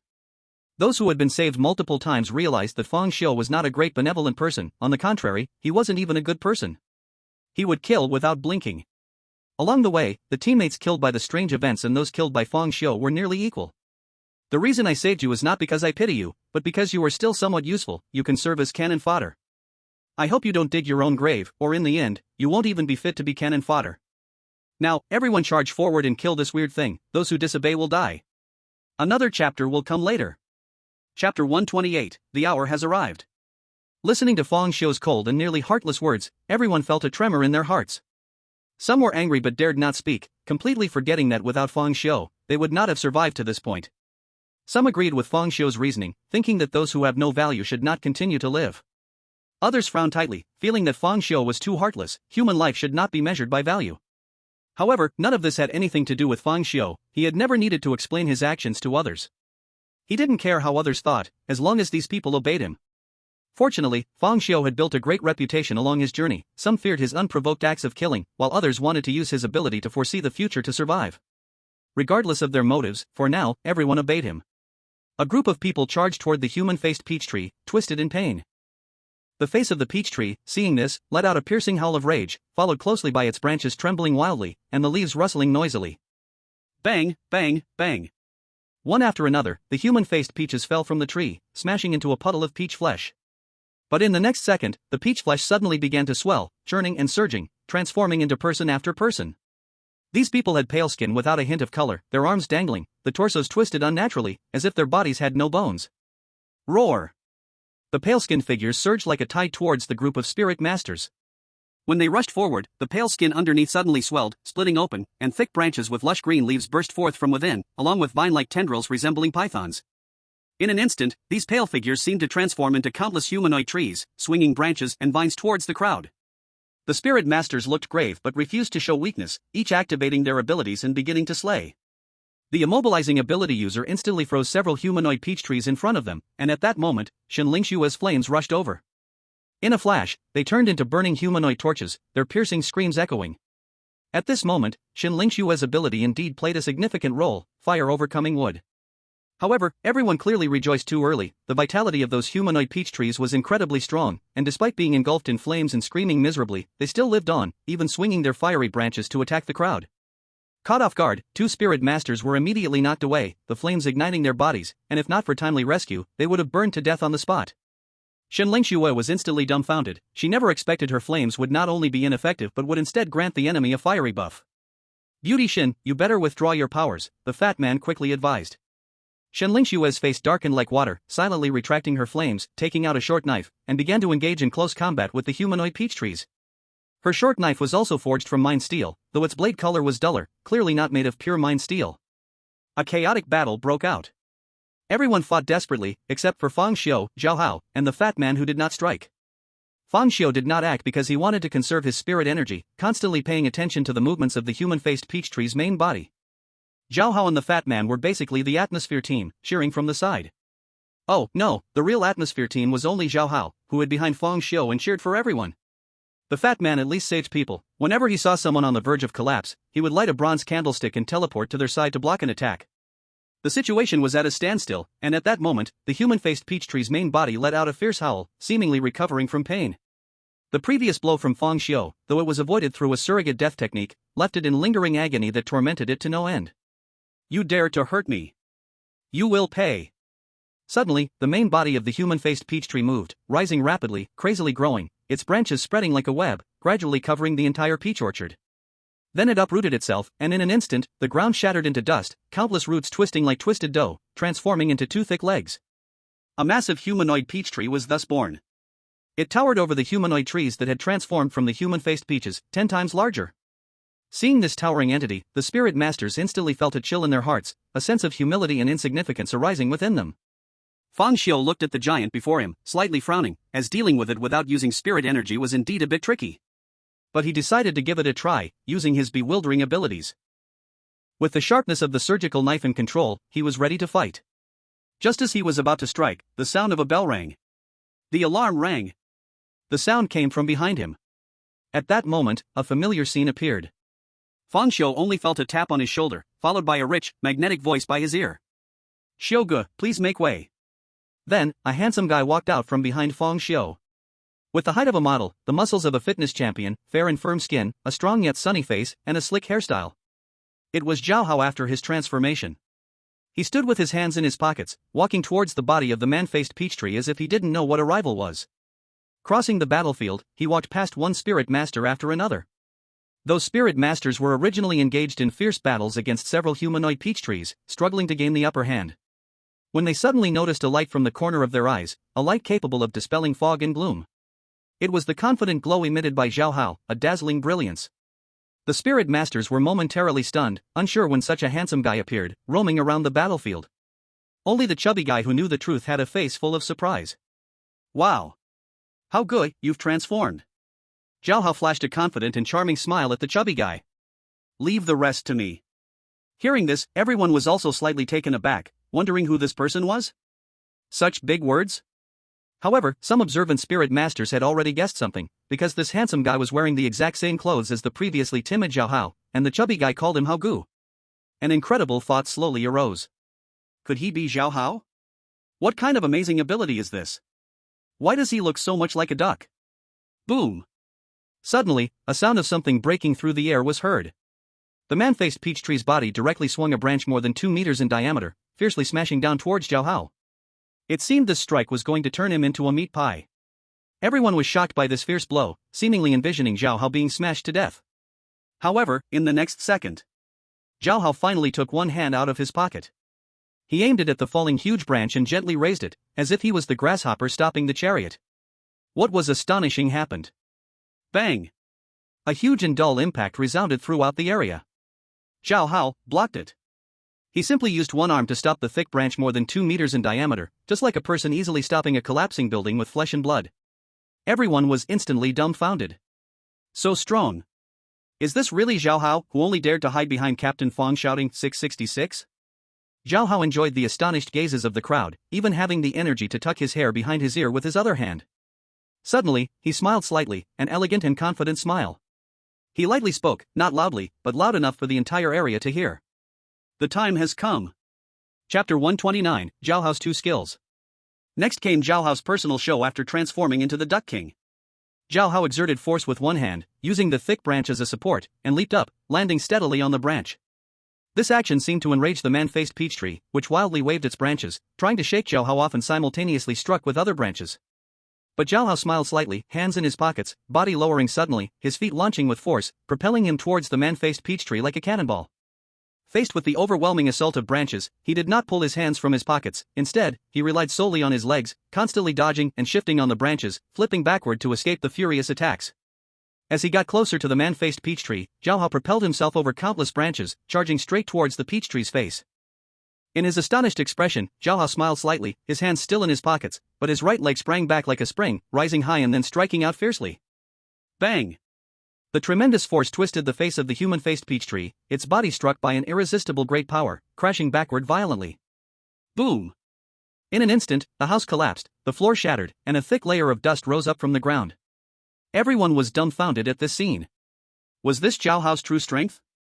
With just one blow, he defeated the main body of the human-faced peach tree, while everyone else struggled with mere clones. Fang Xiu looked at the unstoppable Zhao Hao and concluded in his heart that Zhao Hao's power had already reached the level of a second-tier spirit master. It seemed the last enhancement really did make him stronger. It wasn't obvious when he didn't transform, but once transformed, his strength increased geometrically. He suddenly realized Zhao Hao's Duck King transformation had tremendous potential. If Zhao Hao could contest a second tier in his first tier transformation, wouldn't he be able to deal with a third tier in his second tier form? Once reaching the third tier, in this age of no fourth tiers, Zhao Hao could firmly hold a spot among the top strong. Of course, all this had a premise, which was limited to the hour of the rat. But even with such a limitation, for an ordinary spirit master, this was still an incredibly fierce ability. Do you want to be a coward for a lifetime, or a hero for 2 hours? Under Zhao Hao's strike, several of the human-faced peach tree's clones directly exploded. Clearly, this kick had wasted several of the human-faced peach tree's lives. The fallen human-faced peach tree was both shocked and angry, its branches and vines growing incessantly, forming a wooden cage, trapping Zhao Hao inside. Then, the wooden cage violently shrank, as if trying to suffocate him to death. Soon, Zhao Hao was buried alive. It was at this moment that he finally took his hands out of his pockets, pushing forcefully with both hands. Boom! With tremendous force, the branches exploded into countless wooden splinters. What? The main body of the human-faced peach tree was astonished. You can force me to use my hands, you have every reason to be proud. Zhao Hao declared with pride. Then he forcefully kicked the ground with both legs, causing the floor to crack instantly, forming spider web-like fissures. Using this rebound force, Zhao Hao dashed toward the human-faced peach tree like a cannonball. He raised both fists and struck madly at the human-faced tree's face. 1 punch, 2 punches, 3 punches. Bang bang bang. The sound of fists hitting flesh rang out continuously. Zhao Hao's fists were so fast they seemed to blur. From a distance it looked as if his fists had vanished. Meanwhile, the face of the human-faced peach tree twisted and deformed, like dough being pounded with a hammer. Under Zhao Hao's relentless punches, the human-faced peach tree clones on the battlefield exploded one by one. Until finally, all were dead. In an instant, there were no enemies left. Everyone stared blankly at Zhao Hao, who was wielding incredible power, like a deity descending. Even a female spirit master watched with flushed cheeks. So handsome, so powerful, his boxing was simply overflowing with male hormones. Go to hell with your fear of me. With Zhao Hao's loud roar, he crossed his arms and raised them above his head, crashing down like a heavy artillery strike. A strong sonic boom sounded. No! The human-faced peach tree howled in despair. Master, save me! At this moment, the sky suddenly darkened. A sense of panic began to spread. Unbeknownst to everyone, a creature shrouded in black smoke, with blood-red eyes, appeared in the field. It was the nightmare. At this moment, the nightmare was clearly different from before. It had once been an amorphous black smoke with blood-red eyes. Now, the black smoke on its body was becoming more and more solid, almost taking shape. It had even faintly formed a human figure. But in the end, it still lacked something. Its form remained somewhat ethereal. But it is not difficult to infer that once the nightmare truly takes on a human form, gaining a physical presence made of fear, it will likely become unimaginably powerful. When that happens, it will not just be a disaster for Greenvine City, but a nationwide, even worldwide catastrophe. Because the nightmare can grow stronger too easily. As long as one is human, there is fear, and it can absorb fear to become stronger. In the realm of cultivation, while others need spiritual energy to cultivate and painstakingly earn spirit stones, accumulating bit by bit, the nightmare is like someone who can grow stronger by simply eating feces. Spirit stones are hard to find, but isn't feces easy to come by? When the nightmare appeared, it didn't even make any movements, just standing there, and the crowd gazed at it as if staring into an abyss. An intense, uncontrollable fear suddenly arose in their hearts. Even Zhao Hao, in his transformed state of Duck King, froze for a moment, his whole body stiffening with fear. Finally willing to show your face, Fang Xiu coldly observed the nightmare, unaffected by any fear, speaking calmly. The nightmare let out a cold laugh and suddenly stretched out its hands made of black smoke. Panic boils. A non-human voice came from its mouth. In an instant, black flames burst forth from the bodies of everyone present. Those were flames of fear, fueled by fear itself. Ah, ah, ah. Help! Screams echoed continuously, as everyone seemed to fall deeply into fear, collapsing weakly to the ground, their bodies curled up in intense pain. Zhao Hao, who was at the forefront, let out a desperate scream, falling heavily off the peach tree of human faces, crashing to the ground. confidence and arrogance twisted into warped fear. However, even so, Zhao Hao still reached out towards Fang Xiu, shouting, "Brother Xiu, save me." It was clear that Zhao Hao's second skill had activated. His first skill was, "The time has come," while the second skill was his hidden ultimate move, "Brother Xiu, save me." At this moment, black flames were also burning on Fang Xiu, but those flames had no effect on him whatsoever. Then, as if there was no fuel, they directly extinguished. A trace of astonishment flashed in the nightmare's eyes. "You truly are not afraid of me." "Afraid of you?" Fang Xiu couldn't help but smile, revealing his pearly white teeth. "You seem to be telling a very new joke." A cold light flickered in the nightmare's blood-red eyes. "Fang Xiu, at this point, it doesn't matter whether you fear me or not. Do you still naively think I am the nightmare I once was? Now, I have become the nightmare of everyone in Green Vine City. What do you have to resist me?" Black smoke swirled around the nightmare, enveloped in unimaginable fear. It seemed to be the embodiment of all fear in the world, a collection of everything that is feared. Chapter 130, The Nightmare of Nightmares. Looking at the nightmare's arrogance, Fang Xiu's smile only widened. "Even if you are the nightmare of everyone, what of it? There is one person who is your indelible nightmare," Fang Xiu said, as his silver hair suddenly elongated, wrapping around Zhao Hao and pulling him closer. At this point, Zhao Hao was already somewhat disoriented, his face twisted with fear, his whole body engulfed in black flames. These flames had no temperature, they burned the soul. "Look up to the sky, look into my eyes," Fang Xiu shouted lowly, then abruptly plunged a scalpel directly into Zhao Hao's thigh. The pain erupted, making Zhao Hao tremble violently, letting out a scream like a slaughtered pig. His previously tightly shut eyes suddenly flew open, regaining clarity for a moment. Taking advantage of that moment, Zhao Hao saw his familiar Brother Xiu and Brother Xiu's blood-red right eye. An eerie spiritual wave directly invaded Zhao Hao's mind. In the next moment, Zhao Hao stood stiffly in place like a puppet, his head involuntarily turning to face the nightmare. The nightmare coldly observed Fang Xiu's actions. The corners of his mouth were full of mockery. "No matter what you want to do, it's useless. I am not the same anymore." Fang Xiu's mouth suddenly revealed a sinister smile. "You are the nightmare of everyone, and Zhao Hao is your nightmare. Go! Face the heavens!" With Fang Xiu's command, the nightmare instinctively sensed something was wrong. In the next second, Zhao Hao moved. To be precise, it was Zhao Hao's eyes that moved, his eyes wide open, becoming as magnetic as a magnet, while the nightmare was like iron. At that moment, Zhao Hao looked at the nightmare as if he had seen something extremely shocking. His mouth also involuntarily opened wide, his Adam's apple rolling continuously. Seeing such a familiar gaze, the nightmare was flooded with memories it couldn't bear to recall. "You, what are you going to do?" Zhao Hao walked towards the nightmare with a greedy gaze, the black flames on him gradually extinguishing, representing that his fear was dissipating. "Hee hee, Fei Fei." Zhao Hao continuously let out lewd laughter, his expression very lascivious. "What exactly did you do to him?" The nightmare glared angrily at Fang Xiu, fear flames rising in its hands as it hurled them towards Zhao Hao. However, at this moment, Zhao Hao had long lost his fear, the black fire hitting him had no effect at all. "I just did what you did to him back then," Fang Xiu said calmly. In fact, Fang Xiu hadn't done anything too excessive. His blood pupils were useless against the nightmare because it had devoured countless people's fears, its form was too large, let alone second-tier blood pupils, even third-tier ones would find it difficult. But for Zhao Hao, the blood pupils could easily create illusions. So, Fang Xiu cast a simple illusion, making Zhao Hao see the nightmare as his dream lover. As for why Zhao Hao saw Li Fei Fei, one could ask Zhao Hao himself. It was likely because he missed her every night back when they worked together. Now, Zhao Hao was already lost in ecstasy, he forgot the nightmare, forgot the fear, and saw only Li Fei Fei in his eyes. The Li Fei Fei in his sight wore a JK uniform, a black ribbon bell around her neck, and ripped stockings, all of which were his favorite outfits. Li Fei Fei posed and teased Zhao Hao continuously. The moment Zhao Hao saw her, he almost lost his mind. How could he care about fear? Fear could wait, if he missed this opportunity, it would be gone. Woo! Fei Fei! Good brother is coming. Why you, don't come over. Don't mess around. Looking at Zhao Hao charging toward him, the nightmare was horrified, the fear it once commanded surged back into its heart. In a flash, it instantly moved several meters away, successfully dodging Zhao Hao's fierce attack. But this evasion changed in Zhao Hao's eyes. Brother, come catch me. Once you catch me, you can do whatever you want. Fei Fei, you said that, don't let me catch you, or if I catch you, I'll he. Seeing Zhao Hao pouncing again, the nightmare was about to explode. It didn't care about anything and just kept running away.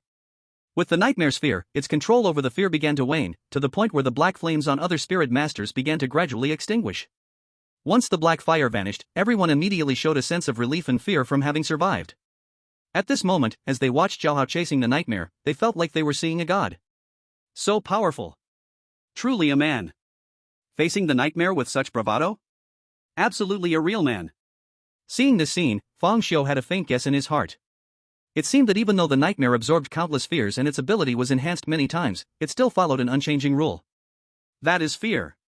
No matter how much fear it devoured, its method of attack was still using fear to strike. This led to one point: it could do nothing to those who had no fear. Even if you were born brave, as long as you had even a trace of fear, the upgraded nightmare could infinitely amplify it, crushing you. Unless you have no fear in your heart. At this moment, Zhao Hao felt no fear at all. Every spirit master, to some extent, has some psychological issues. After all, their minds are tainted by strange forces. And Zhao Hao's psychological problem was his uniqueness. He was naturally perverted, and after his mind was tainted, he became even more unique. From the last time when he purposely pricked himself with needles just to have the nurse touch his hand, causing the nurse to cry, you could see that as Zhao Hao's spirituality increased, his psychological issues became more serious. Fang Xiu took advantage of this point. The nightmare used fear to control Zhao Hao, so he would use his uniqueness to fight back, one coming from the strange power of the nightmare, the other from the strange power that polluted Zhao Hao's heart. Use the strange to defeat the strange. Let's see who's stronger. However, this method only worked on Zhao Hao. Because fear is instinct, and so is uniqueness.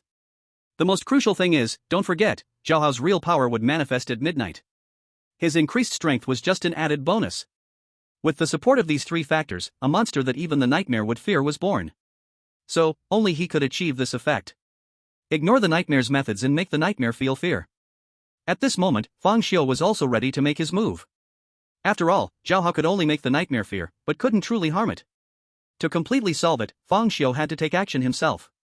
Fang Xiu could also ignore the nightmare's fear, because his fear had long since died with the 18 times his wife killed him. Suddenly, Fang Xiu made his move. His figure was like a ghost, holding the scalpel in his hand, a silver light cutting through the night sky as he fiercely stabbed towards the nightmare.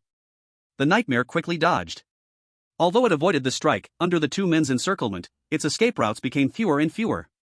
At this point, the nightmare was somewhat broken, with two men, one chasing it with a knife wanting to kill it, and the other holding a gun aiming to shoot it. In the end, the nightmare was forced to roar in anger and bang. Its body exploded violently, turning into countless black smoke and disappearing without a trace. The nightmare ran. Everyone was immediately stunned. The nightmare, which was so strong it could make the entire Green Vine City fall, was rated as an S-level anomaly, actually scared away by the combined efforts of two men?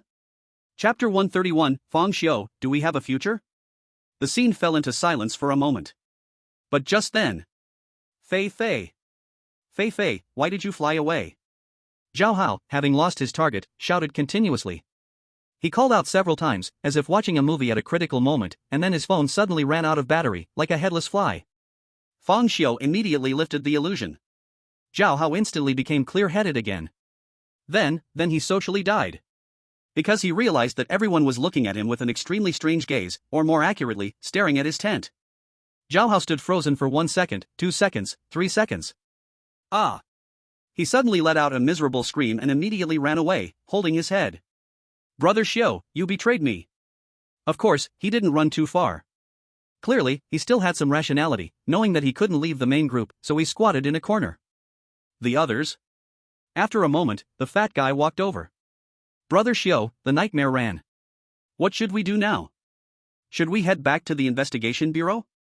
Before Fang Xiu could answer, a furious roar suddenly echoed through the sky. None of you are leaving. How dare you humiliate me like this? You all deserve to die. The nightmare's angry voice filled the air, but only its voice was heard, not its form, clearly showing it was wary of Zhao Hao. At this moment, the nightmare clearly wanted to kill everyone to silence them. It had just suffered the second most humiliating event in its life, and with so many people witnessing it, it had to kill them all to wash away this shame. The most humiliating event in its life happened in the psychiatric hospital, during its deep interaction with Zhao Hao. That event was a nightmare that the nightmare could never forget. After the nightmare's roar, boom. Booming sound. The ground began to tremble slightly. Everyone was instantly alarmed. What's happening? Is there going to be an earthquake? It's not an earthquake. It's the sound of footsteps. What? Are you sure you heard it right? Footsteps that can shake the ground? How is that possible? He did not hear it wrong. We have already been surrounded by the Eerie slaves, said Fang Xiu in a calm voice.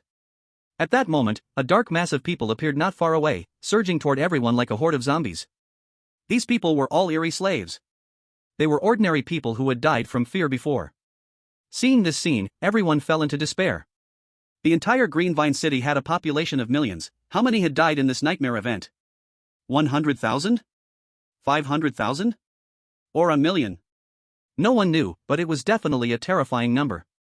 After these ordinary people became Eerie slaves, although their strength and speed greatly increased and they were fearless in death, everyone present were spirit masters, so they were not afraid. But the problem was that there were too many of them, so many that a single spit from each person could drown everyone. The spirit energy of spirit masters was limited. When tens of thousands of Eerie slaves charged, let alone them, even Yang Ming and Bai Chi would exhaust themselves to death. Everyone, to the rooftops. In moments of despair, Feng Xiu issued the order. They then reacted, jumping onto the rooftops around them in a frenzy.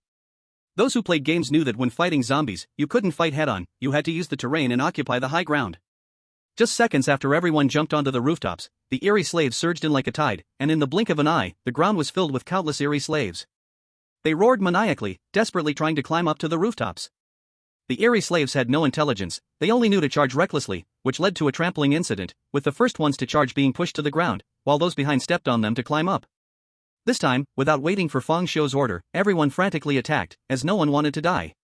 Boom! Boom! Boom! Shen Lingxue transformed into a goddess of flames, continuously unleashing fireballs, each one like a high-explosive bomb, capable of engulfing dozens of Eerie slaves. The fatty used his advantage of abundant blood, brandishing a bronze candlestick and teleporting continuously. Whenever a place was about to be overrun by Eerie slaves, he would rush in, using the candlelight to expel the Eerie slaves, truly reinforcing the weakest spots. Other spirit masters also displayed their unique abilities, and no one dared to be stingy with their spirit energy, as spirit energy could regenerate, but if they lost their lives, they would lose everything. Facing the sea of nightmares, Feng Xiu was also not idle. It was not the time for him to preserve his strength. Because they were now in a desperate situation. This was a deadlock that even death could not change. There were no schemes or flashy abilities, just the purest strategy of numbers.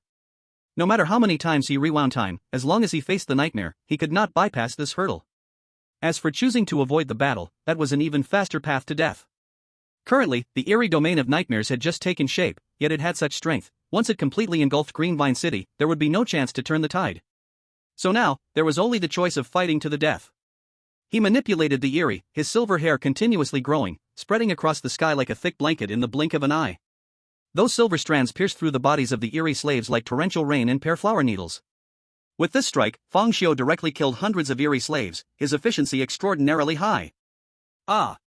Die!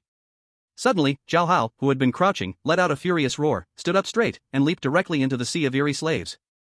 He was also skilled and daring, attacking madly among the Eerie slaves, with every punch and kick able to crush several Eerie slaves, truly a walking meat grinder. Countless severed limbs and remains splattered around him. It was clear that Zhao Hao was letting off steam. Just now, he was so embarrassed and socially dead that it made him burn with anger, having no place to vent. Looking for Brother Xiu? Although Brother Xiu is not reliable, he did save himself using this method. Looking for the onlookers? They didn't say anything, nor did they mock him, leaving him with no reason to retaliate.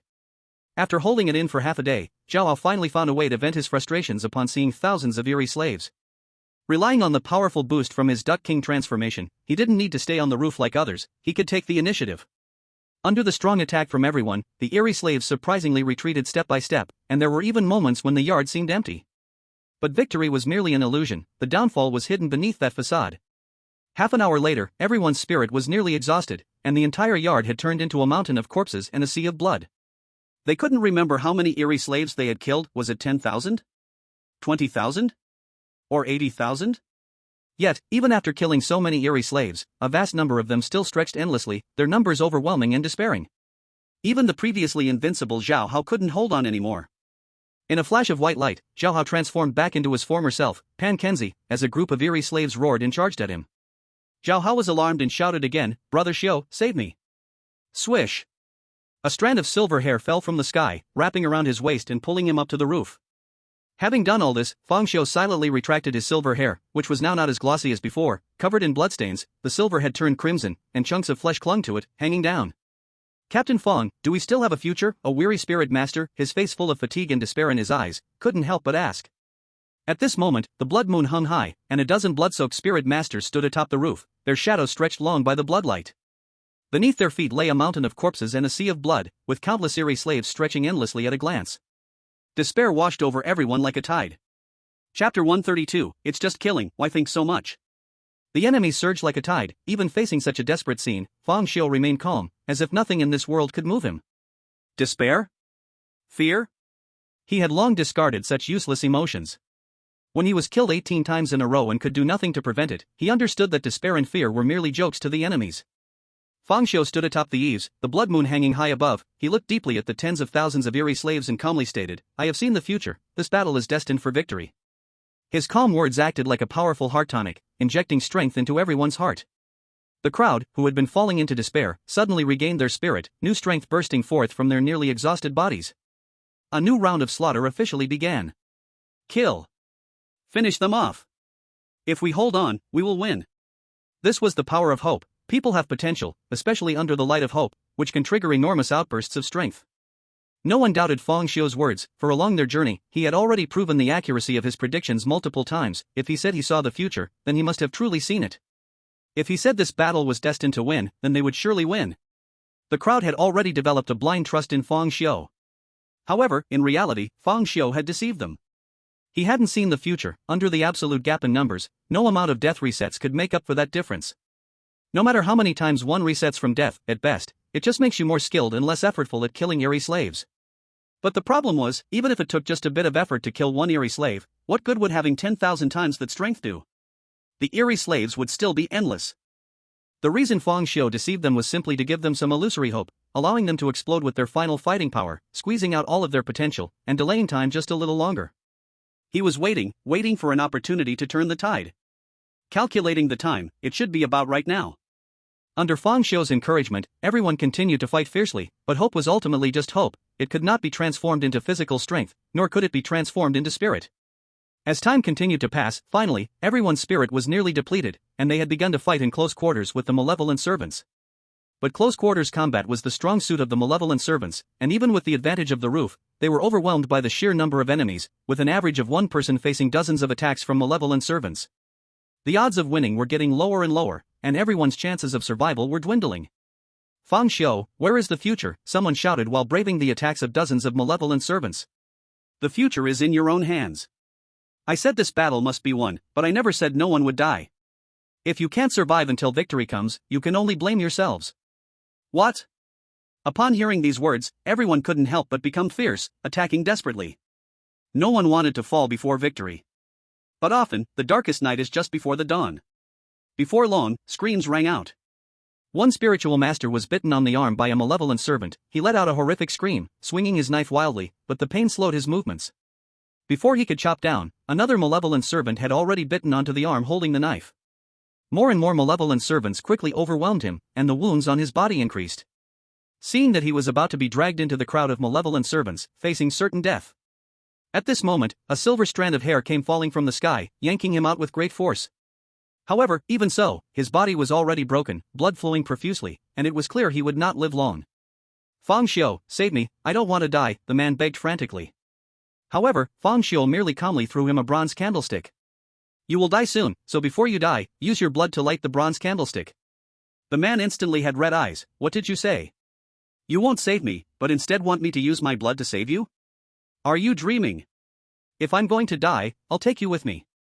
Before he could finish his words, several strands of silver hair had already connected to him, firmly controlling him. The bronze candlestick was lit, and the eerie green candlelight illuminated the night sky.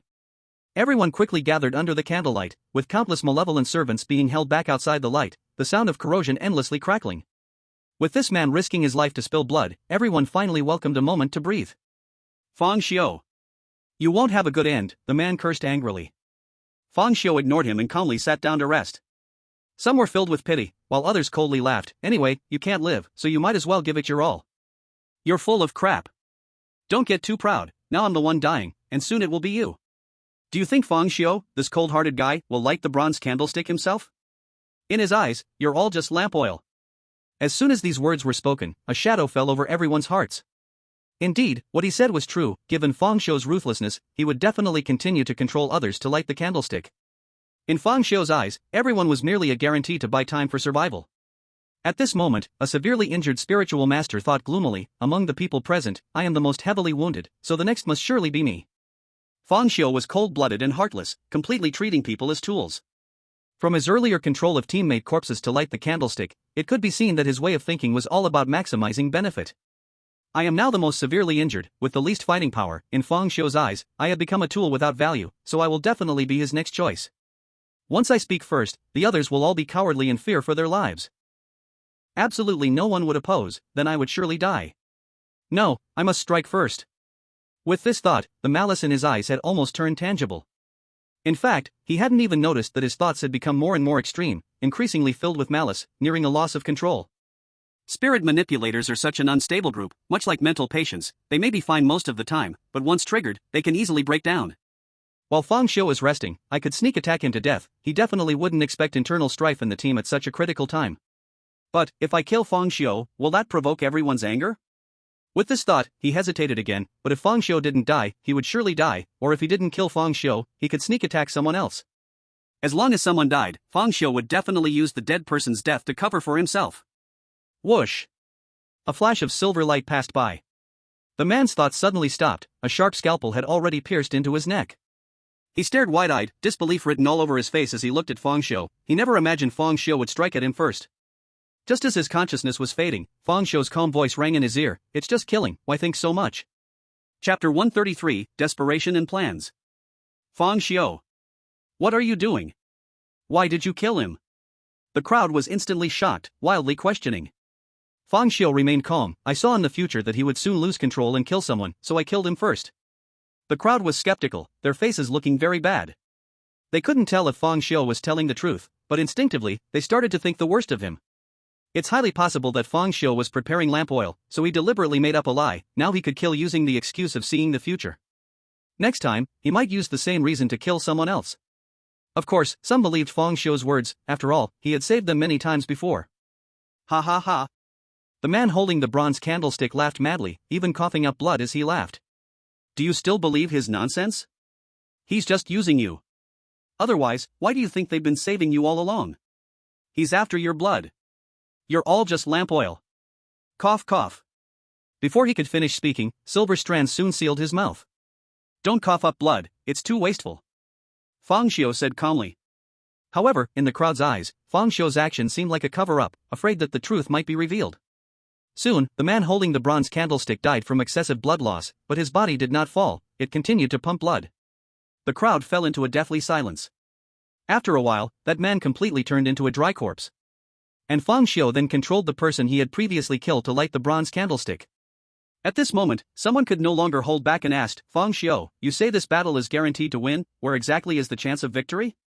You will soon find out. Another silence followed. Fang Xiu, the blood is about to run out, who's next?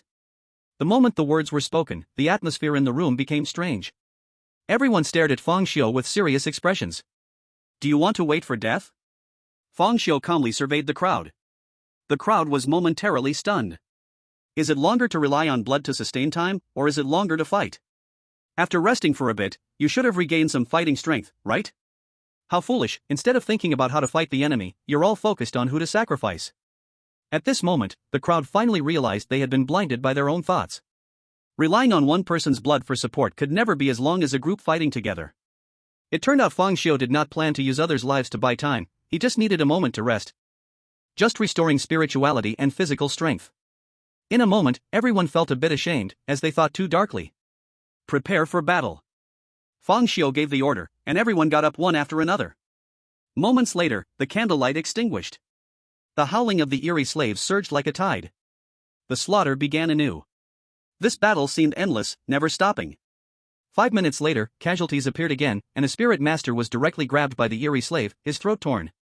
Fang Xiu took the chance to pull that person over, using a bizarre control to hold the corpse, and reignited the bronze candlestick.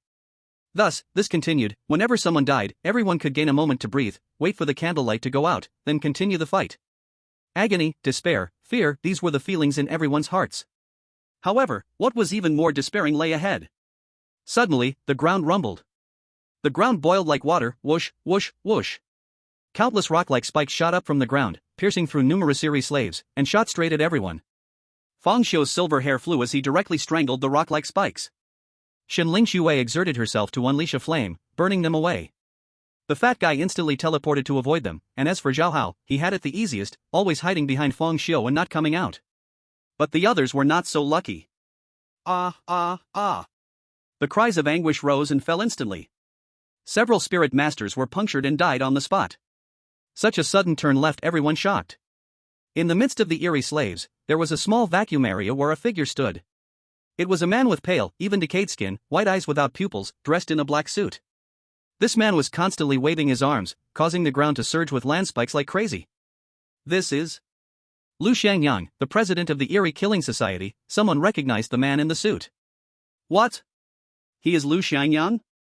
The only second-tier spirit master of the Eerie Killing Society. He has also turned into an Eerie slave. Damn! The nightmare can even transform spirit masters into Eerie slaves.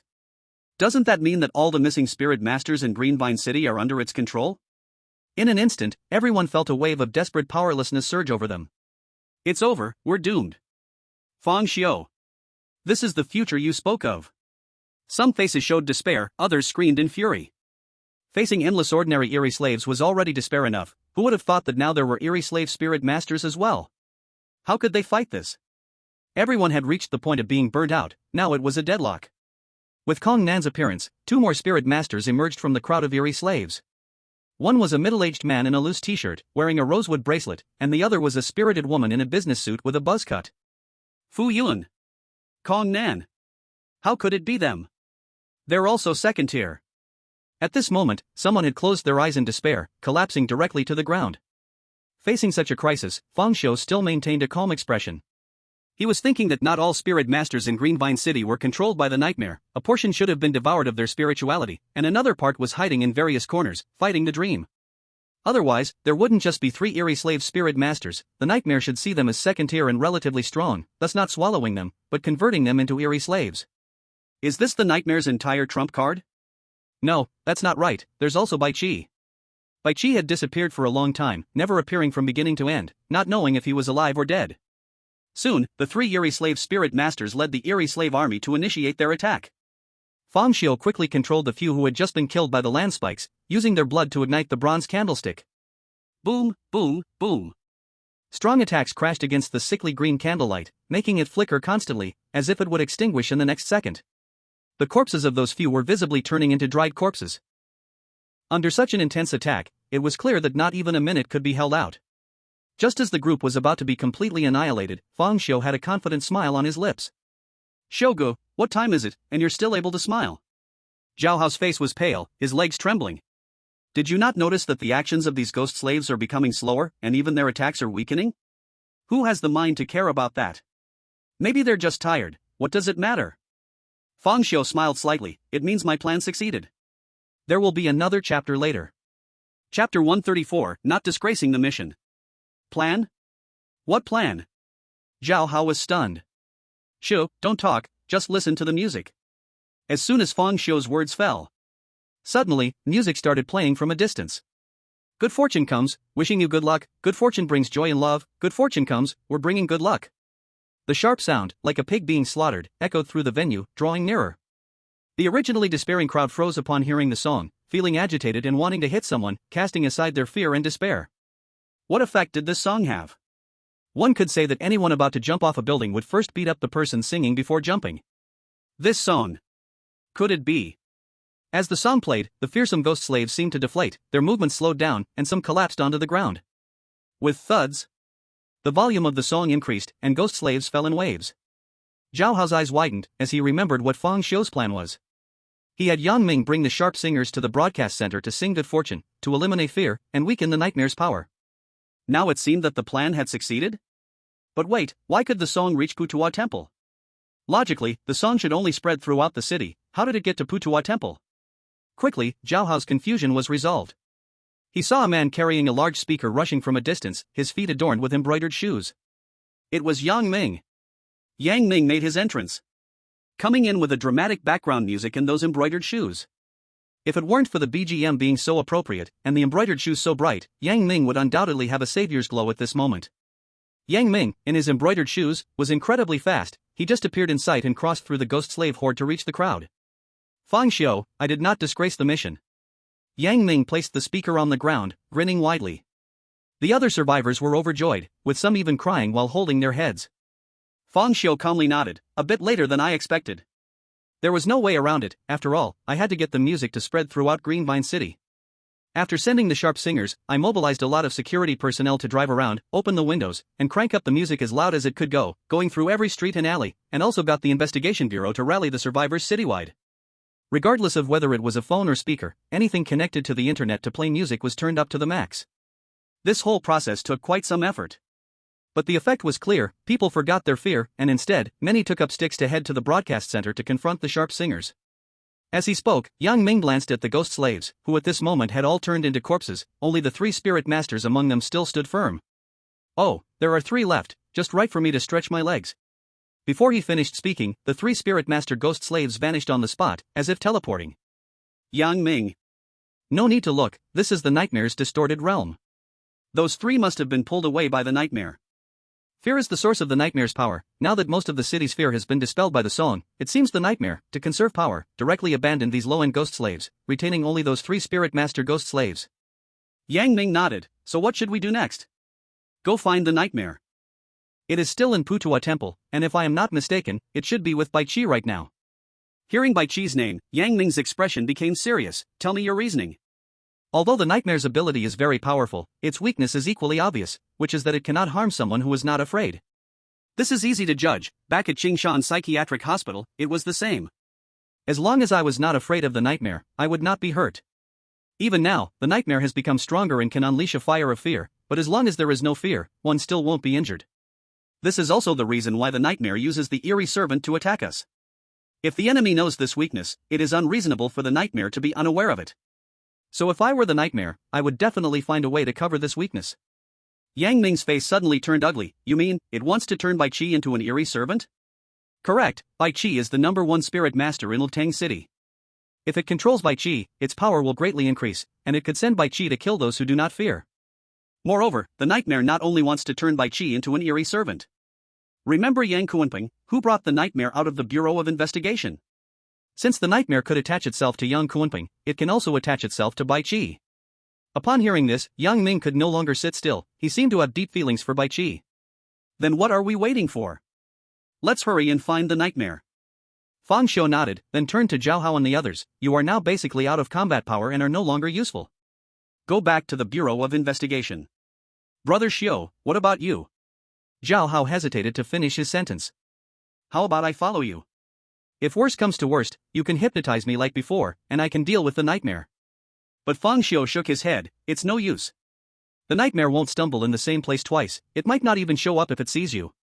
Hearing this, Zhao Hao immediately lowered his head in disappointment. Fang Xiu, why don't you also go back and rest? Let me deal with the nightmare. Yang Ming looked at Fang Xiu, who was covered in blood, with some concern. The nightmare must be killed by me personally. Fang Xiu's words carried an undeniable meaning. He was never afraid of death, he only feared not being able to brutally kill the Eerie thing. Now that it had come to the decisive battle, if he couldn't personally end the nightmare, it would be as if everything before was in vain. Yang Ming clearly understood Fang Xiu's unwavering character and knew he wouldn't change his mind once he made a decision. So he could only nod in agreement. Then, the two of them walked deeper into Putua Temple, their figures disappearing into the mist under everyone's gaze. Apologies, family, I drank until midnight. But though it's late, I must update. Just one thing, it seems I can't post after midnight as it gets stuck in review. I'm really crying my heart out. Chapter 135, Yang Ming's Journey Through the Challenges. In Putua Temple. The nightmare's Eerie domain had long altered the geography here, making it unrecognizable. Although Putua Temple is not large and Fang Xiu and Yang Ming walked quickly, logically they should have reached their destination by now. But 10 minutes had passed, and they were still not there. Surrounded by fog, the mist swirled in waves, as if at any moment some monster could jump out, creating a truly eerie atmosphere. The two were feeling their way through the fog when Fang Xiu suddenly asked, "How did you get through the graveyard and the steps?" Although Yang Ming was powerful, a third-tier spirit master, the graveyard could not be crossed by strength alone. Because in the graveyard, a person would be split into an ecological and a death state, becoming two identical selves. Even with Yang Ming's strength, facing an identical self would not guarantee victory.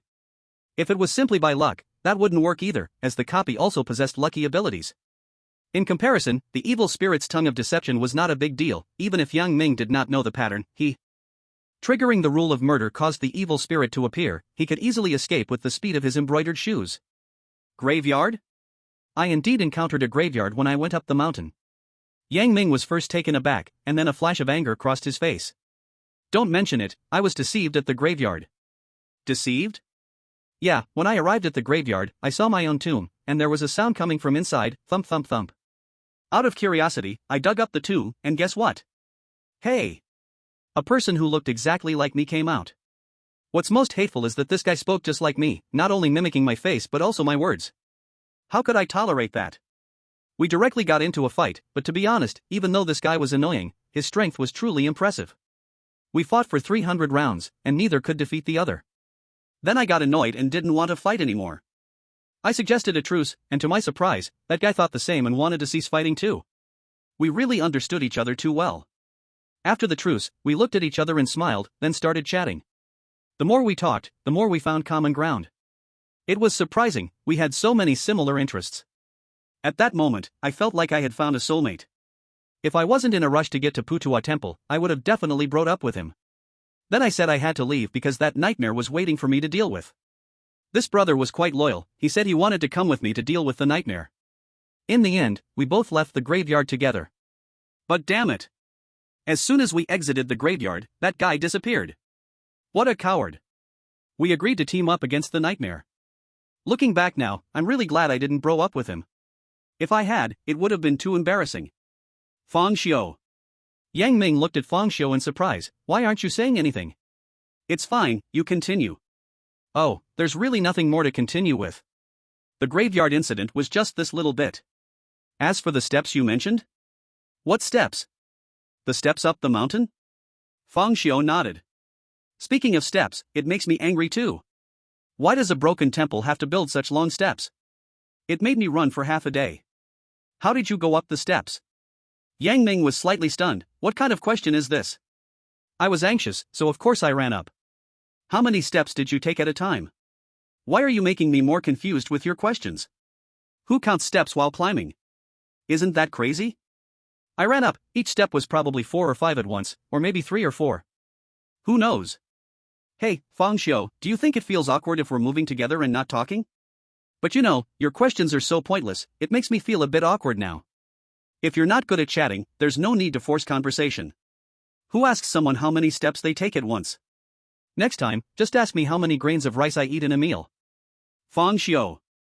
Listening to Yang Ming's words, Fang Xiu was starting to reconsider his aspirations, to make the world feel the pain of the bazaar, to remove the word bazaar. Based on Yang Ming's description, he had already guessed how the other party went up the mountain. The rule of murder for the evil spirit is to avoid stepping on even-numbered steps, and Yang Ming obviously did not trigger the murder rule, so he always thought those were ordinary steps. So the answer was clear, Yang Ming ran up the mountain, taking several steps at once, and all the steps he stepped on throughout were odd-numbered. With no knowledge of the rules, he relied on his incredible luck to avoid triggering the evil spirit's murder rule. Is this the luck of the 3 steps? Fang Xiu muttered to himself.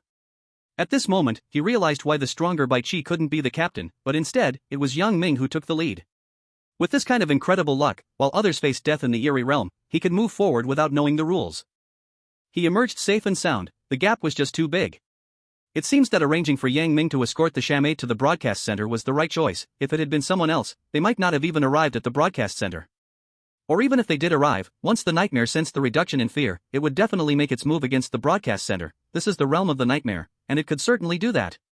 But because the person who went was Yang Ming, who possessed extraordinary luck, whenever he wanted to do something, all good fortune and favorable conditions would tilt in his favor. At this moment, Yang Ming grinned slightly and said, "It's not the luck of the 3rd level, but fate." Fate? Ha ha ha, indeed. It's the fate of the Son of Destiny. The 1st level Spirit Master shows initial ability, the 2nd level strengthens ability, and the 3rd level awakens ability. After I reached the 3rd level, my lucky ability awakened into fate. Simply put, I, Yang Ming, am the Son of Destiny, born to fulfill the will of heaven and to end this strange era as the savior. Ha ha ha. Yang Ming said excitedly while laughing with his hands on his hips. Fate? No wonder he possesses such luck. Wait. Fate. At this moment, Fang Xiu suddenly remembered the parchment he saw in the office of the director at the Qingshan Mental Hospital, which had written, "Do you wish to know the truth of the world, you who are favored by fate?" At that time, he thought that this favored person might be himself, but now thinking back, what director Zhou Qingfeng said was probably about Yang Ming. That letter was left for Yang Ming. At this moment, Fang Xiu's mind began to form a vague thread. The director might be hiding in the shadows, having a huge conspiracy toward Yang Ming, this son of destiny, and he let the Qingshan mental hospital enter into reality, right here in Ltang City. The entire Ltang City is under Yang Ming's control. What a coincidence. Its purpose must be to lure Yang Ming in, allowing him to face countless obstacles, see that letter, and then seek out the gift he left behind. That is the director's intention. As for what the gift is, why it must be obtained by Yang Ming, and why not just give it directly, these are all questions that cannot be answered at the moment. The real answer is likely hidden in the Qingshan mental hospital. Thinking about it now, the Qingshan mental hospital is full of mysteries. Just a single nightmare running loose, without anyone controlling it, has turned into an S-level incident. What level is the Qingshan mental hospital? Chapter 136, The Death of Yang Ming. Is it S? Or SS? The highest known level of strange events that have appeared worldwide is S-level. Above S-level, humanity has not established any levels. If the Qingshan mental hospital has truly surpassed S-level, it would be shocking news across the globe. What kind of terrifying existence is the director of the Qingshan mental hospital, Zhou Qingfeng, who creates these anomalies? At that moment, Fang Xiu suddenly remembered that once in the investigation bureau, Director Wang Dihai had summoned him, asking him to foresee matters related to the playing cards organization. At that time, Wang Dihai revealed that Bai Qi was attacked, with the playing cards organization hiding behind it. He had refused him back then due to his limited ability. After all, the so-called foresight was false. Having not directly contacted the playing cards organization, how could he predict? Now thinking about it, there's likely a deep connection between the playing cards organization and the director. Because the spade who attacked Bai Qi is very strong, according to Yang Ming's own words, he was not a match for him. But Spade ran away after Yang Ming broke through, which is quite intriguing. Now, combining the director's letter, Fang Xiu finally connects all the dots. The director left a gift for Yang Ming in the mental hospital, but at that time Yang Ming hadn't reached the third level and wasn't qualified to accept the gift, so the playing cards organization related to the director intervened, intending to use Bai Qi's death to stimulate Yang Ming's ascension. Ultimately, all this is meant to get the third level Yang Ming into the mental hospital. If it wasn't for his unique nature, being able to see the phantoms of the strange. When the Qing Mountain Asylum invaded reality, I avoided the layers of danger inside the asylum and reached the director's office. Upon seeing that letter, I feared I still couldn't understand the director's scheme even now. It seemed that after resolving the nightmare incident, I must take Yang Ming to the Qing Mountain Asylum. Perhaps that place could answer all my questions. While Fang Xiu was lost in thought, he suddenly felt a blur in his consciousness, a sharp pain in his neck, and heard Yang Ming's furious shout. Then everything went dark. Am I dead? How did I die? When? Fang Xiu never saw who killed him before he died. Yang Ming, Fang Xiu suddenly called out as they walked. Yang Ming paused. What's wrong? Be careful and protect me. Yang Ming was slightly taken aback. He looked at Fang Xiu's calm face and seemed to realize something. He nodded seriously. However, Fang Xiu did not place all his hopes on Yang Ming. He let his silver hair grow wildly, spreading out countless thin strands like a spider web around him. These strands completely surrounded Fang Xiu, like warning nets. As long as anyone invaded within, he could sense it immediately. Moreover, these strands hid in the thick mist, making them almost invisible in the night. After doing all this, the two continued forward. Suddenly, Fang Xiu sensed that his hair strands were brushed against by something. 10 o'clock position. Yang Ming's embroidered shoes burst with an eerie red light, whoosh. He instantly disappeared, shooting toward the 10 o'clock direction like a shooting star. It's you! Soon, Yang Ming's furious voice rang out. Then came the sound of blades clashing. The fighting sounds continued to echo. At that moment, Fang Xiu had a vague guess in his heart, and he immediately ran toward the direction of the battle. When he passed through the thick fog and arrived at the battlefield, he saw Yang Ming fighting against Bai Qi. To be precise, it should be Bai Qi overpowering Yang Ming. Bai Qi's current state seemed very off, completely like a different person. If he used to follow the route of a cold, domineering leader, now he felt like an enchanting, wild charm, with a handsome face sporting a crazy smile, hair dancing wildly, and that pale skin and skinny frame gave off a vampire feeling under the moonlight. Moreover, his speed seemed to have increased. With Fang Xiu's current strength, he could at least see Bai Qi's movement track, but now he could hardly see it. Only when Bai Qi and Yang Ming clashed could he barely keep up with his eyes due to the inevitable pauses in his movements. Seeing the dark gold short knife in Bai Qi's hand, just like Yang Ming's, Fang Xiu understood how he died last time. He must have been killed by Bai Qi's ghostly speed. Yang Ming was clearly struggling against Bai Qi now, being forced to retreat step by step. In despair, he could only use verbal tactics. Bai Qi! Are you crazy? Why are you attacking me? Bai Qi revealed a charming, cold smile. Oh, isn't this our Captain Yang? Have you let yourself go after not seeing you for a few days? Yang Ming's face sank immediately. You are not Bai Qi. Bai Qi would never say such things. Who are you? Hee hee, if I'm not Bai Chi, then who could I be? Awaken to the third stage, now I know I am me. What? Your spirit is out of control? Yang Ming exclaimed, stunned. Bai Chi's charming, wild face instantly darkened. You haven't changed a bit, still so annoying. No, Xiao Bai, you entered the third stage so quickly, and now in this state, I find it hard to believe you are not out of control or being controlled by nightmares. Don't call me Xiao Bai. Bai Chi instantly flew into a rage, and in no time, his knife became even more formidable. Alright, Xiao Bai. Ah. Bai Chi seemed to be stimulated, his speed surged once more, and he transformed into 6 afterimages, attacking Yang Ming from different directions. Yang Ming was shocked, completely unable to tell which was real and which was fake, desperately defending himself. However, caught off guard, he was still slashed across the throat by a knife. 2 figures crossed paths, and Bai Chi appeared behind Yang Ming, hands holding the knife backwards, the blade covered in blood, a wicked smile on his face illuminated by the blood moon, making him look even more sinister. On the other hand, Yang Ming had a line of blood appearing on his neck, blood gushing out, his eyes wide open in disbelief, hands clutching his neck, falling to the ground like a defeated loser.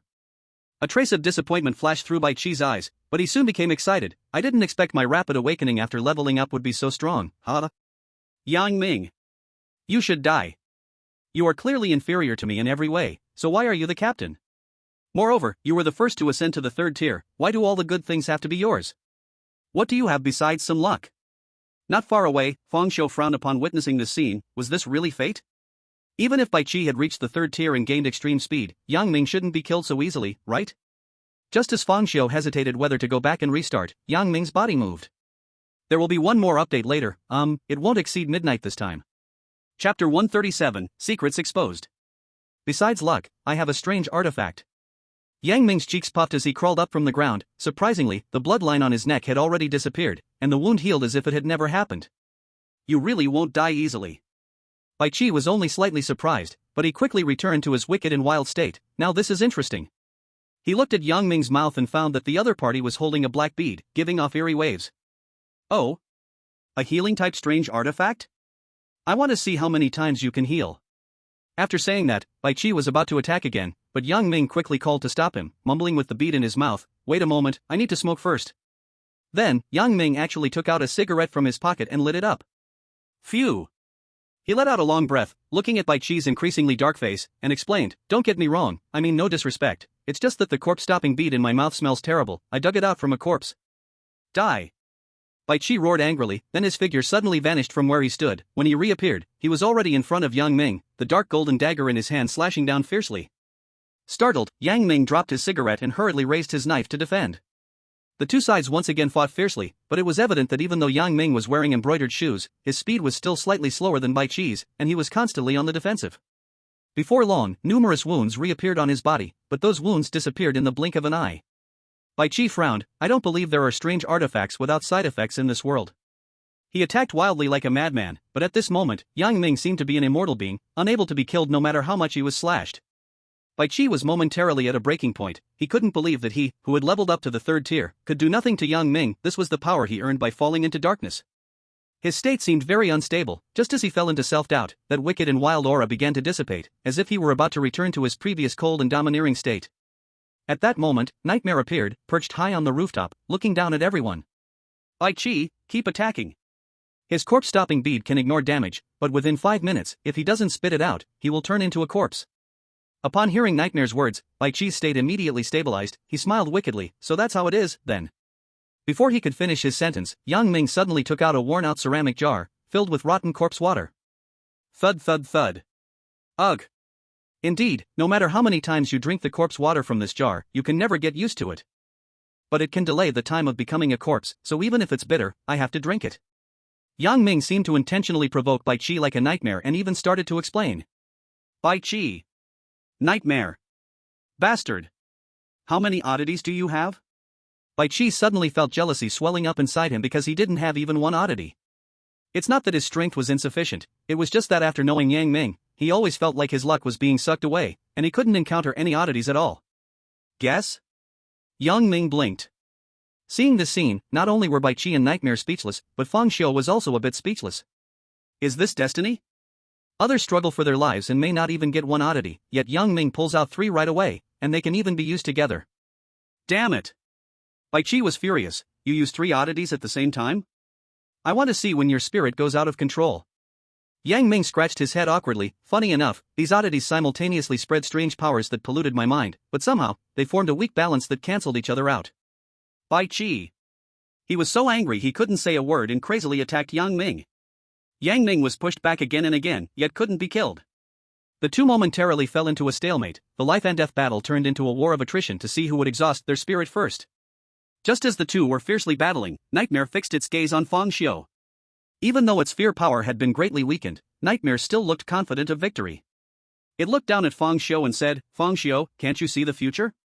Then can you see your own future? I see you dying in the most miserable way." Ha ha ha. Nightmare laughed maniacally. It seems your foresight ability isn't very accurate. If you think you can overturn the situation relying on Yang Ming, you're very mistaken. Bai Qi is my most outstanding work. I have spent a lot of effort these past few days to cultivate him to the 3rd level, and he has even lit up 45% of his spirit at the 3rd level. Want a battle of attrition? Yang Ming is no match. Is that so? Fang Xiu sneered coldly, then turned to Bai Qi and said, "Bai Qi, the reason you lost in the captain battle wasn't because you had an upset stomach, but because Yang Ming gave you a laxative the day before." Bai Qi, in the heat of battle, instantly froze, then his face filled with rage. "What did you say?" "Yang Ming, you despicable villain. I knew a 2nd-level spirit master wouldn't get an upset stomach." Bai Qi's attacks became even fiercer, completely disregarding consumption and attacking madly. Yang Ming was equally furious. "Fang Xiu. You traitor. You promised me not to tell anyone." Seeing this, Nightmare's expression darkened immediately, and it hurriedly said, "Bai Qi, conserve your spirit, Fang Xiu is intentionally provoking you." However, Fang Xiu then said, "One more thing, even though you struggled during the battle, all those present were spirit masters and had already caught the scent." This sentence was like a nuclear bomb exploding in Bai Qi's heart. His expression instantly became more dramatic than a Sichuan opera mask change, shifting through shades of green and white, and even from a distance, one could feel the immense fury radiating from Bai Qi.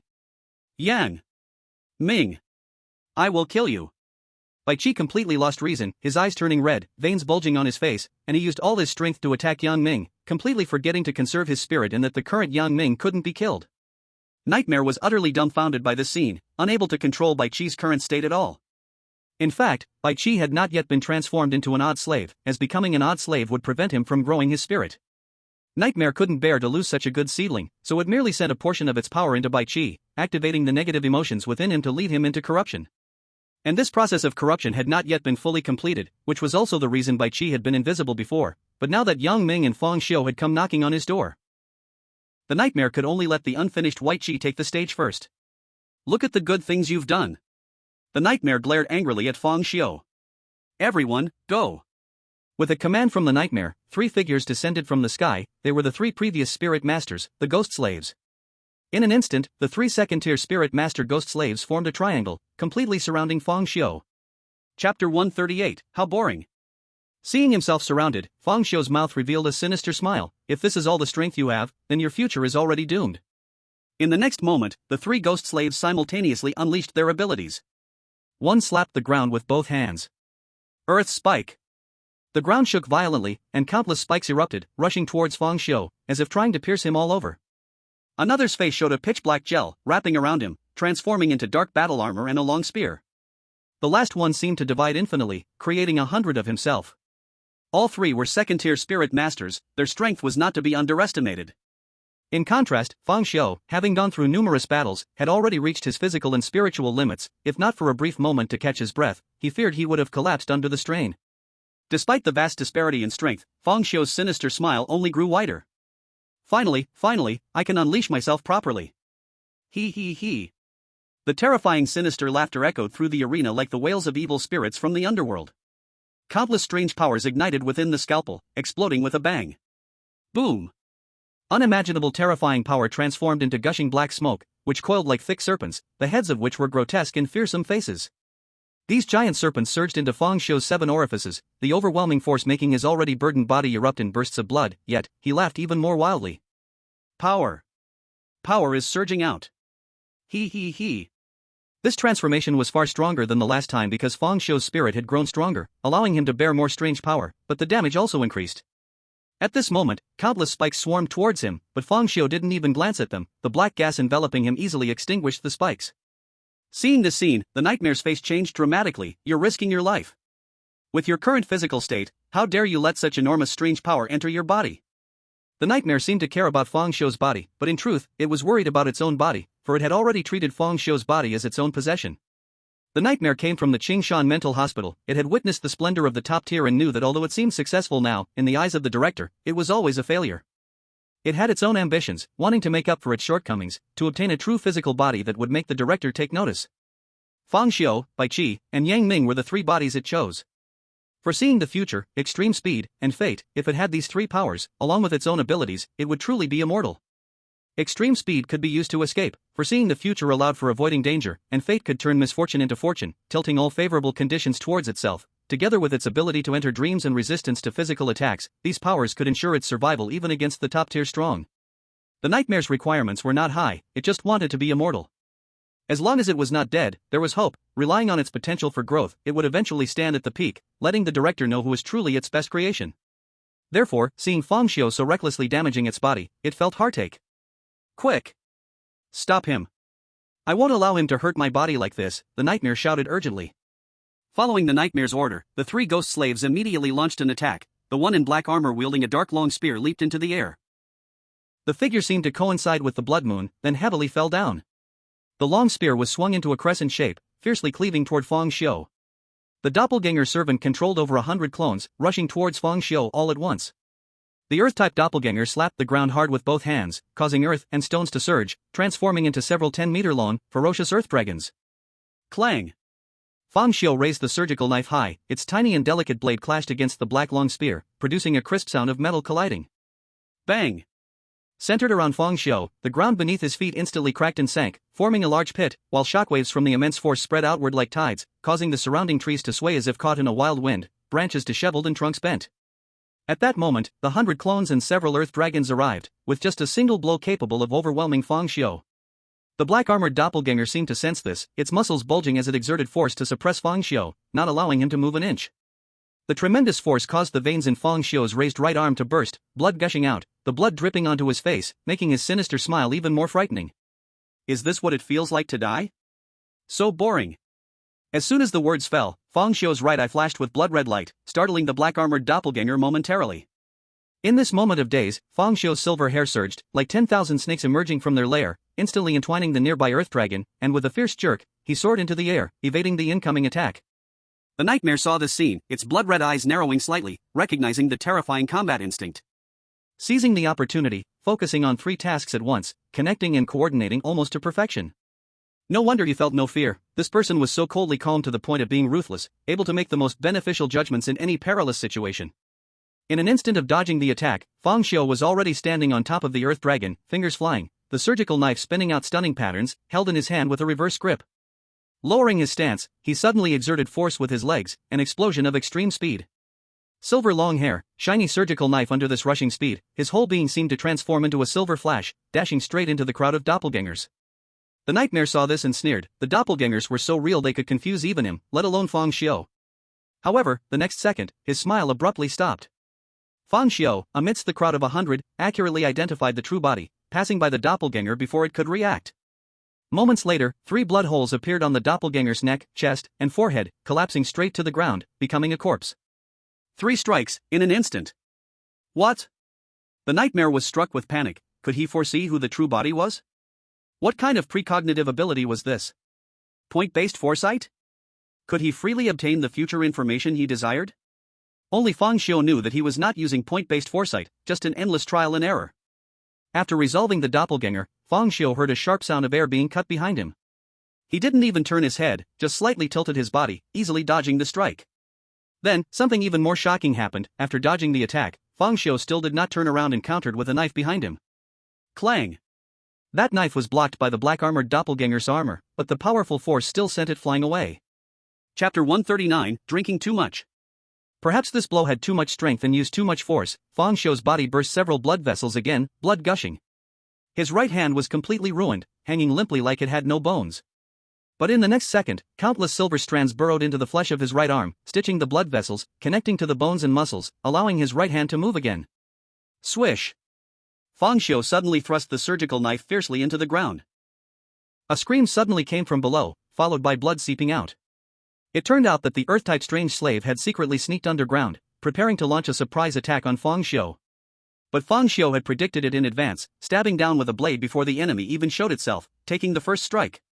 The battle had lasted only a short moment, and 2 of the 3 second-tier strange slaves were already dead, leaving only the black-armored strange slave. All the flashy ones were dead, and only the black-armored strange slave, who fought solely with its body, remained standing. Fang Xiu's ability was a natural counter to the flashy ones, but facing a straightforward warrior like the black-armored strange slave, he found it quite challenging. Its black armor and dark spear were incredibly tough, able to withstand the scalpel's attack. The scalpel was not invincible, its cutting power increasing with the force applied.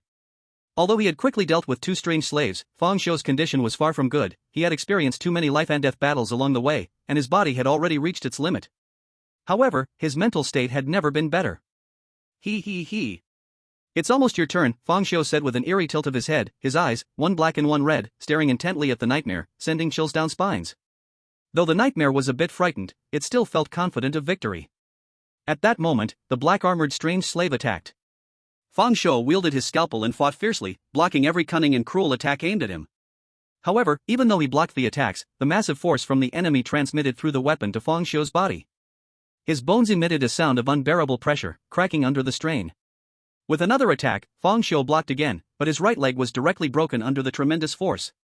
Looking at his twisted right leg, Fang Xiu showed an unpleased expression. The human body is truly weak. In the next moment, countless strands of silver hair rushed in, successfully repairing his right leg and controlling its movement. I was hoping for some more enjoyment, but it seems this body has reached its limit, so I'll end you with one strike. As he spoke, an immense and strange power surged from the scalpel into Fang Xiu's body again. Boom! In an instant, Fang Xiu was enveloped by countless strange energies, silver hair flying wildly, his right eye glowing with blood, like a demon stepping out of hell. But the next second, his body seemed to be falling apart, blood bursting out continuously, bones cracking noisily. Just as he was about to fall. Seeing this, the nightmare quickly ordered the black-armored strange slave to stop, looking at Fang Xiu's body with great concern. Quickly fall down, don't torture my body anymore. Fall down? How could I fall in this place? He. This is just the beginning. A terrifying, mad laughter echoed throughout, accompanied by countless strange howls. For a moment, Fang Xiu's voice seemed to overlap, as if countless strange beings were laughing together. The next moment, countless strands of silver hair pierced through his body, connecting to various parts, allowing him to control his body like a puppet. Boom! Fang Xiu's body suddenly broke free from the constraints of the air, exploding with a loud sonic boom. His figure disappeared from sight. The black-armored strange slave was momentarily confused, not knowing where the enemy had gone, but the next moment, his pupils suddenly contracted as a hideous human face appeared right in front of him. Then he felt an irresistible force coming, and he was pressed down to the ground, the earth instantly collapsing, creating a web of cracks. Fang Xiu was now riding on the black-armored strange slave, his eyes blazing with blood, a sinister smile on his face. He. How many stabs can you withstand?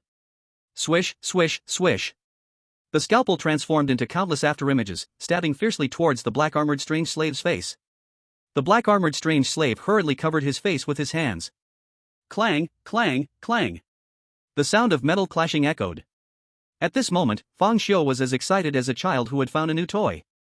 With both hands wildly tearing apart, the scalpel fell down madly. 1 cut, 2 cuts, 3 cuts. Dense cracks continuously appeared on the black armor. Bang! Finally, the black armor shattered, revealing the pale skin inside. Puff! A knife plunged down, blood splattered, staining Fang Xiu's cheeks, igniting his excitement as he stabbed again and again until the other's face became a bloody mess, turning into mud. Then, he lifted his head and cast his gaze towards the nightmare. The nightmare's expression was somewhat complicated. Are you human or a monster? Fang Xiu brought the scalpel to his mouth, gently licking the blood off the blade, grinning. Of course, I am human. Do you really believe that? If this is your last word, I suggest you think it over again. The nightmare shook its head. It seems this is the real you, everything before was an illusion. So be it, I might as well act quickly. You are too crazy, I really fear you will ruin my body. As soon as it finished speaking, the blood moon in the sky suddenly grew larger.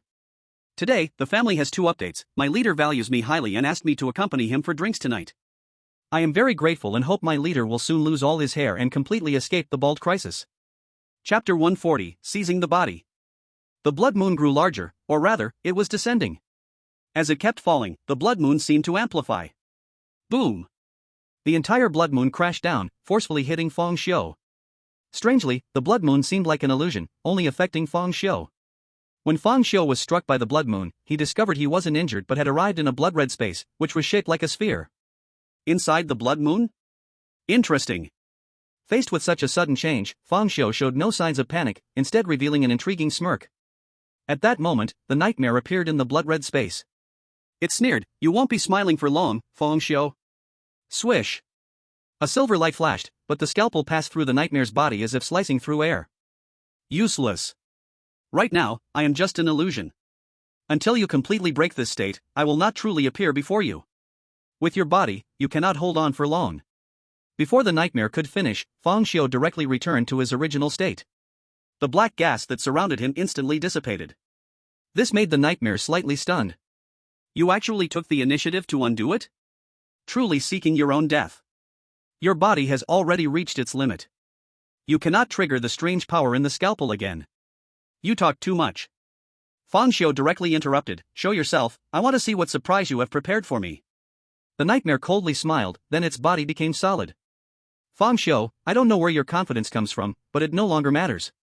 Become my vessel. After saying this, the nightmare confidently walked towards Fang Xiu, seemingly walking slowly on purpose to create psychological pressure. He. Last time someone said something similar, but he died. Do you want to try? The confident smile on the nightmare's lips grew larger. It seems you are convinced that I cannot take your body. Perhaps you are right, seizing a body is a battle of consciousness. With a monster like you, who knows no fear, I may not be your match. But I am no longer the same as before.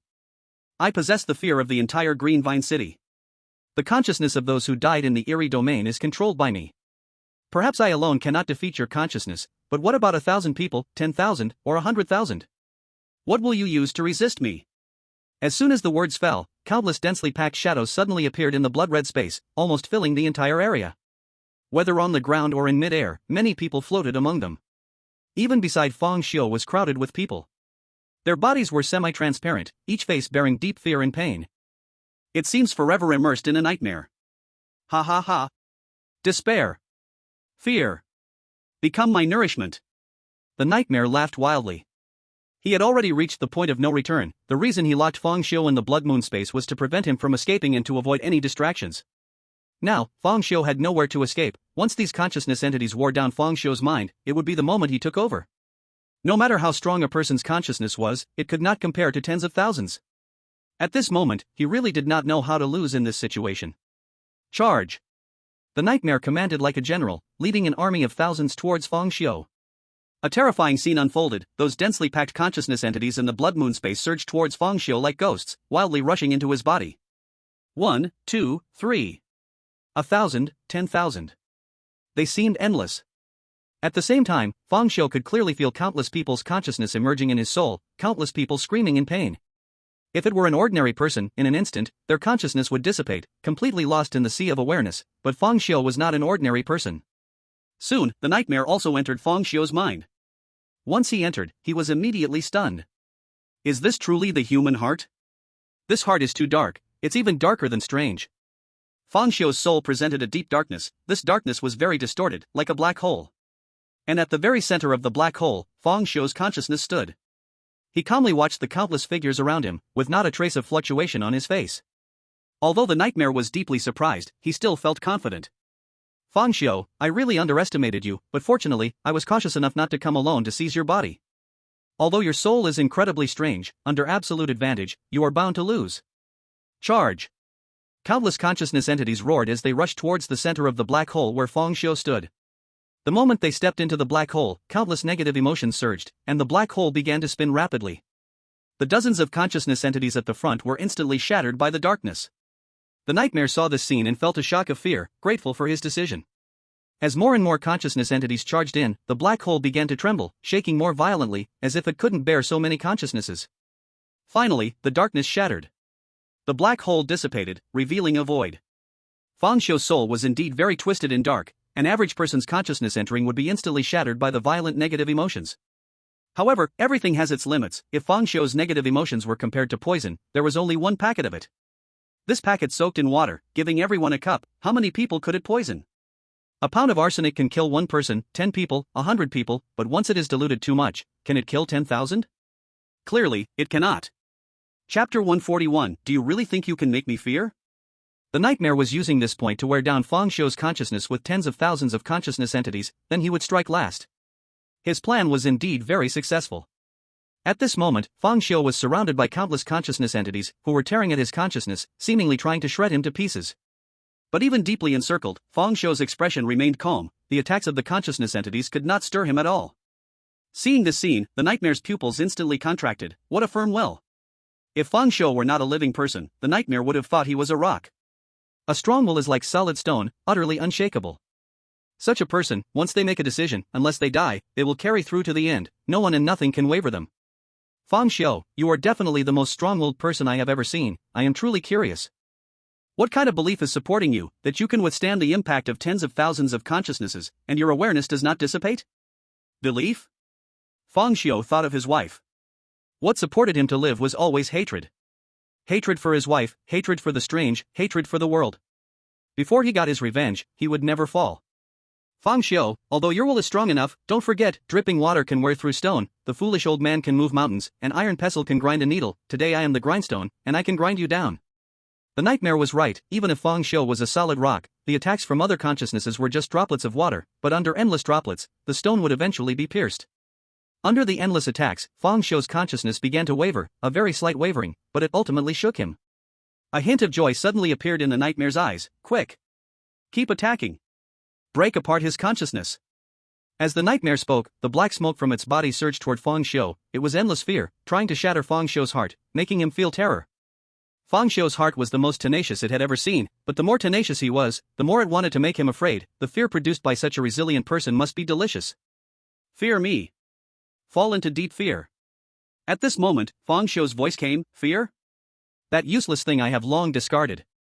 I was constantly killed by my wife. I cried bitterly and also fought back, even begging for mercy constantly. I discarded my dignity, discarded everything. Back then I just wanted to live, I just wanted her to spare my life, but she didn't. From that moment on, I knew that fear is worthless, only you can save yourself. Do you think you deserve to make me fear? What are you? Nonsense. Even at death's door, you dare to be tough. The nightmare roared in anger. Tear him apart. In the next moment, countless screams erupted, and those consciousnesses frantically wanted to tear Fang Xiu apart. Attacked, Fang Xiu felt himself becoming a bit dazed, like a small boat swaying in a stormy sea. Time passed second by second, and he felt increasingly disoriented. This time, it really seemed like he would die. He felt a bit emotional.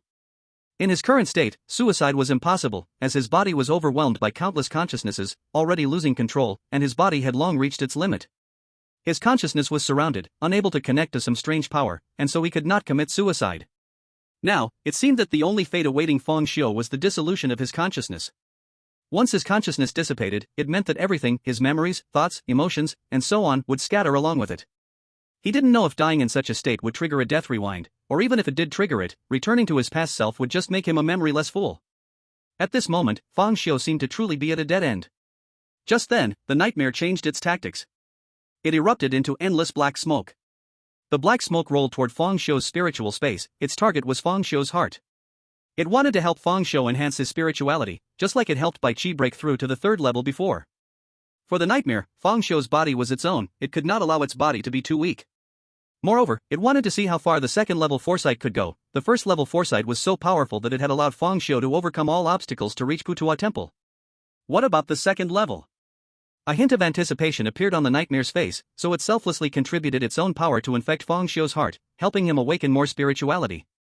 The order of sequence could not be reversed, as the ability of a spiritual master was closely related to their mind. Once Fang Xiu's consciousness dissipated, his ability would never grow. Helping to awaken spirituality could also accelerate the collapse of Fang Xiu's consciousness. Because if a spiritual master quickly awakens spirituality, then will feel mental instability, consciousness confusion, facing spiritual loss of control. This counts as a double attack from within and without. Tens of thousands of consciousnesses attacking from the outside, nightmares disturbing from the inside. The more critical the moment, the more the nightmare feels the need for a swift resolution. He doesn't want to drag things out. Who knows what unexpected events might occur over time. Don't forget, Yang Ming and Bai Qi are still fighting in the outside world. Once Yang Ming resolves Bai Qi and frees his hands, it's very likely to cause chaos. Although the nightmare doesn't believe that a single Yang Ming can stir up much trouble, when it comes to destiny, being cautious is never too much. Thus, with the nightmare's help, Fang Xiu's spirituality begins to rapidly rise. Having fought and defeated many, Fang Xiu's spirituality has already lit up 12%. 13%, 14%, 15%. Spirituality slowly grows like a progress bar. And Fang Xiu's consciousness is beginning to show a hint of transparency, which signifies that his consciousness is gradually dissipating. Chapter 142, Second Level. Is this what it feels like to die? It really is nostalgic. Having experienced countless deaths, I have long been numb, and only in this moment of true death can I feel a hint of warmth in my cold blood. Slowly, Fang Xiu's consciousness grows a bit hazy, under the relentless attack of tens of thousands of consciousnesses, even he begins to struggle. He suddenly feels so tired, countless cycles of life and death truly exhaust a person. I really want to die just like this. It's not surprising for Fang Xiu to have such thoughts, because this is a battle of consciousness. There is no smoke of war, no bloodshed, only the opponent's consciousness defeating one's own, making your consciousness waver and slowly dissipate. But just as his consciousness weakens further, Fang Xiu actually smiles. My wife is still alive, how could I die alone? Moreover, how could I die from such a level? He. A terrifying, sinister laugh echoes from the crowd. The nightmare is instantly taken aback, then sneers, you can still laugh when death is approaching? He unconsciously increases his strength. 16%, 17%, 18%, 19%, 20%, 21%. Second level. Bang! Suddenly, a pale arm stretches out from the mass of people. The nightmare furrows his brow, a dying struggle?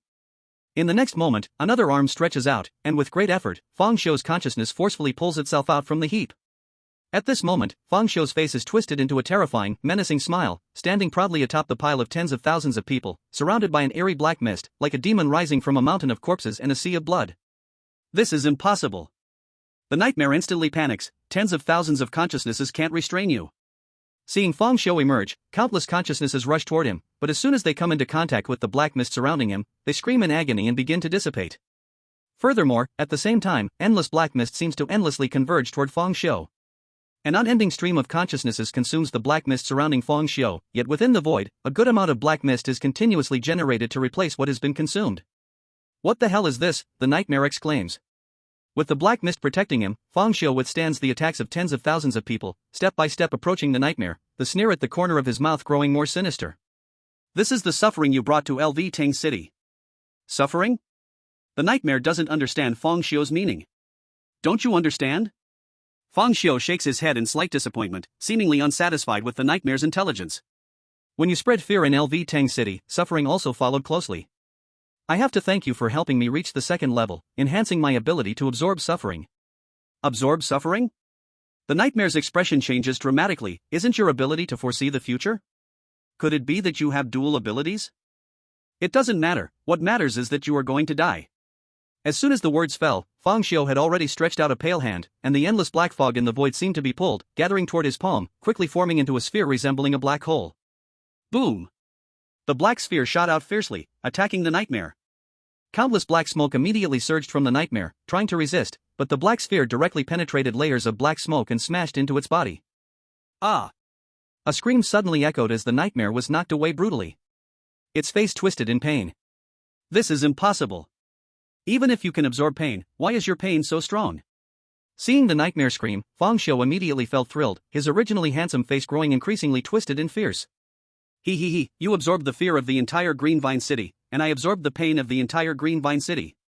The entire Green Vine City. How is this possible? I pulled the whole Green Vine City into the dream just to absorb everyone's fear, and you, a mere second-tier spirit master, cannot achieve this level. So you should thank yourself. You not only helped me enhance my spirit, but you also helped me absorb the pain of the entire Green Vine City. Me? Help you? Don't forget whose body you are currently in. Hearing this, the nightmare's face suddenly changed dramatically, as it instantly understood everything. Because by invading Fang Xiu's body, it was as if it was Fang Xiu, controlling the mysterious domain, connecting to everyone's dreams, and using the dreams to absorb everyone's fear. And Fang Xiu similarly used the dreams channel to absorb everyone's pain. It was like the nightmare had countless threads connected to everyone's dreams, and now that it entered Fang Xiu's body, those threads linked through the nightmare to Fang Xiu. Damn it! How dare you use me? I never expected you could turn the tables in this situation, but good luck cannot stand by your side forever, the nightmare shouted angrily. Clearly, the nightmare felt that Fang Xiu was too lucky. The second-tier power strengthening, by coincidence, enhanced the ability to absorb pain, allowing for such a turn of events. But really? Was it luck?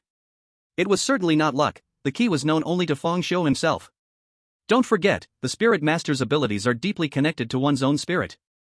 It's the power of the spirit's reflection. It is influenced by each person's experiences, thoughts, emotions, character, and the true desires in their heart. Feng Xiu's ability was pain, because he had suffered a great deal of pain, deeply etched in his bones, and his inner desire was to make the entire world's bizarre experience pain, to empathize, to feel everything he had gone through. Thus, he awakened the power of pain. The second-tier enhancement was also closely tied to the reflection of the spirit.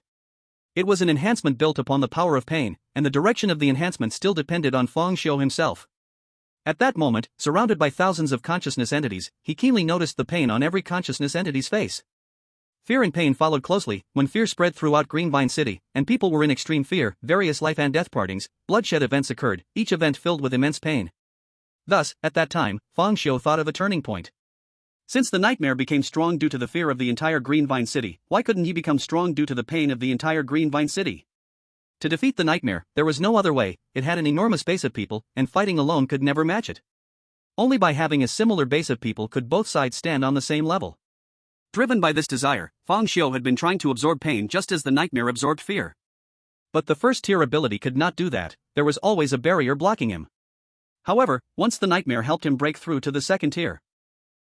Finally, the barrier was broken, and the pain of the entire Greenvine City was successfully absorbed. Chapter 143. Kneel down for me. You want to use my power to defeat me? Dream on. Nightmare roared, and immediately, countless fears gathered around it. In the mind space, fear, this invisible thing, directly transformed into substance. Like before with Feng Xiu, endless black smoke formed a huge black sphere with a diameter of 1 meter in front of it, and with the gathering of fear, the black sphere gradually became more exaggerated. Jia jia jia. Is this all you can do? Pain. I want more pain. Let the pain of the entire Greenvine City gather towards me. With Feng Xiu's command, endless pain surged towards him like a tide. Suddenly, a miraculous scene appeared in the whole Greenvine City. Countless injured people, the pain of broken bodies. Countless people who had lost their families, the pain of losing loved ones. And countless people deeply trapped in fear, wrapped in despair, feeling immense pain. At this moment, they suddenly became a bit dazed. It seemed that something was peeling away from them, and the painful screams disappeared. Everyone's expressions began to calm down. All the pain was converging towards Feng Xiu. He bore the pain of the entire Greenvine City alone. Gradually, countless images appeared in Feng Xiu's mind. They were countless individuals, screaming in pain, holding the bodies of their loved ones and crying out in despair.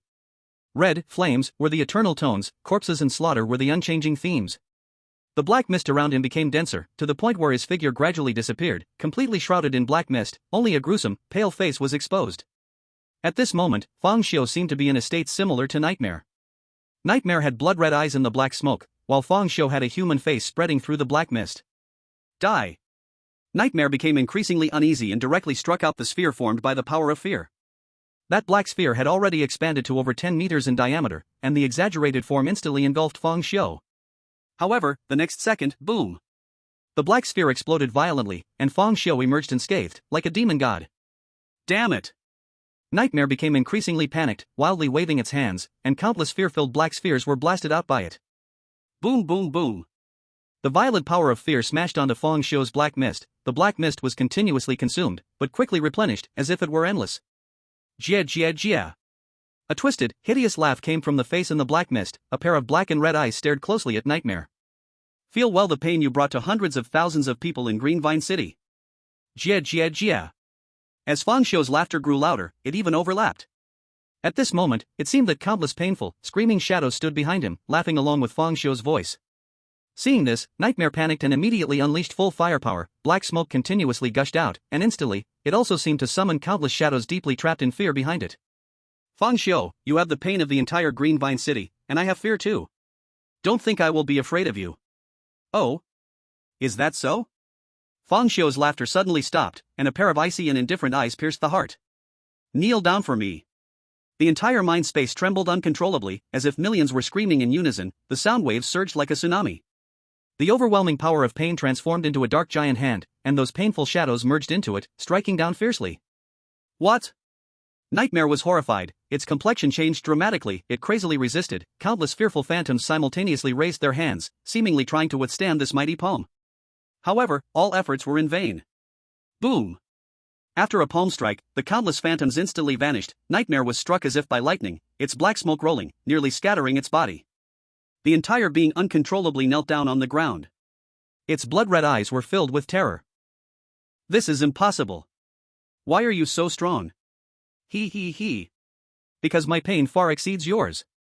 Fear will fade with song, but the pain left in the body and soul won't. Take the pain of the entire Green Vine City and go to hell, Nightmare. The giant hand made of pain kept slamming down, like a human using their palm to smack a humble ant. Ah! Twisted cries of agony continuously came from the Nightmare's mouth, the black fog around it becoming thinner and thinner, unable to even maintain its human form, seeming to revert to its initial state at the Qingshan Mental Hospital.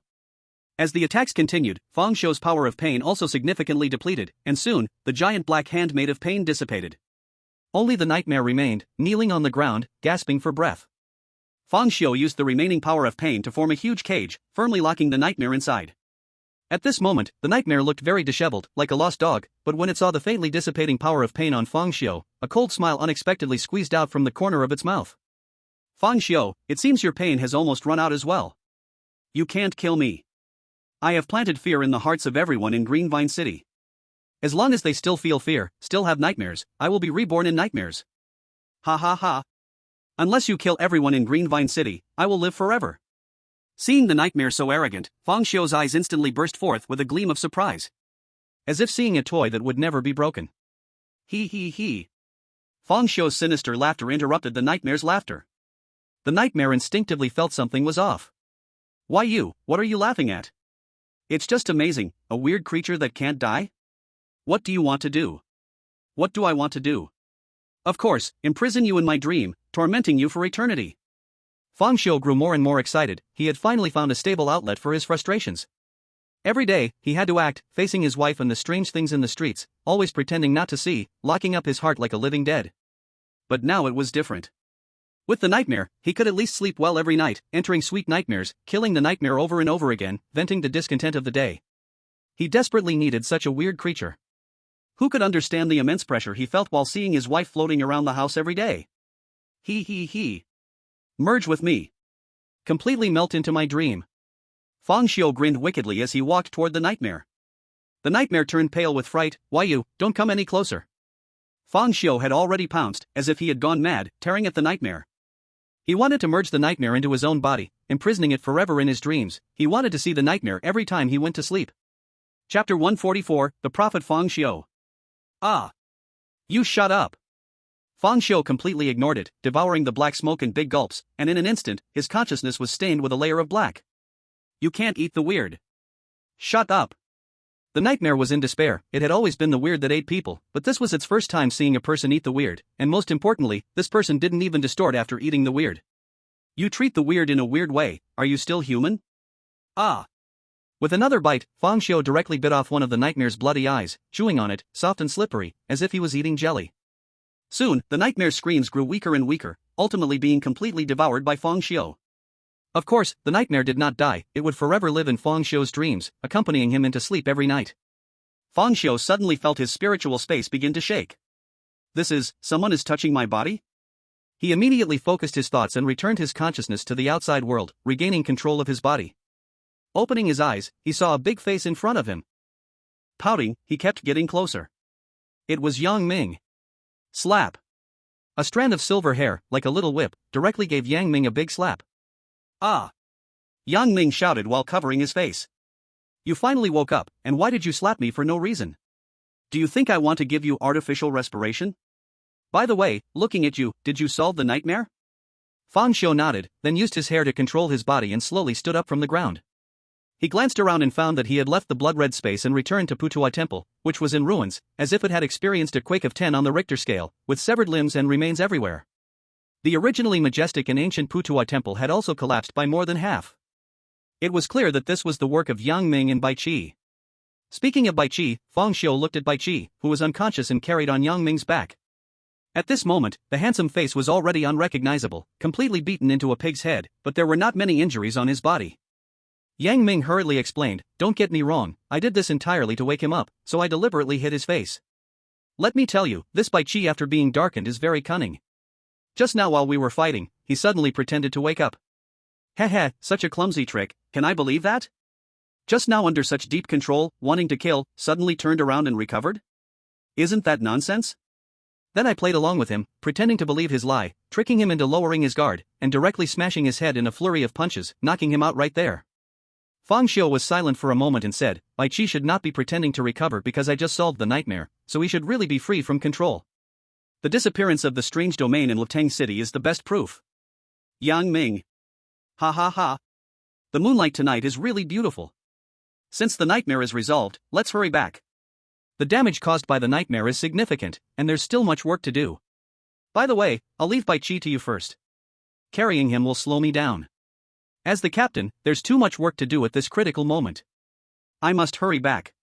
After Yang Ming finished speaking, he didn't care whether Fang Xiu agreed or not, directly threw Bai Qi onto the ground, kicking up a cloud of dust. Then, the red glow flashed from his embroidered shoes, and whoosh! The whole person disappeared into the night. Fang Xiu. In the end, Fang Xiu controlled his hair, splitting several strands of silver hair, silently dragging Bai Qi back like a dead dog. Bai Qi had already advanced to a 3-star spirit master, awakened his speed ability, and his physical fitness had reached inhuman levels, so he didn't need to worry about being dragged to death, it was just his clothes getting torn. It wasn't that Fang Xiu didn't want to lift Bai Qi up, but now his hair was also severely drained and he had to control Bai Qi's body as well, he simply had no strength left. 1 month later. It had been a full month since the nightmare incident. And Fang Xiu had been lying in the hospital bed for a whole month. He had pushed his body too hard this time. If the investigation bureau had not provided a large amount of cell repair fluid and specifically found spirit masters for treatment, and if he hadn't broken through to the second level, strengthening his body, this battle would have left him completely crippled. If he really became crippled, it wouldn't be such a big deal. Fang Xiu had already thought it through. If the treatment failed, he would look for some strange bodies to connect with his hair and piece himself together again. After all, he was already dissatisfied with the weak human body. During the month Fang Xiu was recovering, there were earth-shaking changes in the outside world. According to statistics, in the S-Class nightmare incident, at least 100,000 people lost their lives, and the number of spirit masters was directly halved, with about half of them dying in the nightmare incident. The losses were staggering. The most difficult part was still how to explain it to the public. The official response is gas leak, a kind of mental poison gas that can cause hallucinations and fear. Of course, the death toll has not been truthfully announced. Such news might deceive people in other cities, but it cannot fool the local residents at all. However, there is nothing that can be done about it, because the special nature of bizarre events makes it impossible to reveal to society. Not only one bizarre entity gains strength from fear like a nightmare. Once disclosed, it would only cause chaos, allowing the bizarre to grow even faster. It is precisely due to this consideration that the headquarters of the Investigation Bureau has been slow to announce the truth. Although it's difficult to hear, the fact is that ordinary people, when facing bizarre events, are mostly just adding chaos and becoming fodder, with little real value. Of course, the Investigation Bureau hasn't done nothing. They have sent large numbers of personnel to handle the aftermath in Greenvine City, and secretly spread rumors in the city to let the public know that even with the bizarre, someone is protecting them. Moreover, the rumors suggest that after experiencing a bizarre event, Greenvine City has cleared out many bizarre entities and is therefore in a relatively safe situation. Going to other cities means facing new bizarre events. With various calming measures taken, within just a month, the public sentiment in Greenvine City has been soothed, although a significant drop in GDP is undeniable. At least now, during the night, hardly anyone dares to go out and stroll around. Aside from the affairs of ordinary people, the circle of spirit masters is also in turmoil. The resolution of the S-Class nightmare incident has made Fang Xiu completely famous, especially since he revealed his ability to predict the future, which is like adding fuel to the fire.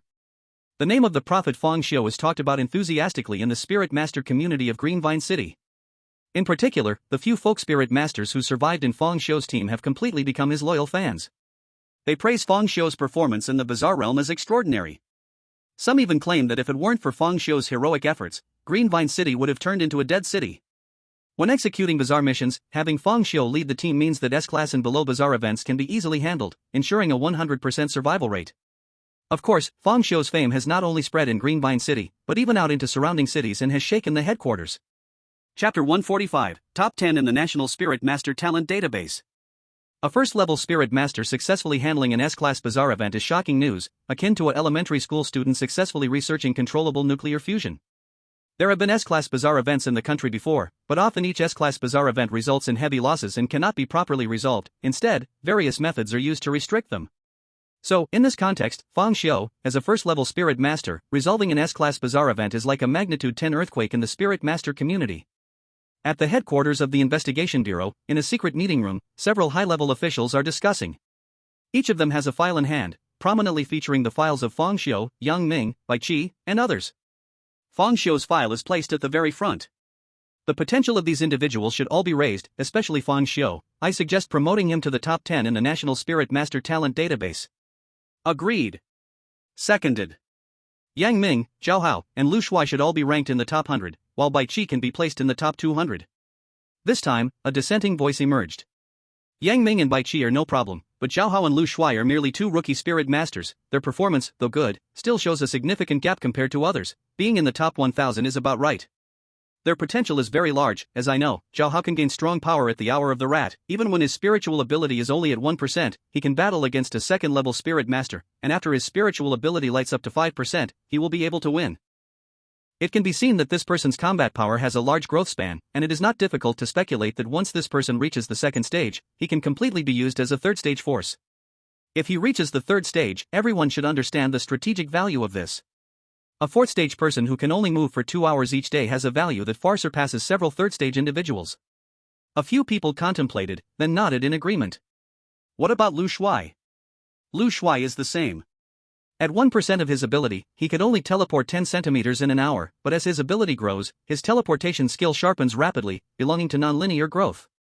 It's easy to speculate that once he enters the second stage, his strength will explode, and in the future, he could potentially achieve unlimited teleportation as long as his ability does not run dry. In the end, everyone nodded in agreement. Additionally, I suggest we recruit these few individuals to the headquarters for training soon, and award bonuses for solving S-level mysterious events. The global situation has grown increasingly severe, and we must concentrate all our forces to overcome difficulties. I do not wish for any instability within our ranks during such times. As soon as these words were spoken, a strange look flashed in the eyes of the others. They didn't even hear the latter half of the sentence, completely calculating the implications of the first half. Bringing these individuals to the headquarters for training would mean that they would have the opportunity to win over Fang Xiu and others. Especially Fang Xiu, with such outstanding precognitive abilities, once he joins their faction, it would be like a tiger adding wings. In the shadow of a skyscraper in Green Vine City, Spade A and Spade K stood in the shadows, coldly watching the pedestrians passing by on the street, both wearing a poker mask on their faces. Such a strange outfit did not attract the attention of the pedestrians. People came and went, and in their sight, the shadow cast by the building appeared to be just an ordinary shadow, without any anomalies. I didn't expect that the one solving the nightmare incident this time is not Yang Ming, but the prophet Fang Xiu. It seems his fate is not as effective as imagined, Spade A sneered. But Spade K shook his head. Perhaps, this is just another form of fate. During times of crisis, there will always be someone stepping forward to help him. How can that not be considered fate? Humph. You are twisting words to suit your argument. Spade K sighed. You focus on the process, but ignore the result. Have you not discovered? Whether it's Yang Ming breaking through to the third stage or solving the nightmare incident, you don't need to care if he did it himself, but from the results, he has achieved them all. I have said that the director will not make a mistake. Since he has identified Yang Ming, then it must be Yang Ming. Spada fell into silence, did not argue but was filled with discontent inside. He was envious that even though he followed the director earlier, the director actually valued someone like Yang Ming, whom he had never even met. Seeing that Spada no longer refuted, Spade K thought he had resigned himself, unaware that Spada was brewing another plan. Before long, a plan targeting Yang Ming took shape in his mind. And the key point of this plan was Fang Xiu. In the night, with stars dotting the sky, the already recovered Fang Xiu walked alone on the deserted street. After experiencing the nightmare incident, people no longer dared to go out at night. Although the strange events had nothing to do with sunlight, people instinctively feared the dark.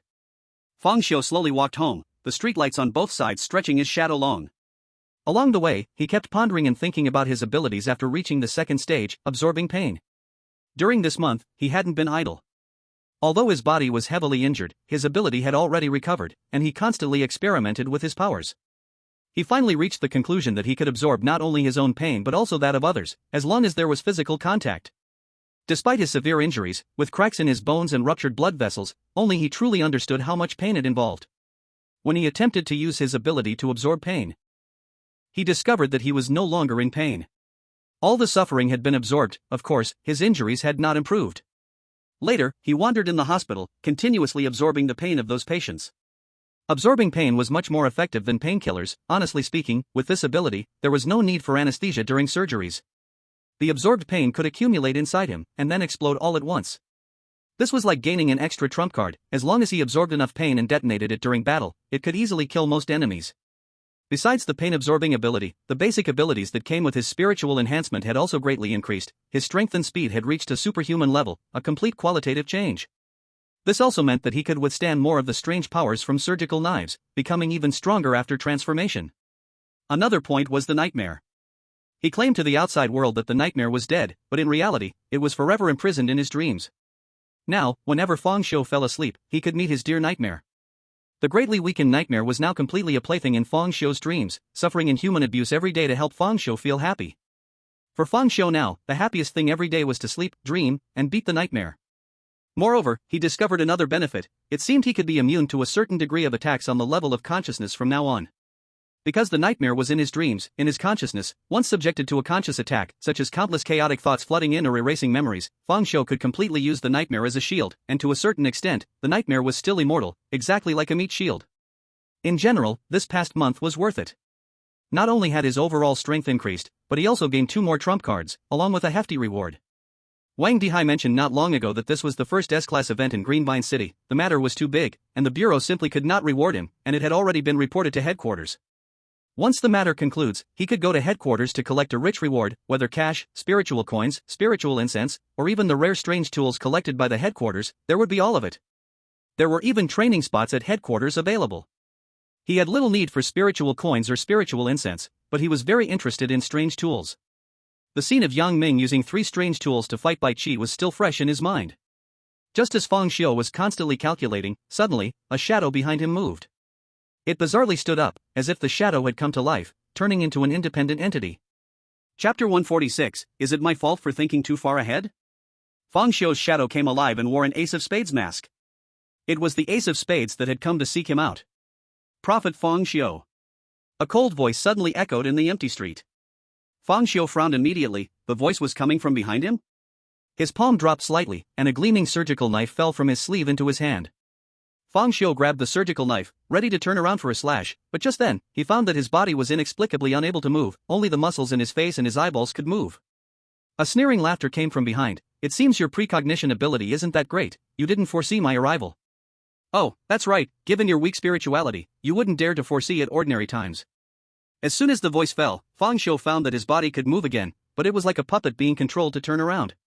When he turned around, he was shocked to see a person made of shadows, wearing an Ace of Spades mask on its face. The shadows beneath the Ace of Spades flowed like water, connecting to him. Fang Xiu frowned. Although he had never seen the Ace of Spades, he had already learned about it from Yang Ming regarding the Ace of Spades and the intelligence about the poker organization behind it.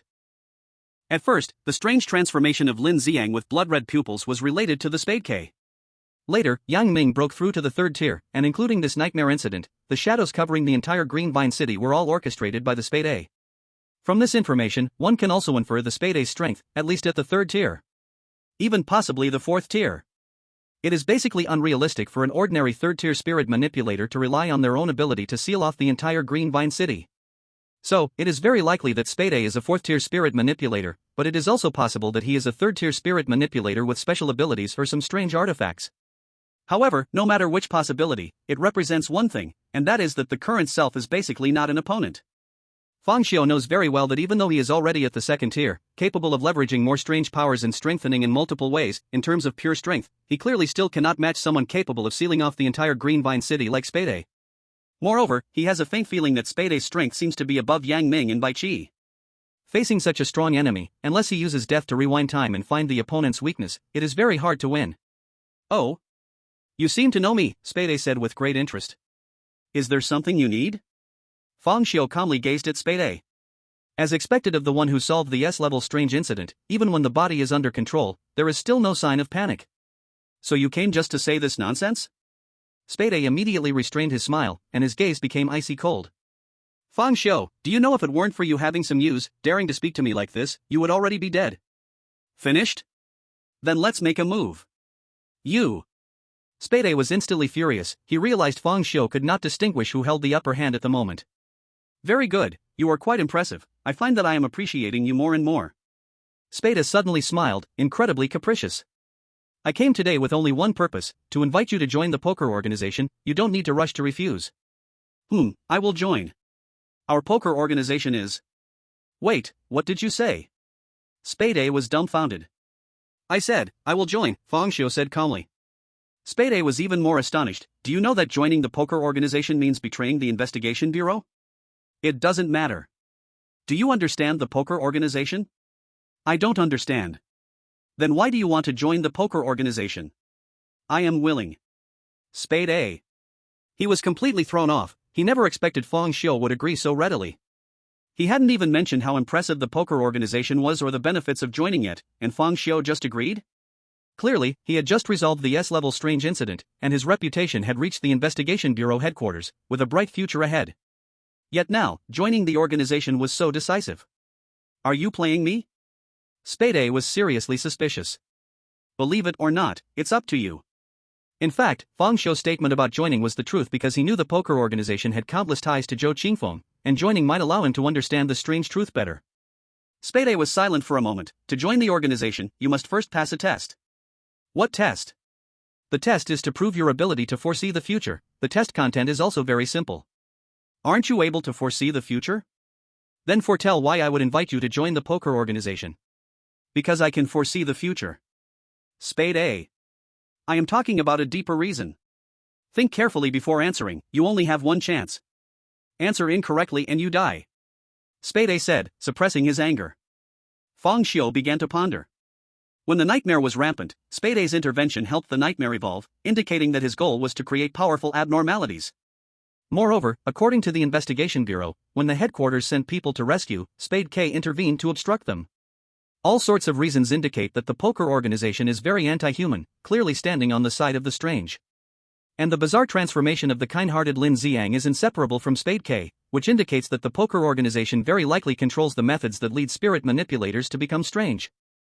Flesh and blood, suffering and weakness, strange ascension. A phrase suddenly popped into Fang Xiu's mind. He gradually connected it to the ultimate goal of the poker organization. In stark contrast to his desire to create a world without the strange, they aimed to create a world without humanity.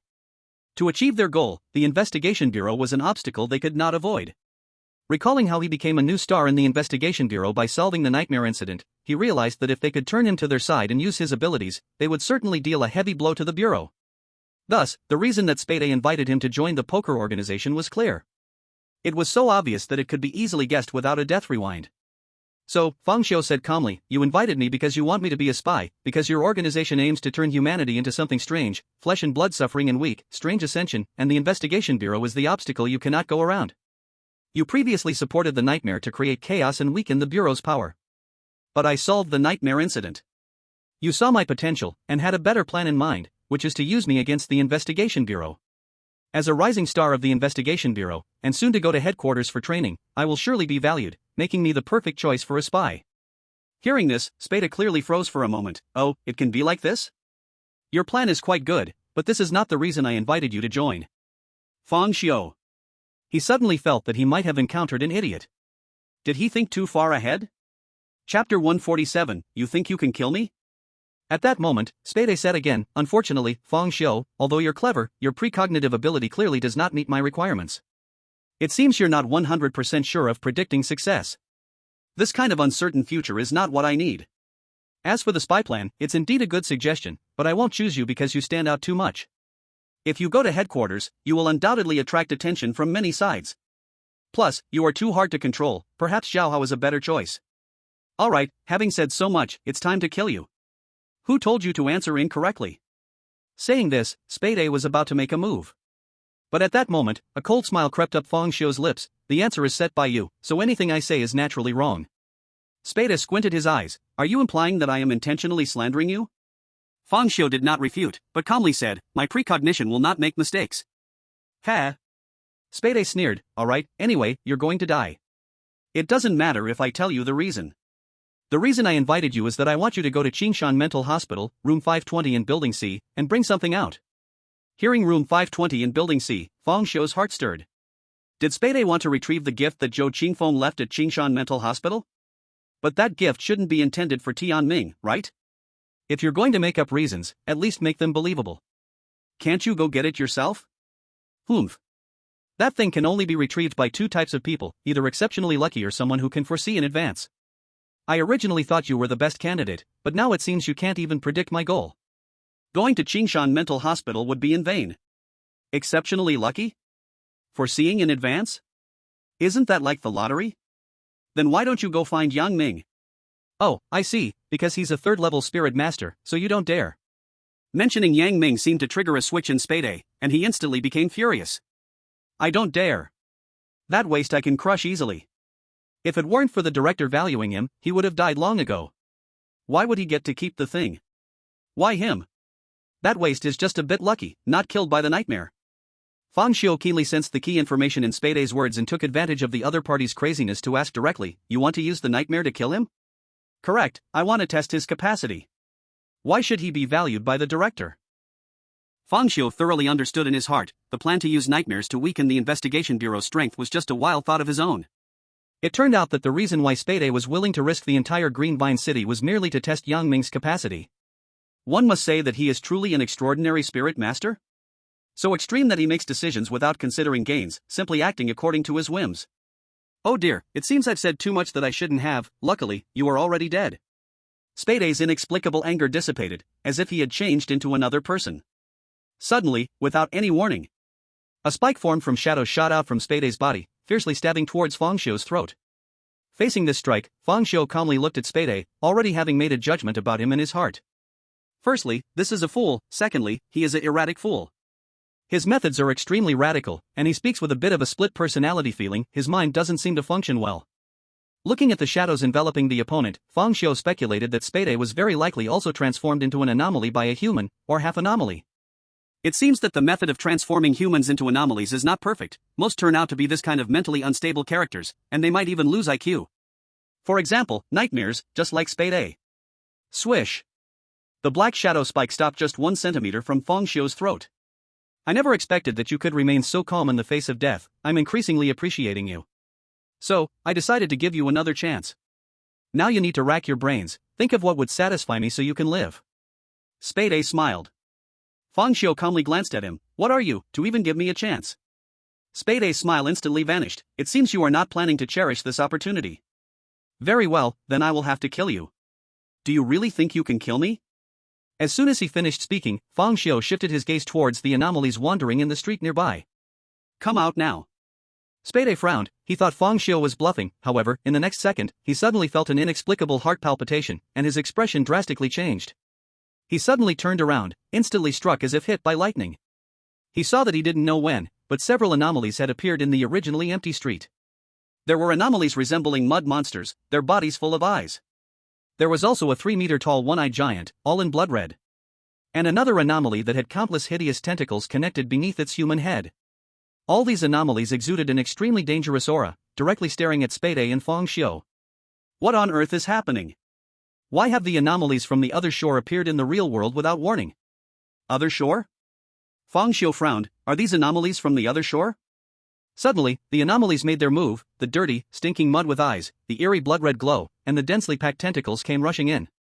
In an instant, several attacks simultaneously struck. Even Spade was taken aback by such a terrifying scene. He quickly unleashed the power of shadows, the shadows on his body scattering like droplets, then a black light screen rose from the ground. Boom! Faced with the attacks of several anomalies, the black light screen blocked the offensive, but it could not withstand the impact. Fang Xiu and Spade were directly blasted away. Spade's shadowy body shook violently, as if someone had thrown a stone into a calm lake. While Fang Xiu broke several ribs, but this blow also freed him from Spade's control. The pain in his body was absorbed in an instant, and then his silver hair surged, directly shooting towards a nearby skyscraper. Quickly, his hair entwined around the building. Fang Xiu gripped his hair, exerting force, his figure suddenly rising into the air, fleeing towards the skyscraper. The anomaly with countless tentacles beneath its head swam through the air like a fish, chasing after Fang Xiu. Spade, at this moment, couldn't care less about Fang Xiu. Immediately, the figure transformed into a pool of black water, merging into the shadows. But at that moment, the mud monster, covered in eyeballs, spat out a massive sludge. In the sludge, several pale eyeballs were mixed in, blending with the black water that had taken the shape of the Ace of Spades. Chapter 148, You are not worthy to know my identity. The Ace of Spades was suddenly shocked, as he found that several spots on his shadowy body were tingling. Those tingling spots cracked open, like a creature opening its eyelids, revealing pale eyeballs within. With the appearance of the eyeballs, his body began to spiral out of control. At that moment, the eye of the giant red-skinned Cyclops, towering over 3 meters high, erupted with a strange red light, shooting fiercely at the Ace of Spades. With the red light hitting him, the Ace of Spades was immediately enveloped by a fear of death. He would die. Being hit by the red light would truly lead to death. So he hurriedly exerted all his strength, crazily urging the power of shadows, but the once vibrant power of shadows seemed pinned down like a nail, allowing only a small portion to be used. Those eyeballs were the nails pinning down the shadows. The red light collided with the pitch-black shadows. Fizz. Fizz. Fizz. A fierce corrosive sound arose, as the shadows seemed to melt inch by inch like snow under the sun. The Ace of Spades clearly could not hold on for much longer. On Fang Xiu's side, things were no better. At least the Ace of Spades could resist several strange beings for a moment, but Fang Xiu had already been caught. The strange creature with countless tentacles beneath the head was now clinging tightly to his head like an octopus. He could clearly feel his physical strength, spirit, and life rapidly draining away. However, Fang Xiu paid no attention to this strange creature. Instead, he stood atop the skyscraper, calmly watching the Ace of Spades. At this moment, the Ace of Spades was at his last gasp, clearly on the verge of collapse. Suddenly, a pale bone spear shot in from afar, piercing brutally into the blood-red Cyclops' body, directly pinning it to the ground. The red light in the Cyclops' eye was suddenly interrupted. The Ace of Spades also gained a moment to catch his breath, not daring to hesitate for even a second, transforming into a shadow and fleeing in the direction from which the pale bone spear came. There appeared a shadow there, a figure wearing a black Spade K mask. I feared you would cause trouble, so I specially tracked you down. I did not expect you would attract several powerful anomalies, said the Ace of Spades K gravely. The condition of the Ace of Spades was terrible. More than a dozen pale eyeballs had already grown from his dark shadowy body, and the number of eyeballs was still increasing. As the number grew, he felt his body becoming heavier, almost uncontrollable. This is not the time for talk, hurry and take me away. I'm afraid we won't be able to leave. Ace of Spades K stared solemnly at the surrounding anomalies. The blood-red Cyclops pulled out the bone spear from its body. The large hole in its chest had already healed. Damn it! The Ace of Spades was furious like thunder. He never imagined he would stumble here at the hands of someone like Fang Xiu, a second-tier spirit master. Boom! Boom! Boom! Both sides went into battle, clashing fiercely. The Ace of Spades and Ace of Spades K continuously unleashed their powers, battling against the anomalies. Fang Xiu watched it all unfold, gaining a full understanding of both their abilities. Gradually, Fang Xiu felt his body becoming more fatigued, his consciousness growing increasingly blurred. On the deserted street, Fang Xiu walked alone, the streetlights on either side casting long shadows behind him. Suddenly, Fang Xiu stopped, slowly turning around to look at his shadow, calmly saying, "Come out, Ace of Spades." The shadow was silent for a moment, then moved, standing up from the ground like a living person, transforming into the shape of the Ace of Spades. The Ace of Spades looked at the calm Fang Xiu, a hint of shock flashing in his eyes. Prophet Fang Xiu truly lives up to his name. You actually foresaw that I would come. Fang Xiu ignored him and turned his head to look at the woods not far away. And you, Spade K. As these words came out, Spade A's pupils shrank uncontrollably, staring at the woods in disbelief. Then, they saw Spade K silently walking out from the woods. You actually followed me. Spade A said in anger and surprise. Spade K ignored him, staring straight at Fang Xiu. I didn't expect you even foresaw me. Fang Xiu calmly looked at the two of them, speaking lightly like reading a file. Spade A, ability is to control shadows, can hide an enemy's shadow to ambush, can shadow jump, also can use shadow to freeze. As his abilities were listed one by one like someone knew them intimately, Spade A's expression became as if he had seen a ghost. You, how do you know this? Spade K, ability is to control bones, can launch bone spears to attack, full of bone spikes, white bone armor. Spade K stood frozen, for the first time realizing that the ability to foresee the future could be this powerful. In a battle between spirit masters, intelligence was a very important factor. After all, a spirit master's power reflects the heart, different for each person, and all kinds of strange powers could appear. This meant that if you didn't understand the opponent's power, a first-stage spirit master killing a second stage was a common thing. But if you clearly and precisely knew the opponent's ability, your chance of winning would increase greatly. At this moment, Spade suddenly laughed loudly. Ha, this is great, Fang Xiu, you really gave me a big surprise. With your foresight power, I can definitely achieve my plan. What plan do you have? The last nightmare incident already caught the Investigation Bureau headquarters' attention. What else do you want to do? Spade K said angrily. My business is none of your concern. Just as the two were about to argue, Fang Xiu's aura suddenly changed, becoming cold and indifferent, like a high and mighty one who holds life and death. In acting, he was very skilled, because he often risked his life to act. If the acting wasn't good, he would die. He said coldly, "Is this what the dean taught you? As the word Dean came out, the arguing stopped instantly. Spade A and Spade K were shocked, looking at Fang Xiu in disbelief. Spade A urgently asked, "Who are you really? How do you know the Dean?" In contrast, Spade K was more calm. He suppressed his shock and said seriously, "Fang Xiu, you must have heard the Dean's name from somewhere and are trying to test us, right?" Fang Xiu sneered coldly, then slowly said each word, "Zhou Qingfeng." This name dropped heavily into their hearts like a mountain. Even Spade K, who had stayed calm, lost his composure completely. "Who are you really? Why do you know the Dean's name? Foresight? No, impossible. All the Dean's information was hidden long ago, it cannot be foreseen. They would never know." Fang Xiu saw that name in the Dean's office at Qingshan Mental Hospital. Spade lost control and shouted, "How do you know the Dean is called Zhou Qingfeng? Have you met the Dean? Where is the Dean? You. Pa." A loud slap hit Spade A's face hard. Spade A was stunned by the slap. Just as his anger was about to explode, Fang Xiu said coldly, "What kind of thing are you, to dare speak the Dean's name directly?" Swish. Cold sweat instantly poured from Spade A, and he stuttered. I what? Look at what you two have done. Who let you use Nightmare to test Yang Ming without permission? Do you know Yang Ming is a key part of the Dean's plan? If something goes wrong, how will you face the Dean? You two have such great courage." Fang Xiu pretended to be angry like a leader, constantly shouting at the two. The Ace of Spades and the King of Spades were completely stunned and frightened. I didn't. I'm just afraid the Dean is fooled by Yang Ming's appearance." "Are you saying the Dean was wrong?" I didn't mean that, the Dean he." The Ace of Spades was so anxious that he started to stutter. In contrast, the King of Spades, though a bit flustered, still had a hint of doubt in his heart, and couldn't help but probe, "May I ask who you are?" "With you two, you are not qualified to know my identity." Fang Xiu had a cold, arrogant look, his gaze looking down on the two like they were just ants. Chapter 149, You two are expelled from the organization. The Ace of Spades and the King of Spades looked at Fang Xiu, who seemed to be an authority, and felt a sense of pressure in their hearts.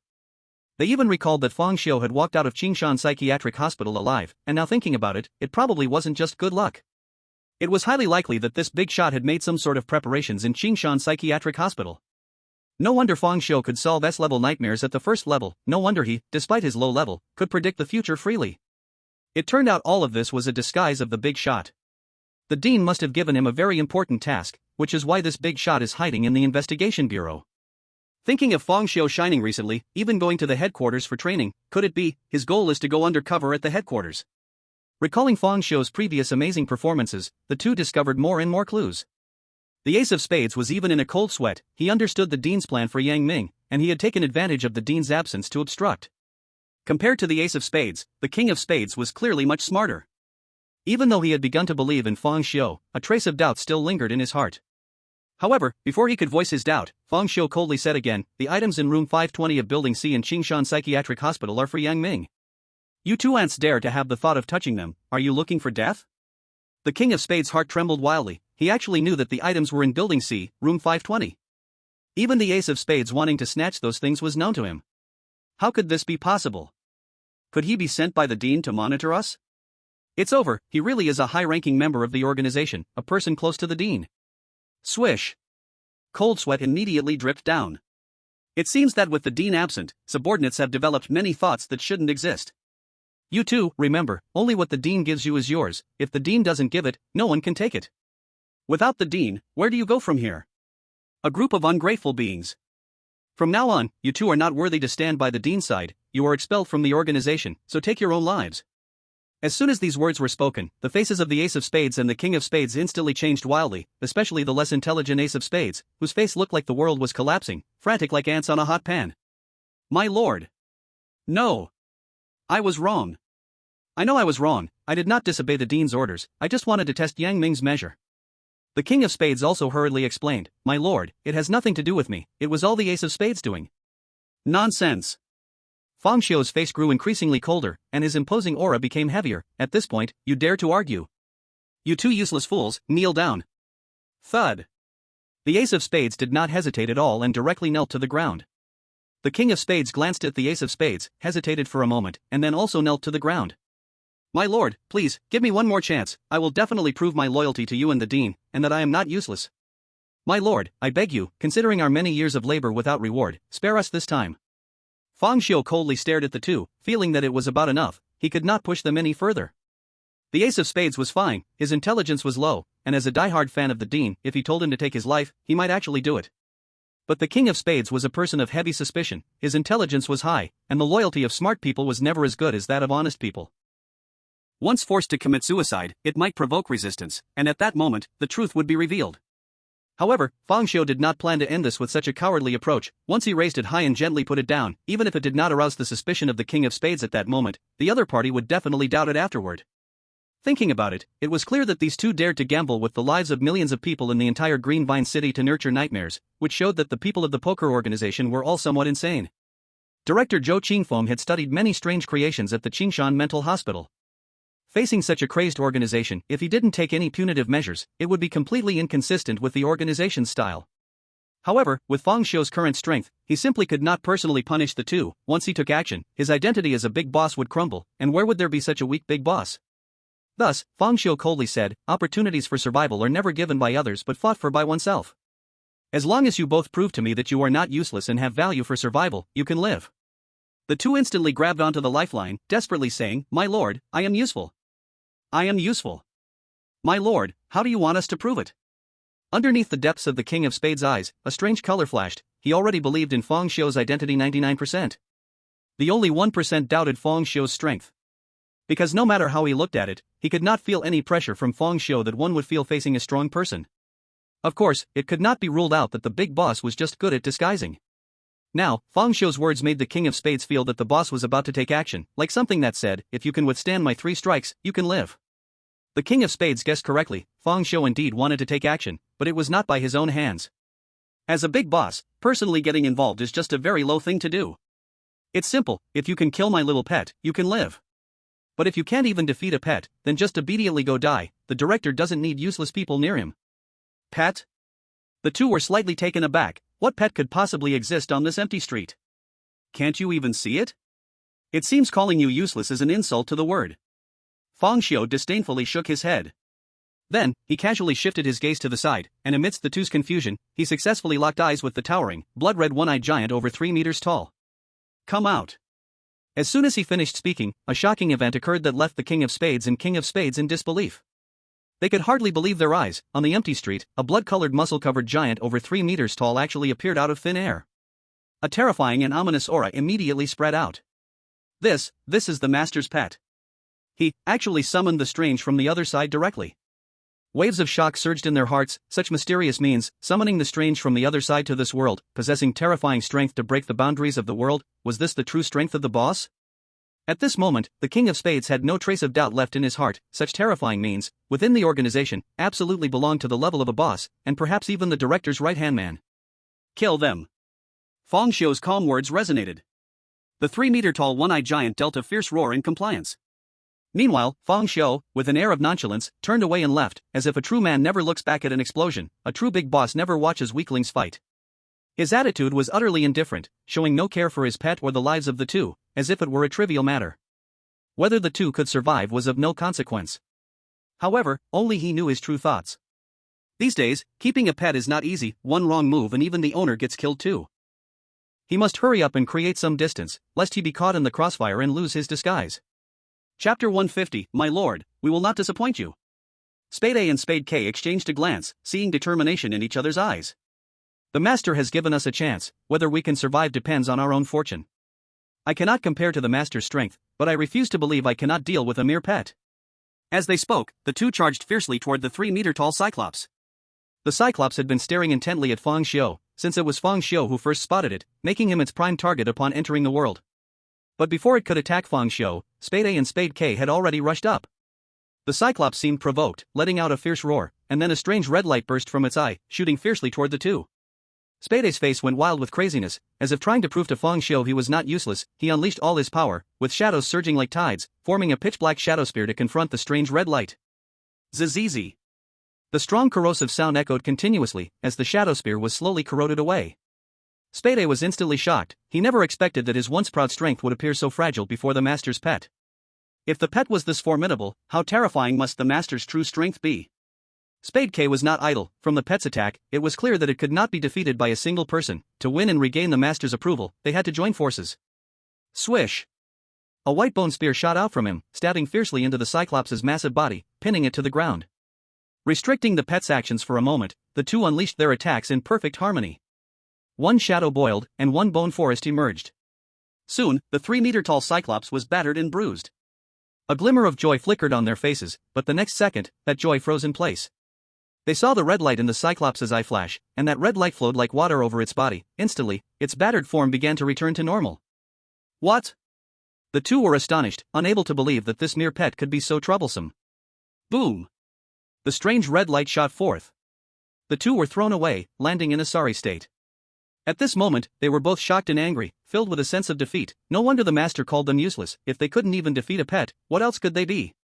At this time, Fang Xiu had already walked dozens of meters away. Upon hearing the battle behind him, he knew he was temporarily safe. At least for now the Cyclops wouldn't come after him. So he turned his back to the two and coldly said, I considered you weak, so I only summoned the weakest pet, but I never expected you to be even weaker than I imagined. It seems I should consider cleaning up the organization. There are simply too many useless people. Hearing these words, Spade A and Spade K felt utterly ashamed, their fists clenched tightly, filled with indignation. They looked at Fang Xiu standing by the street lamp, his shadow casting over him, as if they were two worlds apart. I am not useless. Spade A yelled madly, like the protagonist of a heated blood anime, seemingly trying to prove something to the world, or shouting to himself.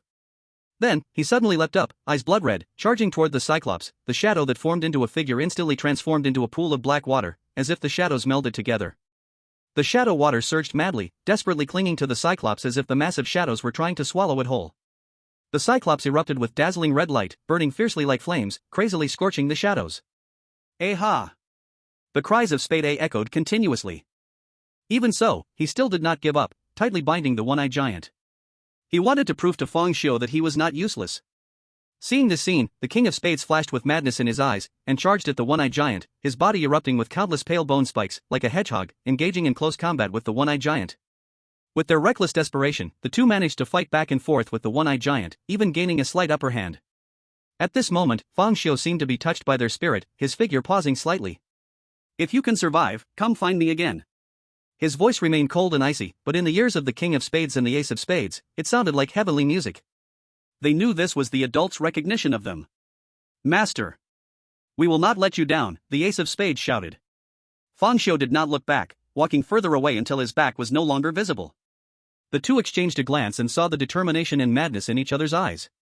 To earn Fang Xiu's recognition, and to avoid being expelled from the organization, they bet their lives on this fight. Meanwhile, as the boss of the organization, Fang Xiu quietly walked home. He did not intend to actually kill the Ace of Spades and the King of Spades, as it was difficult to trick them into biting the hook, then killing them would be too much of a loss. Moreover, if these two died, the lead on the playing cards organization would be cut off, and the lead on the director would also be lost. If they did not die, and if handled properly, it would be like gaining two powerful subordinates. The Bright Club had already been wiped out, otherwise, the King and Ace of Spades would have had to take a trip there. He regretted being hasty and thought he should not have rushed to destroy the Bright Club. Fang Xiu thought silently. To gain the maximum trust of the Ace and King of Spades while also fearing they might get killed, he deliberately chose the weakest of the nearby peculiar creatures. Before the death rewind, Fang Xiu had roughly judged the strength of those peculiar creatures through observation. Although the one-eyed giant looked the tallest, its attack methods were singular, making it the weakest overall, which is why he chose to summon the one-eyed giant. If the Ace and King of Spades really couldn't handle even the one-eyed giant, then there would be no hope, and they would have to die. After all, Fang Xiu couldn't even control his pets. Everything depended on their destiny. Soon, Fang Xiu returned home. As soon as he opened the door, a beautiful face appeared in his sight, the distance between them less than 5 centimeters, a slight step forward would allow a kiss. The visitor was his wife. His wife gazed softly into Fang Xiu's eyes, full of affection. Honey, you're back. I missed you so much. Fang Xiu remained calm, looking straight ahead. He had long been used to his wife's sudden approach, his heart like still water, unfazed. He directly passed through his wife's delicate body, walked into the house, and closed the door. Changing into slippers, changing into pajamas, drinking water, showering, the whole process was very normal. Even with his wife watching beside him, Fang Xiu took his shower very calmly, unaffected. Chapter 151, I hate being lied to the most. After taking a shower, Fang Xiu lay down on the bed, falling beautifully into a deep sleep under his wife's affectionate gaze. Then he saw his dear nightmare. At this point, the nightmare had long lost human form, resembling a mouse hiding in a drainage ditch, trembling in fear. With the nightmare's company, Fang Xiu slept well again. The next day. Knock, knock, knock. Someone was knocking at the door. Come in. Fang Xiu said calmly. Without seeing the door push open, two shadows quickly slipped in. It was the Ace of Spades and the King of Spades.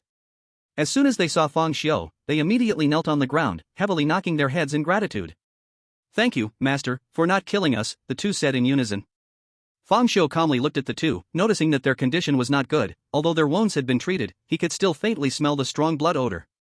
Even the shadowy body of the Ace of Spades had become very faint, looking as if it would dissipate at any moment. The two obviously experienced a tough battle before slaying the one-eyed giant. No need to thank me, opportunities are earned by oneself. Whether you survive or not has nothing to do with me. Fang Xiu's tone was indifferent, resembling the coldness of a powerful figure who controls countless lives and deaths. I hope this time leaves a deep lesson for you. Remember, the will of the director is unshakable. If there's a next time, you will not be facing my pet, I will take action myself. The two suddenly felt a chill in their hearts. Yesterday's pet had already left them with deep psychological scars. They barely survived after going through a near-death experience. If the big boss took action personally, how could they still have their lives? Fearful, the two quickly bowed and expressed their agreement. Rest assured, sir. If there is a next time, we won't trouble you to take action, we will simply take our own lives. The two of them were well aware that if they made a mistake again, then they might as well commit suicide. Compared to falling into the hands of such a powerful figure, suicide was obviously the best choice. Fang Xiu half squinted and lightly hummed in response, then fell silent again.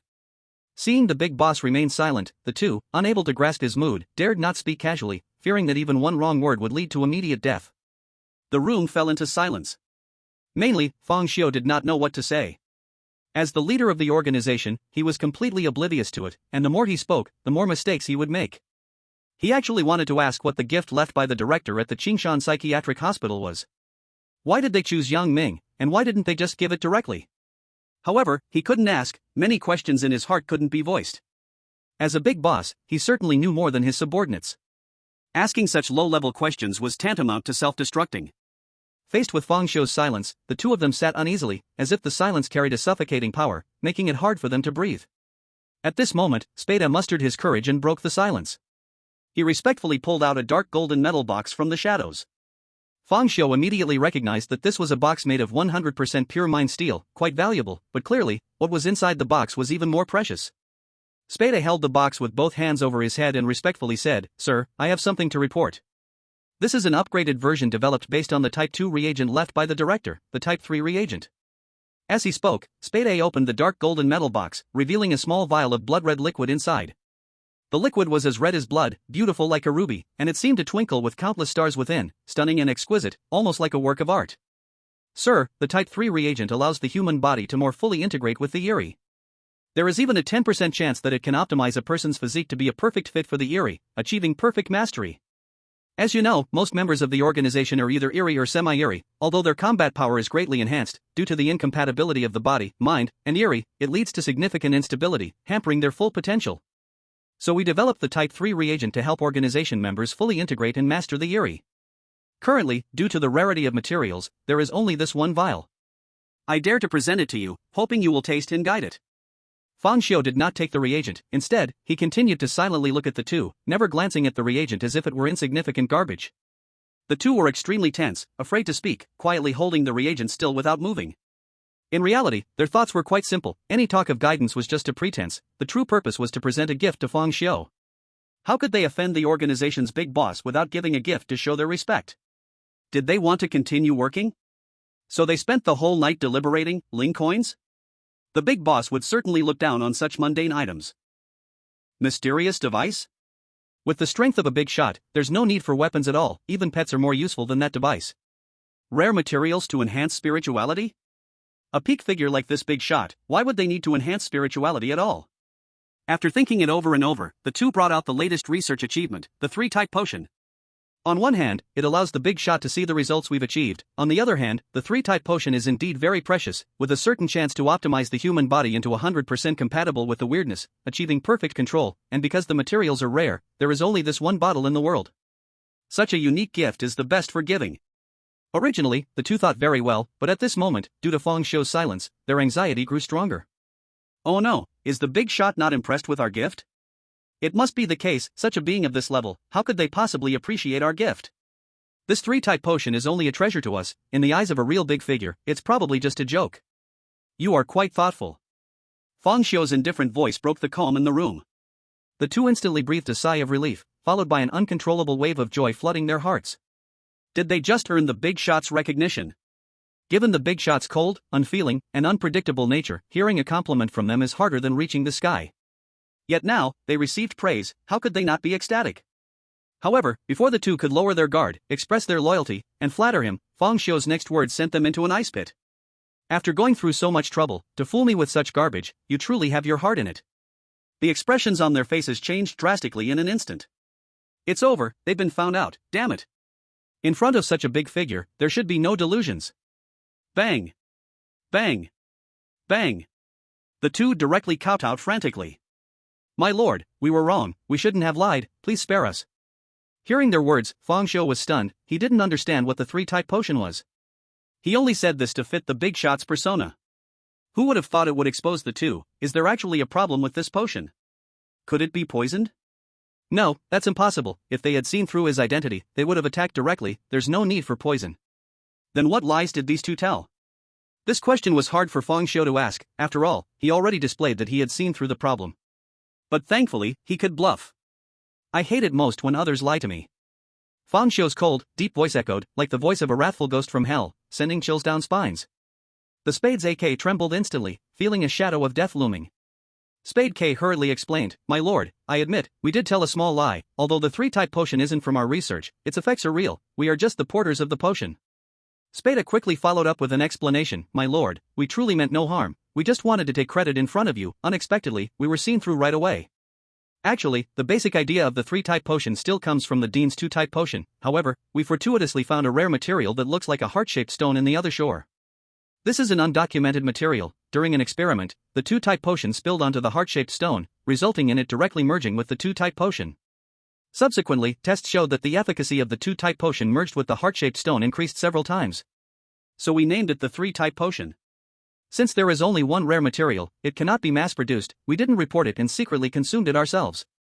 After consuming it, both of us definitely enhanced our strength a lot, but we didn't achieve that perfect physique, unable to control perfectly. This is the remaining 3-type potion, we wanted to bring it as a gift to you to apologize. Fang Xiu instantly understood. It turns out that the so-called lying is lying in this respect, not poisoning. As for the rare materials from the other shore? It seems the card organization must have grasped the method to reach the other shore, they likely disappeared to go there. It's a shame I can't ask. After all, as a big shot who can summon pets from the other shore, asking how to get there would be very awkward. Suddenly, a perfectly appropriate look of shock appeared on Fang Xiu's face. What did you just say? Heart-shaped stone? The Ace of Spades was slightly taken aback. If even a big shot was this shocked, could that heart-shaped stone be quite extraordinary? Yes, my lord, it's the heart-shaped stone. It grows atop a flower, the center of the flower is this heart-shaped stone. Mingxin. I didn't expect you two to have found such a rare material. Fang Xiu said in slight astonishment. In truth, he was thinking, since you don't know the name of that heart-shaped stone material, I will know what it's called. The two, Ace of Spades A and K, quickly jotted down the name Mingxin, as if they had uncovered some secret. No wonder he is a big shot, he really knows a lot. If only I could stay beside such a high-level existence, even just receiving a few pointers now and then would benefit me for life. Fang Xiu then lamented, I didn't expect you two to use Mingxin, such an extraordinary item, to make type 3 potions, that's truly a waste. No wonder this potion is so trashy. Do you know that using Mingxin requires matching materials that counter each other? Once there is even a slight mistake in attributes, proportions, sequence, timing, or heat, the medicinal properties of Mingxin will become mixed and impure, greatly diminishing its effectiveness. Of course, even with diminished effects, Mingxin is still enough to increase the effectiveness of a type 2 potion several times. Hearing this, the Ace of Spades A and K were stunned, feeling as if they had lost $1 billion. How precious must Mingxin be, a rare material that even a big shot cares about? But the two of them had wasted it. Is there any difference between this and having a hen that lays golden eggs and then killing it for the eggs?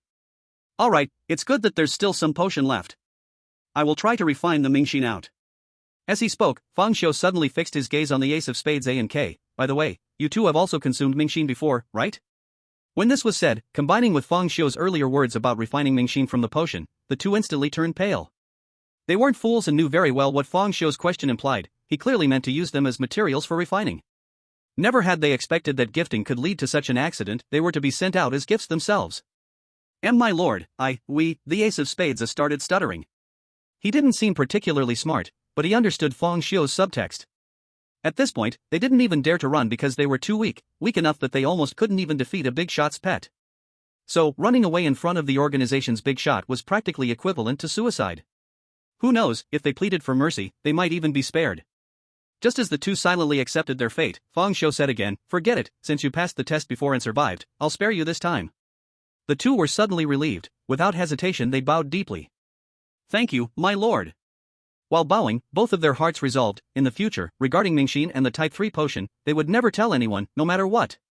If a big shot like Fang Xiu wanted to use them for alchemy, if this news got out, the consequences would simply be unimaginable. Observing their expressions, Fang Xiu knew that his goal was achieved. The reason he fabricated the Mingxin story to scare the two was to achieve this effect. First, to conceal the news about the Type 3 potion. Second, to instill fear in the two towards himself. While maintaining this respectful attitude, there must also be a sense of distance. Because Fang Xiu did not want to reveal his identity for the time being. If he graciously accepted the gift of the Black Spade AK today, these two would surely feel their relationship had become closer, and it could not be ruled out that they might boast about it to others in the organization, or even report it to higher-ups. But now, these two were undoubtedly eager to pretend they didn't know him, fearing that one day Fang Xiu might change his mind and use them for alchemy. Then, Fang Xiu briefly instructed them not to disclose any information about him to anyone, left his contact information, and sent them on their way. The two felt as if they had been forgiven, nodding frantically, swearing that they would never disclose anything. They were truly scared, not daring to do anything against Fang Xiu, fearing that he would use any excuse to practice alchemy on them. As for fabricating stories about Ming Xian, Fang Xiu was not worried at all, because these two wouldn't dare to ask anyone for information about Ming Xian, instead fearing that others might find out they had consumed it. Since they didn't dare to ask, they would never discover they had been deceived. After the two left for a long time, Fang Xiu slowly got up from the sofa, picked up the dark golden metal box on the table, and took out a potion as red as blood, examining it carefully, with dark currents surging deep in his eyes. It could merge more fully with the strange, even having a 10% chance to optimize the human body to perfectly match with the strange constitution, thus achieving perfect control. Fang Xiu thought for a moment, then he touched his right eye and hair. Blood eye, strange hair, and nightmare. Chapter 153, Strange. I want to be strange. Although the blood eye and strange hair had long been controlled, that control was always as if there were a layer of gauze in between. It was completely different from controlling his own arm. It was like when you control your arm to grab something, the command sent by the brain would definitely not be, "Hey, right hand, there's something on the table, go grab it." Instead, it would instinctively pick up the item on the table without a thought. Moreover, when you fall down or get hit on the head, before your brain reacts, your arm would instinctively protect your head. However, the control process of blood eye and strange hair was completely different. They required various commands to work. Like a computer, you have to control it and input code to get feedback. This back and forth time delay could be fatal. In lower level battles, it wasn't too obvious, but when it came to high level matches, the impact of blood eye and strange hair was minimal. This was merely operational incompatibility, and there was also power incompatibility. Controlling the strange with a human body could never utilize all the power of the strange. After all, humans are weak. And one last point, the blood eye and strange hair were hard to strengthen as Fang Xiu grew stronger, because they weren't organs on him, but more like ornaments. Later, Fang Xiu even considered that after reaching the third stage, he would replace blood eye and strange hair with other strange, because they wouldn't be useful at all at the third stage. But now it was different. If the 3-type potion was truly as the Black Spade AK duo said, it was definitely a top-tier treasure. A 10% chance to improve one's constitution to perfectly accommodate the strange. Fang Xiu stared intently at the potion in his hand, his eyes bright. Thud, thud, thud. He downed the 3-type potion in one gulp. The potion was extremely spicy, like drinking high-concentration white liquor, burning all the way down his throat, directly reaching his stomach. When it reached the stomach, boom! It was as if a match had been thrown into a gasoline barrel. A wave of terrifying and unbearable heat swept through his entire body. Accompanying the heat was intense pain, as if an invisible force was mercilessly tearing apart every cell in his body. Of course, this level of pain was not enough to affect Fang Xiu in any meaningful way. He appeared calm, even leisurely picking up a glass of water and rinsing his mouth. After a full hour, the heat and pain slowly dissipated. Fang Xiu immediately felt something different. The barrier between him and the strange blood pupils vanished. They seemed to have completely become his left and right hands, controllable at will, with no delay whatsoever. The power he could exert even far exceeded before. He could now maximize the strength of both. Yet this effect didn't bring Fang Xiu joy. Instead, he furrowed his brow. A 10% chance, didn't I gamble it right? Yes, although he had smoothly merged with the strange blood pupils, he had not attained that perfect strange control physique. So, Fang Xiu calmly looked at his affectionate wife beside him and softly said, "Wife, I see you." His wife's gentle smile instantly transformed into a grimace. "You can see me." Returning to the previous point in time, Fang Xiu drank the potion again, but this time, to increase the success rate, he specially changed his position, drinking while lying down. An hour later, failure. This time Fang Xiu tried sipping it slowly, no longer gulping it down, and once again, he failed. So, again and again, once, twice, 3 times, until the 6th time. This time Fang Xiu drank it while upside down, and immediately the effect was different. The heat flow became much stronger, fiercely burning every cell in his body, as if modifying them. 2 hours later, the transformation was completely finished. A glimmer of excitement flashed in Fang Xiu's eyes. There aren't many things that could excite him, but today was one of those days. Because he finally bet on that 10% chance and obtained the perfect strange control physique. The strange essence and blood pupils perfectly merged into his body, with an endless flow of strange power blending seamlessly with his human form. Fang Xiu could clearly feel that the powers of the strange essence and blood pupils were enhancing his body. They had originally only been forcibly installed tools, controllable but not his own body. Now it was different, they had completely become part of his body, and the strange power within them merged continuously, causing his body to grow stronger. Swish! Fang Xiu took out a scalpel and sliced his arm. The sharp blade easily broke through skin and muscle, revealing bright red blood and stark white bone. But soon, he felt a tingling itch at the wound, and then, astonishingly, the bleeding stopped at a visible speed, healing and scabbing over. In less than 10 minutes, his arm had returned to normal, leaving only a shallow mark. Is this the strange recovery ability? Fang Xiu murmured. Under the influence of the strange essence and blood pupils, his entire being was increasingly developing towards the strange direction. Although he still had a human body, he had initially begun to possess some abilities of the strange. Fang Xiu could clearly sense that his strength, speed, nerve reaction speed, and even vitality had seen significant enhancements. This was merely the perfect merging of blood pupils and strange essence. Let's not forget about Nightmare, the once S-rank strange entity. Although it never grew up, a dead camel is still bigger than a horse. Strange. I need to merge more strangeness. Fang Xiu's eyes sparkled with an abnormal thirst for power. He seemed to see a broad road leading to the peak. He wanted to devour countless strangeness, stepping over the bones of the strange, climbing higher step by step. In the past, he couldn't do it, not because his mind couldn't bear it, but because the fragility of the human body limited him. Now everything was different. The perfect control of strange essence gave him the capital to devour strangeness. Before it was software, but hardware was weak. Now, both software and hardware were strong. This physique was perfectly suited for Fang Xiu, because even if others obtained a perfect physique, even the most bizarre cannot devour too much. With the human mind controlling the bizarre, it will ultimately be devoured by the bizarre. But with a twisted and mad mind controlling the bizarre will ultimately be devoured. Aside from the enhancement of physical quality, Fang Xiu also discovered that his spiritual energy, under the help of the Type 3 agent and the blood eye anomaly, had actually reached 25%. It surged by 4% in one go. If it were another newly advanced second-tier spirit master, such an increase would only lead to spiritual loss of control, with no second option. Having just recently broken through to the second tier, and still in a state of rapidly increasing spiritual energy, now surging like this again, an ordinary spirit master's mind could not possibly endure so much bizarre power. It would directly twist. Chapter 154, Authority of God. Fang Xiu studied the perfectly controlled blood eye and anomaly for a while before starting his afternoon nap. With his physical quality, he naturally did not need rest, let alone a nap. He didn't even need to sleep at night. But he had to sleep, otherwise, how could he see the nightmare? Soon, Fang Xiu fell into a dream. He arrived in a dark and damp dungeon, splattered with blood, with rows of shelves filled with all sorts of torture devices. At the deepest part of the dungeon was the nightmare, entangled in countless iron chains. Since this was Fang Xiu's dream, the entire environment changed with his thoughts. He simply thought the nightmare preferred this, so he made it like this. After all, it was bizarre, so it could not like sunshine and beaches.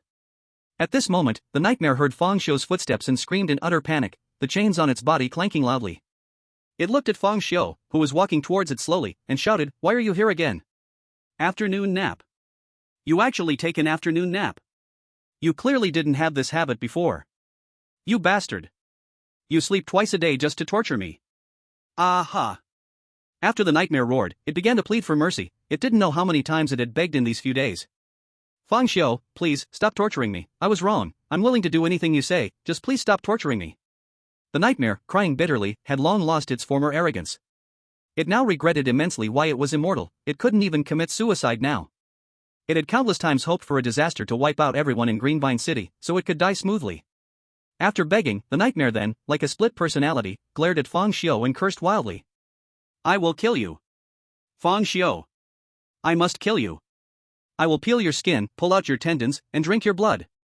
Please, don't torture me. Fang Xiu had long gotten used to the nightmare state. After a month of torment, the nightmare had long gone mad. After all, the nightmare was not a pure breed of bizarre, but rather a bizarre transformed artificially by the Dean, so its way of thinking leaned more towards humans. After being tortured by Fang Xiu with the power of pain for a month, the nightmare's human thought had already fallen into madness. Facing the mad nightmare, Fang Xiu simply said, Nightmare, I'm here to kill you this time. With my perfect control of the bizarre body, I can completely devour you. What?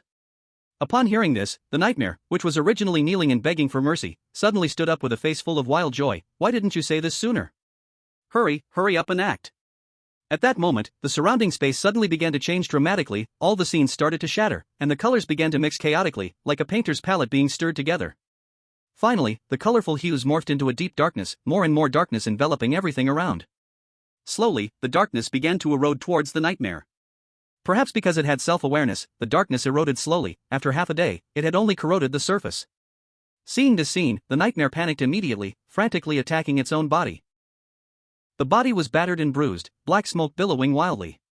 Moreover, it actively embraced the darkness, transforming into a massive blood-red mouth that constantly devoured the darkness, letting it infect itself. The pain of being consumed made the nightmare scream endlessly, yet its expression grew even more excited. Finally to be free. In the nightmare's blood-colored eyes, there was a madness and a longing for death. Heaven knows how it had endured this past month. Hours later, the nightmare's body completely vanished, disappearing forever. And Fang Xiu had perfectly harnessed the nightmare. Once he commanded the nightmare, he suddenly realized just how terrifying its potential truly was. Originally, Fang Xiu thought the nightmare's terror lay in its ability to absorb the fears of the world and grow infinitely. But now, having possessed it, he found out that was not the case at all. After absorbing the fear of the entire Greenvine city, the nightmare underwent a mysterious transformation, breaking through a boundary, completing an upgrade, and gaining a unique characteristic. The characteristic that breaks the boundary between illusion and reality. Simply put, it can transform the real into an illusory dream and turn the illusory dream into real reality. When the nightmare was able to turn the entire Greenvine city into a dreamlike realm, it utilized this characteristic to transition between reality and dreams. Though the transition at that time was imperfect, a hybrid of reality and dream, it was still terrifying enough. Breaking the boundary between illusion and reality, this ability to transform is truly fearsome. This power all stemmed from the nightmare's upgrade after absorbing the fear of Greenvine city, granting it a glimmer of the characteristic of transformation. This characteristic is like the authority of a god. For a simple example, if you are being attacked and severely injured, that is reality, but invoking the ability of transformation can turn that painful reality into a false dream, as if you were unhurt. Furthermore, you can turn all attacks into illusions, making it as if no one can kill you. This ability is not only for defense, it can be used for offense as well. You can conjure a fictitious power in the dream, like destroying the world with a single blow. It may be an illusion, but when transformed into reality, you can indeed obliterate everything with just one strike. How terrifying! Transforming all unfavorable conditions into illusions and all beneficial conditions into reality makes one invincible. Of course, the characteristic of the nightmare's transformation isn't that strong. It has merely touched upon this characteristic, possessing a limited degree of transformation. And it cannot create something from nothing or make fantasies come true. It must rely on a certain medium. Using the previous example, if attacked and severely injured, then activating the transformation characteristic, it can only transform a part of the reality, turning severe injuries into minor ones, requiring a fair amount of energy. Even so, this ability is enough to be called a miracle. The most crucial point is that Fang Xiu discovered this characteristic of transformation had completely merged with his own painful spirit, seeming to create some magical change. He gradually exited the dream, his consciousness returning to reality. After devouring the nightmare, he had gained the ability to control dreams and absorb fears, making him essentially a copy of the nightmare, except he could not achieve the immortality that the nightmare possessed. The nightmare is immortal because it has no physical form, able to exist within the dreams of others. But Fang Xiu is different. He has a body, and unless he completely abandons it to become like the nightmare, only then would he be immortal. When Fang Xiu awakened, he took out a scalpel once again, and harshly slashed at his own arm. Swish! A clean wound over 20 centimeters long appeared. Blood gushed out like a fountain. Under the action of a strong physique, the wound began to slowly stop bleeding, but because this wound was larger, the healing time was longer. Fang Xiu did not wait for his body to heal itself, but activated his ability to absorb pain, taking in all the pain coming from his arm. After the pain was absorbed, a shocking scene emerged. Fang Xiu's arm wound healed in an instant. even faster than previous self-healing, as if the injury was just an illusion. A glimmer of different colors flashed in Fang Xiu's eyes. As expected, the characteristic of virtual and real transformation integrated with the essence of pain can have such an effect. There will be another chapter later. Chapter 155, The Dreams of the People. The original second stage ability only absorbed pain, which is an illusory feeling. Pain is abstract, formless, and intangible, but after adding virtual and real transformation, it turned into the ability to absorb substantial pain. That is, the cause of the pain. This is a bit terrifying. Most pain arises from injury, which means Fang Xiu can now absorb injury. If pain arises from injury, then absorbing the pain will cause the injury to disappear as well. Of course, this kind of absorption has its limits because the characteristic of virtual and real transformation is too weak to support high-power absorption. It seems necessary to find a way to complete the characteristic of virtual and real transformation. Fang Xiu thought silently, the ability of virtual and real transformation is too powerful. Once perfected, it could definitely unleash world-turning power. But to complete the characteristic, a large amount of fear is needed to strengthen the nightmare. The stronger the nightmare, the more real its dreams will be, and the stronger the characteristic of virtual and real transformation will become. Now that the nightmare is dead, it is more accurate to say, it is strengthening itself. Fang Xiu began to think about how to obtain a large amount of fear. Controlling the entire Green Vine City like the nightmare would not work. That kind of approach is akin to killing the goose that lays the golden eggs. The population of Green Vine City is limited, and if you don't kill them, letting them have nightmares every night will continuously provide fear. Although the amount is small, it is steady and continuous. If one were to kill the goose like the nightmare did, although it might yield a massive amount of fear at once, it would not be sustained and instead invite the encirclement and killing by spirit masters. After encountering the spade AK, Fang Xiu clearly understands that this world is far from as simple as it seems. The waters run deep. Whether it is the poker organization or the investigation bureau headquarters, they probably hide deeper and more terrifying powers. So, to gain fear, one must be discreet and not create too much of a commotion. Setting a small goal, let the people of Green Vine City have a nightmare every night to start. What Fang Xiu did not know was that this thought of his at this moment would lead to the creation of a globally famous city of nightmares many years later. Some even came here specifically seeking thrills, wanting to have nightmares. The nightmares here primarily focus on real terror. In the dead of night. It was already 4 a.m. At this time, most night owls had fallen into sleep. Fang Xiu also fell into a deep sleep and entered the dreamland. When he entered dreamland, he quickly found himself in a room. This room seemed to be infinitely high. Looking up, one could not see the top at all. The room was densely packed with doors, all kinds of doors, iron doors, wooden doors, security doors.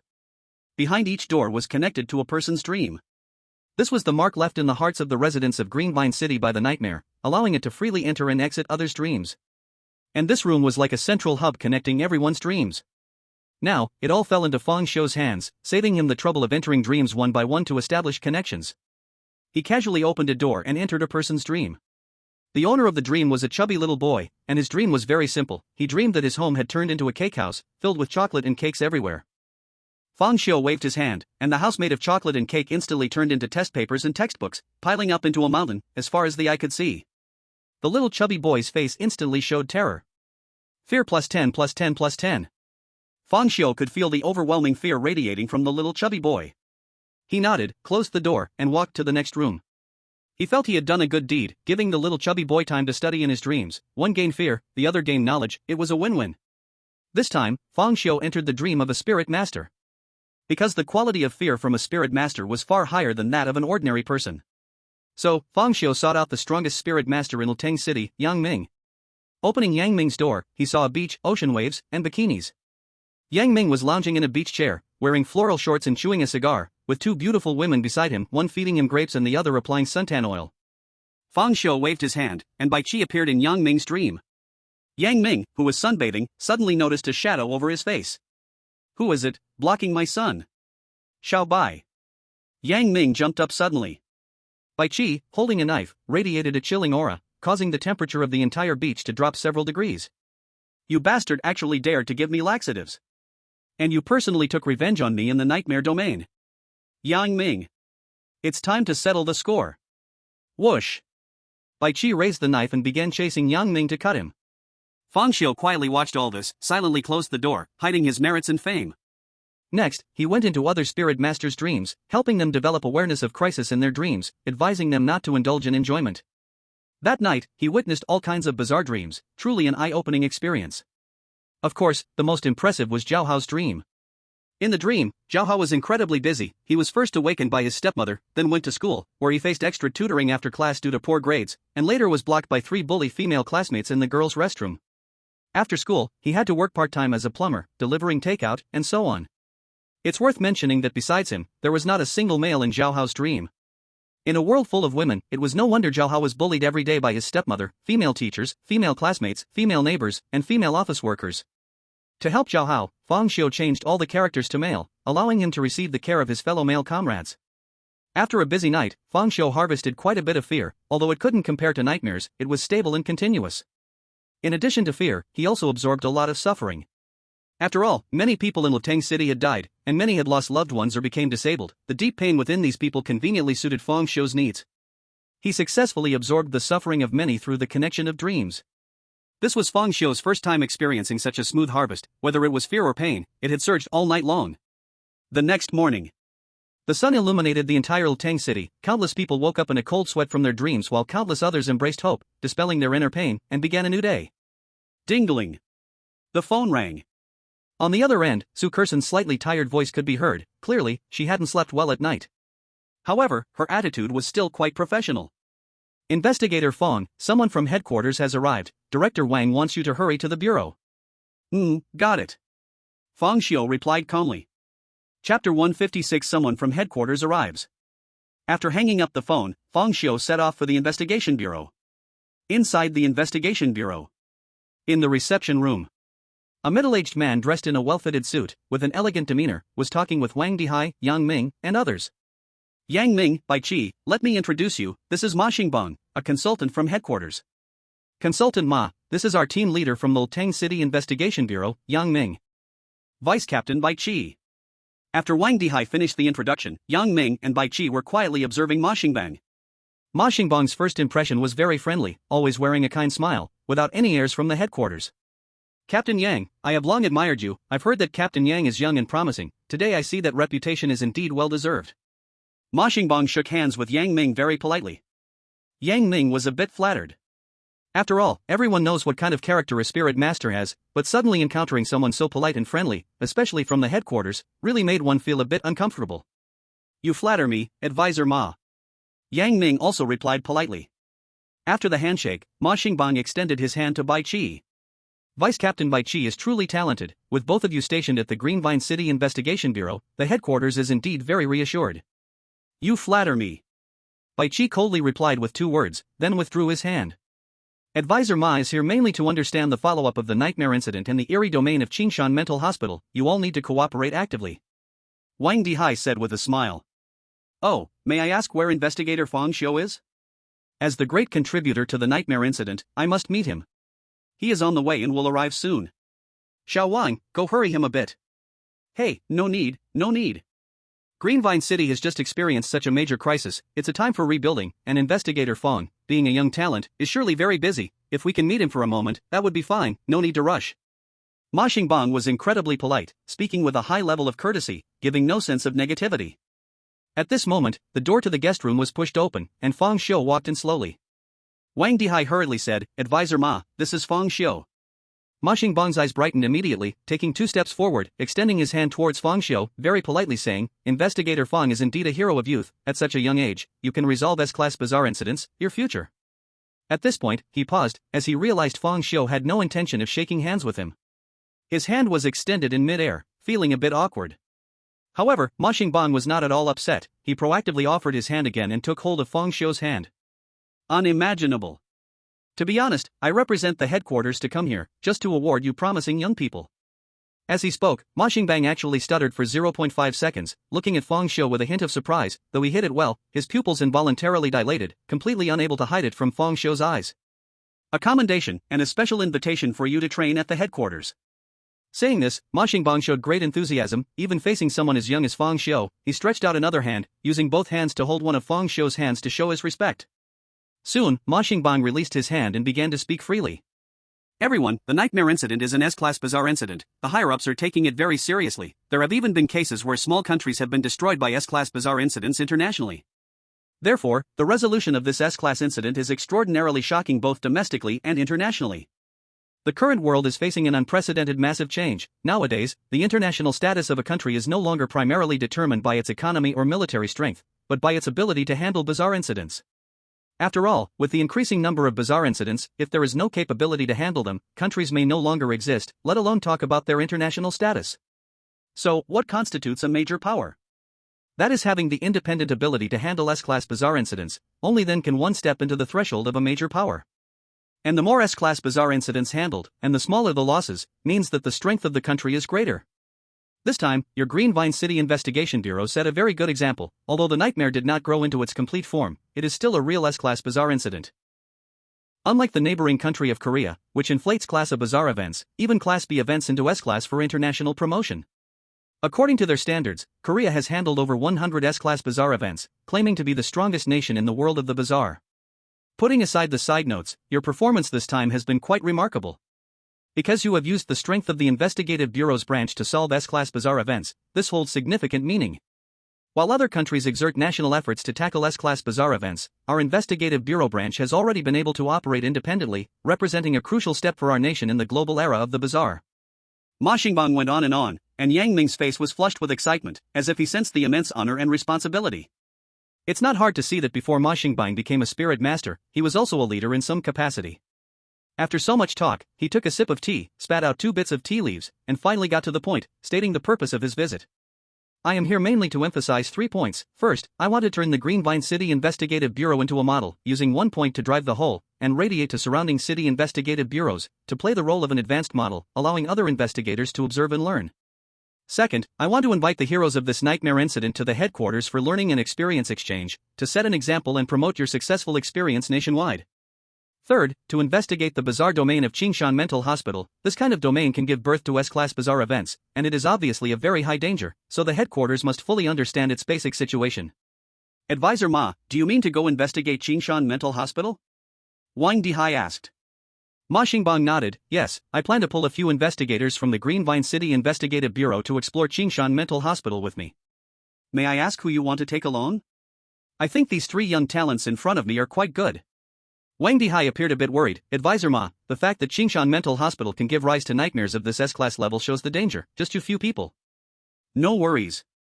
Ma Xingbang smiled slightly. I may not be talented, but I am considered a third-class spirit master, plus team leader Yang and deputy captain Bai. That makes 3 third-class spirit masters, along with investigator Fong's foresight of the future. With such a lineup, we may not be able to resolve it, but at least we can investigate. Everyone was surprised. Nobody expected that Ma Xingbang, who looked more normal than most and spoke so politely, was actually a third-class spirit master. No wonder it's the headquarters. Even a random person they send out is a third class. Wang Dihai still felt worried. After all, bizarre events are dangerous, and while this lineup looked strong, who knows what kind of danger is hidden in Qingshan Mental Hospital? At this moment, Ma Xingbang took out an ancient key made of solid gold from his pocket. A faint bizarre aura swirled around it. This is a bizarre tool? Indeed, this golden key has a unique ability. In a bizarre domain, as long as you find any door and insert the key, you can pass through the door to leave the bizarre domain. So, Bureau Chief Wang, you need not worry. With this golden key in hand, we will certainly retreat unscathed. So Advisor Ma is well prepared. May I ask when you plan to set out? 3 days later. After all, I am new here and only have information about Qingshan Mental Hospital on paper. I need to gather more intelligence. To know oneself and know the enemy is the key to victory.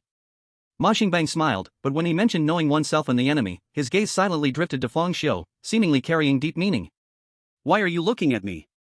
Fong Xiu's indifferent voice sliced through the harmonious atmosphere like a sharp knife. Chapter 157, Fong Xiu, I already know your secret. Ma Xingbang was taken aback, clearly not expecting Fong Xiu to be such a blunt character. However, his reaction was quick, and he smiled, saying, I was too abrupt. It is rare to see such a young talent who can foresee the future. I can't help but be curious.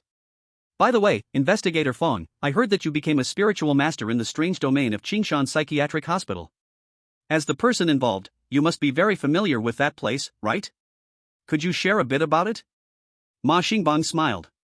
However, at that moment, Fong Xiu suddenly discovered that another voice from Ma Xingbang echoed in his mind, as if it were secretly transmitted. His tone was no longer kind, instead, it was eerily cold. Fong Xiu, I already know your secret. If you don't want it to be exposed. What secret do you know about me? Fong Xiu confronted Ma Xingbang openly. Everyone was instantly stunned. What is going on? No one knew that Fong Xiu was talking to Ma Xingbang, so his words seemed a bit disconnected. Ma Xingbang was even more dumbfounded, his previously warm smile frozen on his face. You. For a moment, he stammered, was this a normal person's reaction? Your secret has been discovered, and you directly ask in front of so many people. Aren't you afraid of exposure?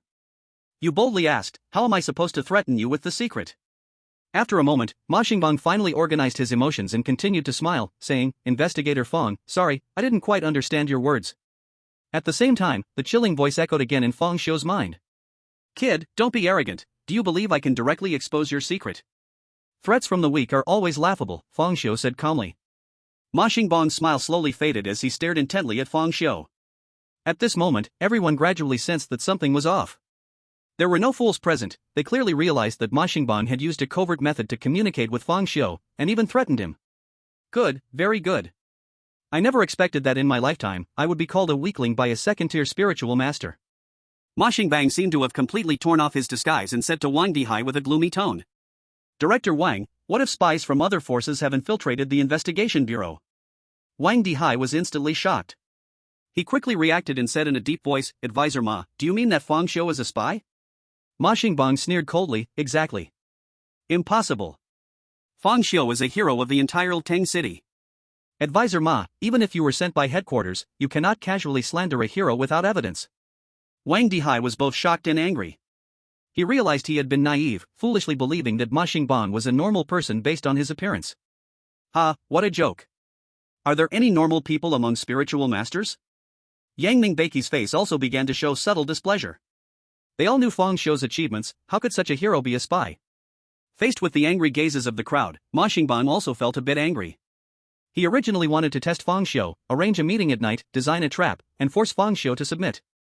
Who would have thought that this kid, being a spy, would be so arrogant, confronting him directly, completely disrupting his plans?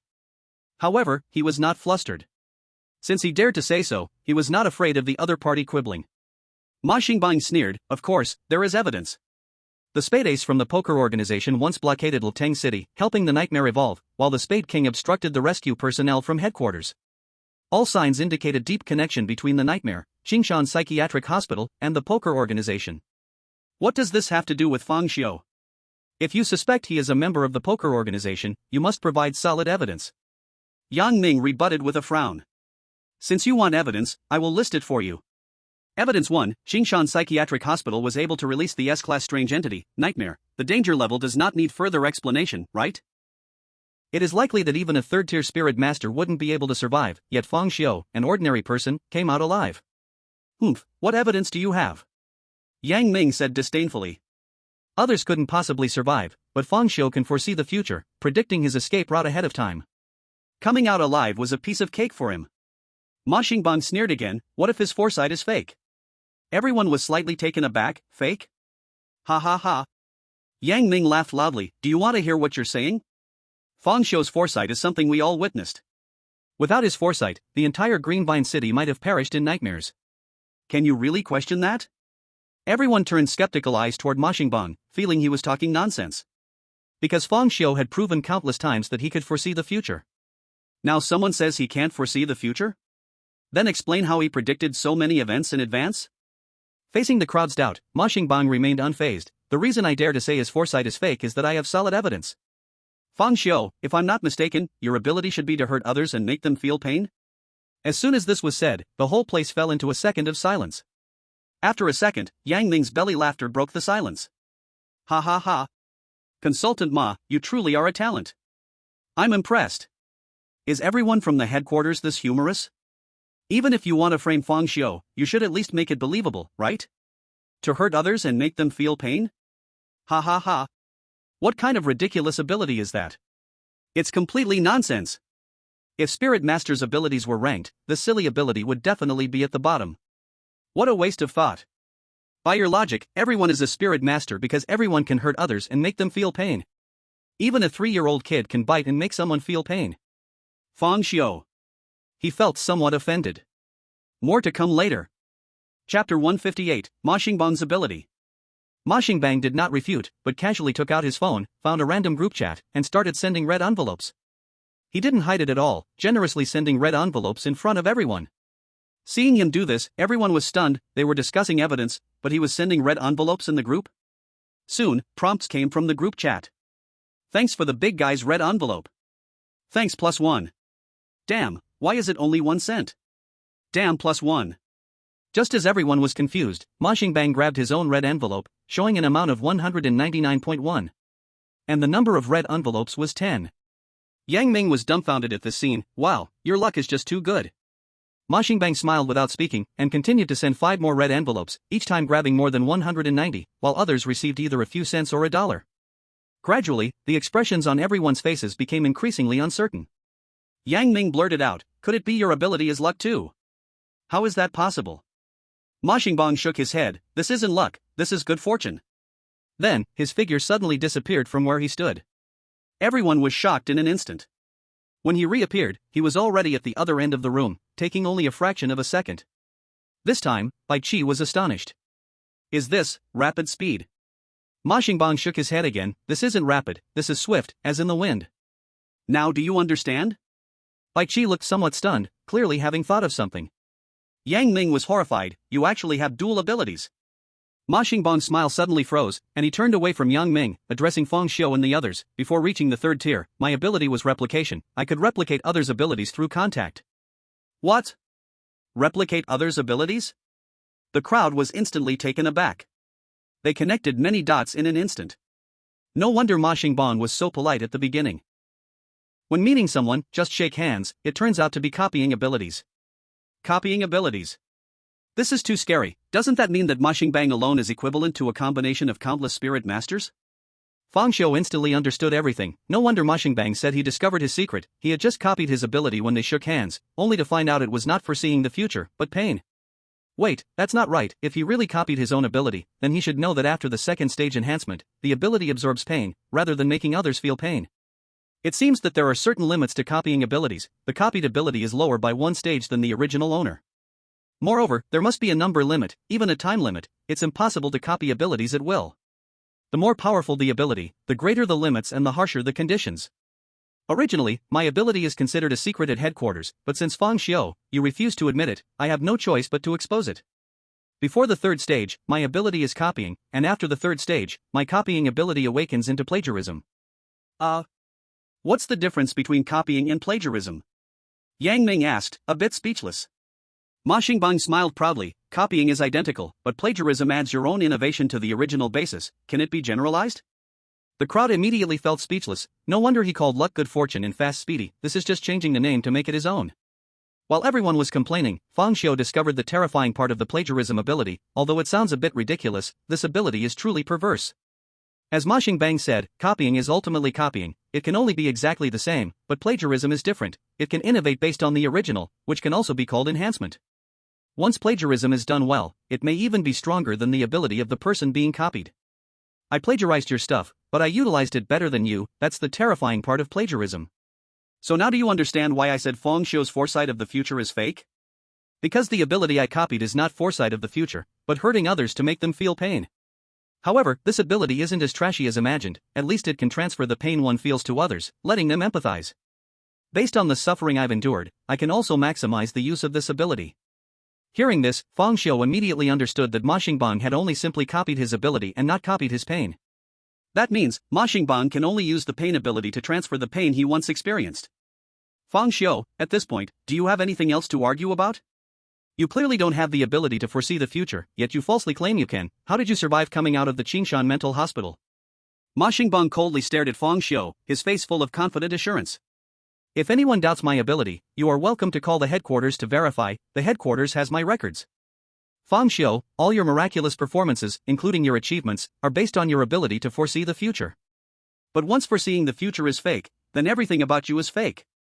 I actually have a better explanation for your miraculous performances. The reason you could come out alive from Qingshan Mental Hospital is because you are a member of the poker organization. Qingshan Mental Hospital has inseparable ties to you. What you did was to attract the attention of the investigation bureau to join it. I heard you even called ahead to let Yang Ming save Bai Qi from the Ace of Spades. This can be done without foresight because the assassination was planned by you.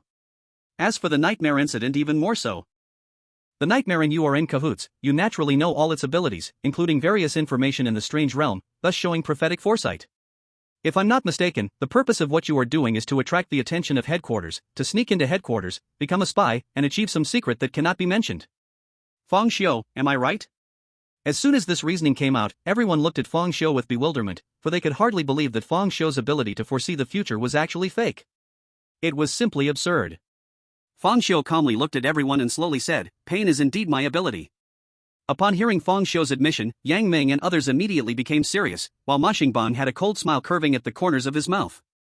But Fang Xiu's next sentence made Ma Xingbang's smile slightly pause. One of them.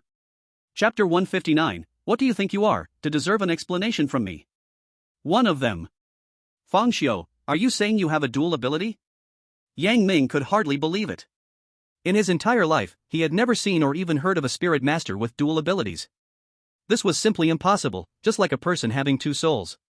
Fang Xiu calmly nodded, "That's right, both foresight and pain are my abilities." As soon as these words came out, everyone's hearts were stirred up like a storm, as if some common sense had been shattered.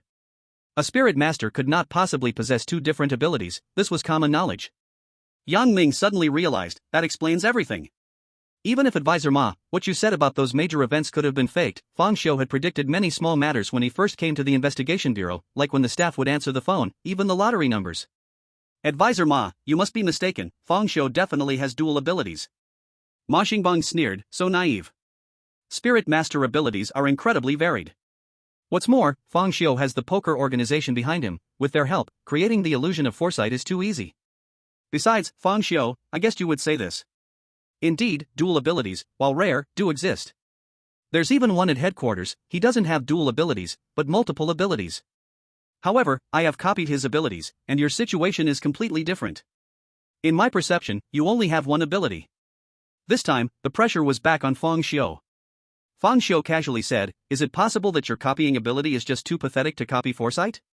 My ability, pathetic? Since Ma Xingbang awakened his ability, anyone who learned about it was amazed. Today, someone actually said his ability was pathetic, this was simply unbelievable. It was like someone saying a billionaire was a poor beggar. It really is possible. The foresight ability has a very high status. Advisor Ma, it makes sense that you can't copy it. Moreover, Fang Xiu has repeatedly proven to us that if it were arranged once, could it be arranged every time? In my view, this incident is just a misunderstanding, let's leave it at that. Wang Dihai stepped in to mediate. Compared to Ma Xingbang, Wang Dihai and others naturally believed Fang Xiu more, as they had witnessed miracles several times. Right, if Fang Xiu was really from the poker organization, why would he bother to disguise himself as someone with foresight abilities? They could easily send someone with strong abilities who could also attract the investigation bureau's attention, Yang Ming said, surprisingly showing some intelligence. Seeing everyone standing on Fang Xiu's side, Ma Xingbang's face grew increasingly dark. Yang Ming and others believed Fang Xiu because they had witnessed it firsthand. In contrast, Ma Xingbang didn't believe because he trusted his own ability. The two sides stood at different angles, resulting in different conclusions. Even if I can't copy the foresight ability, Fang Xiu, how do you explain the strange aura around you? You can fool others, but you can't fool me. I once plagiarized a kind of sense of smell, one that can clearly detect the strange aura on a person. The people from the poker card organization have basically undergone organ transplants to become semi-strange, so they all carry a strange aura. How do you explain that? Ma Xingbang continued to press on aggressively. Only then did everyone understand that Ma Xingbang was targeting Fang Xiu not only because he couldn't replicate his abilities but also because of the strange aura on Fang Xiu. It seems that you really have a deep misunderstanding of me, Fang Xiu said calmly. Ma Xingbang sneered, misunderstanding? I want to see how you explain yourself. I don't know what kind of misunderstanding makes you think I need to explain myself to you. Who do you think you are, to deserve an explanation from me? Fang Xiu spoke the most arrogant words in the calmest tone. At these words, everyone froze, especially Ma Xingbang, whose face darkened further, a dangerous glint flashing in his eyes. Yang Ming secretly gave Fang Xiu a thumbs up. He didn't care about Ma Xingbang's so-called evidence, he only knew that it was Fang Xiu who saved Bai Qi, saved Green Vine City, and nothing else mattered. In Yang Ming's view, if Fang Xiu hadn't blackmailed him for 200 spirit coins back then, he would have been a good person, but now he could only be considered half of one. The tension in the air became palpable. I am a consultant sent by headquarters. I have the authority to make you give a reasonable explanation. If you refuse to explain, I'll have to assume you're admitting. Wang Dihai quickly interrupted, Consultant Ma, Fang Xiu is a hero of our Green Vine City. The nightmare incident has already attracted the attention of global spirit masters organizations. If you doubt a hero at this time, it could cause quite an impact internationally. I believe the higher-ups wouldn't want to see such a thing happen. Wang Dihai was truly a director. His diplomatic words were smooth, subtly invoking international influence and pressure from headquarters. Ma Xingbang's face immediately darkened, clearly aware of the impact behind these words. But he didn't seem willing to raise the issue too high, letting his position as a consultant from headquarters become a joke. Director Wang, you're right. Without solid evidence, I really can't doubt a hero. But what if there is solid evidence? Ma Xingbang sneered. I don't know what you mean by solid evidence. Wang Dihai stressed the word solid in particular. I also have the ability to probe the mind. The conversation I had with Fang Xiu earlier was a mental dialogue. As long as Investigator Fang cooperates and lets me use my ability to probe his mind, I'll be able to know whether he's a spy or not. Probing the mind. Everyone was taken aback, not expecting Ma Xingbang to be so talented, revealing so many abilities in such a short time. Putting aside what kind of person he was, plagiarizing such an ability was indeed perverse. With this ability, it wasn't hard to imagine that Ma Xingbang would have a place even in a headquarters full of top experts. However, the mind is the most important part of a person, and probing the mind is something everyone would resist. Ma Xingbang seemed to sense the crowd's concern and said directly, "Don't worry, Fang Xiu is a hero of the investigation bureau. I certainly wouldn't do anything harmful to him. You can all supervise me, and if I make any improper moves during the probe, you can step in at any time. Fang Xiu, I've said everything I need to. If you still refuse, I'll have every reason to suspect that you're guilty and afraid to undergo the examination. Headquarters won't let someone with an unclear identity participate in training, nor will they award someone suspected of being a spy." This speech was a blend of both soft and hard tactics. If you don't accept the examination, it means you're guilty. If you don't accept, you can forget about going to headquarters, and forget about the reward for solving the S-level incident. You may even become a major suspect. Faced with Ma Xingbang's aggressive demeanor, Yang Ming and the others also had unpleasant expressions, but they were helpless, as the other party relied on the headquarters pressure, and their reasoning was grandiose.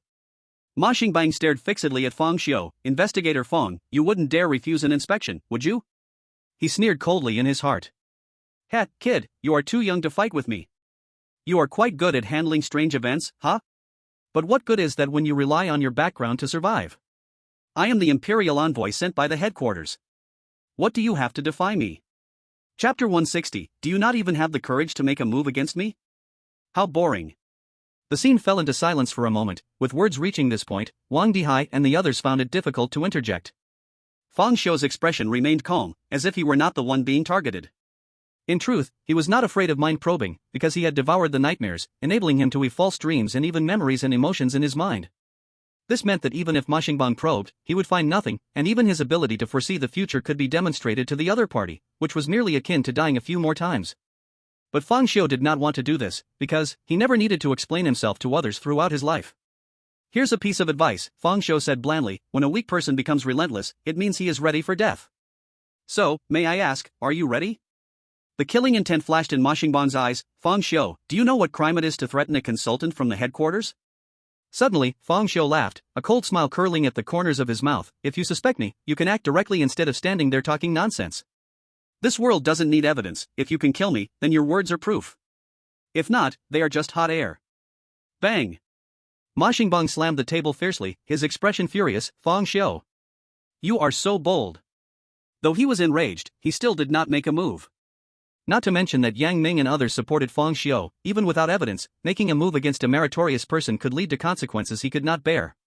He could strike, but it must not be in front of everyone. While enjoying the power of the headquarters, Ma Xingbang was also constrained by it. Looking at Ma Xingbang's impotent rage, Fang Xiu seemed somewhat disinterested. "Do you not even have the courage to make a move against me? How boring." After saying this, Fang Xiu shook his head and slowly left under the gaze of the crowd. From start to finish, Ma Xingbang stared at him intensely, fists clenched, veins popping. But until Fang Xiu's figure disappeared, he ultimately did not dare to act. Ma Xingbang's hesitation did not mean Fang Xiu was afraid. "If you dare suspect me today, then you'll dare to kill me tomorrow." So, in order to protect himself, he had to strike first. After leaving the investigation bureau, Fang Xiu immediately contacted Black Spade AK. As the boss of the organization, Black Spade AK had already been quite tactful in providing contact information. At Fang Xiu's home. Suddenly, a shadow enveloped as if a barrier wrapped the room. Then, the figure of Black Spade AK emerged from the shadow. The two knelt on one knee before Fang Xiu, who was sitting on the sofa, showing great respect. "My lord, you called for us, what is your command?" Fang Xiu calmly glanced at the two. The headquarters sent a consultant named Ma Xingbang. He suspects I am a spy sent by the organization. You know what to do, right? The two exchanged glances and immediately said seriously, "We understand, we guarantee he will not see the sun tomorrow." Go do it. Yes, my lord. As soon as the two finished speaking, they merged into the shadow, disappearing from sight. The shadow gradually dissipated, as if everything had never happened. As the boss of the organization, Fang Xiu did not need to handle everything personally, delegating tasks to those under him was sufficient. After everything was arranged, he lay down on his bed and began to sleep. Saying he was sleeping, he was actually entering other people's dreams. He delights in collecting fear and pain. Greenvine City is vast. Although not many sleep during the day, there are definitely some, such as those who stay up all night in internet cafes, those dancing in nightclubs, and those throwing big parties. These people flip their schedules, sleeping during the day and staying awake at night. If he doesn't dream during the day, he might permanently miss this batch of people. One must be fair and treat everyone equally. Thus, 3 full days passed, and Fang Xiu had been sleeping at home for 3 full days. Other than getting up to eat and use the restroom, he basically lay in bed. Seeing him in this condition, his wife could only lie with him, hoping that Fang Xiu would eventually look at her. Her request was not high, in fact, it was very humble, just wishing her husband could give her a glance. Nighttime. Shadows once again enveloped Fang Xiu's home. When Spade AK appeared, the two of them fell to their knees with a thud, their faces filled with guilt. "Sir, Ma Xingbang has not left the Greenvine City Investigation Bureau for 3 full days. My subordinate has failed to find an opportunity for assassination. I did not dare to force my way into the Investigation Bureau, fearing unnecessary trouble and exposing your identity. Please punish me, sir." Useless. Fang Xiu snorted coldly, and then his black hair abruptly transformed into long silver hair. The silver hair stretched out like tentacles, piercing directly through the chests of Spade AK's 2 members. Although Spade AK was powerful, facing Fang Xiu's punishment, they dared not resist even a little. In their view, if the boss wants to punish them, let him punish, a little suffering is fine, but if they resisted or opposed the boss, their lives would be at stake. Watching the incoming silver hair, the two secretly felt relieved, thinking that the boss still cared for them, using such a weak method to punish. Thus, they even deliberately dropped their defenses, allowing the hair to pierce them, fearing to irritate the boss. However, when the silver hair pierced their chests like a sharp blade, Spade AK's faces instantly changed. Ah! The two crumpled to the ground like they had been electrocuted, their bodies twitching wildly, letting out inhuman screams. Understand that these two had undergone strange transformations, their bodies were already different from ordinary people, but merely being pierced by hair like needles caused such unimaginable pain. The reason Spade AK felt such pain was naturally because Fang Xiu had used the power of pain. Since obtaining the perfect physique, the strange ability had truly become part of his body, just like his left hand and right hand, perfectly transmitting spiritual power. Of course, he could use his hair to manifest the power of pain. Fang Xiu did not intend to kill them, after all, these two still had their uses. It would be a shame to kill 2 powerful subordinates he had so rarely acquired. So, he only used a bit of the power of pain, a small punishment for a big warning. Human nature is such that the better you treat them, the more they feel something is fake and doubt you. But if you leave a deep fear in their hearts, even if time passes and they gradually grow suspicious, just thinking of you will bring forth boundless fear, and they wouldn't dare to doubt you. With this principle in mind, Fang Xiu only punished the two for 1 hour, well, 1 hour each. In fact, it wasn't much pain, at most equivalent to being tortured with 1,000 cuts. Later. Chapter 161, Revisiting Qingshan Mental Hospital. After the punishment, Spade AK seemed to have lost their soul, trembling uncontrollably. However, even so, the two still maintained their postures, their heads pressed to the ground. Their faces were almost glued to the ground, daring not to look at Fang Xiu even once. Pain. It was simply too painful. The boss truly deserves the title, just a single strand of hair can cause such immense pain. Once he goes all out, it's hard to imagine how powerful he would be. At that moment, dingling, Fang Xiu's phone suddenly rang. It is Su Kerson. Fang Xiu waved his hand, signaling the two to step back. Spade AK instantly rejoiced, quickly bowing in gratitude, then walked away without looking back. Investigator Fang, the Investigation Bureau gathers at 9 tomorrow, target Qingshan Mental Hospital. Buzz. On the other end of the phone, Su Kerson pouted her pretty mouth in dissatisfaction.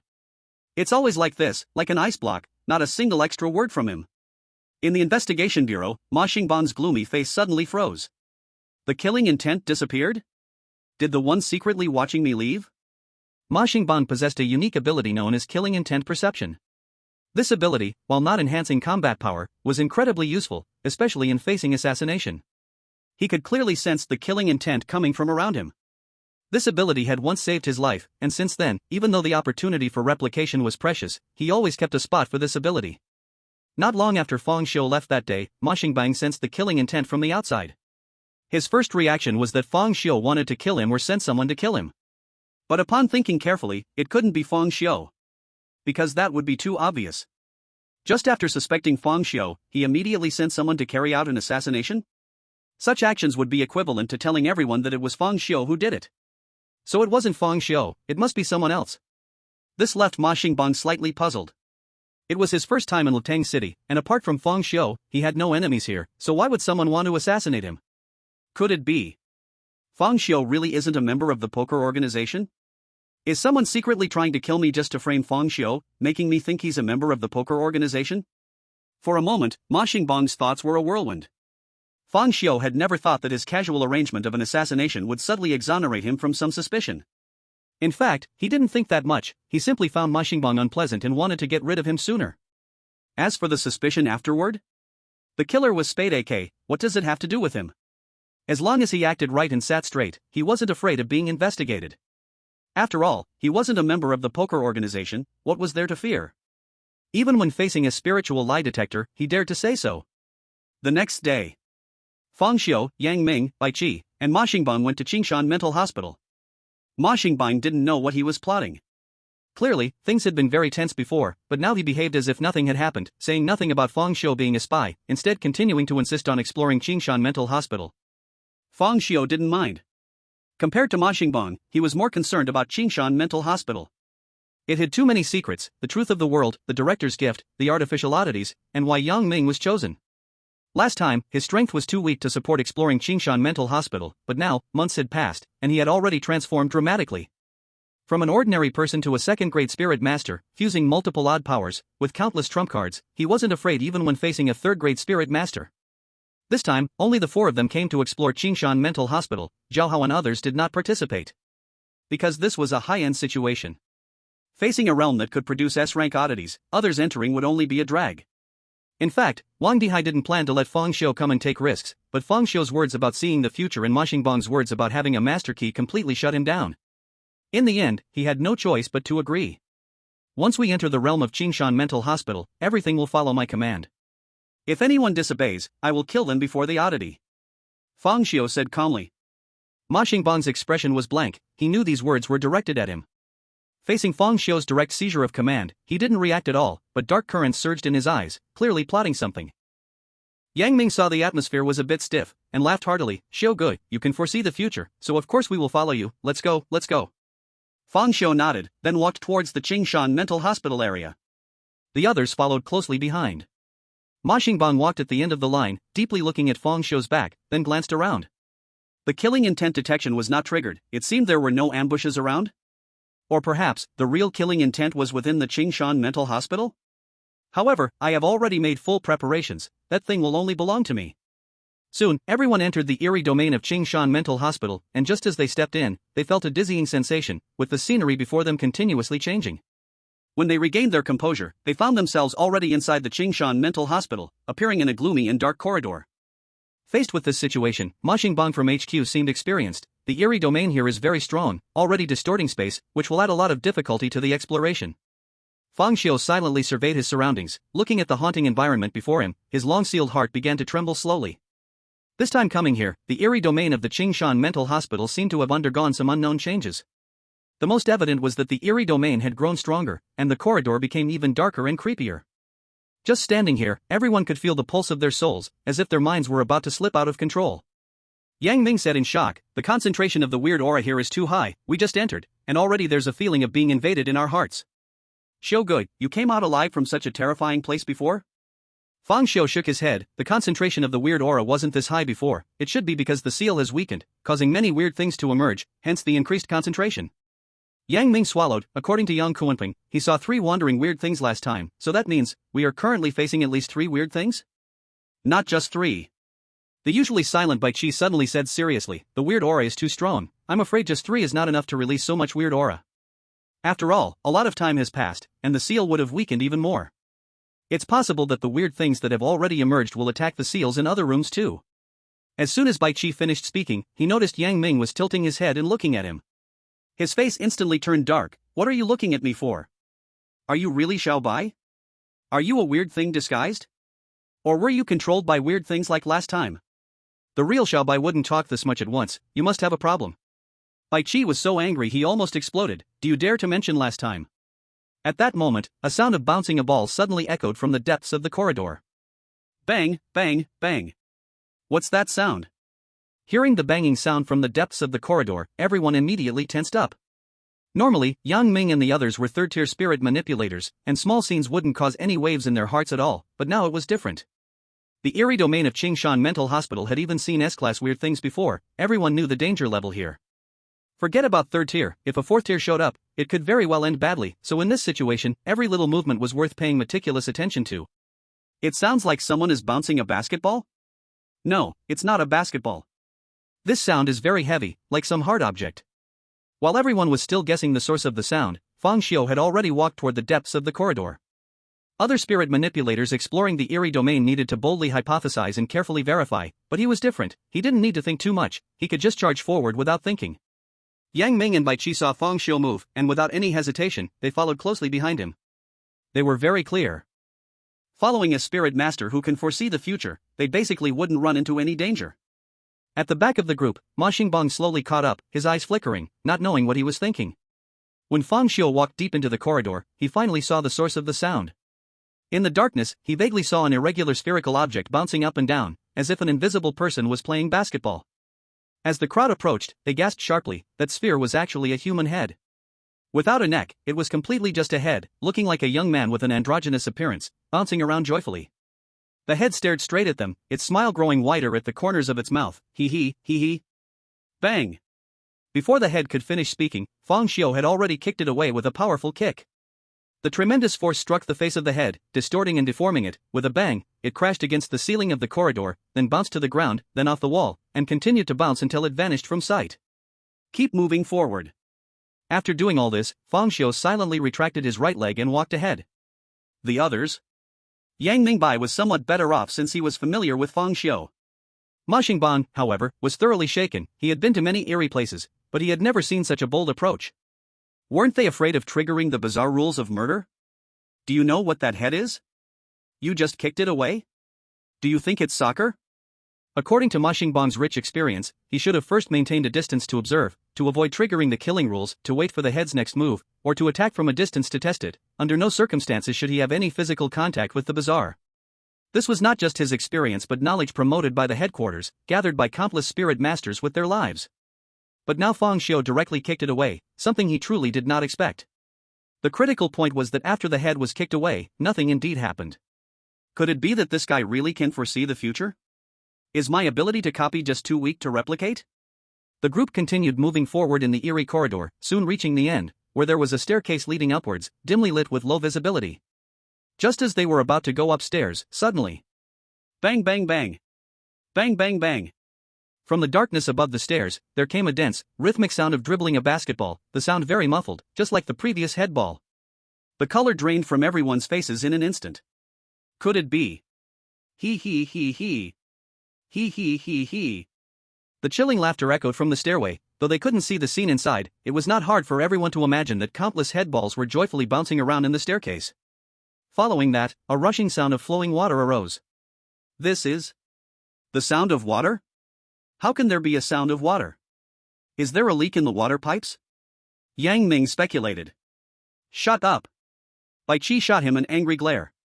The sound of water grew closer. Everyone finally saw that it was not water at all, but bright red blood.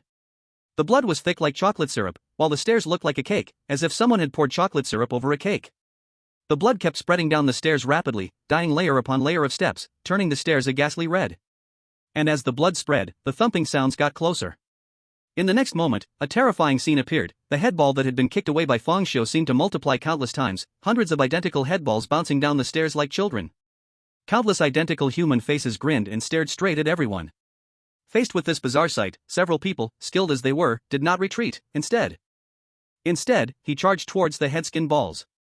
Bai Qi was the fastest. He quickly drew his dark golden short knife from his waist and struck in an instant. At that moment, his entire arm vanished from everyone's sight.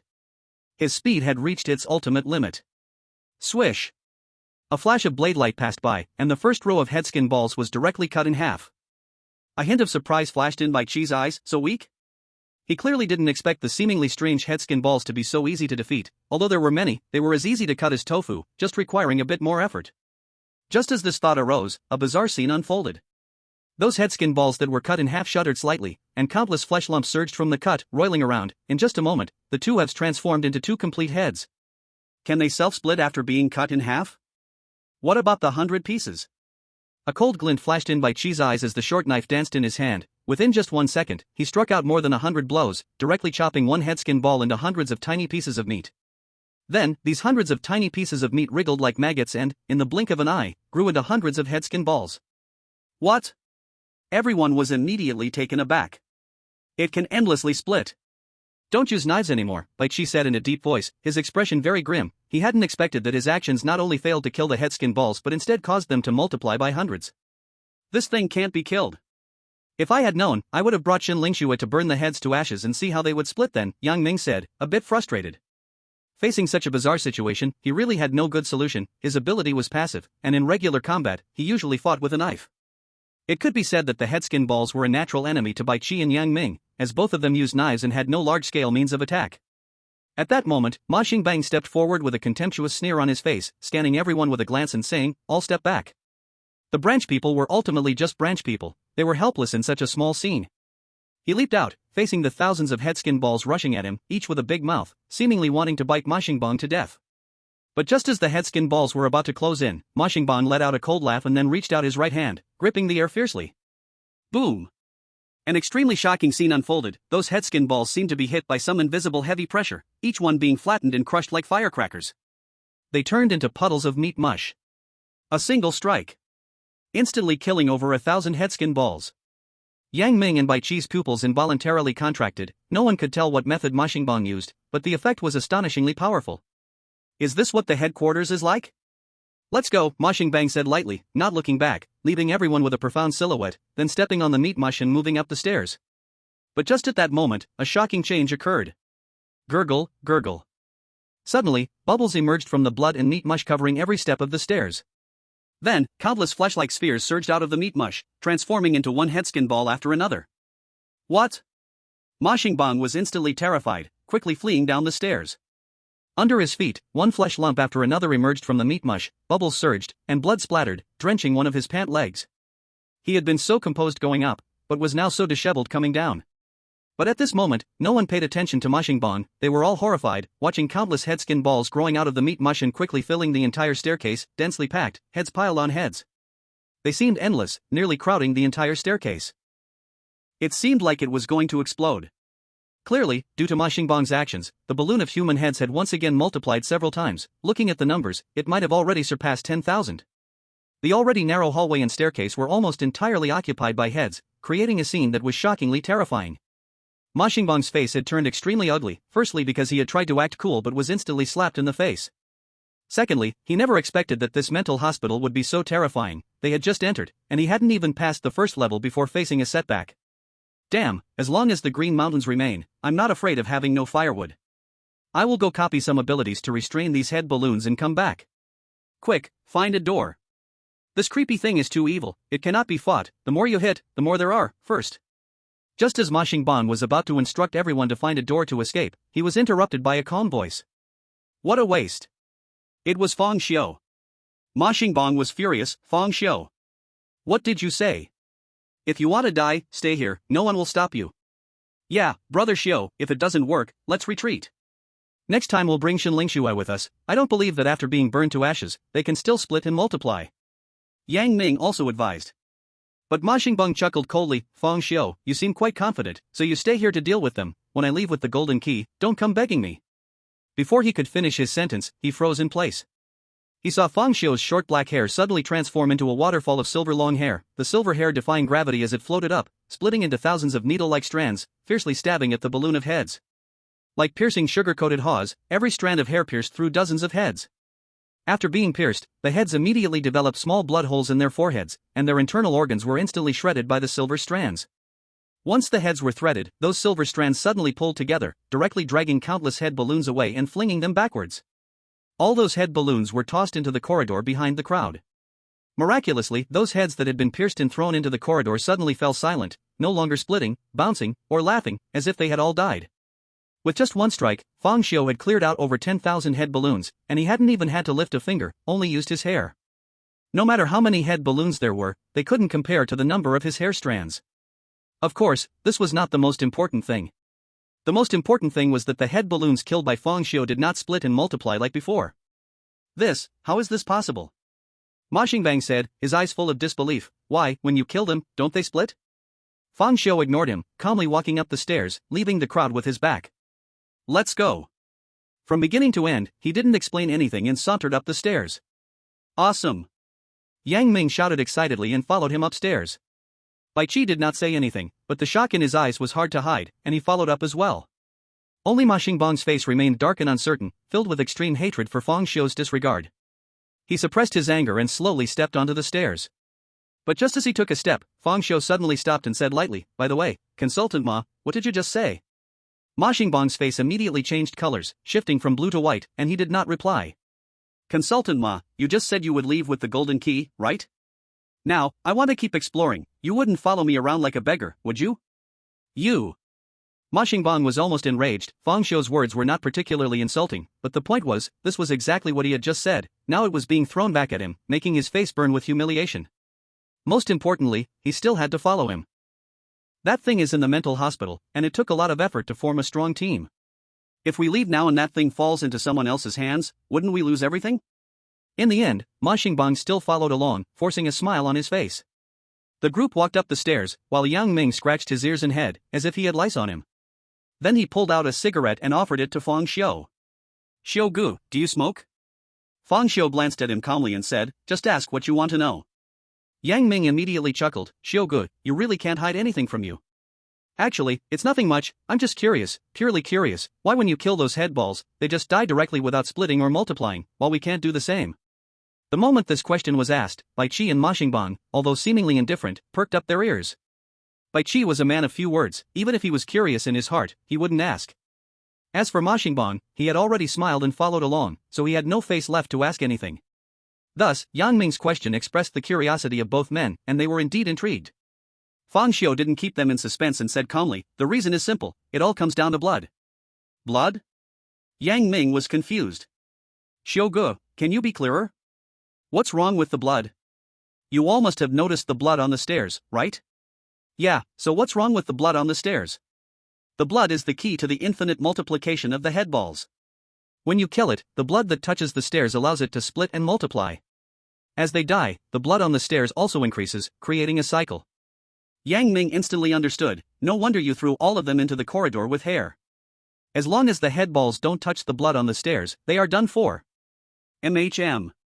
Fang Xiu replied lightly. Everyone realized that the previously difficult head balls could be dealt with so simply. "Xiu Gu, you're amazing. How did you come up with this idea?" "I've seen the future." This understated statement struck Ma Xingbang like thunder. Damn! Could he really predict the future? No, it can't be. If he could predict the future, why couldn't I just copy it? There couldn't possibly be a skill I couldn't duplicate. Could it be? In the darkness, a glimmer of light flashed in Ma Xingbang's eyes as he began to guess Fang Xiu's secret of predicting the future. Soon, everyone arrived at the second floor. At this point, everyone faced a choice: continue going upstairs or explore the second floor. However, before anyone could decide, Fang Xiu directly went to the second floor. He came this time to uncover the secrets of the entire Qingshan mental hospital, so naturally wouldn't miss any floor. No one opposed Fang Xiu's choice. Everyone assumed he must have seen the future again, which is why he chose the second floor. After the head ball incident, everyone walked more cautiously. The horror of Qingshan mental hospital had been proven, and there was no reason for them not to be careful. The layout of the second floor was basically the same as the first, with a long corridor ahead. The only difference was the small rooms on both sides of the corridor. The rooms had door numbers like 104, 109, 201, 311. Seeing these numbers, Fang Xiu suddenly frowned. He had been here before. The first time he saw the Qingshan mental hospital, he had seen it in reality, but now the terrain was completely chaotic, the seals were weak, allowing several strange creatures to escape, distorting the Eerie realm. Rooms that should have been on the first floor appeared on the second, and there were even rooms starting with the number 3 on this floor. This meant that the terrain advantages they had before had been significantly weakened. The first time they escaped from Qingshan Mental Hospital, part of the reason was the geographical advantage. Because Fang Xiu had learned about some of the terrain in advance, he knew where the safe exit was. But this time it was different, the terrain was all messed up. This ward is too strange, right? Rooms starting with 1 should be on the first floor, and those starting with 2 should be on the second floor. How come 1, 2, 3 are all mixed together? Yang Ming also noticed the blind spot. Weird. There are quite a few strange things locked in these rooms. Ma Xingbang suddenly looked very serious. At the same time, his nose kept twitching, clearly sensing something eerie.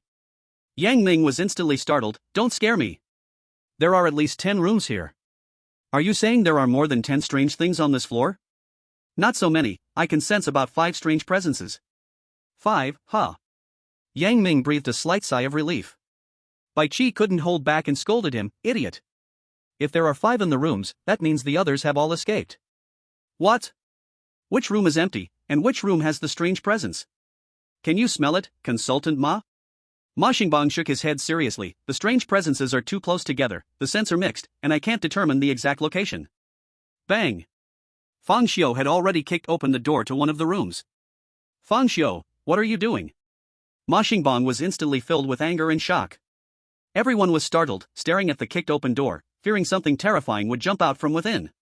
However, Fang Xiu had already walked inside. Everyone was taken aback, no one expected Fang Xiu to be so bold, but they quickly realized he might have predicted it again. Can the ability to foresee really be used so casually? It seems my guesses are correct. Ma Xingbang's eyes flickered, becoming more certain of his suspicions. Everyone followed Fang Xiu inside and found that there were indeed no strange things here. This wasn't a ward, it looked more like a doctor's surgery, with hanging white coats on a rack, an office desk, and scattered stethoscopes and case reports stained with blood. In fact, Fang Xiu hadn't foreseen that there were no strange things here because he knew clearly that the strange presence here had long since died. Because the owner of this room was a female doctor. The same female doctor with particularly long legs. She was also the one who helped Fang Xiu awaken his spiritual sensitivity for the first time. If it hadn't been for repeatedly touching the doctor's leg, Fang Xiu might still be an ordinary person now. However, the female doctor was already dead, killed by Yang Kuanping and their team. This made it impossible for Fang Xiu to properly repay her kindness. A slight sense of regret. But now wasn't the time for regrets. Fang Xiu walked straight to the desk and picked up the bloody report on it. When he looked into the mental hospital through the real world, he had seen these reports in the female doctor's office, but because his body couldn't touch them, the reports were stacked together, limiting the information he could obtain. Now he could finally see what was written on the report. The first page of the report, stained with blood, was just like what Fang Xiu had seen before in the real world.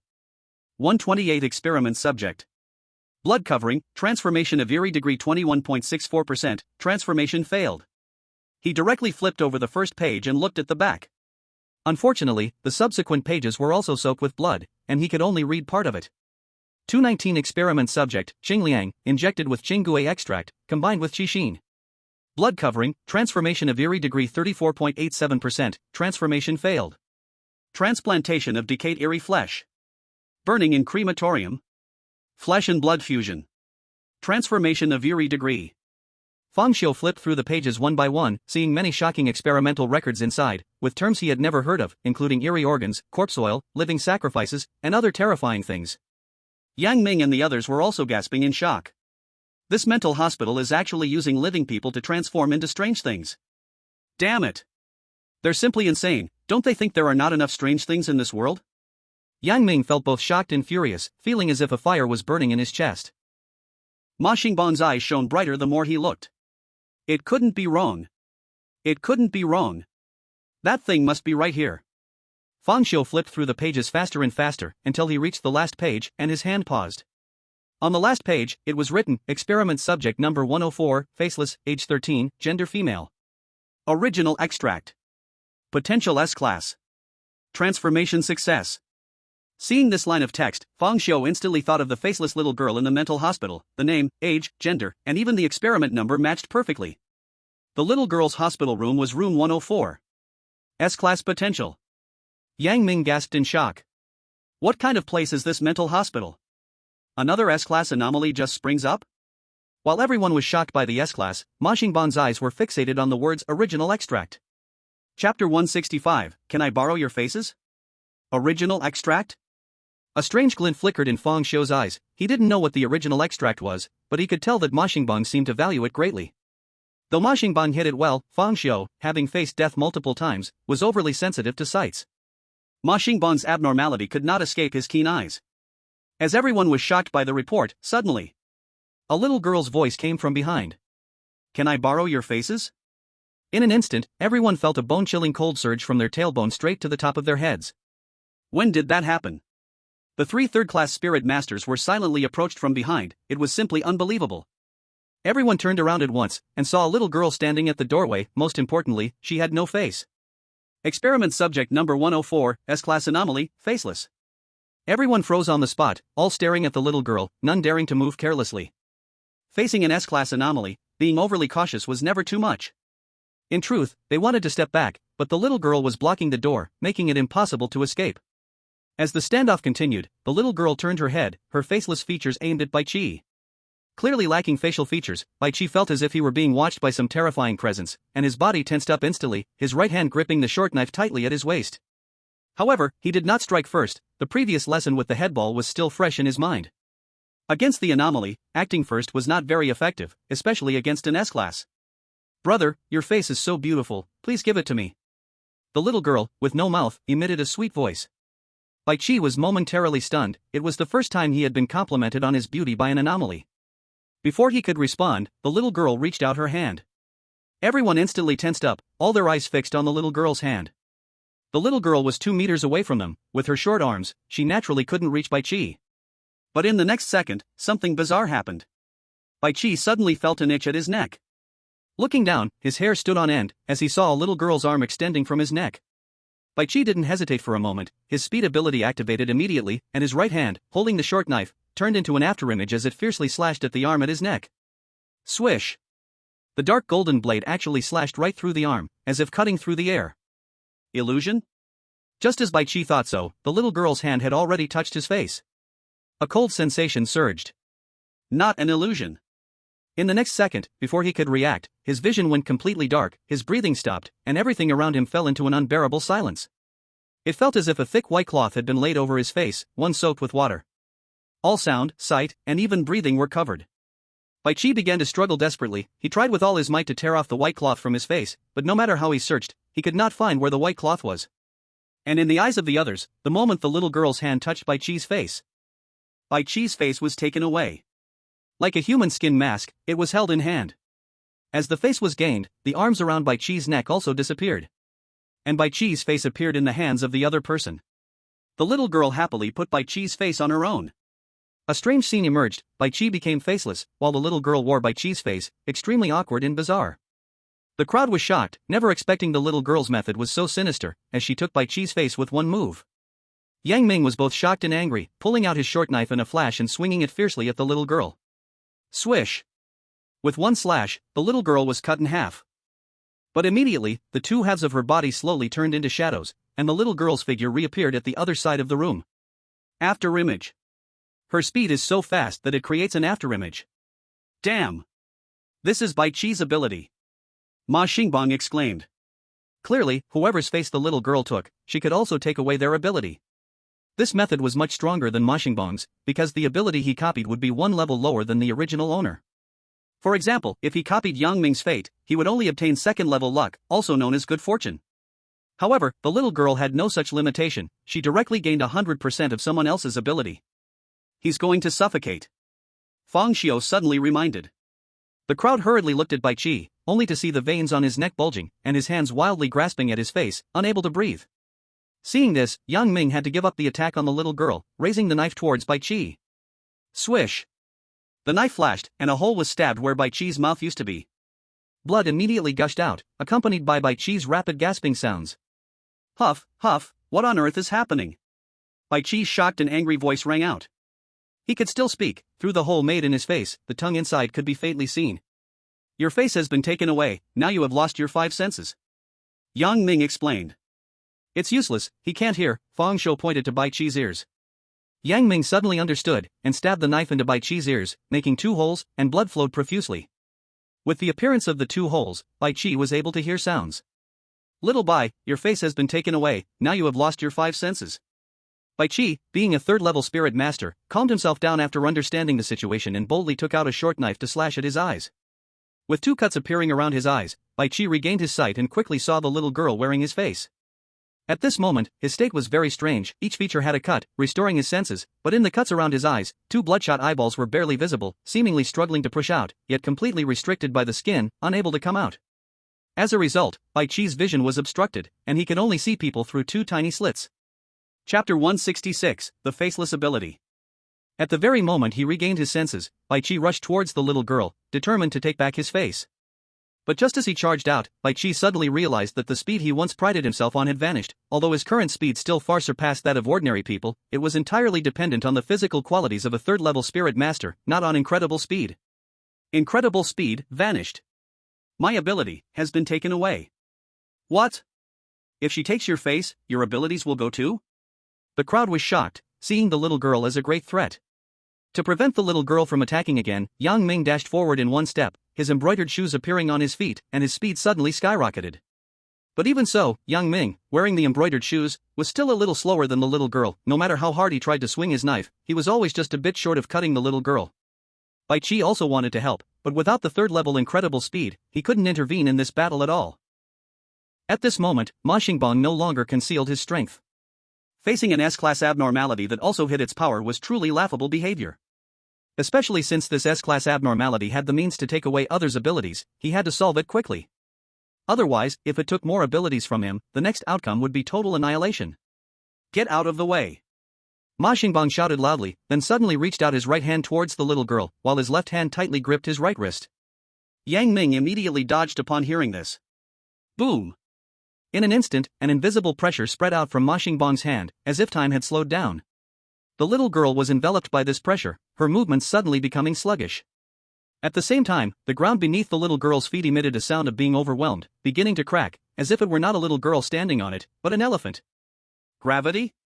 Fang Xiu's eyes flickered, having already seen through the ability Ma Xingbang was using, which was indeed gravity. The previous strike that crushed thousands of scalp balls also used this trick, leveraging gravity to crush them. However, the little girl's strength was clearly not something gravity could suppress. The immense and invisible gravity pressed down on her, only causing her movements to slow down. But this was already enough for Yang Ming. At this level, he could completely keep up with the little girl's speed. The embroidered shoes beneath his feet burst forth with a strange red light, his speed surged dramatically as he fiercely slashed at the little girl. Under the pressure of gravity, the slowed little girl could not avoid Yang Ming's strike, and could only watch helplessly as her chest was brutally sliced open. Ah! A cry of pain echoed out. However, this sound did not come from the little girl but from behind Yang Ming. It was Bai Qi. He had a huge wound running from his left shoulder to his right abdomen, dripping with blood, and he fell to one knee in pain, his face pale as he supported himself with a short knife. Seeing this, Yang Ming's eyes widened in disbelief as he looked at the little girl, only to see that the wound on her body was already slowly healing, completely unharmed. In an instant, he understood. After losing a face, not only did he lose his ability, but his life was also linked to the little girl. Now, cutting the little girl who was facing Bai Qi meant cutting Bai Qi.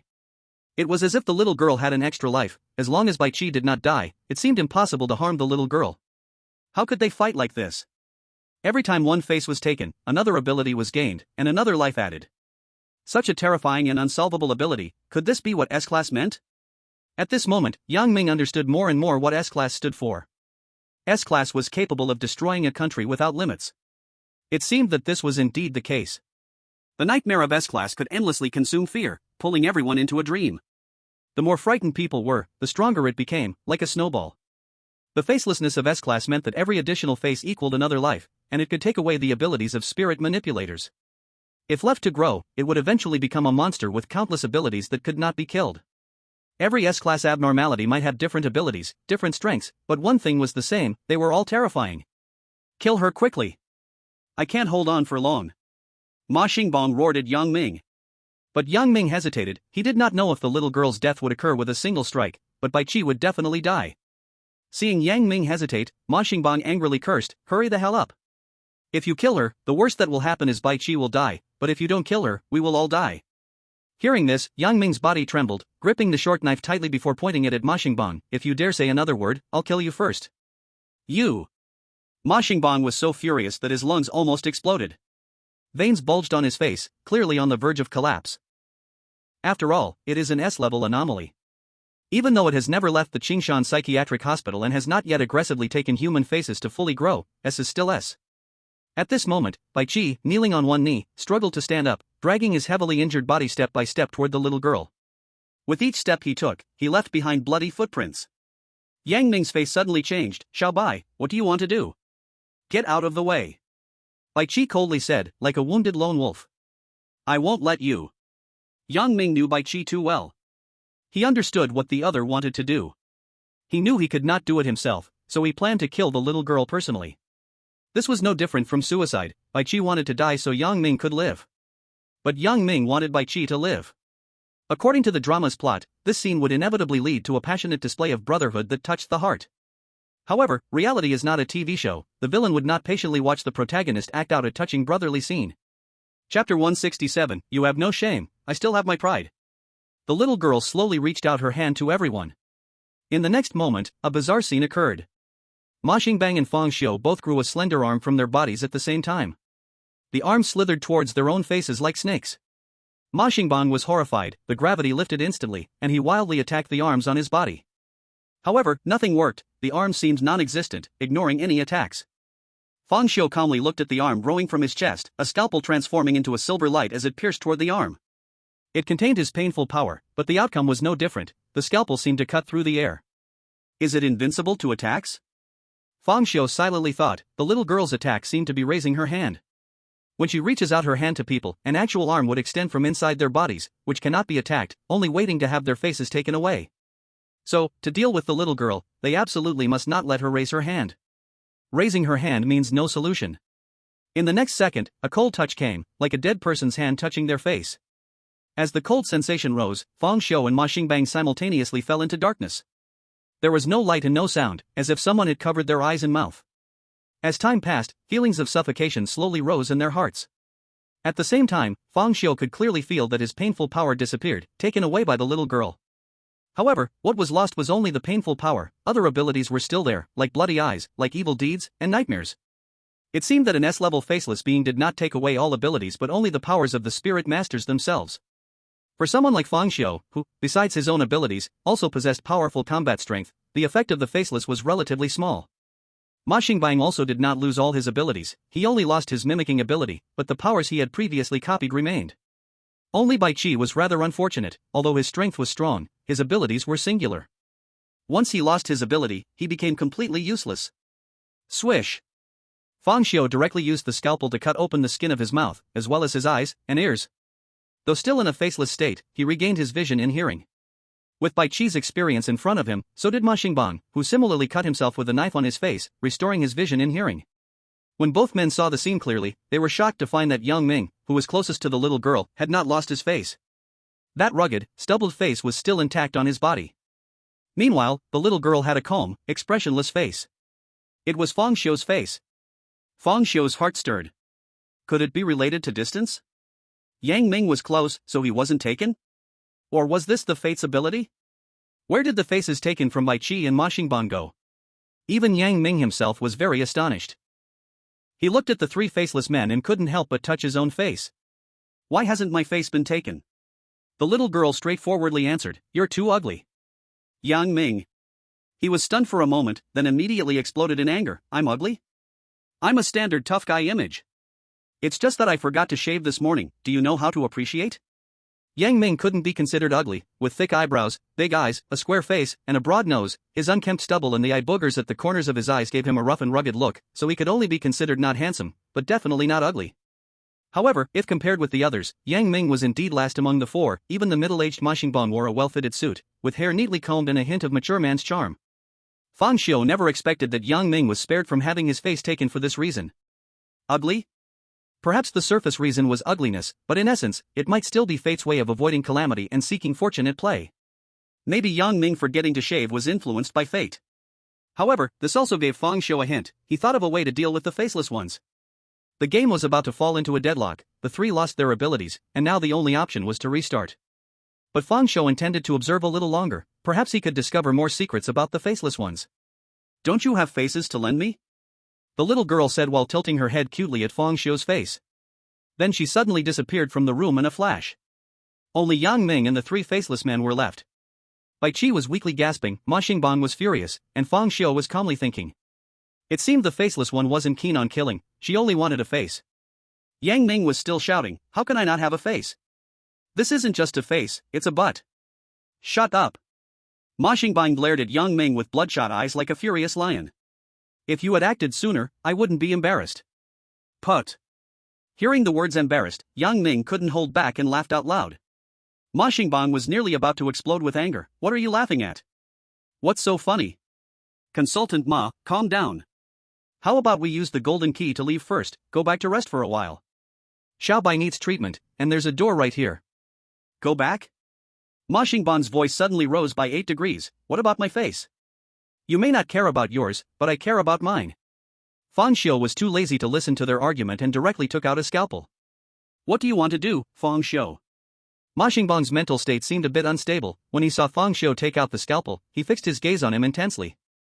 Fang Xiu ignored Ma Xingbang and, under the shocked gazes of everyone, stabbed the scalpel hard into his own forehead. Chapter 168, Disfigurement. In the female doctor's office. Everyone was looking around the office and quickly discovered a bloodstained report on the desk. There's a case report here, Yang Ming said, his eyes lighting up as he quickly walked over, picked up the report, and began flipping through it. Ma Xingbang hurried over as well, starting to check it out. Fang Xiu didn't move because he had already seen it last time. No need to look, it records some bizarre experiments on human transformation. I suggest you directly look at the last page because the bizarre mentioned there will soon appear. Everyone was instantly shocked upon hearing this. Fang Xiu continued, the faceless ones are bizarre creatures transformed from primal extracts, with S-class potential, everyone, prepare for battle. After saying this, Fang Xiu secretly observed Ma Xingbang's expression. As an old fox, Ma Xingbang showed no change in his facial expression, as if he didn't even know what primal extracts were. But his slightly constricted pupils revealed the turbulence inside his heart. Yang Ming quickly flipped to the last page and saw clearly written, experiment subject number 104, faceless, age 13, gender female. Primal extract. Potential S-class. Transformation successful. What was written on it was exactly what Fang Xiu had said. Ma Xingbang grew more and more shocked, he could no longer tell how much Fang Xiu really knew. Xiugu, do you mean that the S-grade faceless will appear soon? Exactly. Fang Xiu nodded. Then what are we waiting for? Let's run. Yang Ming's first reaction was to run. In such a terrifying strange domain, encountering an S-grade anomaly and not running was simply foolish. They came here to explore, not to completely solve the Qingshan mental hospital issue. If they really wanted to resolve it, they would need the headquarters to send a large team. You can't run away. Fang Xiu understood clearly that the faceless one's objective was faces. The very fact that she sought them out indicated that if she didn't get a face, she would hunt them down wherever they went. As soon as Fang Xiu said they couldn't escape, everyone's expression turned serious.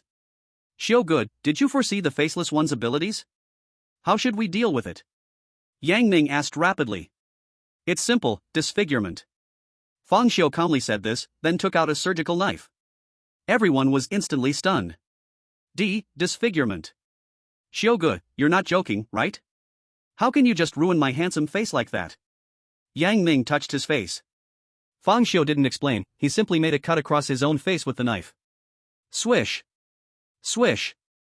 He made a deep, bone-exposing wound on each cheek, flesh turned up, and blood surged out. Fang Xiu's expression was calm, as if it wasn't his own face being sliced, and just to be safe, he gave his forehead another cut. Everyone was truly shocked. What kind of operation was this? How could one disfigure themselves over a disagreement? No, Xiugu, you can disfigure yourself if you want, but why go so deep? Yang Ming questioned in confusion. Only Fang Xiu knew that his physique had long been different due to the anomaly's influence, granting him extraordinary self-healing abilities. If he didn't cut deeper, it would heal in a moment. The faceless one likes pretty faces. If you don't want to lose your face, feel free to not disfigure. Isn't there another way? Yang Ming was clearly burdened by his idol image, unwilling to disfigure himself to the death. You don't have to disfigure, the faceless won't take your face. Yang Ming was stunned. Why? Because you are too ugly. Yang Ming. Often, the truth hurts the most. I'm ugly. Xiaobai, tell me, am I ugly? Yang Ming pressed his big face close to Bai Qi, but Bai Qi pushed him away with great disgust. Though he didn't speak, his attitude said it all. Ma Xingbang's eyes flickered, he believed Fang Xiu wasn't lying, as there was no reason to disfigure himself if he were. Since the faceless liked pretty faces, it would be fine to make oneself ugly, why must one truly disfigure? Thinking this, Ma Xingbang squatted down, rubbed his hands on the ground, quickly got them dirty, and then smeared the dirt all over his face. Soon, Ma Xingbang, who originally looked like an elite white-collar worker, became covered in dust. Facing Ma Xingbang's cleverness, Fang Xiu showed no reaction. He had naturally thought of this method already, but it wasn't reliable. Since he could heal, disfigurement seemed more secure. Bai Qi looked at the two, one disfiguring, one smearing dirt, hesitated for a moment, then chose to trust Fang Xiu, drawing a short knife from his waist and fiercely cutting into his own face. A moment later, Bai Qi's face was covered in blood. Damn it, really? Xiao Bai, are you really this ruthless? Do you still want to find a girlfriend? Bai Qi glanced coldly at Yang Ming, giving no answer. Just then, Fang Xiu suddenly said, "It's coming." Everyone was startled and hurriedly looked toward the door, where they saw a faceless little girl. "Can I borrow your faces?" The little girl had just begun to say borrow when she suddenly froze. She stared blankly at everyone. At this moment, the four people, two disfigured, one covered in dirt, and one ugly. This made the little girl waver in her desire to borrow a face. She scanned around and finally fixed her gaze on Ma Xingbang's face. Ma Xingbang was suddenly shocked. He never expected that even with his face covered in black mud, his stunning appearance could not be hidden, and he was still targeted. The little girl slowly extended her hand toward Ma Xingbang. Boom! Without the slightest hesitation, Ma Xingbang unleashed a gravitational suppression. A massive and invisible pressure instantly bore down on the little girl, and in an instant, her hand-raising action became increasingly slow. Bai Qi cut off her hand. With Fang Xiu's command, Bai Qi's figure instantly vanished. In a flash, Bai Qi appeared before the little girl, his short knife chopping down like a shadow. Swish! The little girl's hands were directly severed. Got it! But the next second, a twisted and painful female face appeared on the little girl's face. That female face screamed in agony before shattering like glass. As the face shattered, the little girl's hands grew back again. Clearly, that female face had protected her from harm. And that female face felt eerily familiar to Bai Qi. He recognized at a glance that it was the face of a member of Yang Kunping's team. In that moment of distraction, the little girl's hand was already halfway raised. Bai Qi snapped back to reality and continued to swing his knife. But this time it was not at the little girl's arm, but at her head. Swish! The good head was directly chopped off. Thud thud! The little girl's head fell to the ground. But in the next second, a painful human face reappeared on her faceless head, and the little girl's head transformed into another person. Chapter 169, No Solution. Suddenly, a shadow appeared around the little girl's neck, slowly solidifying, and a new head instantly took shape. In just that little time, the little girl's hand was completely raised. Ma Xingbang felt an inexplicable chill as a thin arm grew from his neck. He was both alarmed and furious, constantly attacking that arm with his abilities, but all attacks were futile. He could only watch helplessly as the arm reached for his face. At that critical moment, Fang Xiu moved. His figure shifted like a ghost, the scalpel flying in his hand. He gripped it in reverse and stabbed it fiercely toward the little girl's face. One cut. The scalpel plunged into the little girl's face. The power of pain erupted. The little girl's face instantly changed, transforming into that of a strange man, who began to let out pathetic wails of suffering. Damn it! How many faces does she have? Fang Xiu speculated that this could very well be because patients from the mental hospital fed many humans to the little girl, after all, to test her abilities. How many were fed was unknown. So Fang Xiu did not stop after one cut. His right hand holding the scalpel became a blur, furiously thrusting it again and again toward the little girl's face. As the little girl endured the stabs, her hand movements never ceased. Ma Xingbang's face had already been taken off and replaced on his own face. Fang Xiu didn't care whose face it was. He continued to attack. Woo woo! The faceless Ma Xingbang let out inhuman whimpers because he currently had no mouth, making his cries seem like they were squeezed from his throat. His face developed one blood hole after another, and then he collapsed lifelessly to the ground, completely dead. Fang Xiu furrowed his brow. According to his attacks, one cut should be enough to kill a faceless life, but now it seemed it was not so. A series of stabs all landed on Ma Xingbang's body. This meant that all the damage taken when the little girl changed faces was attributed to the previous face, and the excess attacks in the face-changing interval were effectively pointless. No matter how violent the attack, it was impossible to kill multiple lives simultaneously. It felt a bit like resurrection. When the little girl wore someone else's face, and that person was killed, the little girl was effectively in a dead state, needing a few seconds to change faces to revive. All the damage inflicted during this interval will only accumulate onto the previous face, even if that face is already dead. And the little girl can completely take advantage of the face-changing interval to strike. There's no solution. The little girl's ability is simply too unimaginable. The best way to deal with such a bizarre situation is to give her no time to grow. When she had no face, that was her easiest state to kill. Perhaps Fang Xiu's continuous attacks angered the little girl. Even if Fang Xiu was disfigured, she still reached out her hand. Swish, swish. Countless silver strands of hair surged, instantly wrapping around the little girl's arm. The incredible force generated could pull down a building, yet still, it couldn't stop the little girl from raising her arm. Suddenly, an arm grew from Fang Xiu's neck. Zila. Fang Xiu ignited the bronze candlestick, and the ghastly green candle flame flickered wildly.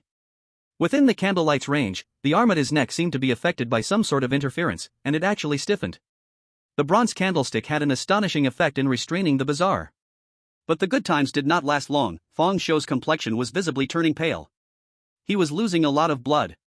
The bronze candlestick, lit with the spiritual blood of a second-tier spirit master, was able to hold back the little girl, but it consumed too much blood. If he didn't extinguish the bronze candlestick, he would surely die from excessive blood loss in no time. But once it was extinguished, his face would be taken away. The scene fell into a stalemate. Yang Ming Bai Qi was not idle either, frantically attacking. The two dark golden daggers sliced through the little girl's body like a storm. In the blink of an eye, the little girl was shattered into countless pieces. But it was all useless. As one face was destroyed, a new face slowly emerged, healing the wounds. No one knew how many faces the little girl had. In fact, Fang Xiu had already thought of a way to deal with the little girl, but the current conditions were simply impossible to implement. That was to fill it with human lives. Let multiple spirit masters take turns lighting the bronze candlestick to pin down the little girl's arms. She only had 2 arms, meaning at most 2 people's faces could be taken at the same time. As long as the spirit masters were all under the coverage of the candlelight, restraining the little girl's arms, she would lose her strongest means of attack and be unable to replenish her faces. The remaining people would then continuously kill the little girl, exhausting all her faces. It was just a pity that there weren't that many spirit masters now, so the bronze candlestick couldn't be maintained for long. In the end, Fang Xiu chose to extinguish the bronze candlestick. At this stage, he could not deal with the little girl. A cold touch came, Fang Xiu's vision went dark and the world fell silent. He knew his face had been taken away. Swish, swish. Fang Xiu directly made several cuts on his face, restoring his senses. And the little girl was wearing his face. Are they trapped again? The S-grade bazaar truly cannot be underestimated. Yang Ming Bai Qi also halted. They knew that if they continued attacking, it would be Fang Xiu who would die. The little girl, who had lost too many faces, seemed in urgent need of replenishment. She didn't care whether Bai Qi was disfigured. She brazenly took both of their faces. Under the constraints of not wanting to harm each other, they had no power to resist. Fang Xiu's gaze flickered. It seems that fate isn't omnipotent, as outside forces can also change the course of history. After taking the faces, the little girl did not, like last time, turn and leave. You ruined my face. You all must die. She attacked. Bai Qi's abilities were pushed to the extreme, turning into a shadow rushing towards everyone. First in line was Fang Xiu, as he had attacked her the most. Poochie. A blood hole appeared in Fang Xiu's chest, the little girl's slender arm pierced through, and blood gushed out. He looked down at the little girl, his face calm, and said, "It seems having too strong a physique is not necessarily a good thing. One more cut." Saying this, under the shocked gazes of everyone, he picked up the scalpel and plunged it deeply into his forehead. Having reset time again, Fang Xiu chose not to confront the faceless directly. Given the current conditions, it was difficult to resolve her. Even if he barely managed, there would be no way to proceed afterwards. Although he could rely on the golden key to return and regroup, there was a problem. As time passed, the seal of Qingshan Psychiatric Hospital would weaken, and the strange entities released would increase. This would greatly affect the efficiency of obtaining the director's gift. Thus, after informing everyone about the situation with the faceless, Fang Xiu directly disfigured himself. The subsequent events were similar. Bai Qi also disfigured himself. Yang Ming was unwilling to harm his appearance, while Ma Xingbang applied ash to his face. You can borrow your faces. The little girl appeared again, her words cutting off halfway. She scanned the room and ultimately fixated her gaze on Ma Xingbang's face. Her standards for selecting faces seemed based on completeness and attractiveness. As for Ma Xingbang's ash-covered face, it did not significantly impact the little girl. It could be washed and still used. Ma Xingbang was horrified, desperately activating his gravitational ability, but still had his face taken away. Yang Ming and Bai Qi, wanting to intervene, were stopped by Fang Xiu. After the face was taken, the little girl turned and walked away. The disfigured Ma Xingbang struggled desperately, sinking into a dark and silent world, unable to breathe. In the end, Yang Ming helped him open a few holes. Unexpectedly, the first words after the holes were made were, "You all just watched her take my face. You are harming your colleagues. I will report you to the headquarters." Hearing Ma Xingbang's threat, the three were surprisingly unanimous, all remaining unmoved. Bai Qi, idiot. Yang Ming, it was your own cleverness that caused this, who can you blame? Fang Xiu, just kill him, no one here knows we did it. If the headquarters asks, we'll say he died at the hands of the faceless. Ma Xingbang. He instantly shrank back, although he had many abilities, they were all second tier. Confident in one-on-one battles, but if he were to be gang attacked. Chapter 170, Endless Strange Hands. I was just joking, we are at least comrades who have survived from the S-class strange entity together. How could I report you to the headquarters? Ma Xingbang thought nervously. But I am not joking. Fang Xiu calmly stared at Ma Xingbang, his unfathomable eyes making him feel a shiver inside. He was certain that Fang Xiu was indeed not joking. Ma Xingbang's heart sank, instinctively tightening his grip on the golden key in his pocket. If Fang Xiu really acted, he would run away immediately. Alright, Xu brother, don't scare him, let's hurry and leave. I'm afraid the little girl will come back. Yang Ming suddenly spoke up. Fang Xiu withdrew his gaze from Ma Xingbang. Everyone continued forward. Under Fang Xiu's deliberate guidance, they moved toward Building C. Although some places in Qingshan Psychiatric Hospital had changed, the positions of these buildings remained the same. They crossed the sky corridor between the buildings and arrived at Building C. Next, they just needed to head to the 5th floor and find room 520. However, saying it was simple, doing it was very difficult. No one knew what kind of dangers lay on the way to room 520. Soon, they arrived at a hall. The hall was very spacious, with a few rows of tables and chairs scattered around, including an old television, a gomoko board, and a table tennis table, among others. This is the activity room for psychiatric patients? Yang Ming looked around. Then he glanced at the old television, marveling. This TV model is quite old, it's a plasma TV, which is already outdated, now it's all LCD TVs. Fang Xiu looked at the plasma TV before him, a thought stirring in his heart. Looking at the basic infrastructure inside, it was clear that this was a product from over a decade ago. He had a faint suspicion in his heart that this psychiatric hospital was built by the director many years ago, and then somehow it was brought to the other side. While everyone was examining the plasma TV, Ma Xingbang had no mood to watch because he felt embarrassed. Moreover, he realized that not only had he lost face, but he had also lost the ability to plagiarize. Luckily, the ability he had previously stolen was still there, otherwise, he would have been completely finished. He was now eagerly hoping to get his face back. For him, he could lose his face, but he could never lose his ability. It was just that Ma Xingbang did not know that losing his face meant he was bound to life and a little girl, otherwise, he would certainly be even more anxious at this moment. Let's go. Fang Xiu said, then was ready to move on. At this moment, Yang Ming directly leaned over, staring at Fang Xiu with wide eyes, full of surprise. Xiu Gui, your face is back? Everyone was stunned, then looked over and found that all the wounds on Fang Xiu's face had indeed healed, even without scars. His skin looked even better than before. Bai Qi. There's no need to worry about such small matters. Fang Xiu replied lightly, then walked forward. Bai Qi. When everyone reached the middle of the activity room, a shocking change suddenly occurred. A strong smell of rotting corpses suddenly spread throughout the area. Everyone was startled. Having experienced the previous two eerie incidents, they were already on edge, extremely sensitive to any rustle or movement. The source of the smell is above. With Fang Xiu's reminder, everyone quickly looked up at the ceiling of the activity room. To their shock, they saw wave-like ripples appearing on the ceiling, spreading densely across it. Be careful. Bai Qi, with a serious expression, drew out a short knife from his waist, and the others also entered a combat stance.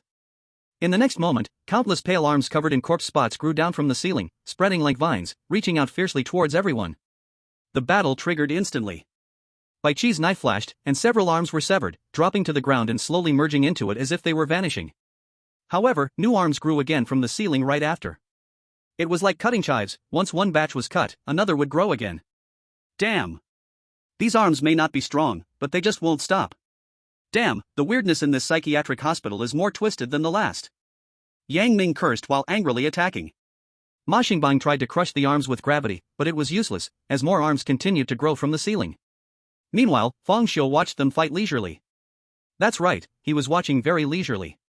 Because those arms weren't attacking him at all. Yang Ming quickly noticed this point. Wow, Xiugu, why aren't you being attacked? Could it really be like Ma Xingbang said, that you and the psychiatric hospital are in cahoots? Ma Xingbang's eyes flickered, darkly saying, my guess was right. Fang Xiu, you're hiding something. Xiugu, if you're really in league with them, just tell them to stop. I'm one of you. Shut up. Can't you see the situation? You still have time to joke. Bai Qi shouted angrily.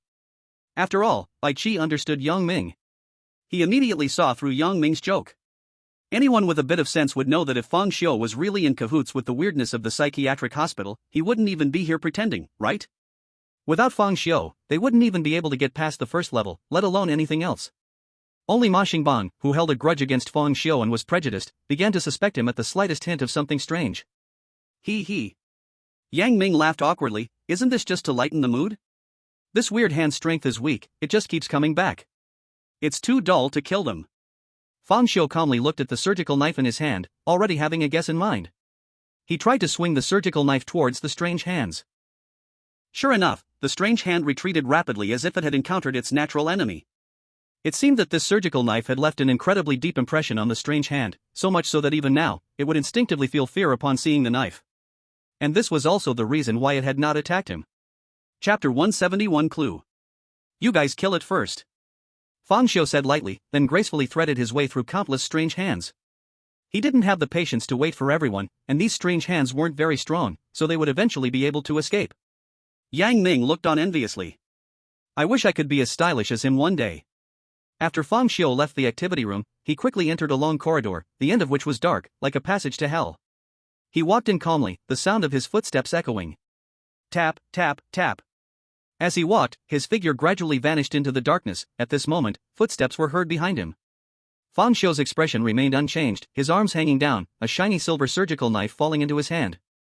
The moment the surgical knife was in his hand, without the slightest hesitation, he instantly spun around and struck with the knife. However, strangely, he hit nothing but air. There was actually no one behind him. Tap, tap, tap. Footsteps sounded again. Although Fang Xiu had turned around, the footsteps were still behind him. Then, he felt something cold and bone-chilling pressing against his back. Before he could react, a huge force applied on his neck. Crack! Fang Xiu's head twisted 180 degrees, completely turned behind him. And at this moment, he finally saw what was behind him. It was a strange creature. With an old face, scarlet skin, and chewing bloody flesh in its mouth. It was tall, its entire body blood-red, with two almost dragging hands firmly gripping Fang Xiu's head. The powerful vitality meant that Fang Xiu did not die immediately. He controlled his body, and the surgical knife turned into a silver streak as it fiercely cut towards the strange creature. However, at that moment, the strange figure faded and slowly disappeared, the knife hitting only empty space. Fang Xiu frowned slightly. Did it disappear right after twisting his neck? He put away the surgical knife, grabbed his own head with both hands, and then twisted hard. Crack! His head spun 180 degrees again, returning to its original position. But this action also caused Fang Xiu to start losing consciousness, his vitality rapidly fading. Although his body had gained strength, he was ultimately not a strange creature. Having his head twisted would still lead to death, at most delaying it for a while. But the next second, his ability activated. Absorb pain. The bone-breaking pain coming from his neck was instantly absorbed by Fang Xiu. When the pain disappeared, his injuries followed suit. This was the ability to absorb pain after integrating the characteristic of virtual and real transformation. No longer was he only able to absorb pain that existed in concept, but rather the essence of pain itself. Once the essence of pain was absorbed, the cause of the pain also disappeared. After completing all this, Fang Xiu continued to walk forward with a blank expression. Tap, tap, tap. After taking 2 steps, footsteps once again sounded behind him. Whoosh! The moment the footsteps sounded, the surgical knife had already stabbed out. This time Fang Xiu didn't even turn his head, directly stabbing backward. However, there was no solid sensation transmitted. This strike hit empty space again. He stood in place, his brows tightly locked. Soon, something pressed against his back, the cold, bone-chilling sensation spreading throughout his body. Only this time, his neck was not twisted off. Was there something different this time? Fang Xiu thought. Turn around. Last time, he had turned around and had his neck twisted. This time, there was no turning around. It seemed that the strange creature's pattern of killing was that turning around meant death. With this thought, Fang Xiu put away the surgical knife and continued forward. The footsteps followed closely behind, and the creature also stuck to his back, the cold, bone-chilling feeling like a shadow. But this strange thing just lingered without any actions, following step by step. Since it did not hinder his progress, Fang Xiu had no plans to deal with it for now. Although he enjoyed torturing the strange, right now there was something more important than that, which was to go to room 520 in Building C and uncover the truth of the strange. The parchment left by Dean Zhou Qingfeng stated that the truth lay in room 520 of Building C. Since his arrival, Fang Xiu had been troubled by this question: what is the strange? What is the truth of the world? Why can only he see the strange? Perhaps the answers to these riddles would be revealed today. After passing through the corridor, Feng Xiu saw an office that looked very much like the female doctor's office. He guessed this might be another doctor's office, so he opened the door and walked in. Single bed, wardrobe, desk. The layout was basically identical to the female doctor's office. Feng Xiu scanned the room and immediately fixed his eyes on the scraps of paper in the trash can. He took the torn papers out of the trash can and carefully pieced them together, finally seeing some incomplete characters. The dean is the kindest person in the world. I like the dean the most. Just seeing this sentence, Feng Xiu could roughly imagine what the person who wrote these words was like. Today, I accidentally killed a few test subjects again, but the dean did not punish me, and even smiled at me, so gentle. For the dean's ideals, I must try harder to catch more test subjects. Oh dear. Today the dean came to see me do experiments, so happy. But the test subject was too disobedient, it kept moving around and splattered blood all over me. Will the dean dislike me? The number of failed experiments is increasing. Although the dean smiles every day, I can feel his disappointment. I don't want the dean to be disappointed. I must double my efforts. If one test subject doesn't work, then 2. If 2 don't work, then 3. As long as I work hard, I will succeed sooner or later. Good night. Chapter 172. Join this glorious evolution. Today the test subjects revolted. So many colleagues were eaten. Boo hoo hoo, so happy. It would be great if it was just me and the dean left. That would be awesome. The test subjects, really, why did they have to revolt? Being part of such a great experiment is such an unparalleled honor. The dean clearly regards each of you as his children. Do you think you are worth it towards the dean by doing this? Indeed, only I can understand the greatness of the dean. Those foolish people say the dean is a devil. How stupid they are. The dean is the kindest person in the world. Everything he does is to save the world. To save everyone.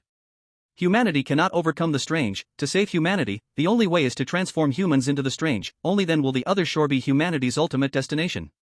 With the human spirit, control the strange body. Start the universal transformation era. Let everyone join this glorious evolution. The dean's ideals make people tremble with excitement when they think of them. Kong, this disobedient little brat, always shouting to become the dean's weapon, so annoying.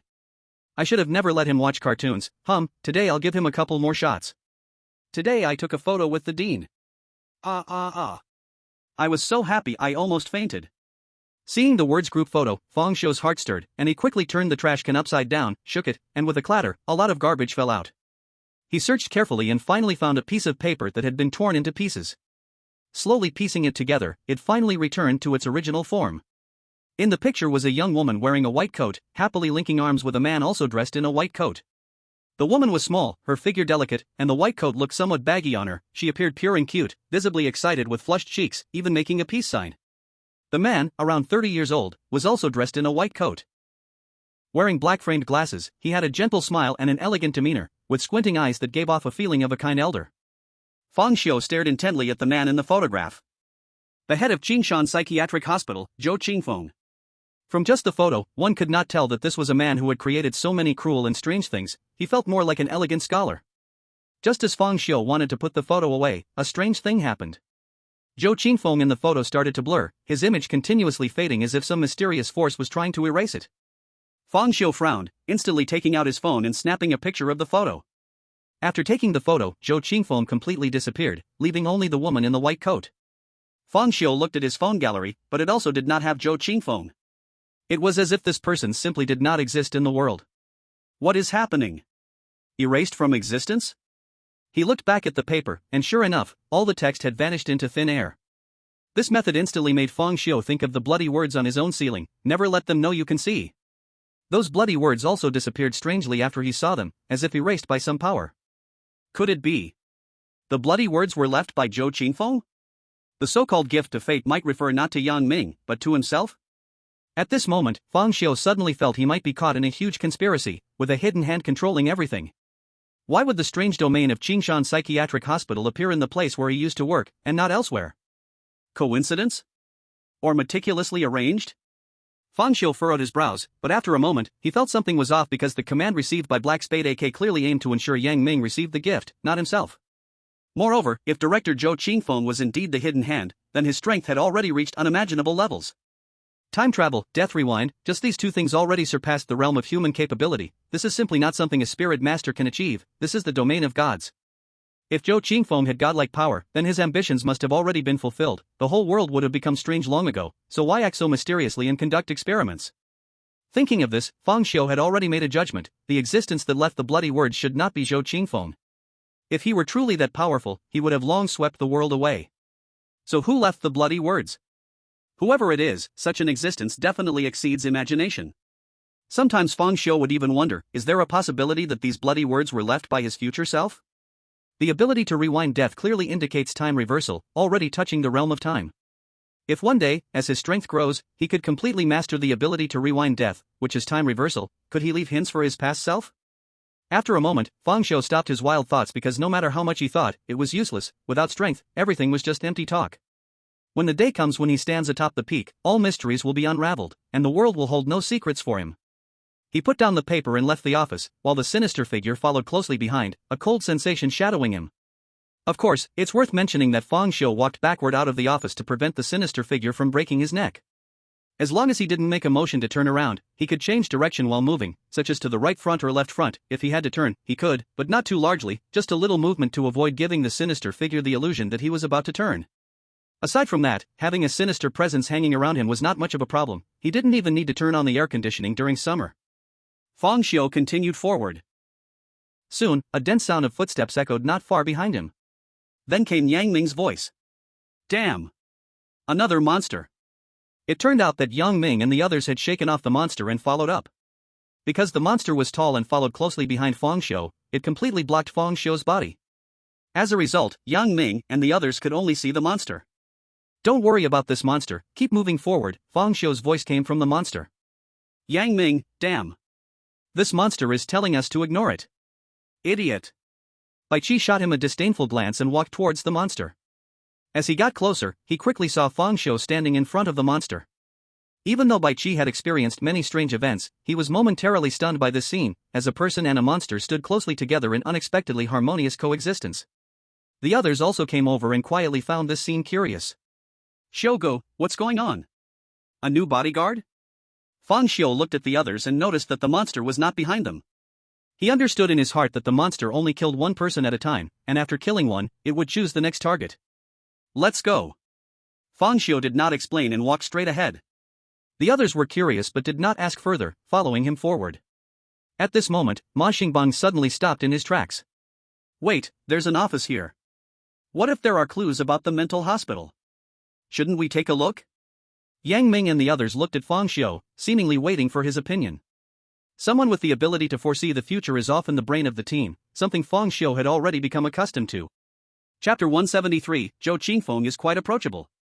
I've been in there before, and there are no clues, Fang Xiu said calmly. Ma Xingbang was clearly skeptical, but he didn't dare to accuse Fang Xiu of lying. Instead, he said, what if there are clues you overlooked? Let me take a look. As he spoke, Ma Xingbang cautiously pushed the door open to take a look. He glanced around and immediately spotted shredded pieces of paper, feeling delighted. However, after carefully examining them, he found them empty and felt deceived. What a waste of paper. Why tear up good blank sheets? He discarded the paper and left. After a simple exploration, the group quickly discovered another office, which had a sign hanging that read, Principal's Office. Fang Xiu's eyes flickered. Did the principal's office move here? Upon seeing the words Principal's Office, even the least intelligent Yang Ming felt they should go in and see if there were any secrets hidden inside. Fang Xiu didn't mind. Although he had already seen it, this time he could truly enter and search a bit. So, everyone quickly entered the principal's office and naturally saw the parchment left by Zhou Qingfeng. Those favored by destiny, do you want to know the truth of this world? Do you want to understand what the strange things truly are? You have made it here, and I believe your heart is full of questions. Don't rush, my friend. I have left everything in room 520 of the Qing Mountain Mental Hospital. There, you will find all you want to know.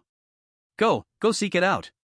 When you find the truth, it will also be the time for you to make a choice. Follow your heart and accept the gifts of fate. Signed, Zhou Qingfeng. After reading the words on the parchment, everyone had different expressions. Those favored by destiny, isn't that referring to me? Looks like Zhou Qingfeng is quite approachable, he even left me a gift, Yang Ming mumbled. Bai Qi's face immediately darkened, idiot. Is the focus on the gift? Shouldn't the focus be on who Zhou Qingfeng is? What is the truth of the world? And why did he know you would come in advance? Oh, Xiaobai, why think so much? Just go see room 520 and you'll find out, Yang Ming said nonchalantly. Only Ma Xingbang's eyes flickered. He had lost face now and couldn't show any expression, otherwise, he would definitely look extremely shocked. The thing was indeed left here. Was it originally for Yang Ming? But why him? Could it be because, destiny? It seemed he thought of something and quickly suppressed his shock, trying hard not to reveal any clues. Little did he know, everything was seen by Feng Xiu. At that moment, a miraculous scene happened again. Oh! The words on this parchment are disappearing. Yang Ming suddenly exclaimed. Everyone hurriedly looked over and saw the letters on the parchment gradually disappearing as if being erased by an eraser. Feng Xiu's heart stirred. It seemed this was all set up by the dean, everything related to him would be wiped away. Is there something wrong with this parchment? Everyone started to examine the parchment again, but no matter how they checked, they found it was just an ordinary piece of parchment. So everyone began searching for other useful clues in the dean's office but found nothing, and in the end had to continue moving forward. Xiugu, should we go look at room 520 in building C as the parchment says? To be honest, I am quite curious about what gift the dean of this mental hospital left for me, Yang Ming suggested. At this moment, Ma Xingbang, who had been silent, suddenly said, Feng Xiu, the place we are in right now is building C, you have been leading the way all along.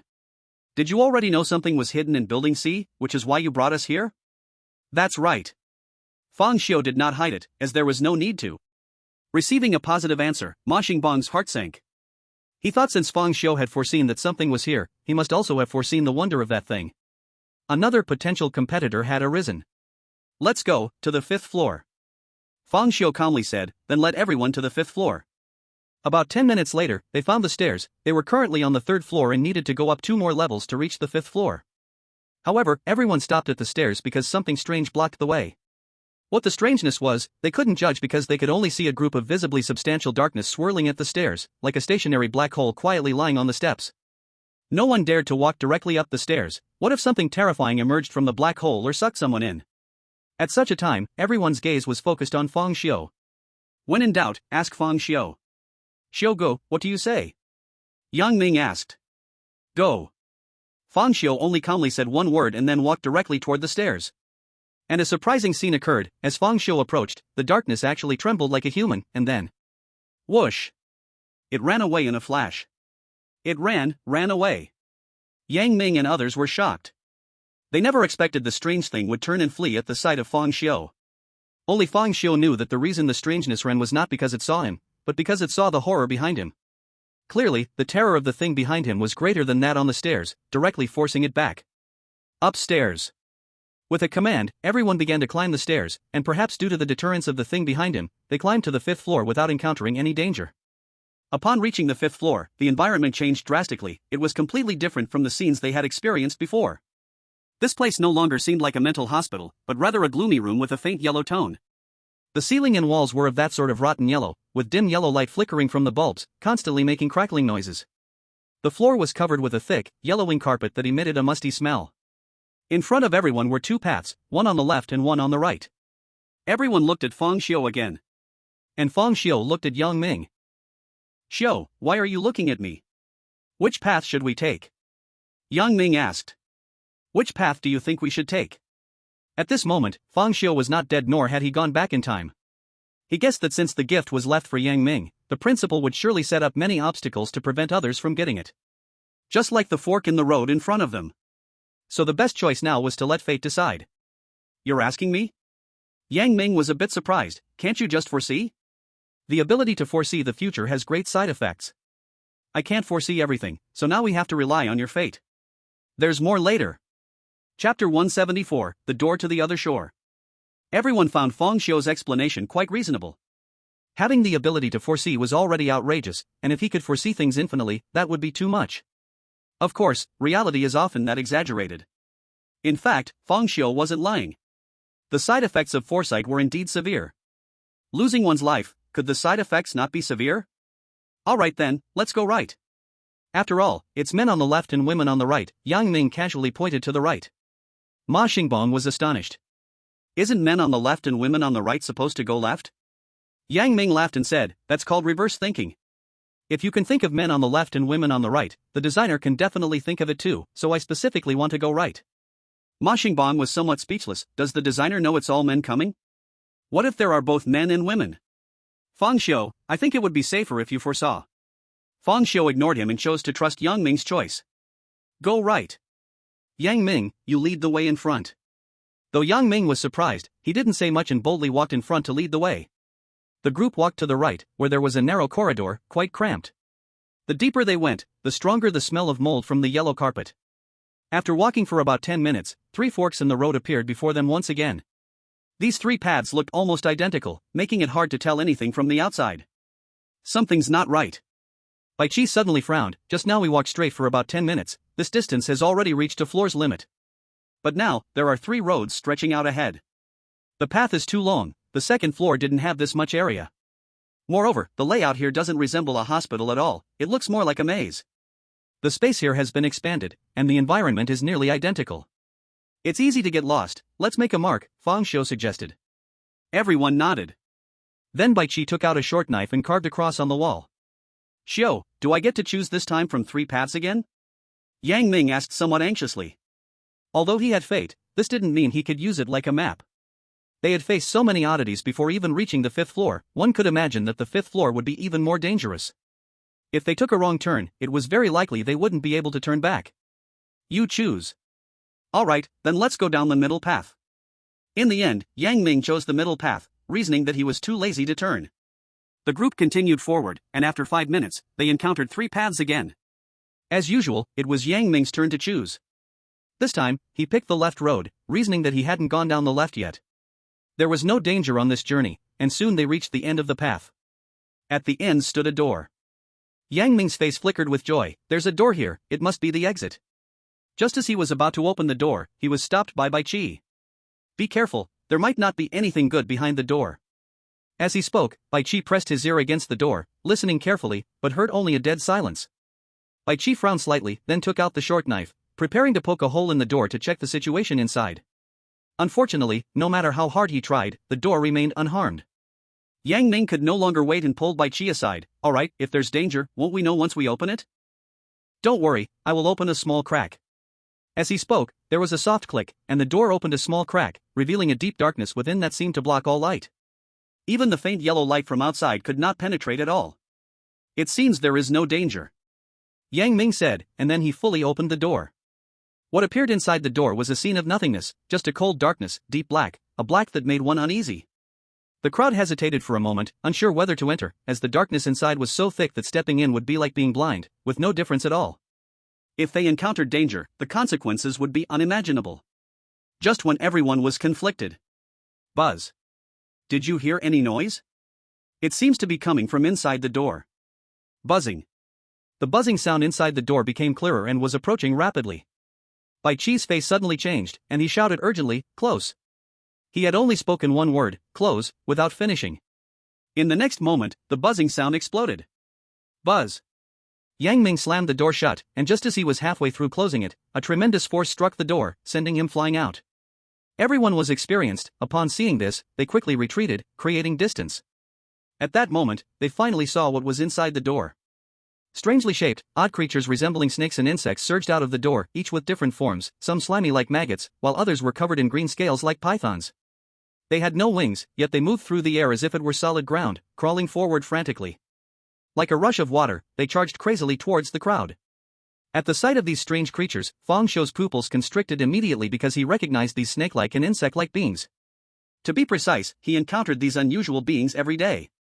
That's right, these were the most common anomalies floating around the streets. Although the anomalies were bizarre and varied, they generally had their own characteristics and rarely acted in groups. Only these snake-like and insect-like anomalies were different. They moved like plankton, swimming in the air, and were always in large groups, like locusts passing through. Moreover, they were so common that wherever Fang Xiu went, he could see these snake-like and insect-like anomalies floating in the air. Now the question arose, if those invisible, ethereal anomalies existed on the other shore, why did these snake-like and insect-like creatures appear here? There was only one explanation. Fang Xiu's gaze immediately locked onto the door from which the anomalies were continuously pouring out. This might very well be the door to the other shore. In an instant, the snake-like and insect-like creatures were already rushing towards them, like a tsunami swallowing them whole. The crowd was shocked and hurried to defend themselves. Amidst flashing knives, countless strange creatures were killed. Ma Xingbang's gravitational ability was particularly lethal. Any anomaly that charged near him would be violently thrown to the ground and crushed. They were efficient in killing anomalies, but despite their long efforts, the numbers did not decrease, as the door continued to spew forth snake-like and insect-like creatures, seemingly endless and impossible to eliminate. Run! There are too many anomalies, hurry up! Bai Qi shouted loudly, cutting down anomalies while retreating, and the others followed suit. Where's Xiao go? Yang Ming suddenly noticed Fang Xiao was missing. Due to the overwhelming number of anomalies that nearly filled the entire passage, everyone's line of sight was severely obstructed. I'm over here. Fang Xiao's calm voice echoed from amidst the crowd of anomalies. Soon after, everyone saw Fang Xiao slowly walking out from among the anomalies. Upon seeing him, the anomalies parted as if they saw an arch-nemesis. The scene was shocking. A human emerged from the sea of anomalies, not a single hair harmed, and the anomalies even gave him a clear path. Ma Xingbang grew anxious. Fang Xiao, you still say you are not one of them? Fang Xiao did not even glance at him, but rather spoke to Yang Ming and Bai Qi. You all keep fighting, I will go check inside the door. Everyone was slightly stunned, feeling that these words sounded familiar. It seemed Fang Xiao had said something similar at the place of the Eerie hands, and now he was saying it again. History always seems remarkably similar. Under the astonished gazes of the crowd, Fang Xiao braved countless anomalies, walking toward the door, with a tall crimson Eerie shadow following closely behind. Wherever he passed, the anomalies receded. When will I be as carefree as he is? Yang Ming said with a face full of envy. Bai Qi. Chapter 175, Black Sky and White Earth. Fang Xiao quickly reached the door, and endless snakes and insects poured out from within. However, just before they could crash into him, they all veered away and then joined together again behind him, rushing towards Yang Ming and the others. Is this the other shore? Let me take a look at the truth of this world. Stepping into the door, the world transformed completely. Looking at the scene before him, Fang Xiao's eyes rarely showed a ripple of emotion. Is this the other shore? He felt as if he had entered another world, a black sky and a white earth. Everything was in ruins, resembling a world from a black and white photograph. Desolation and silence were the main themes of this realm. A layer of gray mist filled the air, making everything seem so unreal, along with infinite snakes and insects. They floated in the air, dancing wildly, like a swarm of locusts. And not far away stood a black mountain that seemed to reach endlessly, ready to split the world in two. The most bizarre part was that Fang Xiao saw humans here. A large number of human figures appeared in the gray mist, although blurry, they certainly existed. These humans were no different from those on the streets of the present world. Some were on calls, some were going to school, and others were using the restroom. Fang Xiao couldn't see human buildings, but he could see scenes of human activities. Suddenly, he realized something. These are present world humans. I can see the anomalies wandering in the other shore from the present world, and on the other shore, I can see the activities of present world humans. What is going on? Why can my gaze cross over both realms? Cough cough. Fang Xiao suddenly started to cough violently, covering his mouth and nose with his hand, as black blood poured from his mouth, nose, and even his eye sockets. Is the mist poisonous? Or is this place simply unsuitable for human survival? In the next second, the ability to absorb pain activated, and Fang Xiao's injuries healed instantly. He walked step by step forward, intending to uncover the truth of the world. Blood kept gushing out, and his skin started to rot, but it quickly healed, cycling back and forth. As time passed, the impact on him lessened. It seemed his body was adapting to this environment. Fang Xiao's gaze flickered. He guessed it was the effect of the 3-type serum that granted him a perfect command over the anomalies, along with the strange powers he possessed, which helped him gradually adapt to this environment. It seemed this was indeed the other shore, a bizarre world, a forbidden zone for living beings, where only the Eerie could survive. At that moment, a sound like weeping yet laughing came through. The gray mist before his eyes was partially blown away, enabling Fang Xiao to finally see the true face of the black mountain blocking his path. It was not a mountain at all, but a pile of rotting, blackened flesh.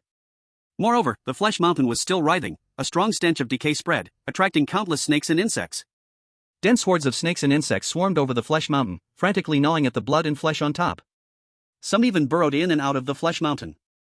Fang Xiao opened his blood eyes and looked up towards the summit of the flesh mountain, instantly narrowing his pupils. This flesh mountain was alive. At the peak, there was a huge rotten head, with 2 thick, decaying arms flailing about, each time capturing countless snakes and insects from the air. Then stuffed into that enormous blood-stained mouth. The skin of the mouth was rotten, and many snakes and insects would bizarrely crawl out from the decayed areas, but most were swallowed into the belly.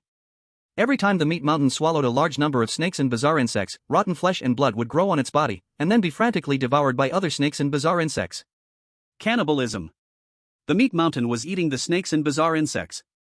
The meat mountain used its own rotting flesh and blood as bait to attract snakes and bizarre insects to come and eat, then it would eat the snakes and bizarre insects, and the two would repeat this cycle. Just when Fang Xiao saw the true face of the meat mountain, its eating action suddenly paused, and a terrifying gaze fell upon him. In just an instant, Fang Xiao felt every single cell in his body trembling, as if it could not bear some kind of pressure and was about to self-destruct. He maximized his ability to absorb pain, barely stopping this trend, but the collapse of his body was irreversible, a large amount of blood oozing from his skin, and he gradually turned into a blood person. In the next moment, countless silver strands pierced through his body, stitching it together, which barely kept Fang Xiu from falling. An indescribable whisper began to echo in his ears, making him uncontrollably want to go crazy, his head pounding painfully. This instantly reminded Fang Xiu of the strange beings he had once seen, standing high above the current world sky. On the single eye filled with blood and tumors, there were huge, pure white wings on the bizarre creature. The rabbit-headed bride in a red happy dress, entirely pitch black, with a solemn appearance, had a head full of tumors like a Buddha. The feeling the meat mountain gave was no different from those bizarre beings, both were unapproachable and indescribable. Thanks to Fang Xiu's past baptism by those bizarre beings, he had a certain resistance to the meat mountain and did not collapse immediately. Suddenly, Fang Xiu felt the bone-chilling cold sensation on his back disappear. Without turning back, he knew that the bizarre creature had run away.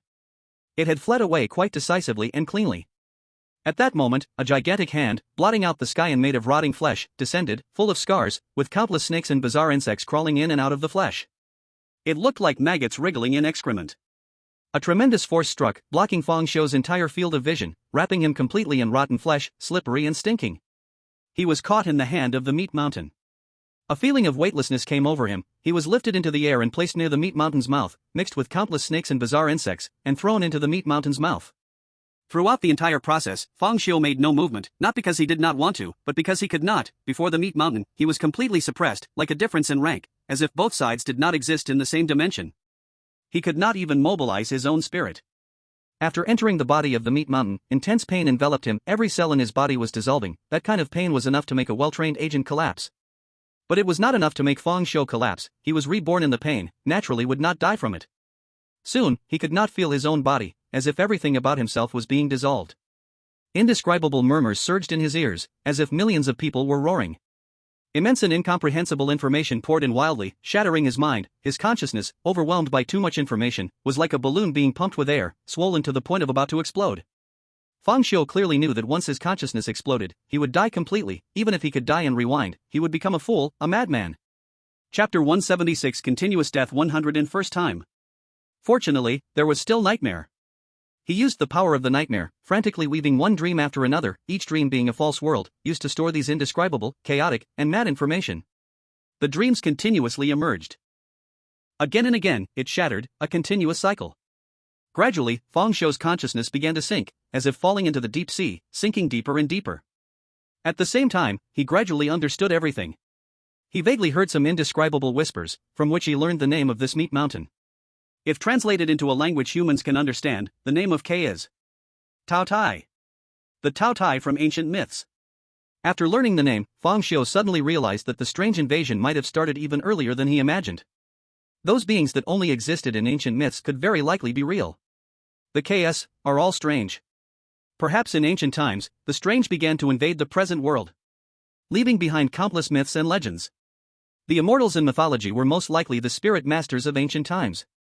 Later, for some reason, myths disappeared, history was lost, and the present world fell into tranquility. I don't know how many years later, the strange appeared again, and the spirit masters were born as a response, representing the tales of oddities in history. Then there was another break, and then it appeared again. And so it went to modern times. It was like one cycle after another, a continuous loop. At that moment, Fang Xiu finally died completely, the death rewind was activated, time began to flow backward, and all the scenes around gradually shattered. Repeating the previous process, everyone arrived at the door again, as if history was repeating itself. The shore door was opened again. Countless snakes and insects strangely surged in. Relying on the turning back strange behind him, Fang Xiu stubbornly walked toward the door, facing the countless strange snakes and insects. You all fight first, I will go inside and take a look. With just this sentence, Fang Xiu stepped into the other shore again. He did not go to seek death. At this stage, there was no way to defeat Tao Tai. He went merely to understand everything. Inside Tao Tai's belly, he could clearly feel the mystery of those indescribable murmurs, as if the truths of the world, profound and unfathomable. His intuition told him that there absolutely contained a huge secret inside. He would try to understand. If once didn't work, then twice. If twice didn't work, then 10 times, 100 times. Sooner or later, he would understand everything. Entering the door, Fang Xiu again saw the black sky and white earth, saw countless strange snakes and insects, and that meat mountain that seemed to stretch infinitely. Tao Tai, I'm here.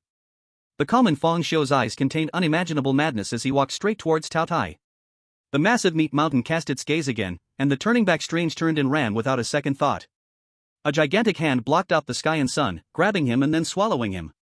Fang Xiu re-entered Tao Tie's body, surrounded by endless truths, relying on the protection of nightmare power. He greedily comprehended the truth. What he didn't know was that while he was trying to understand the truth was also gradually influencing his consciousness. Changing his consciousness fundamentally.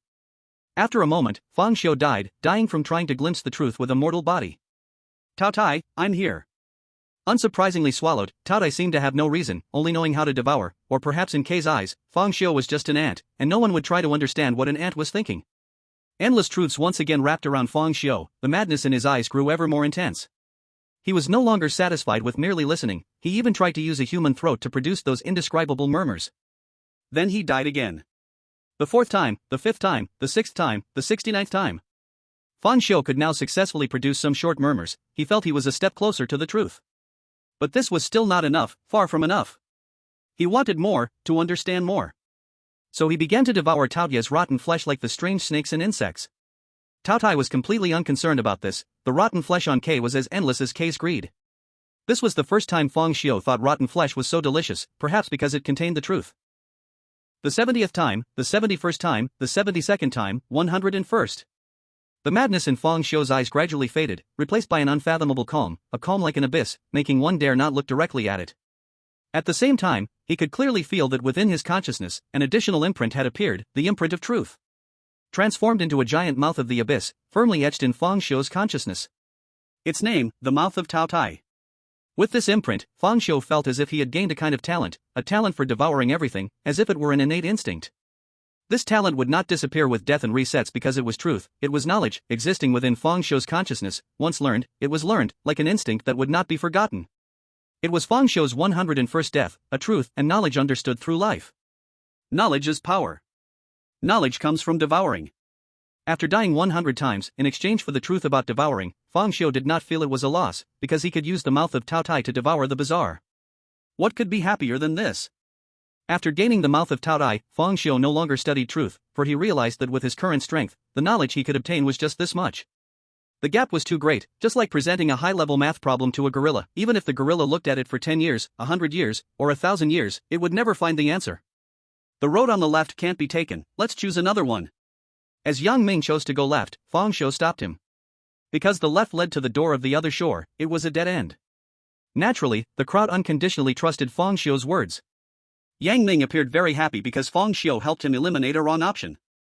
Then let's take the middle one. After Yang Ming finished speaking, he specifically looked at Fang Xiu and, seeing that he did not oppose it, the group stepped onto the middle road. However, upon reaching the end, they found a door. Oh, there's a door. It must be the exit. Yang Ming said with slight excitement. Fang Xiu frowned immediately because this door was identical to the door of the other shore, and he was too familiar with it, having walked through it hundreds of times. Just as Yang Ming was about to open the door, Fang Xiu said, "Change routes." Yang Ming had no choice but to reluctantly retract his hand. So, the group returned the same way, back to the three-way fork, and chose the right road. As a result, they reached the end and found the door to the other shore once again. Oh, there's a door here too, it looks exactly like the one we saw before. Xiugu, should we open it?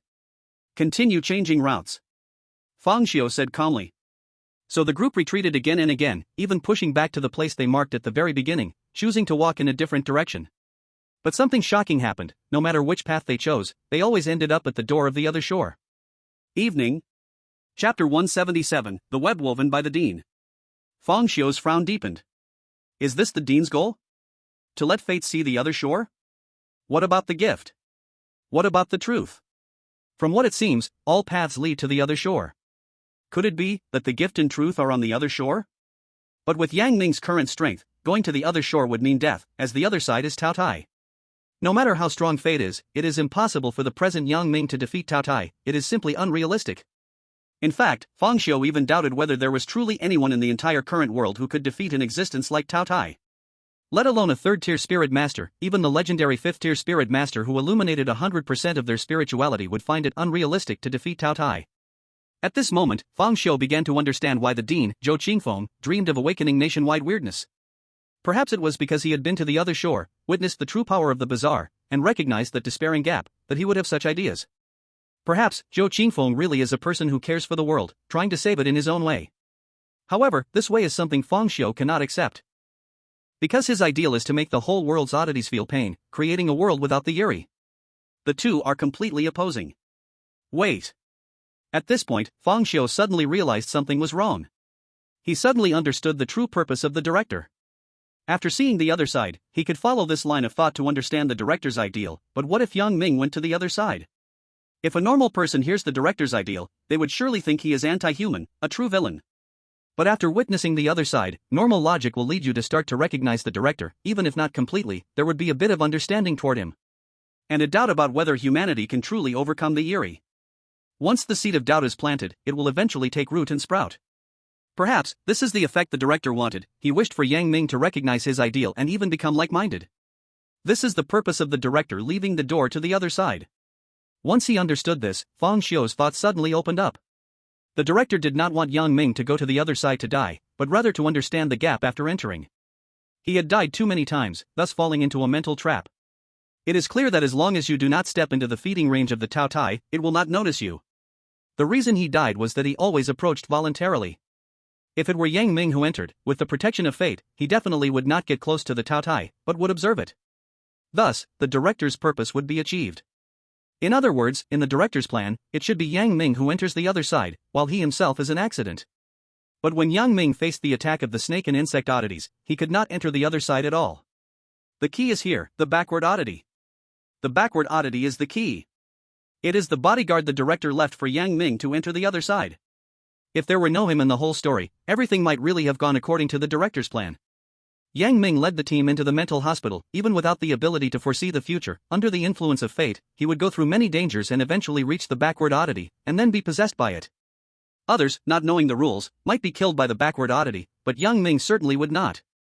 On this point, Fang Xiu was incredibly certain. Because he had once witnessed the power of fate, in the Nightmare Oddity Realm's graveyard of life and death, he had died many times before understanding the rules and escaping. Yang Ming, on the other hand, nearly became sworn brothers with the clone, walking out hand in hand. Only able to step on the odd evil oddity's tongue stairs, Yang Ming ran all the way, failing to step wrong even once, completely smooth sailing. Therefore, even when facing the backward oddity, Fang Xiu was sure that he would not die. The backward oddity could not trigger the killing rules, thus it would always follow behind Yang Ming, acting as a bodyguard. Then Yang Ming saw the torn paper, understood the director's ideal, and opened the door to the other side. With the snake and insect oddities circling around him, he smoothly entered the other side. It doesn't matter that the other side is unsuitable for human survival. Don't forget that Yang Ming has the corpse-suppressing pearl, which can protect him from death for a short time, enough to support him in seeing the Tao Tai, then realizing the gap, thereby shaking his own belief and starting to fall into despair. But even in despair, the kind-hearted Yang Ming would find it hard to betray his own heart, giving up on himself and not trying to save humanity. At this moment, the director's ideal would shine like a light into Yang Ming's heart, allowing him to recognize it. Even if he didn't agree at that moment, the seed would certainly have been planted. If he guessed correctly, the place truly hiding the gift would definitely appear only after the door to the other side was opened. At this point, Fang Xiu finally understood why the director clearly had the means to erase his existence, but on the parchment, the torn paper, and the photo, there was still information about him. It must be seen by someone before it will disappear. It turns out, everything was a setup.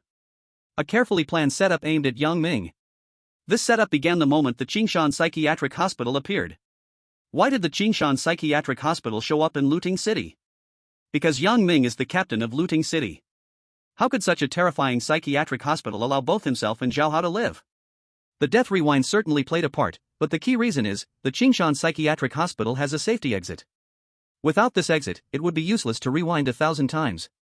That exit was intentionally left by the director, and there are 3 reasons.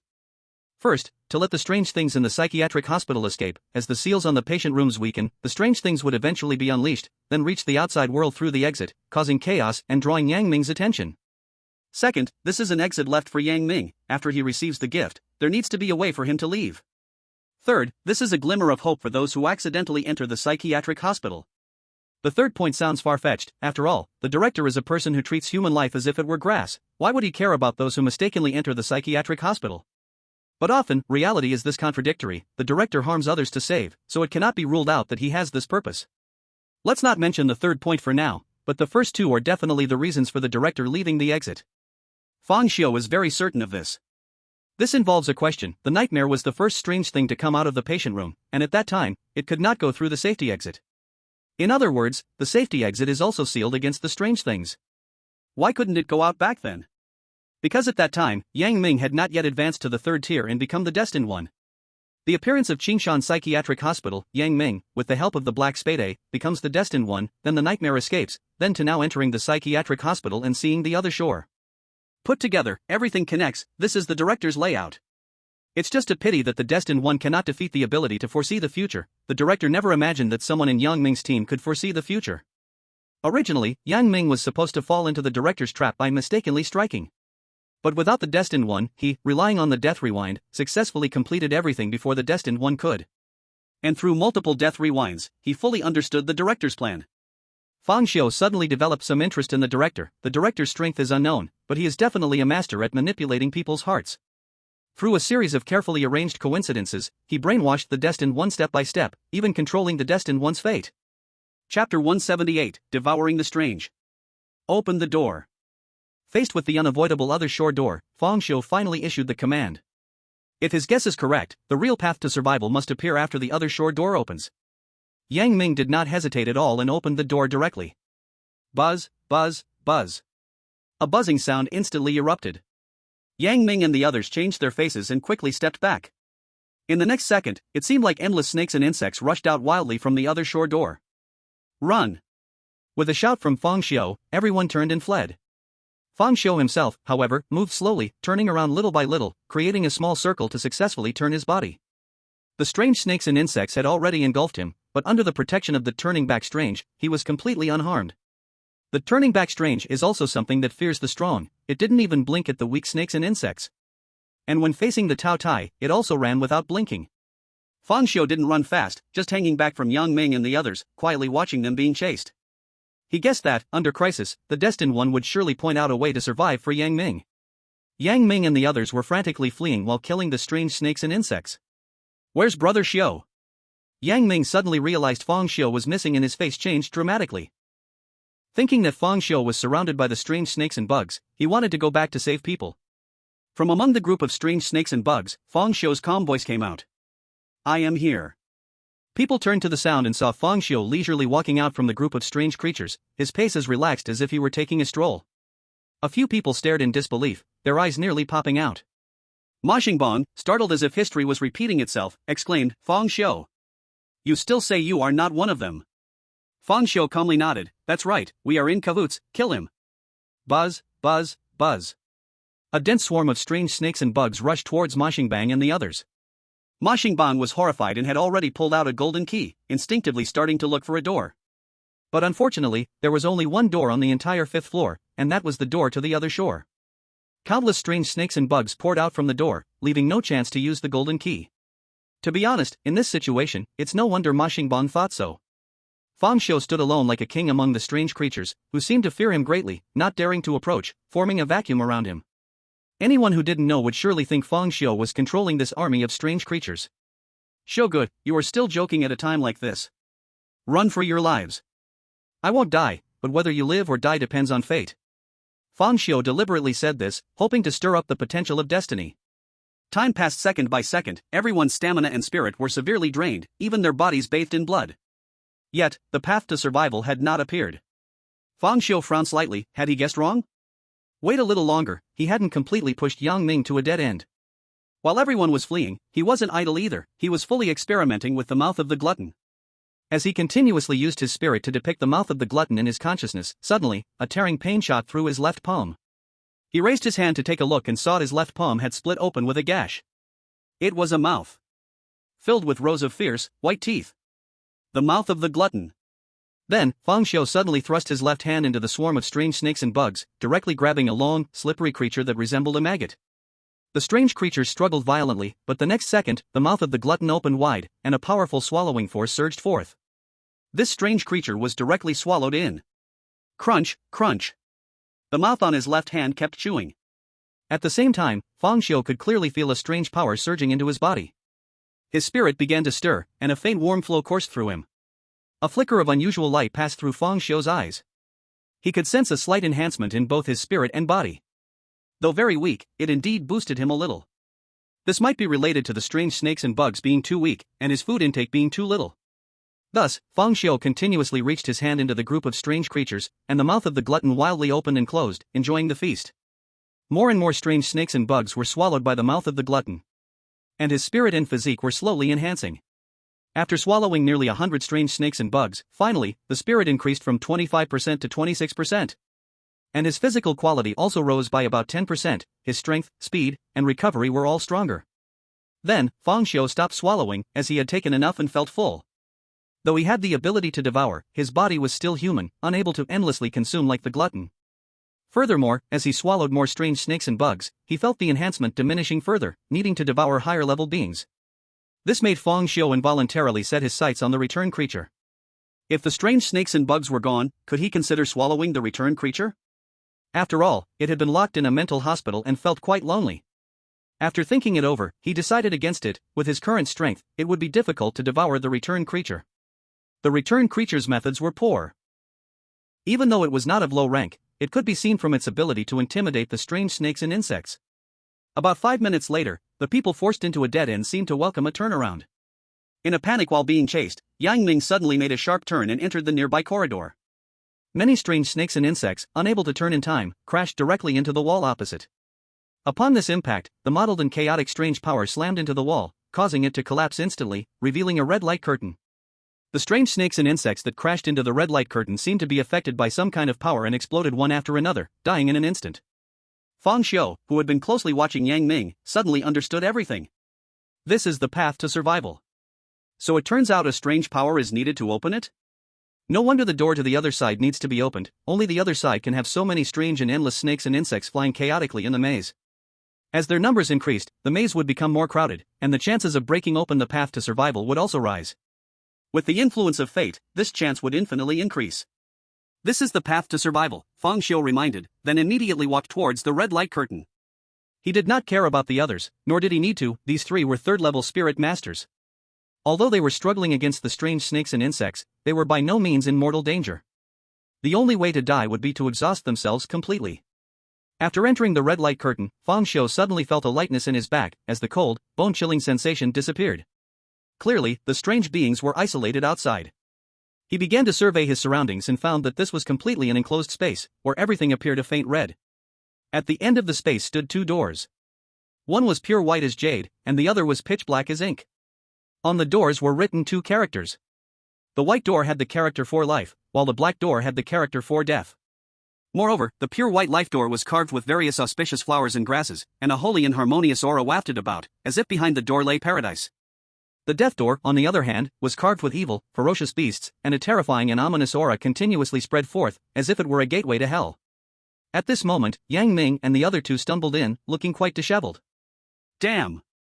Finally free from those strangeness. What the hell, where do these doors lead, and why are there so many strange things? Yang Ming shouted, slapping the remnants of the strangeness off his body.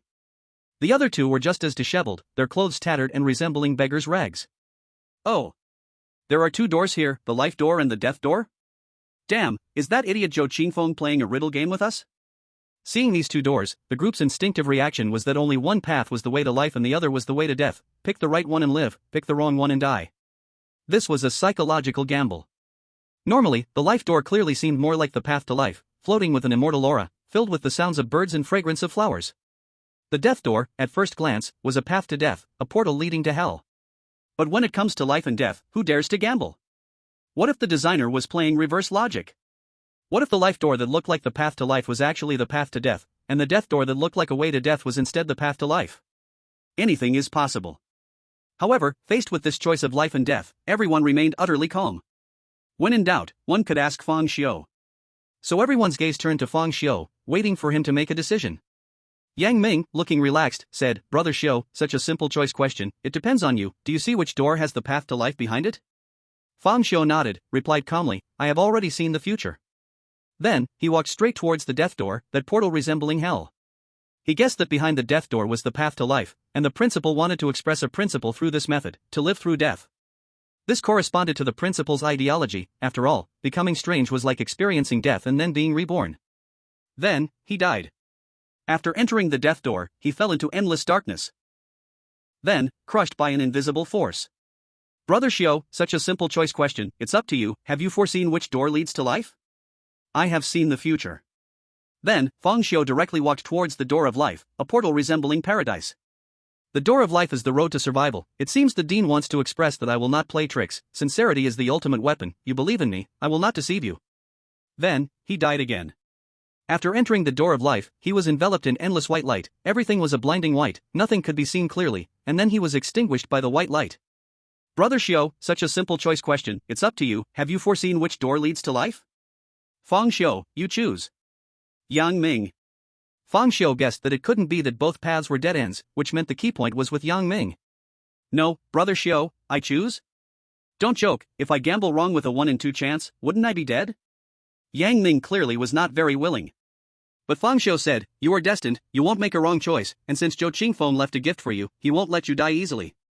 When Yang Ming heard this, he felt it was convincing, and his confidence grew immensely. You are right, I can definitely choose correctly. After saying that, Yang Ming strode toward the door of life. A flash of white light passed, and Yang Ming's figure disappeared into the white light. The scene fell into silence for a moment. After a few seconds, a head poked out from the door of life. It was Yang Ming. With joy on his face, he said, the door of life is the road to survival, everyone come in. Whoosh! Ma Xingbang was the first to rush in, seemingly afraid of being overtaken. Bai Qi also showed no hesitation and walked straight towards the door of life. At this point, only Feng Xiu was left. Yang Ming urged, Brother Xiu, what are you waiting for? Go! Feng Xiu frowned slightly. Could it be that the key to success was that Yang Ming had to enter first? With this doubt, Feng Xiu slowly walked into the door of life. Then, he died. Yang Ming, go into the door of death, I have seen the future. Feng Xiu said calmly to Yang Ming. Yang Ming nodded, showing no doubt, and walked straight into the door of death. After a moment, Yang Ming poked his head out and said to everyone, come in, what are you waiting for? Brother Xiu's foresight can't possibly be wrong. Feng Xiu's frown grew deeper. Yang Ming, come out first. Although Yang Ming was a bit puzzled, he still obediently came out. What's wrong, Brother Xiu? Feng Xiu did not explain but looked at Bai Qi. Bai Qi, you go in. Bai Qi nodded and walked straight into the door of death. A moment later, he also came out. He said to everyone, the door of death is fine. At this moment, Feng Xiu vaguely realized something and said to Yang Ming, you go to the door of life, Bai Qi, you go to the door of death. Yang Ming was suddenly shocked. What, Brother Xiu, I have no grievances with you, why do you want to harm me? I am not harming you, but I have already seen the future, both doors lead to life, you can pass freely. What? So this is just the dean trying to scare people? As he spoke, Yang Ming walked toward the door of life, and Bai Qi walked toward the door of death. A moment later, both came out unharmed. At this time, Feng Xiu's eyes shimmered, having seen through everything. He first stepped out and entered the door of life. This time, as the white light flashed, he did not die, instead, he appeared in front of a palace underground. Then, Feng Xiu walked out of the door of life, and under the gaze of the crowd, he again stepped into the door of death. With a flash of black light, he once again appeared in front of an underground palace. Feng Xiu couldn't help but curl his lips into a cold smile, he had seen through everything. The key to the door of life and death was not about which door to choose, but about whether you believe in your choice. As long as you fully believe that you are right, then it doesn't matter whether it's the door of life or the door of death. But the problem is, except for those destined and somewhat single-minded like Yang Ming, who can be so sure that they are 100% correct in their choice. As long as there is a hint of doubt in your heart, the end is certain. The path of life will turn into the path of death. This is also why everyone can pass, but only oneself cannot. Because there is always doubt in one's heart. Others saw Yang Ming walk through unharmed and naturally believed deeply. But I have died on both the path of life and death, so I hold doubt. Soon, everyone entered completely. They looked at the magnificent underground palace in front of them, all showing a hint of shock. The palace is grand and magnificent, covering a vast area, and every giant stone that makes it up is incredibly huge. Such a building, also being underground, is clearly not something human power can construct. What else could it be besides human power? Naturally, it is strange. You guys, look quickly, there is a piece of parchment floating at the entrance. Yang Ming suddenly exclaimed. Everyone hurried over and saw the words written on it. My friend, you have reached here and are already qualified to touch the truth of the world. You must have had some guesses along the way. Do not doubt your eyes, everything you see behind the door is truly existing. That is a strange world, I call it, the other shore. Chapter 180, The Truth of the World. Seeing this, Yang Ming felt a bit puzzled. Door? What door? Is it the door of life and death? Could it be the door that the strange things emerged from? Bai Qi said thoughtfully. Damn, is this director sick? Behind the door are all weird things like bugs. Who the hell can see what's behind the door? Pull out an eyeball and throw it in to look crazy. Yang Ming complained unhappily. Fang Xiu, don't talk, keep looking. The other shore is the source of the strange. If the present world is the world of humans, then the other shore is the home of the strange. A million years ago, for some reason, the other shore began to invade the present world, and the two worlds kept overlapping. The two worlds are like two drops of water, one clear water and one ink. As they continually merge, eventually, the clear water will also be dyed into ink. The strange things suddenly appearing in the present world are due to the constant invasion from the other shore. As the invasion deepens, the number of strange things will surge. You must have already noticed, the number of strange things is increasing year by year. This process is irreversible. In the near future, the human world will be completely swallowed by the other shore, and humanity will eventually be extinct. Everyone turns serious upon seeing the words humanity will eventually be extinct. Even Yang Ming, who had always been unruly, became serious. Only Ma Xingbang pretended to be shocked, but there was no ripple in the depths of his eyes. Seeing this, Fang Xiu was not too shocked. Having been to the other shore, he already had his suspicions. Compared to humanity's eventual extinction, he was more concerned about the two words mentioned on the parchment. Overlap. The two worlds are overlapping. Whether it is called invasion or fusion, the essence is still overlapping. Could it be that because the two worlds are overlapping, one's vision can cross over the two worlds? Continue to read on. The one favored by fate, you must have guessed my purpose along the way and understood everything I have done.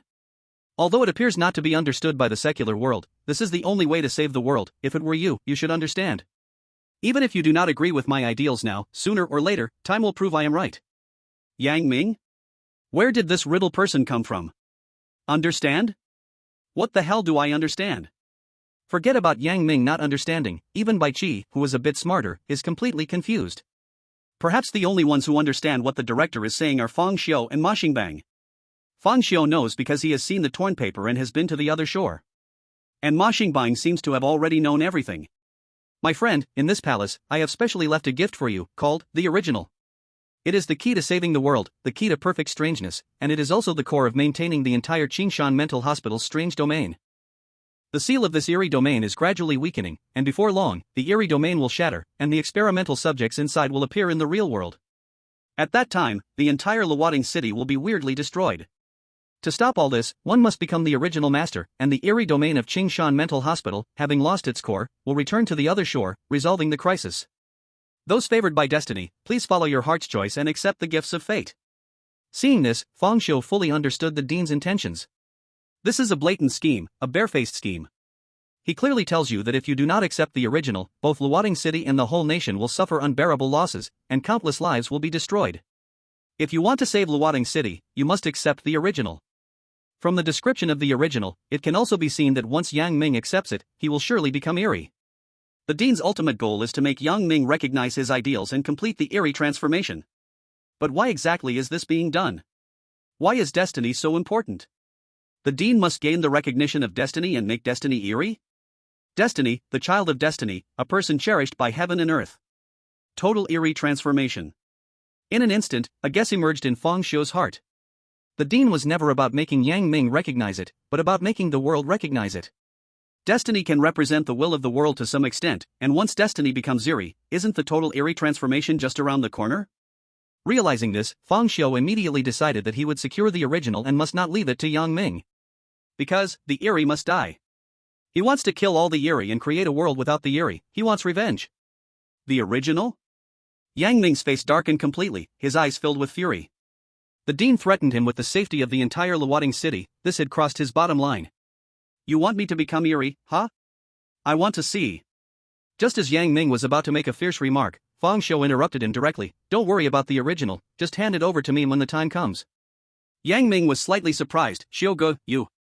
I have seen the future. With one sentence, Yang Ming was completely speechless. A glimmer of joy appeared on Yang Ming's face as he nodded vigorously. Nothing is more reassuring than this sentence. He had already prepared to risk everything, forcibly accepting the original for Luoting City, using willpower to reject the Eerie transformation. Who would have thought Fang Xiu had seen the way to break it? How could he not be happy? Ma Xingbang's face looked somewhat awful, and he immediately shouted, such a dangerous thing as the original must be submitted to the headquarters for safekeeping. How can you take it for yourselves? It's better to just kill it, Fang Xiu said calmly. Yang Ming nodded. This place is quite secluded, the body shouldn't be discovered. Bai Chi said nothing, only touched the short knife at his waist. Ma Xingbang's face changed several times, and finally he forced a smile. I was just saying that, the Investigation Bureau also has regulations. Price from Eerie incidents can be submitted or not submitted. If submitted, the Investigation Bureau will give corresponding rewards, they won't let you suffer losses. Just a little suggestion, don't be impulsive. Fang Xiu glanced at him lightly and then walked towards the palace. Everyone hurriedly followed and all entered the palace. Upon entering the palace, everyone stiffened as if they had seen something terrifying. The interior of the palace was vast. Aside from a few support pillars, there stood a high platform at the deepest part. This arrangement made it feel like a royal palace, with the high platform being the throne, the place where the emperor sits. However, here on the high platform sat not an emperor, but a little boy. A very cute little boy, lying on the high platform, asleep. But this little boy left everyone frozen in place. Because the eerie aura surrounding the little boy was terrifying, so intense it made one's hair stand on end. It was like a source of pollution, constantly emitting a heart-stopping taint. To look directly at it was like staring into the abyss. Chapter 181, Kong Kong, My Child. In that instant, one could feel all the evil in the world rushing toward them, making it hard to breathe. The feeling it gave off was even more terrifying than before with the faceless little girl. Fortunately, it was sleeping. The crowd dared not speak, instead exchanging glances with one another. Yang Ming gestured with his eyes, pointing to the bronze door behind the little boy. Clearly, the goal was to defeat the little boy, then go through the bronze door to obtain the origin. However, after sensing the terrifying aura from the little boy, everyone just wanted to quietly sneak past. So, with a silent agreement, they lowered their voices and stealthily approached the little boy. 1 step, 2 steps, the group reached the high platform. Looking at the little boy so close, Yang Ming unconsciously swallowed, afraid even the slightest sound would wake him. Just as they were about to move forward, they found Fang Xiu stopped right in front of the little boy, not moving any further. This left everyone confused and anxious, continually signaling to Fang Xiu with their eyes. Meaning, go on, hurry up, if you wake him, we'll all be doomed. But Fang Xiu remained unmoved, simply watching the little boy calmly, then. Smack! A loud slap landed on the boy's face. This action nearly scared everyone out of their wits. They thought Fang Xiu had gone crazy, wasn't this inviting death? However, the slapped little boy did not wake, still deeply asleep. Everyone was slightly astonished, letting out a small sigh of relief. Xiugu, what on earth is going on? Yang Ming finally dared to speak. But Fang Xiu ignored him, continuing to calmly watch the little boy and said lightly, no need to pretend, wake up. Suddenly, the little boy abruptly opened 6 eyes. Yes, 6 eyes. 2 in the eye sockets, 2 more from cracks above the eye sockets, and 2 on his cheeks. The 6 eyes stared straight at Fang Xiu, the pupils pitch black like black holes. How, do you know I was pretending to sleep? The little boy seemed to have not communicated with anyone for a long time, speaking with great difficulty. Fang Xiu did not reply, continuing to gaze at the little boy. How else could he know? It would be clear after dying once. It turned out that Fang Xiu had reset once before. Last time when they reached the bronze door, the little boy appeared behind them like a prank had succeeded, giving everyone a shock. So this time Fang Xiu decided to surprise the little boy. The crowd was horrified. It turned out the little boy was just pretending to sleep, and if he launched a surprise attack when the door opened, it would be caught completely off guard. You really are so annoying. I wanted to give you a surprise too, the little boy said with some disappointment. If it weren't for his 6 eyes, he seemed like an ordinary child who had been wronged. Where is the key to the bronze door? Fang Xiu directly asked. The little boy blinked, 6 eyes shutting and opening simultaneously, creating an unsettling sight. You are not the chosen one, the key cannot be given to you. The director told me, the key can only be given to the chosen one. Hearing this, Yang Ming immediately stepped forward, reaching out his hand toward the little boy. I am the chosen one, give me the key. The little boy turned his head, 6 eyes staring intently at Yang Ming. After a moment, he joyfully clapped his hands and laughed, great. I've waited so long, finally, the chosen one has appeared, here, the key is for you. As he spoke, the little boy opened his mouth and spat out a bronze key covered in slime. Yang Ming accepted the key with distaste, quickly wiping it off. Everyone was a bit dazed. Was it really this simple? This was completely different from their expectations. According to logic, at the final stage, shouldn't there be a boss to defeat? Then after much effort, obtain the clearance item? This boss seems quite easy to talk to. Just as everyone was somewhat dazed, the little boy stood up, smiling at everyone. The task the director gave me is complete, so now I can start. Start? Everyone's hearts instantly rang alarm bells. The little boy's body began to swell, his face gradually twisted, countless dense black scales sprouted from his skin like snake scales, and his small frame shot upwards in an instant. In the blink of an eye, he had transformed into a six-eyed monster over 5 meters tall, covered in black scales and with bony spurs growing at the joints. His entire body shimmered with a chilling metallic luster, and he swayed his long tail excitedly, looking like a beast born for slaughter. "What do you want to do?" Yang Ming exclaimed in shock. "If you dare to attack us, don't you fear the director's blame?" The little boy's voice had completely changed, becoming hoarse and icy.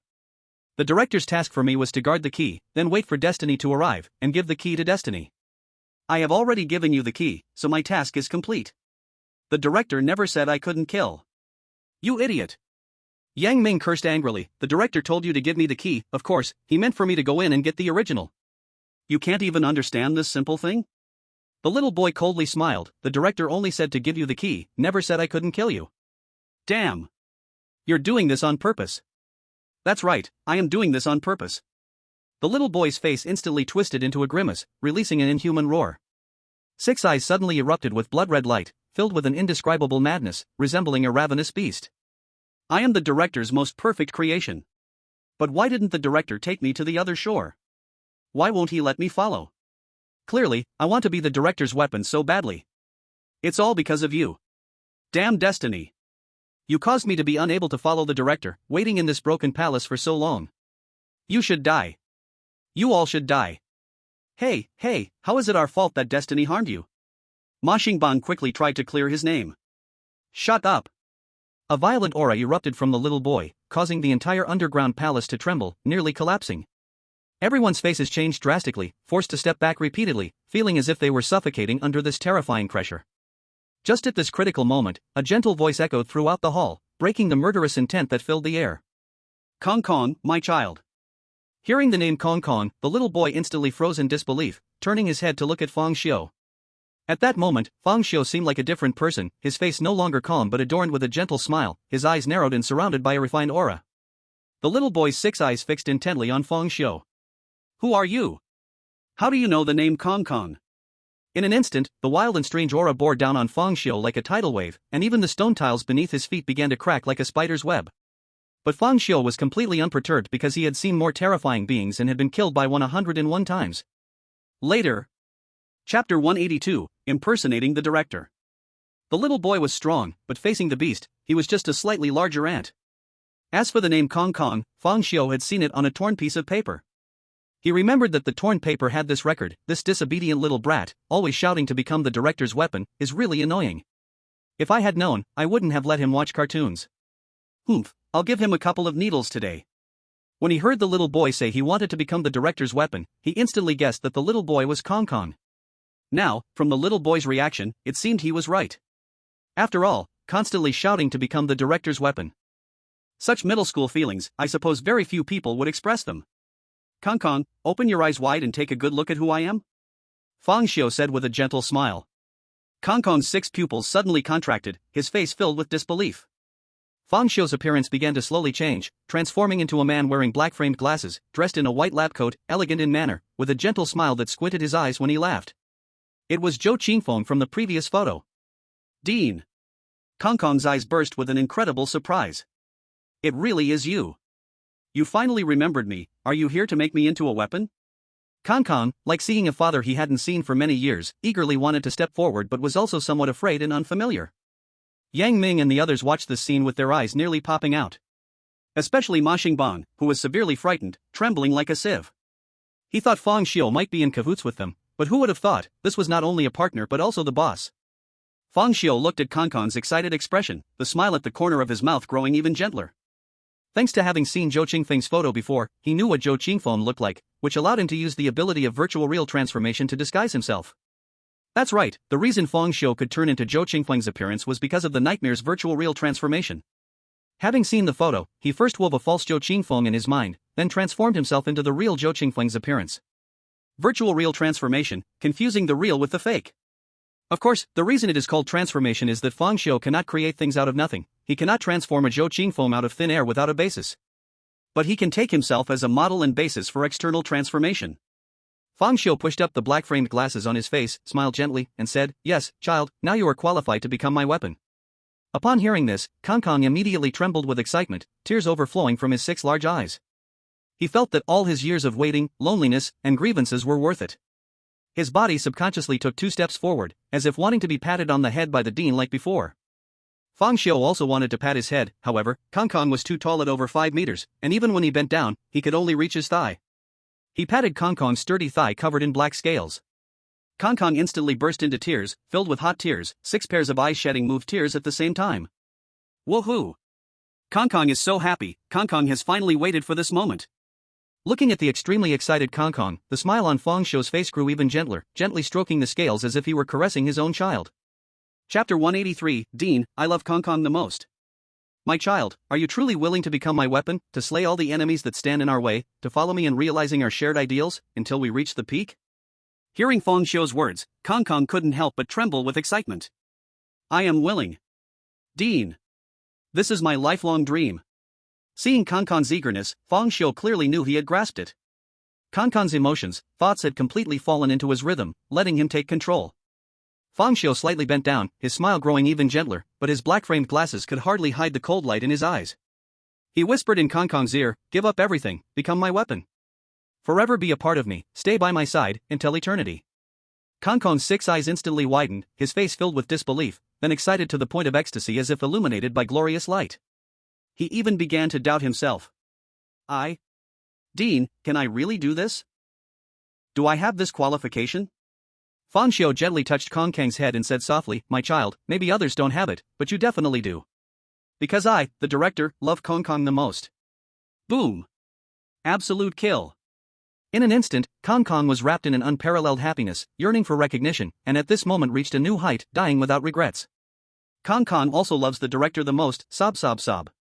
Kong Kong's enormous body, 5 meters tall, trembled constantly, colossal tears dropped to the ground, making a fierce corrosive sound, corroding the ground into a dense cluster of holes. Alright, my child, don't cry, calm down, don't resist, accept this glory well. Kong Kong wiped away a tear, looking at Fang Xiu with excitement and thrill, and actively leaned his head forward.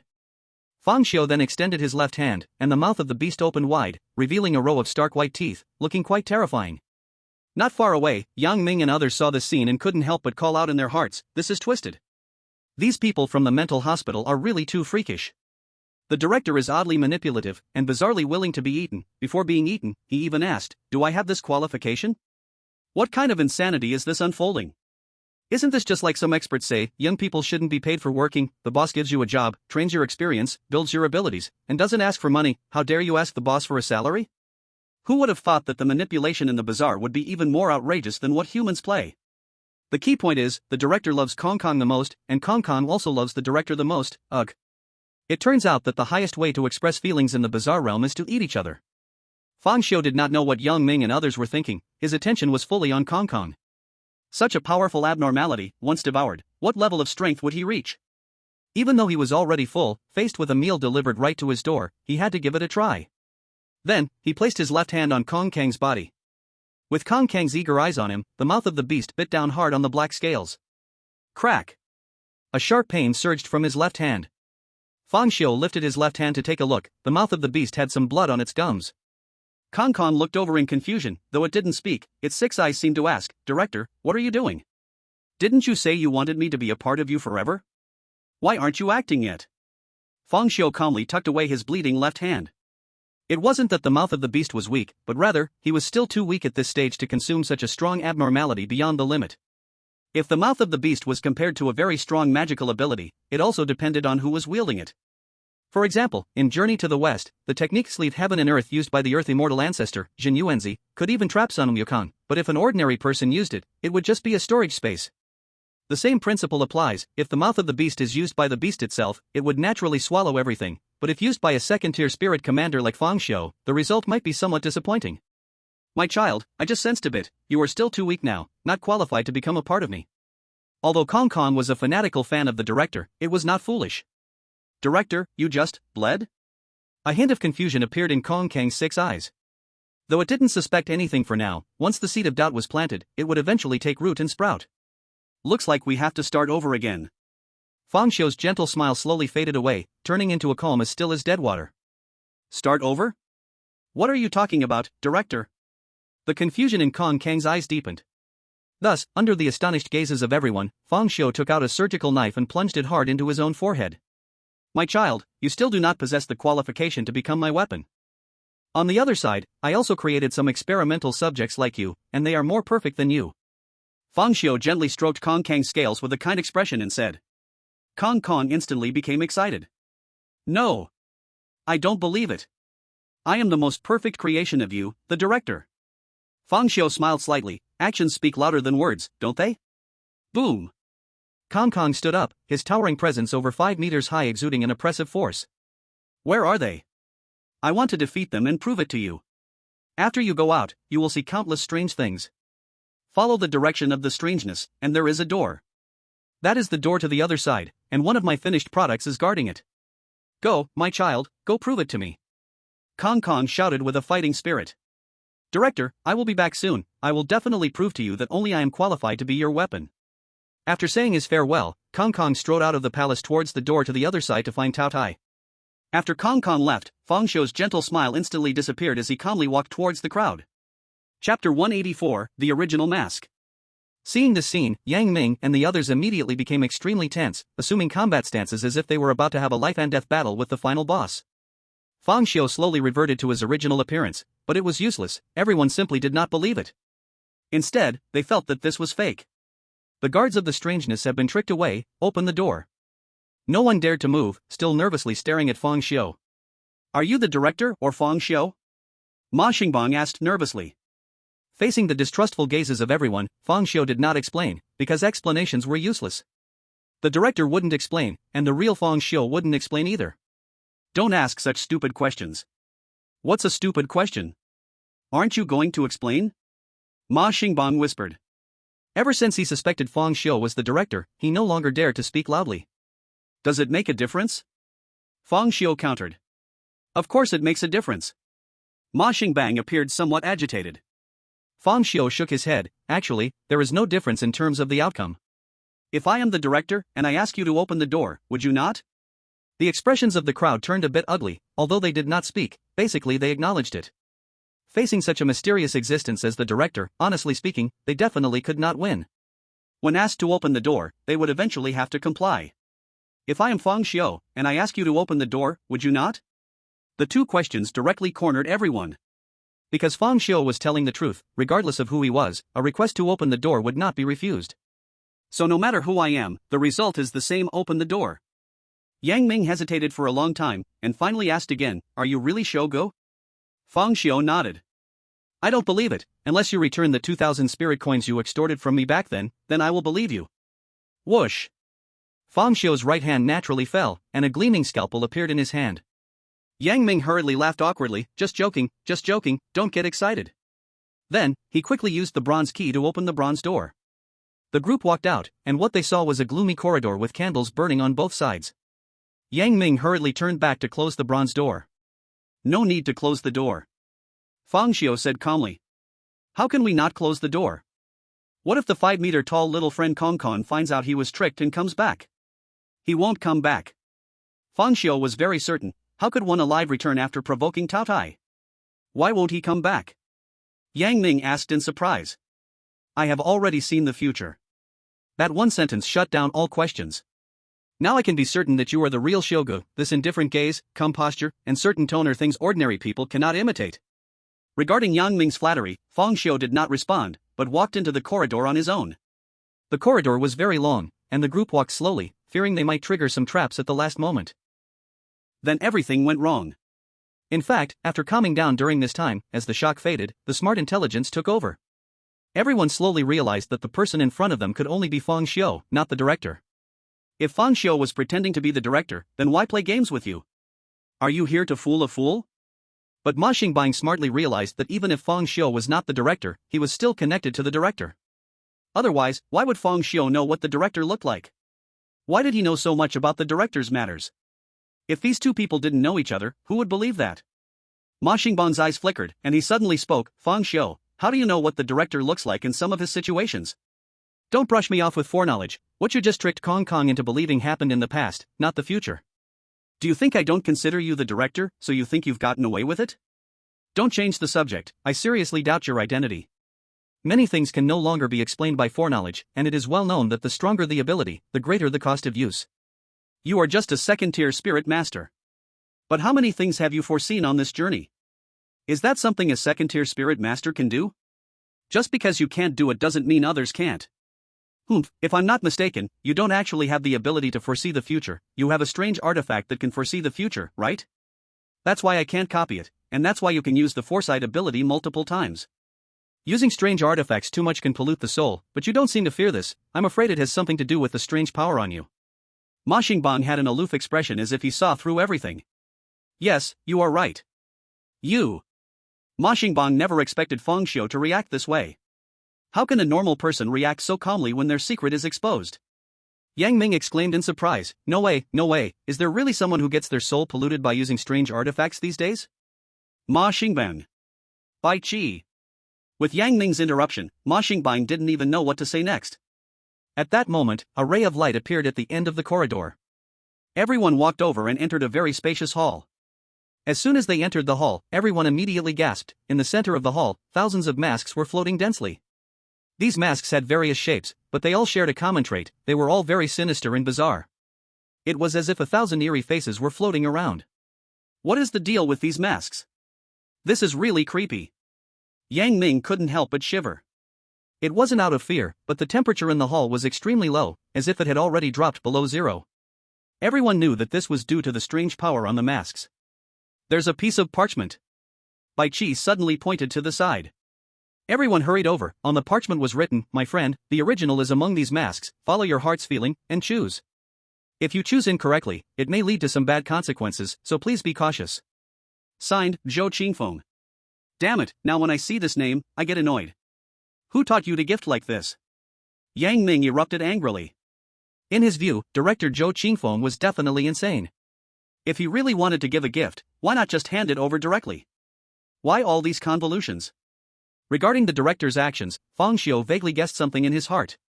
The other side invading the real world must be met with resistance and rejection, so the destined fate was born, aiming to save the world. But the director wanted to taint the destined fate, which was definitely not allowed. So, in order to achieve his goals, the director took a roundabout strategy, setting up multiple obstacles and packaging the original masks as opportunities for the destined fate to obtain. This trip to Qingshan Psychiatric Hospital is very much like a secret realm in a fantasy novel, where the protagonist experiences numerous dangers before finally obtaining opportunities. If the dean forcibly makes Tianming wear a mask, it will definitely lead to all kinds of unpredictable consequences. It's just like how the villain in a fantasy novel, even if stronger than the protagonist, cannot kill the protagonist before they have grown up. This is why feces are wrapped in honey and fed to Tianming. At this thought, Feng Xiu suddenly thought of a mind-boggling guess. If the dean is scheming against Tianming, will Tianming obediently be schemed against? Yang Ming may seem foolish, but he is indeed Tianming. The dean wants Yang Ming to become strange, while Tianming does not want to. Regardless of the process, if we deduce from the result, has Tianming become strange? Feng Xiu looked at Yang Ming, who was scratching his head in front of over 1,000 masks, lost in thought. With himself here, he certainly would not allow Yang Ming to obtain the primal. So the question arises, did he save Tianming, or is it all a self-rescue by Tianming? And he is merely a pawn in it? If it's the latter, then Tianming's power is truly unimaginable, having reached the level of controlling fate. After thinking for a while, Feng Xiu stopped pondering. When one's strength is weak, thinking too much is useless. When strong, there's no need to think at all. He shifted his gaze to the thousands of masks, his eyes deep. He did not know how bad the consequences of choosing wrong, as the dean said, truly could be. If it is something that costs a life right away, then this time, someone might actually die. Shogu, with so many masks, which one is real? Why don't you predict it for us? Yang Ming approached with a cheeky grin. Didn't Zhou Qingfeng say it?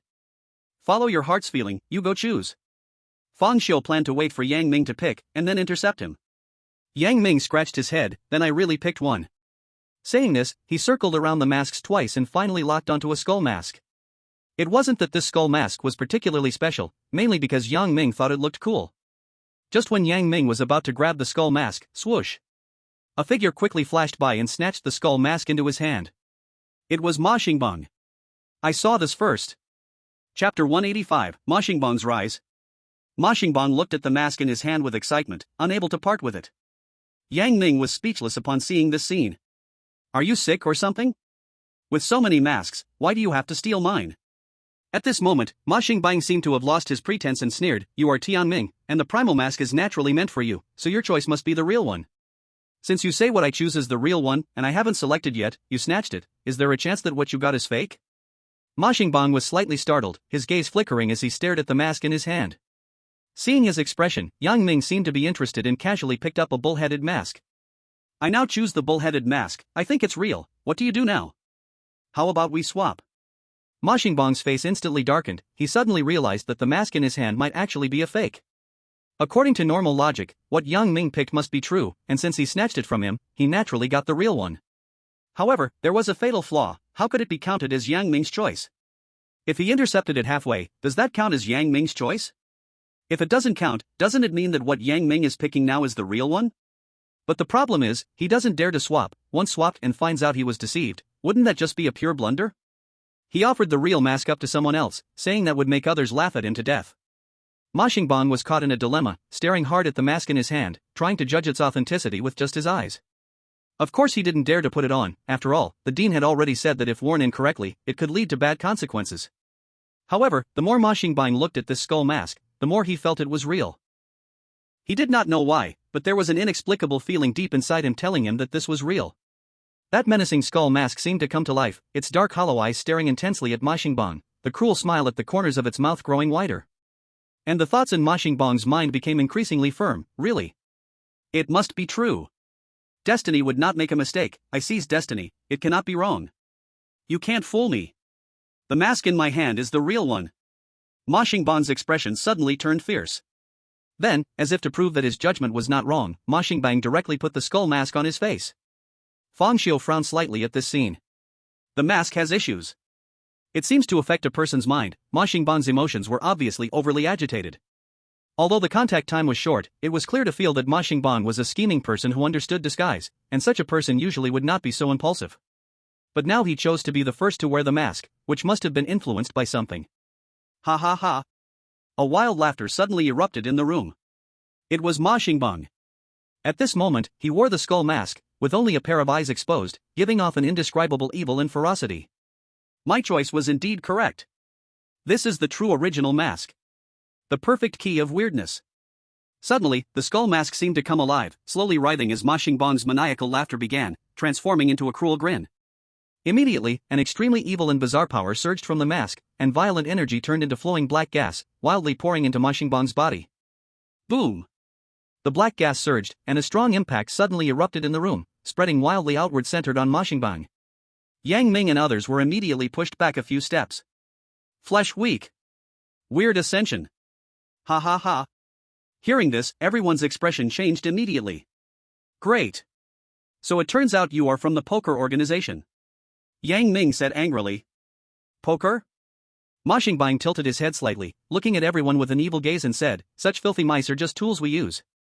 Hearing this, Fang Xiu instantly understood that the headquarters had connections with the poker organization, even cooperating. Or rather, it was the faction behind Ma Xingbang. It seems the headquarters is not united either. Alright, now that the value of destiny is gone, you can leave. Anyway, if I kill you here, no one will know, we'll just claim you died in a mental hospital by some bizarre means.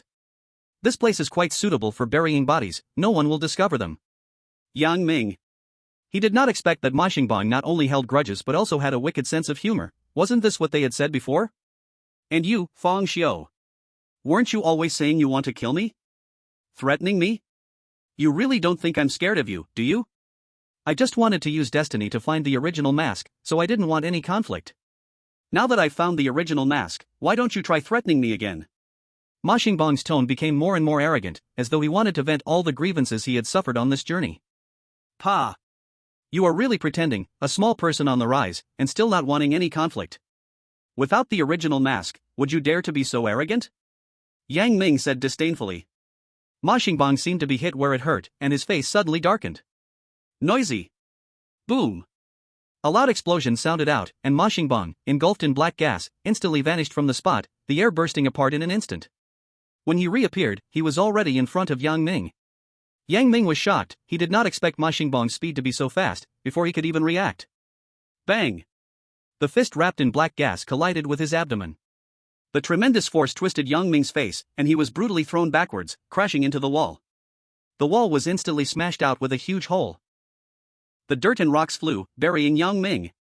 Seeing this scene, Bai Chi's eyes turned red, and he activated his lightning speed ability, swinging the dark golden dagger fiercely towards Ma Xingbang's back.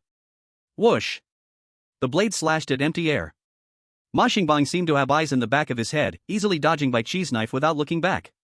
With my ability to sense killing intent, I can never be caught off guard. He let out a sinister laugh and turned to grab Bai Chi. But Bai Chi, with his lightning speed, quickly retreated to dodge the attack. The third tier of lightning speed is indeed faster than the second tier, Ma Xingbang mused. I didn't expect that with the original mask and second tier speed, I'm still slightly slower than you. No wonder, after all, it will take some time for the original mask to perfectly distort me. But that doesn't matter, I'll just slow you down. As he spoke, a massive gravity burst forth from Ma Xingbang, enveloping the entire area. The originally swift Bai Chi suddenly felt his body sink, as if he were carrying a great mountain on his back. This made his face darken to the extreme. At this moment, boom! The dirt and rocks suddenly exploded, and Yang Ming, covered in dirt and wearing embroidered shoes, walked out from within. Pft, pft, pft. He kept spitting, clearly having eaten a lot of dirt. His mouth was bulging, of course, filled with the corpse-quelling orb. However, the next second, perhaps because Yang Ming exerted too much force, he actually spat out the corpse-quelling orb. What the hell? Yang Ming was startled and quickly picked up the dirt-covered corpse-quelling orb from the ground and stuffed it back into his mouth. Are you an idiot? Bai Chi was furious as he saw Yang Ming's appearance. Yang Ming gave an awkward smile and mumbled, "Mistake, purely a mistake. Let me light a cigarette first." As he spoke, he pulled out a cigarette and placed it in his mouth, about to take out his lighter to light it. Boom! Yang Ming was instantly blasted away, and the cigarette fell to the ground. Daring to smoke in front of me, you really don't take me seriously. Ma Xingbang coldly glanced at everyone. Bastard! My cigarette! That was the last one. Yang Ming once again emerged from the ruins, completely unharmed with the corpse-quelling orb. He was furious, drawing the short knife from his waist and charging straight at Ma Xingbang. Bai Chi also acted at the same time, and the three of them instantly became entangled in battle. Now, if only Fang Xiu joined in, they could gather the three heroes to battle Lu Bu. However, Fang Xiu did not join the battle but carefully examined these masks. Ma Xingbang's distortion surprised him, and he didn't believe that Ma Xingbang's mask was necessarily genuine. According to the principal's calculations, after putting in so much effort to set everything up, how could he let others snatch away the destiny in the end? Moreover, Ma Xingbang's state was clearly not right, too high-spirited, already a bit insane, and while his strength had increased significantly, it was still not strong enough. Is the original mask like this? Perhaps this is the so-called consequence of wearing the wrong mask? Brother Xiu, come help. This bastard is as fierce as if he's on drugs. Yang Ming shouted. Fang Xiu glanced at the battle and found Ma Xingbang overwhelming the two, but he chose not to join the fight. Actually, dealing with Ma Xingbang was simple, he just needed to commit suicide and restart, then take him out before he got the mask. But Fang Xiu had no intention of committing suicide. Because not everyone could make him die and rewind. Just to Ma Xingbang, it wasn't necessary. You all keep fighting while I take a look around. As he said this, Fang Xiu really began to wander around. He first went back the way he came, only to find that the entrance had inexplicably gained a transparent barrier, like an air wall, making it impossible to leave. Was he trapped? Fang Xiu's eyes flickered as he had a vague suspicion in his mind. The principal's purpose was clear, if Yang Ming didn't obtain the original, he definitely couldn't leave. But how could the principal ensure that Yang Ming would definitely obtain the original?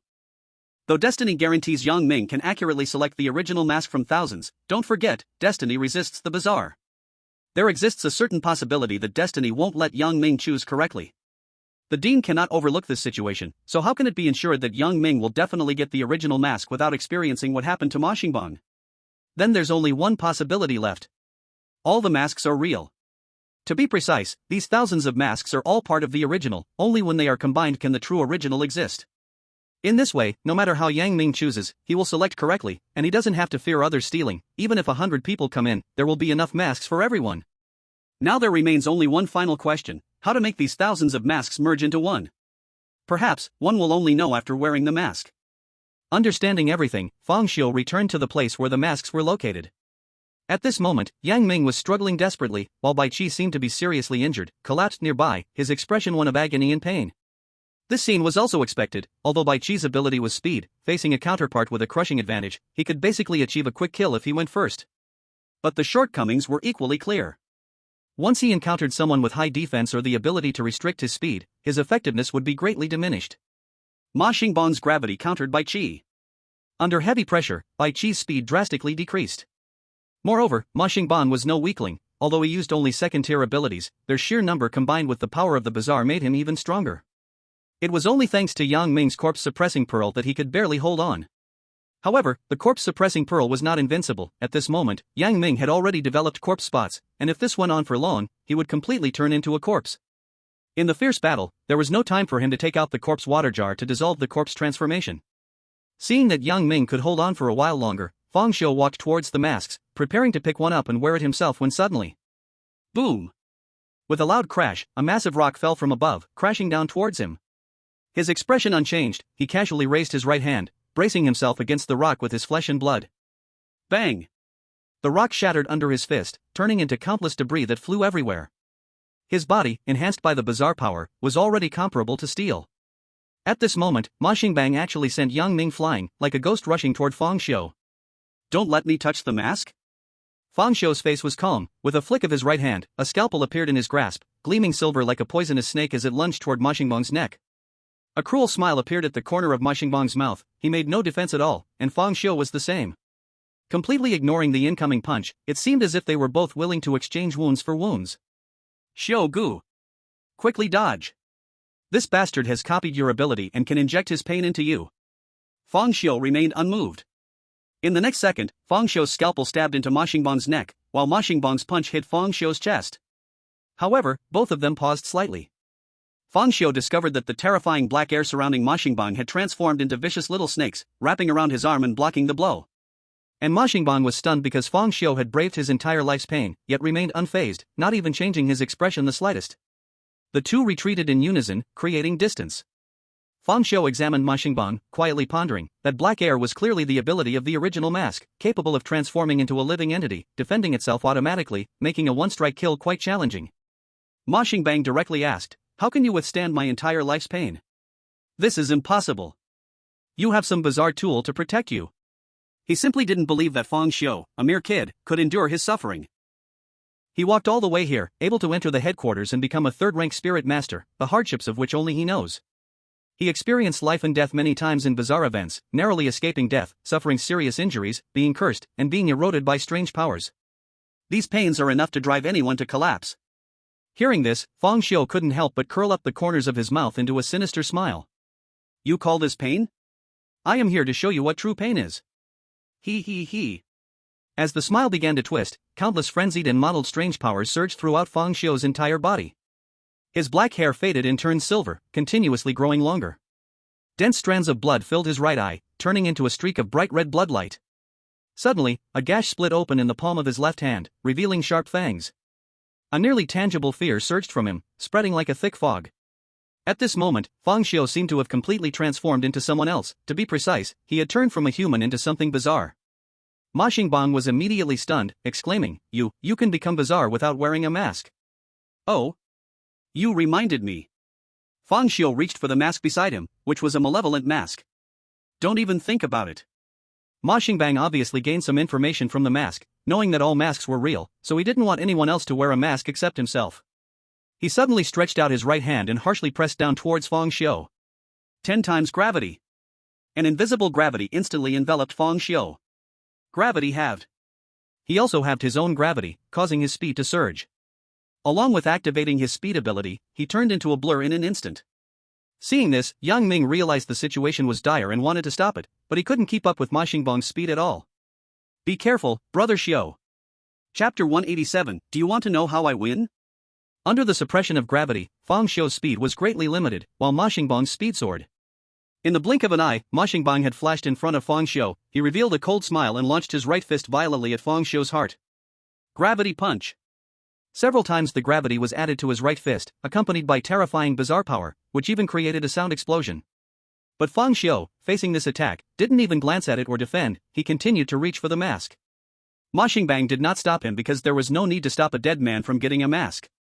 Finally, just as Fang Xiu touched the mask, boom! A powerful gravity punch smashed into Fang Xiu's heart, and with the enhancement of this great force, even Fang Xiu's body, enhanced by bizarre powers, could not withstand this punch. His heart was instantly penetrated. And the heart was shattered, blood mist and bits of flesh sprayed from the back of his heart, creating a terrifying large hole in Fang Xiu's chest. Ma Xingbang sneered, pulling his bloodied right fist out from the hole in Fang Xiu's chest. The winner has been decided. He smiled confidently, carrying a hint of calmness. What use is predicting the future? In the face of absolute strength, the only thing you can do is foresee your own death. Halfway through his words, Ma Xingbang suddenly faltered. His pupils involuntarily dilated, as he entered into a state of extreme shock. In his line of sight, Fang Xiu, who had lost his heart, appeared completely unfazed, calmly holding the malevolent mask in his hand, and then casually putting it on his face. Suddenly, Fang Xiu, wearing the malevolent mask, slowly turned his head, his eyes devoid of any human emotion, looking at Ma Xingbang. Calmly, he said, "What did you just say? You, how could you still be alive?" Ma Xingbang was so shocked that his scalp went numb. "You don't even have a heart." Fang Xiu's mouth slowly curled into a sinister smile, and the malevolent mask fit perfectly on his face. It seemed as if it had come to life, also laughing. Death? With such a weak and miserable attack? As soon as his words fell, a miraculous scene occurred. I saw that the flesh at Fang Xiu's chest was writhing like a living creature, weaving rapidly together, with blood vessels, muscles, heart, and skin continuously growing, and in the blink of an eye, everything was restored, even the blood hole disappeared. Possessing the ability to absorb pain through the transformation of reality and illusion, unless he was instantly killed, it was really hard to truly kill Fang Xiu. But with the body enhanced by a strange power, his vitality was incredibly strong. Even with fatal injuries, he wouldn't die immediately, making him hard to be killed in an instant. So, the current Fang Xiu could basically be considered a half-immortal, at least like this until his spiritual energy was exhausted. As Fang Xiu's injuries healed, the evil mask on his face suddenly erupted with a very wicked and powerful bizarre force. Boom! Endless black gas gushed out from the mask, transforming into small black snakes intertwining and swirling around him, like wickedness engulfing him. Where he stood, the powerful force even caused the stone slab beneath his feet to crack inch by inch. It was exactly the same as Ma Xingbang's earlier state. No, to be precise, it looked even more terrifying than Ma Xingbang. Because Fang Xiu had merged the strange powers of the surgical knife and the mask, naturally making him stronger. After receiving the power of the mask, Fang Xiu sensed a piece of information carried within it. He understood why Ma Xingbang did not let others touch the mask. It turns out that the way to merge all masks into the true original mask was to kill everyone else except yourself. To prove that you are the most qualified person to inherit the original mask. Each person who entered the room had the qualification to obtain the mask, killing others deprived them of their qualification so the mask would merge. It was like a game of raising goo. Once entering this room, the people became goo, every person choosing a mask and then starting to kill. The last one alive could obtain the true original mask. The game began as soon as they entered the room, 4 people corresponding to 4 masks. Of course you could choose not to. But the problem is, if you don't choose, and others do, it will greatly increase their strength and be detrimental to you. No wonder Ma Xingbang, after putting on the mask, seemed like a different person, even emphasizing that the one he chose was the true original mask, then brutally killing everyone. In fact, he knew it well in his heart, and the reason he said that was to make others lose their thoughts about the remaining masks, then kill everyone, monopolizing the true original mask. Everything was just a performance. Ma Xingbang looked at Fang Xiu, who was even more bizarre than himself, and his face grew darker. Although he had no face, the skull mask had already vividly portrayed his expression. Since you also know the secret of the original mask, then let's fight to the death and see who is the most qualified to obtain the original mask. As soon as he finished speaking, Ma Xingbang took the lead to attack. He wanted to resolve it quickly while Fang Xiu had not fully adapted to the power of the mask. Although Fang Xiu had just recovered from a shattered heart, he didn't believe that a person could recover if their head was destroyed. In fact, his thinking was correct. At the moment, Fang Xiu's biggest weakness was his head. Once his head was shattered, losing consciousness meant he could not activate the ability to absorb pain, and he would truly die, then death would reverse. However, the dual bizarre Fang Xiu was not someone who could easily have his head exploded. Amplification. 20 times gravity. Ma Xingbang shouted, his hand pressing down towards Fang Xiu from thin air fiercely. Crack, crack. Fang Xiu's body suddenly sank, the stone slab beneath his feet was directly crushed, and even his feet sank into the ground. He didn't expect that Ma Xingbang actually had an amplification ability. No wonder the second-level gravity could suppress the S-level faceless little girl. It turns out he used 2 abilities, one for gravity and one for amplification. Ha, even under 20 times the gravity, you can't catch up to my heels. What do you have to win? Ma Xingbang laughed wildly, as if victory was already in his grasp. The current situation indeed was as he said, one under 20 times gravity, and the other with reduced gravity and swift enhancement. Both sides had masks, which meant they effectively had none, as they stood on equal ground. Looking at it this way, it was indeed Fang Xiu who fell into a disadvantage. However, Fang Xiu clearly understood that he was bound to win and would win very easily, without even needing to reset from death. Do you want to know what I have to win? It's simple, with a mask. Fang Xiu said lightly. Later. Chapter 188, Triple Mask. With a mask? Ma Xingbang was stunned for a moment, then burst into laughter. Have you lost your mind? Do you think you're the only one with a mask? Do you want to see what I'm wearing on my face? Fang Xiu's lips curved into a sinister smile, then he reached towards the thousands of masks nearby. Seeing this, Ma Xingbang laughed even louder.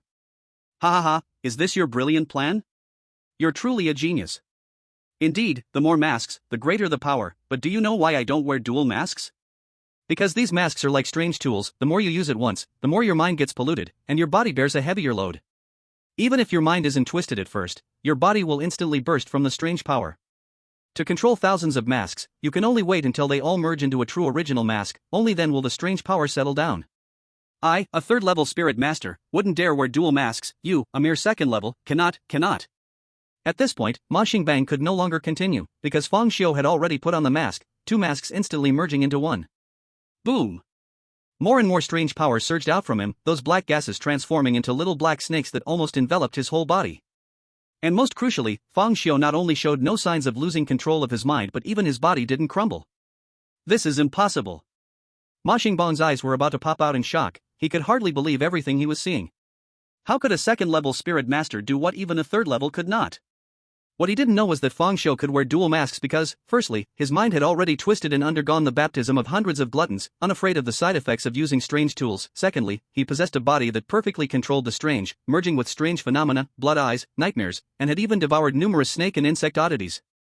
With these multiple enhancements, his body was no longer human. With the double mask now on, Fang Xiu immediately felt a continuous surge of power within him, and the impact of the 20 times gravity on him became even slighter. Thus, he reached out again for the third mask. What? Still taking more? Ma Xingbang was alarmed, he didn't know whether he should stop Fang Xiu. According to common sense, even if Fang Xiu's physique and mind far surpassed ordinary spirit masters, he could not possibly withstand 3 masks. He could just watch the other side self-destruct. But it's better to be safe than sorry. With this thought, Ma Xingbang suddenly charged at Fang Xiu. Though he believed Fang Xiu couldn't control 3 masks, he couldn't take that risk. Ma Xingbang attacked wildly, his gravity fist, enhanced rapidly, transformed into countless fist shadows that enveloped Fang Xiu. But he underestimated Fang Xiu's strength after wearing the double mask. Fang Xiu faced the attack with one hand, his silver hair dancing like a thousand-armed Avalokitesvara. Though his strength wasn't great, he had the advantage of numbers. Between the light clouds and gentle breeze, even under 20 times the gravity, Ma Xingbang still managed to fend off all attacks. Ma Xingbang instantly panicked, only able to watch helplessly as Fang Xiu put on the third mask. Now, he could only silently pray that Fang Xiu would drop dead immediately after donning the third mask. But unfortunately, things did not go as he wished. Boom! An incredibly violent and strange power erupted from Fang Xiu, directly sending Ma Xingbang flying and sweeping across the entire area. No, it's impossible. Why are you still alive after wearing 3 masks? Ma Xingbang shouted in disbelief. A thick wave of despair surged in his heart, he knew clearly that if Fang Xiu did not die, then it would be him who died. At this moment, Fang Xiu merely stood there, radiating an overwhelming sense of pressure that was hard to resist. The black mist swirling around his body transformed into black snakes, all fully connected, like a dark fog rising constantly, resembling burning black flames. And Fang Xiu looked like a demon emerging from hellfire, silver hair and blood-red eyes, with the sinister mask on his face appearing eerily carved, exuding a terrifying and gruesome aura. Now he had completely ignored the 20 times gravity, and his power had risen to an unimaginable level. I'll give you a piece of advice, kneeling and begging for mercy is your best choice now. Under the triple masks, Fang Xiu's voice echoed like a sinister whisper. I don't believe you can control so much strange power. Ma Xingbang, trapped in despair, shouted at Fang Xiu with red eyes, charging at him. However, in the next second, Fang Xiu's figure vanished like a ghost in place. Bang! Ma Xingbang's body instantly curled up like a shrimp, his eyes bulging, as he was struck by an unstoppable force and sent flying. Boom! He crashed hard against the wall, creating a huge deep pit. He didn't even see Fang Xiu's movement, he was simply sent flying. Fang Xiu's form disappeared again, and when he reappeared, he held a person in his hand. It was Ma Xingbang. Ma Xingbang was like a dead dog, his bones shattered, lifted by the neck with one hand by Fang Xiu, blood gushing out. Spare me. Truly ugly, become my nourishment, he. Accompanied by a terrifying sinister laugh, the mouth of the devouring beast on Fang Xiu's palm suddenly opened wide and bit into Ma Xingbang's neck. The terrifying power of devouring erupted, and Ma Xingbang felt all his essence draining away like a tide. Moments later, Ma Xingbang's essence disappeared completely, and without the support of his essence, he died on the spot from severe injuries. Bang! Fang Xiu released his hand, and Ma Xingbang's corpse fell to the ground like a dead dog. The pleasure of devouring essence intoxicated him, and he increasingly understood why the strange beings loved to consume spirit masters. What the strange beings craved wasn't humans, but human souls, and spirit masters with essence were even more delicious. 35%. After devouring Ma Xingbang's essence, Fang Xiu's essence surprisingly rose to 35%. However, what surprised him was that only his essence had increased, without gaining any of Ma Xingbang's powers. It seemed the abilities of a spirit master truly represented their soul, closely linked to the mind, while essence was merely the power source driving those abilities, not the abilities themselves.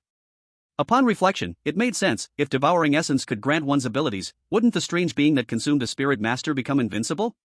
The more they ate, the more abilities they'd gain, eventually becoming omnipotent. Brother Xiu, are you okay? Yang Ming's voice interrupted Fang Xiu's thoughts.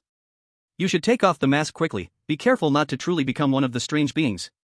It was no wonder Yang Ming thought this way. Mainly, Fang Xiu looked less and less like a human, and the original purpose of the mask was to turn people into strange beings. Fang Xiu didn't speak, but glanced at Yang Ming and the severely injured Bai Qi. The information given by the mask is that one must kill all others except for oneself to obtain the original.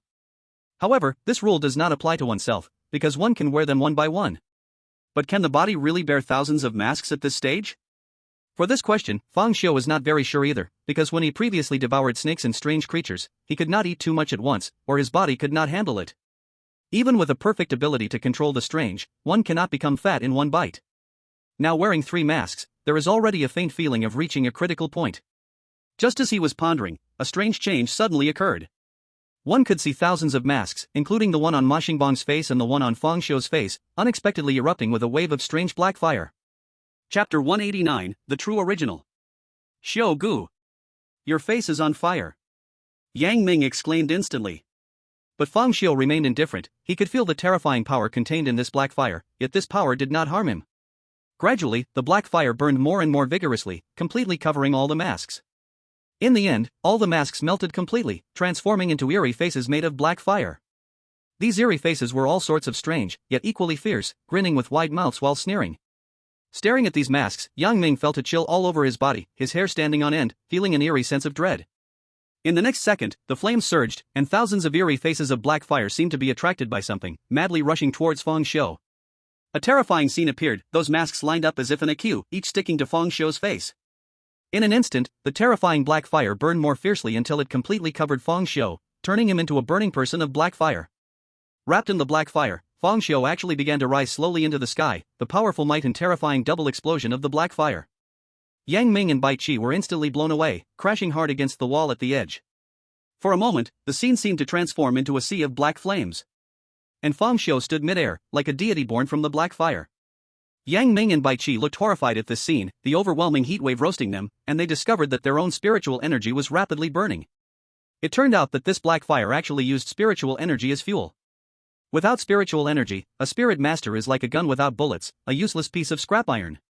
Just as the two's spiritual energy was about to be burned dry, another change appeared in the scene. The sea of black fire crazily gathered towards Fang Xiu's face, like a whale sucking in water.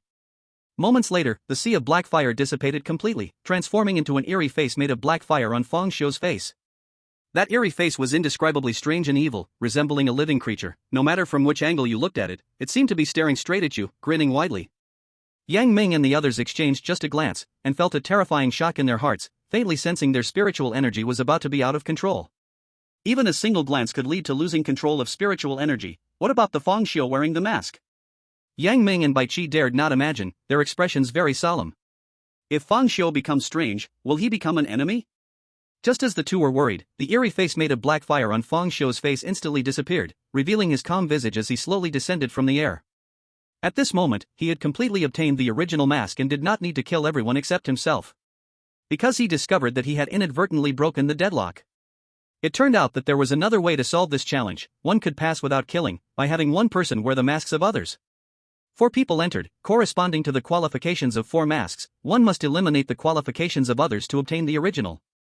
Eliminating qualifications seems to require killing others, but in fact, if one person wears 4 masks, it is equivalent to taking away the qualifications of the others.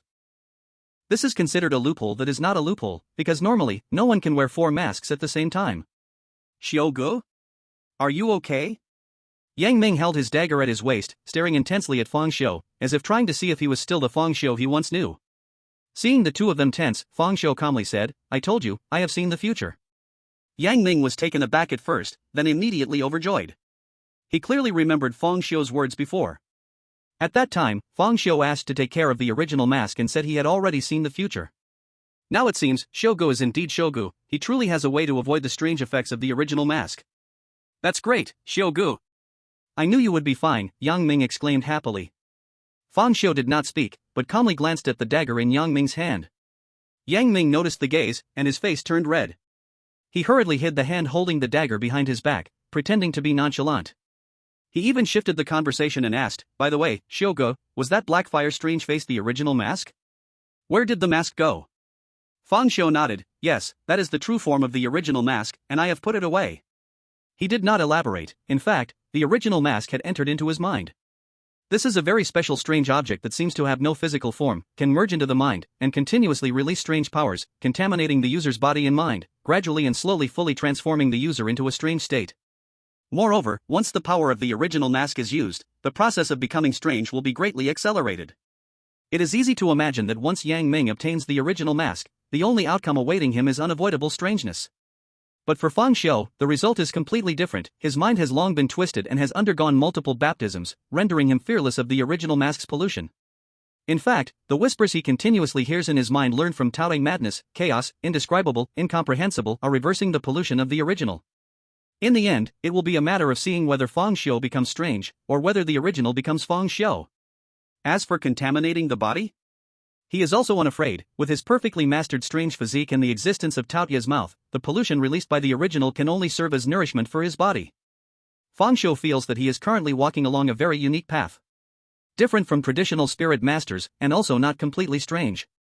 It seems like a perfect combination of the two, skillfully mastering both the spirit masters and the strange powers with his own will. Wait. At this thought, Fang Xiu suddenly felt something was off. Because why does the path he is currently walking seem so similar to the path described by the Dean? Using the human spirit to control the strange body? If this sentence were to be explained, it would indeed fit his state. Could it be, the so-called perfect strangeness is the path he is currently on? If this is true, then all previous misunderstandings must be overturned. Perhaps, the one favored by destiny, as the Dean said, is not Yang Ming, but himself. After all, under normal circumstances, the probability of a traveler being the child of destiny is higher. Is all this a result of his disruption of the Dean's plans, or is it just as intended?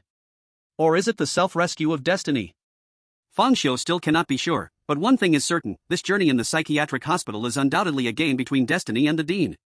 At that moment, rumble.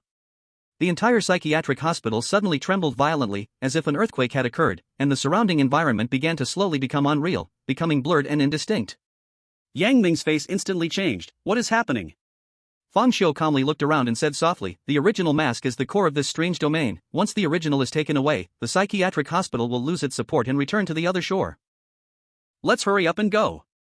Yang Ming quickly went to support the seriously injured Bai Qi. At this moment, Bai Qi looked somewhat tragic, with bones broken all over and blood continuously oozing out. It's strange to say, but almost every time at the end, it's always Bai Qi who gets hurt. Fang Xiu vaguely guessed it might have something to do with being with Tianming. It seemed that ever since he heard the name Bai Qi, he was either injured or on the way to be injured. Chapter 190, I killed. Little Bai, can you still hold on? Why don't you hold my corpse-suppressing pearl in your mouth, and we can leave quickly? As soon as he heard corpse-suppressing pearl, Bai Qi's already ugly face instantly became even worse. Get lost. I'm fine. Even if he died, he would never put the corpse-suppressing pearl in his mouth. After all, this thing was something that Yang Ming kept in his mouth every day, and he absolutely could not accept it. Oh come on, little Bai, don't be stubborn at this time. Look at all the blood you've lost. The corpse-suppressing pearl does have a bit of a foul smell, but it really works. Yang Ming said with a concerned expression, then pulled out the corpse-suppressing pearl and was about to stuff it into Bai Qi's mouth. Bai Qi's face changed drastically, his whole body full of rejection. It wasn't that he hated the foul smell of the pearl, but he mainly hated Yang Ming. Take it away from me quickly. Even if I die, I will never put your corpse-suppressing pearl in my mouth. Don't be stubborn, hurry up. Alright, let me treat him. Fang Xiu was too lazy to watch the two bicker and placed his hand on Bai Qi's shoulder. The ability to absorb pain instantly activated. Bai Qi's injuries visibly healed at a rapid pace. Both of them were stunned. I'm healed? Bai Chi's face was filled with disbelief. An injury that should have taken at least a month to heal was instantly cured. What kind of powerful healing ability was this? Shogo, how many abilities do you have? You can foresee the future, make others feel pain, and now you can heal? That's 3 abilities. I only have 1 ability as a Tian Ming, who is truly the Tian Ming here. Yang Ming said enviously. Who is the Tian Ming? To be honest, even Feng Xiu couldn't tell. Alright, let's hurry up and go. If we don't leave now, we will be dragged into the other side. Saying this, a silver hair of Feng Xiu's floated up, defying gravity, extending towards Ma Xingbang's corpse like a snake. After searching him, he quickly found a golden key and flew away. With the initial mask taken away, the seal that had locked the room also disappeared without a trace. Everyone quickly arrived at the bronze door they first entered. Feng Xiu directly inserted the golden key into the bronze door, twisted it hard, and with a click, he heard a cracking sound. His spiritual energy wildly flowed away, and in the blink of an eye, he lost more than half of it. The bronze door slowly opened, revealing a blinding white light that made it impossible to see inside. Without any hesitation, Feng Xiu stepped directly into the white light, followed closely by Yang Ming and the others. Swish! The world spun, and the 3 disappeared into the whiteness. When the white light faded, the 3 found themselves outside the Qingshan mental hospital. At this time, the mental hospital became increasingly ethereal, gradually turning transparent, and ultimately shattered like foam, completely vanishing. It transformed back into the appearance of a sales office. In Feng Xiu's vision, it seemed that the Qingshan mental hospital was being pulled away by some force, as if teleporting, continuously moving away until it completely disappeared from sight. Simultaneously, the mysteries inside also faded away. Everything returned to the other side. Ha ha ha. We made it out alive, and only the weakest one died. Yang Ming laughed hysterically.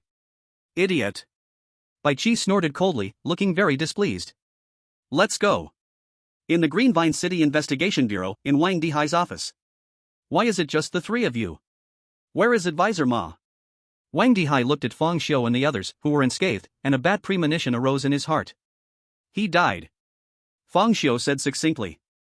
Dead. Wang Dihai's eyes widened instantly. How did he die? Yang Ming shrugged. He was killed by an S-class bizarre being that took his face. Then he was beaten to death by a 5-meter-tall little boy named Kong Kong. What do you mean by a 5-meter-tall little boy? Be serious. Consultant Ma is from the headquarters, like an imperial envoy in ancient times. Do you know how serious it is if an envoy dies? Wang Dihai shouted angrily. Yang Ming felt his eardrums itch from the shouting, digging at his ears while explaining, Kong Kong is strange, he's probably S-class. He said he hates people in suits and ties, so he killed Consultant Ma. Yang Ming's explanation only made Wang Dihai's blood boil, so angry that he rushed to take 2 antihypertensive pills. Bai Qi, how do you say Consultant Ma died? Just like Yang Ming said, Bai Qi responded coldly. Wang Dihai felt his blood pressure rising even higher. Finally, he turned to Feng Xiu and forced a smile, saying, Feng Xiu, I know you are an honest young man and haven't been with Yang Ming long, so you should not have gone bad. Tell me honestly, how did Consultant Ma really die? I killed him, Feng Xiu said calmly, stating the fact. You guys, Wang Dihai felt like he was about to faint. Are you all trying to drive me crazy? Can you just speak properly? How did Consultant Ma die? If you can't say clearly, go write me a report. 20,000 words each.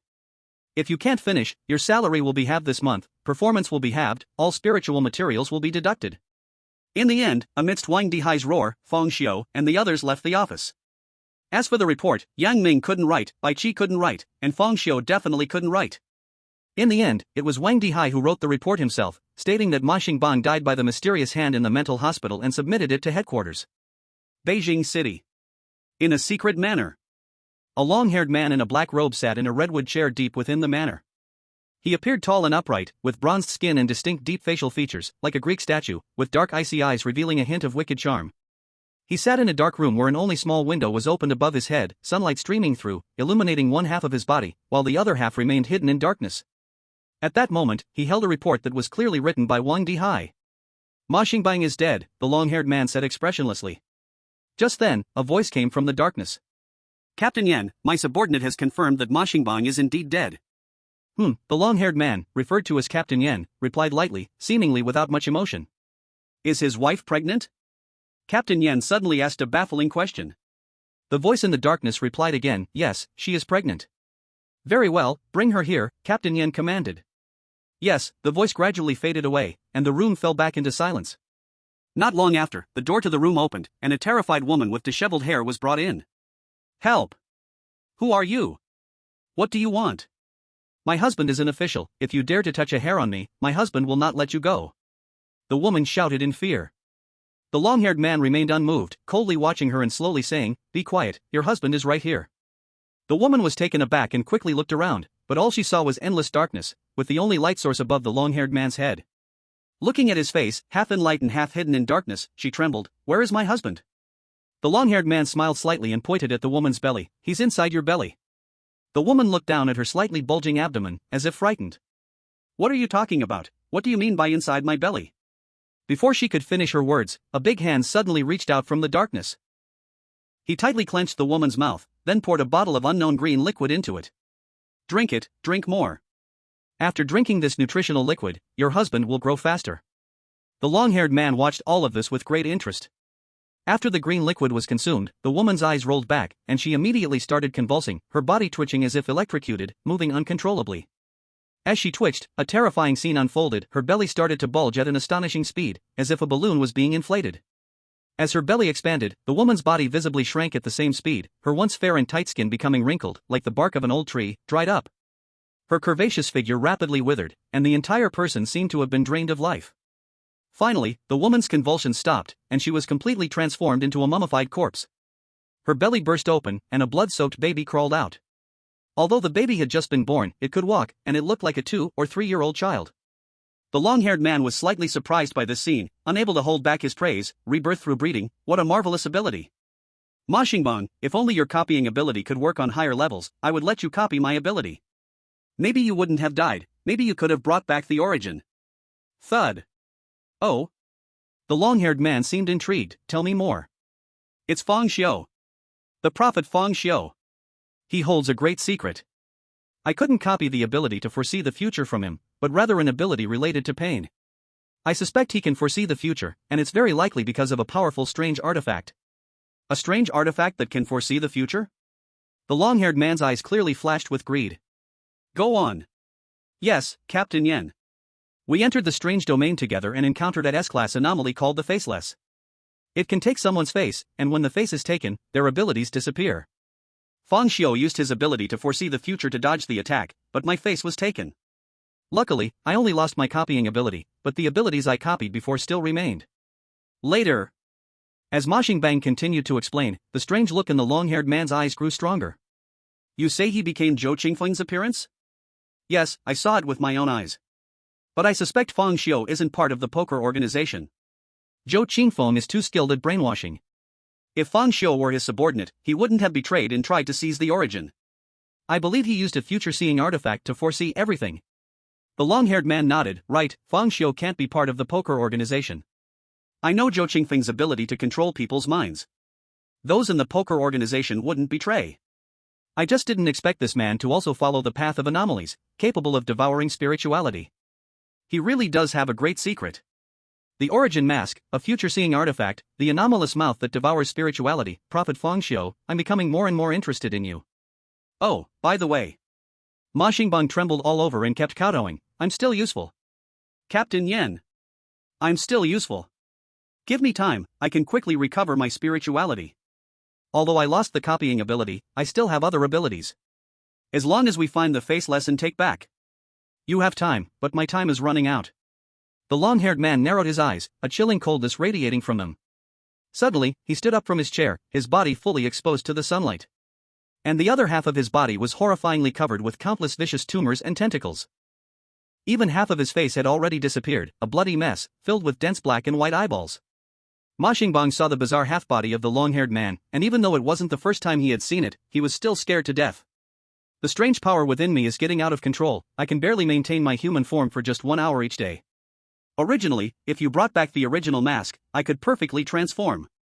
But now you've messed it up. Tell me, do you deserve to die?" "No, no, no. Please spare me. I will definitely help you get it back." Before Ma Xingbang could finish his sentence, countless slippery tentacles surged out of the darkness, dragging him into the void. Crack, crack. The sound of chewing kept coming. After a while, the long-haired man commanded from the darkness, "Go kill Feng Xiu and take everything he has." "Captain Yen, is Ma Xingbang's judgment really accurate?" Although his ability to plagiarize is strong, he does have abilities he can't copy. What if Fang Xiu can truly foresee the future and it's not just due to strange tools? Such talent would be a pity to kill. The long-haired man said indifferently, in this world, only strength is most important. Without strength, seeing the future can't change anything. And with strength, is there still a need to look at the future? Your words are the future. Understood, but Fang Xiu has been listed as a key observation target by the headquarters, ranking in the top 10 of the spiritual master talent pool. He recently resolved an S-class strange event and is about to receive training and rewards at headquarters. Acting now could be detrimental to your bid for the position of headquarters commander. You don't need to act yourself. Contact the poker organization and have the nearest member to Green Vine City act. A body capable of bearing such strange powers by nature is definitely the best experimental subject for the poker organization. Once Fang Xiu is dead, you can silently take the original mask and all the strange tools on him with your ability. At that time, no one will know it was us. Yes. Chapter 192, The Great Battle with My Wife. At Fang Xiu's home. Fang Xiu was sitting at the dining table, calmly eating the breakfast he had made himself. And his wife was sitting beside him, her fair and slender hands supporting her cheeks, looking at her husband eating breakfast with a gentle expression. After finishing breakfast, Fang Xiu silently wiped his mouth and then stood up. He looked at his wife. With my current strength, I should be able to give it a try. You can see me. His wife's gentle smile turned sinister, her skin cracking inch by inch, her smooth black hair writhing like black snakes. Fang Xiu was not to be outdone, his black hair instantly turned silver, his right eye filled with blood vessels, merging into a blood-red pupil. The surgical knife in his right hand continuously released chaotic strange power, waves of black energy surged into his nose. The palm of his left hand tore open, revealing the mouth of a voracious beast. Black flames flickered, transforming into a sinister strange face. Compared to his wife, Fang Xiu now looked even more bizarre. Suddenly, Fang Xiu moved. The black fire strange face erupted with dazzling flames, enveloping his entire body. Swish! It was as if he had been burned to ashes, he vanished into thin air, along with the black flames, as if they had also extinguished. But the next second, the strange black flames reappeared behind his wife, and amidst the towering flames, Fang Xiu's form reappeared. The silver surgical knife transformed into a beam of silver light, and the power of pain surged towards his wife's fair neck to stab her. Vengeance was right before him. Fang Xiu's eyes, once as calm as dead water, boiled into flames of hatred.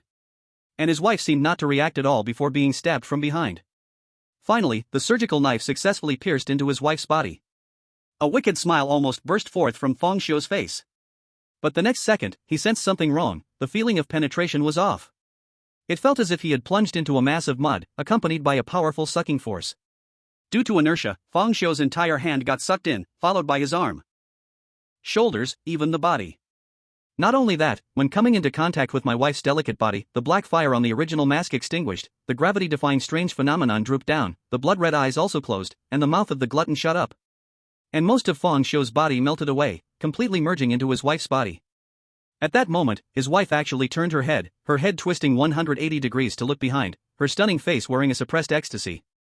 Husband, merge into my body. This was the last sentence Fang Xiu heard before his remaining consciousness faded, as he fully plunged his head into her, completely losing awareness. Fang Xiu silently finished breakfast, then quietly washed the dishes, not once glancing at his wife next to him. Still a bit off. It seems my current strength is still too weak. Let's talk about it when I reach the 3rd level. He secretly set this goal for himself. However, he didn't expect that not only was the original mask suppressed by his wife, but even the mouth of the glutton had closed. Could it be that my wife is stronger than the glutton? Fang Xiu dismissed this thought, being able to suppress the mouth of the glutton doesn't mean his wife is stronger than it. After all, his mouth of the glutton is not the real glutton, it's just called that. His mouth of the glutton couldn't even bite that little friend Kong Kong, who was over 5 meters tall, let alone his wife. But one thing is certain, his wife's strength is absolutely stronger than S-level anomalies. Kong Kong is an S-level anomaly, yet he couldn't make the mouth of the glutton shut, while his wife managed to do so, which speaks volumes. It seems that even the 3rd level is not enough, I need the 4th level. Well, let's try again at the 4th level. Fang Xiu set a small goal for himself, first, advance to a 4th level spirit master, then kill his wife again to see. At this moment, the phone rang. It was Su Kerson. Investigator Fang, the headquarters has sent a letter saying that you are to set out to go to Shangjing City on your own, the headquarters said. Beep beep beep. Fang Xiu hung up the phone. There was no need to listen to the formalities, the death of Ma Xingbang was insignificant. Not to mention that the headquarters had no evidence. Even if they did, it wouldn't matter. The ability to foresee the future is a get-out-of-jail-free card. Besides, there was another reason. That's because the day has darkened. To be precise, it isn't truly dark, after all, it is daytime, but the room has darkened. A pitch-black shadow covered the entire room. Black Spade AK emerged from the shadow. My lord. Black Spade AK respectfully knelt on the ground. Fang Xiu's gaze didn't waver at all, his tone was flat and calm as he said, I remember I said that unless I summon you, do not appear in my sight casually. Have you all forgotten? His calm tone carried no hint of anger, yet to Black Spade AK's ears, it sounded like the chilling voice of a vengeful spirit from hell, making one shudder. They immediately recalled the fear that once dominated them through pain. Thunk, thunk. Two heavy sounds of kowtowing rang out as the two pressed their foreheads firmly to the ground, trembling, my lord, every word you say, we both remember in our hearts. We dare to disturb you this time as we have urgent matters to report. Speak. Yes, my lord. Not long ago, Long Shouchang from the headquarters contacted us, asking us to come and assassinate you. Headquarters? Long Shouchang? Hearing this unfamiliar name, Fang Xiu quickly linked it to Ma Xingbang, the advisor from the headquarters. This was his only connection to the headquarters. If he had offended someone from the headquarters, it could only be because of Ma Xingbang. Moreover, the forces behind Ma Xingbang were clearly colluding with the card organization, and now Long Shouchang wanted to use Black Spade AK to kill him, clearly showing that he was someone behind Ma Xingbang. Fang Xiu did not ask who Long Shouchang was, as someone connected with the card organization, he would have some knowledge being a big shot in the organization, so he couldn't inquire. Long Shouchang, huh? It seems he doesn't want to live long. Black Spade quickly responded, what my lord says is true, without a doubt.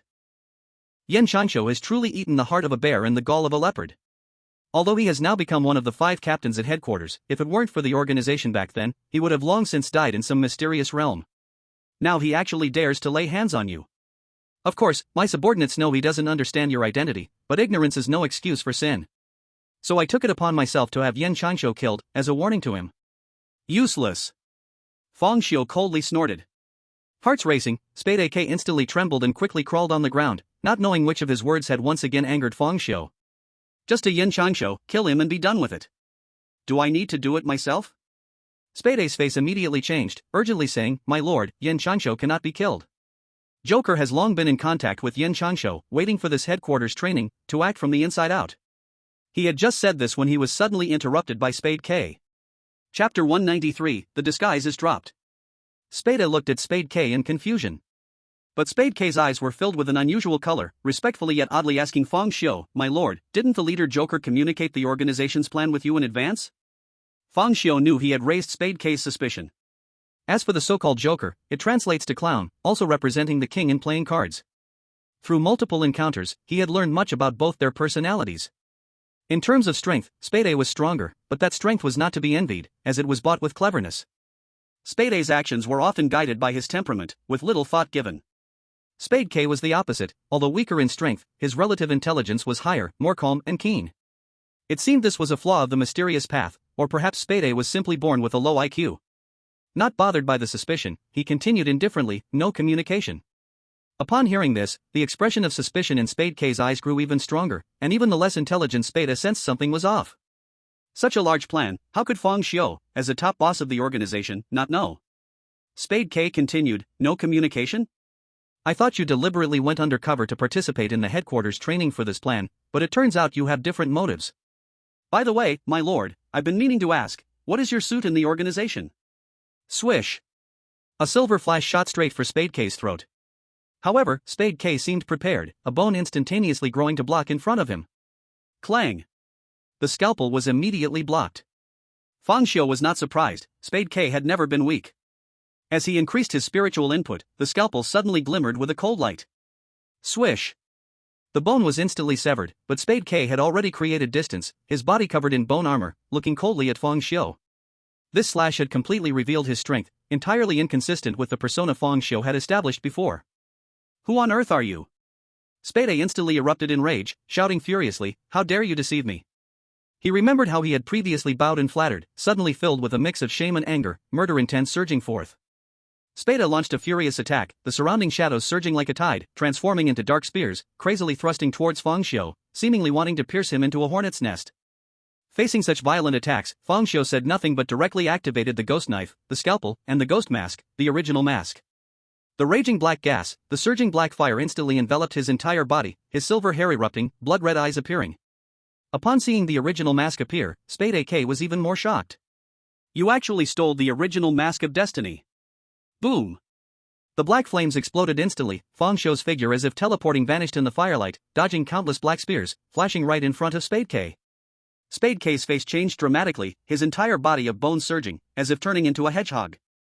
Fang Xiu continuously swung the knife, bones severed and scattered everywhere. The white bones of the King of Spades seemed endless, continuously regenerating, making it difficult to approach. But with a flash of bloodlight from the blood eye, the King of Spades froze suddenly, giving Fang Xiu the chance to hurl the scalpel with great force, aiming directly for the opponent's throat. Just then, the shadows under the King of Spades' feet surged like living things, wrapping around him and integrating into the surrounding darkness, allowing him to narrowly escape disaster. The attack from the Ace of Spades followed closely, this time with a wider range, as black spears nearly filled the entire room. Seeing this, Fang Xiu immediately activated the power of the primordial mask. The black flames on his face erupted with fire, enveloping his whole body, and in the blink of an eye, he transformed into a being of black fire. The shadowy spears thrust into the black flames, melting away inch by inch like ice blocks. For a moment, both sides were in a stalemate, seemingly a contest between black flames and shadows. Fang Xiu understood very well that this standoff was a battle of spirit. Whoever's spirit was exhausted first would lose. Unwilling to waste time on such a pointless contest, he charged toward the Ace of Spades through the black flames. The Ace of Spades also appeared wary of the flames from the primordial mask, as he melted away into the shadows like a liquid ice cream. This made Fang Xiu frown slightly. The shadow's abilities were indeed strange. He attempted to continuously bombard the surrounding shadows with black flames, but it was futile. The shadows seemed endless, regenerating without pause. The scene fell into a deadlock. Fang Xiu couldn't pinpoint the true location of the King of Spades and could only engage in a futile war of attrition with the shadows. The world composed of shadows felt strange to him, somewhat like an eerie domain. He guessed that the Ace of Spades was likely not a third stage being, for such bizarre maneuvers and power far exceeded third stage limits. Although he couldn't fully utilize the power of the primordial mask yet and could only exert a small part of it, wearing the primordial mask, facing a third stage opponent wouldn't require this much effort. There could only be one explanation: the Ace of Spades was fourth stage. Is this the ability of fourth stage? A domain like an Eerie realm? In fact, Fang Xiu hadn't intended to kill the King and Ace of Spades, as he had unintentionally overheard their plans for the poker organization. Keeping these two alive could be useful. This attack was solely an experiment to test his own strength. Having roughly assessed the situation, he determined that under full activation of the Eerie blade and mask, he could claim superiority, at least among the top tier of third stage beings. A more detailed judgment would have to wait until he reached headquarters to meet the third stage spirit keepers there, as some spirit keepers might possess excessively monstrous abilities. As for fourth stage, there was still a gap. If such Eerie domain-like power belonged exclusively to fourth stage, dealing with them would be more challenging than he had imagined. With this thought, Fang Xiu decided to end this farce. He suddenly erupted with all his spirit, regardless of the cost, activating the primordial mask, as flames shot up to the sky, violently crashing against the walls composed of shadows. Boom! The shadow wall was blown apart, creating a large hole, but the hole was healing at an observable speed. However, this was sufficient for Fang Xiu. Wrapped in black fire, he instantly vanished, his form suddenly appearing outside the shadow world. Yet the furious Ace of Spades seemed unwilling to let Fang Xiu go. Boiling shadows transformed into countless pitch-black arms, reaching for him. To this, Fang Xiu merely glanced calmly at his wife outside the shadows and said lightly, "Wife, it's up to you." Yes, he planned to restart. His wife instantly turned ferocious. "You can see me." She transformed in an instant, her pale white skin cracking as if she were a finely crafted porcelain doll that had shattered. Her black hair danced wildly. At the center of where she stood, the surrounding darkness seemed to encounter a natural enemy. The tide actually retreated like the waves. A loud bang was heard. The realm made of shadows actually shattered with a loud noise, and the two of Spades AK tumbled from it, looking in horror at their furious wife. How is this possible? Simply standing there is enough to make my shadow realm break. What kind of terrifying existence is this? Chapter 194, Indeed, nothing escapes the eyes of your lord. Soon, Spades AK was dealt with by the wife, along with her own husband. It was all a one-hit kill, without any surprises. Familiar shadows once again covered the entire room. Spades AK emerged from the shadows. "My lord." Spades AK respectfully knelt on the ground. Fang Xiu's gaze showed no fluctuations, and his tone was indifferent and calm as he repeated his previous words. "I remember saying, unless I summon you, do not appear in my sight at will. Have you all forgotten?" Bang bang.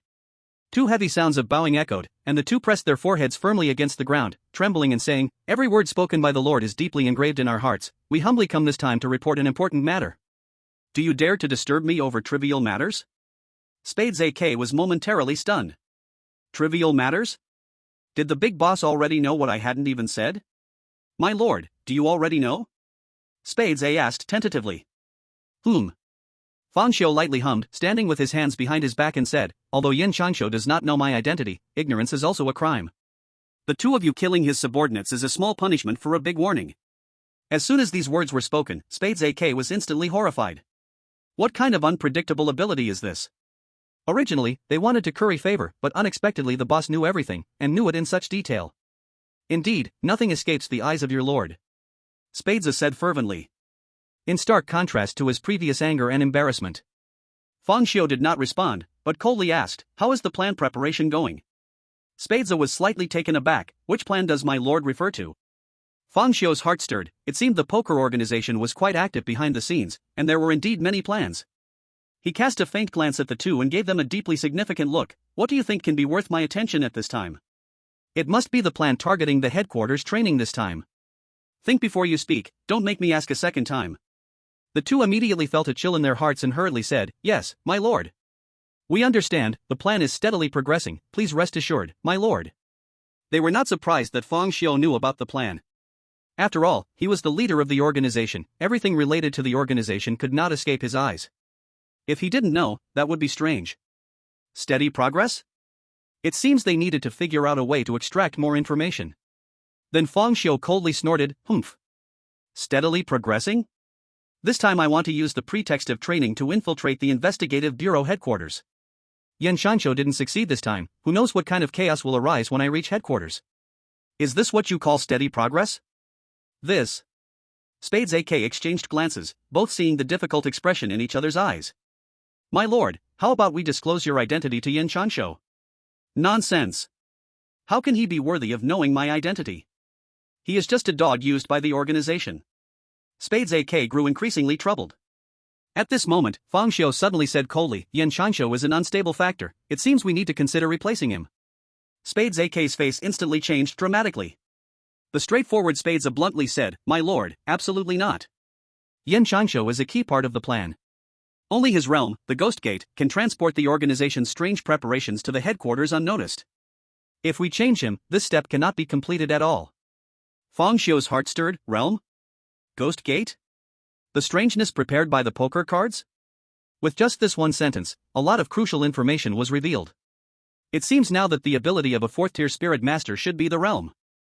The first-tier ability begins to show, the second-tier ability advances, the third-tier ability awakens, the fourth-tier domain. As for why it is certain that Yen Chansho is tier 4 and not tier 5, it's simple. From Black Spade's attitude, it can be seen that although he holds some hidden fear towards Yen Chansho, this fear is not one of dread. So it is inferred that the two should be on the same level, one just stronger, and the other weaker. With Fang Xiu's thoughts drifting, the scene fell into silence for a moment. The smarter Black Spade K saw the organization's big boss with a cryptic expression and suddenly thought of something, his eyes lighting up. It is we who have been blinded by the leaves, almost forgetting that you, sir, can summon the strange from the other shore. With you infiltrating the headquarters, why do we need Yen Chansho at all? With this reminder from Black Spade K, Black Spade A also lit up, right. That's why the boss wants to replace Yen Chansho. Now that you're taking action, why should we rely on Yen Chansho? Fang Xiu was slightly taken aback in his heart but maintained a calm appreciation on his face, you're not too foolish. Hearing Fang Xiu's praise, both Black Spade A and K instantly beamed with delight. Black Spade K was even more eager to showcase his cleverness, wildly revealing information. Sir, this move of yours is simply killing two birds with one stone. That Yen Chansho is nothing but greedy, wanting to use the organization to eliminate rivals and secure the captain's position for himself. Once the plan is successful, headquarters would become his dictatorship. Though he claims he would strongly support the organization and promote universal strangeness once he becomes captain. In my opinion, this guy has a wolf's ambition, and his desire for power is too great. He will surely cause trouble in the future. If it weren't for his strangeness going out of control this time and being hard to hide, he definitely wouldn't cooperate with us. This person is a ticking bomb, as the sir said, it's better to eliminate him early. Fang Xiu looked at Black Spade K with approval and was quite pleased that he revealed so many organizational secrets. Seeing that he had earned the boss's affirmation, Black Spade K was even more overjoyed. Both sides were happy, truly a win-win situation. Black Spade A, witnessing Black Spade K stealing the limelight, suddenly felt jealous and hurriedly stated, Sir, I will contact the organization now to send someone to eliminate Yen Chansho. I say, the moment he dared to send someone to assassinate you, he deserved to die. Black Spada thought he had flattered well, but then saw Fang Xiu's face turn cold. Contact the organization? If Joker finds out about this and discovers there's no one like him in the organization, wouldn't his cover be blown? Seeing Fang Xiu's chilly expression, Black Spada's heart sank. Oh no, he had misspoken again. Bang, bang, bang. Although he didn't know which words were wrong, bowing his head to admit fault surely couldn't be wrong. Sir, I deserve to die. I spoke incorrectly. Fang Xiu's gaze was icy as he stared at Black Spade and said coldly, do you know where you went wrong? Black Spade began to tremble. Replying to sir, I do not know. Humph. A cold snort echoed in Black Spade's heart like a thunderclap. Your mistake lies in having no ambition at all. Fang Xiu said in anger, I originally thought the two of you were talents worth cultivating, planning to promote you, but promoting you requires achievements and strength to gain respect. The hints I gave you were already obvious enough. You have disappointed me greatly, you have been given opportunities, yet you are so useless. Black Spade was already scared silly, just repeatedly bowing his head. As for the hints? What kind of hints? With his intelligence, he simply couldn't figure it out. Black Spade K was secretly feeling bitter, almost cursing out loud. If you can't flatter, don't drag me down. I finally gained some goodwill, but you squandered it all. Do I have it easy? Meanwhile, Black Spade K's brain was racing. Hints? What did the boss mean by hints? What was the opportunity given to us? The boss only got angry after Black Spade said he would contact the organization to kill Yin Changsho. At this thought, the King of Spades had a sudden flash of inspiration and grasped the key point. He hurriedly said, My lord, please don't be angry. We are dull-witted, and after careful reflection, we finally understand your great intentions. Thank you for the opportunity you've given us, we will certainly not disappoint you. Ah. The Ace of Spades, kneeling to the side, was stunned and thought, what on earth is this nonsense? How can I understand a single word? Bang! The King of Spades directly kicked the Ace of Spades. It looked like a scolding, but in fact, it was to protect the Ace of Spades. Simply foolish to the extreme. The Lord has hinted so obviously, and you still can't understand? I ask you, now is the critical moment of the plan. If you go back now to contact the organization and take down Yin Changsho, won't there be chaos after a captain has died at headquarters? How can the plan proceed? Moreover, the Lord said he wants to reuse us, but lacking achievements makes it hard to win over others. Can't you understand this? This is to hand over Yin Changsho for us to resolve. If we can't even relieve the Lord of this small worry, how can we talk about being reused? Oh. The Ace of Spades felt a bit dazed. He even doubted whether the two of them were hearing the same thing. Was it that the invasion of strange powers was too serious lately, leading to hearing issues? It seems he should change to a strange ear next time. But didn't you say taking down Yin Changsho would easily cause chaos? Why then does it have to be us to solve it? The King of Spades helplessly rubbed his forehead and said somewhat speechless, use your brain. What the Lord means is that it's easy to cause chaos by taking down Yin Changsho now. Who told you to act now? And with Yin Changsho at headquarters, wouldn't going there mean death for us? Since the Lord values us so much, how could he assign us a mission that is sure to fail? So the Lord's real meaning is that when the plan is executed, there will be chaos at headquarters, and everyone will be preoccupied, then we can go take down Yin Changsho to prove our abilities. That way, the Lord can reuse us. Do you understand? You cannot tell the organization. This is a trial from the Lord for us. If you call for more people, that would be openly cheating. The Ace of Spades suddenly understood and hurriedly bowed his head, so that's how it is. My lord, please forgive me for my lack of insight. I did not notice the opportunity you gave. Rest assured, I will complete the task at all costs. The King of Spades also quickly stated, we will definitely not disappoint you, my lord. Fang Xiu nodded, his facial expression no longer as cold as before, seeming somewhat gratified. Not bad, the child can be taught. Go ahead. Yes, my lord. Then the shadows slowly faded away. The room returned to calm once more. Fang Xiu did not expect that a simple assassination would ultimately yield such important information. The captain of the poker organization's joint headquarters, Yin Changsho, is planning something. Although the details were not very clear, the general idea was already crystal clear. The poker organization wants everyone to become strange. The headquarters of the investigation bureau is certainly an unavoidable obstacle, and Yin Changsho seems to be corroded by strange power, poised to reveal his true form, which would definitely disqualify him from competing for the position of chief of the team. He might not even be able to keep his current position. So, both sides agreed to do something big at the headquarters. How exactly to operate is unknown, and the timing for action is also uncertain. The only known thing so far is that Yen Qingshuo's area is called the Gate of Strangeness, which seems able to accommodate the strange and could silently bring strangeness to headquarters. After pondering for a moment, a cruel smile involuntarily appeared on Fang Xiu's lips, and the mouth of the glutton in his left palm cracked open without his conscious effort, its white teeth chomping down. It seems like I can have a big feast. Now that he knew the plans of the poker organization, he had to make a big move. This has nothing to do with the forces he belonged to. It is not because he is in the investigation bureau that he must help the investigation bureau. Instead, the poker organization and even the one behind it, Zhou Qingfeng, are fundamentally incompatible with his own beliefs. All strangeness must die. All those who want to turn people into strangeness, like Zhou Qingfeng and the poker organization, must also die. And he could use this news to extort the headquarters. For others, it is hard to make use of this news, because it involves a question: how do you know the plans of the poker organization? Are you related to the poker organization? But for Fang Xiu, it couldn't be simpler. With just one sentence, "I have seen the future," he can explain everything. This is the benefit of having a persona. When everyone knows the title of Prophet Fang Xiu, even if he does not predict, he still does. Just like if one day he says a certain stock will rise, that stock must rise, and crazy people will push it up infinitely.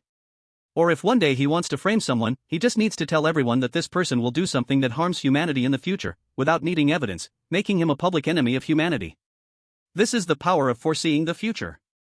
It doesn't necessarily mean you actually foresee, it only requires people to believe you can. The next day, under Wang Dihai's constant urging, Fang Xiu set off for the headquarters. Accompanying him were Yang Ming, Bai Qi, Zhao Hao, and the fat Lu Shuai. In the entire Iltang City Investigation Bureau, only these few were qualified to go for training at the headquarters, firstly because they had made contributions during the S-level nightmare incident, and secondly because their own abilities were deemed valuable. To put it bluntly, they had potential for training. They entered the National Spiritual Master Talent Database. "Brother Xiu, how are we getting to the headquarters? Should we take the Bureau's special plane?" Yang Ming asked. Everyone's gaze instantly focused on Fang Xiu. They didn't know when he had become the only one capable of making decisions. "Let's take the high-speed train," Fang Xiu replied casually. He wouldn't take a plane, very simply, because he couldn't fly yet. If faced with an inexplicable event or enemy 10,000 meters in the air, with the death timeline locked on the plane, it would be a dead end. Given his current physical condition, jumping from a height of 100 meters might be fine, but falling from 10,000 meters would mean certain death. "Okay, then let's take the high-speed train. I'll have the Bureau arrange it right away." No one questioned Fang Xiu's decision. They had grown used to it. Whatever Brother Xiu said, they would do. Chapter 196, The Train from a Century Ago. The group embarked on the high-speed train, heading to Shangjing City, the headquarters of the Investigation Bureau. Iltang City is quite far from Shangjing City. Even with the high-speed train, it takes a full 5 hours. These few people were not short of money, so naturally, they rode in business class, and there weren't many people in the carriage, making it very quiet. During the journey, beautiful attendants came by to serve tea and water. However, everyone had no particular need for this, except for Zhao Hao, who called the attendant every 5 minutes, essentially drinking through all the beverages on the train and using the restroom several times. The time on the high-speed train was dull and long. At first, Yang Ming and Zhao Hao chatted for a bit, but halfway through the journey, having talked enough, everyone began to quietly rest, play on their phones, watch short videos, and read novels. Meanwhile, Fang Xiu was sleeping the whole time. Saying he was sleeping, actually, he was watching others sleep. To be precise, he was entering dreams. There were plenty of people sleeping on the high-speed train, all of them living resources, and he wouldn't waste a single second, seizing the opportunity to enter dreams and collect their fears and pain. Although this would make these people afraid to sleep on the high-speed train next time, it was actually for their own good. After all, life is like a journey. The process takes up most of the time, so one should care less about the destination and more about the scenery along the way and the feelings while watching the scenery. Instead of sleeping and wasting time, it's better to enjoy the scenery more, observe the people and things on the journey, and appreciate the flavors of life. As Fang Xiu continued entering dreams, he noticed that all the people sleeping on the train began to show signs of fear one by one. It was as if he had fallen into a nightmare. Suddenly, Fang Xiu discovered an unusual dream. He had seen many bizarre dreams, but the unusual part he mentioned was not how strange the dream was, but that the dreamer was a spirit master. The intensity of a spirit master's dreams far surpassed that of ordinary people, so he could easily perceive it. Can a spirit master be encountered on a high-speed train? Is this person also going to headquarters for training? Fang Xiu entered this person's dream and saw the dream owner, a young woman, youthful and beautiful, wearing a tight white t-shirt, denim shorts, and canvas shoes. A pink cartoonish headset hung around her slender, fair neck, and a studded denim jacket was tied around her waist, covering her backside, with her long legs exposed to the air, dazzlingly white. She was about 1.7 meters tall, with legs that were at least 1 meter long. According to modern aesthetic standards, This woman could definitely be called a beauty, even reaching the level of a campus goddess. However, Fang Xiu only glanced at her before looking away. He was not Zhao Hao, and beautiful women did not attract him. Anyway, no beauty could compare to his wife. Even his first impression of this woman was not good, because her long legs were very similar to his wife's, both in shape and length, differing only slightly in skin color. This woman's skin tone leaned towards milky white, like pure milk, while his wife's was cool white, like exquisite porcelain. The dream this woman was having was very strange, seemingly about the headquarters of the investigation bureau. In the dream, she was ordering around several people resembling directors and team leaders, constantly teasing and spewing lies. She had fooled a crowd of high-ranking bureau officials, laughing heartily with her hands on her hips, showing no ladylike image. The high-ranking officials could not see her face clearly, they were all blurry shadows, which meant the woman had never met the higher-ups, so the dream could not display them. However, from this dream, it could be inferred that she was also a spirit master going to headquarters for training. This training at headquarters was not something just anyone could attend. Basically, only the most outstanding, powerful, or promising spirit masters from each city qualified to go. Thus, it could be seen that this woman certainly had extraordinary qualities. However, all of this had nothing to do with Fang Xiu. Encountering an extraordinary spirit master was even better for him, as he could harvest more high-quality fear and pain. So, he waved his hand, and those deceived shadow figures stopped their actions and began to step toward the woman. They growled, "How dare you deceive me? How dare you deceive me?" Dozens of blurry shadows growled in unison, and the woman, who had been laughing heartily with her hands on her hips, was instantly stunned. I never deceive people." The dozens of shadow figures did not listen to her explanation, continuously repeating, "How dare you deceive me?"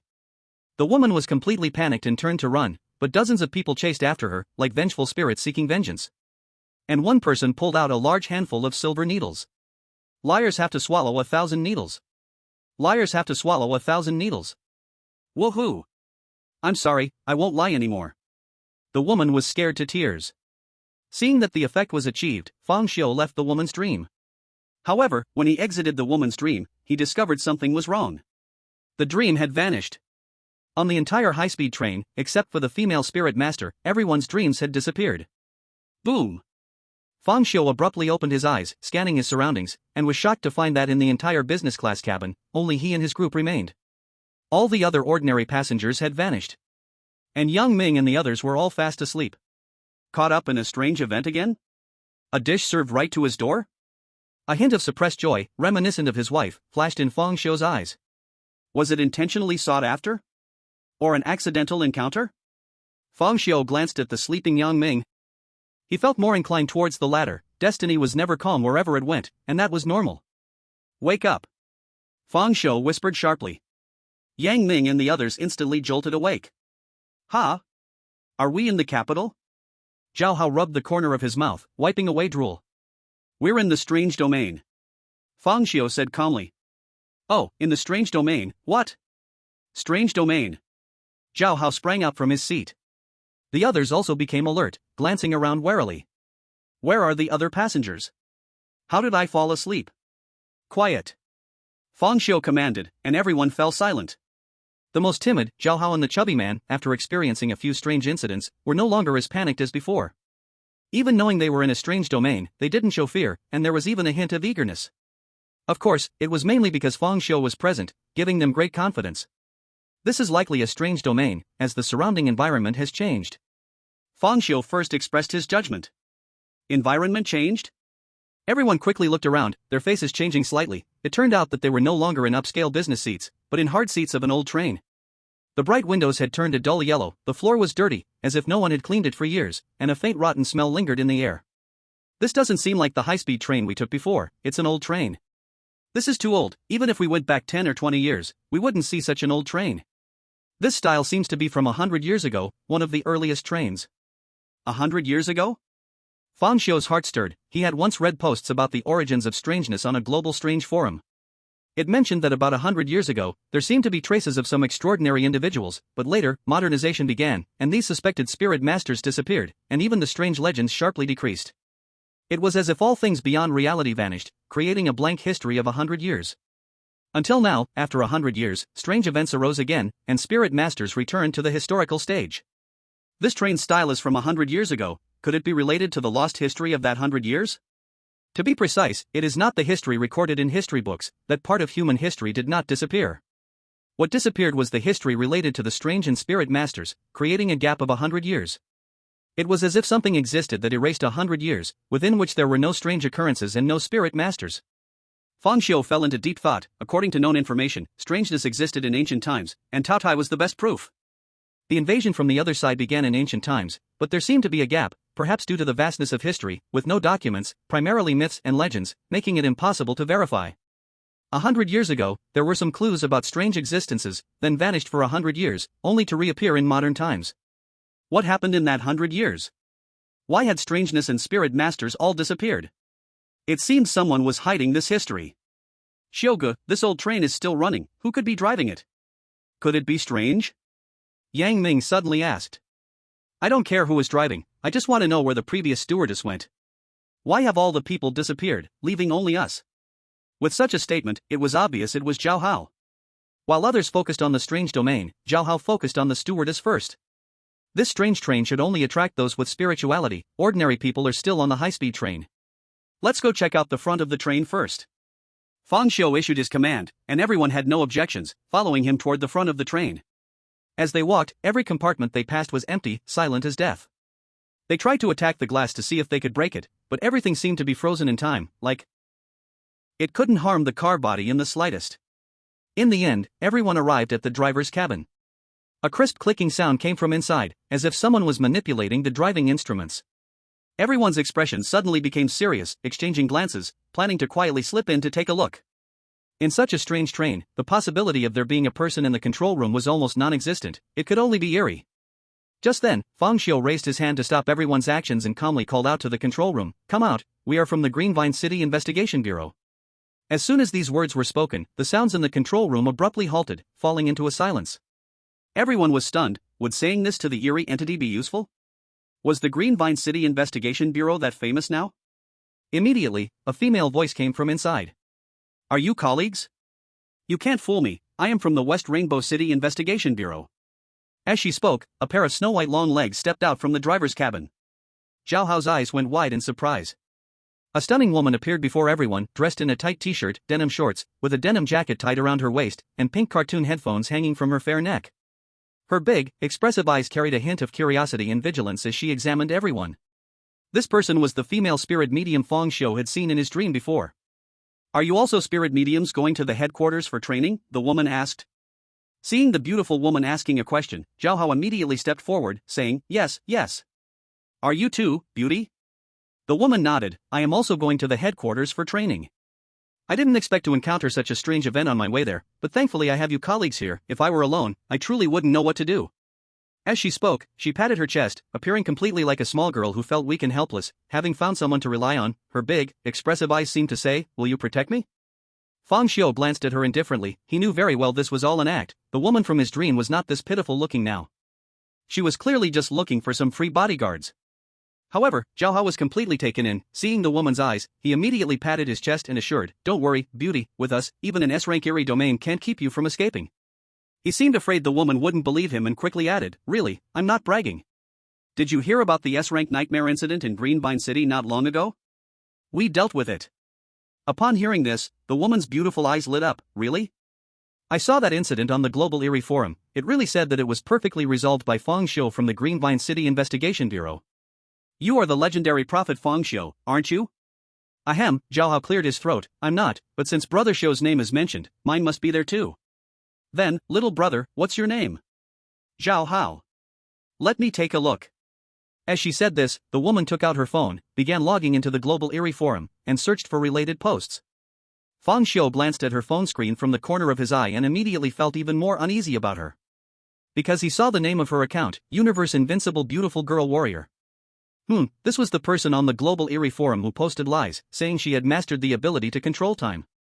Originally, having legs like a goddess was already a serious crime, now, it was compounded. The woman flipped through the posts and finally said with a hint of regret, Little brother, it seems your name isn't on here. What? Impossible. Zhao Hao hurriedly looked at her phone, then his expression fell, feeling disheartened. It's all right, little brother, I believe you wouldn't lie to me.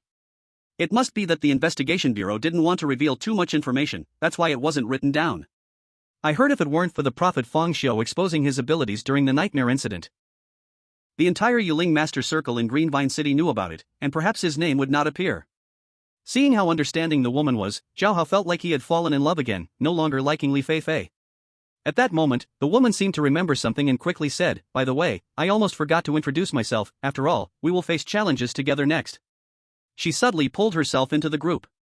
"My name is Hei Jiji, my friends call me Big Black, a third-tier Yuling master, and my abilities are ice and fire." Everyone. Zhao Hao was even more dumbfounded. "Hey JJ? Big Black? Ice and fire? No, beautiful, what kind of joke is this? How can someone have such a name? Really, I'm not lying to you. If you don't believe me, look at my ID." Saying this, Hei Jiji pulled out her ID, which clearly showed the name Hei Jiji. Everyone was even more astonished. They really couldn't imagine that there was a girl with this name, and that nickname was quite exaggerated. Big Black? Not to mention, beautiful, even if your name and nickname are really unique, why is your ability ice and fire? Yang Ming could not help but ask out of curiosity. Hei Jiji tilted her head slightly and said, "What's so strange about that?" "Because I have dual abilities, one ice, one fire." Dual abilities? Everyone increasingly disbelieved, feeling this was more absurd than the name Hei Jiji. Fang Xiu looked at Hei Jiji's innocent expression and recalled her various behaviors in the dream, already forming a judgment in his heart. That is, this person has not spoken a single truth, whether in dreams, reality, or on the internet. She seems to take pleasure in deceiving others. Perhaps this is her psychological flaw in becoming a Yuling master? Or is there another reason? Working overtime until 10 o'clock, I'm really crying, I haven't even had time to drink. Updated. Chapter 198, First Stop, Drum Tower. What about you? Let's get to know each other. After all, we are training together, and soon we will be comrades. Hei Jiji said, blinking her watery big eyes. Although the name is very exaggerated, as long as she is a beauty, what name she has does not matter to Zhao Hao. Without waiting for others to speak, Zhao Hao directly began to introduce them. "This is our Greenvine City Investigation Bureau's captain, Yang Ming, vice captain by Qi, and this is the fat guy." This introduction immediately sparked the fat guy's dissatisfaction. "What do you mean, fat guy?" "Beautiful, my name is Lu Shuai, you can just call me handsome. Okay, handsome." Hei Jiji smiled playfully. The fat guy immediately felt the same way as Zhao Hao and fell in love. "Next, let me introduce this guy, my iron brother, Xiu Gu, also known as the Prophet Fang Xiu you just mentioned." Mentioning the title of prophet, Zhao Hao couldn't help but raise his head slightly, filled with pride. Hei Jiji's beautiful eyes instantly lit up, staring at Fang Xiu with admiration. "You are the legendary prophet Fang Xiu, the only one in the country who solved S-class bazaar incidents at the second tier." Before she could finish her sentence, Fang Xiu had already walked into the driver's cabin. Compared to enjoying the beauty's flattery, he preferred to hear the eerie screams. Hei Jiji's admiration instantly froze on her face. "Beautiful, don't get me wrong, Shogo isn't targeting you, he's always like this." Zhao Hao hurriedly explained. Hei Jiji smiled sweetly. "It's okay, a person who can solve S-class bazaar incidents is indeed different." A moment later, Fang Xiu came out of the driver's cabin. "Shogu, do you have any discoveries?" Yang Ming hurriedly asked. "The driver's cabin is empty, and all the instruments are in the off state." "Off state?" "So that means the train hasn't started at all, but some bizarre force is driving it forward." "Where does this bizarre thing want to take us?" Yang Ming fell into contemplation. But just for a second of thinking, he decided not to think anymore. After all, with Shogu around, why overthink? Just follow orders. At this moment, Hei Jiji suddenly said, "I happen to notice some unusual places." As soon as this was said, it immediately attracted everyone's attention, and they were very surprised. "Did you notice something that Brother Shio didn't?" Only then did Hei Jiji say, "I just fell asleep on the bus and had a nightmare. I dreamed that many bad people were chasing me. I usually never have nightmares, especially since I became a spirit master.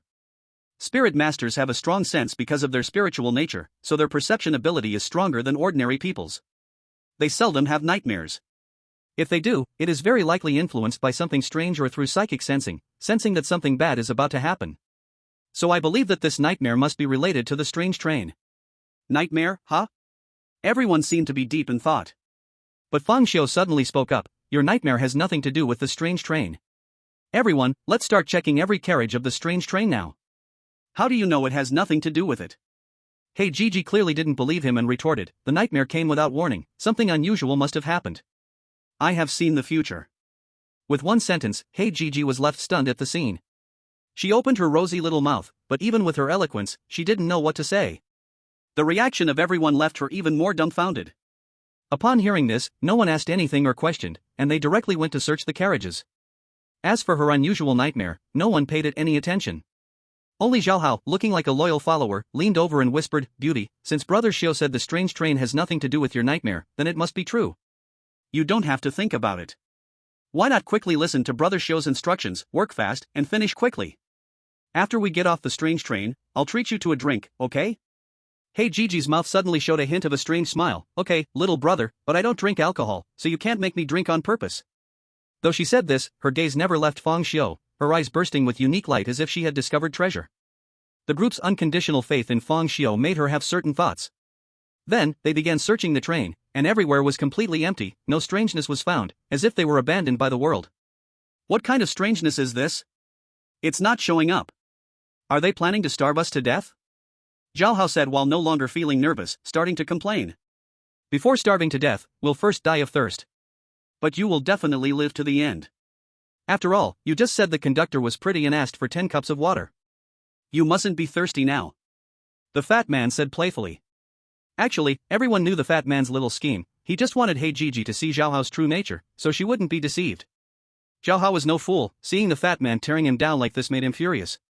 Just as he was about to retort, Yang Ming's voice drew everyone's attention. "You guys quickly look, there's an itinerary sign above." Everyone hurriedly looked, only to see a sign on one side of the carriage indicating which stations the train would pass. There were a total of 5 stations, namely, Drum Tower, Desire City, Ancient Mansion, Graveyard, and Burial Ground. At this moment, the words Drum Tower were flashing with eerie green light, blinking faster and faster. What kind of station is this? The closer we get to the end, the more ominous it seems. Graveyard, Burial Ground? Is this train headed to hell? The fat man felt a chill in his heart. Unexpectedly, Hey Gigi exclaimed, "Burial Ground. I know this place." Everyone was suddenly shocked. "You know it? What is the Burial Ground?" Hey Gigi hurriedly said, "I once saw it in an ancient book. It said that the burial ground is the origin of the strangeness, all the sudden appearances of strangeness come from the burial ground." Ah! She exclaimed again, "Could it be that the strangeness come to our world by taking the train?" Hearing this sentence, Zhao Hao, the fat man, suddenly turned pale, imagining many bad scenarios. Fearing that as soon as he got off the car, he would arrive at the strange lair, to be devoured by a group of weird entities. But Yang and Mingbai exchanged strange glances. Having broken into Qingshan Psychiatric Hospital together, they knew very well that the strangeness came from the other shore, and it definitely wasn't something that arrived by train, that was too ridiculous. Fang Xiu felt a stirring in his heart. It was still deceit even when in the midst of an eerie event, which couldn't be explained by a mental defect. No matter how flawed a spirit master was, they would not easily joke with their own life. In the face of dangerous situations, information was crucial, and it could even relate to life, yet Hey Gigi chose to spread false information at this time. Though harmless, this behavior was beyond mere dark humor. Her deceit must have some kind of purpose. Could it be that her true ability has something to do with lying? Fang Xiu did not believe a word of what Hey Gigi said. He did not believe her abilities were ice and fire, a simple truth being that a spirit master's ability is their trump card, and no one would casually reveal it in front of strangers. Even if she truly had dual abilities, to gain trust she only needed to mention one ability, keeping the other as a trump card. Beautiful lady, what else does that ancient book say? Zhao Hao clearly didn't realize that the more beautiful a woman, the more likely she was to deceive, and foolishly asked. The fat man was the same way. The two listened to Hey Gigi's babbling. That ancient book is incomplete and doesn't record everything very well, but I remember one thing: when you reach the burial ground, you must never say your name, otherwise, your name will be taken by the strange beings. What will happen if your name is taken? Zhao Hao and the others asked nervously. You will be eternally lost in the burial ground, never able to escape, and the strange being who takes your name will live in your place, using your identity to devour your family and friends. Ah! The two were frightened and at a loss. What should we do? Hey Gigi thought for a moment and then said seriously, how about we start calling each other by code names from now on? This code name should not relate to you at all. The less it resembles your name, the safer it will be. Right, you make so much sense. What should I be called? Chapter 199, The Power of the Eerie Train. Hey Gigi thought for another moment and pointed to Zhao Hao. Little brother, how about you be called Suihua? Ah! Zhao Hao was caught off guard. Little brother, think about it, you are a man, so the code name has to be the opposite. Suihua sounds like it has nothing to do with you at all. That's right. Zhao Hao's eyes lit up. From now on, I will be called Suihua. What about me?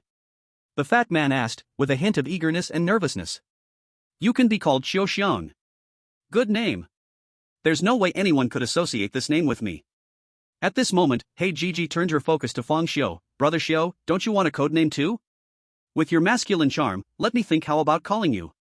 Before she could finish, Fang Xiu's calm voice interrupted. It seems you still haven't learned your lesson. Hey Gigi's little mouth instantly pursed. Brother Xiu, I mean no harm, I am just thinking about your safety. If you don't want to be called. Those who tell lies will swallow 1,000 needles. His calm words struck Hey Gigi like a thunderclap, stirring a storm in her heart. How does he know that I dreamed of this sentence? Is it a coincidence? Or is it intentional? Hey Gigi's gaze instantly turned vigilant. But, feeling wronged, she said, Brother Xiu, what are you talking about? When did I lie? I just. The bell tower has arrived. Fang Xiu's calm voice sounded. At this moment, everyone noticed that the previously flickering green light of the bell tower station had now turned a bloody crimson. It was obvious that the Eerie train began to slow down.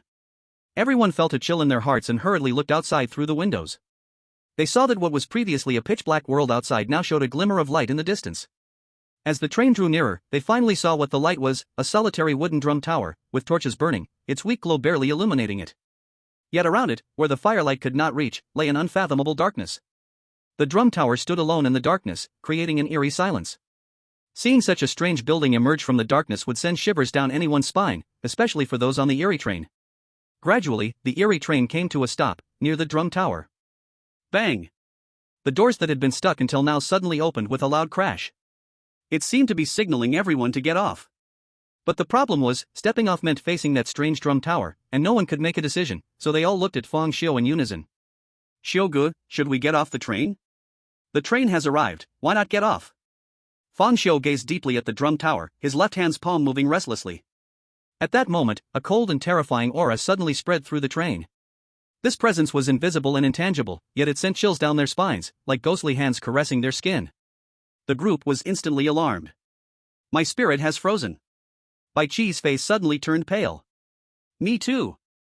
Not just the spirit, I can't use my abilities either. Fang Xiu felt a stirring in his heart. He discovered that his spirit had also frozen, and when he tried to exert his strange power, he realized he couldn't use it at all. This was the power of the Eerie train. It could suppress spirit masters and even strange powers. Moreover, as time passed, everyone felt increasingly cold, as if they were falling into an ice cave, and their blood seemed to start freezing. Heiji suddenly exclaimed, this Eerie train has the power to freeze everything. If this continues, we'll be frozen to death. It's urging us to get off. Let's go, Fang Xiu said, leading the way off the train. The moment he left the train, that power to freeze everything vanished, his body slowly regained its vitality, and his spirit became active again. This made him even more curious about the Eerie train. If it was indeed strange, it was at least S-level. Given his current strength, enhanced by the original mask, to be suppressed and frozen was enough to show the strength of the Eerie train. My spirit has recovered. The others quickly followed Fang Xiu off the train. It seems we only have one path ahead of us, going to the drum tower. Going back to the Eerie train is certain death, Yang Ming said solemnly. However, Heiji proposed a different opinion. Why must we go to the drum tower? Although it's dark around us, it seems like an open space. How about we walk in the darkness and stay away from the drum tower? After all, it looks very ominous. Absolutely don't go into the surrounding darkness, the fat man shouted, as if scared. My ability is teleportation. As my strength has grown, I can now somewhat sense the fluctuations in space. There are chaotic currents of space everywhere in that darkness. If we go in, we will definitely die. Chaotic currents of space? Fat man, are you sure your perception is correct? The fat man, pale-faced, nodded. It's definitely not wrong. The space in the darkness is all disordered. Going in may very well mean we never come out again, and we might even be shredded by the chaotic currents. At that moment, a heavy, slow, yet eerily rhythmic drum sound suddenly echoed from inside the drum tower. In the darkness, Fang Xiu unconsciously curled the corner of his mouth into a sinister smile. Looks like the master of the drum tower is welcoming us. Then he walked straight towards the drum tower. Seeing this, everyone hurriedly followed him. Fang Xiu advanced toward the sound of the drums and soon entered the drum tower. The drum tower is probably more than 5 meters high, coated in dark red paint, with many places already faded and worn out, looking as if it could collapse at any moment. At the very top of the drum tower, there stands a huge red lacquered white-faced drum, equally old and tattered. The thumping sound of the drum comes from this giant drum, and beside it stands a shadow, a very slender figure, almost like a bamboo stick, but the most bizarre thing is, its head is incredibly large, 5 times the size of a normal person's head. It looks like a big-headed doll. This big-headed doll is continuously using its big head to strike the drum, producing a suffocating drum sound. The crowd sees this terrifying scene, combined with the eerie drum sound, only feeling a wave of breathlessness. At this moment, the sound of gears turning comes from the neck of the big-headed doll, and suddenly its head spins 180 degrees, facing the crowd, its face fully exposed to everyone. Its face is incredibly round, like a perfect circle, coated with thick white powder and unsettling blush, with eyes the size of an adult's fist, no nose, and a small cherry-red mouth with painted red lips. Its eyes are wide open like copper bells but utterly hollow, like a soulless puppet. So many people, let's play together, hee hee hee. The chilling, sharp laughter comes from that bright red cherry mouth, like fingernails scraping a blackboard, piercing the eardrums painfully. I love playing red light, green light. When I hit the drum 3 times, I will turn around, so don't let me catch anyone moving. If you move, you will die. If you can reach the drum tower, that means you win. After saying this, the big-headed doll does not wait for the crowd to react, but quickly turns around and begins to prepare to hit the drum. Leave it to me, Bai Chi steps forward confidently, trusting in his speed.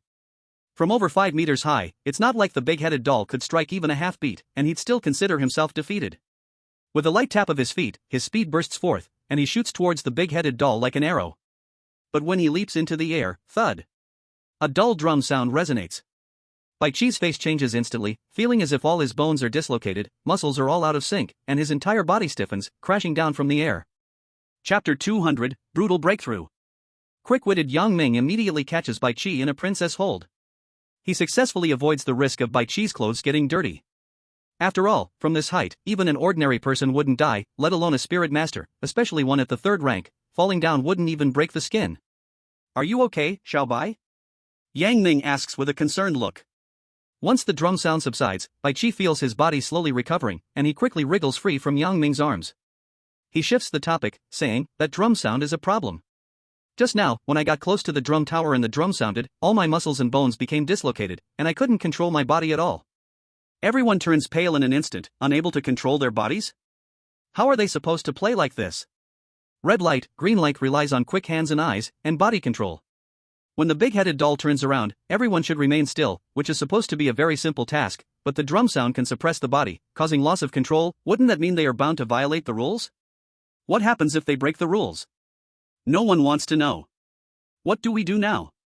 Or we could just stand here, that way, although we won't win, we won't lose either. Zhao Hao suggests a bad idea. No way, the fat guy urgently calls out, we can't just stand here. Didn't you notice? The darkness around us is slowly closing in on us. If we just stay here, we will definitely be swallowed by the chaotic space in the dark.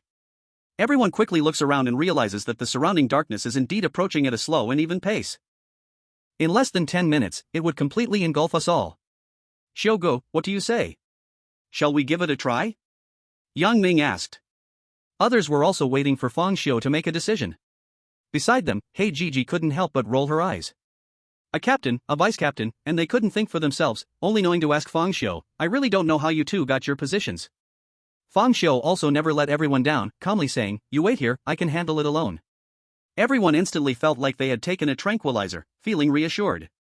Whenever he disappointed the crowd, no one ever knew. People would only ever see his shiny, successful side, never the countless times he had faced death and distress. Whoosh! Fang Xiu's figure turned into a fleeting shadow, climbing the steps of the drum tower under everyone's gaze. Boom! The second drumbeat sounded, and an invisible wave spread out. Fang Xiu immediately felt a strange force acting on his body, causing all his bones and muscles to start malfunctioning uncontrollably. But his expression remained unchanged, and in the next moment, his black hair instantly turned into a waterfall of silver hair, strands piercing through his body, like a puppet on strings, controlling his body to continue climbing the steps. He took large strides, quickly covering more than half of the distance. Everyone had long gotten used to his silver hair, but Hei Jiji was a bit surprised. Is this a strange power? Could it be that his hair is strange? How could he dare to let the strange become his hair? Doesn't he fear the strands piercing his brain? But this silver hair really is so ethereal. Watching made Hei Jiji want to dye her own hair silver. At that moment, boom! The third drumbeat sounded. This beat was louder than the previous two combined. The invisible strange wave grew stronger, even affecting the strange hair, causing it to start to go out of control. But Fang Xiu's expression remained the same. He raised his right hand, his long, fair fingers swept across his face. Whoosh! A bizarre black flame suddenly appeared and transformed into a black fire mask. It was the original mask. The black flame on the original mask exploded, completely enveloping Fang Xiu's body. The fire flashed and disappeared, as if teleporting. The black fire reappeared behind the big-headed doll. When the black fire vanished, Fang Xiu's figure was revealed. With the 3 beats completed, the cracking sound at the big-headed doll's neck continued as it was turning back. At this point, it had already turned halfway. Seeing this, Fang Xiu directly raised his left hand, which had the mouth of a Tao Tai. Slap! A heavy slap landed on the back of the opponent's head, forcing it back around. Then, bang! A kick landed squarely on the back of the big-headed doll, knocking it to the ground, and his right foot followed to step on it. This set of moves flowed like clouds in water, leaving everyone dumbfounded. However, everyone was already accustomed to Fang Xiu's marvels, so they were not too shocked. Instead, it was He Jiji, who was seeing it for the first time, that gazed up at the proud figure on the high drum tower, her beautiful eyes filled with amazement. She was shocked not that Fang Xiu had successfully climbed the drum tower, but that he seemed able to break the strange killing patterns. Not only could he surpass the drumbeat's restrictions, but he even knocked the head of the big-headed doll back when it turned around? What He Jiji didn't know was that the so-called strange killing patterns were nothing but a joke when faced with a higher-level strange being. The strong set the rules, and the weak abide by the rules. Whether it is the original or the Tao Tai, neither is something a big-headed doll can resist.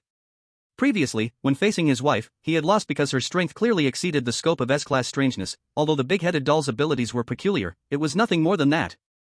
Fang Xiu looked at the big-headed doll he was stepping on, the mouth of the Tao Tai on his left hand already revealing its white teeth, even foaming slightly. Just as he was about to press his hand on the big-headed doll's big head. Crunch crunch. The sound of wood breaking continuously came, and a wooden color emerged on the big-headed doll, which then directly fell apart, its trunk and head turning into several pieces of wood. Fang Xiu immediately frowned, and the mouth of the gluttonous beast instantly closed, losing all appetite. Was the strange thing gone? Was the big-headed doll just a shell? As he pondered, a new change occurred. The tall drum, over a person's height, suddenly burst forth with a blinding white light, forming a swirling white void. Inside was a blank white space, with nothing clear to see. Fatty, come over and sense what's behind this. Alright, Xiugu. Fatty hurriedly ran up the drum tower in just 2 or 3 steps, diligently sensing in front of the white void. After a moment, joy appeared on his face. Xiugu, if I'm sensing correctly, behind the white void is a path of life. This is a space passage, a way to leave this ghostly place. Fang Xiu pondered, could they leave after resolving the big-headed doll? What were the next few stops?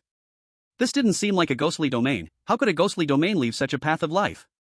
It felt more like a trial. Like breaking through a level. After passing the first level, one could choose to leave or continue to the next level. Let's go back, get on the train. Fatty was suddenly stunned. Xiugu, the path of life is right in front of us, why go back? Before Fang Xiu could speak, Zhao Hao spoke for him. You know nothing, Xiugu must have seen the future, hurry up and get on the train. Chapter 201, The City of Desires. Saying this, everyone started to walk towards the train, leaving He Jiji in a daze, choosing to return to the ghostly train instead of taking the path of life? She was certain that behind the white void was a path of life because she had just activated her ability to sense it and could not be wrong. But seeing everyone resolutely return to the ghostly train, she hesitated. Was it possible she had sensed wrong? This caused her to involuntarily ask Fang Xiu, Brother Xiu, isn't this the path of life? Why aren't we leaving? Without even turning his head, Fang Xiu replied, this is indeed a path of life, you can leave by yourself if you want. Upon hearing this, He Jiji immediately stopped hesitating and went straight to join everyone on the ghostly train. Because she didn't believe Fang Xiu's words. A person who often lies always thinks others are lying too, projecting their own experiences onto others. After getting back on the train doors thunderously closed. With the doors closed, everyone suddenly felt the terrifying sense of freezing from before disappear, and everything returned to the calmness it had before. This made Fang Xiu more certain of his guess, the ghostly train was very likely a man-made existence. Because its behavior was completely different from the Eerie, seeming not to consume people, but simply to transport them. This journey was clearly a trial, leading people to continually break through levels. What awaited at the end? What place was the burial ground? What connection did it have with the other shore? Fang Xiu casually found a seat and sat down, and He Jiji immediately leaned over. Brother Xiu, did you foresee something? Can you tell me? Fang Xiu closed his eyes to rest and did not answer.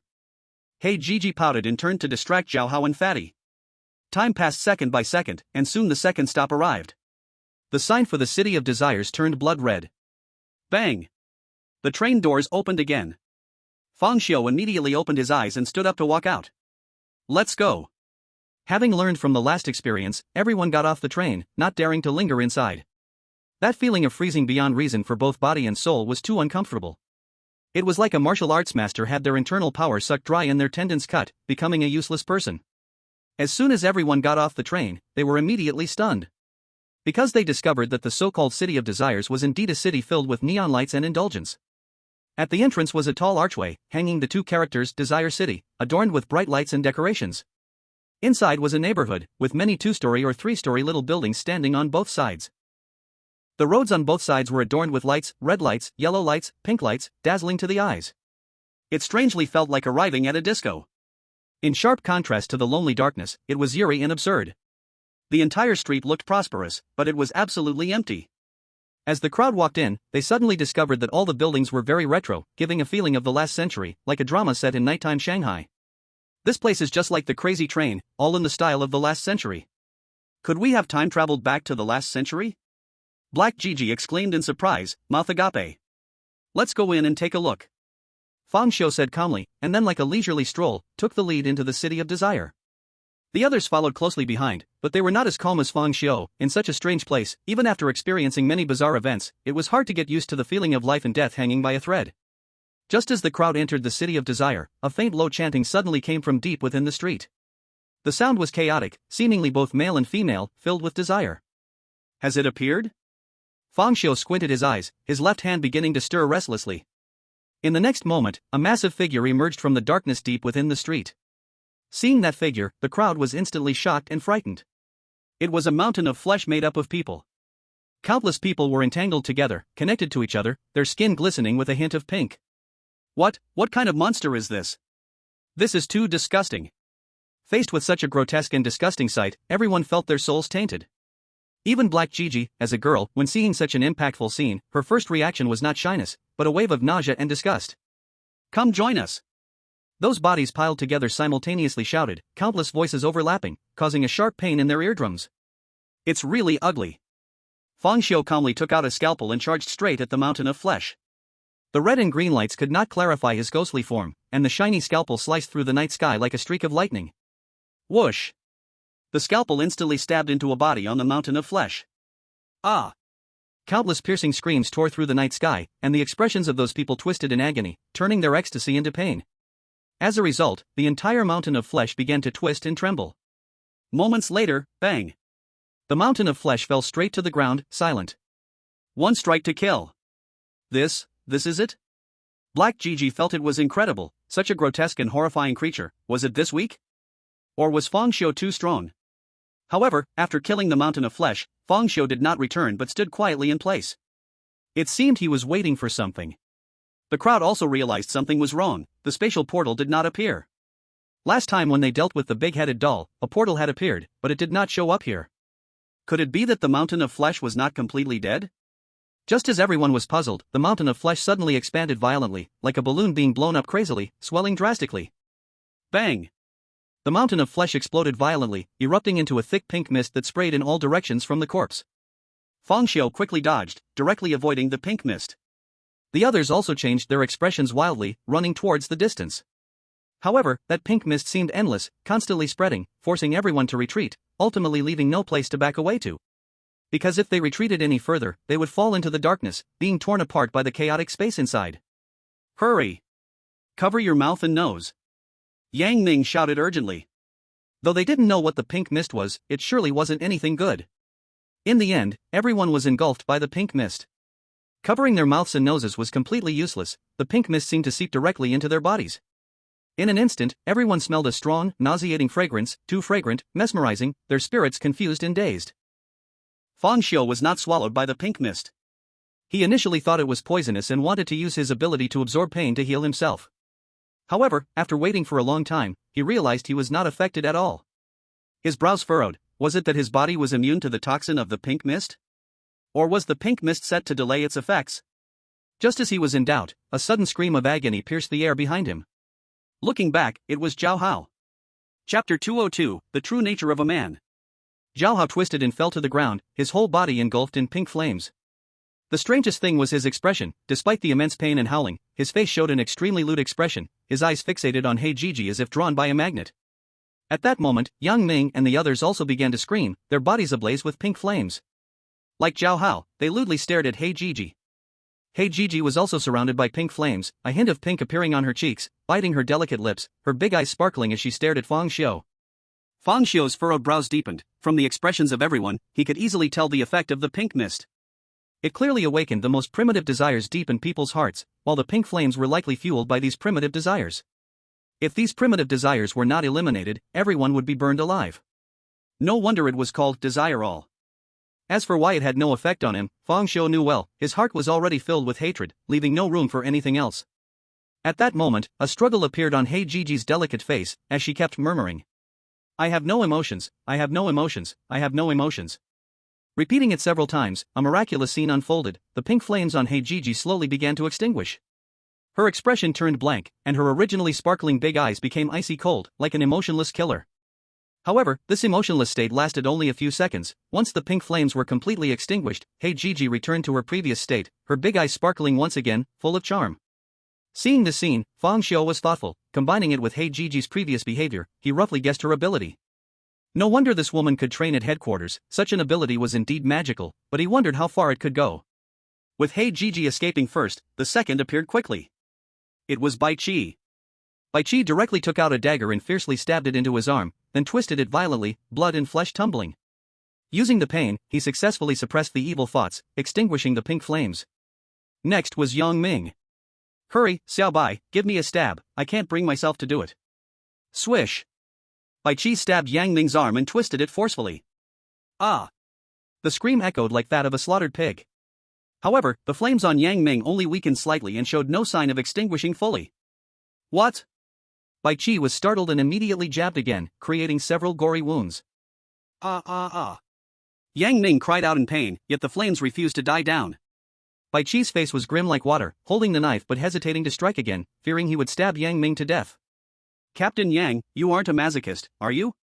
He Jiji remarked oddly from the side. Yang Ming was too weak from the pain to respond, and as the pink flames burned on, his body grew weaker, like an old man nearing his end. "Step aside." Fang Xiu took out a scalpel and walked toward Yang Ming. Bai Qi looked worried and said, "We can't give him another stab. At this rate, someone will die." "It's fine, I have seen the future." Upon hearing this, Bai Qi didn't say a word and immediately stepped aside, allowing Fang Xiu to pass. Fang Xiu likewise said nothing and gently made a small cut on Yang Ming's body with the scalpel. But just with this small cut, Yang Ming suddenly erupted with a scream several times more tragic than before. With the scream released, the pink flames on his body finally extinguished completely. Bai Qi was stunned. He never expected that his many knife wounds would be surpassed by Fang Xiu with just one cut. Was there poison on the knife? Then, Fang Xiu walked toward the fat man and made another gentle cut. Ah! A scream like a pig being slaughtered echoed, and the flames on the fat man's body also went out. Finally, he approached Zhao Hao. Zhao Hao's situation was the most serious. The pink flames on him were almost twice as high as others. Swipe! With one stroke. Ah! Zhao Hao let out a heartbreaking scream, yet the pink flames only swayed twice, continuing to burn strongly. This scene left everyone dumbfounded. They had personally experienced how painful Fang Xiu's knife was, and with that stroke, forget about women, they just wanted to die. But Zhao Hao's flames did not extinguish. Everyone was at a loss for words, only able to say, "Awesome." Fang Xiu frowned, about to strike again. Zhao Hao hurriedly shouted in fear, "Xiu Gu! Wait a moment!" Though that stroke did not put out the flames, it successfully restored Zhao Hao's clarity. However, being clear was useless. A person who gets drunk might be enthusiastic, but that doesn't mean they won't feel excited when sober. "Let her put on some clothes first." Zhao Hao trembled and pointed to He Jiji. He Jiji was taken aback. "Aren't I wearing clothes?" "Outer jacket. Outer jacket. Put it on. Hurry up." Zhao Hao urged anxiously. He Jiji then realized, hastily untying her denim jacket and putting it on, covering her bare white arms, and zipping it up, even hiding her delicate collarbone. Unexpectedly, Zhao Hao was still shouting, "Legs! Your legs too!" He Jiji was stunned, looking down at her hot pants, with two long and white legs still exposed. At that moment, Bai Qi threw over a jacket. He Jiji caught it, then quickly covered her legs. She even felt it was not secure, directly pulling out a mask and sunglasses from her bag and putting them all on. Finally, she also wore the hat that came with the jacket. This was covering everything tightly, not a bit of skin was exposed, more secure than a movie star going out. After this series of actions, even a beauty would be hard to recognize, let alone a fairy descending to earth. Just when they thought this was enough, it was unexpected that Zhao Hao was still not satisfied. He tremblingly said, "Hands, fingers. Everyone." He Jiji almost rolled her eyes. What kind of strange attributes were these? Speechlessly, she stuffed her hands into her pockets. Only then was Zhao Hao satisfied as he lay on the ground, saying to Feng Xiao go, come on. Swipe. One stroke descended. Ah! A piercing scream shattered the night sky. The pink flames on Zhao Hao finally dissipated. Quick, help me up, I can't get up. Zhao Hao said weakly. At that moment, his eyes were hollow, and his face was pale, as if he had been overly depleted. However, no one helped him, their gazes were filled with contempt, as if even helping him once would dirty them. Zhao Hao, feeling a mix of shame and anger, shouted in exasperation, what kind of look is that? Don't you know what it means to be a man? In the end, Zhao Hao struggled to get up by himself. Feng Xiao silently observed everyone, his heart already making judgments. It was clear that the pink flames burned a person's essence. If they did not extinguish for a long time, one would eventually faint to a hollow state. These pink flames were extremely troublesome for those with desires. It was hard for people to restrain their desires, that was human nature. Bai Qi could easily break free, possibly because his desires in this regard were very low. As for Zhao Hao, he had strong desires. And for Hei Jiji, she relied on her unique abilities. Chapter 203, Darkness. After everyone had rid themselves of the pink mist, a slowly swirling white hole appeared in the depths of desire. Feng Xiao calmly took a glance, then turned and walked away. Get in the car. Everyone nodded and was about to get in the car. Haijiji stepped forward, blocking the way for everyone, and said anxiously, haven't you realized? The horror of Yudu is clearly far greater than that of Gulu. If it weren't for Brother Xiao saving you, half of you would have been burned alive. So what? Yang Ning asked with some confusion. So? Isn't it obvious? If I'm not mistaken, the next stop, the ancient house, will definitely be even more terrifying than Yudu. Each station will be harder than the last. Shouldn't we explore that suspicious white tunnel that seems to offer a way out? To find a path to life. Instead of blindly following Brother Xiao onto the train. Just because we survived this time doesn't mean we will survive next time or the time after that. What Haijiji really wanted to say was that the white tunnel was likely the path to survival, at least worth a try, not just mindlessly following Feng Xiao. She always felt that Feng Xiao seemed to deliberately not leave, single-mindedly heading toward the final resting place at the end of the journey. The group remained indifferent to her feelings of wanting to leave. Even Zhao Hao showed a hint of confusion on his face, as if he couldn't understand how there were still people who didn't trust Brother Xiao in this world. Yang Ning laughed heartily, you just said it yourself, Brother Xiao saved us, so what are you hesitating about? Let's go. With that, Yang Ming turned and followed Feng Xiao onto the train. The others did the same, flocking in one after another. Haijiji stood there in a daze, and in that moment, she couldn't express what she felt, unclear and undefined, as if struck by something. The back of Feng Xiao leading the group was deeply etched in her eyes, lonely and fragile. Gradually, an unusual brightness burst forth from her beautiful eyes. Is this trust? Unconditional trust, without questioning reasons, regardless of right or wrong. She hadn't felt this way for a long, long time. When did it start? Probably from the moment she told her first lie. Used to a mouth full of lies, she felt like a beggar who had been poor all her life, until one day, suddenly seeing a mountain of gold. After all, honesty is golden. Suddenly, Haijiji became very curious about Feng Xiao. She was truly curious about what kind of person he was, a man so trusted by everyone. Without thinking, she stepped forward, following the crowd onto the bazaar train. Bang! The train door suddenly closed, with a loud rumble, continuing forward, heading to the next stop in this endless darkness. On the bazaar train, Feng Xiao sat alone in his seat, lost in thought. As Haijiji said, each station was stronger than the last. Yudu was clearly more dangerous than Gulu, even the third-tier spiritual master Yang Ming was helpless after being hit, one can imagine the peril within. This time seemed like a close call, but in reality, it was fraught with danger. If it weren't for his ability to endure pain, using extreme suffering to awaken everyone, any ordinary spiritual master coming here would likely be doomed. Bai Qi did not count as such, he might naturally be indifferent. If the second stop was so dangerous, what about the third stop, the fourth stop, and even the final resting place? Following this trend, encountering an S-class anomaly would be completely normal. Moreover, the strangest part was that these anomalies seemed to have been resolved, but in reality, they were utterly devoured and disappeared. Perhaps all the answers lay at the final stop, the resting place. Time flowed slowly like water. Soon, the sign for the third stop, the ancient house, turned blood red. Bang! The train door crashed open. The crowd followed Feng Xiao down with remarkable tacit understanding. The ancient house stop was exceptionally fitting, for what lay before the group was indeed an ancient house. The decor from a century ago resembled a courtyard, with 2 stone lions at the entrance and 2 large red lanterns hanging from the beams, casting an eerie red glow. The door was bright red in old, peeling paint. Against the endless darkness surrounding it, it looked like a giant beast lurking to devour in the shadows. Before even entering, everyone felt an inexplicable fear. Unlike the blood-curdling terror of the West, this was a kind of Chinese horror that delivered a strong psychological hint. The unseen Eerie is often the most terrifying. Upon seeing this ancient mansion, everyone instantly recalled many terrifying images hidden deep within their hearts. For example, a ghostly bride in a red wedding gown, wearing a red veil, standing motionless in embroidered shoes, just like a zombie. That kind of image makes one shiver at just the thought of it. Of course, this did not include Feng Xiu and Zhao Hao.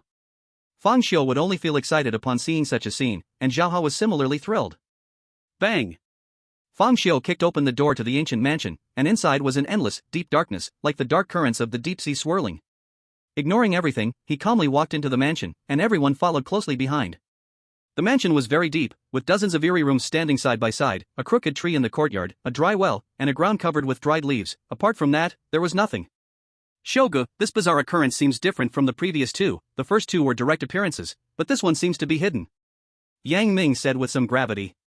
After hearing this, Feng Xiu's mouth curled into a sinister smile. Hide and seek? Then please don't let me find you. For some reason, upon hearing Feng Xiu's calm yet suppressed voice, everyone felt that the ancient mansion didn't seem so terrifying anymore. In the next moment, a shocking scene appeared. Feng Xiu's black hair suddenly turned into silver long hair, countless strands defying gravity began to float. Then, like billions of silver snakes, they surged and spread outwards like a tide. Those silver strands of hair drilled into every room and every corner of the ancient mansion, covering everything. In the reflection of the night, it looked like a massive spider web. Seeing this scene, everyone stepped back continuously, avoiding the slithering silver strands. Hey Gigi watched the shocking sight, his eyes unconsciously shining, murmuring, "So cool. I have to dye my hair silver." In the next second, Feng Xiu suddenly turned his head, his calm gaze piercing through the darkness, looking at the dry well in the courtyard. Around the ancient well floated countless silver strands of hair, but these strands seemed to sense a threat, only swirling around the well. Found you! Swish! Swish! Swish! The silver strands rushed into the dry well like mad pythons. After a moment, the silver hair retracted, pulling a person directly from the bottom of the well. To be precise, it was a strange humanoid. This strange being was quite peculiar, its skin dry as tree bark, yet it revealed a hint of paleness. Two rusty copper nails were inserted into its eyes, and the same at its ears, as if it had suffered cruel punishment in life. It allowed the silver hair to wrap around it, like a corpse, completely motionless. However, Feng Xiu was not going to indulge at playing tricks, and directly took out a surgical knife, ready to act. But at that moment, the strange being moved. It raised its dry arm, reaching straight for its own eyes. Puff, puff. The copper nails were pulled out by itself, revealing a pair of blood-red eyes, which had no pupils, only the holes left by the nails, from which foul blood slowly oozed. Seeing this bizarre sight, everyone began to get nervous, as the great battle was about to begin. But in an instant, a terrifying event occurred. Everyone suddenly saw darkness before their eyes, with no sight, falling into a deep blackness, unable to see even a glimmer of light. Even Feng Xiu was the same. He wanted to open the blood eyes, but it also failed, as if his eyes had completely gone blind. He frowned slightly. What kind of attack was this? When the strange being opened its eyes, did everyone fall into darkness? Ah! I can't see. I can't see either. I think I'm blind. Zhao Hao and the fat man immediately panicked. Not just them, even Bai Qi felt a heavy heart. When faced with terrifying strangeness, once you go blind, it equals losing all sense of security. Family, who understands, working overtime from 8 to 10:30 on Saturday. Going to sleep. Chapter 204, Everyone except Yang Ming is dead. Listen for the sound and determine the position, move quickly. Once it pulls out the copper nails from its ears, we might not even hear a sound. Hey Gigi shouted anxiously. A very keen judgment, after all. Once this creature pulled out the eye needle, everyone went blind, so it's not hard to guess that once the opponent pulls out the ear nail, everyone might go deaf. If a person loses both vision and hearing, it basically equals becoming useless, completely losing the ability to perceive the outside world. Before everyone could react, Feng Xiu had already made his move the moment he went blind. Silver hair twisted and strangled madly at the creature. However, with a bang, all the silver strands on the creature were snapped. This was already within Feng Xiu's expectations. After all, a creature with such terrifying means that could blind everyone would not be so easily subdued. So Feng Xiu had already closed in the endless darkness, he could only feel the coldness from the scalpel. Swish! With extraordinary hearing, Feng Xiu struck out with his blade, but hit only empty space. The others also launched their attacks based on the sounds. In the darkness, a cold and a warm temperature came, along with several sounds of blades slicing through the air. The cold and warm must be Hey Gigi's doing since her surface ability is ice and fire. And the blade sounds were from Bai Qi and Yang Ming. Soon, the sound of blades hitting flesh was heard, immediately followed by Bai Qi's furious scolding. Idiot! You cut me! Just like that, Bai Qi got injured again. The scene fell into chaos for a moment because there were too many people, while the strange creature was only one. Even though everyone's hearing was far superior, in a short time, it was hard to distinguish which sound came from the creature and which ones were from teammates. However, soon everyone had no such worries because the creature pulled out the ear nail, and the world instantly became silent, a total dead silence. Zhao Hao and the fat guy were so scared that they kept shouting, but they couldn't hear their own voices at all. Losing vision and hearing at the same time basically equates to losing 90% of the windows to obtain external information. Now everyone was left with only smell, taste, and touch. However, these senses were of little use for determining the position of the creature. No one had Ma Xingbang's ability to smell the creature. As for taste, it's even more absurd, one cannot just go lick the creature. Currently, the only useful sense was probably touch. In absolute silence and complete darkness, even for Fang Xiu, moving became quite inconvenient. But relatively speaking, he was much better off because he could utilize the silver strand's ability. The fine silver hair spread around him like a spider web, allowing him to sense the movements from the web around him like a spider. However, this perception is still a beat slower than directly seeing with the eyes. In a life and death situation, being half a beat slower could mean the difference between life and death. To the left. Fang Xiu instantly sensed something touching his silver strands at 10 o'clock to the left, about 10 meters away. Moreover, he could clearly feel that it was the creature, not a person. The power of the creature revealed itself when it made contact with the silver strands. Swish! The scalpel turned into a silver light and slashed towards the creature. Unfortunately, it struck empty space. The creature's speed was not slow. Immediately, the strands behind him transmitted movement. Fang Xiu prepared to attack back, but as the strands were touched, a fatal time delay occurred in transmitting the signal. Just as he was about to turn back, a cold sensation suddenly came from behind him, followed by a wave of excruciating pain. He could clearly feel. There was a deep and bone-piercing claw mark on his back. If it weren't for the protection of his ribs, this strike could have even torn apart his heart. Moreover, there was a strong corrosive force on this claw mark, like sulfuric acid, fiercely eating away at Fang Xiu's body. Despite suffering such serious injuries, Fang Xiu's face remained calm, disregarding his wounds as he attacked in the direction from which the bizarre assault had come, but once again, he missed. Meanwhile, with the help of his ability to absorb pain, the bone-deep scratch instantly healed. However, due to the corrosive force attached to it, this time recovery consumed a lot of his vigor. Soon, a second wound appeared. This time, it was on his neck. A sharp pain struck, and Fang Xiu's neck was almost severed, leaving only a thin layer of skin connecting his head.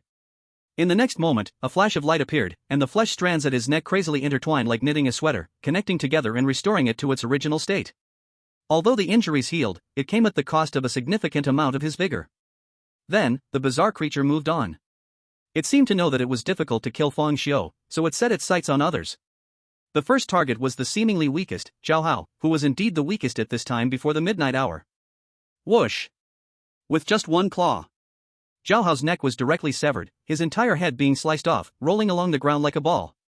His eyes were wide open, not able to close in death. Zhao Hao died silently, primarily because the others couldn't see or hear it. Only Fang Xiu sensed it. Because his hair was spread throughout the ancient mansion, he clearly perceived Zhao Hao's head being chopped off. Whoosh! A surgical knife shot out toward the place where Zhao Hao had fallen dead. Coincidentally, he missed again. Quickly, the next target appeared, which was the fat guy. Although the fat guy could teleport, he had lost his senses, completely unaware that danger was silently approaching, so he didn't know where to teleport to escape. Not surprisingly, the fat guy also died. His heart was pierced, fragmenting heart tissue and spilling blood all over the ground. He did not die immediately, still wailing in pain, but in this silent world, no one could hear his suffering, not even himself. As the bizarre creature continued to strike, Bai Qi also died. In the end, only Fang Xiu, Yang Ming, and He Jiji were still alive.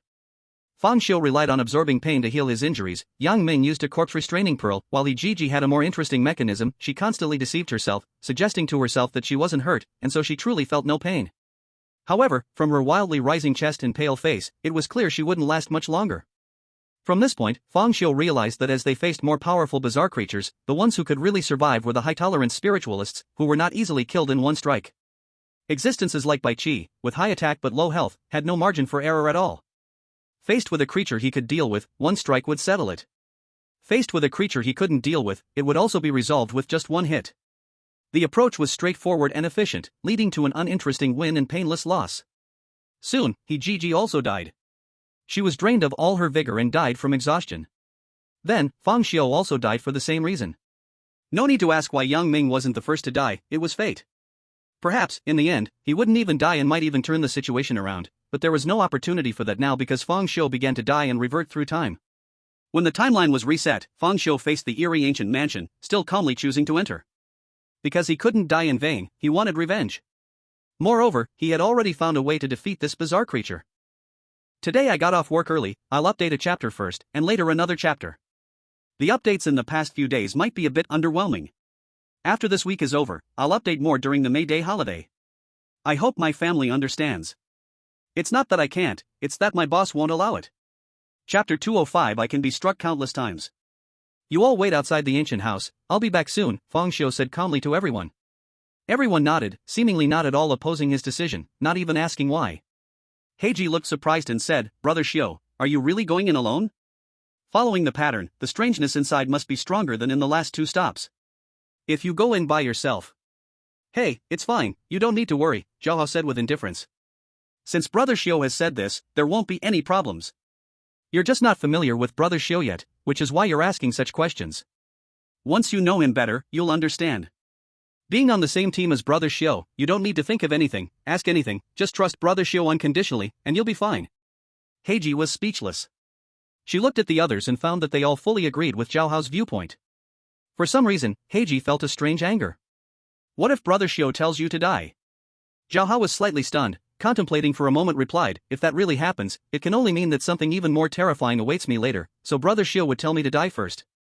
Heiji was defeated by this damned sense of trust.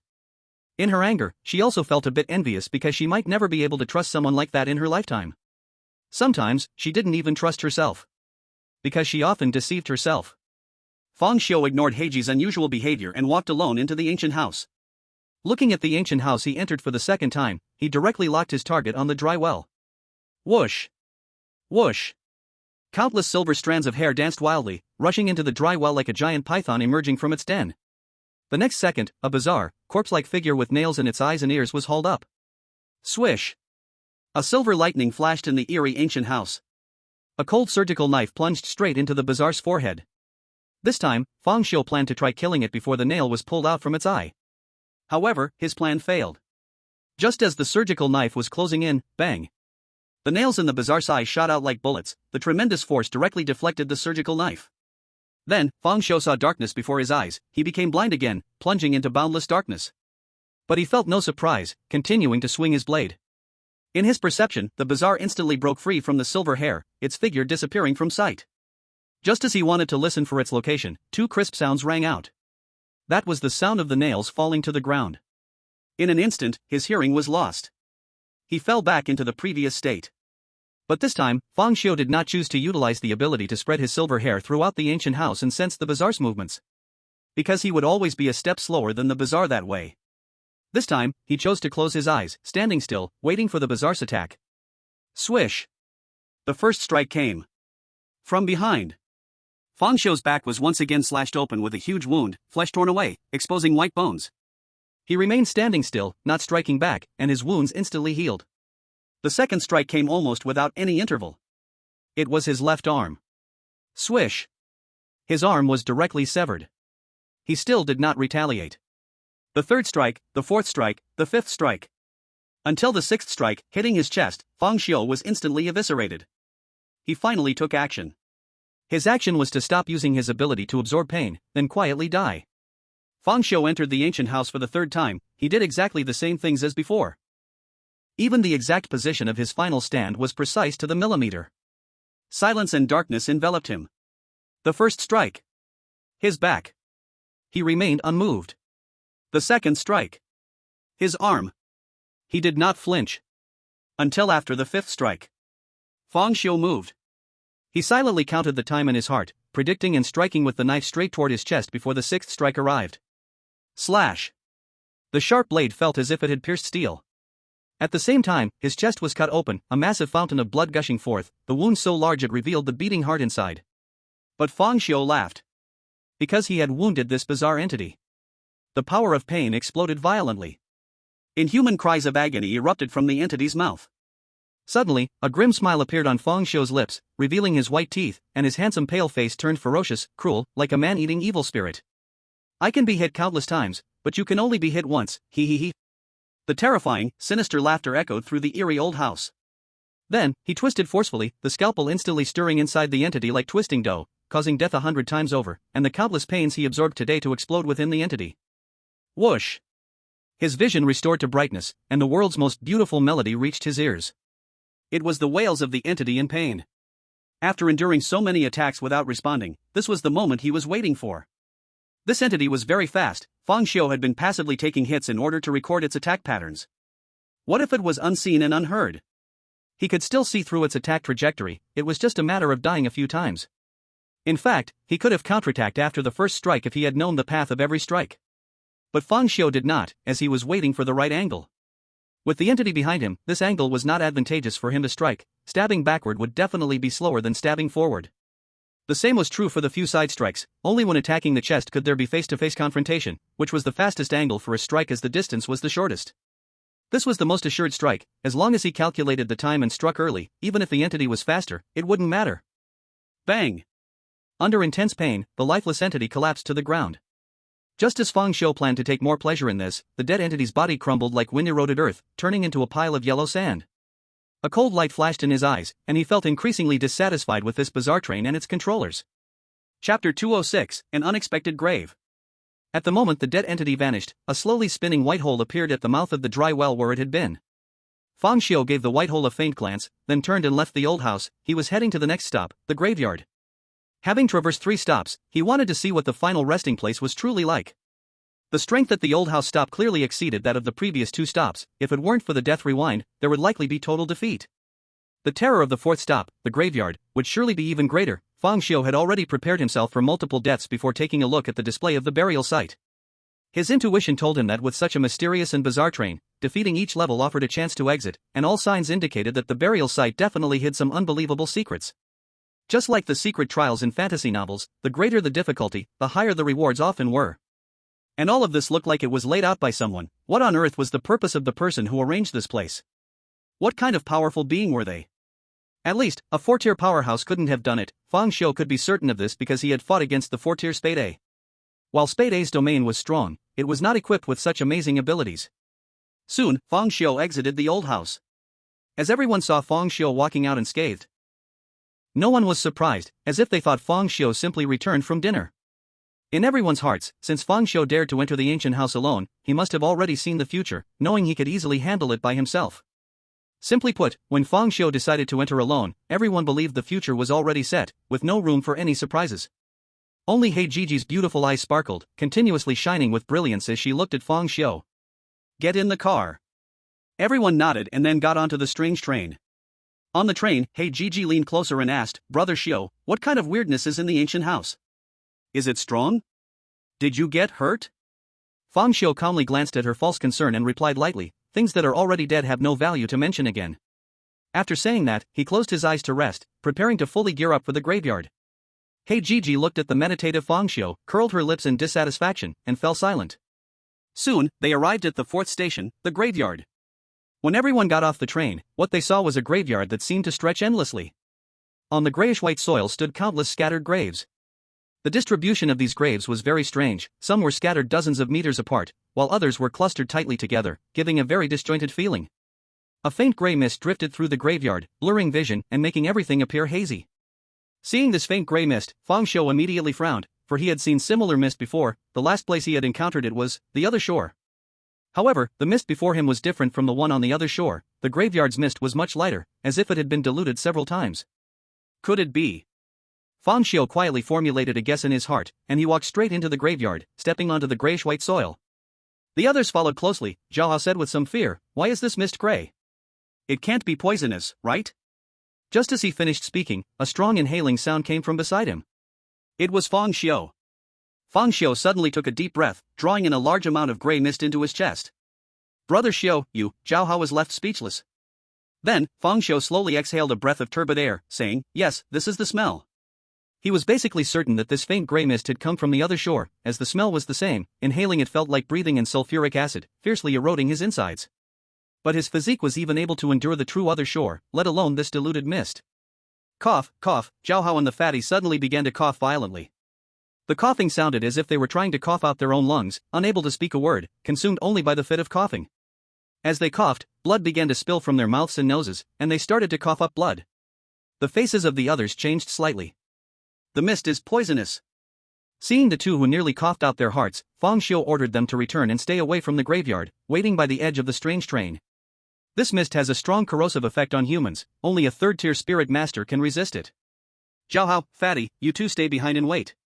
Then Fang Xiu led Yang Ming and the others deeper into the graveyard, seeking to uncover the relationship between this place and the other shore.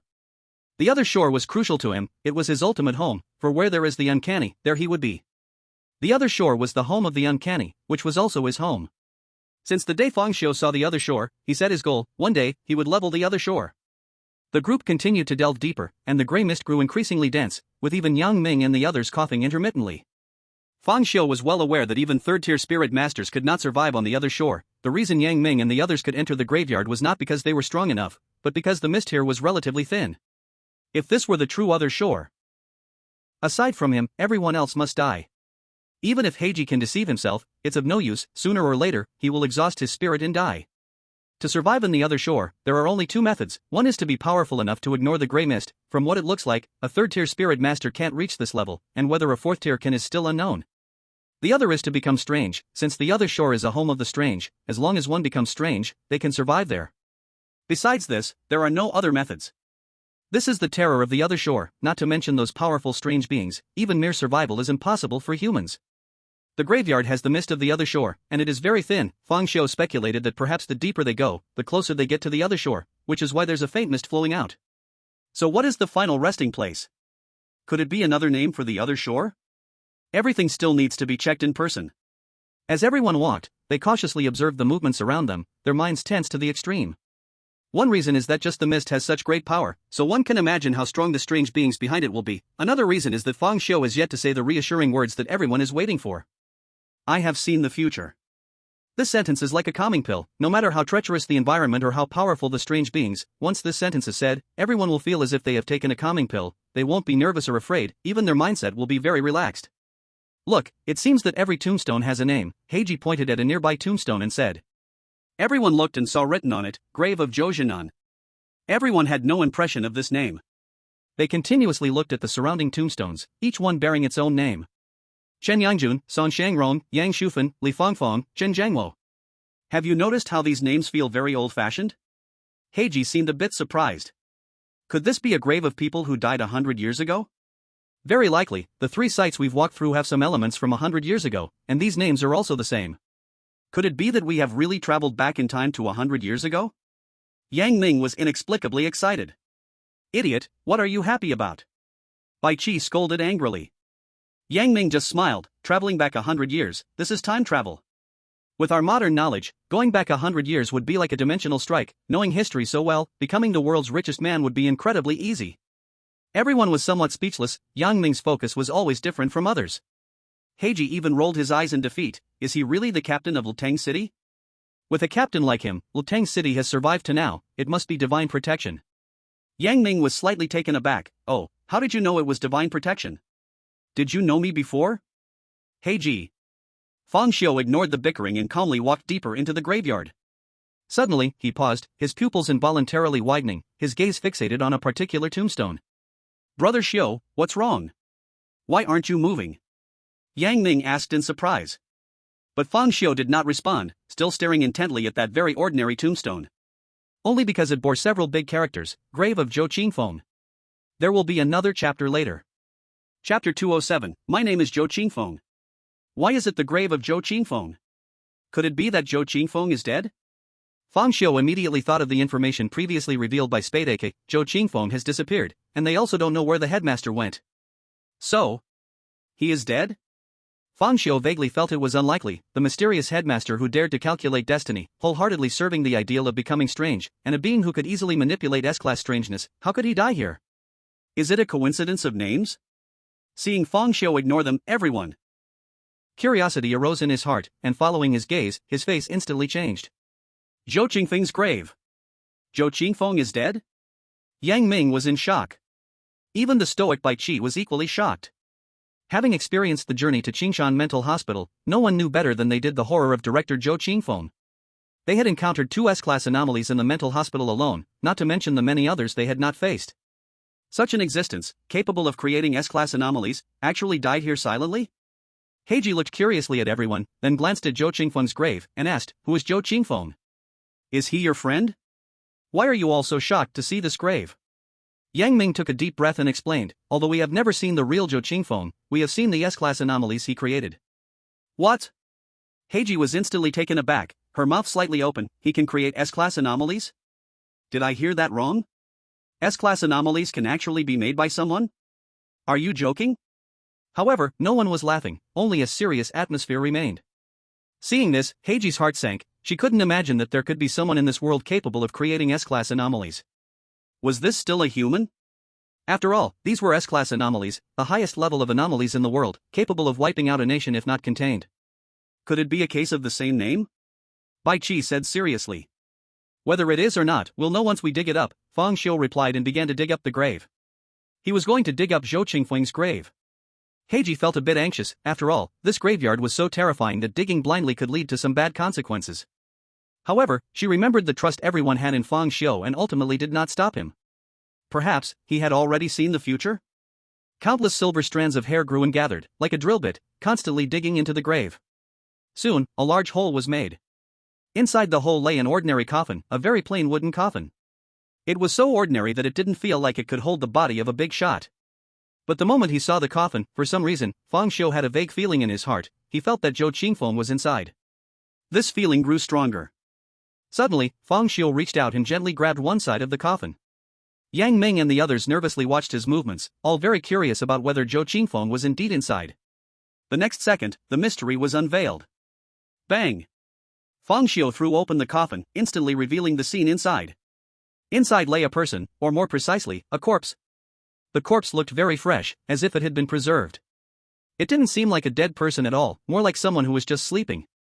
Seeing the person in the coffin, everyone was instantly shocked. Because the person inside was indeed Zhou Qingfeng. He was wearing a well-fitted vintage suit, a gentleman's hat, and a pair of very old-fashioned glasses. He appeared tranquil, as if asleep, very peaceful. His attire was like that of a person from the last century. It really is Zhou Qingfeng. Yang Ming stared intently at Zhou Qingfeng's corpse. He had seen Fang Xiu transform into this mysterious existence, there was no way he could mistake it. Fang Xiu gazed at Zhou Qingfeng's corpse for a long time, examining every detail, and found it identical to the real Zhou Qingfeng. Could it be? Zhou Qingfeng really died? Walking all this way, everywhere were traces from 100 years ago, and Zhou Qingfeng's clothing was also in the style from 100 years ago. Could it be, he died 100 years ago? A corpse that hasn't changed in 100 years? No, that's not right. He recalled the information he had previously received from Black Spade AK. Although it was indirectly obtained, it wasn't hard to hear from their tone that Zhou Qingfeng, although he disappeared, was definitely not missing for 100 years. If he had been missing for 100 years. Doesn't that mean that the Spades AK is already 100 years old? This is unrealistic, the Spades AK is clearly modern people. Moreover, although the facilities in the Aoyama Psychiatric Hospital are old, there is at least a plasma TV, which is not a product from 100 years ago, but from decades ago. Fang Xiu thought of 2 possibilities. One is that this corpse is not Zhou Qingfeng, but perhaps just a substitute. In this bizarre world, the abilities of spirit masters are strange and varied. Creating an identical self is not too unbelievable. The other possibility is that the true Zhou Qingfeng is inside the coffin, and the director of Aoyama Psychiatric Hospital is not Zhou Qingfeng. He has just taken Zhou Qingfeng's identity for some reason. Suddenly, Fang Xiu took out a scalpel and stabbed it into Zhou Qingfeng's neck. Everyone was startled by his sudden action. Looking at the scalpel entering the neck, Fang Xiu frowned. Because he had already used the power of pain, but Zhou Qingfeng showed no reaction, and there was not even a drop of blood flowing from his neck. It seems that the other party is really dead, this is indeed a corpse. Thus, Fang Xiu put away the scalpel and began to search the corpse, trying to find some relevant clues. Finally, he found a piece of parchment in Zhou Qingfeng's jacket pocket.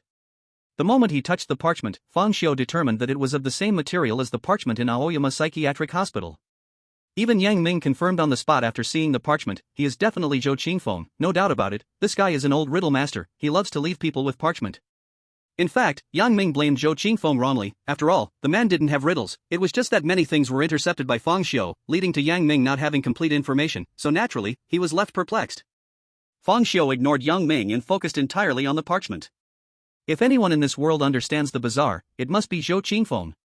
An existence that can freely travel between the present world and the other shore, an existence that can create great mysteries. If anyone knows all the truths of the world, Zhou Qingfeng must be one of them.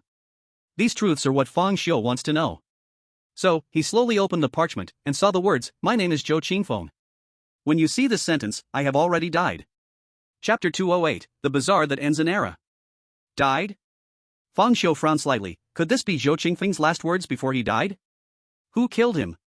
What kind of terrifying existence could kill such a powerful being? He continued to read. I have buried myself in the graveyard, hoping to warn future generations. Fang Xiu's frown deepened, as this sentence is very contradictory. How can a dead person bury their own body? People who see this sentence, please remember my advice. The bazaar can never be defeated, humans cannot win against the bazaar. Perhaps you will laugh at this, or curse at it. After all, those who tread this path are all striving to pass trials, to fight against the bazaar at the spatial nodes. Although my words are very pessimistic, this is the reality, which cannot be changed by human will. In the past, I was just like you, full of passion, hoping to save the crumbling tower, to support the overwhelming tide, and I did indeed do so. I emulated my ancestors, breaking through the bazaar era, slashing across both realms, gaining a century of peace in the present world. At that time, I firmly believed that my mission in life was to defeat the bazaar, to flatten the other shore, but looking back now, it is truly laughable. After the breakthrough, I unilaterally decided the burial place, removing all bazaar beings that dared to invade. Gradually, I became stronger and stronger. My powerful strength blinded my eyes, and at that time, I even thought that humanity could take the offensive against the other shore. Thus, I gathered the powerful beings of humanity.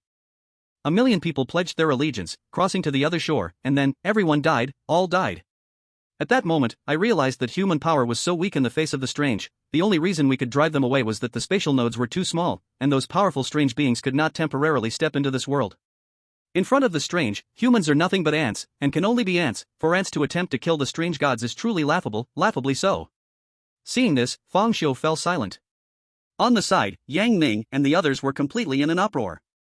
Zhou Qingfeng said he ended the era of the strange in a desperate struggle, trading it for 100 years of peace in this world. How could this be possible? The one who created countless strangeness, could he have once been a savior? Yang Ming exclaimed in shock. Hijiki had an even more disbelieving expression, her rosy little mouth open wide enough to fit a big banana. Could this be the truth behind the vanished 100 years of history? The strange and the spirit masters basically only appeared in modern times. 100 years ago, there were no traces of the strange at all.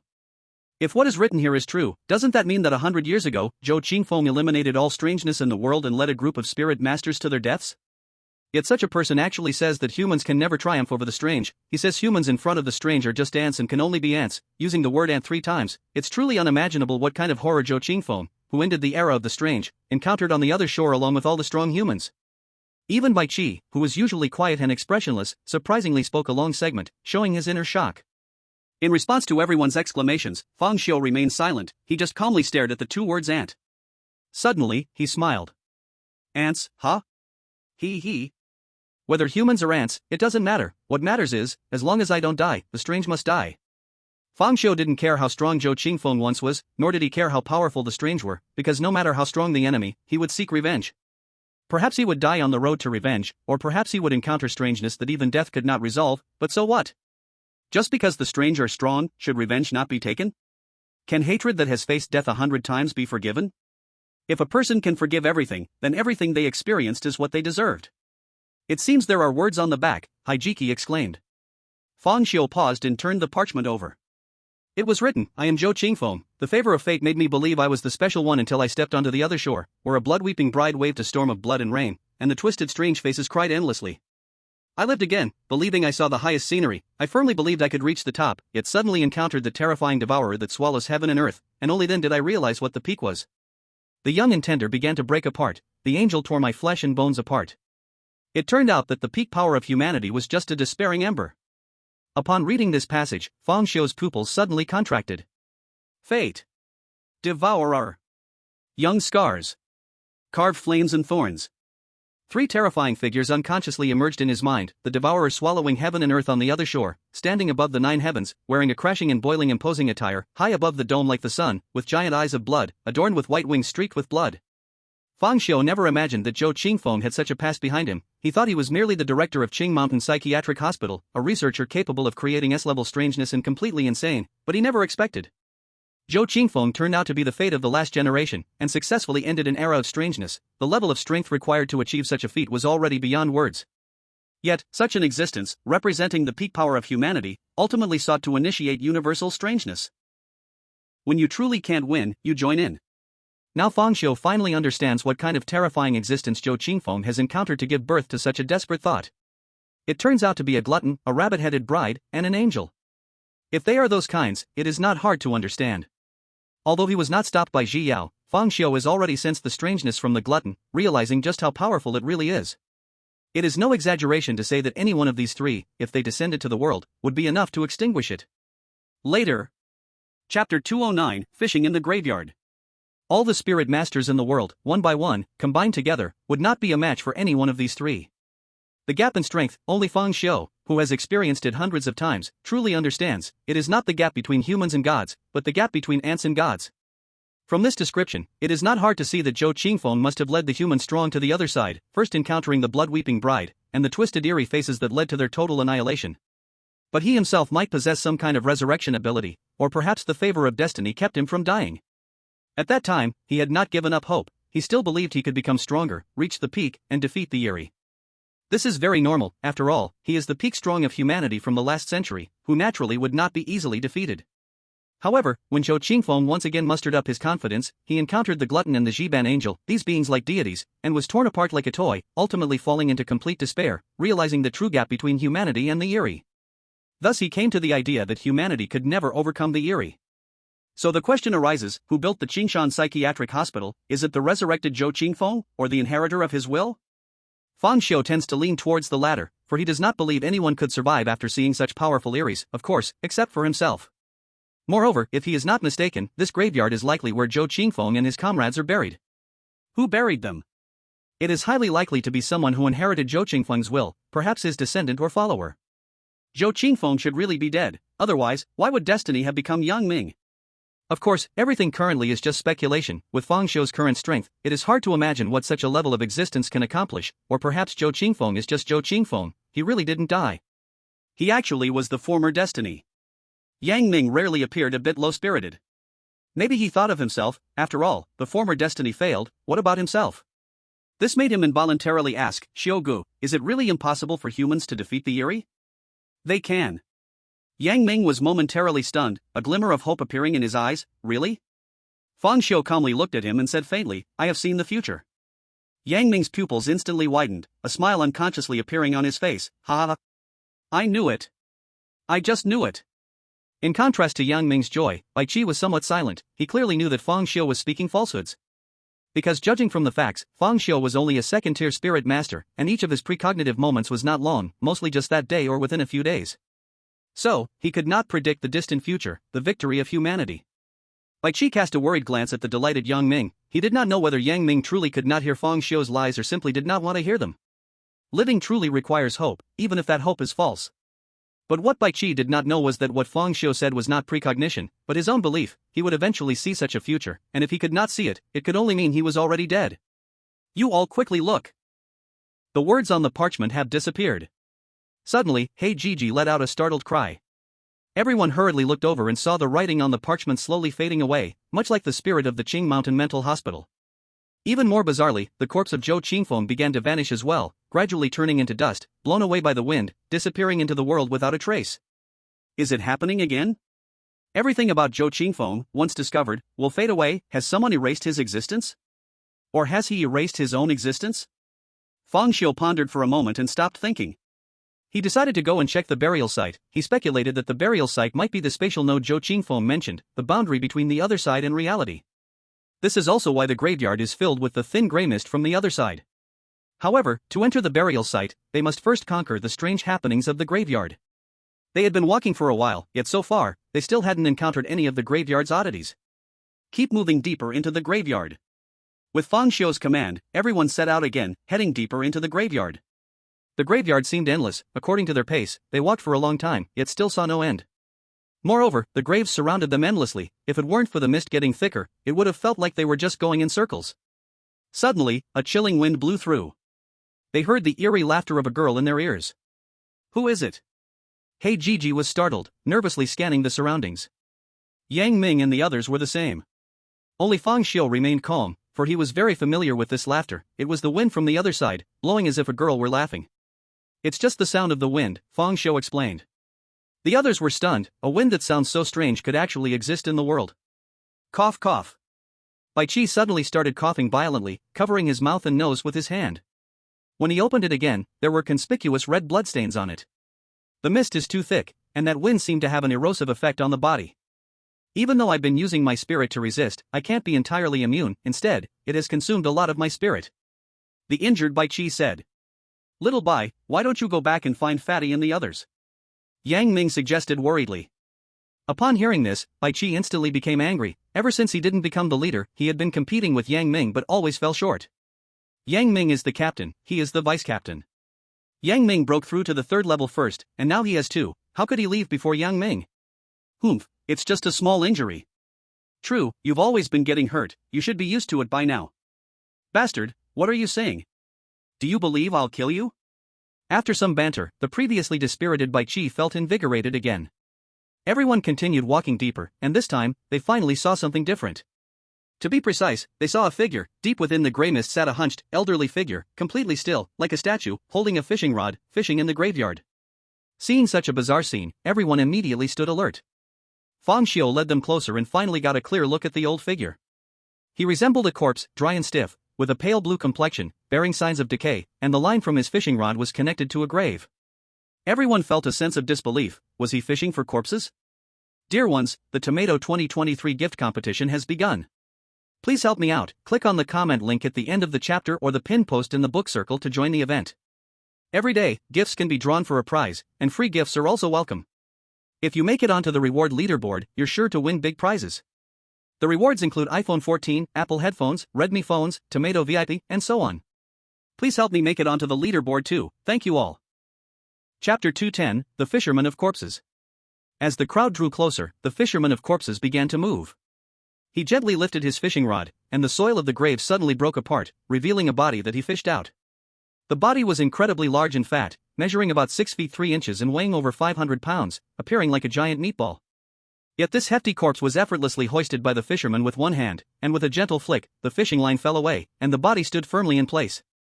Just as the crowd was confused, the next moment, the gigantic meatball corpse suddenly opened its eyes wide. They were gray and white, filled with the color of death. It let out an inhuman howl, then rushed toward the crowd. Everyone was startled and terrified. Could this strange ability control the dead? With Haijiji's startled exclamation, the expressions on everyone's faces worsened. Because this was a graveyard, full of corpses. Moreover, they were all corpses of human elite warriors from 100 years ago. Now, they could only pray that these bodies lacked the strength of that 100-year-old group, otherwise, they would face certain death. No one knew how strong the spirit masters of 100 years ago were. Quickly, the 500-pound fat man charged toward the crowd. Although he was bulky, he was surprisingly fast, covering the short distance in an instant. Facing the enemy, the crowd could not sit back and wait to die, and the first to strike was Bai Qi. Because he was the fastest, activating his speed ability, he darted like a ghost toward the fat man. Swish! His short knife sliced down like a flash of lightning. This strike targeted the fat man's neck. To be precise, it was aimed at the excess flesh where his neck should be. The fat man howled in anger, extending his chubby hand to grab Bai Qi's knife, but Bai Qi's speed was far beyond the fat man's capabilities. Just as the fat man reached out, the blade had already struck him on the neck. But in the next second, something strange happened. The short knife, forged from the steel of the mind, filled with ferocity, actually sank deep into the fat man's neck. It felt like cutting into mud. What? Bai Qi's face changed. He didn't expect his knife to be useless.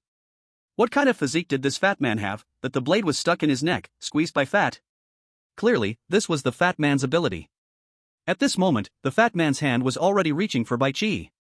Bai Qi immediately tried to pull back his knife to dodge, but the knife felt like it was caught in a pair of iron pincers, impossible to withdraw. Reluctantly, he had to abandon the dagger and dodge, letting the fat man miss him. Weapons seemed ineffective against him. At this strength, he is a third-tier spirit master. Bai Qi said gravely. Then let's use our fists. Yang Ming shouted, then charged fiercely at the fat man, his fists like cannonballs crashing forward. This punch landed directly on the fat man's belly. But something strange happened. The fat man's belly suddenly caved in, directly swallowing Yang Ming's entire right arm. Yang Ming was taken aback, frantically trying to pull out his arm, but it was trapped tightly by the fat. Not only that, the fat man's hands grabbed Yang Ming's waist and forcefully tried to shove him into his belly. Damn it! Yang Ming was both shocked and angry, hurriedly holding the corpse restraining pearl, as half of his body was pulled into the belly, firmly enveloped by the fat. At this moment, Haijiji sprang into action. Since you can ignore physical attacks, let's see how you handle the dual powers of ice and fire. She suddenly opened her fair hands, flames erupted from her left hand, and a cold rush appeared in her right hand. Boom! The ice and fire struck the fat man's body, and a strange scene unfolded. One half of the fat man was engulfed in flames, while the other half was covered in ice. Of course, Yang Ming was also within the attack range, but he was protected by the corpse restraining pearl, so he remained unharmed. And taking advantage of the moment when the fat man was being attacked, he quickly pulled himself out and hid far away. Big Black, this fat man is handed over to you. Let him enjoy the taste of ice and fire in his own way, Yang Ming said with lingering fear to Haikichi. Haikichi rolled her eyes and was so angry she almost gave Yang Ming an ice and fire combo. She was not an ignorant fool. To be precise, in today's highly developed internet society, the so-called innocent fools are basically all pretending. However, with a great enemy in front, she could only face the battle. Currently, only her abilities could harm the fat man. Since the fat man was a corpse, he felt no pain at all. Even with ice and fire on his body, he still had a stiff expression as he attacked the crowd, oil continuously flowing from him, making sizzling sounds like barbecued meat. Haikichi used ranged attacks, constantly dodging and keeping her distance, then repeatedly employed the ice and fire combo, slowly damaging the fat man's body. Meanwhile, Fang Shou kept his gaze locked on the corpse fisher. The corpse was merely an appetizer, the corpse fisher was the key. Whoosh! A silver strand of hair tied around a scalpel shot toward the corpse fisher like a meteor. However, the corpse fisher remained unmoved, not even making a single motion. Just as the scalpel was about to close in, the earth beneath his feet suddenly bulged, forming a tall wall to block the scalpel.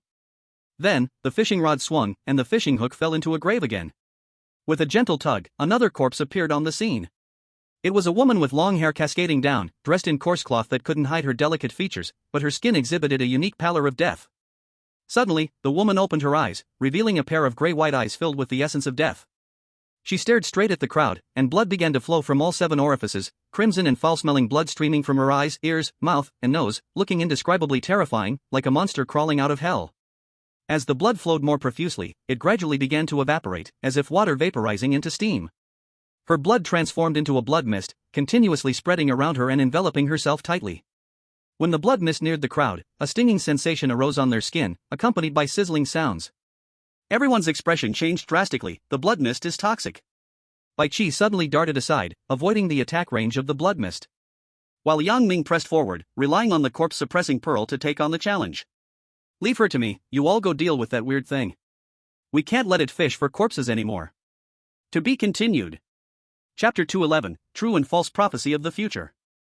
Fang Shou and Bai Qi naturally understood that they could not let the corpse fisher continue fishing for bodies. No one knew the upper limit of the corpse fisher's control over corpses, nor did they want to find out. If the opponent could control all the corpses in the cemetery, even if the headquarters of the investigation bureau arrived, it would be useless. The strong from the previous era vs the elites of this era. The one who would lose would undoubtedly be this era.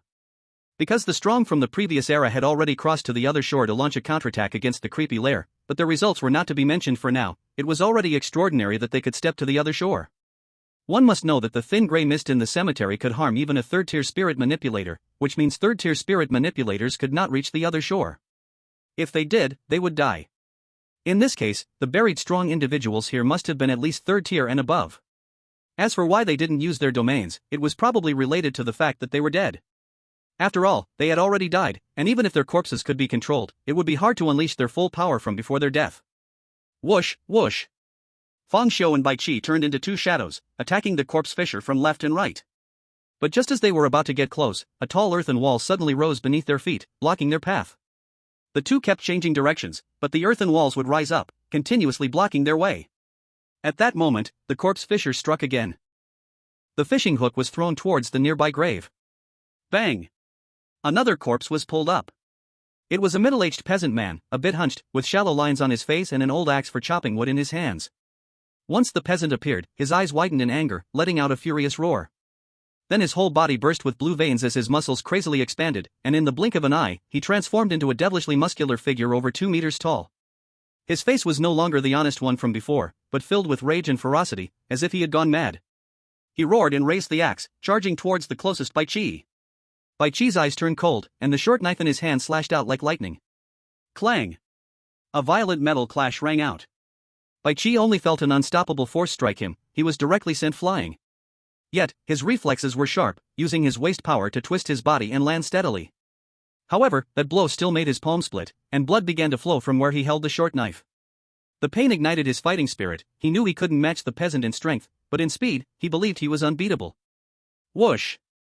Bai Chi's figure split into 3, creating 3 afterimages that attacked the peasant from 3 directions. The peasant had no time to defend, he only managed to block one afterimage, while the other 2 cut into him, leaving 2 huge, bloody gashes. But as a corpse, the peasant felt no pain. Instead, he kept roaring, his muscles bulging even more, revealing a faint bloody hue. His strength grew stronger, and his speed faster. The 2 sides instantly became tangled in battle. Fang Xiu, relying on constant shifting, avoided the dirt wall and got closer to the corpse-fishing old man. He had tried to attack the dirt wall, but it was so solid that not even a surgical blade could penetrate it, leaving him no choice but to dodge. Closer, ever closer. Fang Xiu finally reached in front of the corpse-fishing old man, his surgical knife flickering like silver lightning, stabbing straight for the old man's neck. Ding! A clear ringing sound echoed. The surgical knife failed to pierce even a little into the old man's neck. Fang Xiu furrowed his brow tightly, staring at the old man's neck, and to his surprise, he found some grayish-white dirt falling. Could it be, the corpse-fishing old man is made of dirt? Before he could think further, the old man struck again, quickly pulling out another corpse. This one was a young man dressed in a Zhongshan suit, unremarkable in appearance but exuding a scholarly aura, like a university student from a bygone era. Suddenly, the young man opened his grayish-white eyes, and with a flick of his right hand, a black pen appeared in his grip. He gently removed the cap, exposing a sharp nib. Fang Xiu paid no attention to the young man but keenly noticed that the corpse-fishing old man had stopped pulling corpses, standing still like a statue. He already had a guess in mind. It seemed the old man fished for corpses based on the number. Is this the trial of the graveyard? 1 corpse per person as an opponent, winning means passing the trial? Just as Fang Xiu pondered, the young man expressionlessly raised his steel pen, stabbing it towards him like a snake emerging from its hole. The pen tip drew closer, growing larger in his eyes, as if it would pierce his eyeball in the next second. However, Fang Xiu merely tilted his head slightly and dodged the strike. But what happened next was unexpected. At the moment he dodged, the pen tip almost simultaneously changed direction, slicing back towards him. Swish! Fang Xiu's pale face was cut with a scar, and bright red blood oozed out slowly. But in the next second, a flash of light appeared, and the wound healed instantly. He raised his surgical knife like lightning, starting to counterattack, clang clang clang. The sound of countless metal clashes immediately filled the air around the 2. Feeling the young man's toughness, Fang Xiu did not hesitate and directly opened the Eerie knife. A violent chaotic strange power surged into his body, his silver hair danced wildly, and blood-red pupils flickered. The attack of the blood pupils was useless against the dead, so he relied on the strength of the scalpel and strange powers to fight the enemy. The strange powers struck out like countless venomous snakes, continuously stabbing, unleashing attacks like a torrential storm. But not a single strike hit the young man in front of him. Even though this person's power and speed were not particularly outstanding, Fang Xiu, who was beginning to become strange, could steadily suppress him. Yet even so, not a single blow connected. The young man seemed to foresee the attacks in advance, gracefully and calmly dodging countless blows, like a dancer twirling in a storm, not a single raindrop touching him. Fang Xiu frowned instantly. Others might have difficulty noticing, but countless times of predicting the future allowed him to see the young man's ability, which was exactly the ability to predict the future. True prediction of the future should allow one to foresee a few seconds ahead, thus dodging in advance. He never expected that one day, his false prediction of the future would confront a true prediction of the future. In battle, the ability to predict the future was indeed extremely troublesome. Your next move was completely seen through by the opponent. Even if you were fast, they could still position themselves in advance. Predicting the future, huh? But that alone is not enough. In the face of absolute strength, what you can foresee is only your own death. Fang Xiu murmured calmly to himself, then he spread his fingers, placed his hand on his face, and suddenly slashed. Dark flames erupted instantly, transforming into a black flame mask on his face. At this moment, the young man quickly created distance, retreating backwards. Oh? Did you foresee your own death? Then just accept it calmly. As soon as the words fell, Fang Xiu's figure instantly vanished. When he reappeared, he was already behind the young man. The young man seemed to have foreseen it too, but under the crushing speed, his body merely started to react just as a scalpel was already poised at his neck. Swish! A single slash. The young man's head rolled directly onto the ground. Then, his body also collapsed, very strangely merging into the grave soil. Having dealt with the young man, Fang Xiu immediately set his sights on the corpse-fishing old man. But strangely, the corpse-fishing old man slowly turned into a pile of gray-white grave soil, forming a small mound on the ground. At this moment, Haijiji over there also finished the battle, gasping heavily, clearly exhausted. Her opponent, the fat man, had already collapsed to the ground. Half of him had become a charred corpse, the other half a frozen sculpture, and then merged into the grave soil. Before long, Yang Ming and Bai Qi also brought good news. Both had dealt with their respective opponents. No exceptions, the farmer and the woman's corpses had merged into the earth. Ha ha ha. Xiao Bai, you're too slow. I was the first to deal with the enemy. Yang Ming laughed heartily, hands on his hips. Bai Qi's face was gloomier, he was on the verge of raging. Is this level passed? Haijiji asked, slightly happy. But Fang Xiu frowned slightly, looking at the grave soil that was gradually darkening beneath his feet. Not yet. Everyone followed Fang Xiu's gaze and was suddenly shocked. This grave soil is turning black. What is happening? Quick, retreat. Bai Qi suddenly shouted, but it was too late. The completely blackened grave soil automatically rose, surging beneath everyone's feet as if intending to bury them all. The slowest to react, Yang Ming was the first to be covered by the grave soil up to his feet. What the hell, I can't pull my foot out. Yang Ming struggled desperately, his face turning red, but still unable to free his foot from the grave soil. He could only take out a short knife and chop at the grave soil, but the clanging sound continued, as if chopping on steel. This blackened grave soil was even harder. Bai Qi reacted quickly, dodging the grave soil below his feet with a swift move. But he ultimately cannot fly, he must land, and the area covered by the darkened grave soil has already engulfed the entire view. At the moment he landed, he met the same fate as Yang Ming. Fang Xiu is the same, because he cannot fly. Once he lands, it is as if he has fallen into a swamp, wrapped up by the high, rising grave soil. Moreover, this grave soil is not just wrapping around his feet, it is continuously increasing and spreading, and in the blink of an eye, his calves are already covered. It is easy to imagine that after a period of time, everyone will be buried alive, becoming a grave in a cemetery. Only Haijiji has not been buried by the grave soil. I can fly, I can fly, I can fly. Haijiji constantly deceives herself, and then she really starts to fly, rising 1 meter off the ground, escaping the fate of being buried. Just as she breathes a sigh of relief, her expression suddenly changes. A powerful suction erupts from the rising black grave soil, as if weighed down by several times the force of gravity, pulling Haijiji down from the air. Ah, she cries out, her little foot, wearing white canvas shoes, is directly swallowed by the grave soil.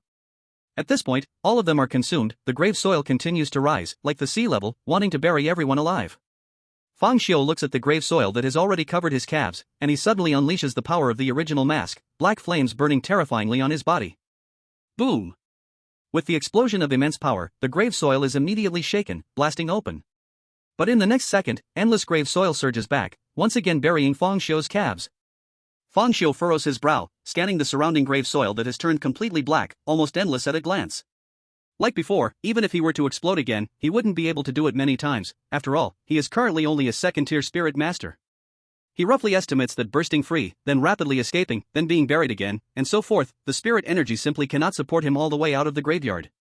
Is this the end? He faintly feels that the power of this grave soil is similar to the domain of a fourth-tier spirit master. It seems that the entire graveyard is the domain of the corpse fisher, and if the other side is strange and not a corpse, it should be called a strange domain. A domain of this intensity, both in range and power, is much stronger than the ace of spades. Shogu, what should we do now? At this critical moment, Yang Ming instinctively asks Fang Xiu for advice. However, Fang Xiu just shakes his head. He has never died before, how would he know what to do? He even vaguely feels that at his current strength, it might be impossible to pass this fourth stop. Because there is no shortcut here, only pure strength crushing, facing endless grave soil, unless one possesses power that surpasses it, otherwise it is very difficult to take shortcuts. At this moment, Bai Qi shows a fierce expression, suddenly raising the short knife in his hand. Yang Ming is astonished. Xiao Bai, what are you doing? Bai Qi grits his teeth. We can't just sit and wait for death. As soon as his words fall, swoosh. The blade flashes. Bai Qi lets out a muffled groan, then collapses heavily onto the ground. Blood flows profusely from his legs. He has cut off his own legs. But it is of no use, instead, he dies even faster. With Bai Qi dropping to the ground, he just wants to use his hands to push himself up, but in the next second, the black grave soil directly buries his hands, even slowly spreading over his entire body. Since he is lying down, the speed of being buried is particularly fast.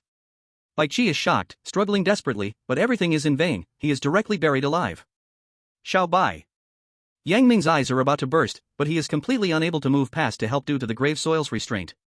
Soon, he is also buried alive by the grave soil. At this point, only Fang Xiu and He Jiji remain. Relying on the power of the original mask, Fang Xiu continues to resist the grave soil, so his speed of being buried is the slowest among them. He Jiji, however, relies on the power of deception to delay the rate at which the grave soil buries her, but the power of the grave soil is obviously too strong. She is not at all someone who can block the third level. All she can do is delay death. Moreover, her power is clearly weaker than Fang Xiu's, she's already buried halfway, while Fang Xiu has only reached his knees. At this moment, a strange scene appeared. There, where Bai Qi and Yang Ming were buried, a gravestone unexpectedly emerged. It boldly read Grave of Bai Qi and Grave of Yang Ming. The two gravestones paired with the small mound formed by their burial perfectly created a grave. Fang Xiu's expression changed slightly. Gravestones generate automatically?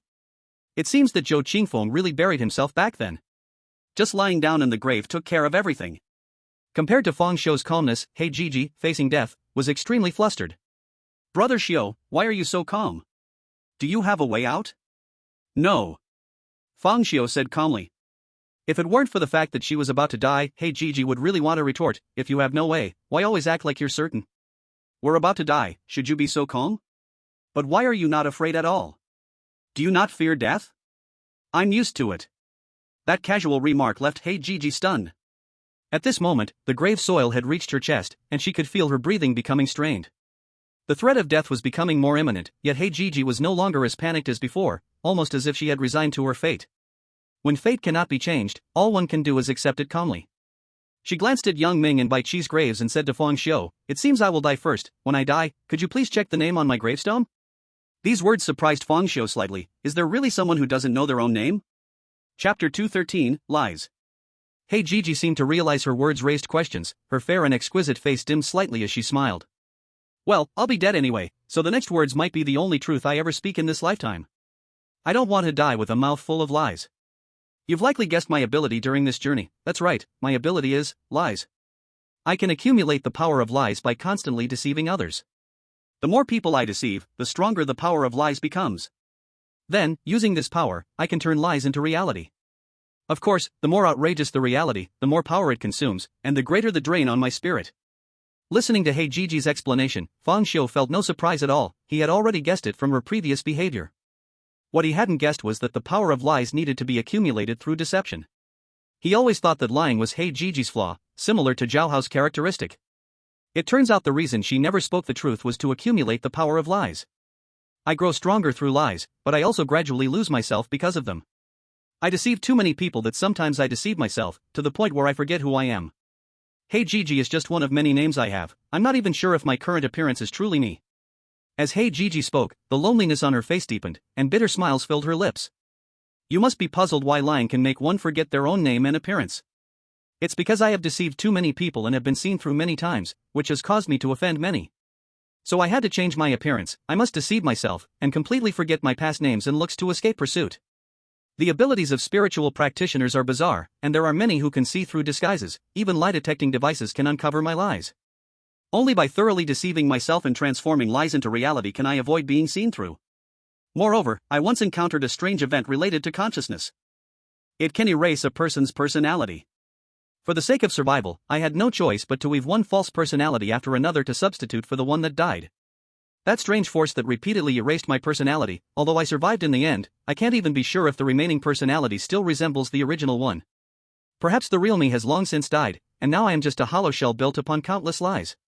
As she spoke, He Jiji's mouth revealed a bitter smile, paired with her false yet beautiful face, which seemed profoundly desolate, evoking a sense of pity. I only heard Fang Xiu calmly say, "So you might be a man?" He Jiji's bitter smile immediately stopped, and she froze, her mouth twitching continuously, the carefully cultivated emotion shattered in an instant. I'm a woman. I have always been a woman. Even though I constantly deceive myself and speak lies, I have never lied about my gender. This is my bottom line. He Jiji shouted in anger. Look at her. If she weren't currently buried in soil, she would have wanted to dig herself out to show Fang Xiu. What kind of look is that? I am a woman. And a beautiful one at that. Fang Xiu lightly hummed in response. However, in Haikajiji's view, Fang Xiu didn't believe her at all.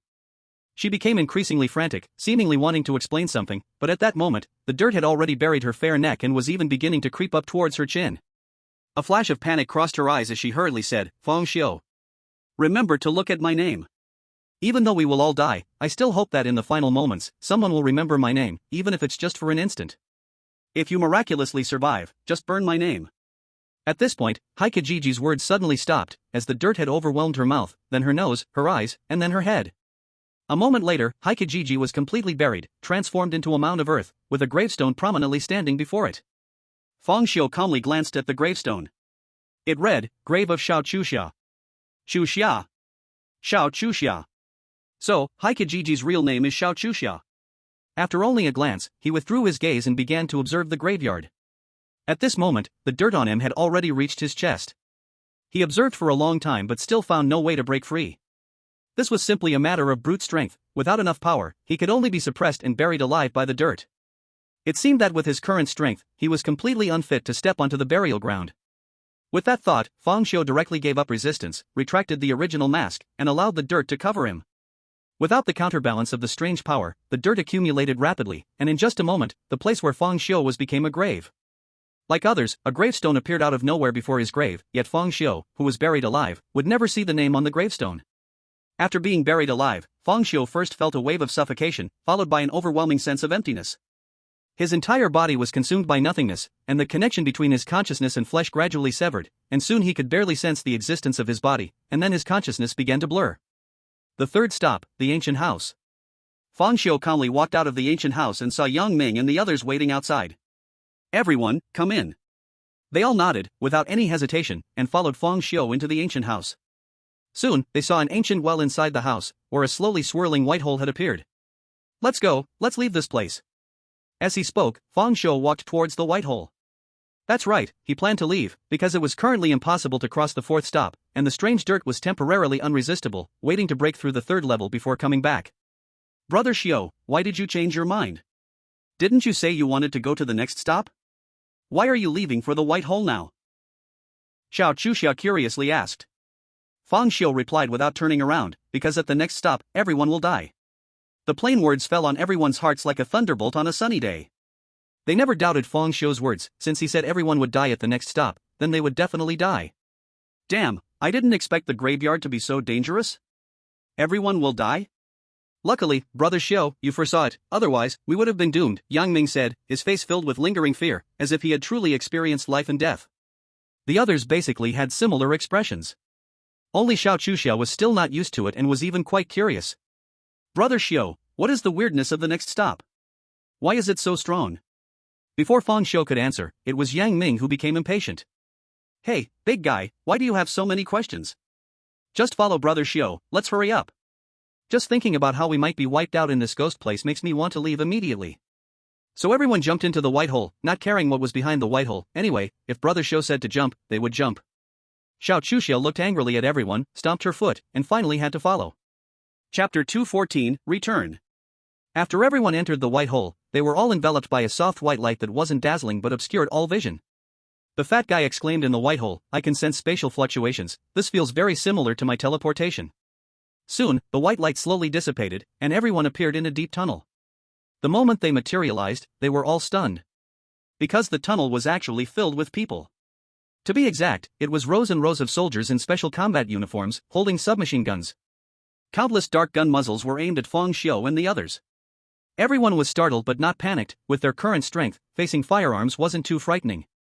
Take Bai Qi, for example, he could completely get close and kill all the soldiers before they pulled the trigger. "Who are you? Why did you appear out of thin air?" a soldier shouted. Xiao Chuxia, who had sharp eyes, saw the insignia on the soldier's uniform, and quickly waved her hand, signaling, "Don't shoot, we're one of you. You're from the Special Operations Unit of the Investigation Bureau, right? We're here to participate in the headquarters training as spirit masters."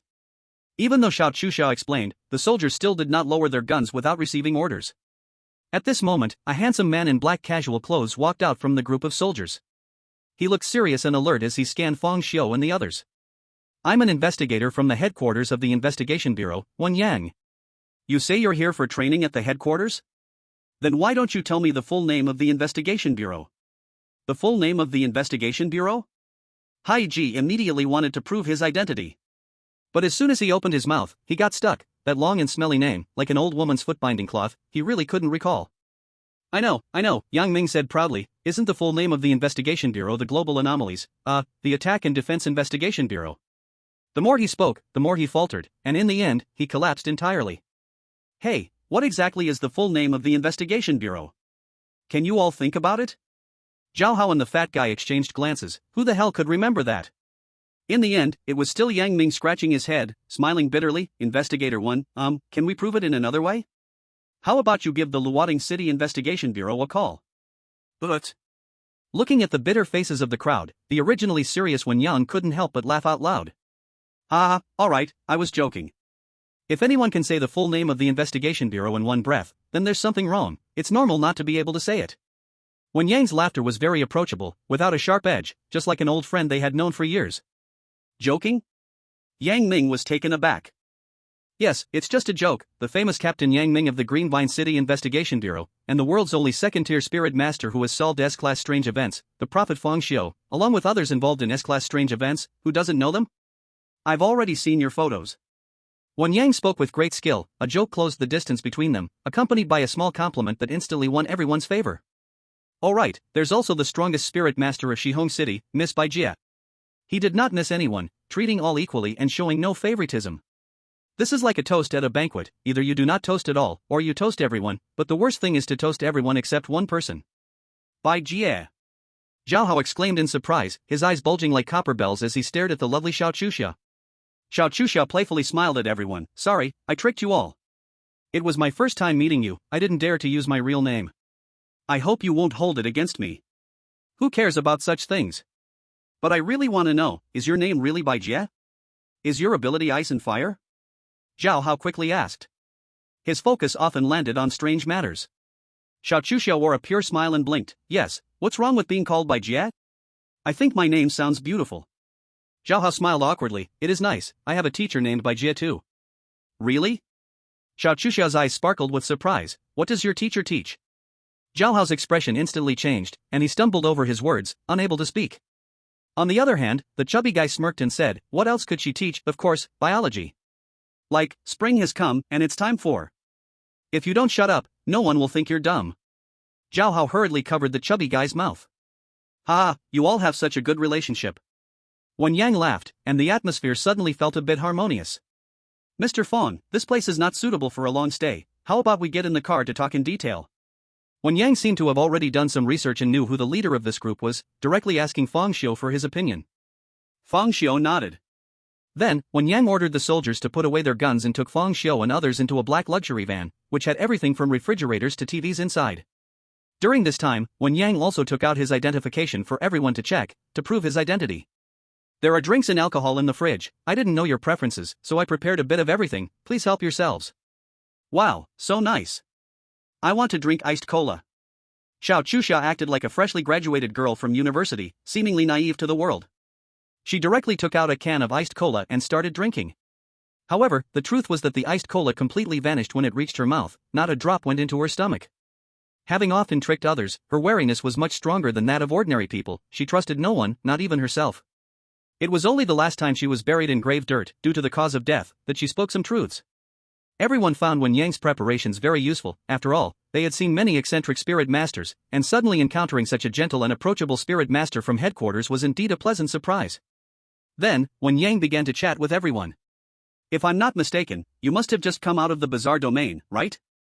To be honest, the higher-ups value you very much, especially Mr. Fong, so they specially sent me to welcome you all. But I waited at the station for 3 days and only saw you suddenly appear today, so I guess you must have entered the bizarre domain. 3 days? Feng Xiu's heart stirred. It seemed that the time on the strange train was different from the outside world, or rather, the time flow between the other side and the present world was different. The burial ground was the spatial node between the present world and the other side, so the time was also different. He clearly remembered. I clearly spent less than a day on the mysterious train, but in the real world, 3 days have passed. 3 days? Yang Ming and others exclaimed in shock. We entered the mysterious realm for less than a day, yet 3 days have surprisingly gone by in reality. No wonder we saw so many fully armed soldiers right after we came out. Are they searching for us? Wen Yang nodded while driving. That's right. Your sudden disappearance caused a huge stir at headquarters. They immediately increased reinforcement and searched the area within 100 miles several times, but found no clues at all. In the end, although the main force has retreated, I and some soldiers stayed behind, waiting to see if we could catch a glimpse of you. Luckily, we finally waited for you. Otherwise, headquarters would definitely be furious. After all, no country in the world could bear to lose so many talents at once. As for the different flow of time, that isn't strange. Many mysterious realms can confuse human senses, making people overlook the passage of time. At this time, a hint of joy flashed across Yang Ming's face. I didn't expect headquarters to care about me so much, he. Idiot. Bai Qi glanced at him with disdain. Don't you know in your heart who headquarters actually values? Faced with being scolded in front of headquarters personnel, Yang Ming felt embarrassed and retorted angrily, it's definitely not you they value. Humph. At least I'm not like someone without any self-awareness. Seeing that the two were about to argue again, Wen Yang quickly changed the topic. By the way, can you please share what you encountered in the mysterious realm? Given your strengths, you can handle even S-class bizarre events, yet you were trapped in an unknown mysterious realm for 3 days. This mysterious realm must be extraordinary. Hearing this, Yang Ming immediately became excited and was ready to boast. But at that moment, Fang Xiu's calm voice came, not convenient. Wen Yang. The car fell into silence. Fang Xiu didn't want to reveal any information about the mysterious train, and the others naturally wouldn't go against that, so they all kept quiet. In the end, it was Wen Yang who chuckled and eased the atmosphere. I was too abrupt. After all, the mysterious realm is dangerous. I'm sure everyone may have had some bad experiences, and it's normal if you don't wish to mention it. Next, we will head to the hotel arranged by headquarters. Spirit masters from across the country participating in training are staying there, which also makes management easier. After all, most spirit masters have rather strange temperaments and require specialized supervision to avoid causing trouble. And since headquarters doesn't have enough personnel, they arranged for unified accommodation. Oh, by the way, I have already reported your safe return to the director. The director's message is that, since it is already late and you have just escaped danger, he plans to meet with you tomorrow. You all should rest well today. If you need anything, just contact me. Zhao Hao immediately hesitated. In fact, he did have something he wanted to ask. He wanted to know if there were any special services. But in front of so many people, he felt a bit embarrassed to ask. In the midst of everyone's small talk, the car quickly arrived at the hotel. The hotel was located in the suburbs, large in scale, and obviously chosen for safety considerations. There were barricades all around, along with armed soldiers standing guard and patrolling everywhere. Seeing this scene, Yang Ming curiously asked, I wanted to ask earlier, why do you need to arrange so many soldiers? It was the same in the tunnel, knowing there was a bizarre event, you still sent ordinary people over. Wen Yang smiled slightly. Mr. Yang, please do not underestimate these soldiers. Although they are ordinary people, they have all undergone training related to handling bizarre events, and the firearms in their hands are specially made, filled with spirit bullets forged from mental steel, infused with spiritual essence. A decent amount of damage can be done to the weird. Spiritual bullets. Everyone immediately felt a surge of joy. If there are such bullets, doesn't that mean ordinary people can deal with the weird? Then when encountering the weird, we could directly deploy the army to suppress it. Wouldn't that be invincible? Wen Yang shook his head with a hint of regret. If only it could be that simple. The key issue is the production of spiritual bullets is too low. On one hand, it is limited by the heart steel, and on the other, it is restricted by spirituality, which needs spirit masters to infuse spiritual energy into the bullets using specific methods. There aren't enough spirit masters in the country to equip the entire army with spiritual bullets. Ah, I see. Everyone felt a wave of disappointment. Fang Xiu, however, felt a stir in his heart. The headquarters was indeed the headquarters, proving to have deep foundations. They not only developed the heart steel that can conduct spirituality but also created the aroma that suppresses spiritual loss of control. Now even spiritual bullets had been made. These were just the surface things, who knows how many more secrets were hidden beneath. Everyone, please get off, we need to conduct a routine check before entering the hotel. After all, safety comes first. The abilities of spirit masters are extraordinary and varied. To prevent impersonation, curses, or impending loss of spiritual control, we need to check everything one by one. Under Wen Yang's guidance, everyone entered the inspection station. Inside, many medical personnel were dressed in white coats and wearing gas masks, and there were even several spirit masters. They operated various precision instruments to check everyone, and of course, there were also spiritual lie detectors. After a series of checks, an hour had already gone by. However, no one complained about the hassle. They felt it was quite normal after all. They had arrived at the headquarters, and they were even going to meet the director of the headquarters investigation bureau. Necessary checks must be done. After the checks were finished, everyone entered the hotel under Wen Yang's lead.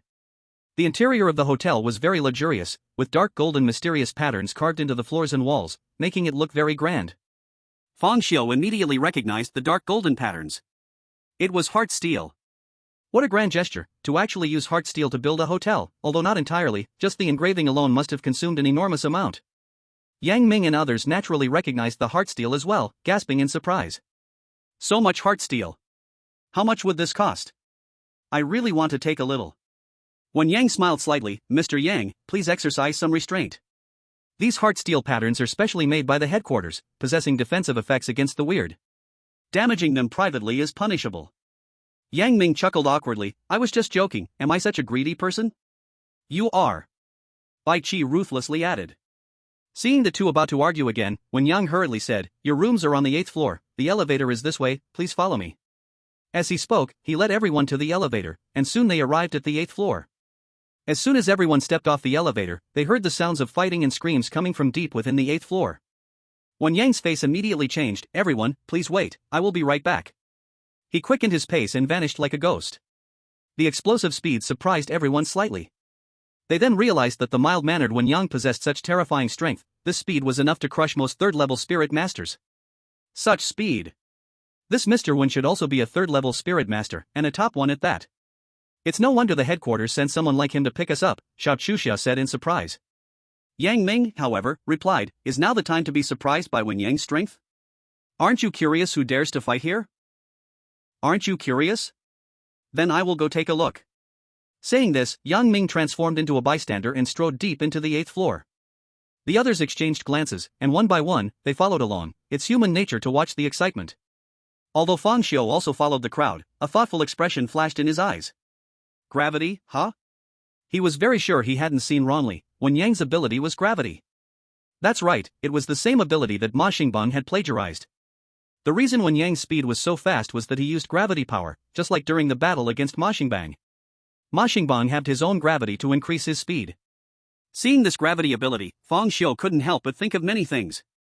First of all, one thing was certain, there was probably something wrong with Wen Yang. Ma Xingbang was a person tied to Yan Qianshou, and since he had copied Wen Yang's ability, perhaps the two were related. Wen Yang could also be a person tied to Yan Qianshou. Of course, abilities don't mean anything, but what made Fang Xiu doubt most was Wen Yang's character. It's not that his character was bad, but rather too good.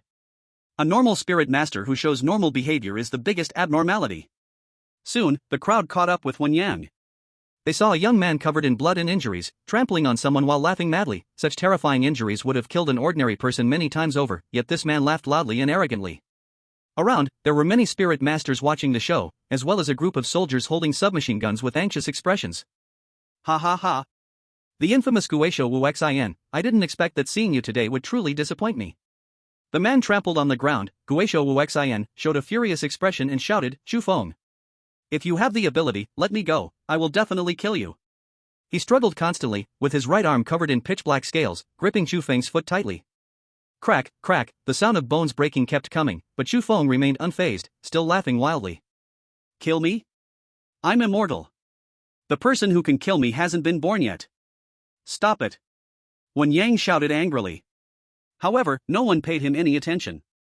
Spirit masters are indeed a group of eccentric individuals, to put it simply, they are all rebels and hard to manage. A trace of anger flashed in Wen Yang's eyes, 20 times gravity. Boom! A powerful gravitational field descended on Chu Feng and Wu Xin, directly pinning both of them to the ground. Headquarters stipulates that researchers are prohibited from fighting among themselves, especially during training. If the two of you don't listen to advice, the headquarters will cancel your training qualifications. TCH, are you kidding? I'm the victim. Look at my injuries, I'm almost dead. Chu Feng was pinned to the ground but still looked disdainful. I will say it for the last time, no internal fighting. Alright, got it. I won't fight a defeated opponent. Chu Feng, for the headquarters' sake, let's just let this go. I'll tell you, don't leave after the training. Wen Yang slowly lifted the gravitational suppression, and both of them gritted their teeth as they got up from the ground. Although they didn't fight again, the two kept exchanging insults, cursing each other harshly and even questioning each other's family trees, almost spitting at each other. The spirit masters watching around had faces full of disappointment. Some even called it boring. They won't fight anymore, let's disperse, everyone disperse. Then, Wen Yang warned the two of them a few more times before letting them return to their rooms. He then returned to Feng Xiu and the others with an apologetic expression. I'm sorry, everyone, it's embarrassing to let you see this. With so many spirit masters gathered, some trouble is bound to occur. The one causing trouble earlier was named Chu Feng, nicknamed the Immortal. According to him, his ability is immortality. Because of this immortality, this person is extremely arrogant. He has been here for 3 days and challenges people every day. Want to step on their shoulders to rise. In his words, I, Chu Feng, never challenge nameless folks. Wen Yang smiled helplessly, then pointed to his own head, obviously indicating to everyone that Chu Feng's mind was troubled. As he spoke, he led everyone to his room. Mr. Feng Xiu, this is your room. Whether he did it on purpose or not, this time he called him not Mr. Feng, but Mr. Feng Xiu. As expected, the moment Feng Xiu's name was mentioned, the spirit masters who originally planned to return to their rooms all stopped dead in their tracks, their gazes, some obscure, some fiery, some icy, gathering on Feng Xiu. Although Wen Yang's voice was not loud, let's not forget that those living here were all spirit masters, and all were outstanding talents from across the country, some with strong power, some with great potential, each one sharp of hearing and sight, naturally aware of Feng Xiu's name. For them, this name was as thunderous as a storm. Who in the national, even global spirit master circle, didn't know the renowned prophet, Feng Xiu, who had solved S-class Eerie incidents with his second-tier spirit master strength? If anyone was the most famous at this training, it must be Feng Xiu. Almost every spirit master attending the training harbored a desire to meet Feng Xiu. Who wouldn't want to glimpse someone who could foresee the future? It was like hearing about a fortune teller who was astonishingly accurate. Whether you believed it or not, everyone wanted to come and have a reading. Feng Xiu calmly gazed at Wen Yang and took the room card from his hand. Wen Yang seemed to realize he had misspoken, his face showing regret. At this moment, Chu Feng, who had previously left with a dismissive stride, had turned around and continued striding towards Feng Xiu with the same indifferent demeanor. Wen Yang hurriedly scolded, Chu Feng, what are you doing? Get back now. Chu Feng smiled mischievously, what can I do? Just coming to say hello.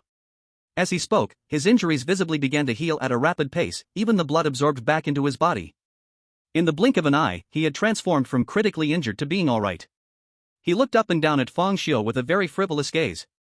So you are Feng Xiu, huh? I heard you've been quite the sensation lately. For updates sent, if I don't drink tomorrow, I'll continue with 4 updates, I keep my word.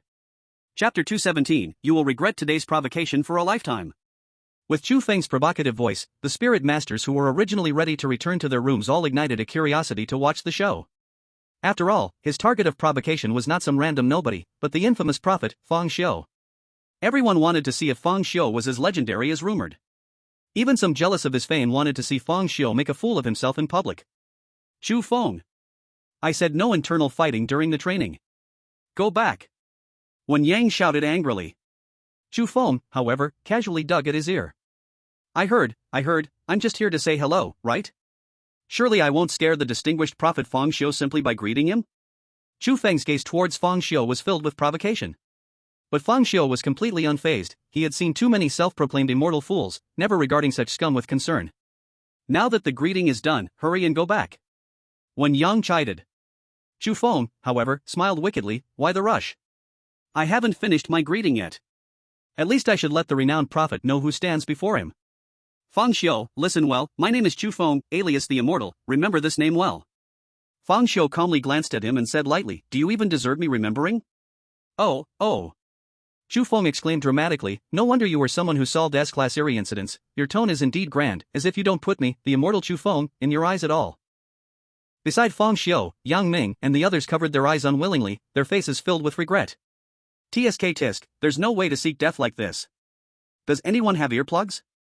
Lend me one, Yang Ming quietly asked. Xiao Chuxia, confused, asked, what do you need earplugs for? Brother Xiu is being provoked, and you just want to watch? Big Black, you're young and you don't understand. Just cover your ears, Yang Ming replied. After saying that, Yang Ming was the first to cover his ears. The others quickly followed suit. 3 seconds from now, you will regret today's provocation for the rest of your life, Feng Xiu said calmly as he took out a surgical knife. Wen Yang's face suddenly showed a trace of embarrassment. Mr. Feng, the headquarters has regulations, we cannot. Before he could finish his sentence, he was interrupted by a burst of wild laughter. Ha ha ha. What is this? A fruit knife? No way, someone is actually using. Swish. In a flash of silver, the surgical knife stabbed straight toward Chu Feng. A trace of disdain flashed in Chu Feng's eyes, he didn't even plan to dodge. As an immortal, not to mention such a small knife, even a 40-meter cleaver couldn't kill him.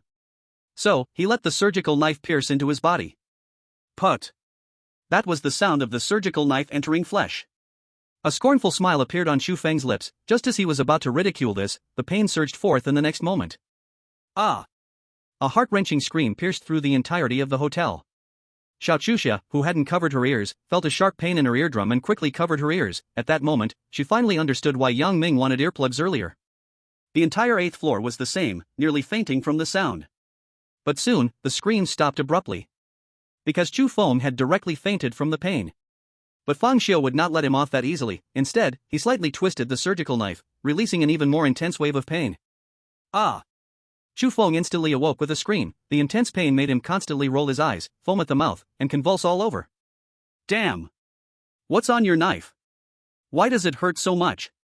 Looking at Chu Feng's miserable state, a trace of delight finally appeared in Fang Xiu's calm eyes. He realized that Chu Feng truly was an immortal. A normal person would have died from such pain long ago, but Chu Feng hadn't died, and he could still speak. Interesting. He couldn't help but twist the surgical knife again, increasing the pain further. This time, Chu Feng's face turned blue with veins bulging, as if his blood vessels would burst. He continued to scream, slowly blood oozing from his pores, a result of capillaries breaking due to extreme pain. This was the first time Chu Feng had faced such terrifying pain. Because of his immortality, he often got injured, so his pain tolerance far exceeded that of ordinary people. It's no exaggeration to say that even if it felt like giving birth, he would withstand it, not changing his expression even a bit while playing a ranked game, not affecting his operations whatsoever. But now, he couldn't even move a single finger. He wanted to pull out the surgical knife, but his body seemed no longer his own, completely collapsing from the pain. Gradually, he became scared, terrified. As an immortal, he surprisingly had the unprecedented thought of wanting to die. For the first time, he hated himself for not being able to die. Although only a few seconds had passed, to Chu Feng, it felt like centuries. Quick, stop, please. Chu Feng's voice was twisted into a distorted shape from the pain, a trace of pleading appearing in his once proud eyes. Seeing him back down, a flash of anger crossed Fang Xiu's eyes, as if he had just gotten a new toy but had broken it in a few plays. I prefer your previous arrogant self. Please. I beg you, pull it out, Pull it out quickly. I can't take it anymore. Chu Feng continued to convulse, his words becoming increasingly unclear. Soon, he rolled his eyes again and fainted. The people around were shocked by this scene. They knew how troublesome Chu Feng was. It wasn't that he was so strong, but rather that this guy couldn't be killed and wasn't afraid of pain. They all witnessed the recent battle between Chu Feng and the cunning Wu Xin. Chu Feng's lower part had been crushed by the cunning hand, and he didn't utter a sound, but now, he fainted twice from just a stab with a surgical knife. This was simply unbelievable. A strange weapon? Many people's eyes flickered, thinking that Fang Xiu could achieve this level only because of the special strange weapon in his hand. A sense of caution rose in everyone's hearts. Although they were the best among the spirit masters from all over the country, they weren't fools. They understood clearly that even with Chu Feng's pain tolerance, he was beginning to beg for mercy in public from the surgical knife, so one could imagine how much it hurt, definitely much worse than any form of torture or being boiled alive. Indeed, there were no false heroes beneath the fame. This prophet Fang Xiu could solve S-class Eerie incidents not only by predicting the future. It's like solving a math problem. You may know the answer, but can you really write out the process? Without the skill, you truly can't do it. Seeing Chu Feng faint, Fang Xiu found it even more boring. He liked screams, especially continuous screams. It wasn't that he was perverse, it was mainly because he was very lonely. At one time, he also hoped that someone would understand his pain and empathize with him. Everyone saw Fang Xiu's current glory, but who could understand his loneliness and pain? It was not easy to encounter an immortal, but they could only understand to a certain extent. Then Fang Xiu turned the surgical knife again, the blade rolling through Chu Feng's flesh and blood. Ah! Chapter 218, Midnight Visitor. Chu Feng was awakened by pain once again, this time his eyes filled with a desire for death. Yes, he no longer wanted to live. At this moment, he fully understood what it meant to be in so much pain that he wished for death. But unfortunately, he was immortal. Do you regret it? Fang Xiu's calm voice was like a devil from hell claiming lives, landing heavily on Chu Feng's heart. Please spare me, I won't dare again. If Chu Feng weren't in so much pain that he couldn't move, he would have bowed down and begged.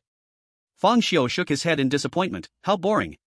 Saying this, he pulled out the surgical knife. The pain within Chu Feng receded like a tide. His face showed a look of having survived a disaster, but before he could react. Swish. Another stab. Ah! The scream rang out once more. Along with it came Fang Xiu's calm voice. Oh right, I almost forgot, you greeted me just now, right? One must be polite, I should respond as well. Remember, my name is Fang Xiu of to death, Fang Xiu. You're welcome to come for revenge anytime. But next time, if you fall into my hands, I will make you experience what it means to be unable to live or die, tormented for eternity.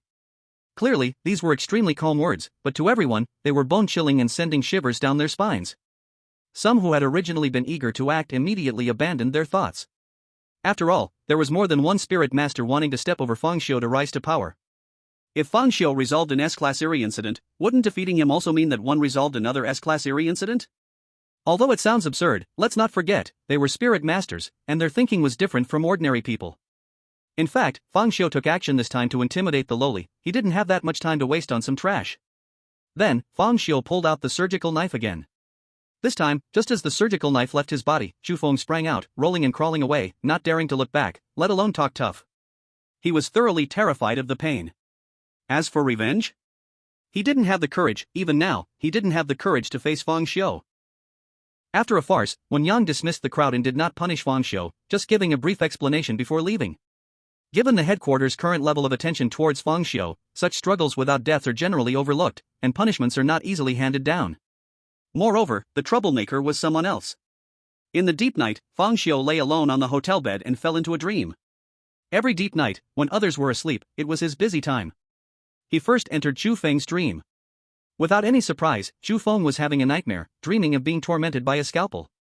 Seeing this scene, Fang Xiu immediately relaxed, he didn't even need to arrange anything, just directly harvested fear and pain. This time, the fear and pain harvested from Chu Feng were particularly abundant, making him quite satisfied in deciding to torment Chu Feng once more next time. Then he went into the dreams of other spiritual masters, and a few of them woke up directly, as if they had some means to resist dream invasion. Fang Xiu was not surprised, after all, those who came to training were the best among spiritual masters, and there would always be some unusually strong ones. Just as he was busily harvesting, there was a knock on his door. Knock, knock, knock. Fang Xiu opened his eyes, his strong perception told him who was outside the door.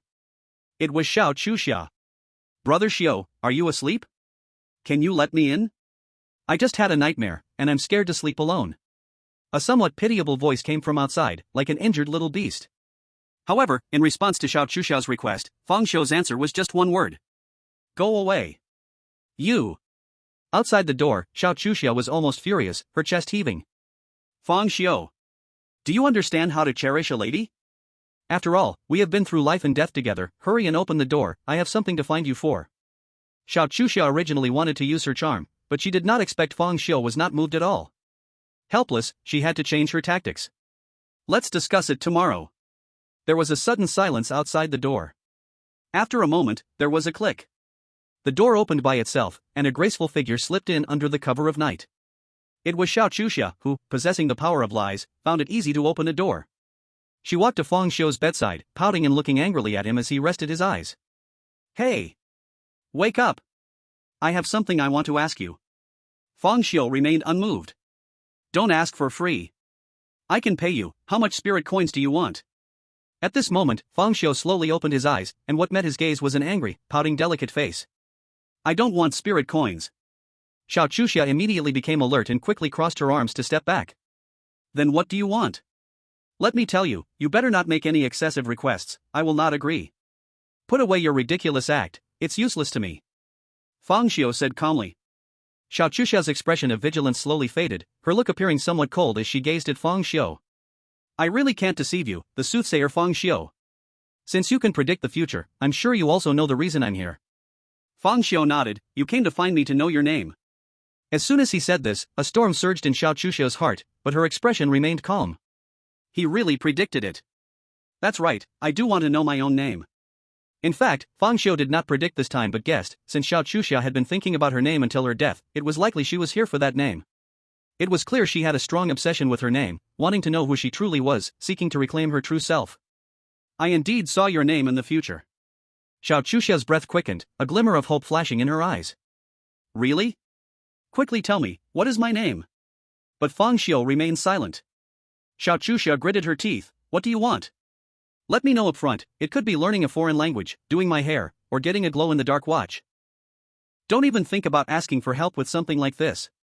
Fang Xiu. He didn't know what went wrong, why Xiao Chuxia could say such words to him. Shouldn't these words be meant for Zhao Hao? Don't worry, I have no interest in your false shell. Xiao Chuxiao's face changed instantly. You already know? Fang Xiao nodded.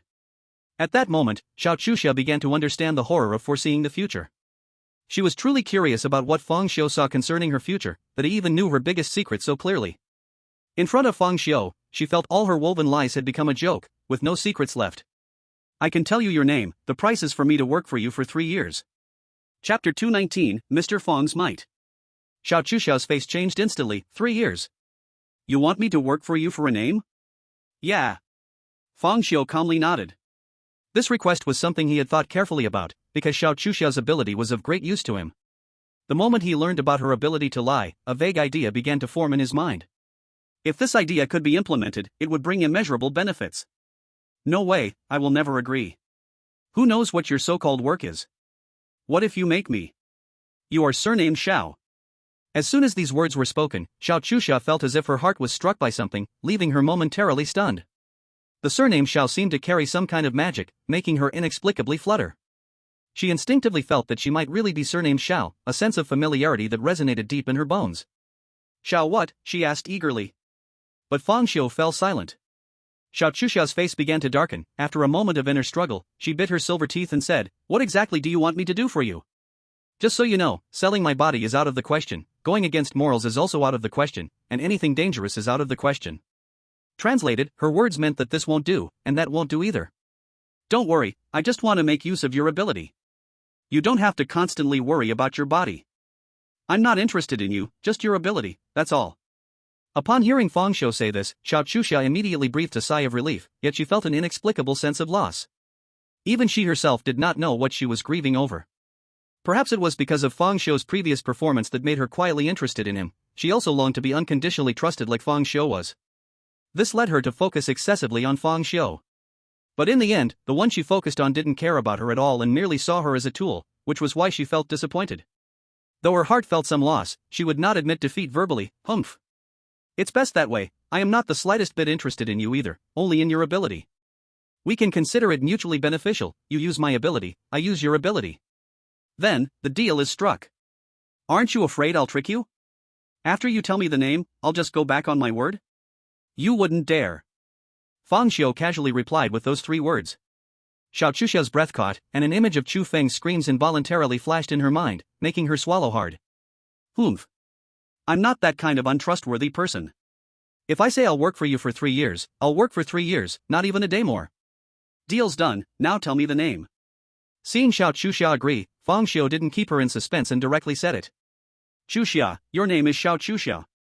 As soon as this name left his lips, the room fell into complete silence.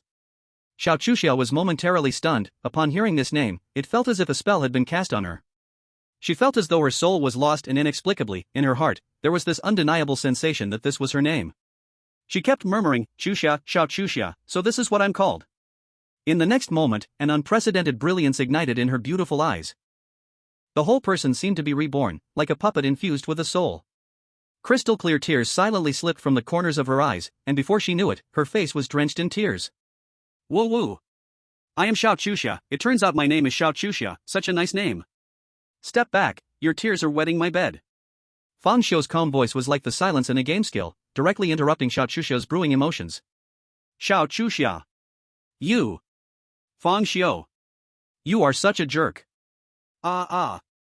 You are driving me crazy. Whoa whoa. She cursed while crying loudly. Anger mixed with the excitement of reclaiming her name burst out all at once. Even Xiao Chuxia cried while shaking her head down, intentionally spilling all her tears onto Fang Xiao's bed and himself.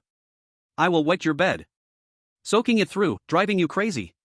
Perhaps even Xiao Chuxia herself did not realize that at this moment, she had removed all her disguises in front of Fang Xiao, showing a side she had never displayed before.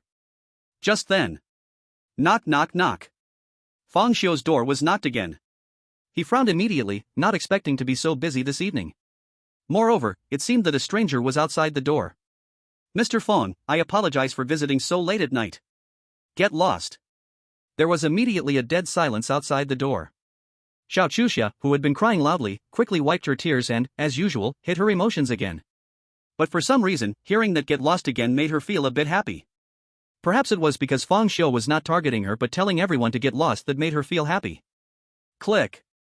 the door was opened again. In came an ugly man with triangular eyes, a turned-up nose, and crooked teeth. Upon seeing Feng Xiu on the bed, Xiao Chusha beside him, and the wet bed, he revealed a knowing smile. Mr. Feng, you really have great taste. Xiao Chusha was stunned for a moment, then looked at the bed soaked with tears, and her face immediately turned red. What nonsense are you talking about? It's not. Not what you think, it's tears. Upon hearing this, the ugly man immediately looked impressed and gave Feng Xiu a thumbs up.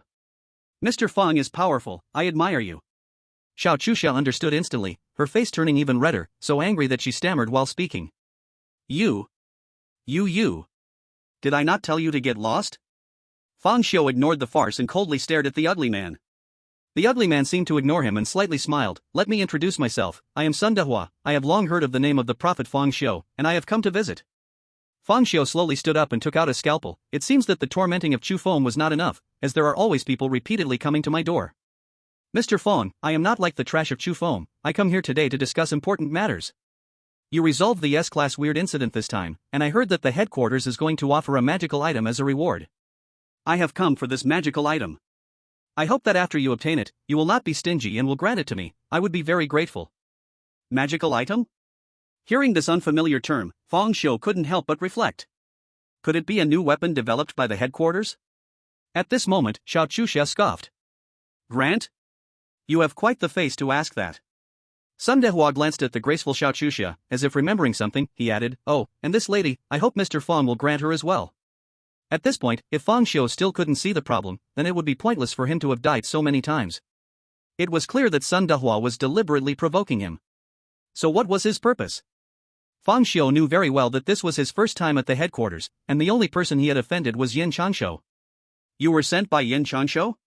Chapter 220, I have to say, your acting skills are terrible. Sun Dehua's eyes narrowed slightly, and he said in a deep voice, are you referring to Yin from the headquarters? He was halfway through his words when suddenly, he opened his mouth wide, and a dark black light shot out from it, racing toward Feng Xiu's body at an incredible speed. This sudden ambush is something most people could hardly prepare for, but he was facing Feng Xiu. At the moment the black light shot out, Feng Xiu had already raised his hand, trying to block it with a surgical knife. However, the black light seemed to be intangible, piercing right through the surgical knife and striking heavily against him. It directly entered his body, and there was no sign of injury on the surface. At the moment the black light entered his body, Feng Xiu sensed it. This was a consciousness attack. Sun Dehua saw that his strike was successful, and a victorious smile appeared at the corner of his mouth. Mr. Feng, this is a death curse. It has already entered your consciousness. With just a thought, I can erase your consciousness. Now you can obediently comply, whether it's the spirit tool or this lady, please kindly offer them. All right, the spirit tool hasn't arrived yet. Let's start with this lady, shall we? Miss, I believe you wouldn't want anything to happen to Mr. Feng, right? Also, Mr. Feng doesn't need to leave. I like having someone to watch the battle. Feng Xiu, are you okay? Xiao Chusha asked with concern on her face. Ha ha ha, it's useless. You've been hit by my death curse. From now on, your life and death are in my hands, Mr. Feng. No matter how famous you are, at most, you're just a second-tier spirit master. Swish. A silver light flashed. Feng Xiu's figure charged forward with the surgical knife like a ghost. Sun Dehua immediately sneered and activated the death curse, preparing to show Feng Xiu a painful lesson.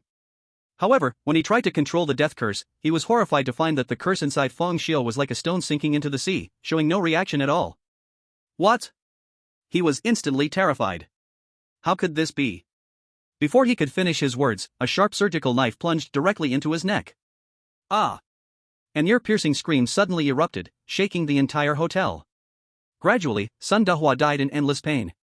Of course, adhering to the principle of not wasting, Feng Xiu activated his devouring power, consuming the spirit energy within the opponent's body. 38%. After devouring Sun Dehua, his spirit energy remarkably reached 38%, getting even closer to the third tier. At this moment, Xiao Chusha ran over. He can't be joking, right? Wasn't it said that you were under a death curse, and your life and death were in his hands? How did he die so quickly? Feng Xiu didn't explain. In fact, Sun Dehua's ability was indeed very insidious.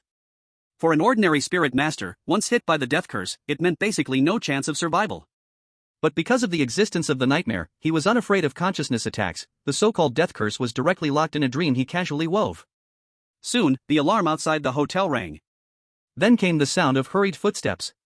Groups of heavily armed soldiers rushed in. Seeing the lifeless Sun Dehua in the room, their faces changed dramatically, and they nervously aimed their guns at Fang Xiu and Xiao Chuxia. Other spirit masters were also alerted and rushed over to take a look. Whoa! Someone's dead. Looks like it's the cursed Sun Dehua. He actually died in the room of the prophet Fang Xiu. Could it be that Fang Xiu killed him? This Fang Xiu is indeed a troublemaker, relying on his achievements in solving an S-level strange event he dares to kill during training? And there's a woman too? Could it be a crime of passion? Quickly, spread the word, Sun Dehua caught the prophet Fang Xiu and the woman in an affair, and met a tragic end. Everyone chattered, some even joking, completely making it a spectacle. For spirit masters, death was far too common to cause any waves. They only wanted to see how headquarters would handle the issue regarding the prophet Fang Xiu. At this moment, when Yang arrived, he seemed to live in the hotel, and it took him less than 3 minutes to rush to the scene. Let me through, everyone step aside. When Yang pushed through the crowd and entered the room, seeing the dead Sun Dehua, his face turned pale. Mr. Fang, what have you done? I killed. Fang Xiu calmly admitted to his actions. Watching Wen Yang rush over so quickly, he had a faint guess in his heart. Seeing Fang Xiu's admission, Wen Yang's face grew even darker. Mr. Fang, the headquarters clearly states that during training, internal conflicts are absolutely forbidden, especially resulting in death. Please come with us. Xiao Chuxia immediately stood up. Although Fang Xiu killed him, it was because Sun Dehua provoked him first. He deserved to die. Looking at the bold Xiao Chuxia, Fang Xiu couldn't help but admire her cunning. Her words not only cleared herself but also defended him. At this moment, Yang Ming and others also stood up. Exactly. Who comes to others' rooms in the middle of the night? It's clearly breaking and entering. Brother Xiu was just acting in self-defense. Everyone, we will investigate the matter. If it is as you say, we will not make things difficult for Mr. Fang. After all, Mr. Fang is a hero, and the headquarters will provide you with an explanation. Wen Yang said solemnly, now please let Mr. Fang come with us to assist in the investigation. Fang Xiu calmly glanced at Wen Yang and immediately understood his purpose. They wanted to take him away. It seemed everything was a trap. This was also good, he could see what Yin Changshu was up to. No problem, I will go with them. Fang Xiu said to Yang Ming and the others. When Yang Ming and the others heard this, they thought Fang Xiu had foreseen that nothing would happen, so they felt relieved and went back to sleep, carefree. However, before leaving, everyone glanced at the wet bed sheet, showing an expression that understood everything. Xiao Chuxia was so angry that her face darkened, she felt her innocence was completely lost. Before long, the entire headquarters would know that she had an affair with Fang Xiu. Wen Yang pulled out a pair of dark golden handcuffs, made from the steel of the mind, and with an apologetic tone said, I'm sorry. Saying this, he placed the handcuffs on Fang Xiu's wrists. Then, under the gaze of everyone, Fang Xiu was taken away just like that. In the car, Wen Yang still wore an apologetic expression. Mr. Fang, please bear with me for a while. There were too many people just now, and I had no choice but to take you back for investigation. Otherwise, it would not look good in front of everyone.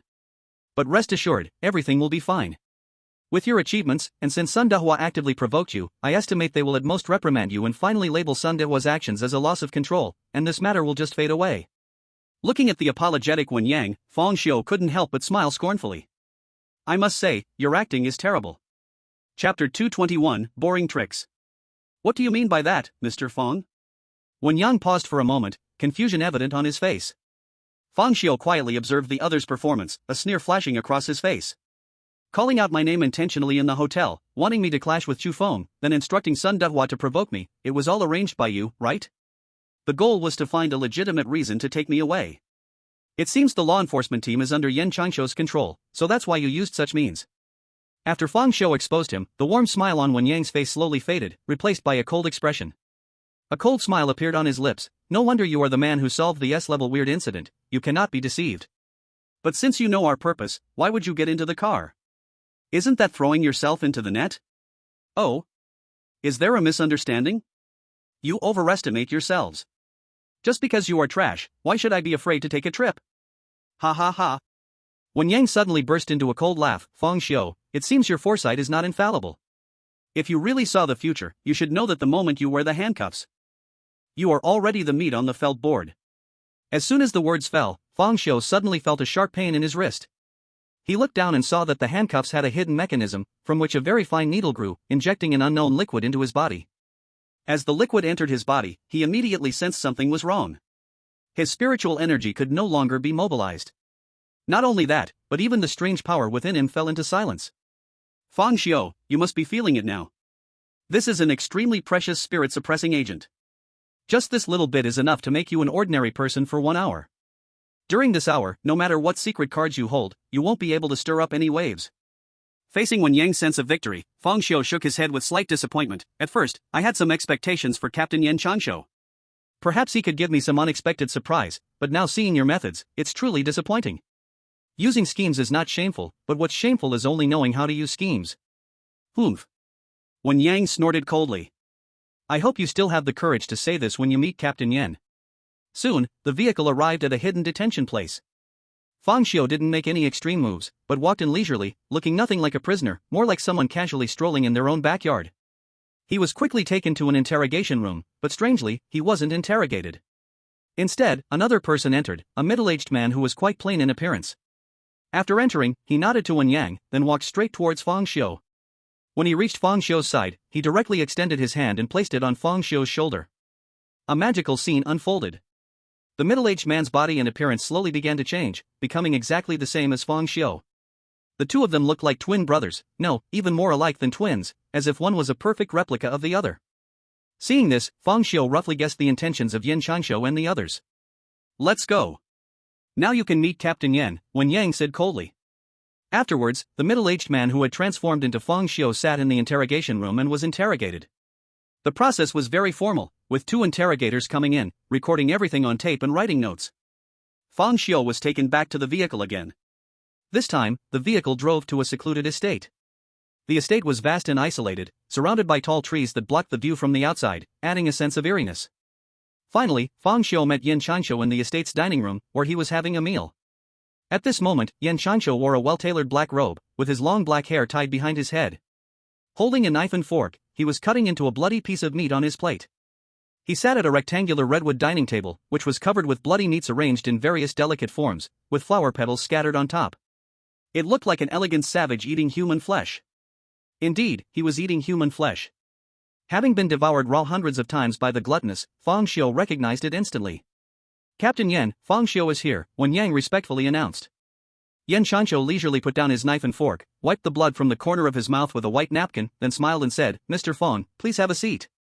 Such a display of eating human flesh would be unbearable to most spirit masters, but Fang Xiu acted as if he didn't care, sitting down directly in the seat. The two of them sat across a more than 3-meter-long dining table, staring at each other from afar. Wen Yang slightly bowed and then withdrew, closing the door to the dining room. Mr. Fang, please help yourself. I wasn't sure what you like, so I had someone prepare a variety. Here we have men, women, and even some younger children. Of course, I didn't prepare any elderly people, because their meat is too dry. I don't think you will like it. Yan Changshu smiled faintly, his smile subtle, not revealing his teeth, every gesture resembling that of a noble among the upper class. Boring trick. Fang Xiu calmly stared at Yan Changshu, his eyes showing no hint of emotion. Yan Changshu was not angry. Mr. Fang, we are kindred spirits, you don't have to hide, after all, isn't the strange supposed to devour people? With the original mask, deep down you have suppressed your desire to devour for a long time, haven't you? Today you can indulge yourself, and after eating, you can be on your way. Oh, right, I almost forgot, you are still handcuffed, it's not convenient for dining. As soon as he finished speaking, a long, blood-red tentacle covered with growth suddenly shot out from under Yan Changshu's sleeve, rushing towards Fang Xiu's eyes like a venomous snake. Swish! The tentacle stopped just 2 centimeters away from Fang Xiu's eyes. In such a bizarre scene, normal people would have already dodged, but Fang Xiu remained unchanged, even not blinking his eyes. Then, the tentacle changed direction, agilely wrapping around the handcuffs on Fang Xiu's wrist, twisting it hard, and with a crack. The handcuffs, made of unimaginably hard mental steel, broke apart. Whoosh! The tentacle suddenly retracted, diving back into Yan Changshu's sleeve. I don't know if you've watched too many gangster movies and enjoy these intimidating tricks. If there's nothing else, then I will take my leave. Fang Xiu's calm voice carried a hint of impatience. He was quite disgusted with Yan Changshu's time-wasting tactics. Perhaps Yan Changshu wanted to scare him, but having seen gluttons before, Fang Xiu found these methods laughable. It was much like a child threatening an adult with a toy gun. Chapter 222, Yan Changshu's gradually disappearing smile. Since Mr. Fang is so eager, I will be straightforward. I believe you know the purpose of my invitation this time is to hand over the original mask. The original mask is hidden in your mind, unless you willingly hand it over, even I would find it hard to obtain it. Of course, I have never counted on Mr. Fang to cooperate, so Yan Changshu spoke halfway and then abruptly halted, his eyes widening involuntarily, and he froze. He stared blankly at the original mask that Fang Xiu had placed on the dining table. Want it? Why didn't you say so earlier? Fang Xiu casually threw the original mask to Yan Changshu. Yan Changshu instinctively caught the original mask, disbelief flashing in his eyes. He examined the mask closely, only to find that this was indeed the genuine original mask, not a counterfeit. This left him utterly stunned. He had prepared a strange object to control others, intending to use it to obtain the mask. Who would have thought Fang Xiu would so casually hand it over? Wait, does this kid not realize that handing over the mask means losing all leverage and that he will be killed? Is there anything else? Fang Xiu asked lightly. Yan Changshu was momentarily stunned, then quickly regained his composure and returned to his previous elegant demeanor. Mr. Fang is indeed straightforward. Now that the mask has been handed over, there is only one last thing left to do. Please go to your death, Mr. Fang. As he spoke, several blood-red tentacles emerged from Yan Changshu's sleeves, claws outstretched, rushing towards Fang Xiu as if ready to pierce his body with countless holes. However, in the face of these fierce tentacles, Fang Xiu appeared completely unbothered, his expression showing no sign of change. Just when the tentacles were about to kill him, they suddenly halted. From behind the tentacles came Yan Changshu's astonished voice. Aren't you afraid of death? You talk too much. Yan Changshu's face flashed with anger, but after a moment, he chuckled softly, gradually retracting all the tentacles. Mr. Fang, you are truly the most peculiar person I have encountered so far, and my interest in you is growing. Oh? Is that so? I think you are becoming more and more boring. Ha ha ha. Mr. Fang is indeed a clever person. I have decided to give you a chance to live, as long as you. What are you? Who do you think you are to give me a chance? Fang Xiu's calm voice instantly made Yan Changshu's anger surge, his eyes flashing with murderous intent. Under such murderous intent, Yan Changshu's human form actually couldn't maintain itself. The entire right half of his body suddenly exploded, turning into countless hideous tumors and tentacles. Even half of his face disappeared, a bloody mess, filled with densely packed, clearly defined eyeballs. Such a terrifying appearance would make even an ordinary spirit master feel fear. However, Fang Xiu only responded with mockery. You can't even maintain your human form? How ugly. Ha ha ha ha. Yan Changshu, in extreme anger, laughed wildly, his mouth constantly releasing inhuman sneers. Fang Xiu, no one can refuse the chance I give. Now, you only have two choices in front of you, either cooperate with me, and when the minister from headquarters awards you, kill him, or... His threat was interrupted again by Fang Xiu. I choose the first option. Yan Changshu. He was momentarily stunned, then exploded with rage. You dare to play me? In Yan Changshu's view, Fang Xiu was simply toying with him. First, he willingly handed over the original mask, looking quite sincere. Who would have thought he would then insult himself, act so tough, and right when he was about to threaten, he suddenly wants to cooperate. Is this not playing with people?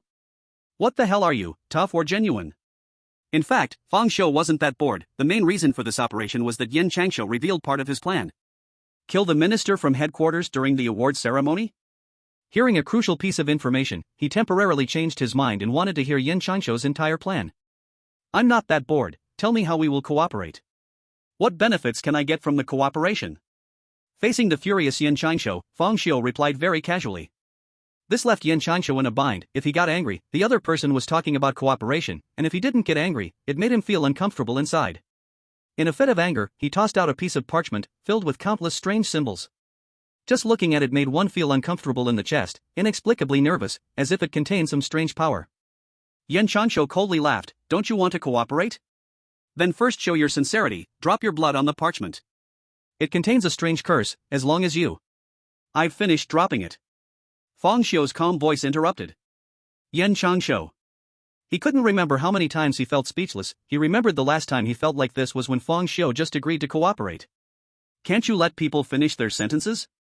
Once blood is dropped on this parchment, your life would be under my control. How can you dare to casually drop your blood without understanding this? Yan Changshu really wanted to tear open Fang Xiu's skull to see how his brain worked. Clearly, he had handed over the original and dropped blood, cooperating perfectly, but why did it turn out like this now? You say he lacks the sincerity to cooperate?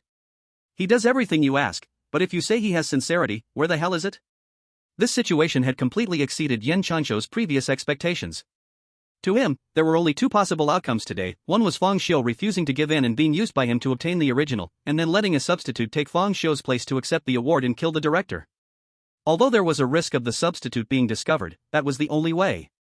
The other was Fang Xiu being genuine, handing over the original after a round of threats, and agreeing to cooperate.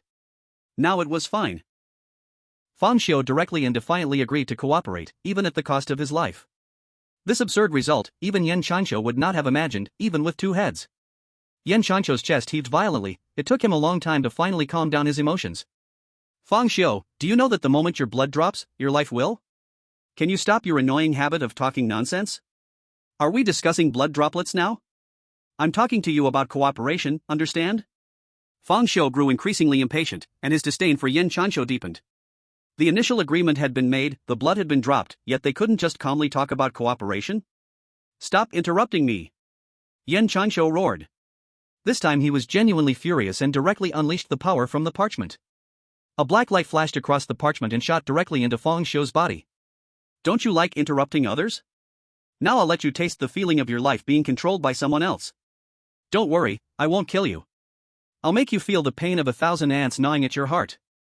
The black light entering Fang Xiu's body seemed to transform into 10,000 ants, frantically gnawing at his heart. Of course, his heart was not harmed, the black light merely simulated the pain of 1,000 ants gnawing at his heart. It was clear this was a method used by Yen Chancho to control his subordinates.